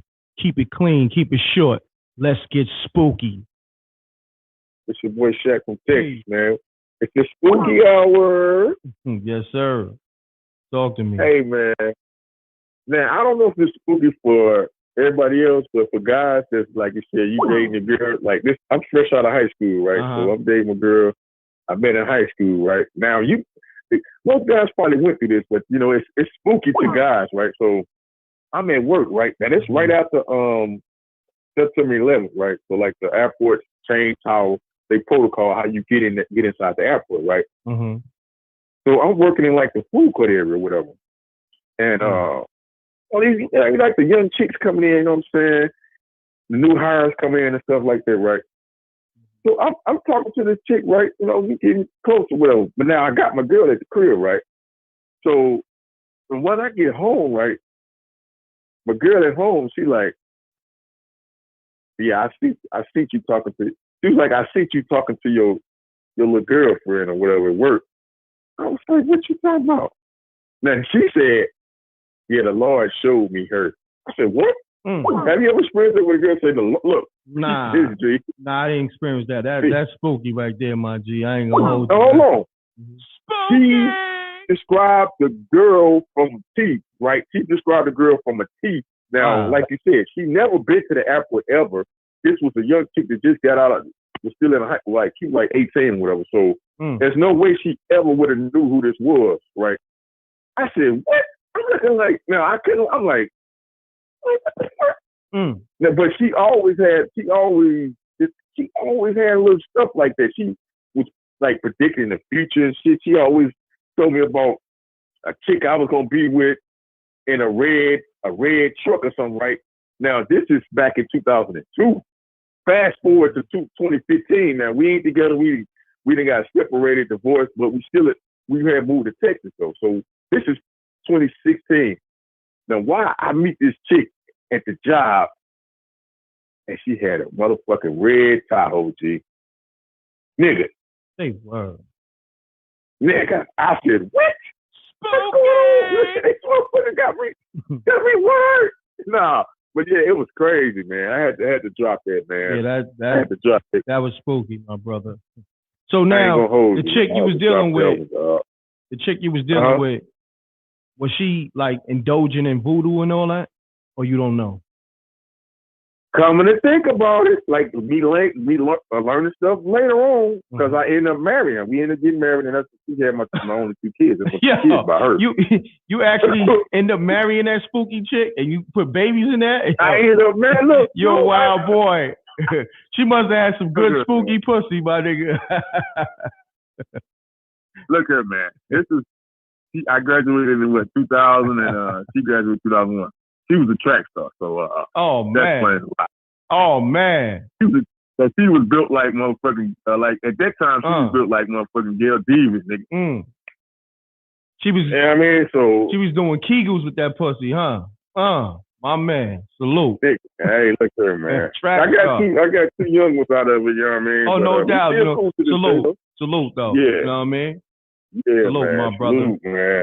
I'm glad I got through, man. I'm glad you called, man, because you're the first one that actually admitted, you know what I'm saying, you had some spooky pussy, and you know, and no disrespect to your kid's mother or whatever, and your ex-wife, but you know, it's the spooky hours, so we entertaining over here, and I appreciate you calling, my brother.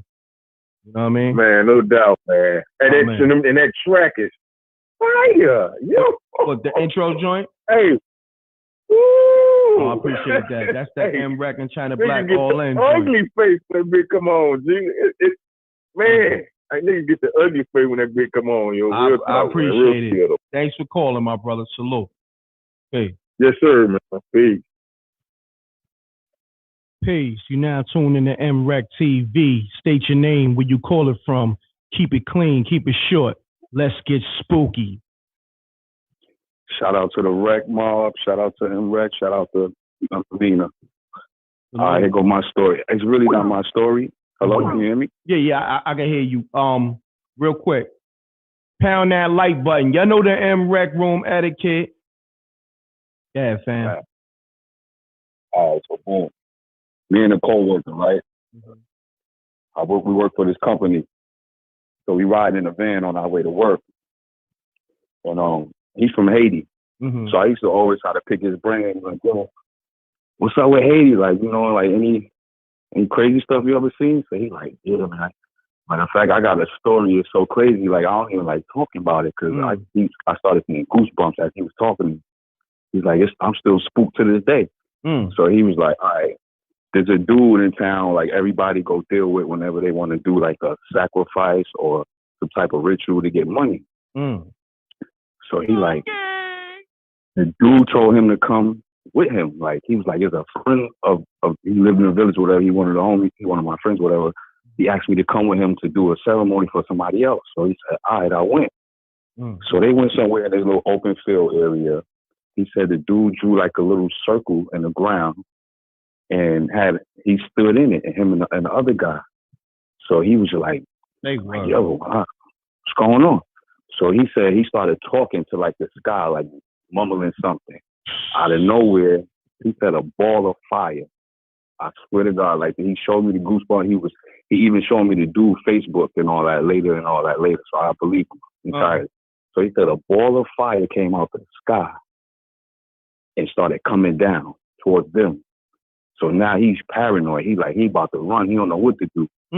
So he said the fire got real close to them, and it took the form of like a person, like an entity. Like he said, he couldn't make out the face because I was like, yo, what would it look like? He's like, I couldn't make out the face. I was too scared to even look at it.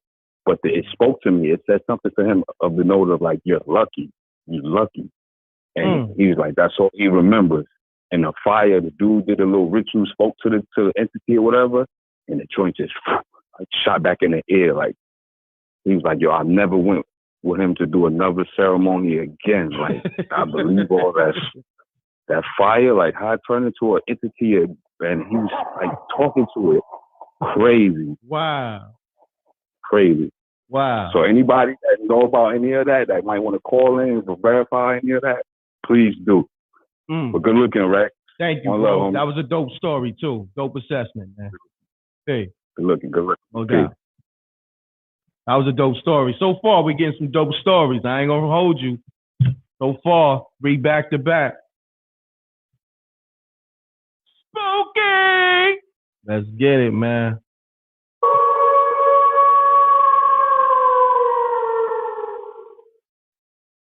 Let's get it. Peace. You now tune in to MRecktv. State your name, where you call it from. Keep it clean, keep it short. Let's get spooky.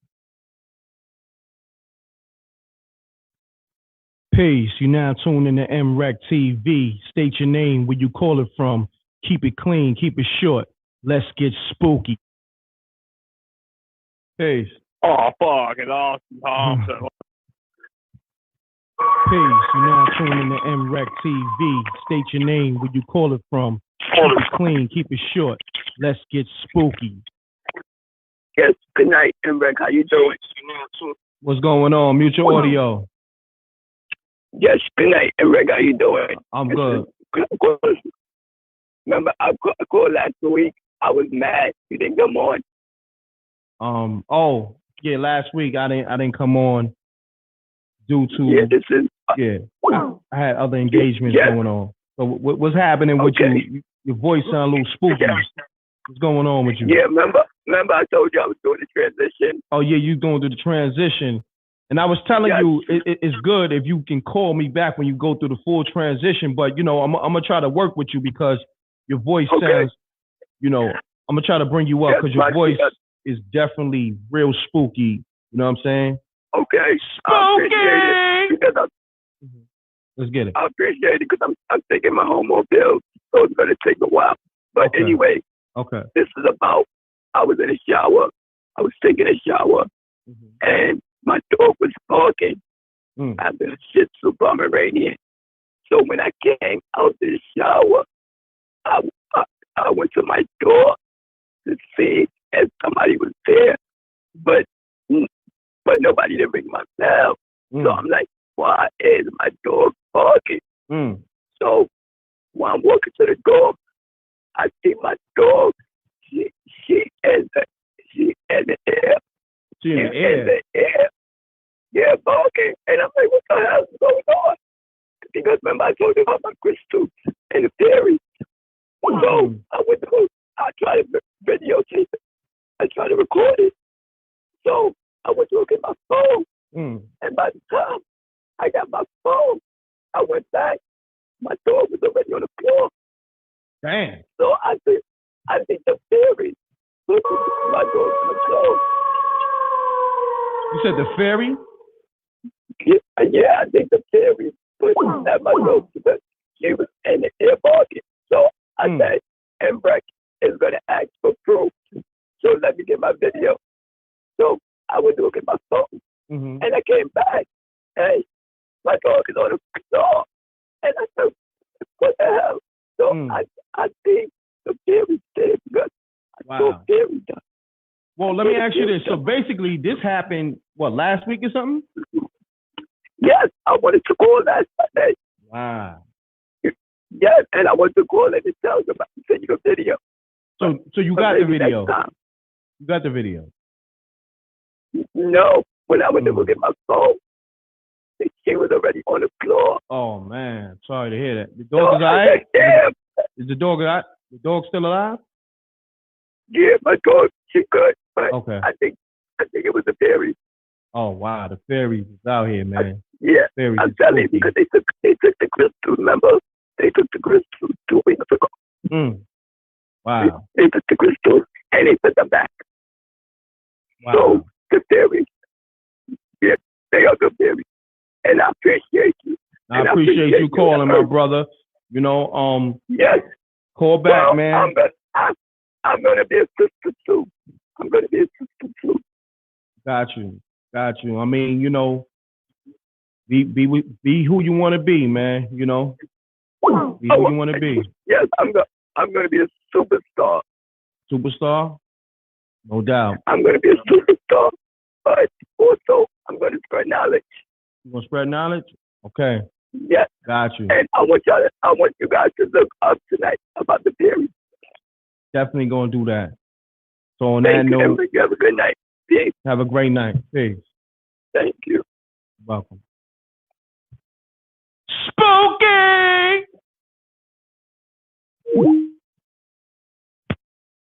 Peace. You now tune in to MRecktv. State your name, where you call it from. Keep it clean, keep it short. Let's get spooky. I have a spooky story. Peace. You now tune in to MRecktv. State your name, where you call it from. Keep it clean, keep it short. Let's get spooky. Hey, M.Reck, this is Millionaire. I'm from Colorado, and I can't believe I'm up on here. But anyway, hold on 1 second. Did you say your name was? Okay. Millionaire. Millionaires? Yeah. Wow, that's a first. Millionaires. Now, let me ask you, how you come up with that? You know what? I don't even know. Like years ago, I was like, you know what? I'm about to be a millionaire. So I don't know. I just came up with that name. So I've been following you at Earth for a minute, and I have been on live with her. And she thought I was fake. And I always tell her, like, I'm not fake. I'm real, real, real. And I've donated to y'all other. Yeah, I donated to your other online, whatever that is. What? But yeah, anyway. Cash App, PayPal. I mean, it's all good. I appreciate you. No, not Cash App. The other online, when you have the online, online stories. I don't know, but it's all good. Oh, you talking about the store? Okay. But maybe the store. Okay. Okay. So anyway, I live in Colorado, so I have worked at the Colorado is International. Yeah. Colorado. My city. Colorado. Yeah, spooky. So I worked at the Denver International Airport, and so I know about all the murals that they be having, all that. I know all the different symbols they be having on the floor and all that stuff, and so I worked over there. But anyway, this particular story.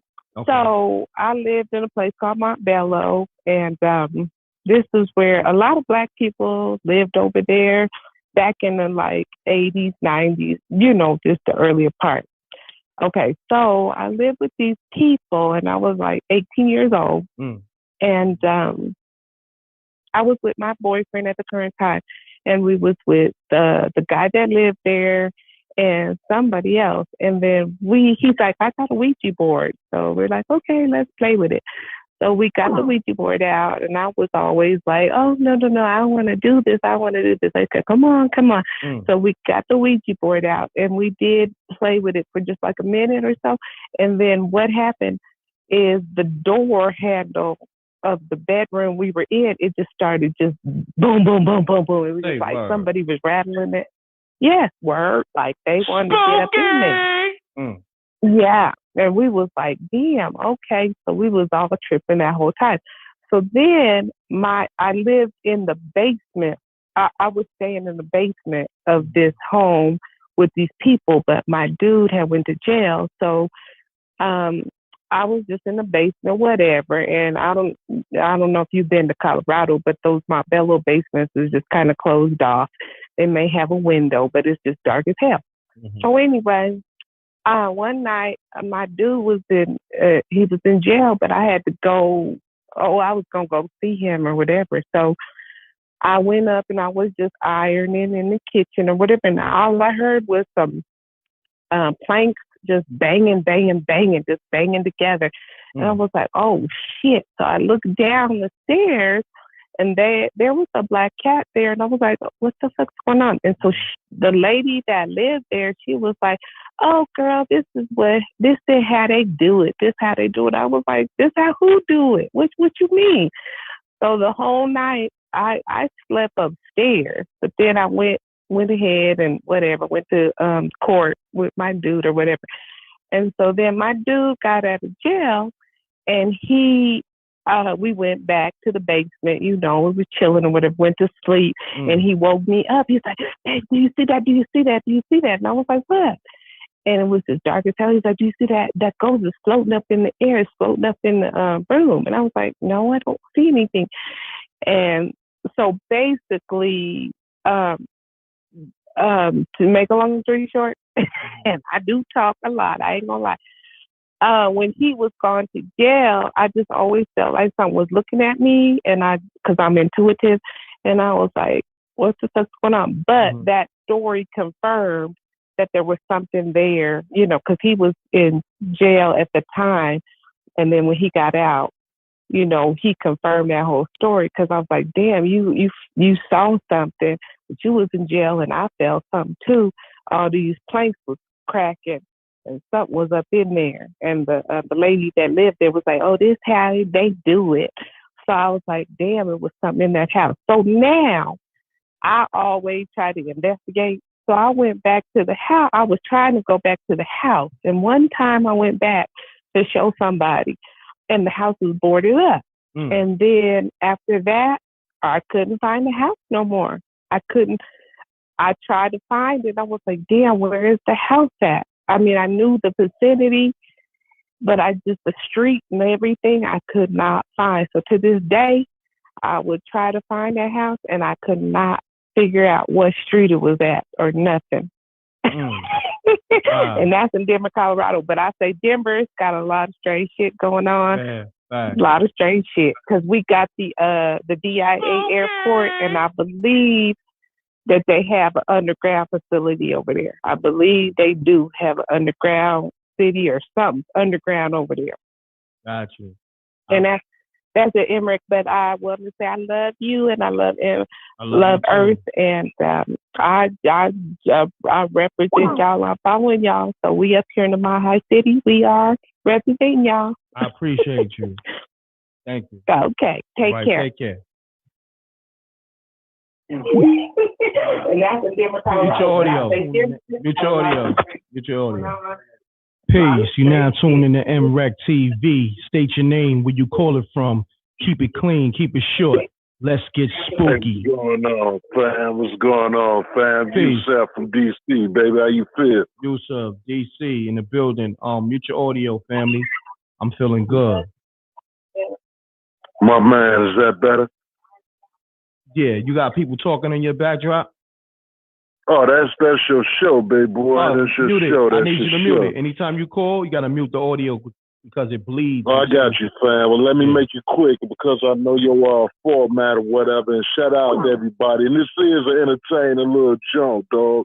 This is something I've been on all my life, right? You know what I mean? Because I've always had like paranormal experiences, man. And I'm gonna shoot you something a little later on, man, about a book that I'm authoring, man. You know, and for me coming from the streets, man, you know, the experiences in the book are real eerie, right? And when I embraced Islam, it helped me to understand a lot, man. You know, especially in terms of those dark energies in the jinn, right? But I grew up in a house, man. It was like a miniature version of that show in Amityville, right?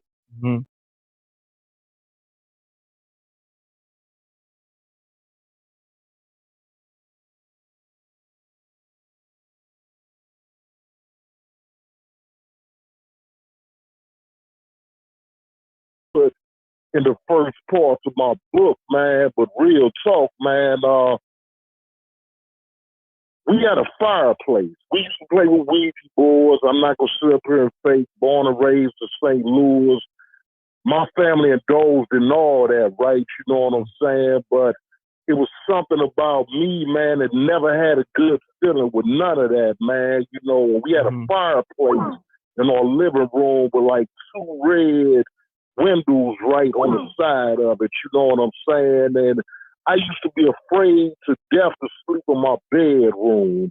Because you see when the book come out, and you can ask my family, anybody, there used to be a little face that would appear on the right side of my closet door every night that my mother turned on the hallway light on, right? You know, we used to sneak out the room to, like, get snacks and stuff like that, you know what I'm saying? And the death that she put a red light bulb up, you know what I mean, in the hallway so we wouldn't creep through that show.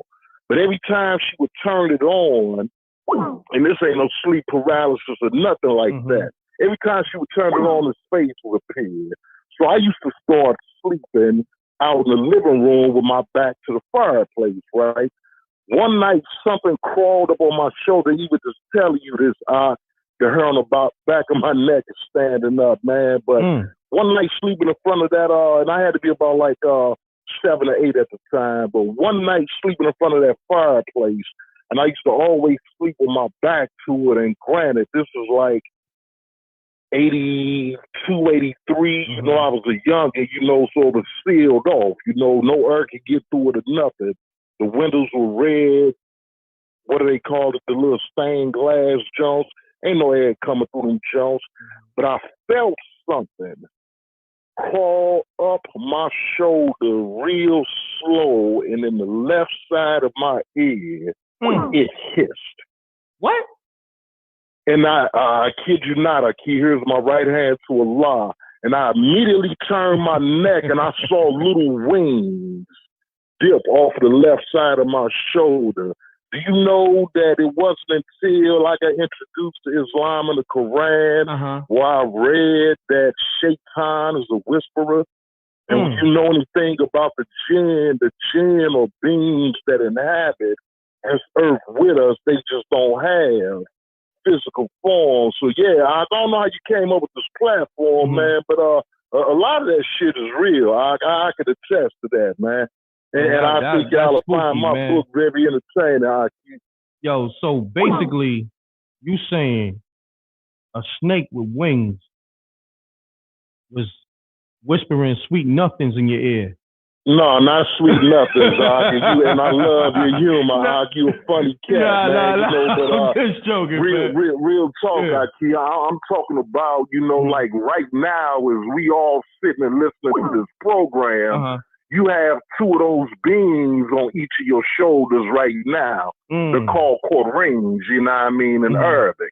And they write down all of your deeds and your thoughts and all of that. But this thing that slid up on me, like I said, I would have never understood it until I got introduced to Islam and the whole concept of the jinn, you know what I mean? But I know that was a jinn. It's like if you see the experiences in my book, I've been dealing with that all my life, man. And the sister that you be doing a little program with, I ain't gonna handcuff you, but she may be able to help you out as far as that in terms of the sacrifices and how I draw these energies, right? Because I think what's going to make my book interesting is that my whole family was in the streets at the same time, too. And so many people that got shot and murdered, like I said, either in or around my house, man. I think it brought that energy there. So keep that when you looking at what's going on in the streets right now and why they're saying that everything in this day and age is demonic and possessed, because I think that shit open portals, That's real talk, man. Got you. Real talk, man. I appreciate you calling. And if you want to promote your book on MRecktv, email MRecktv submissions@gmail. We got the good rates. A good story. Hey, say less, fam. I appreciate that. A salute, fam. Salute, family. Salute. Good story. Hey. All right, now one. Peace. You now tuned in to MRecktv. State your name, where you call it from. Keep it clean. Keep it short. Let's get spooky. This millionaires again. What's happening? This millionaires again from Colorado.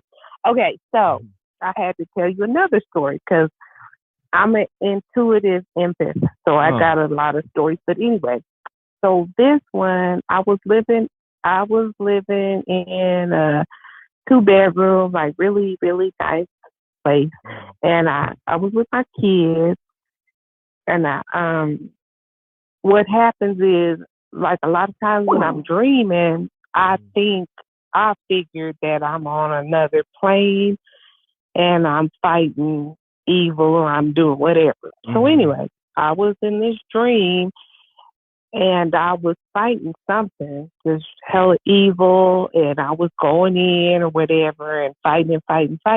However, when I was in this, I was acting it out, like for real. So my kids woke me up. They was like, Mom, what's wrong? Come on, you scaring us. And I was like, and I woke up and I was like, damn, I was having a dream. I was fighting something really evil. And it was like, what, Mom? What's wrong? And then we had a dog, and the dog would just be barking at a certain part of the place. So to make a long story short, that particular place, I think when animals be barking and stuff, and they just barking at the corner or whatever, they really see an entity or they see something that we may not be able to see with our eyes. Yeah, right. But, that's what was going on. So anyway, like I have a lot of dreams like that, and I tell people, like, if, I might be kicking or whatever, like, look, if you see me acting crazy, this is what's going on. So just bottom line, bottom line, M.Reck, like, when people be dreaming and stuff, I think the dreams is to tell us not exactly what's happening, but something that could happen. So that's all. I wanted to tell you that. But I love you in Earth, and I'm following y'all, and I'm representing what y'all saying. I believe everything that's going down is BS, what's going on right now.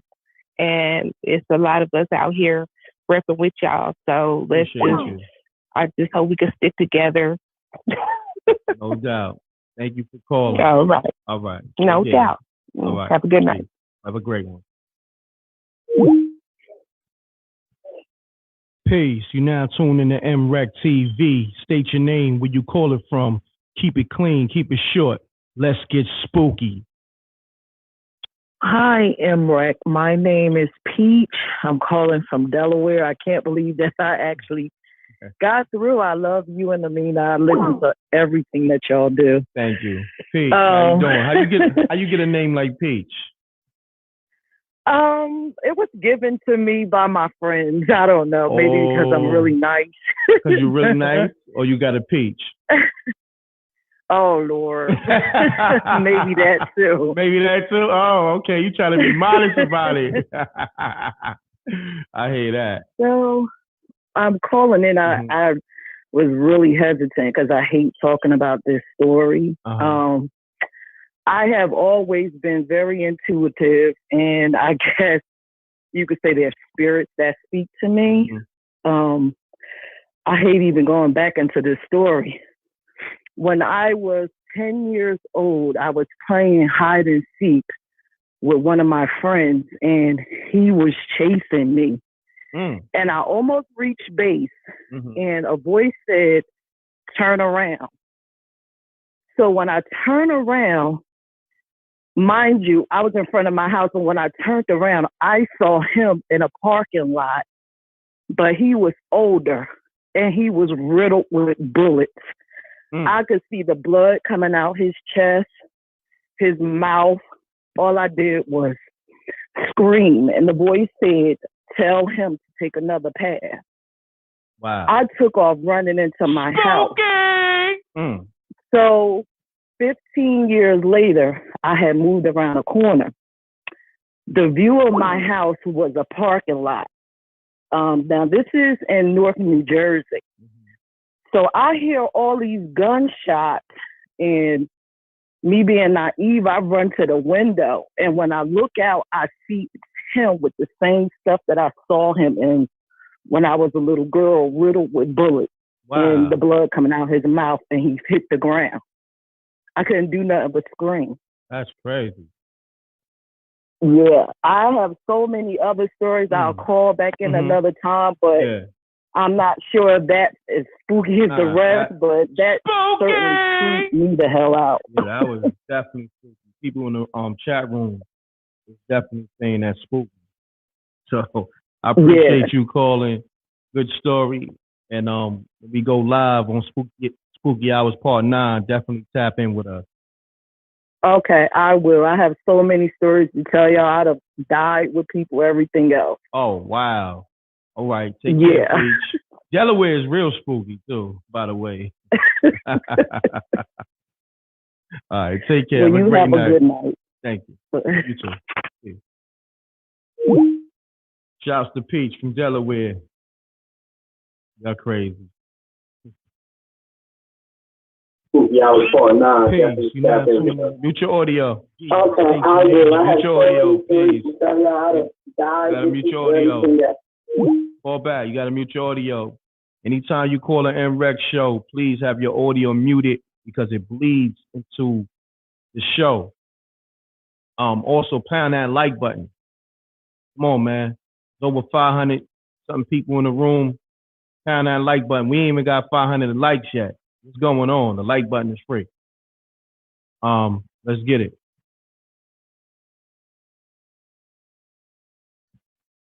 Peace. You now tune in to MRecktv. State your name, where you call it from. Keep it clean. Keep it short. All right. Let's this get is Queen's spooky. Corner from KC. I just called. I'm the one with the 3-story townhome, and I wanted to actually comment about what happened before I moved out the house. I forgot to tell you all what I was doing to combat the ghost, right? Okay. No lie. So my daughter starts seeing stuff in her room. So I put a crucifix, a real gold crucifix on a gold rope, on, like hanging in her closet because she used to hear stuff in the closet. Wow. The crucifix used to get turned around. Every night I went in there and turned it around to the right way. And then I check in the morning and it'd be turned backwards. And one time I even got mad at my daughter and I'm like, why are you doing this? She said, Mom, it's not me. I said, okay. So I said a prayer and I turned the crucifix back around. I said, you turn this around, it's gonna be problem. Not her, but to whatever was turning it around. I come back the next night the crucifix is shredded, like oh wow, on the ground, like yes, like somebody.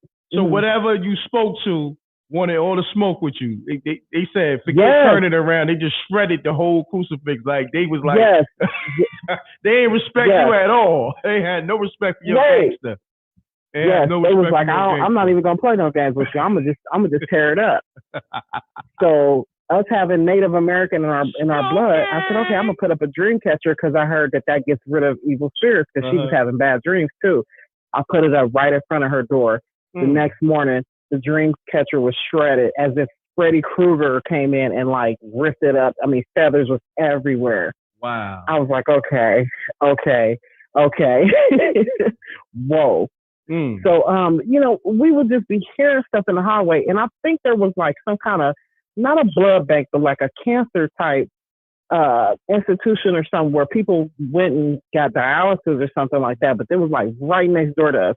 And I think it had something to do with the blood they was collecting. It just seemed like it was like how the old guy said who said it was opening portals and stuff. It was something about the blood in that place that seemed like it was opening portals into my house. So it was just weird. It seemed like a highway for ghosts. Like we would just it was like the Ghostbusters. We started seeing all kinds of stuff. And then like my son one night, he walked to the steps. It was like 3:00 in the morning. He was like 2 years old. He walked to the steps. He gets up out of bed with me, walks to the steps, and is at the edge of the steps talking to somebody. The way he was at the edge of the steps, he should have fell off the steps. He just walked clearly to the edge of the step, the top step, and something caught him, like pushed him back, and was talking to him. And imagine seeing a 2-year-old talk to somebody. Wow. So I'm looking in the, out the door like, hey, come back here. Like, I didn't even want to get up. Like, come back here. So he looks at me and then looks back at whatever is standing in front of him, which is invisible, and he comes back in the room. And then, like I said, leading up, that's when we heard the noise, and something wanted us out of there. Wow. And I fought with tooth and nail to stay in that house because it was just like our dream home, and it wanted us out. My fiance is still upset with me because we moved. He was like, he didn't believe it. But when he saw my dad, his face and how he told him he came over with the gun, he had no choice but to believe it. So I don't know whether he believes it to this day, but we had to get up out of there. I didn't care. I don't care if it was a dream home. I was having weird dreams. I researched it. I don't know if someone got killed in the basement. I kept having dreams about somebody being in the basement, a man with dreads. Wow. So I don't know, but yeah, we was out of there. I hear that. What's your name again? MJ from KC. Yeah. KC, you said? Yeah, Kansas City, Missouri. Okay, got you. Appreciate you calling. Yeah. Shout out to all your listeners and shout out to you, M.Reck. I love the show. You keep doing what you're doing. Thank you. Bro. Appreciate it. Thank you. Have a good night. You too. Thanks. Shouts to MJ. Called a few times with some good stories.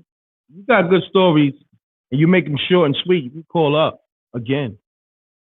Dave Matthews and Rich Matthews called about 8 times already, and the show started. When the show started, in 10 minutes, they had about 8 calls. So salute to the trolls. That's probably them right there. Dave Matthews, what's happening? Rich Matthews. Hey, M.Reck, is your refrigerator running? Nah, it's not running, my brother. Well, you better go catch it. My man. Yo, that was spooky. I didn't even know they was going to call. They called. Dave Matthews and Rich Matthews. Mute your audio, fam. I didn't even know the trolls was going to call. Mute your audio, fam. I hear you.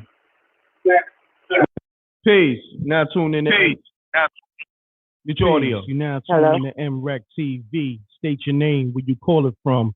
Keep it clean, keep it short. Let's get spooky. All right. Hi, how's everybody doing? My name is Bree. I'm actually from South Florida. Bree from South Florida. Bree, do me a favor, talk directly into the phone or take me off speaker if you can, please. Okay, you can hear me better now? I had on headphones. Much better. Okay. What kind of headphones you got, Bree? The ones from Walmart for $4.88. Oh, come Man, on, they ain't Bree. did me no wrong so You far. already you know, knew but... by you telling us what kind of headphones you had, the ones from Walmart, the ones that cost $4. You already knew them headphones wasn't no good on this show. You knew it wasn't no good. Right. You knew it wasn't no good when you bought them joints. But shouts to you, Bree. Period. You sound good though right now. No problem. Okay. Okay, thanks. So Yeah, you're welcome. I'm actually calling about a story in particular. I had a dream, and it was crazy because in my dream, first of all, I was born and raised in a church as Christian, and in my dream, I've never spoken in tongues before, but in my dream, I was in front of a department store, and it was a man. He was sitting on a bench. Mm-hmm. And he ended up getting shot in my dream. Like bullets just started coming out of nowhere in the dream. Anyway, He got shot and he laid on a stretcher. And he started to just rise back up, like he came back alive, and his eyes would turn black. And he started talking with a deep voice. So I walked over to him and I was like, oh my God, he has demons in him. So in my dream, I'm literally like this. I started laying hands. Mm-hmm. I started laying hands on this man, and I started just speaking in tongues, praying, and the demon jumped out, but it jumped into this young lady, and she had her kids with her, and her eyes turned black. She started speaking in a deep demonic voice. So it ended up jumping into other people, and I just kept praying, and I was like, you know what, I'm not going to give up. You know what I'm saying? I'm going to just keep doing what God's telling me to do in this dream. So I kept praying the demon out, but it was one person that was particular in my dream that the demon jumped into, and she's from Bad Girl Club. Her name is Natalie Nunn. I don't know if you know about her. Yeah, I know about her. That's your homegirl? Okay, I heard of her. No, I don't know her at all. I just watched the show before, that's it. Got you. But the demon jumped into her, and I had to pray the demon out of her, and then I just ended up waking up. Hold on. But it was harder. Hold on. You said you didn't know her, but you prayed the demon out of her? Yes. I'm lost. How you do that? What do you mean? No, I'm saying in my dream. Oh, in your dream. Yes, okay, in my dream, not in person. Okay. But I'm telling you about a dream that I've had. Got you. But in my dream, I prayed the demon out of her. Got you. And I knew it was her because, of course, I watched the show before. So in my dream, when I seen her, because I told you the demons were jumping in and out of other people, and I had to lay hands on them and conjure the demons out of them, but it jumped in her. In particular, it was the last, she was the last one that the demon jumped into. And as I was praying it out of her, it was just so much, it was harder for me to pray it out of her, but it ended up coming out. But I don't know, that one kind of just stood out to me as well, because I'm like, I don't normally have dreams with celebrities in my dreams. So I just was kind of thrown off by that. But I don't know, it was just a crazy dream. But I don't know if that's God's way of telling me, to do his work, you know what I mean? And that was just crazy. So that was a little spooky. I don't know. Yeah, that definitely was spooky. I appreciate you calling. Thanks for calling, baby. No problem. All right. Thank you for having me. You're welcome. All right. Hey. Mute your audio. You're now tuning in. Mute your audio. My bad. Yeah. Peace. You now tune in to MRecktv. State your name, where you call it from. Keep it clean. Keep it short. Right. Let's get spooky. What's up, M.Reck? Peace. What's Shouts out to you. Shouts out to the earth. I'm trying to figure out why niggas still hating on the earth. It's Lil Wayne. Lil Wayne, what's happening? I'm trying to figure out. Yeah, I'm trying to figure out why niggas still hating on the earth. Niggas calling that. I get tired of listening to that. Niggas calling it hating on the earth. But I want to say, shouts out to M.Reck. Salute, my shouts brother. out to that. Shouts Y'all out know to the M.Reck room etiquette. It's always no doubt. Shouts to the whole Young Money. Nicki Minaj and Drake. Lil Wayne called up twice tonight, huh? Lil Wayne got time tonight. Love spooky hours. Peace. Now tune in to MRecktv. State your name, where you calling from. Keep it clean. Let's get spooky. It's Jeremiah. You know I'm calling from Louisiana. Jeremiah, man, what's happening? Your phone sound a little spooky. Take me on speaker if you can. What's happening? There you go, my brother. You sound better, man. What's going on? Talk to me, Jeremiah. Man, I'm cooling, bro. I got a story about when I was in jail, but first I want confirm old boy when he said his story about the fire coming down from the sky. Okay. What you think is the stars and all that, it's not what you think it is. What that man brought down from the sky is written in 2 Kings. He called upon an angel of Beelzebub. The angel that came down was the angel of fire. Elijah sent the angel of fire down upon these men in this story. But the angel of fire name is of Aries. What you think is your horoscope Aries is actually an angel, the angel of fire, whose name is Mahala Hadayel. So people don't understand it. They be praying to certain things, and what you be calling upon, it might come to visit you in a form which you might not want to see. And that angel, it resides over 4 more other angels of fire. Their names are Phanuel, Oriel, Nuriel, and Uriel. These angels all reside in fire. You can see their faces in volcanoes when they blow up. You can see them in buildings when they have explosions and stuff like that. You can see these entities, these faces in there. If you got spiritual eyes to see, everybody who don't have spiritual eyes, you just see it as an explosion. But if you have spiritual eyes, you can see the entity inside the fire. So you keep your eyes open. But I want to speak about a time when I was in jail about 1.5 years ago, about 2 years ago, about how the devil can come to you in many forms. Think about, put it like this. If somebody's not spiritual, think about their body just being a shell. And at any given time, like what boy just said, the entities, they go around, they don't have bodies to get into until they harbor people's bodies who are shells of people. They're like walking zombies. All right. So I was in jail. So happened was I ended up in jail on some strange stuff. So when I got into jail, they threw me in maximum confinement, like straight off the street. They ain't never been heard of. But when I got in maximum confinement, it's a 2-man cell. I'm stuffed in there with 6 people. Now, while I'm stuffed in there with these 6 people, I noticed that these youngsters in here, they was in here starting to do witchcraft, writing certain little things on the clothes and all this type of things on paper. So I'm understanding what it is because I come from, I understand his background because I've been spiritual all my life. So while I was in there, something entered one of the little boys. And when it entered the little boy, we had a conversation, me and the entity. The entity tried to get me to sell him my soul. And he told me if I was for real about the Bible, that I would sell him my soul.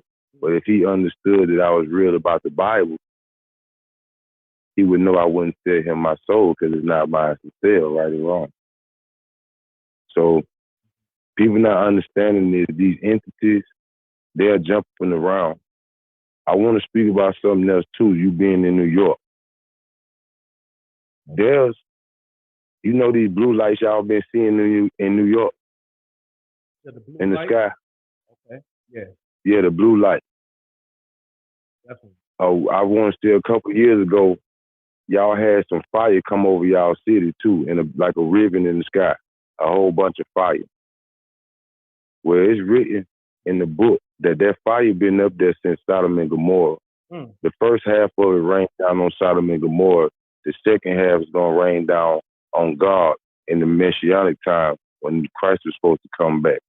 What you've been seeing, these blue lights, remember when the earth had showed, she had showed you a clip about the spaceships and all that landing? Well, these blue lights, that's what that is. That's y'all salvation out of New York. Because when these things, when it comes, there's nothing that you're going to be able to do. If you deal when it drop down, you better pray and hope that you get lifted up. I'm warning you. I'm giving you a warning. This is why I'm calling now. This is the whole reason why I'm calling. Is to give you a warning. I shared this video on my YouTube, but people don't pay attention. But I ain't trying to promote that. I'm going to tell you straight out my mouth. Got you.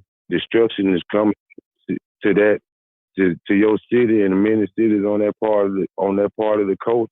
And it's not just there; it's all over America. But you got this platform to warn your people in the city. I need you to take heed to this. Amina, she needs to take heed because them entities, they own her. They own her. She not knowing. When she spoke about them ships, she don't understand what she did. I understand this. She don't understand that they around her. They watching her. And she ain't, the people that's around her and the people that's around you ain't who you think they is. You notice ever since the caller had called about the angel coming out the sky with the fire, that all your callers after that was kind of strange. The transvestite calling. This like you're not noticing, your eyes not open to see that the adversary, he on here trying to block this information from coming out. He don't want it to come out. He don't want people to get warned. This is my whole reason to call and tell you that fire and brimstone is finna, them angels of fire, they finna come dropping stuff down on your city. Them angels I just spoke about, that's what's gonna drop the rocks down on y'all city. So please, my brother, if you will, or anybody that's listening, man, please get right with the Lord. This is not a game, M.Reck. This is for real. Got you, my brother. When you want to say spooky, man, I'm talking about you, the life of all, everything that you love, this world that we know it is the beginning of the end. Do y'all not understand this? It's the beginning of the end. It's over with. Forget about all this stuff you worrying about, all this vanity that we running around worrying about, not knowing, man, you don't want to get left here when it hit the fan. Don't nobody want to be stuck here. It's finna become a wasteland. You remember the book of Eli? That's what we finna get. So I'm out with that one right there. Shalom, Police. Shazam, Barakadah. Peace and blessings to everybody. And y'all be good, bro. That's all I can say to you. Man, be good, I'm man. out. Hold on, before you leave, a few people was asking, what's your YouTube page? My YouTube page, I'm finna put it in your live. I'm finna put it in your live chat. The dude that my picture is a black Jesus with dread, so I'm not hard to spot in there. Okay, got you. So put it in the live, and I'm gonna highlight it. All right, my brother. Thanks for calling. All right. Hey. Peace. You now tune in to MRecktv. State your name, where you call it from. Keep it clean. Keep it short. Let's get spooky. What's up? This Lil Wayne. Well, I'm trying to figure out, it's some weird niggas calling in, hating on the earth. Y'all niggas need to cut out. Stop hating on the earth. I'm out. My man. Peace. You now tune in to MRecktv. State your name, where you call it from. Keep it clean. Keep it short. Let's get spooky. It does not matter who I am. What matters is that you are really cute. I love you. I want to kiss you. Oh, man. Hug you. Pause. We're not doing that. We're not doing that. I don't do no type of fun boy action. We're not doing that. Listen. We're not doing that. You get banged on all day.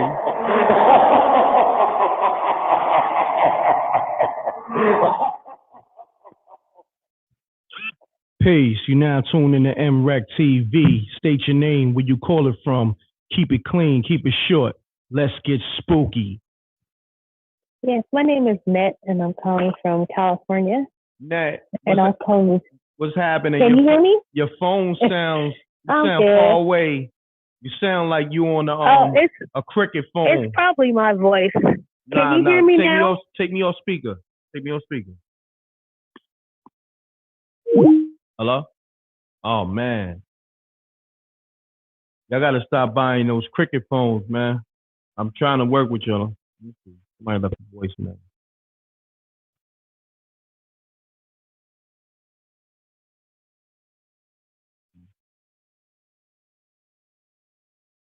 Yeah, homie called up. Nah, we ain't doing that. we ain't doing no type of fun boy action. Shouts to Jeremiah. He always call up with something interesting. That's my man. I like Jeremiah. That's the homie.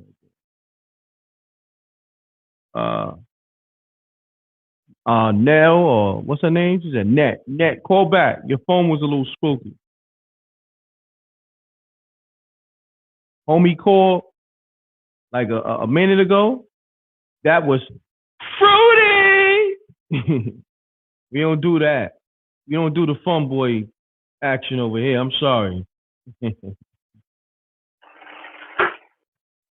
Peace. You now tuned in to MRecktv. State your name, where you call it from.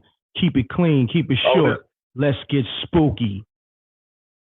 This is Ness Pluto. I'm calling out of Clinton, North Carolina. Mm-hmm. With that dude that just left from off the live. That's one? Somebody that I'm trying to grab. That's someone I'm trying to gravitate to, because those are the terms that I done came to, exactly the things that he's talking about. But I have a story that take back probably 7 years ago. Mm-hmm. It was one night I was leaving, coming home. I was by myself. I was drunk. I wasn't that drunk though, but I was by myself, and I would come home. I just so happened to look in the sky, right? Mm-hmm. I seen 7 stars in the sky, and it was within the shape of a It was within the shape. It was three on each side. It was 3 on the left side and 3 on the right side, and it was 1 in the front side. It was almost like, you understand the form I'm talking about? Keep building. Keep building, my brother. Keep, Hello? Keep going. Yeah, Can you hear me? I can hear you. I don't know. What's going on with your phone? You good? I don't know. Yeah, I'm good. Hopefully you can hear me now. Yeah, I can hear you now. Your phone getting a little spooky, but go ahead. Bad. But this is what it was. It was 7 stars. And Okay. it was 3 on each side and 1 in the front. And that's what it looked like, stars. But it was all moving in one section. Like, won't know them separate or nothing. It was like moving in one section, casting across the sky. It was kind of high in the sky now. And I was the only person that was out there outside at night. So I went in a panic. I ran home, banged on the door. Just somebody come knock on the door. They wouldn't answer the door. So I went to my neighbor's house right across the street. Ran over. It was still in sight, right? Ran over there, banged on the door. I'm like, please come out here and look at this, man. Come out here, please, man. He like, hold on, let me get my shoes. Like, look. He took so long. By the time he had came out, I couldn't see no more because we were surrounded. Because the neighborhood I stayed in was surrounded by trees and stuff like that. And that thing was pretty high in the sky. And I was kind of mind boggled by that thing for probably over a year. I even had to do some time in jail once, and I couldn't get that figure, that seven star looking figure casting across the sky out my head. So it almost had me to the point where I was even making the marks in prison with my pimps, where I was laying my bunk at. I was making those 3 stars on each side, and it's just something that really mind boggled me to death. I mean, like, yo, that stuff that man was just talking about, it's pretty accurate. Gotcha. It's pretty accurate. I can't trust any of that other stuff. We just gonna have to see, but that's pretty accurate. Got you. I appreciate you calling, my brother. No doubt, man. Y'all be safe. All right, be safe.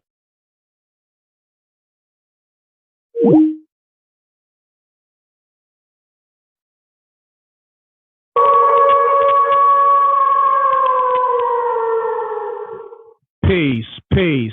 This is MRecktv, and you now tuned in to Spooky Hours. Spooky! Let me run a commercial with something real quick. I'm coming right back. Smash that like button. I'm gonna run a quick commercial. Do you ever feel at times that you have reached a dead end when it comes to your credit? Wishing and hoping for a second chance to get your credit life back on track? Hi, I'm Michael T. Fenwick, the founder and CEO of Fin Credit Solutions. That used to be me. I would imagine having that beautiful home, that nice fancy car, being able to travel, at will to the most exotic places. But my reality, I had bankruptcy, charge-offs, collections, tax liens, you name it. My credit was upside down. But now, that's all a distant memory because of the proven strategies here at Ben Credit Solutions. My dreams became a reality. And so can yours.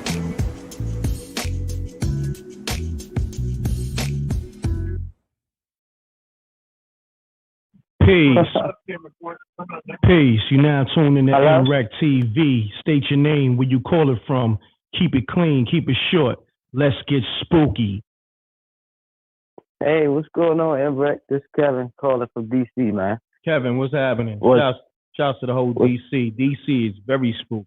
Ain't forget. Yeah.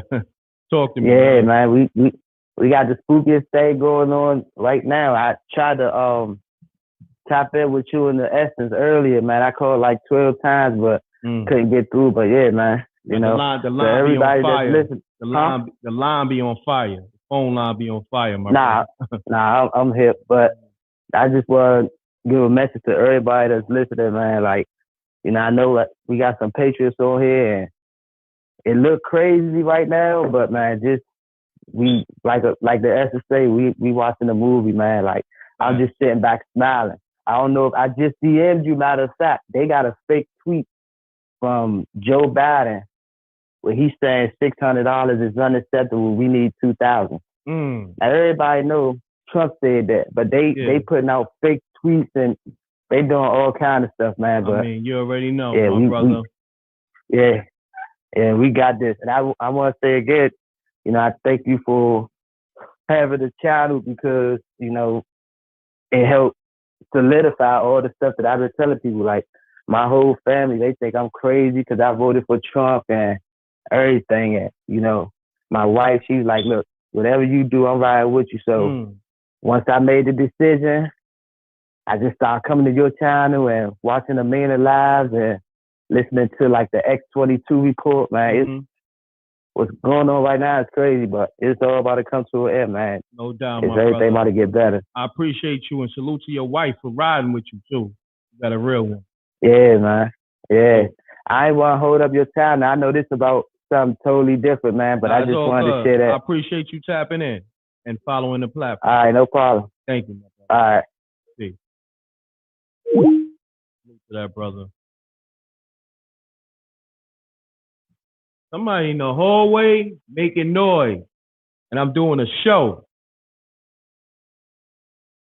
Doing my spooky hours, about to get spooky in that hallway.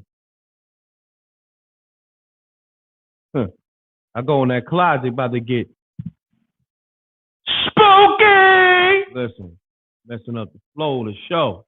Don't do that.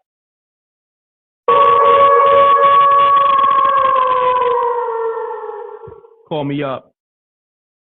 310-598-2974. If you just now tuning into the show, pound the like button, subscribe, hit that bell to get all notifications.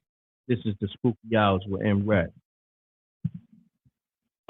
Peace. You now tuned in to MRecktv. State your name, where you call it from. Keep it clean, keep it short.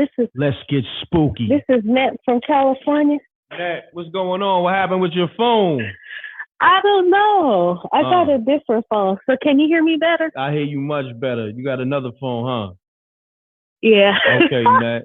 Salute to you. Hello. Yeah. I was calling because I used to work at this place. And on a Friday, I had went and talked to this lady about some paperwork, but I got like a weird feeling, a weird vibe about her. And I was like, ooh, something's not right. I don't feel well. Like, so I left. And then that Monday, I had a job interview, so I didn't go to work that day. That Monday, I was at a bus stop, and I was listening to my headphones, and it had said that they had a fatality on the freeway. Oh, wow. And as soon as they said that, like, it felt like something jumped in me. And then it bounced out. And I was like, oh my God, I thought about that lady that Friday that I spoke to. And I was like, what the heck? And then I can hear like a voice is like, I know you can hear me. You need to tell my mom. And I was like, what? I was like, I'm going on the job interview. I don't need to hear this. I was like, oh, wait, because I'm like that. And so I had spoke with my boss previously about me, about like different stuff. And I was like, you know, he said, you need to tell my mom. So I was like, who is your mom? And so I was like, what? I was just like, I just seen her Friday and I knew something wasn't right. And this happened Monday morning, early in the morning. So she didn't even know about it yet because it was like 6-something in the morning when this happened. So I call my boss and I tell her, you're not going to believe this, but I need to tell you, but I know you understand how I am. I told her that she was going to get a call from this lady letting her know that her son died and he wanted me to let her know that she was okay. So you'll be getting that call from her sometime later on this evening. And so I just told her, okay, bye. And I was like, dang, she probably gonna think I'm crazy, you know, calling her and telling her that. So, because I took the whole day off work. So when I came back the next day, she was staring at me. She was looking at me like, what the heck? So she calls me in her office. She's like, come here, come here. And so I go in there and she closes the door. And I was like, what's going on? And so I sit down at the desk and she tells me, you know, I got your phone call because I called her like at 6-something in the morning. Nobody's there yet. And she goes, I got your phone call. And I know we talked about this stuff, but so that happened. And she told me, you know, it was the lady's son that, you know, that died in the car accident. Oh, wow. That yesterday.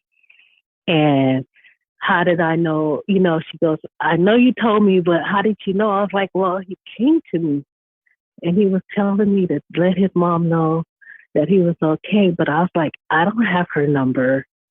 You know, you have her number. I don't have it. And so that was the only way. Let me ask you this. Huh? How did he come to you? In what state? It was, okay, after they said like a fatality, it felt like some spirit like went through me and I was like, oh, like weird. Wow. And then it was like standing there. I can kind of see. It was like a... I'm going to say this. You ever saw the movie Sixth Sense? That's some real Sixth Sense shit. I mean, that's a tongue twister, but you ever seen the movie that kind of stuff happens to me a lot. Wow. Because I can see spirits. I know my other job, I'm always at work, but it's not always at work. It's different stuff. But I know a guy had passed away at my job, but I didn't know. And I seen the spirit walking through the hall in front of my desk. And I'm like, doesn't nobody else see that? But the people that was walking right there, they didn't see anything. Because they were like right by him. And he like went through the girl and her hands like went up with the paper. And I was like, oh man. I was like, who is that? And so I just waited. And then like the next day, my boss called me into the office, called like my whole unit into the office. And she said that one of the guys that sit like about 3 or 4 cubicles from me had passed away. Wow. And I was like, dang, was that him walking there? Because I seen it and I was like, dang, they don't even see this. So that's, you know, like I said, that happens to me often. Or somebody's going to say something to me and I'll answer it. I know this one guy, he came into my cubicle at another office and I was like, how was the movie last night? And he said, what? He's like, how you went to the movie last night? He's like, that was just like a spare the moment thing that I hadn't planned on going. I just went. He was like, how do you know that? And I'm like, how do you explain that to somebody, how you just know where they was at? Wow. So yeah, those are the kind of things that happen to me all the time. Visions, so I try not to touch people, huh? You be having visions. You be having premonitions. I have premonitions. I have dreams. I could touch somebody. I know this one is like a really sad one, but my friend, she had a baby, and I went over there to see it, and she was like, "Do you want to hold him?" And I was like, "No." I got so sick, and I was like, "Oh my God, this baby, it's gonna pass away." And I was like, I couldn't even touch it. Wow. So I went home and I told my mom. This was when I was younger. This was when I was in high school, and I was all crying. And she was like, "What's wrong?" And I was like, "The baby is gonna die." And I couldn't tell her, and I just felt so bad, and I just was crying all night. I couldn't really sleep. And so when I went to school the next day, it was her sister's baby, but she told me that the baby died of the, SIDS or crib death. And I was like, I knew it. I told my mom that was going to happen. Wow. I just couldn't touch it. I was like, I can't explain it. But yeah, those are some of the things. It's like a whole, billions of things. I have to call back on another show to let you know, other different things, because I know that there's other people waiting. But yeah, those are some of the things that happens to me. I appreciate you calling. Them things is real spooky. Shout out to you, Nat. Have a great night. All right. Thank you. You're welcome. Okay. Bye-bye. Yeah, Nat is different. I'm going to just say that. Somebody said disconnect. Somebody said disconnect from Nat. Shouts to Nat, though. I was entertained. I was a little lost in a story or two, but overall, Nat got the sixth sense. He got the sixth sense. Like the homie that said he see dead people from the movie, the young homie, the white boy. Mute your audio. Peace. You now tuned in to MRecktv. State your name, where you calling from. Keep it clean, keep it short. Let's get spooky. Oh, peace and M.Reck. My name Robbo from Plainfield, New Jersey, man. What's happening, Robbo? Salute. How you, brother? Shouts to look, I wanted Jersey. I wanted to share a little positivity on what the caller's been calling with, man. You know what I'm saying? Because everything, it sounds spooky, but it's really not spooky. You know what I'm saying? Oh, and then, hold up, another thing too. The dude that called said he was spiritual, and he's saying prepare for the Lord. You can't do both, bro. You know what I'm saying? You either into the Bible or you spiritual, or you into spirituality. See, that's the problem. Like that shit right there got us all scared up. All right. So okay, what's happening is this: when we see these spirits and these ghosts or whatever, right? A lot of them are our loved ones. If you think about this. Everybody called said they were scared, right? But nobody said they had been attacked. They had been attacked, okay? When we look at white people homes, right? When those ghosts go in there, they snatching these motherfuckers out the bed, they jumping out at them, and they scratching them, fucking them up. Black people, right? When those same ghosts come to our house, right? We hear noises, we hear dishes crackling, we hear windows or some shit breaking, or you get shit crumbled up in the hallway, but nobody ever gets hurt. Be easy on the cursing. Be easy on the cursing, brigade. Building. Okay, my bad. Okay, no doubt. Good. All right, but none of us ever gets hurt. You see what I'm saying? Now, if you think about this, though, remember back in those days when they were saying about the slavery days or whatever, when the enemy came, right? They would go into the houses and kill the whole family. Those are the same houses that they're passing down to their families now. You see what I'm saying? So a lot of our ancestors was killed in those houses. You follow me? So when you see that, when you hear white people begin attacking and scratching and beat up, those are your loved ones getting revenge. Okay? That's why they come in our houses. This real. I know, but it's still funny. Like, okay. Yeah, check it out, right? Yeah. Now, listen, this is how you compare the two. Black people homes, right? When these spirits come, how else would they be able to let you know they was there? You see, they have to make some type of noise. They got to do something to let you know they're there, but nobody's ever calling saying they've been hurt by anything. You see what I'm saying? And this is how I'm going to prove it to you. Remember that movie 6 Sense? Ever seen that movie 6 Sense with Bruce Willis? Yes, sir. Yes, sir. Okay. Remember when the little boy, he kept running, he kept seeing spirits and all that? He kept running, and he was scared of them and all that. And then finally, when he went to that little girl in the tent, he asked her, he said, you got something to tell me? And she did. That's why these spirits are coming. They be having messages for you, okay? Remember in the movie, the little girl, he was like, yo, you got a message for me? Yeah, stop being scared. And he went to the spirit. He said, you got a message for me? He said, yeah. The next scene is them at her funeral, right? No, whatever, they had some shit at the house. I mean, my bad, they had something at the house. When he walked past the chair, the little girl gave him the videotape to give to her father. He goes into the funeral thing, he gives the father the videotape. When the father put the videotape in, it's a video of the mother poisoning her. And she basically was there to try to save her sister. She was contacting the old boy to try to go save her sister. And he was able to save her by showing the father the videotape. And it wasn't until he calmed down and realized I had messages for him that he had stopped being scared. That's why the lady had saw the dude that she said with the bullet holes all in him.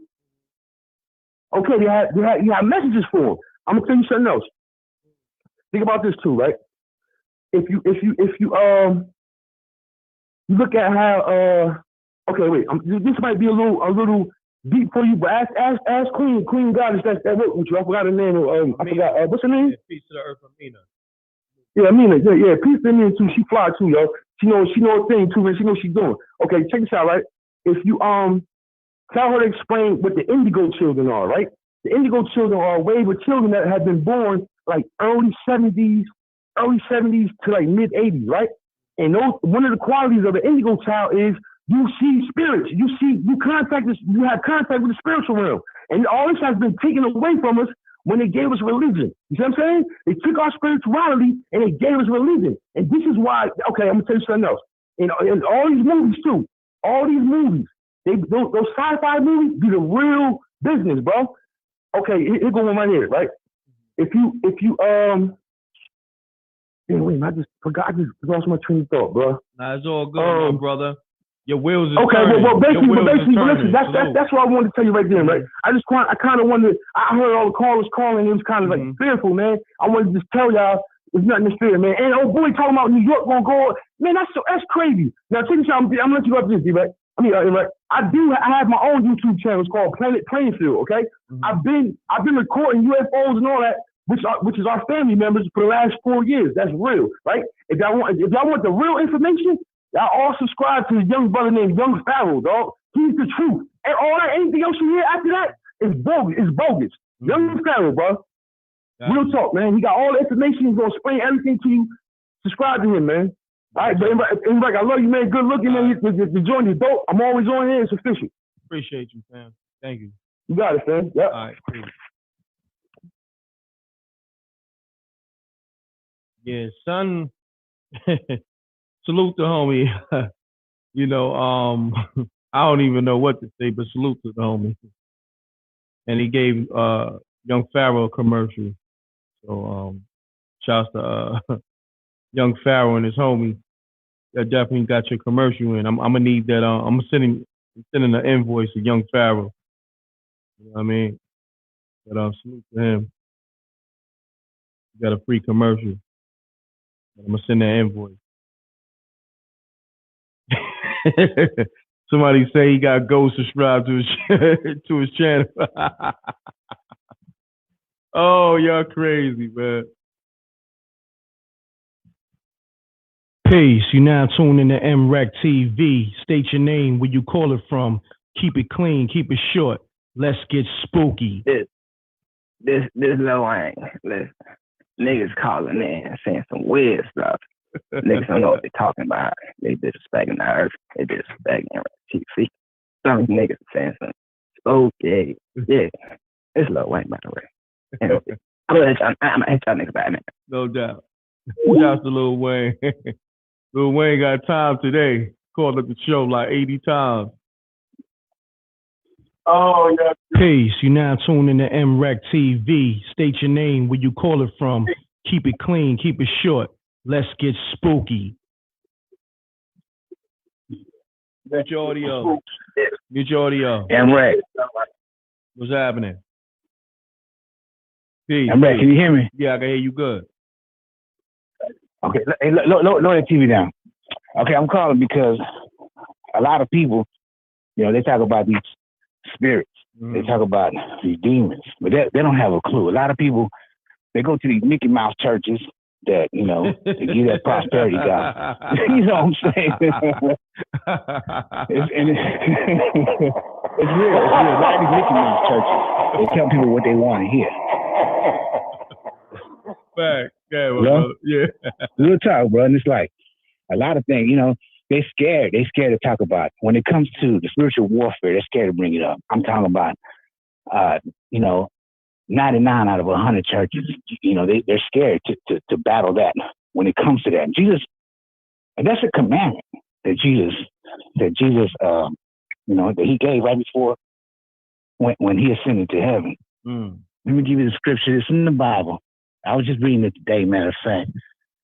But I go to this church, right? It's called the Universal Church. And this is all over the world. This church is all over the world. And I've been looking for a church that practices deliverance.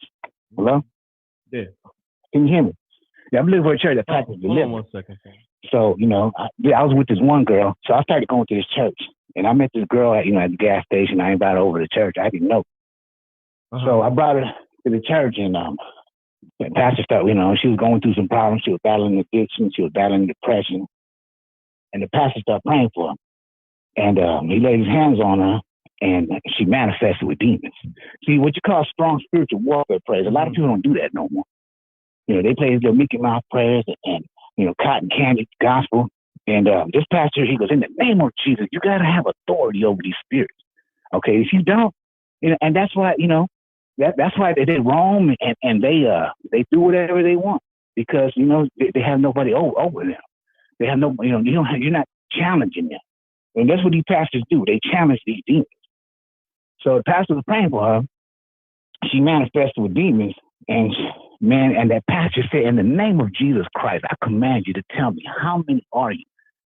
So I'm sitting there, we're sitting on the couch, you know, and because we're sitting on, and you know, the little meeting room. And he's praying for her. She, you know, that demon came out and started talking.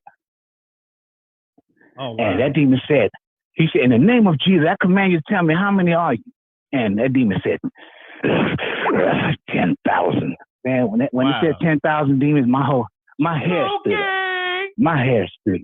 Yeah, that was spooky. My hair stood up. That's real, bro. And I'm not even, I can't even, bro. Online, I'm dying. I'm telling you the truth.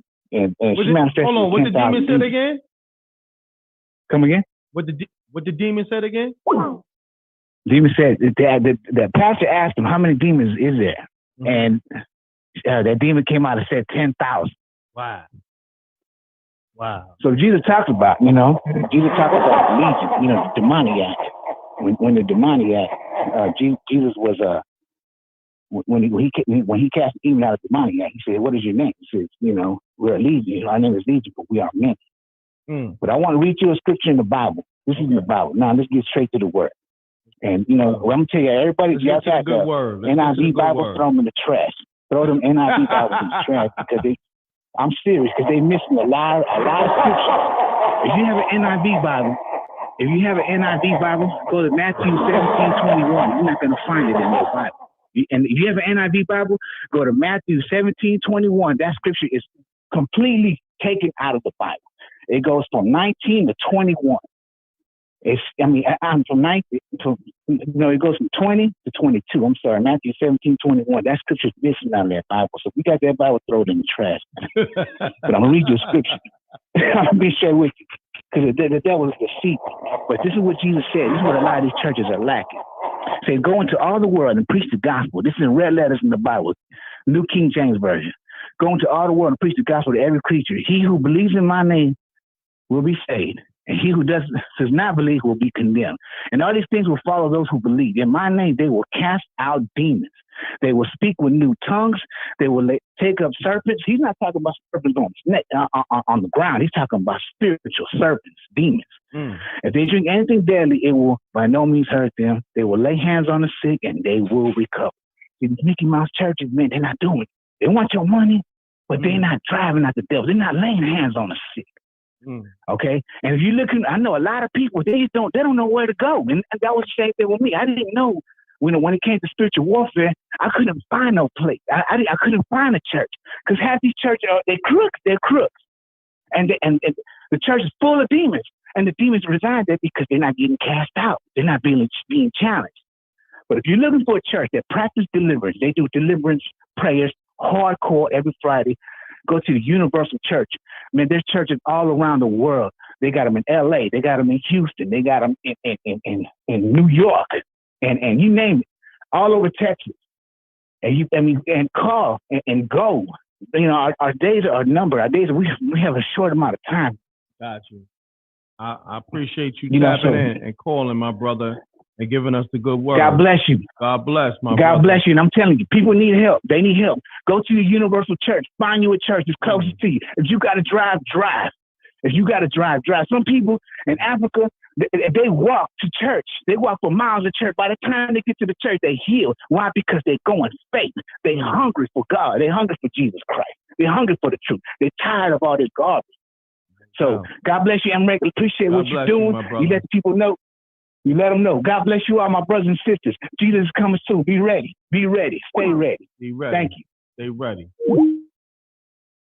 Man.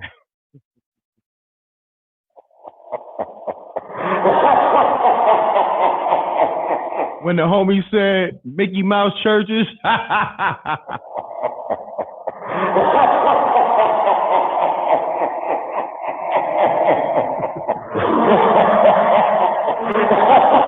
Yo.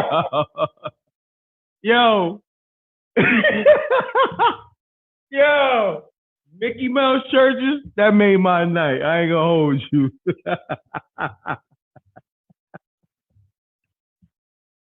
Oh, man. And Sabrina said, every church is a Mickey Mouse church except his. Laughing out loud. Fact. Man, yo. Listen. Shouts to everybody that called up. We hit the 2-hour mark on the spooky hours. That's usually the time I usually fall back in the show. I appreciate y'all. And stay tuned. Make sure you hit the like button. I appreciate all the people in the super chats and the cash apps too, man. Wow. Tonight, yo, really show love on the cash app. Shouts to Janie. Shouts to Brandon. Shouts to Rika M. Shouts to Brandon again. Shouts to Dominique. Shouts to Brandon again. Yeah. Y'all must love. I can't hear myself. But I appreciate everybody. I appreciate everybody tuning in, locking in to the platform. Make sure you subscribe if you're new to the channel. Make sure you pound that like button. Make sure you hit the bell for all notifications. And man, you know, we always got some interesting phone calls and interesting stories. You know, man, we had the 6-inch chick, what's her name, Net. She had spirits jumped in her. You know, she knew if people went to the movies without even talking to them, like, man, you know, spooky hours. Shout to everybody, man. A lot of people really love this show, and I appreciate it because it was a concept I thought of one day, and I felt like I want to come with a show incorporating my spooky, because a lot of niggas took my spooky lingo and ran with it. So I said, how can I get my spooky back, creating a show that's entertaining, but at the same time, it's still within that concept. You know what I mean? Because, you know, I took the spooky word and I kind of defined it on other terms. You know what I mean? I flipped and bounced the terminology, you know, ebonics and all that. But, you know, spooky is still spooky. So it was a great night. I'm glad y'all had, before I get off, I just want to know if y'all was entertained. If you was entertained, I need you to put laughing emojis in the comments right now and put fire, laughing emojis. If you was entertained, do that for me so I know to keep Spooky Hours going. We on Spooky Hours Part 8. So let me know if you was entertained so we can keep this thing going. I'm going to turn this thing into a series. Lil Wayne called up like 10 times, and Dave Matthews and Rich Matthews, shouts to them. And for some reason, the chat is hella slow on my side. Let me look at it. from the YouTube aspect. Okay. I see y'all was entertained. Okay. For some reason my chat is acting weird. Okay. It's lit.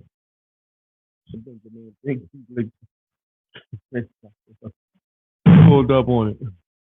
Yeah. But on that note, I see all the emojis, the laughing emojis. I'm gonna highlight a lot of them. Salute. I appreciate everybody tapping in. Salute to the Rec Mob. Salute to Amina. Salute. You already know. China Black. The salute. Go get that all in single. That intro you keep telling me you love. That's the all in record. Classic record. On all streaming platforms, M.Reck and China Black. I'm gonna end off the show with that. On that note, I see y'all next week. Well, y'all see me tomorrow. You know, I'm gonna put up content and Tuesday for the Blackout show. Tune in for that. It's Tuesday. And also get that Amina Uncensored on Ticket Spice and viewstub.com. I appreciate y'all. Spooky Hours Part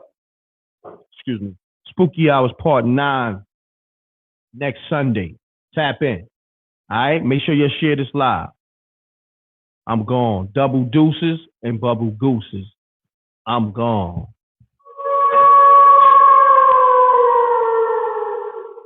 Peace, peace. This is MRecktv, and you're now tuned in to Spooky Hours.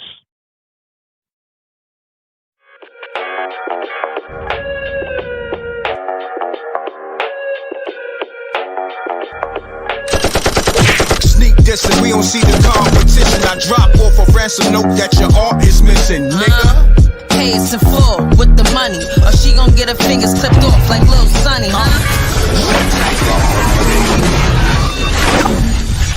MRecktv. Do you ever feel at times that you have reached a dead end when it comes to your credit? Wishing and hoping for a second chance to get your credit life back on track? Hi, I'm Michael T. Fenwick, the founder and CEO of Finn Credit Solutions. That used to be me.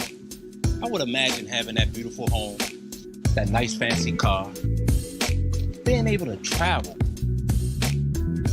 at will to the most exotic places. But my reality? I had bankruptcy, charge-offs, collections, tax liens, you name it. My credit was upside down. But now, that's all a distant memory because of the proven strategies here at Finn Credit Solutions. My dreams became a reality. And so can yours.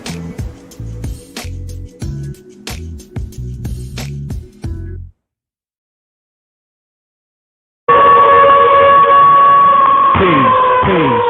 This is MRecktv, and you're now tuned in to Spooky Hours.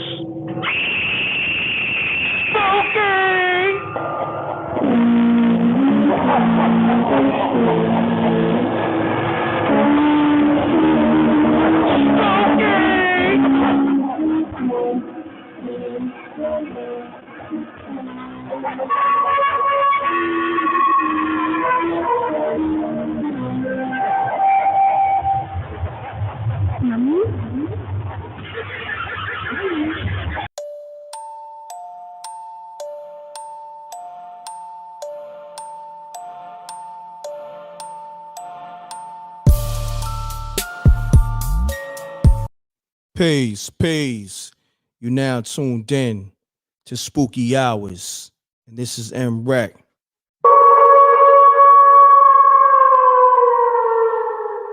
You know the M.Reck room etiquette. Smash that like button. Pound that like button. Let's get it. Salute to the Rec Mall. Let me see who's in the building. We got the livest show on Sunday night. You know, call me up, 310-598-2974. Hold on 1 second. Let me make sure the lines is pulled up. I always forget that. But you know what? It is what it is. We do it on the fly. So we're going to get y'all. Pulling it up right now. I know I probably missed a few calls. Yep. Hold on. Okay. Can y'all hear me? Let me know. Can y'all hear me? Can y'all hear me? Talk to me. Salute to the rap mob. Okay, we got a caller. Let's get it. Peace. You now tuned in to MRecktv. State your name, where you call it from. Yo, when y'all call up the show, make sure you're ready. Make sure your audio's muted. No cursing. All right? I don't have reverb on. It's my natural voice. Reverb. Ain't no reverb on. Ain't no reverb on. Just got a grown man voice. No effects is on my voice. Oh man, let me turn this off. Peace. You're now tuned in to MRecktv. State your name, where you calling from. Keep it clean. Short. Let's get spooky. Talk to me. Hello? Peace. Hello? Yes. Is this M.Reck? Yes. Peace. This is the spooky hour show.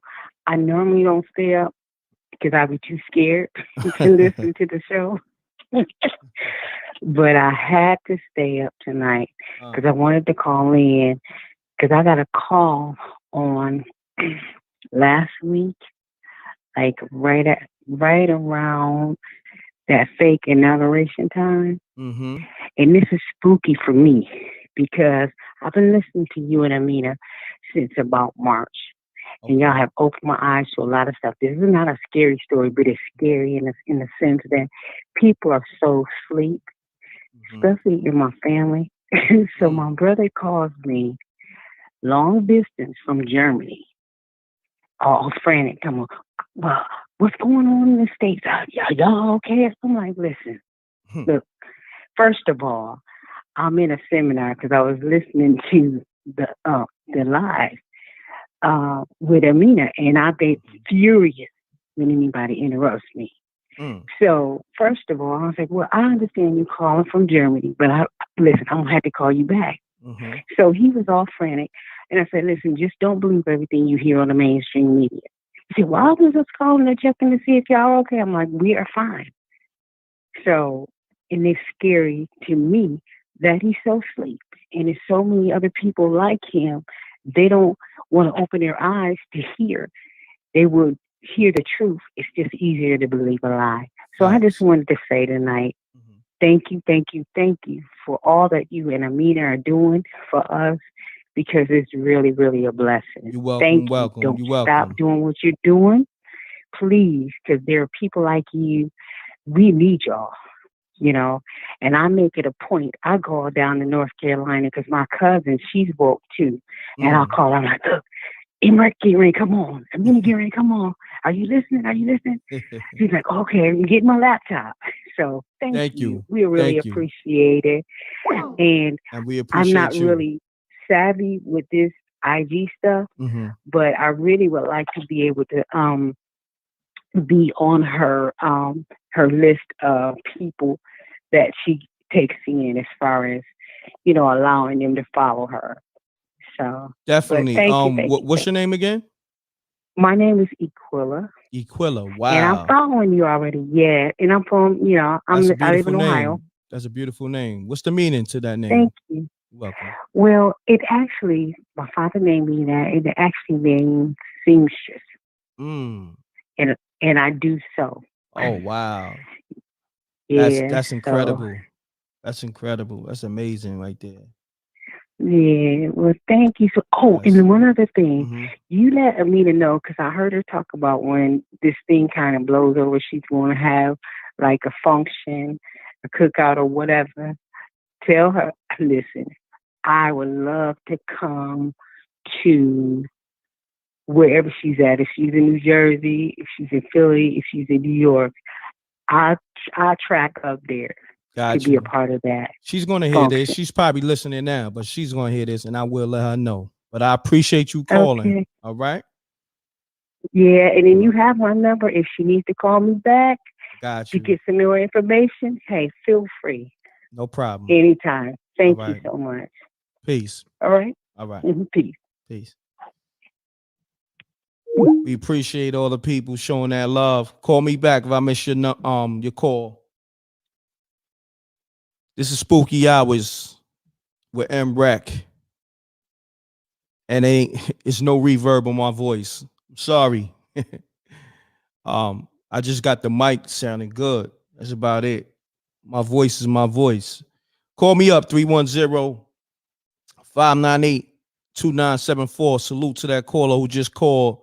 I appreciate the love. Hold on, I think we got a voicemail. Let me see what this voicemail is sounding like. Hopefully they ain't cursing. Let me see. Man, Rick, I was trying to call through and tell my story, man, ghost story about a bridge, in Ohio. My name is James. Yeah, I'm in the chat, known as Jaguar. Man, Rick. Call back up, James. Jaguar, call back up. Let's talk about that spooky bridge. Let's get into it, y'all. Come on. I know y'all little. Let's get these calls flowing, man. Let's get this spooky hours going, man. Listen. It's gonna get real spooky. You know what I mean? Let's get it. Come on. Let's get it. Where we at? Spooky. All right. Call me up 310-598-2974. I do miss calls because sometimes, I'll be talking to other people and you know how it goes. I might miss it because I don't see it. I try. There we go. Peace. You're now tuned into MRecktv. State your name, where you calling from. Keep it clean. Keep it short. Let's get spooky. My name is Chantrell, and I'm calling from Shreveport, Louisiana. Peace. How you doing? I'm doing all right. How you doing, Rick? I'm good. If you can, you got me on speaker or something? You sound like you're a little far away. No, you're not on speaker. Okay, let me try to bring you up. Okay. You can hear me? Yeah, I can hear you. Okay. First off, I want to say, shout out to you and Amina. Love you guys. Love what y'all doing. Making knowledge born. That's what's up. Thank you. Okay. And you're welcome. Mm-hmm. Okay. I just want to say, since I've been watching the show, I've been paying attention a lot to the things that's going on around me. And one night I was laying in my bed and I got a cat, and she's probably like about 3 months old. So we laying in the bed and I'm playing with her and she's looking at me. And then she starts looking around me like she sees somebody behind me. Wow. So I'm like, I try to, obstruct her view. I get in front of her and I'm trying to block her, but she started trying to look around me, and it kept making me turn around like, what did this cat see? Uh-huh. So I started tripping, you know what I'm saying? Because I've been watching y'all, and I get kind of spooked, when I pay attention to a lot of stuff, and I get kind of spooked when I see stuff going on that's unusual or whatever. Mm-hmm. So I get up and I go in my son's room. I lay in the bed with him because at this minute I'm freaked out. So he's like, Mom, what are you doing in my room? So then I try to play it off, and I'm like, I'm just, seeing what you got going on or whatever.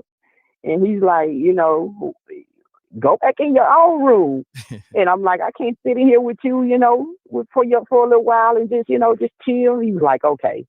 But yeah, that freaked me out, had me thinking like, something was behind me or something was in the room with me. Yeah, cats, they like a medium, in between our world and the spiritual world, so to speak. Right. And I'm thinking like the cat was seeing something that I couldn't see, and it really freaked me out. And I was really freaked out because, I've been watching your show lately, and, I know about the, spiritual some spiritual things, but you know, I'm new to it, so I'm not, you know, too familiar with it. And it just really freaked me out. It had me like, whoa, like I gotta get out of this room by myself and go in here with somebody, get around somebody, you know. Feel you. I don't blame you, but I appreciate you calling.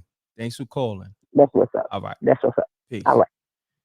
Peace. You're now tuned in to M.Reck Spooky Hours. State your name. Where you calling from? Peace, King. Man, hey, look, this Peace, Chris King. from Detroit, man. What's happening? You on the road? Yeah, man. I'm about to pull over right now because I didn't even think I was gonna get through, man. And I gotta pull over and tell you this, man. Yeah, I've pull been trying over. to call for about a month now. Okay, pull over. Roll up your windows. I might pull over right now. Yeah. I pull right. I got an iPhone too, bro. I ain't got no. Yeah. Now hold on. it don't sound bad. It don't sound bad. Just roll up your windows if you can. Okay, There I you got go. it. You know, Yeah. I'll pull it over. Take me on speaker if hey, you can. Take me on speaker. You got me speaker? Or? No, I ain't got you on speaker, All right, man. all right. You good, my brother. Hey, I appreciate you answering my call, bro. No problem, my brother. And real quick, yeah, let me say something to the room. Pound that like button. Shouts to Dream Faith in the room. Shouts to the moderators. Hit up the Cash App, the super chat. All right, pound that like button. Let's get it. Let's get this joint trending. All right. I really Shouts appreciate to the you, earth man. in the room. I called see you. 6 times just now. Mm-hmm. Okay. I don't know how spooky this is gonna be, but it's like it's real weird, and I do got evidence to show it. Okay. Right. Yeah, just take your time, Okay. my brother. Take your time. Go ahead. You good. All right. Now, M.Reck, you know what you came out with was out cold, like, because niggas, and I'm not gonna curse or nothing like that, Mhm. but see stuff like this all the time, but we just don't know how to go about it, right? So back about 2012, right? I was on 12 and Mile. I'm from Detroit, right? I'm a nigga that grew up in the hood. You know what I'm saying? I was taking my son to school. So So you found the school? You found the school? Huh? You said something about a school. What you said about a school? Yeah, I was taking my son. Okay. My son to school. Okay. Right? So we left from the condos, right? So listen, man. Now listen, I'm gonna tell you this before. Before then, it was apartments right across the street, right?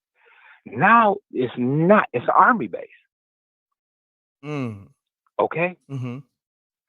I put that on everything, man.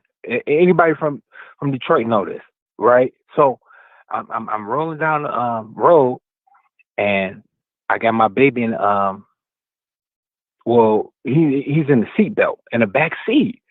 I see something real big in the street. I stop and I'm looking. I didn't hear my son get out his seatbelt, no nothing. And guess what? He was right next to my ear and said, "Dad, what is that?" I didn't hear this. Say what? I said, "What?" Man, bro, I could even, man, listen. It was the most weird. I said, I said, man, I don't know. He said, Dad, that's probably a blue wolf, and they glow at night. I'm like, nigga, what did you? Hold on, you know what I'm saying? Your son said that? He didn't even know what he was looking at. Wow. Hold on, So- I gotta hit this button. Okay. Spooky. Let's get it. Keep going. Keep going. So, and we look. It was so weird that it was too weird to even be scared of because we didn't even know what we was looking at.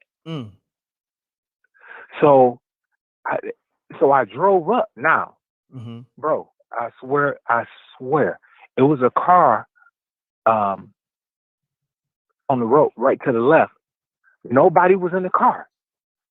I don't know if they walked into it because it looked like a portal. It was blue. right? Wow. So when we was driving up, it went into the like the forest. Cause you stay in them the condos right where the Meyer at, bro. Listen, it's on the Indian reservation. That's why when MUFON came over, they couldn't even go detect nothing. Cause I'm gonna tell you what happened after that. Mm-hmm. So when it sat down, it looked like it was in the shape of a diamond, and me and my son was just looking at it. We didn't even do nothing. We were just looking at it. Mm-hmm. And I said, you ready, baby? He said, yeah, I'm ready. And I just pulled off, right? So he said, Daddy, that wasn't no blue wolf, was it? Nigga, you know it was no blue wolf, but it's a kid. They trying to figure it out in their mind. Bro, listen, the next day, where that thing was,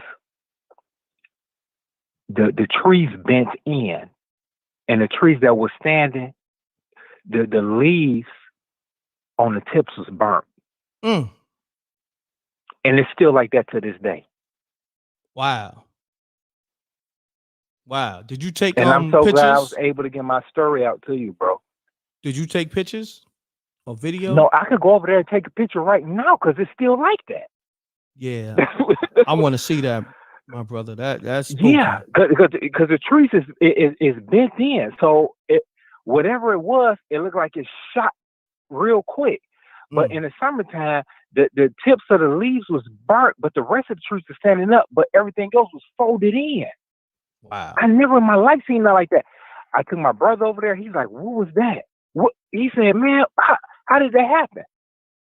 Man, I don't know. You know, now I'm going to take pictures of it for you. I'm going to take it for you tomorrow morning so you can see it in the day. Because I took somebody over there and they was like, nah, that's too weird. Like that's not even real. But when I was looking at it, it was so weird that we didn't even know what it was. Like to the point to be scared of, because it looked like pretty much I could have stepped out of my car and just walked into it. Got you. But listen, I appreciate you calling. Good story. I'm gonna take the next caller. My brother, stay tapped in. All right. I appreciate you, bro. Thank you peace, so much, bro. man. Salute. Okay. Peace. You now tuned into MRecktv. State your name, where you calling from. Keep it clean. Keep it short. Let's get spooky. This Jeremiah. You know, I'm calling from Louisiana. Jeremiah, what's happening with you, my brother? Salute. Well, salute to you, shalom, shalom to everybody. Shalom, to you in shalom, peace, and all that fly stuff. Talk to me, Jeremiah. What we got going on tonight? So I got something recent for you. Okay. I got two recent things, but I can touch on what old boy just said.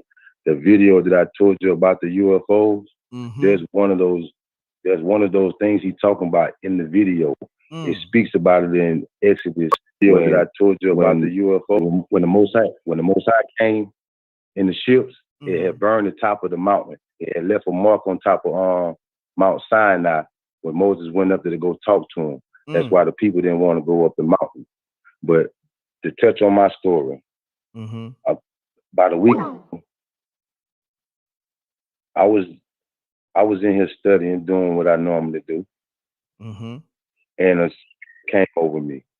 It led me to Facebook, where the spirit is of a young man. He's missing. He's from Wisconsin. I ain't gonna say his name or his mother's name, but he wanted me to contact his mama. So it led me on Facebook to him, and I contacted one of his siblings. But when I told her what I was doing, she got spooked out and blocked me. So I doubled back down, went down through her page, and I found her mama. So I texted her mama, and I told him to go tell his mama to answer for me, because it's like the first time that I did this. It's like the fourth time I have done this, but the first three people, they never answered me when people asked me to call them. So I called and let her know what he told me. He's not coming home no more. About a year ago, I was up late one night studying, and a spirit came to me, and it showed me while I was still up, a woman. She felt her son when he died. Something happened to him. His spirit went out to the world. He died, but she didn't know it. She felt him. She went outside. She felt her son. At the same time, I seen the police coming down the road to come tell her that her son wasn't coming home. Well, that vision that I had is this woman that I'm talking to. Her son, he's not coming home. Wow. At all. He's not coming home at all. The spirit led me to it and let me know. And even not understanding that there's something real spooky going on, past spooky. It's beyond the realm of most of our understandings. And when spirits coming to you after they done left their body, or you got old spirits jumping into people like your siblings, my own sibling. I had this happen a couple of days ago. My sister. So my sister in the flesh, she's not in the spirit. So she's a vessel for evil at times. A spirit jumped in her. The spirit attacked me in my own house. Wow. So you're not dealing with flesh and blood. You can't just look at people no more like that's your kids, that's your mama, that's your daddy, that's my homeboy, that's my girl. It ain't none of that no more. It's none of that no more. None of that. Last week I tried to call and tell you this story. I stood outside in the cold for an hour and 30 minutes trying to call you to try to get this story out to whoever might be going through it. And they might have some understanding about what's going on in their house or what they seeing in their life. That's how serious it is about me trying to get this message out to my people and say to them that they need to pick this Bible up. This is where I'm learning all this from. I'm not learning nothing from nowhere else but this book. I'm learning all this from the book. Everything that I spoke about to you in the beginning of your shows, people have doubled back down and just confirmed what I told you. But nobody paid attention to the poor man. They only paid attention to the rich man. So I want people to understand this. There's a lie going on, a big lie. And it's all about us. Them ships, that is our salvation. They are not going to let us leave here. Do y'all understand this? We are their money. We are their money. That gold and silver that's on the stock market, it's not backed by no gold and silver. It's us. We are the gold and the silver. They're not going to let their money go. You can see it happen. They done open up these portals, these other dimensions. They done let these beings, they done conjured up these beings. That book that you seen Biden have up there during his inauguration is not the Bible. It is not the Bible. The earth was building on that. Keep building. Yeah, I'm building on it right now. I'm doing a video on it, but I stopped what I was doing so I can call you. So, and so understand this, like this too. And the so-called remedy they got for the cooties, the cooties 19. Yeah, exactly. My man. Yeah, the cooties 19. It's robots in the vaccine. Yep. That's a fact. Robots.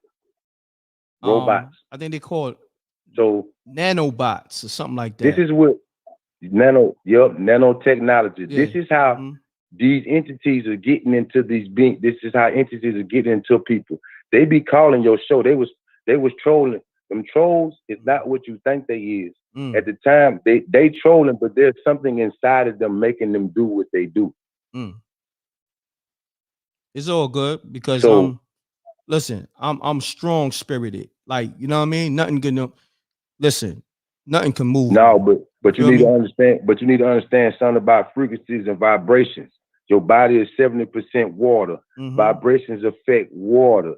So therefore, if you got them headphones on your head or your phone in your hand, no matter, they can get into you that kind of way. So therefore, when I listen to this show, I put the phone on top of my Bible in my lap, so it absorbs the vibration. So therefore, if any one of the demons try to come on there and try to affect me, I'm not gonna get affected because I got my shield on me.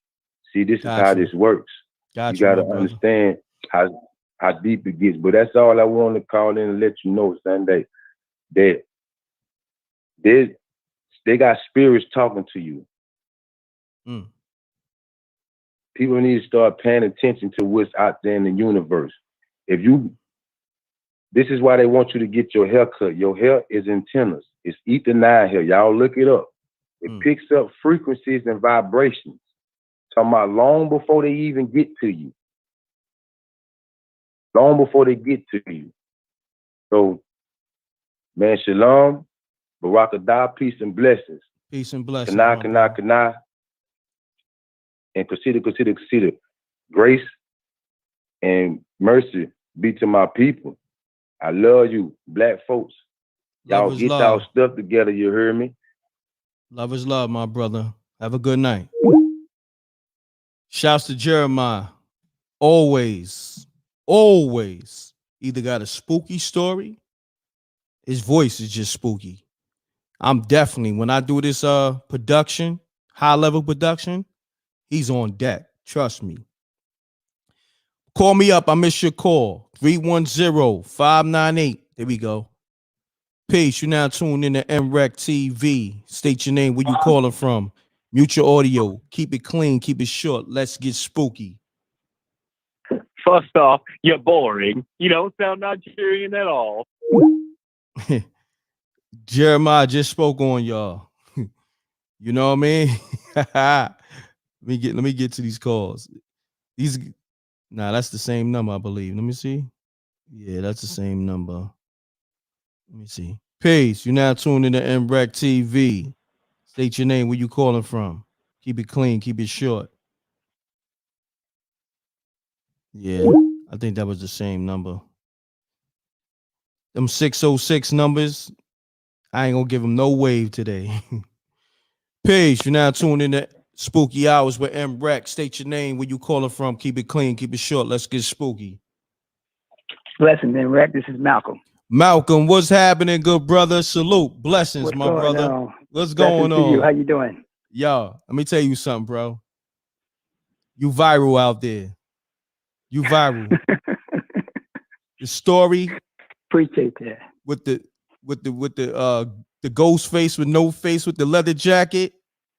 Yeah. Platinum out there, my brother. You platinum right now. Still haunts me. It still haunts me. Oh man. Okay. Talk to me, my brother. I got a spooky story here. This happened in the year of 91.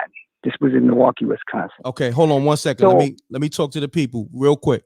Pound that like button and nobody call for good at least. How long you need, Malcolm? About 5 minutes. 5 minutes. Let Malcolm rock, please. Call at 10:40. Let Malcolm rock for a good 6-7 minutes. Yeah, Malcolm, you got it. You got the floor. Okay, check this out. I know a lot of people who play with Ouija boards, but I knew these people that frequently played with it too much. So this was in the year 1991. This was in Milwaukee, Wisconsin. I was in high school then. So I met a guy who had some relation to these guys. I think they were mixed. So I couldn't tell what was the relation, but they were related some kind of way. Gotcha. So I'm hanging out with him. We go by their house because we're like after school, we're walking around and we go by their house. And as we're approaching them in front of their parking lot of their house, it's like a duplex. We're laughing, we're joking. So I'm getting to know, new people in Milwaukee. And I was about probably 16 at that time. And so as I approached their porch, there's a Ouija board sitting on the porch, like on a table with a chair. Mm. And the story was from the guys that they had creepy things happening in the house. Like I heard one of them saying that they were banging their head against the wall, and at nighttime they see stuff and they was hearing stuff throughout the house. So as they gave us that introduction of that, I looked towards their screen door of their apartment. It's like a duplex, but I could see through their screen door. It was pitch black dark in there. You couldn't even see in there. It was so dark. But outside, it was sunny, bright. And so they were talking about hold on, Malcolm. certain things. Hold on. Spooky. Let's get it, Malcolm. Keep going. So you could tell, well, for me, I could tell and I could feel that something wasn't right about the darkness coming out that their home. You could see it. So anyway, we was about to get on the Ouija board and just play with it. I thought they were joking, but they were serious. But the guy, mom, runs out the door real quick. She said, "Wait a minute." She said, "I got to finish getting my lottery numbers." And so she sits down and she's getting her lottery numbers. Now, the story goes that she said that she was getting her lottery numbers from a 2-year-old baby who said that it died by drowning. Wow. And so she was getting like lottery numbers. She actually had a pencil and a pad writing down numbers. And so once she got her numbers, she left and went back in the house. So at that table where that Ouija board was at, we all just decided to play it all together because we were actually, I want to get on it. And, everybody was like, yeah, let's do it. And so as we get on it, you have to take that object, which is it's like a glass eye that touches each letter. You have to warm it up all together. Everybody touch it and put it into a circle of motion. How you warm it up. Once we warmed it up, we had somebody to take down the words so we can, find out what they were saying back to us. So we asked a question. We all asked a question, but the question I asked was, what was my name? What was my mother's name? What year was I born? And was we going to win that football game that Friday night? And so it told me that we were going to win that game. It told me my mother's name. It spelled it. Because it's like the guy is writing the letters down. And it spelled my name. Wow. Then he told me my year of my birthday. Okay. So Hold on one second. Spooky. Keep going, Malcolm. He turns around. The person that we was talking to on there, his name was Thomas. He said he died of a stroke. And he told us, this is where it got spooky at, to be careful who we talk to on the Ouija board. And we asked why. He said, because you don't know if it's a good spirit or a bad spirit. Now, I'm new to this. And this is somebody on a Ouija board saying this? Yeah, and about 5 of us had our hands on it. It was actually moving. Nobody was moving it. It was moving. As soon as we started moving by itself? all together, circle of motion.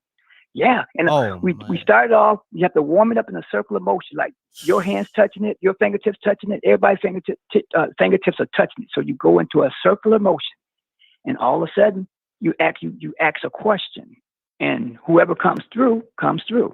Now Thomas told us that you have to be careful because you don't know if you're talking to a good spirit or a bad spirit. And we all looked at each other, and so the question was asked back to Thomas was he a good spirit or a bad spirit? He never responded to us. And that's where it got scary at, because those guys was telling me that it was things going on in the house. They was laughing about it, like the noises and the bumping their head against the walls and stuff and shadows that they were seeing in the house. I was hearing this. So as a year went by, their sister mysteriously passed away. They don't even know why. But what I'm about to tell y'all is like, I know why.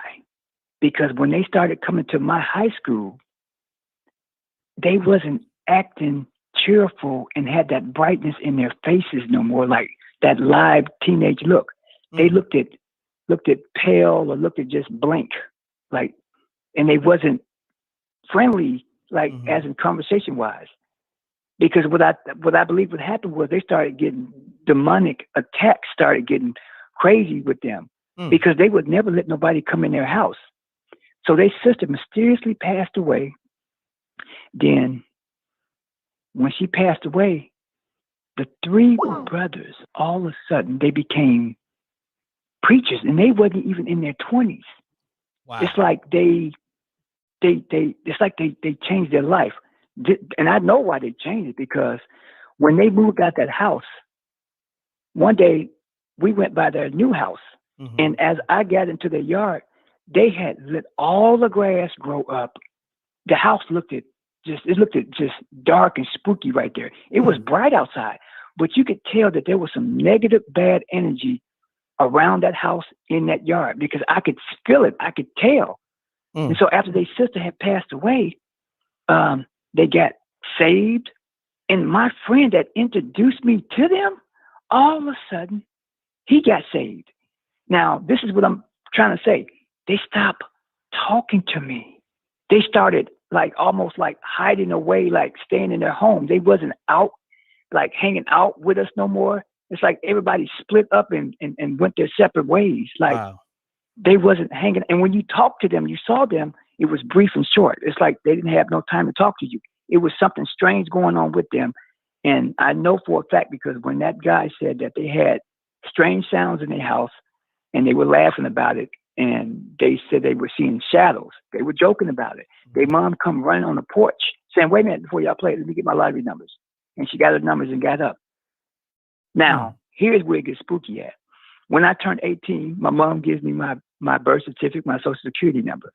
I go to the library to go get my library card. Well, I didn't have my birth certificate, but once I got my birth certificate mailed to me, Thomas told me, I'm not going to tell you what Thomas said, but my birthday is supposed to have been August the 12th, 1972. That's what my mom told me all my life until I got, 18, 19, and 20. But Thomas told me that my birthday was August 13th. But when I got my birth certificate, it said 13th. Wow. My mom told me the 12th, and I checked off what Thomas got wrong. He got my name right. He got my mama name right. We lost that football game. He got my birthday right, the date. My mom told me all my life the 12th. When I got my birth certificate, it was the 13th, and that's what Thomas said. Damn. Hold on, Mom. And that was a year, almost like a second year over. Spooky. And I thought about what he told me. Now, nothing strange happened around me, but it was some things happening with them, and they was not acting like young men no more. They were acting like fidgety. Like you could tell when they come to school, they wasn't themselves. They were acting weird. And when he said that they were hearing noises in the house and seeing shadows and doors opening within their bedroom, they was laughing about it. As I looked at them when they were saying that, I looked at their screen door and I noticed it was dark inside, but it was an unusual dark. Wow. Like Malcolm, I'm gonna say it this. was weird. Somebody in the chat room just said their birthday is August 13th, 1987. It's crazy. But keep going. Yeah, it's, okay. it's crazy. And his sister mysteriously passed away. This one was told was that she was trying to, I don't know how it was, but they said she was trying to reach for her asthma pump. And they said her asthma pump was up on the bed where it never was supposed to have been at, because she always faithfully carried her asthma pump with her. So that Ouija board that they were playing with put probably some type of evil around them. Like they were getting demonic attacks. It didn't happen around me, but the friend that introduced them to me, we were real close. All of a sudden he got saved. Right after they got saved, it was some weird stuff. They wasn't coming out the house no more. They were staying in the house more. They wasn't hanging outside like the way they was, as in young men, cheerful, laughing, joking, and you know how we guys act. They wasn't doing that no more. The blinds in the house stayed closed. It didn't even matter. The house inside their screen door had unusual darkness that you couldn't even see up in there. And as soon as they told me that they were hearing things in the house, I looked at their screen door and you couldn't see in there. Like I was feeling like something was like going on in their house. But why did I get on that Ouija board? Well, it was my first time. So about 5 of us was on it. It moved on its own. You warm it up and you ask it a question, it moves. And everybody got like real startled when it started moving. And so we just went with the flow with it. I hear that. Yo, Malcolm. Wow. That's crazy. Now keep going if you got more, man. But that's crazy. Look, this is what we gonna do. Because it's people who keep calling. Call back in like maybe 30, 40 minutes or so. We're gonna get some other callers.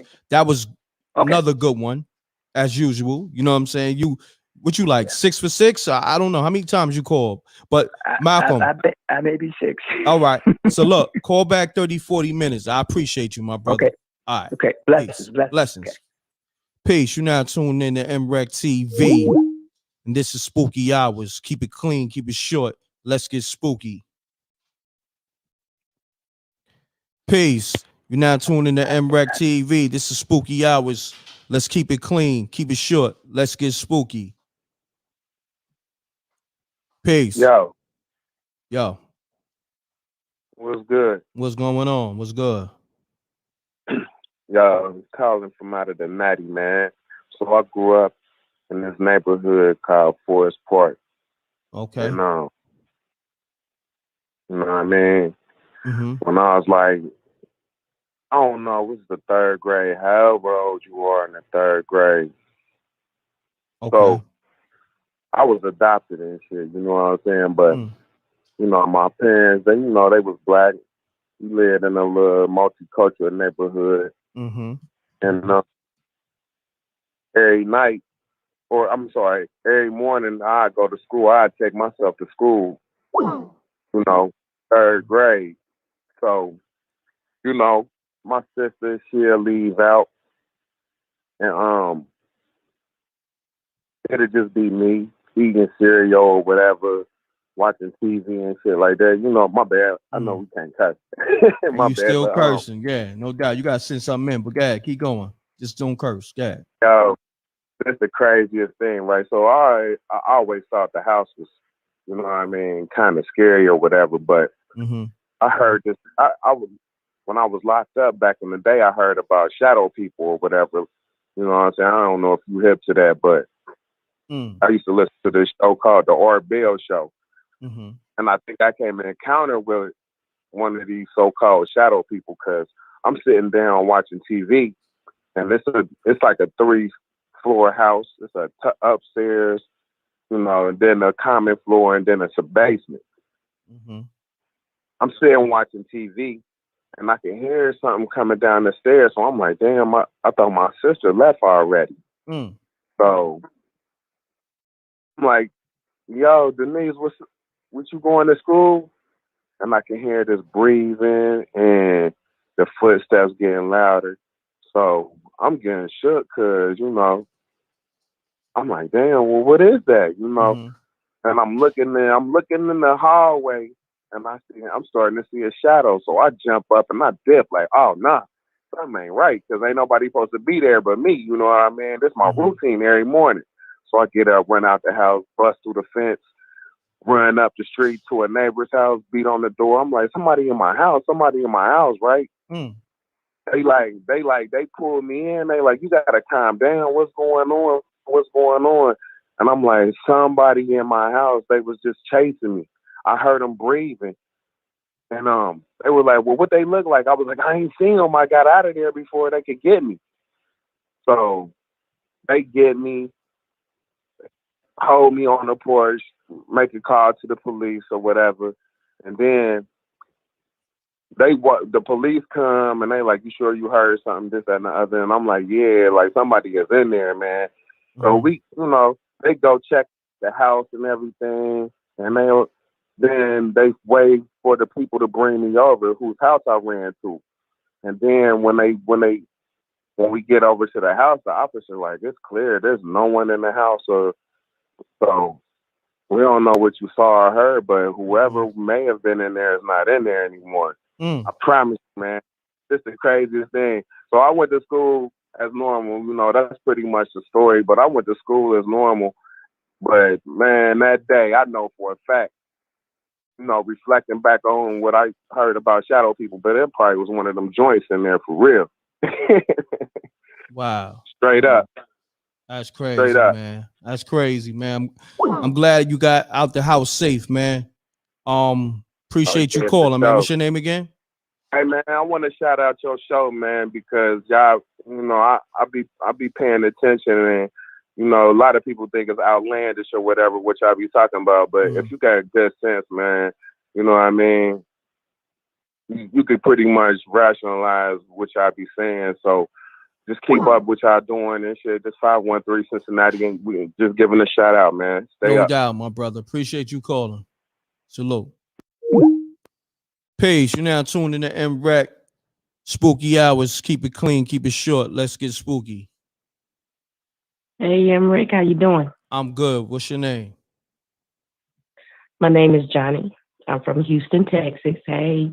Hey, what's going on? Yeah. Houston is very spooky. I got this before that it really spooked me out as a kid.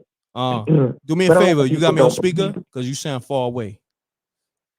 A lot of people didn't believe me growing up with this story that I had. Can you hear me now? All right. Just make sure you take me on speaker. I can hear you, but I'm trying to get you as clear as possible. All right. You can hear me better? Yeah, there you go. There you go. All right. Yeah, I'm from Houston, Texas, but born and raised in Hitchcock, Texas. Oh, okay. Houston's very spooky. Very spooky, but go ahead. Growing up in Hitchcock, Texas, man, its country is small. But I was probably about around maybe like 14. My mom was like real religious. She kept the station on channel 14, and that was like a really religious station.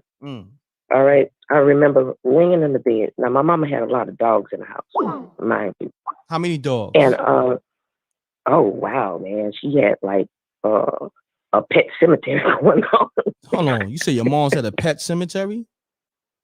No, what I mean by pet cemetery. Oh, like she had a lot of dogs. So a lot, what, 6, 7? Yeah. Okay. Yeah. Damn.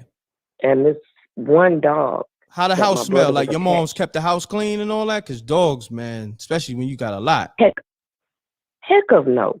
What? No, not at all. That's the way we went. But you have to think deeper into that. Okay. So if she had that many dogs in the house, then something wasn't right. If you get my meaning. I got you. The aura around the whole place just wasn't right. Now, as a little kid, I could always sense spirits. I mean, just off the rip, the smell wasn't even right. But go ahead, keep going. It wasn't. It wasn't. It was just nasty. I had to run away from over there. Keep going. And anyway, now, mind you, me and my mom, like the Clampetts used to lay in one bed together because that's just how it was. And it was kind of like a broke down house a little bit. And I remember closing my eyes, putting the covers over my head, because on the station with the TV that she had going all day and night, it was some creepy dude that called in that was demonic. And he was calling into the station and say, you know, y'all God don't have no power over me. You know, I am Satan. I am he, you know, and it was like you could hear several different voices in his call when he did call, and it scared me. So I put the covers over my head and was in the bed praying real hard. And then the next thing I know, when I felt like this heavy breath, you know how like you put covers over your head and then you just got the breathing part out like your mouth and your nose? Facts. I had that. So you know how you feel something like breathing on you, right? Now, when I'm under the covers, I'm thinking, because he sent a picture of himself, of this man. he sent a picture of himself along with the audio tape, and he just looked messed up, and it was a drawing picture. So when I was up under the covers, I was praying, but I could still see this face of that picture in my head. So when I felt that breath, I pulled the covers off of my head, and there was that dog, my brother's dog, that had these human, realistic eyes. And I pulled the covers over, and it was like she was ready to bite my face off. Literally bite my face off. So she was like growling and snarling and barking. Yes. And not barking, but just growling like, like and that close to me near the bed. So the only thing I knew Dog was on demon time. Dog was on demon time.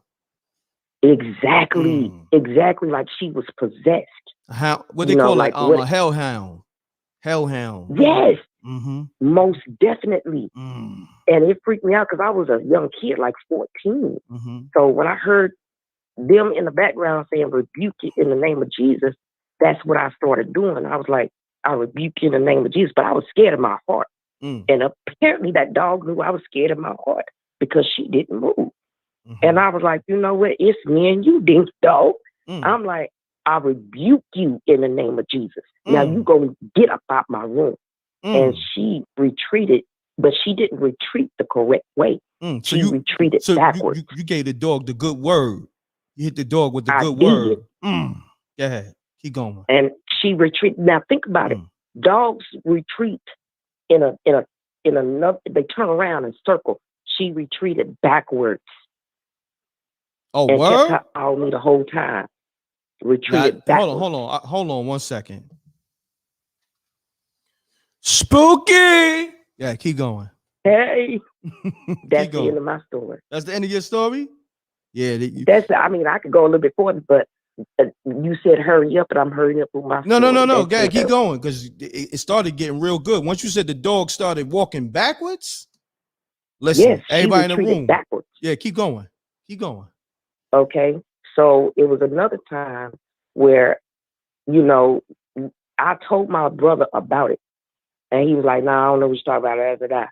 And I'm like, nah, your dog is all messed up in the head. Your dog messed up in the head. I don't know what's wrong with it, but she messed up. So the dog started moonwalking. Backwards. So, yeah. So the next time, I'm walking through the living room. This dog got him laying down, like he's laying down on the couch, but she's on top of him, growling like, if you the master of a dog, that dog listens to its master. That's a fact. He could not get her off of him whatsoever. So I was like, you didn't believe me. That's all you, bro. I'm going to my room. So you left him with the dog over him like that? That's it. Yo, that's his dog. Yeah, you foul for that one. You left. But this is how her life ended. Actually. You left that demon dog over your brother. You said that was your brother, right? That's my brother. And you left the demon dog over him like that, right? Wow. He made it out, right? So hey, look, I seen somebody say moonwalking. Somebody said Cujo. You left Cujo over your brother like that? You foul for that man. Hey, I told him about it. He didn't believe me. So guess what? He found out. But this is how her life ended. Okay, apparently, because a lot of people thought she had what's that stuff when they start foaming at the mouth and stuff? Rabies. Oh, rabies. Rabies. The dog. Yeah. You talking about the dog? She had rabies, but she didn't have rabies because I knew she didn't have rabies. I knew she was possessed. Got you. So check out Houston, Texas. You'll find out a whole bunch of spooky stuff around Houston. Not Houston, Texas. Hitchcock, Texas. You'll find out a whole bunch of that's spooky stuff within itself. Hitchcock. Matter of fact, ain't it like a Alfred Hitchcock? Alfred Hitchcock. Like, is he like a author or something like that, or movie producer? Yeah, he was the creator of the movie Birds. And something else. He was into that occultic world. We know about Alfred. Yeah. But yeah, we call it Hitchcock, with the cook in there. I don't know if I But could let do me tell that, you but you how her got it. life. I know somebody else said they wouldn't pronounce that either. Yeah. But I'm not gonna get that. You got it. this is how her life ended. Look, somebody say name Hitchcock, spooky as most definitely. But this is how her life ended, and it was crazy because I was looking out the window, and she was just a rabid dog. I knew she didn't have rabies. I knew she was possessed. So a neighbor came over come over there to get his cows or his chickens, whatever he came over there for, because it was a farm town, and he came onto our property, and he pointed the rifle right at her head. I'm telling you, right at her head, and shot her, and she still tried to come at him. Okay, that's how I knew she was possessed, because he shot her, and she was still trying to attack him. Hold on, until he shot at her again, and okay. she went down after that. Wow, that's a sad story, but at the same time, if the dog was possessed, I guess that's the way he had to get blessed. I guess so. Yeah, I guess so. That was a good story. Her, and she was still attacking him. Yeah, that's crazy. That's crazy. What's your name again? Johnny. Now that's your real name or that's a nickname? No, my mama named me Johnny. I ain't gonna tell you the middle name. You figure that out. If I say the Clampett, figure that out. Johnny Blaze? Like, what's your middle name? I don't know. No, what was Ellie Mae's name? What was Ellie Mae's name? Ella Mae? Oh, I just told you Ellie Mae. Dang. But yeah, my name is Johnny Mae. Johnny Mae. Wow. Johnny Mae. I just go by Johnny. How you spell Johnny? Johnie, the girl way. Okay, the girl way. Johnny Mae. Correct. Look at him. Somebody say Johnny Mae. Don't say that out loud. Don't say my name. No, don't say my government. But anyway, God bless. And I love y'all. All right. God bless. Love is Peace love. out. Appreciate you. All right. Peace. All right. Bye. Shouts to Johnny Mae. Good story. Peace. You're now tuning in. Mute your audio. Mute your audio. All right. Mute your audio, please. Audio? Yeah. Anytime you call a show, have the audio muted, please. Huh? All right. He got to call back. Peace. You're now tuned into MRecktv. State your name, where you calling from. Keep it clean, keep it short. Let's get it. Hey, it's Ebony. Hey, Ebony. It's the moderator. Oh, Ebony, what's happening with you? Ebony. Hey, I just wanted to call in and tell my story. Oh yeah, you finally calling in to tell your story. Wow. Hold on, let me get Yes. Hold on 1 second. I got something for you. Hold on 1 second. I think I got make sure. Hold on 1 second. I did it right. Oh, it ain't working. Hold on, let me see. Is it this one? No, it's I got something for you. Hold on. Ebony, first time calling up, telling her story, y'all. Let's give her a round of applause, y'all. Come on.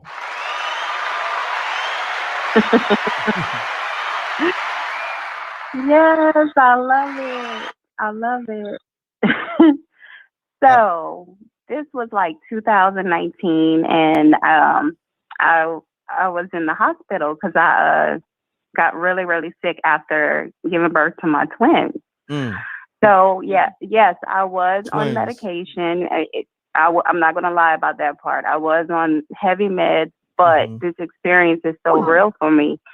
While I was in there, I felt myself like dying, and it was like I didn't want to face it, so I wouldn't pray. I was like, if I start praying, that's going to make it so real. You know what I mean? So the priest came and was like giving me, I guess, what it would be like what we call our last rites, and I still wasn't praying. I was like, nope, I'm not going to face it. And my doctor came and was like, look, you're going to have to pray. You're going to have to do something because I'm giving you these antibiotics and it's not working. It's failing. And you basically look like you have cancer or something. That's how bad and sick I was. So I was like, nope, I'm not going to pray. Yeah, I was like, I'm not going to pray. So then being stubborn, And so finally, I had an experience where what I interpret as Jesus came visit, and Jesus told me, and Jesus put out his hands, almost like, the Matrix movie.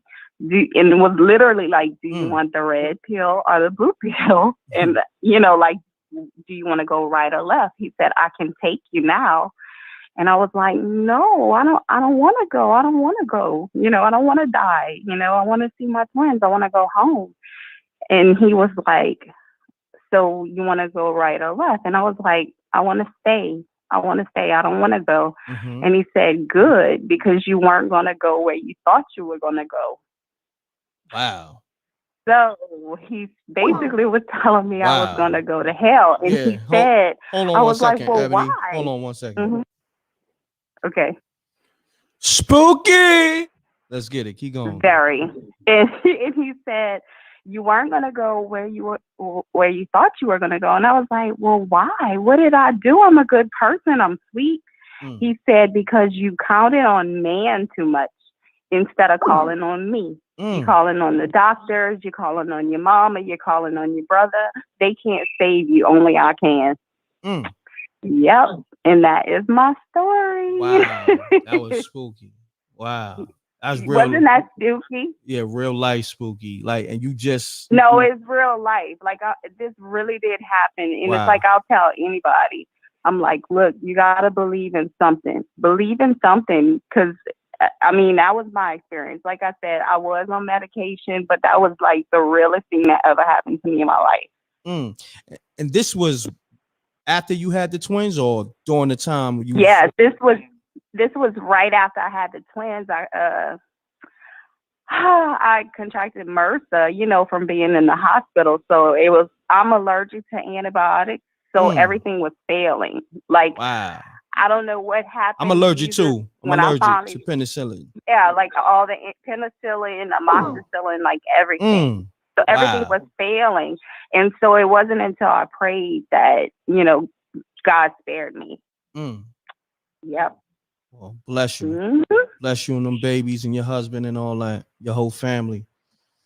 Peace and blessings. Thank you so much. You're welcome. And I appreciate you. I will call in again because I have another story on the flip side. Okay, definitely, definitely. I'm glad you finally got the guts to call because you said you was. I know you DM me and I think you put it in the comments like over the course of the time that you had a story, but you were scared to call up. I'm glad you finally got the guts to make that call. It was a good story too. Good story. Appreciate you. Thank you so much. And I love this show. It's so original. I hope you keep coming with the good content. It's so good. I love that I have a wrench for your show. Thank you all day. And I appreciate you holding me down with them being a moderator and all that. You and Dream Faith. You're doing a great job. Appreciate y'all. All right, God bless you. And a shout out to my sister Amina. Oh yeah, too. Peace to the earth all day. Peace to the earth, Amina. Salute. So, all right, Ebony, M.Reck, I'm gonna let you go, but thank you for listening to it. Oh, all day, anytime. All right, all bye. Right, Ebony, peace. Shouts to Ebony. She's a moderator too. Mute your audio. What's going on, Rep? Peace. I'm good. Mute your audio, my brother. What's up, Rep? I'm good. What's up, Rep? I'm mute your audio. You gotta mute your audio. You gotta mute the audio. Huh? Mute your audio. I can hear myself.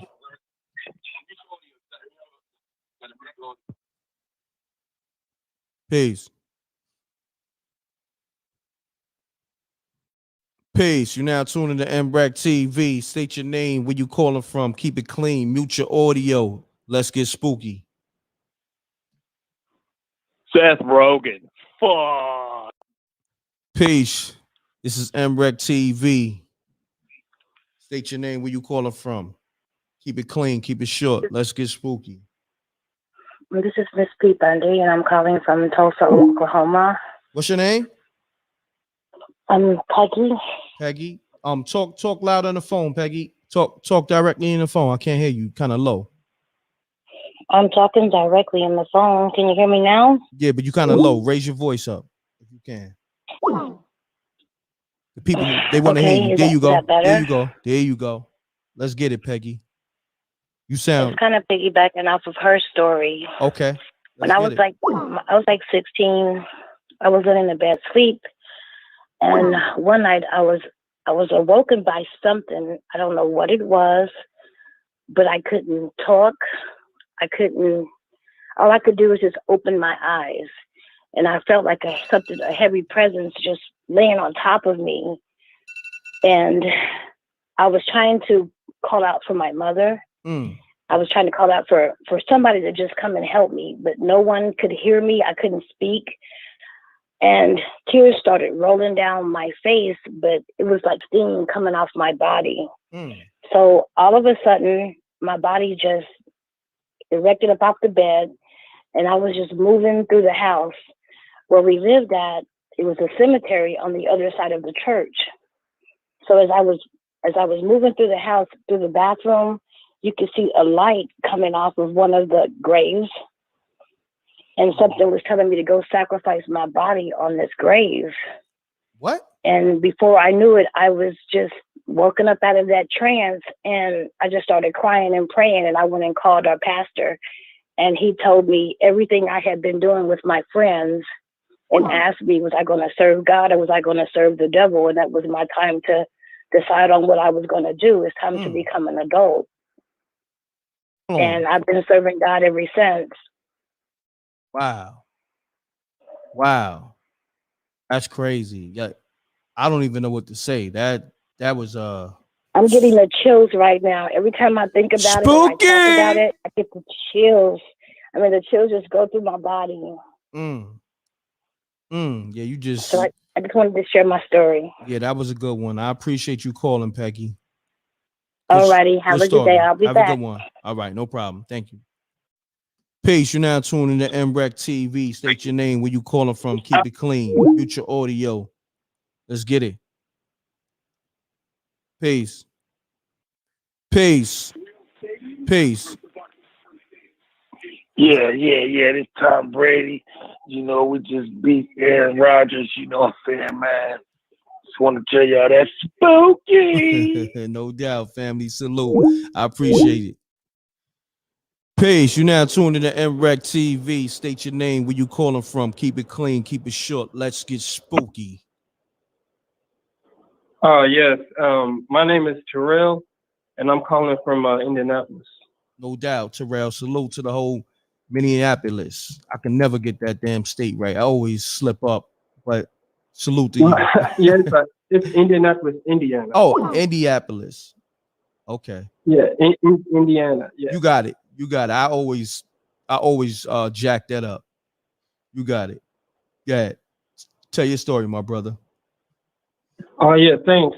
I'm kind of this is my first time. I'm kind of nervous and everything. So Nah, it's all good. Take your time and take me on speaker if you could. Take me on speaker. I want to hear you clear. Oh yeah, I got you. And talk directly to the phone. There you go. Sound much better. Much better. Oh, thanks. Yeah. All right. Well, my story starts back in 2008. I just got fired from Walmart, and it was around June the 13th. It was a Friday the 13th. Damn, you got fired from Walmart? Damn. Yeah, I just got fired from Walmart, and it was Friday, June the 13th, and I was depressed and stuff. And I was like, dang, man, I just lost my first job. I was doing good.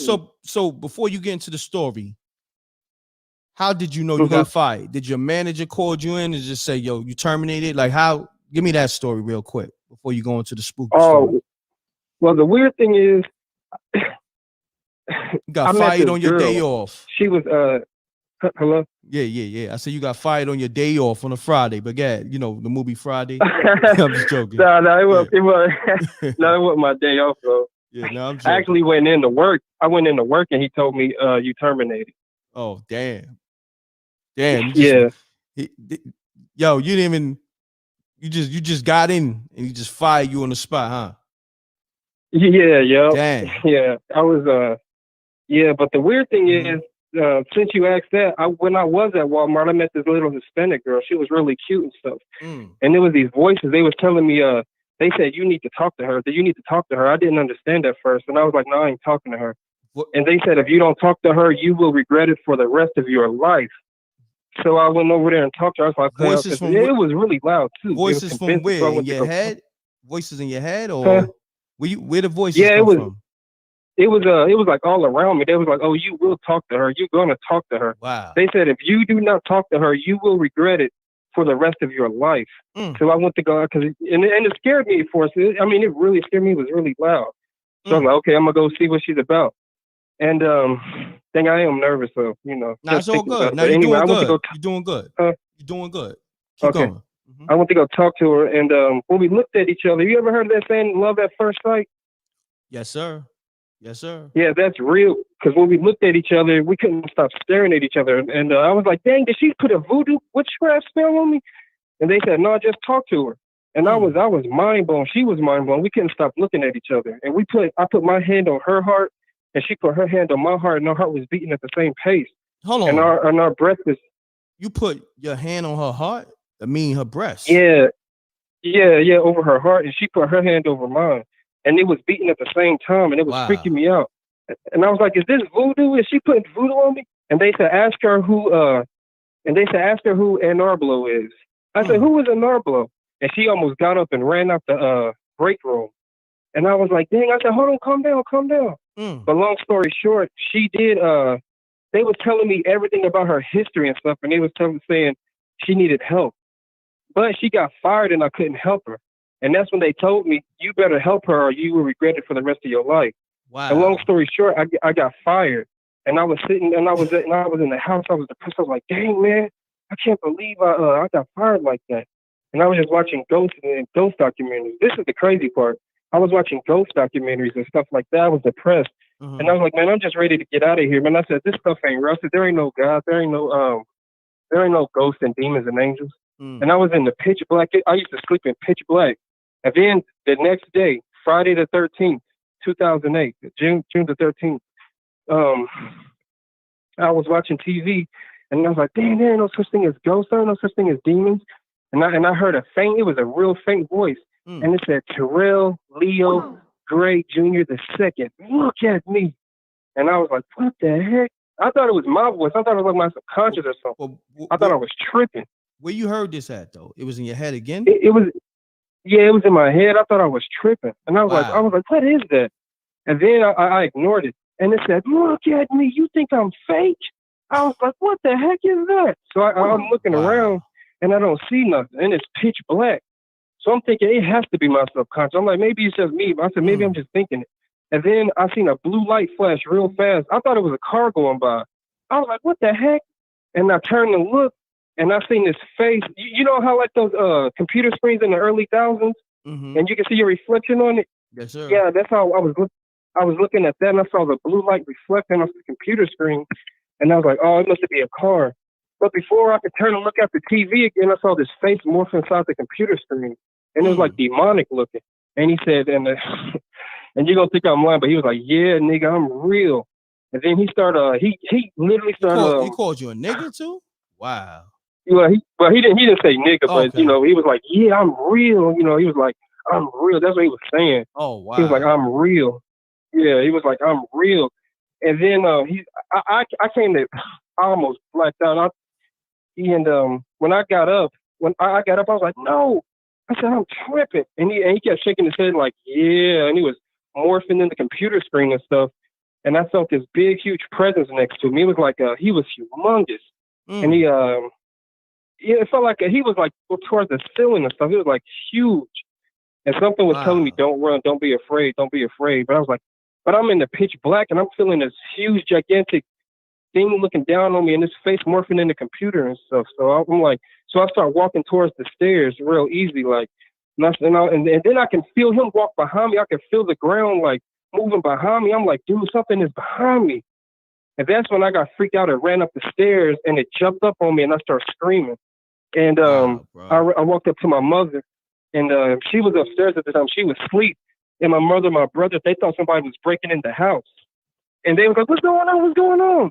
And then they said they saw the look on my face and they got scared. And I reached out my hand towards my mother's throat and I was almost about to squeeze her. And she threw my hand away and my whole body just started shaking and stuff. And that's when my brother went downstairs and he was looking around and he said, dude, ain't nobody here. I was like, man, I know what I saw. And but long story, but hell of a story, bro. Man, this thing, you took me to Walmart, up and down the stairs, through the basement, the attic. You took me through the whole house to Walmart. Man, hell of a story. Demon time, all that, computers, all that. Crazy. Yeah, and that's and it was it was a family member. She told us she called and told me what to do, how to get rid of the entity and stuff. She said just read Psalms 23, I believe it was, and over time it did subside, but I kept shaking. I was shaking for like 2 weeks straight because my mind was shook, my consciousness was shook because I couldn't believe what I saw. Like I saw this thing morphing in the screen, and I believe it came out the computer too. It was morphing and stuff, and I'm like, "What? I'm not tripping." And that's when my brother went. When I went upstairs and I was screaming and stuff because the entity was in me. It was, my whole body was shaking. My brother and my mother went downstairs. They was looking. They was like, "Oh, somebody must have broken the house," but they didn't see nobody. So when I realized that blue light wasn't in the computer screen no more, I knew it wasn't just no reflection and like that. I knew that had to have been real. Because when I went back downstairs to look at the computer screen, that blue light was gone. So that's how I knew, oh no, that was something paranormal. That was paranormal. My brother, man. Good story, man. Appreciate you calling, man. What's your name again?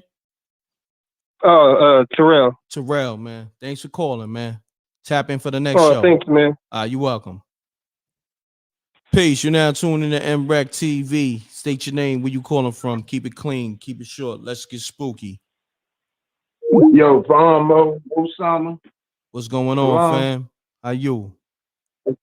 Man, I'm doing all right, man. You know what I mean? I'm just scared to go back to probably 15, 16 years ago. Okay, you know take me off speaker if you could, because you sound far away. Huh? You sound far away. Take me off speaker. You want me speaker. to take it off the speaker? Yeah. I'm taking it off the speaker right now. So, you know what I mean? It's probably 15, 16 years ago. Okay. You know what I mean? I'm sitting in the crib by myself. My daughter's mom, she take the kids down Florida. So I'm sitting there, with my arms over my chest, but like the X-Men, you know what I mean? Got my arms over my chest and sitting there on the couch. And then all of a sudden I fade away and go to sleep. So when I go to sleep, you know what I'm saying? I wake up like a couple minutes later and I'm sitting there like, oh my goodness, I can't move. I'm just looking, you know what I mean? I got my eyelids are open and I'm seeing what's going on, but I can't talk and I can't move. You know what I mean? That's what these people is talking about. A couple of people, you know what I mean? It was a female talking about the man in the black hat or the Grim Reaper, whatever you want to call it. You know what I'm saying? So I'm sitting here and I can't move. And I'm like, yo, I can't move. But my lips ain't moving. You know what I'm saying? So then this thing, you know what I mean? I feel it. It feel like, you know what I mean? If you're ceiling, say I stay in Delaware, you know what I'm saying? So our ceilings might be Delaware 6 spooky, to 8 feet. By the way. Delaware. Yeah. You know what I mean? I live across from the Air Force Base. Oh, so I know we got the biggest mortuary on the East Coast. Oh, damn. You know what I'm saying? So that just takes it a little further right there if you want to get on spooky. Yeah, hold on 1 second. That spooky. Yeah, keep going though. Right. So you know what I mean? So then, you know what I mean, it felt like a being about 8 feet tall, you know what I mean? Like shacking. You know what I mean? So it's picking me up from the back. But it felt like them fingers from the Grim Reaper. So I go on to sleep. This is where we get going to this dog stuff. Oh, you know what I'm saying? So then I see a man, he got 2 dogs. He got a gray pit, if you want to call it blue, on the left side. Then on the right side, he got a German Shepherd. The German Shepherd is sitting there with his tongue out, wagging his tongue. You know how they look when they're happy. He on some happy stuff. So then on the left side of him, the pit is barking at me. You know what I'm saying? We can take that to another dream. So then they pull me out of the dream, you know what I mean, whatever it was. Now, mind you, I'm going to give you some realness. So hold on. You lost me for a little bit. Is this a dream or this is reality? Like I'm lost. No, I'm in the subconscious. You ever heard of Brian the Witch's Broom or sleep paralysis? Yes. That's what it is. Yes. Okay. You see what I'm saying? So Got I'm in that state, but I'm in a dream, but I'm in a sleep paralysis because I don't really know what's going on. Okay. So then, you know what I mean? I got a pint of Paul Masson, but it's in the freezer. Now, mind you, I was sipping on this before I went to bed. You know what I'm saying? It was a half pint. In my dream, I go get this half pint and I see 26, the number under the bottle. All right. Man. So it takes me half somewhere pint of else what? away from the door. Half pint of what? What was you drinking on? I was drinking on Paul Masson. It was a half pint, but it had. Damn, that's that cheap you know how shit. they I ain't gonna stamp hold numbers you. on the bottle. Paul Masson, that's that cheap shit. That's that cheap shit. That's like that cheap Henny. That's the cheap. Yeah. That's the cheap thing. Yeah. You know what I mean? But it had 26. It had 26 under the bottle. Got you. You know what I'm saying? Got you. So Yeah, so keep then going. this dark. They call it the man in the black hat, or I see it as the Griefer or the man in the black hat. If you go on YouTube, you can Google it. You know, I ain't trying to promote them, but you know. But anyway, so it takes me into the kids' room. Her oldest daughter's where she took to Florida. My daughter's mom. So she took them down to Florida. So I'm in this room and I'm hanging up. I'm like, yo, let me go. Now, mind you, I wake up 3 a.m. So it's like 3. You know, that's them creepy hours, spooky hours. 3 and 4 is them fucked up hours. I mean, excuse my language. That's them hours that, you know what I mean, it get real spooky. So I wake up out of my dream, the sleep paralysis. You know what I'm saying? Go back to the freezer and I see, you know what I mean? I'm getting out of my dream, go back to the freezer and I see the Paul Masson bottle. I look under it and guess what it was? Same numbers I seen when them 2 dogs were sitting there. You see what I'm saying? 26. You feel where I'm coming from? So and then I go like a week or 2 later, I find one of my Muslim brothers. I can't remember his name.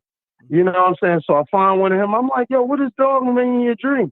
You know what I'm saying? And he like, yo, if it's a rowdy dog, he on greed. You know what I'm saying? If it's a happy dog, they on some, you know, some silent type stuff.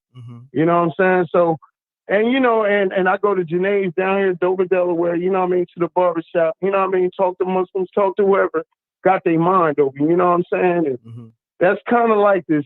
It's riding the witch's broom, but it's so scary when, especially if you're sitting there by yourself at night or daytime and it happens to you. It's so creepy and scary. You be like, yo, I don't even want no part to do with it, especially if I'm asleep and I'm at home by myself. You know what I'm saying? M.Reck, do your thing, man. BK, you know what I'm saying? Straight from D.O.B. or Dover, Delaware. Most time, and I'm out. And I'm going to hit you up, man. I'm going to let you know what's going on, man. All right, family. Salute, man. Be easy on that Paul Masson, all right? Peace. My man, all right? That's my man. He was sipping on that bum juice. You know what I'm saying? Yo, mute your audio. Yeah. Mute your audio. Oh, I'm sorry. Yeah. Yes. Please mute your audio. Turn it all the way down. All the way down. Turn it all the way down, please. There you go. Yes, sir. My man was sipping on that bum juice. Let's get it. Peace. What's your name? Ruth Bird. Say it again. Ruth. Ruthless. Ruthless? All right, let's go with Ruthless. That's what we're going to go with. Yeah, let's okay. Ruthless. Okay, where you from? All right. I'm originally from Germany. German, very spooky. I was out there. Yeah, I'm an Army brat. Woo, Germany, whole different kind of spooky. Yes, I was an out Army there. brat. Okay, yeah. Let's get it. Ruthless. Talk that Army talk. All get it. Let's get it. You sound like you was in the Army too. Huh? You sound like you was in the Army too. Yes, sir. Ich liebe dich. Yes, sir. That's in German. I love you. At ease, soldier. Let's get it. I'm talking German to you. At ease. At ease, soldier. Let's get it. Okay? Okay. I'm going to tell you my story. I want to say at the age of, I want to say I was either 8 or 9 years old. I remember digging up. I was digging, playing, you know, back in the days we played with sticks and sword fighting, or we just dig in the dirt, or, you know, hula hoop or whatever. We're not playing these video games like they do now. So I'm out in the yard. I dig up something, and it's a skull, and it happens to be I want to say a dead cat skull. This is what I'm remembering. I'm 56 now, but this is what I'm remembering. And And this was when I was living in Colorado, because we moved so much that like 7th grade, I went to 4 different schools. 9th grade, I went to 3 different schools. Like I moved so much that you could never have a best friend. You see what I'm saying? Gotcha. So you could never tell nobody really your true secrets because you would move again. Mm-hmm. Okay, so I seen this cat or whatever, and I don't know if that was like the first time that I realized about death, because when I was younger than that, when I would watch a movie and I would see people die, I really thought they died in real life. You know what I'm saying? That's a child's mentality. You know what I'm saying? You're not thinking they're an actor or whatever. And when they die, you just like, oh my God, they're dead. So I would be always praying for the good person. And I'd be so upset, but I'm not realizing it's just a movie on TV. Mm-hmm. It sounds crazy now, but Nah. okay. Yeah, Then, that was good acting. A lot of times they die so good in the movie, you thought they died in real life. I mean, look, people still think like that. Like people got their favorite TV shows and they hate when their favorite character die. You know what I'm saying? They can't get over it. Some people are still saying ghosts gonna come back from power. You know what I'm saying? So yeah. So you're not the only one.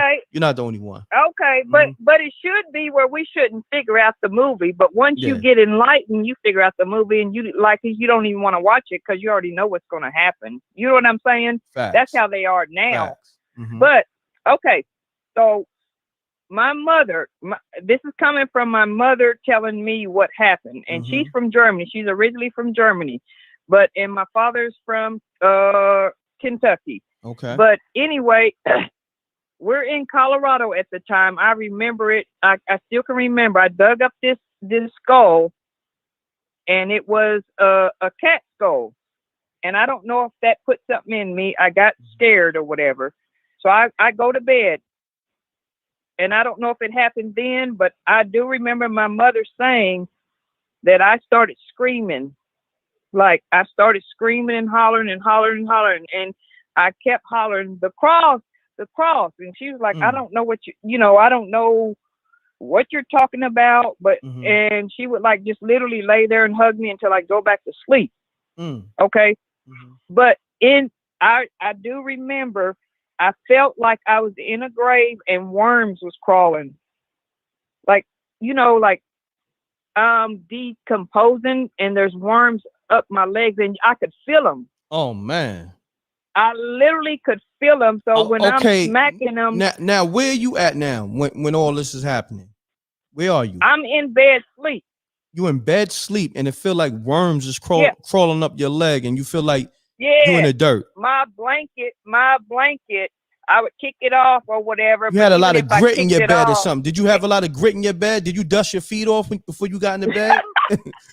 Because I'm trying to understand why you feeling like you got worms and dirt on your legs and all that. But yeah, continue on. Had a lot of grit in that bed. Look.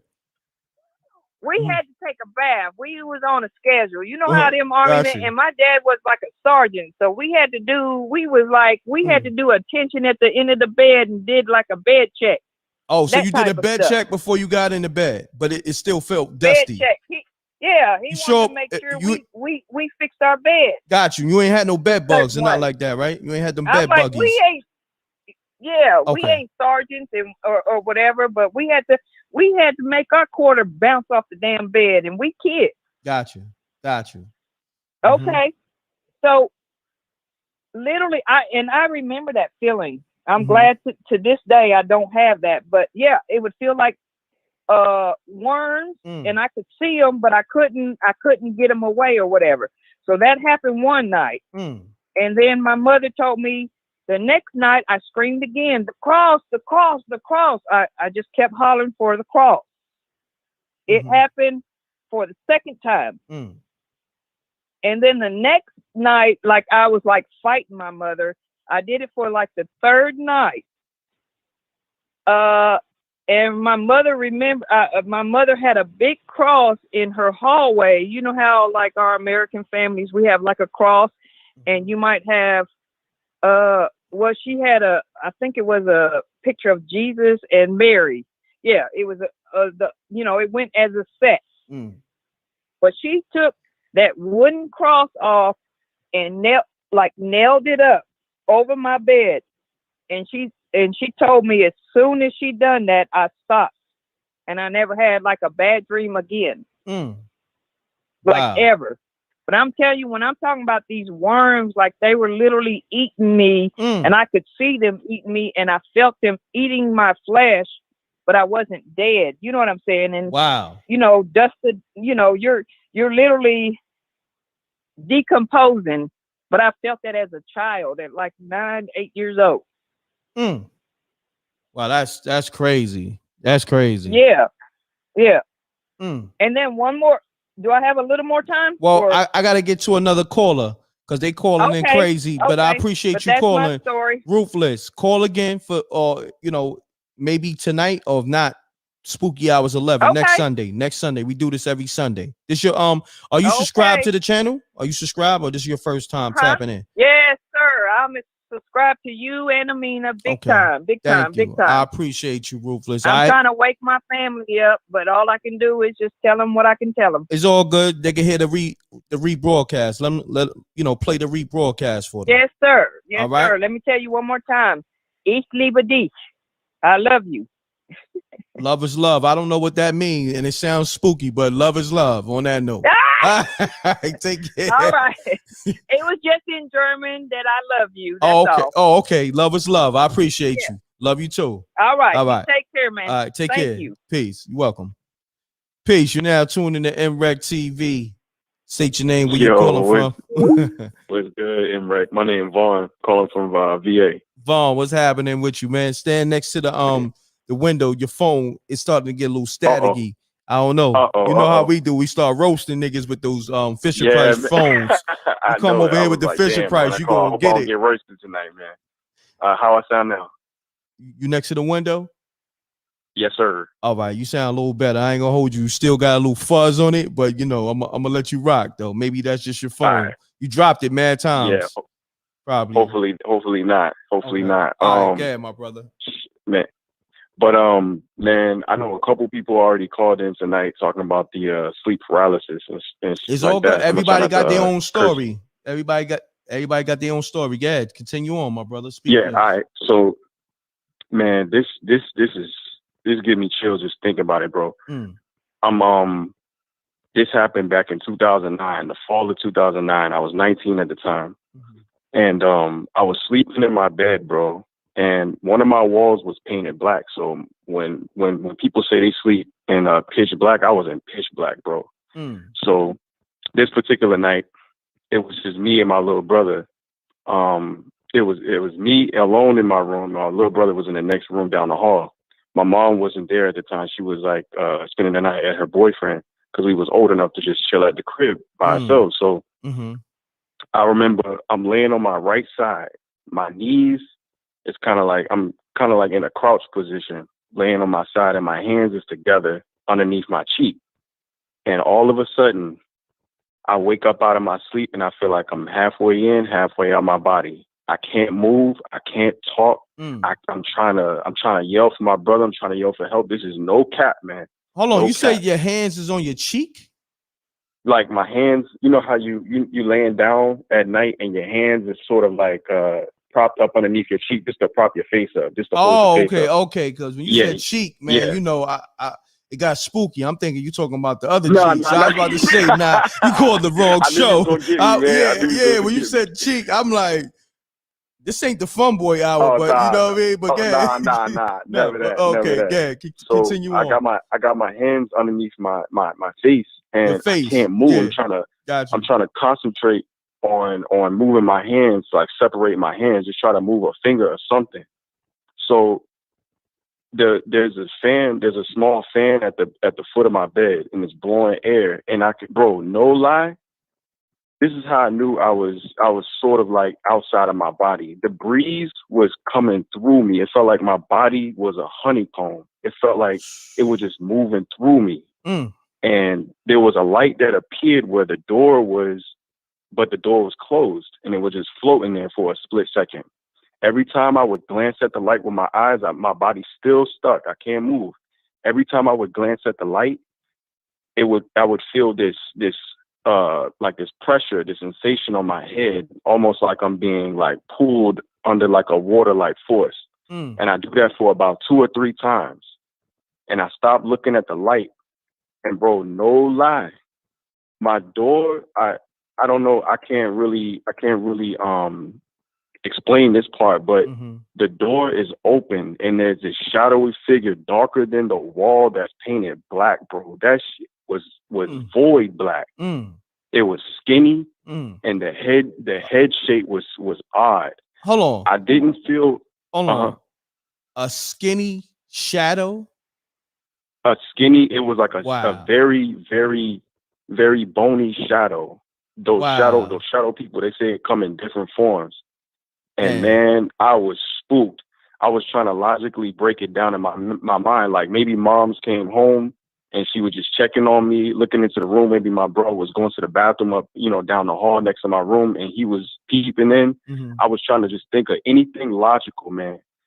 And a few moments later, I was able to free myself from that paralysis. But at that point, the shadow figure was already gone. I darted down the hallway, went into my brother's room, turned the light on. I shook him awake. I'm like, bro, was you standing there at my door? Was you standing at my door? He looking like, bro, what are you talking about? I'm sitting here sleeping. I'm like, where mom at? Where mom at? She not here. Man, I sat there with bawling crying, bro. Bawling crying. I couldn't understand what was going on, bro. Wow. How old? I couldn't understand what was going on. About how old was you at that time? I was 19. I was 19. Damn, you grown man status. You was crying? Bruh, I was trying to understand. I was trying to logically break it down and understand. But after that point, I did research and found out numerous other people was going through the same situation. Got you. And that wasn't the last time that But happened to me. that's the first time I ever heard somebody said they had a crackhead shadow. You know what I mean? A skinny shadow. You know what I mean? But continue on. No, yeah, that's fact. That's facts, man. It was like, it looked like an alien. It was shaped like an alien body. I'm like, yo, what is that? I'm sitting there talking to myself, but I couldn't move. I'm like, yo, what is that? What is that? It's almost like I scared myself back to, like I blacked out once I seen the shadow. Now I'm like, yo. And when I came to, I ran to my brother's room. But that wasn't the last time I was stuck in sleep paralysis. The next couple times that happened, it was several years apart, but I wasn't afraid. There was no shadows. It just always happened in the middle of the night. And if you ever experience it, you can feel, and it's like you can feel everything in the room, and it's like a vibration in the room, and you're a part of that. You're a part of that vibration, man. Gotcha. You if you ever experience it, you would never forget it, man. You would never forget it. Gotcha. But that's my story right there. I ain't gonna hold the line up. Good one. What's your name again, fam? Vaughn. Vaughn. Thanks for calling, my brother. Yeah. All right, thank you, man. You subscribe to the channel, right? Yes, sir. All right. Appreciate you, my brother. All Take right, care. man. Yes, sir. Peace. Good story. That's the first one. Shouts to Vaughn with the crackhead shadow. My man. Salute. Peace. You're now tuned into MRecktv. State your name, where you calling from. Keep it clean, keep it short. Let's get spooky. Pam Jazzy. What's happening, fam? Oh, you one of those, huh? Yeah, get your shit off. Never know. You just never know when it's gonna go. Dear God. Hopefully, he was able to express himself, and because I don't know what's going on. Something was spooky. That was a little spooky. Matter of fact, no, that was goofy. I gotta get that drop on my machine. That was goofy. Peace. You now tuned in to MRecktv. State your name, where you calling from. Keep it clean, keep it short. Let's get spooky, not goofy. Yo, let's get it. Yo, M.Reck, it's Loon Yahuda. What's your name? Loon Yahuda. That's your real name? That's my artist name. Okay. Say that again. I never heard no name like that. Not even trying to be funny. Loon. Uh-huh. Loon Yahuda. Loon Yahuda. Yahuda. The Yahuda is Hebrew. But Oh, I Loon think Yahuda. you called before, right? Nah, I never called before, bro. Damn. Okay. All right, go ahead, my brother. That's a unique name. Go ahead. People gonna remember that name. Yeah. So I got this story. It's revolving around music, right? Mm-hmm. You know, I've been doing music, writing music since I've been like 12 years old. I'm 35 now. Mm-hmm. So this was maybe, I want to say, about 7, 8 years ago, right? So I'm in my little room studio, my home studio. Mm-hmm. I recorded a song with a good friend of mine. So I'm mixing the song. Usually when I mix through my studio monitors. I don't mix through my headphones. But this morning, it's in the morning. I woke up in the morning and I went into my room. So this morning I'm mixing the song with my headphones. So I'm mixing it from front to end. So now I'm at the end of the song, right? Mm-hmm. Now, when I say the end of the song is over. And I hear this voice at the end of the song. Now, I go back into the song. I go back into the edit. I zoom into the track just to make sure. Now it's a flat line there. Like because I was about to ask you. It wasn't no wave there. No sound wave. Now no you know sound if you wave. snap your finger on the microphone, it's gonna pick up the sound even if it's small. So I zoomed in just to see, and it was a flat line there. Now what this voice said to me, what this voice said on the record. It was like kind of morphed, kind of like chopped and screwed low, but I can hear it clearly. And the voice said, if you want to go platinum or gold, you got to sell your soul. Wow. That's what this voice said on the record. Now, when it said this. And you only heard it my one eyes time. Got watery. When I heard this, my eyes got watery. I started getting goosebumps. The hair started raising on me. I just got this funny feeling over my body that I only experienced maybe a few times in my life, just feeling overwhelming feeling over my body. So I instantly called the good friend of mine that's on the song with me. I said, come to my house right now. I got something I want you to listen to. I didn't tell him over the phone. I just said, come to my house. So he come over and I play it to him. And it's the same thing. We both just look at each other with the still face and trying to understand what was this like. And it still didn't have a wave. It still didn't have a sound wave. Still didn't have a sound wave, fam. Wow. Still didn't have a sound wave. You still got that audio? Tell me you still got that audio. It's crazy because I don't. It's crazy because I had it on a hard drive and I ended up dropping the hard drive off my desk one day and just corrupted everything that was on that hard drive. But every since I heard that, I've been in the limbo kind of with the music thing, like not knowing if I want to pursue it all the way, and it kind of just gave me a different perspective on it. And I haven't shared this story with too many people. Yeah, I can honestly that's say spooky. This was true. This happened. Spooky. And I'm like, why me? Right? Why me? Why did I get this message? Let me ask you this now. What was the message again that it said to you? It said, if you want to go platinum or gold, you got to sell your soul. And it was in a chopped and screwed, demonic type of voice. Wow. That's crazy. That's spooky. And remember, there is no sound wave on this record. Yeah, that's what I'm asking you. No beat playing. That's why beat playing or anything like. Wow. So it was one of those records you was mixing and you didn't end the record right away and then that came on. You didn't stop it. Wow. Like the air was still running. Like you could still see the line running, but there was nothing else on the line. It was just time running. Wow. That's spooky. That's a good one. Let me ask you this. How long you been mixing? Well, you still mixing or you stopped after you heard the spooky ass? Yeah, I'm still mixing. Okay. I've been mixing my own music for a while. Still mixing, playing around with it. Yeah, because I'm definitely looking for an engineer just cause. You know what I mean? So what's your name again, fam? Loon Yahuda. Damn, I'm never gonna get that. What they call you? What they call you for short? Give me something. Like I'm never gonna get that. I'm gonna be honest with you. I don't want to jack your name up. I'm being real with you. They just call me Loon. Everybody call me Loon. Yeah, Loon. Kind of like call you Loon. But Loon. Yeah, kind of like that. Yeah, everybody just call me Loon for short. Yeah, Loon Yahuda, right? That's the name. Mm-hmm. Right, you got so it. I'm gonna call you Loon. I'm gonna call you Loon though, because I'm the other part. Sure, fam. just to be respectful to your name. You know what I mean? But I appreciate you calling, man. Sure. But also, leave me an email, MRecktv@gmail.com. Be like, yo, this is Loon. I'm the sound engineer that called with the story. You know what I mean? Because I'm definitely looking to get some new mixes done. I got you. All right, my brother. I got you, fam. Yeah. I appreciate you tapping in. Keep up the good work, fam. Yes, sir. You too. For sure. My brother. Peace. Yeah. Peace. You now tuned into M.Reck. Peace. Now, hello? Yes, hello? Oh, peace.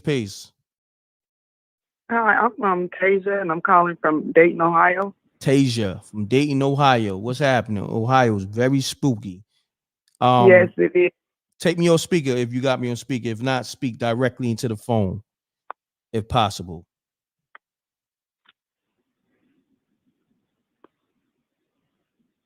Hello, you there? Okay, can you hear me better? There you go. I was just calling because I had a story. It was kind of like about a dream. Okay, yeah, let's get it.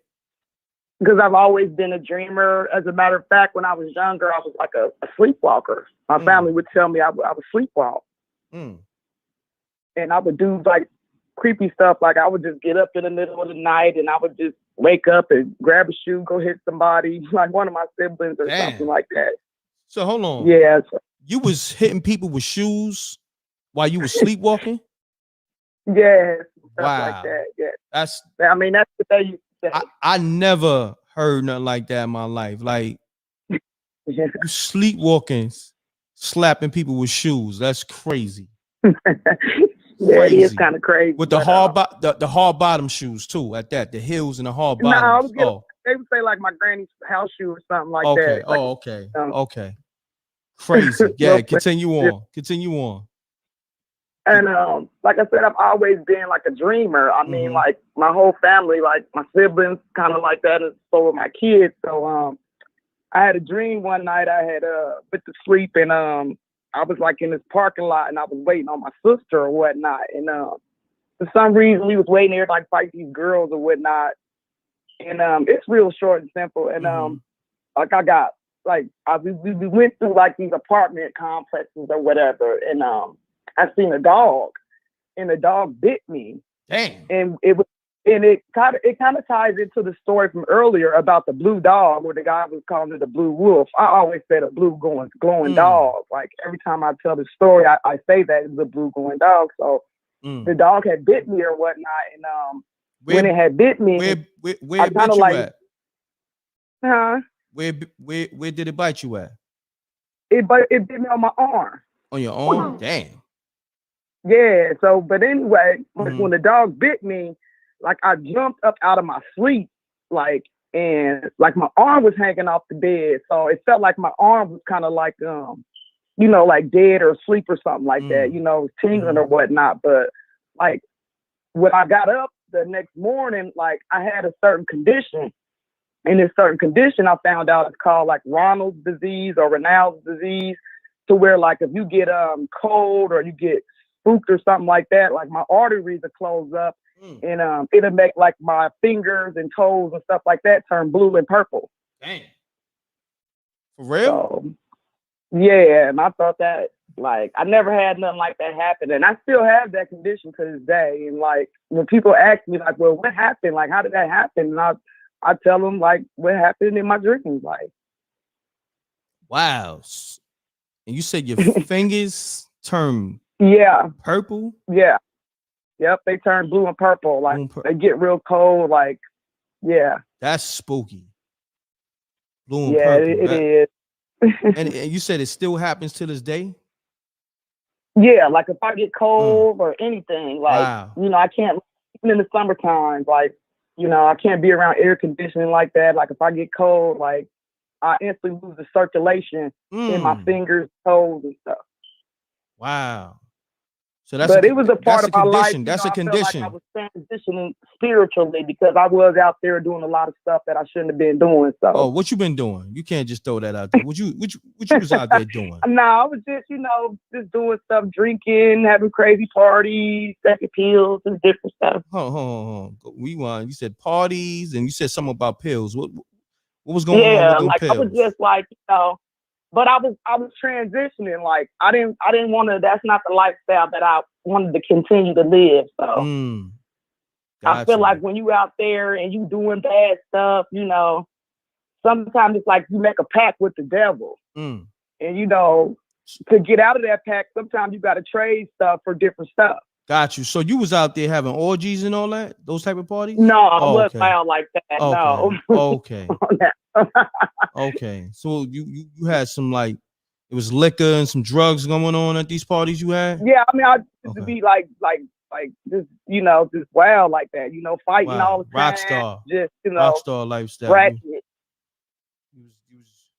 You was on your rock star shit. Yeah. Okay. I appreciate you calling. That's a good story though. You know what I mean?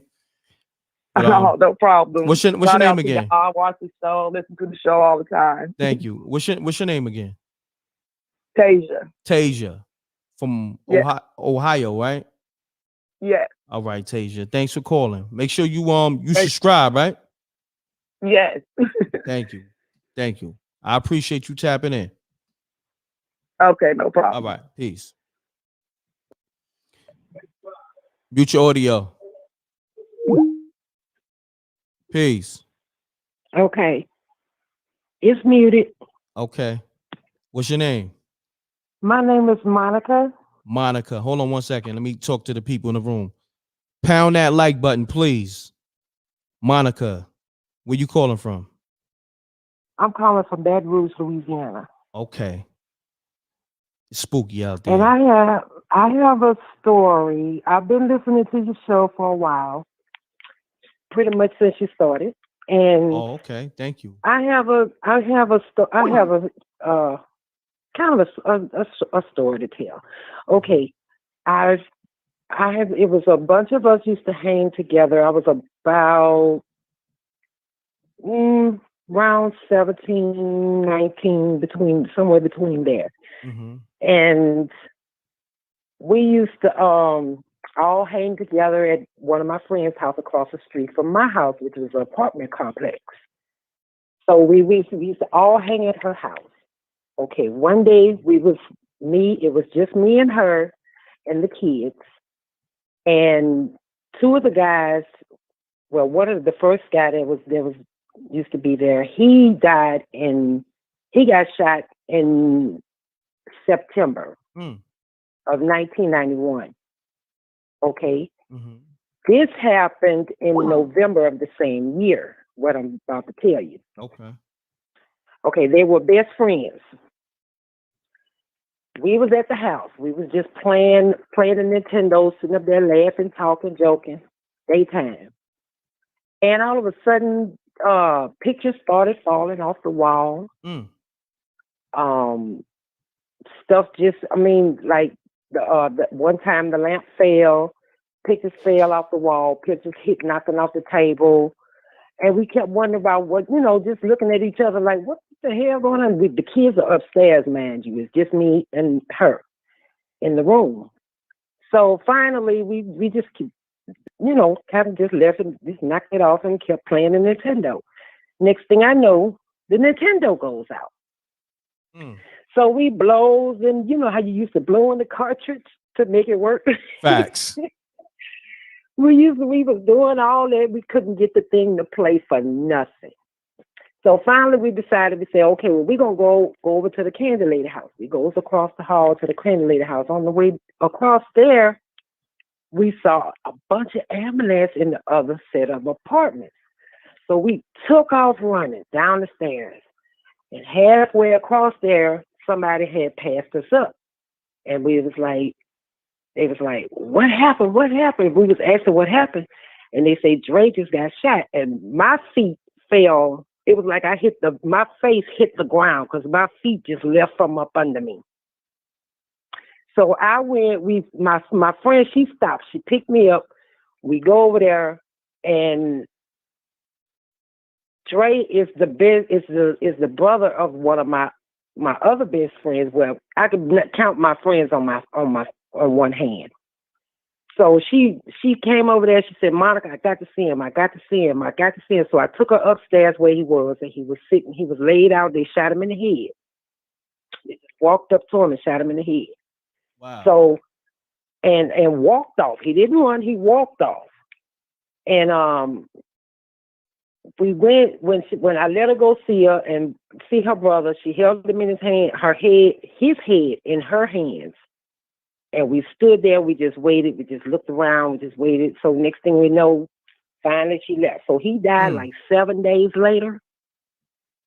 After we going back and forth to the hospital every day. 7 days later, he dies.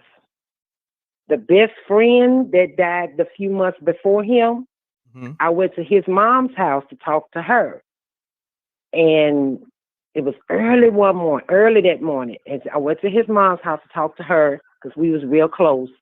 And she said, Monica, I knew it was something I got to tell you something. I said, what? She said, I woke up early this morning and I opened up the curtains to the window, and she lived on the second floor of the apartment complex. And she said, I looked outside.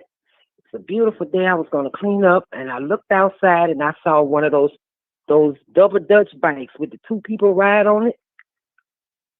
The bikes with the two people could ride on it. She said, I saw one of those bikes riding down the street, and one of the persons looked up at me, and I realized that was my son, the one that died. And he was smiling. And he was smiling at me, and he waved. And she said he had another figure on the back, and he had a hood on. She said when the hood turned around, he waved too, and come to find out it was the one that was in the hospital. She said 10 seconds later, the phone rang, and they told her that he died. Wow. That's crazy.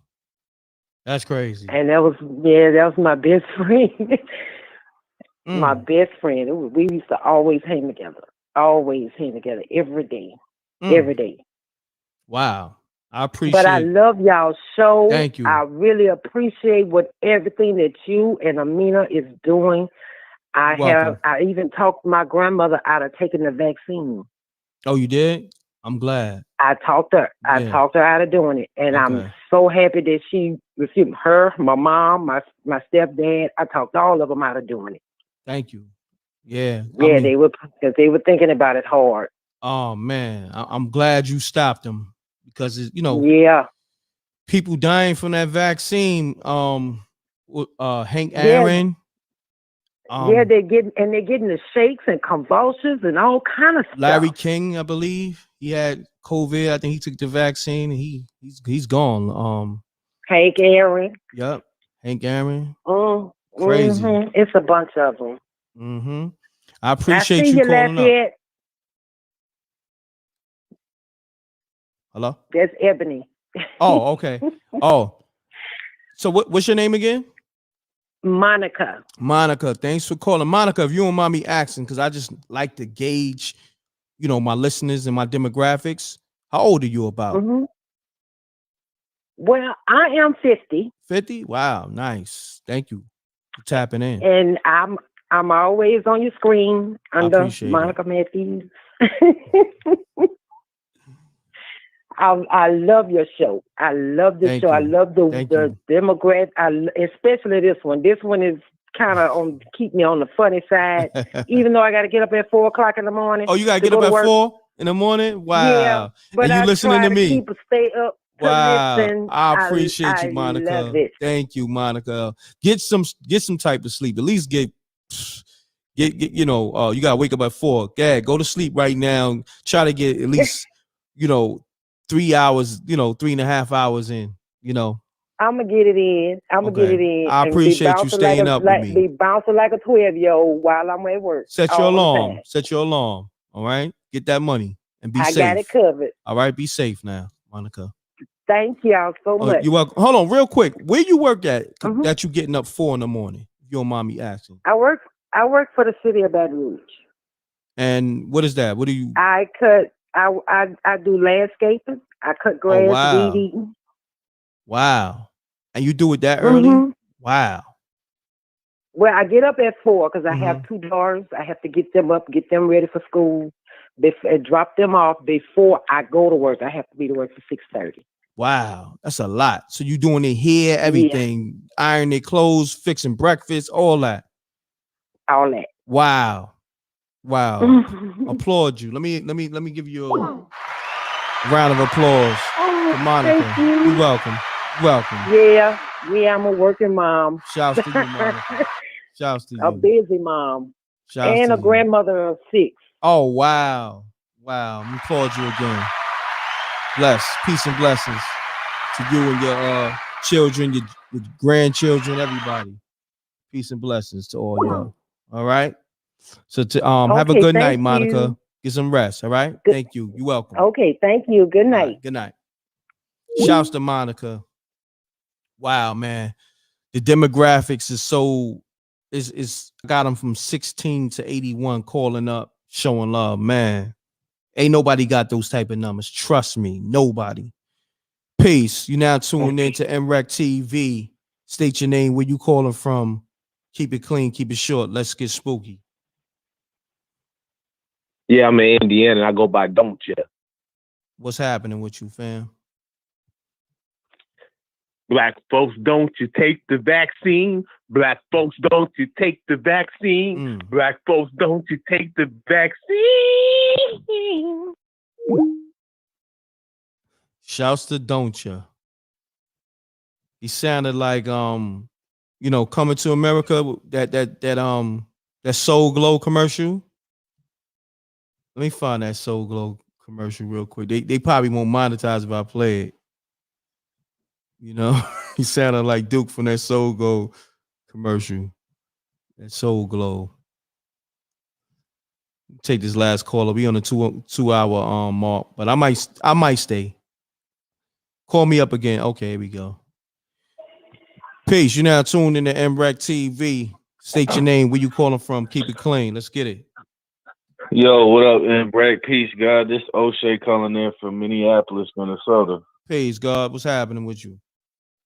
Oh, nothing. I love the show, man. Love the platform. Love what you and Amina been doing. Thank you, my brother. Thank you, my for sure, brother. no doubt, God.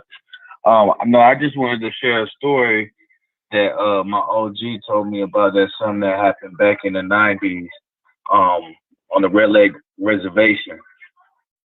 Okay, let's get it.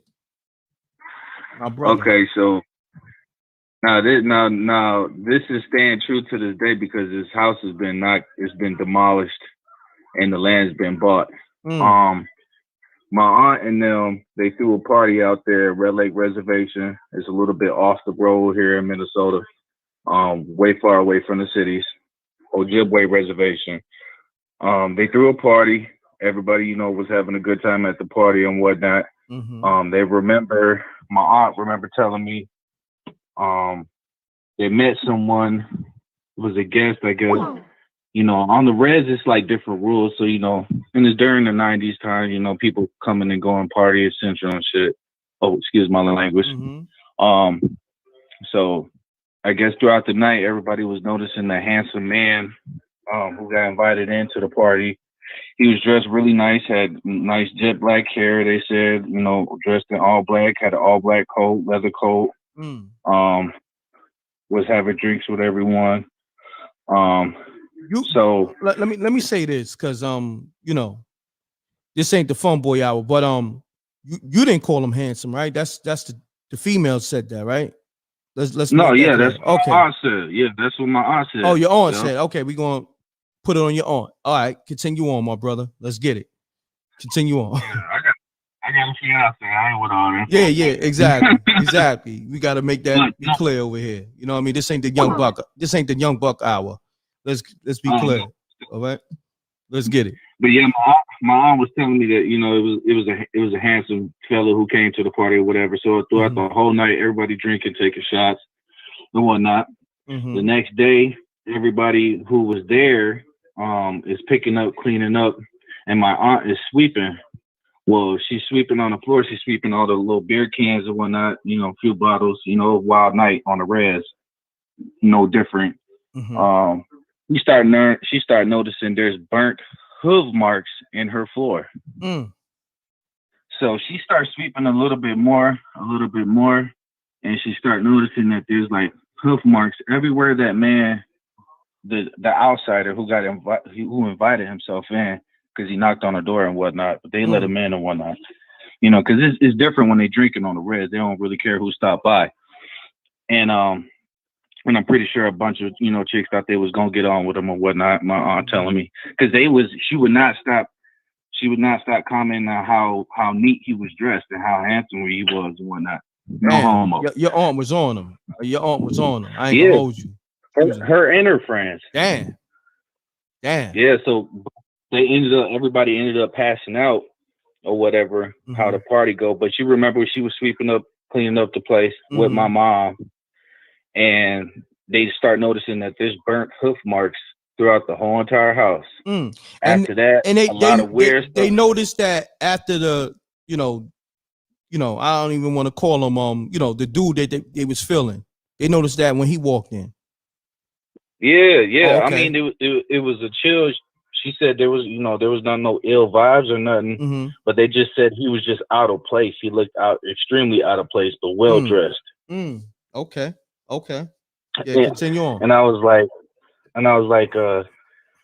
so what happened? And my aunt's telling me, she said, O'Shea, I had to sell my house. I had to get rid of everything. Nobody on the res, no one on the tribal board wanted to try to rent the house out in what shape or form of matter. They said after my aunt moved out, a whole bunch of stuff started happening in the house while she was staying there, and she had to move out.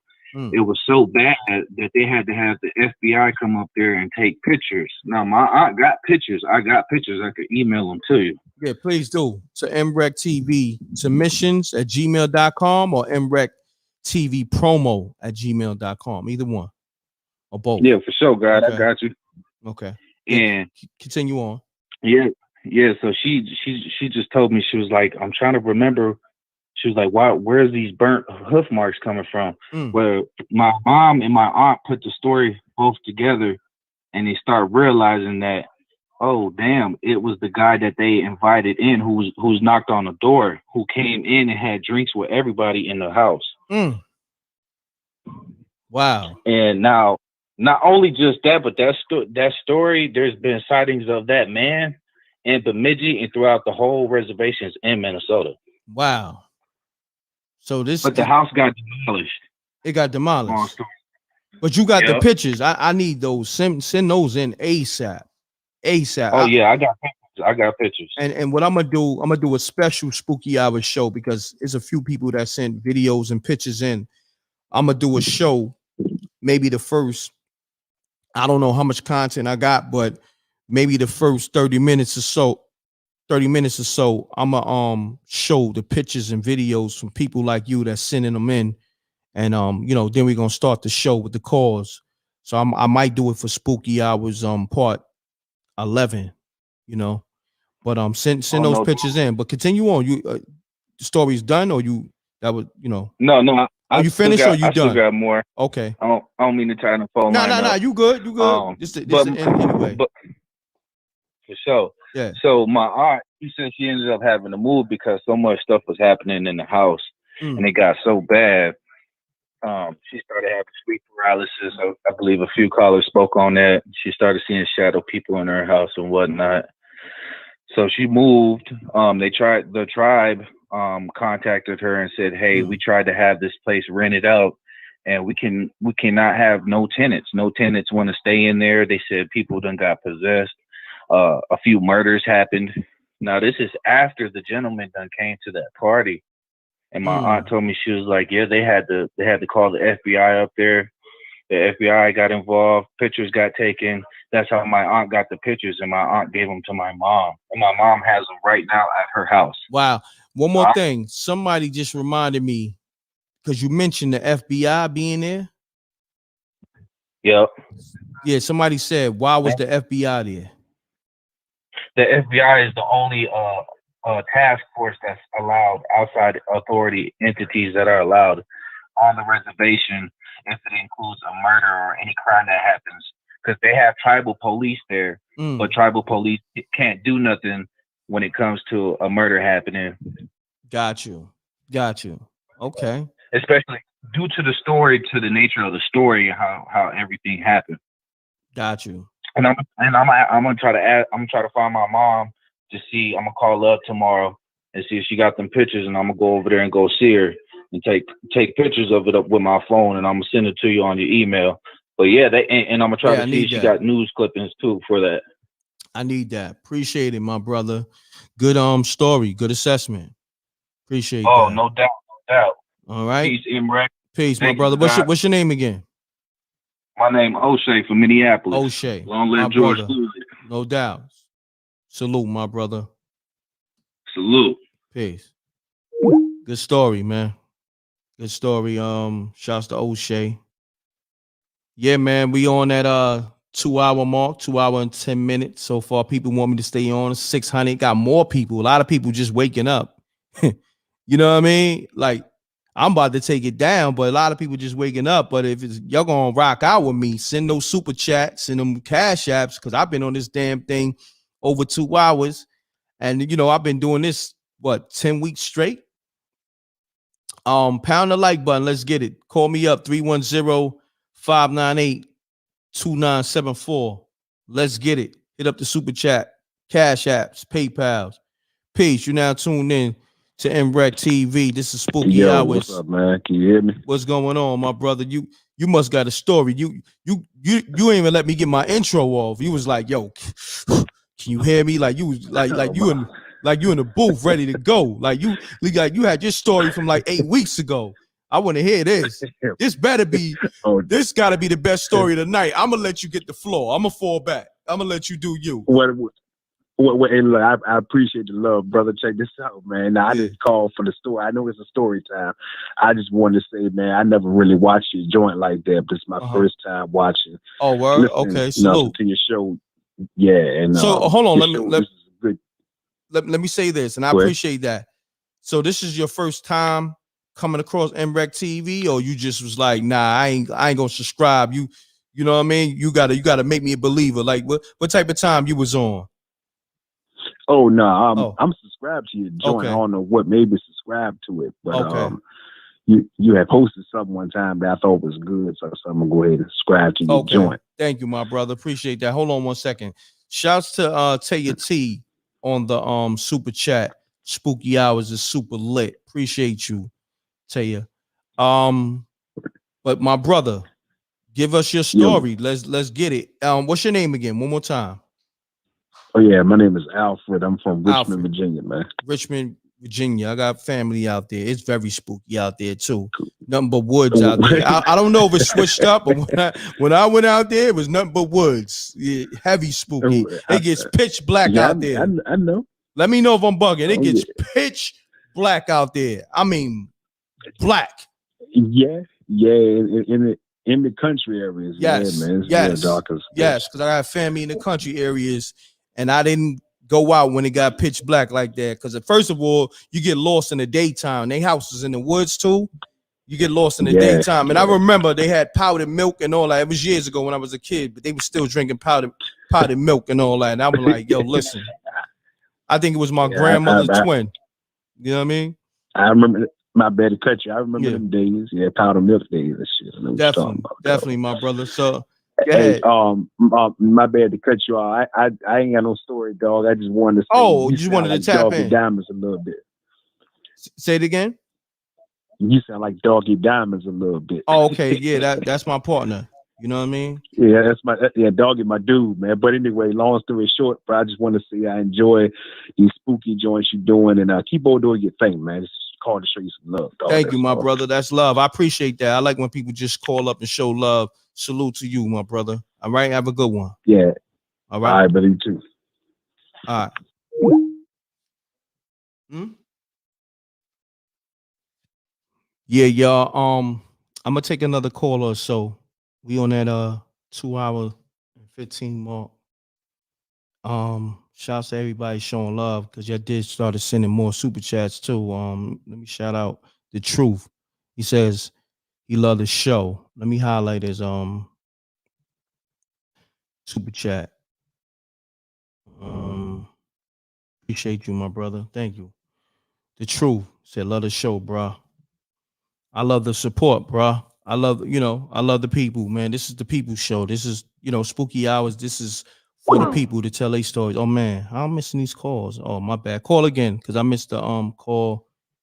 It wasn't pulled up. Okay, we got a 917 number. Let's give it a shot. You know how I feel about these 917s and 347s. Peace. Matthews kept getting through. Hello? Hello? Hello? Peace. Yes? You tuned in to MRecktv. Yay. What's up? Yeah, you called me. What's going on? What's happening? Hi, M.Reck. It's me, Chrissy from the Bronx. I just want to tell you that I love you. Chrissy from and the I'm Bronx. rocking with you. And I know you only got like 2 more callers to do. So I just wanted to call in and tell you. Thank you for picking up. Nah, I love appreciate you. that. What's going on? Nothing. That was Chilling. you? Listening to you. Somebody either called me by my government or maybe you were speaking to somebody else in the chat room. That was me. Sorry, I won't do it again. Nah, it's all good. Cause I'm like, damn, somebody must know me or something. You know what I mean? No, I'm a day oneer. Oh, you're a day one. That's why. Oh.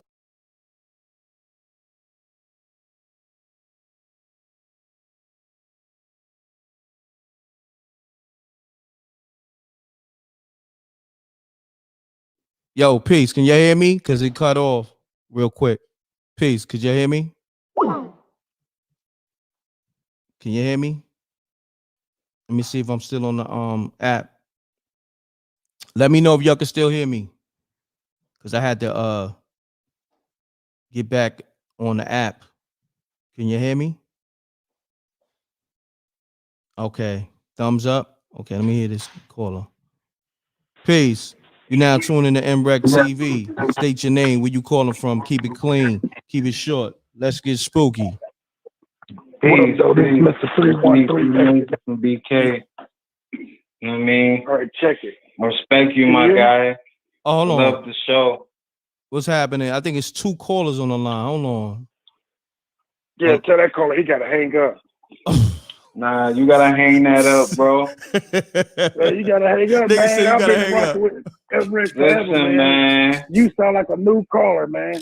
And you sound like you're on drugs. Nah, you know what that means.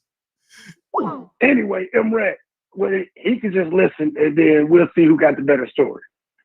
But check it. I'm in Detroit, East Side. That's crazy. Harper Grass shit, right? Yeah, how you gonna debo the caller like that, man? You crazy. Now, go ahead. You're both can rock. Go ahead. You're both can rock. Out. You said you had 2 left, the last 2 at the same time, baby. Yeah, I'm gonna do 2 at the same time. Y'all niggas is crazy. I'm rocking with y'all. Nah, man, but you know I ain't gonna. Nah, stay on the line. Over each other, so I let them rock. Nah, stay on the line though. Just make it quick though. Go ahead, homie. What's your name from Detroit? What's your name? This Mr. 313 exit 9. Mr. 313. So let's get it real quick. So check it. I'm on the east side of Detroit, 1993. Salute to the 19 whole years old. Detroit. Okay. So I'm walking from my cousin's house to my auntie's house. So I walk this street every day, all the time, going back and forth. You know what I'm saying? My auntie house to my cousin's house. So one night I'm drunk. I'm really drunk. We leaving there. It's about 3, 4 in the morning. I'm leaving my cousin's house. So I walk down the street about 6 houses down from them. It's some people. It's 2 chicks on the porch. They're like, "What's up, baby?" You know what I'm saying? So I'm on some drunk stuff. You know what I'm saying? So I go on the porch. I'm right in my hood. So I go on the porch. I'm talking to these chicks. So they like, "Come on in." So they talking about, you know what I'm saying, doing the menage a trois type, right? So I go in there, you know what I'm saying? I get them some powder, you know what I'm saying? They get their nose right. You know what I'm saying? I smoke my little blunt. You hit them with the nose candy? So I hit them off. Boom, here y'all go. Okay. You know, That's how you giving it up? I'm doing my thing. I'm doing weed. They doing their thing. Let's go. Okay. So we get it going on, right? So the chick put a porno on, and it's some devil porno, like it's some porno, but they role playing in a porno, and it's some devil type stuff. It ain't no fun boy stuff going on, right? No, it ain't no fun boy stuff. The porno is just like the guy in the porno, he the devil, and he's doing it to the chicks in the video, right? Okay. So I'm just starting tripping on that. I'm just like, that's a weird video. So I, you know, knock these 2 chicks off and I leave. So this where it gets, spooky. The next day, I'm 19, so I got a cousin. He from Chicago. He over there. He my older cousin. He like 30, 35. So I'm trying to be big dog, tell him about my night last night. I'm like, cuz I met these two chicks. They right down the street from our cousin. You know what I'm saying? So he like, let's go past there. So we walk over to the hood. So we walking down the street. Man, we get in front of the house. The house is burnt to the ground. I mean, burnt to a crisp. Hold on. And this was the next day? This is the same house I was at the night before. I mean, this house is burnt to the ground. Wow. So we walk. Hold on 1 second. Hold that thought. Like, hold that thought. Spooky. Yeah, continue on, bro. Continue on. So we walk down to my cousin's house, like 6 houses down. So I'm like, cuz, what's up with the house down the street, man? It burnt up last night. He's like, what house? So we step out on this front porch. I point to the house. He's like, no, man, that house been burnt up for years. Damn. I'm like, no, dog. I'm like, dog, that house was last night. I told him the story. He's like, man, you tripping, cuz. I'm like, man, I know exactly the house. Wow. I've been living over here all my life with y'all. So after that, this was tripping me out. You know what I'm saying? I'm tripping on that house. But after that, dog, every time I have sex with a chick, dog, there's no way I can't get it again. Like ever since that experience with those monsters or whatever, any chick I knock off, I can knock again. I don't give a damn what we went through. All I gotta do is tell her I'm sorry. Yo, so you wind up knocking down some demons. Is the house? I don't know what I knocked down. Oh man, I don't know what I knocked down, bro. And you gave them demons some coke. and I got them right. And you got and I got them right. Yo. Man, and you put him on that pale horse. And you put him on that pale horse. Easy, my man. Yeah, man. Got that demon box. Yo. That's my story. Right, what right? you got, homeboy? Right. Now what you got, homeboy? Yeah, let that homie rock. This your first time tapping into the show? Cooley. This me, C Major, Brooklyn. Take me on speaker. Take me on speaker, my brother. My fault, I got you. Yeah, so you can sound crispy, man. It's your first time on the show. They gotta, My fault, I got you, bro. I got you. I'm clear. Yeah, you still sound far away for some reason, but let's get it. Hold on, my bad, bro. There you go. You're getting better. Sound a little better. All right, coolly. Yeah. Yeah. Just to piggyback on a couple of those last, those other callers with the dark spirits and all that, and the sleep paralysis, like, especially, coming up from the hood, I experienced that a lot from like age of 6 going up. So, you can't really talk to a lot of people like that. It'd be a little crazy. But that happened one time. I was laying up a couple times. Mostly it happened when I'm like sleeping on my stomach, you're sleeping on your back. You know what I mean? Feel like somebody grabbing the sheets off, you know what I mean, holding you down, whatever, like they said. You can't speak, but you can see everything. You know what I mean? You can feel stuff. So one time, like, it got so crazy, like my mom's whatever called the preacher come through from the local church and all of that. And prayed over the house, but everything was still the same. You know what I mean? But I could see the little orbs, like it turned into a little dark orb or go into my closet or go into my coat. You know what I mean? It disappeared. So me as a youngin', I'm like, well, I'm supposed to, like, I'm in a church. So next minute it's like, how can I explain this? You know what I mean? Like, what's this going on with me? I can't sleep. I'm sleeping in the hallway. My mom's pops coming out like, why you outside of your room? You know what I mean? Why you outside of your bed? This is in the project, mind you. What projects? Been going on, huh? What projects? Van Dyke. Oh, Brownsville. Salute. Yeah. So, Salute. It was real crazy at a time, bro. Like, I'll say it went on from a kid from like 6 on to like in my 20s. I had a hard time getting sleep and all of that. That led me to smoke, bud and all that. But things was really crazy. So what I wanted to say, right? Mm-hmm. It was a couple of situations. Like dude, homie from last week said, I would see the face on the wall. Nobody else could see it but me. You know what I mean? Family, and I'm asking like, yo, you don't see that? Like, you know what I mean? So I'm able to see the faces only but me. But know what I mean? This is real talk. Like, it was situations where it would get so physical. Like you hear when it gets so physical, like somebody tossing around, nothing but darkness. Wow. You know what I mean? Yeah, nothing but darkness, bro. And one night I'm in PA, right? I'm at my niece's crib. They all gone. I'm in PA. This is PA spooky. What I think by Scranton and all that, Wilkes-Barre and all that, right? Yeah, spooky. So I'm out there by myself, bro. Mind you, I smoke a little, but that's it. Know what I mean? Bring a little cause, bro. Mind you, she got toys. My little niece, mind you, at the time was like 4, 5. The toys was in the closet, bro. I'm trying to chill. The toys keep ringing off all night. Now, mind you, some spooky ass I'm toys. by myself. Damn. So it's dark. I'm like, all right, ain't nobody in there, so nobody could be playing with the toys. Nobody could be pressing the buttons. So after a while, I'm like, let me see what it's about. A couple times, I literally went in there, shook it up. You know what I mean? Separate the toys and all that. Still go off again. She had a little toy truck. You know how kids got the little toy truck. Yeah, the little toys that make noise, alarms, and all of that. Yes, sir. Mind you. So it went off like 2, 3 times. I'm dead tired now. I'm like, yo, damn. It's my fault first, bro. It's like 3:30 in the morning, bro. All the way to like 6:30. I'm up. I'm like, yo, I'm moving the toys around. Nobody's touching them. But yet they still going off. You ain't take the batteries out or see if they had batteries? Bro, I checked it.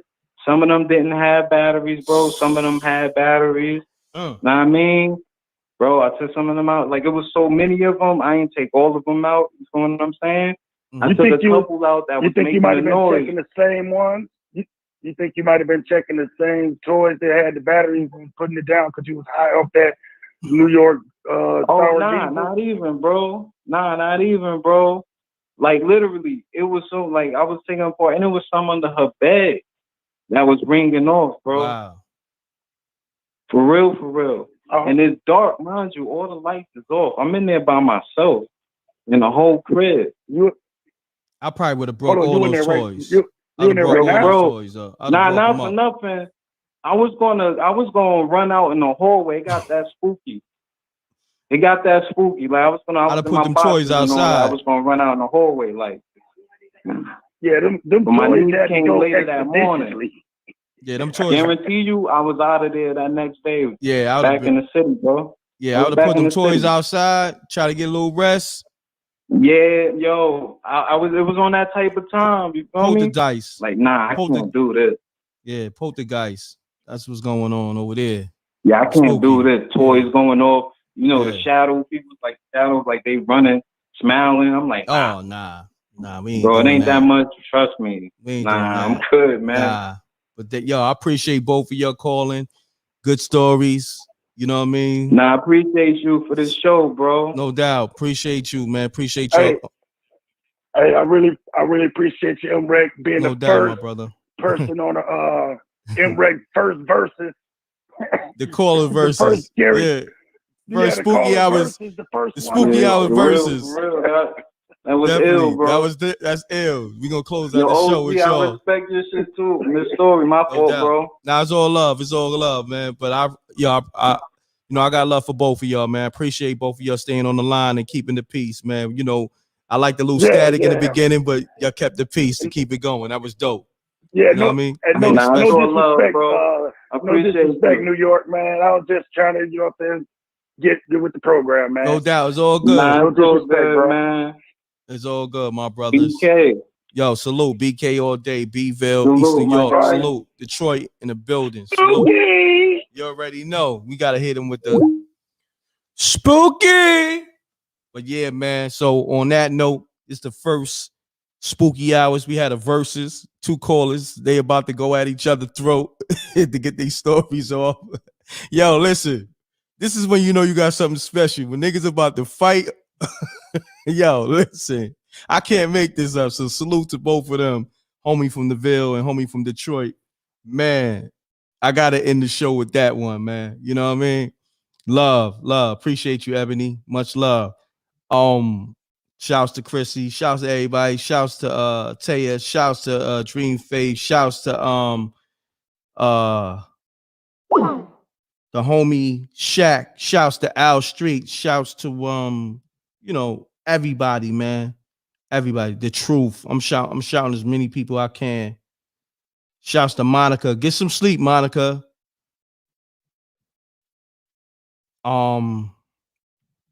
Just shouts to everybody, man. I got a lot of people, still 600 people in. Pound that like button too, man. What you're thinking about the homies that was on the phone almost about the, listen, if they was you know what I mean? Like in person, if we was on the TV set, them niggas would have been thumping. What y'all thought about the homies fighting over the phone slot? You know what I mean? Slot time. That was like some jail shit. You know what I mean? That was some real live jail shit, but on spooky hours. Slot time. That was slot time. We gonna call that right there at the end of the show. Slot time. I'm gonna see if I can do that again. You know what I mean? That was ill. I don't even know how I had both of them on the line at the same time. That was crazy. That was spooky within itself. But it came out hilarious. Salute, man. Another successful night. Spooky hours. I appreciate everybody that tapped in. Still close to 600 in the building. Pound that like button. Share this so we can get this, get the views up, and the more likes, the more YouTube recommend the videos. Those likes is important for that. Like, it don't get me no money. I just be wanting to like so everybody can get the content. You know what I'm saying? I don't get no money off it. It don't even give me satisfaction. Likes is more so that I want to see everybody able to get this good content. You know what I mean? Because it's people calling from all over the world, Germany, Minnesota, Texas, just all over the world, New York, Detroit, all over the world telling a story, man, and I'm just kind of like just being a host. So, that's what I do. When I do my lives, the people have a voice. You dig? A lot of people, they do the show the other way around where, they mostly the voice. I give the people so much, how can I say? I make the people a part of my show and what I'm doing. You dig? So like when I give y'all content uploads, I like to do lives just so y'all can have a voice, speak your piece. You know what I mean? So on that note, I'm gone, man. Double deuces and bubble gooses. Salute to the rec mob. Y'all know the M.Reck room etiquette. Pound that like button, hit that bell, hit that subscribe.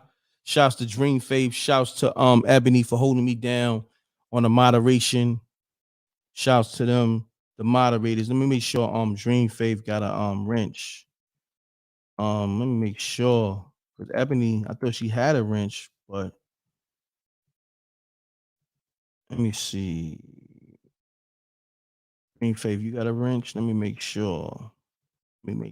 Shouts to she's always in the room. Dispatcher 92. She always be showing love too. Man, where's Dream Faith name at? Well, I'm not seeing it in the Dream Faith. Put a here you go. Make sure you got a wrench. No, you got a wrench. You wrenched up. I see the wrench right there. Okay. Yeah, you and Ebony wrenched up. My bad. You good. The only way you can get a wrench, I gotta make sure, you've been around for a good while. I gotta, you know what I mean? I gotta check your etiquette. You can't just get a wrench like that. You know what I mean? Like, if you around, you showing love in the super chat and you rocking with me, I keep seeing you, I wrench you up. You dig what I'm saying? But you got to show me love. In order to get love, you got to show love. That's how that thing go. You feel me? And I got to see your name for a while. There's a few people I'm going to give wrenches to, but I got to see, you know what I mean? I got to see you put that work in, you know what I mean? Because I put that work in. So on that note, tune in for next Sunday, Spooky Hours 11. I'm going to try to get to all them videos and pictures that people been sending in. I'm going to play the videos and pictures, maybe the first half an hour, and then we get into the the core segment of the show. So on that note, once again, I'm off this. I know I said I was gone, but double deuces and bubble gooses, I'm gone. I appreciate the love. Thank you. Salute to the Rec Mob. Salute to everybody in the super chat. Salute to everybody in the Cash App, PayPals, and all that. Thank you. Shouts to Peace to the Earth. She was in the room. Ebony Dream Faith. Everybody that hold me down. All right? Much love. Gone.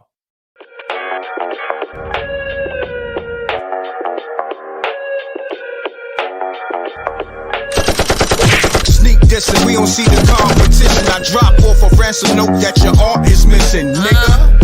Pay us in full with the money, or she gon' get her fingers clipped off like Lil Sonny,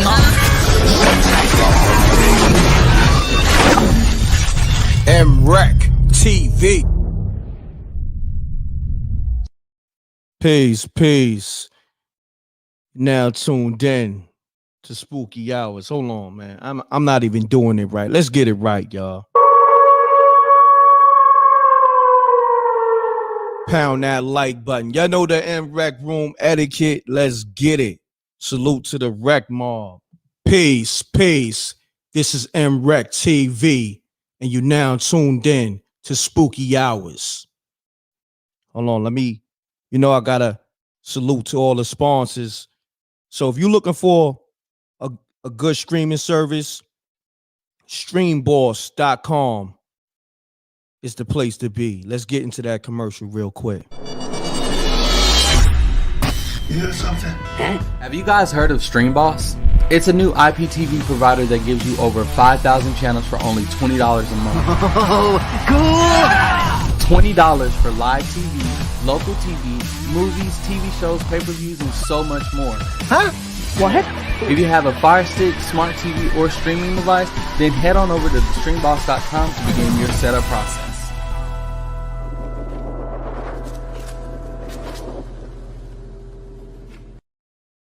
Salute, peace. I see I got some missed calls. I got one more sponsor. Matter of fact, I'm gonna play them 5 minutes into the show. You know what I mean? Vaso Flux. So let's get this show started. This is Spooky Hours. It's Sunday night. How's everybody doing? We're gonna get right into it. We got a caller. Matter of fact, it look like Dave Matthews. So Dave Matthews, you gotta fall back. Matter of fact, 305 area code. Miami called up. Call back, Miami. Let's get it. I'm not doing the trolls right now. We want to start the show off right with good vibes. You know what I'm saying? So Dave Matthews, Rich Matthews, you're gonna have to fall back. Let the other callers let me see who's in the chat room. Let's get to it. Spooky! You already know. Salute to Ebony. I see you. Salute to the moderators. Appreciate you. Everybody showing that love. Thank you. Pound that like button. Let's get it. So if you got a good spooky story, definitely call up. You know, something official. You know what I mean? Don't call up on drunk time yet. You know what I mean? Maybe during the later part of the show, you could do that. All right, let's get it. Peace. This is M.Reck TV, and you now tuned in to Spooky Hours. Peace. All right, what's up with these callers? What's going on? 2 callers, you called up, and y'all just hung up. I guess they spooked.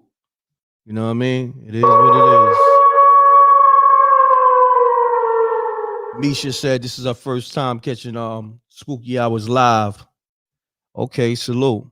Where you been at? Also, I got the Spooky Hours merch too on deck. Peace. You now tune in to MRecktv. State your name, where you call it from. Keep it clean, keep it short. Let's get spooky.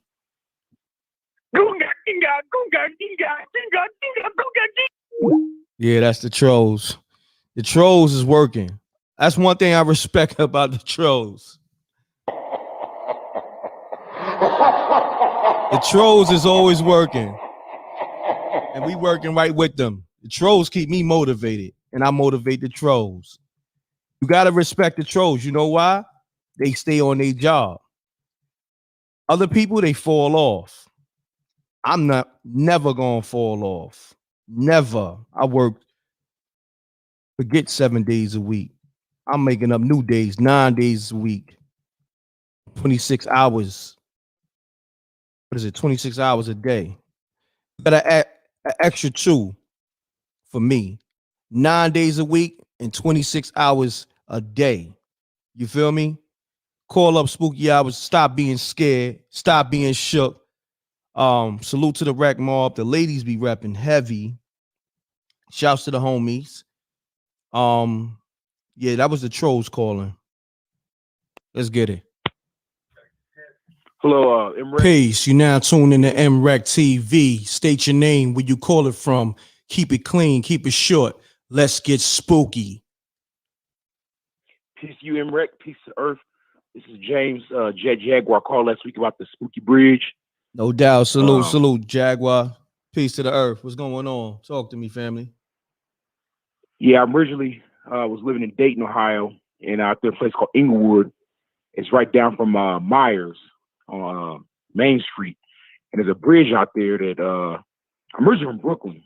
And there's a bridge that I heard the story was like back, I guess, in the early 70s that hung this black dude out there. I call it the Buckhorn Bridge because there's a restaurant called the Buckhorn on this bridge.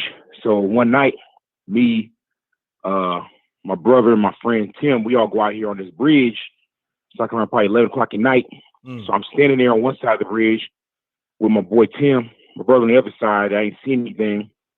So then I turn around and look over, walk to the other side and look. I see something like glowing, like one of them, it's like a bright orange glare. And it was one of my pieces. I said, look where Tim. I said, Tim, what is, that? Look, he looked over, 2 of them appear. Then we realized some eyes down there at the bottom of the bridge. So we take our running, and I ran so hard that I lost my shoe back to our car. We left.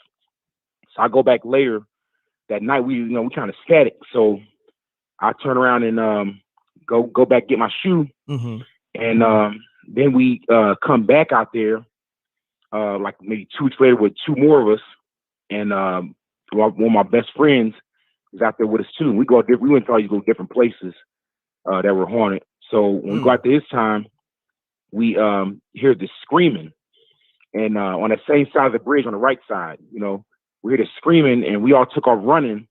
And my best friend was still there. We all trying to, scream to get back, get in the car, drive off. And when he said, when he got back in the car, he don't believe in ghosts, nothing like that. When he got back in the car, he said that he heard the screaming too down in the water, but where the scream was coming at, it was getting louder and louder and coming closer. But wasn't nobody there, So we freaked out about it, And what happened was is that years before that, my boy told me about this whole story about the dude getting hung on a bridge, and they said that he was like trying to, kick himself off the away from the, what do you call it, the banisters or whatever off the bridge. And they say people that fish out there hear like feel the bridge vibrating, hear hear somebody like grunting or making noises.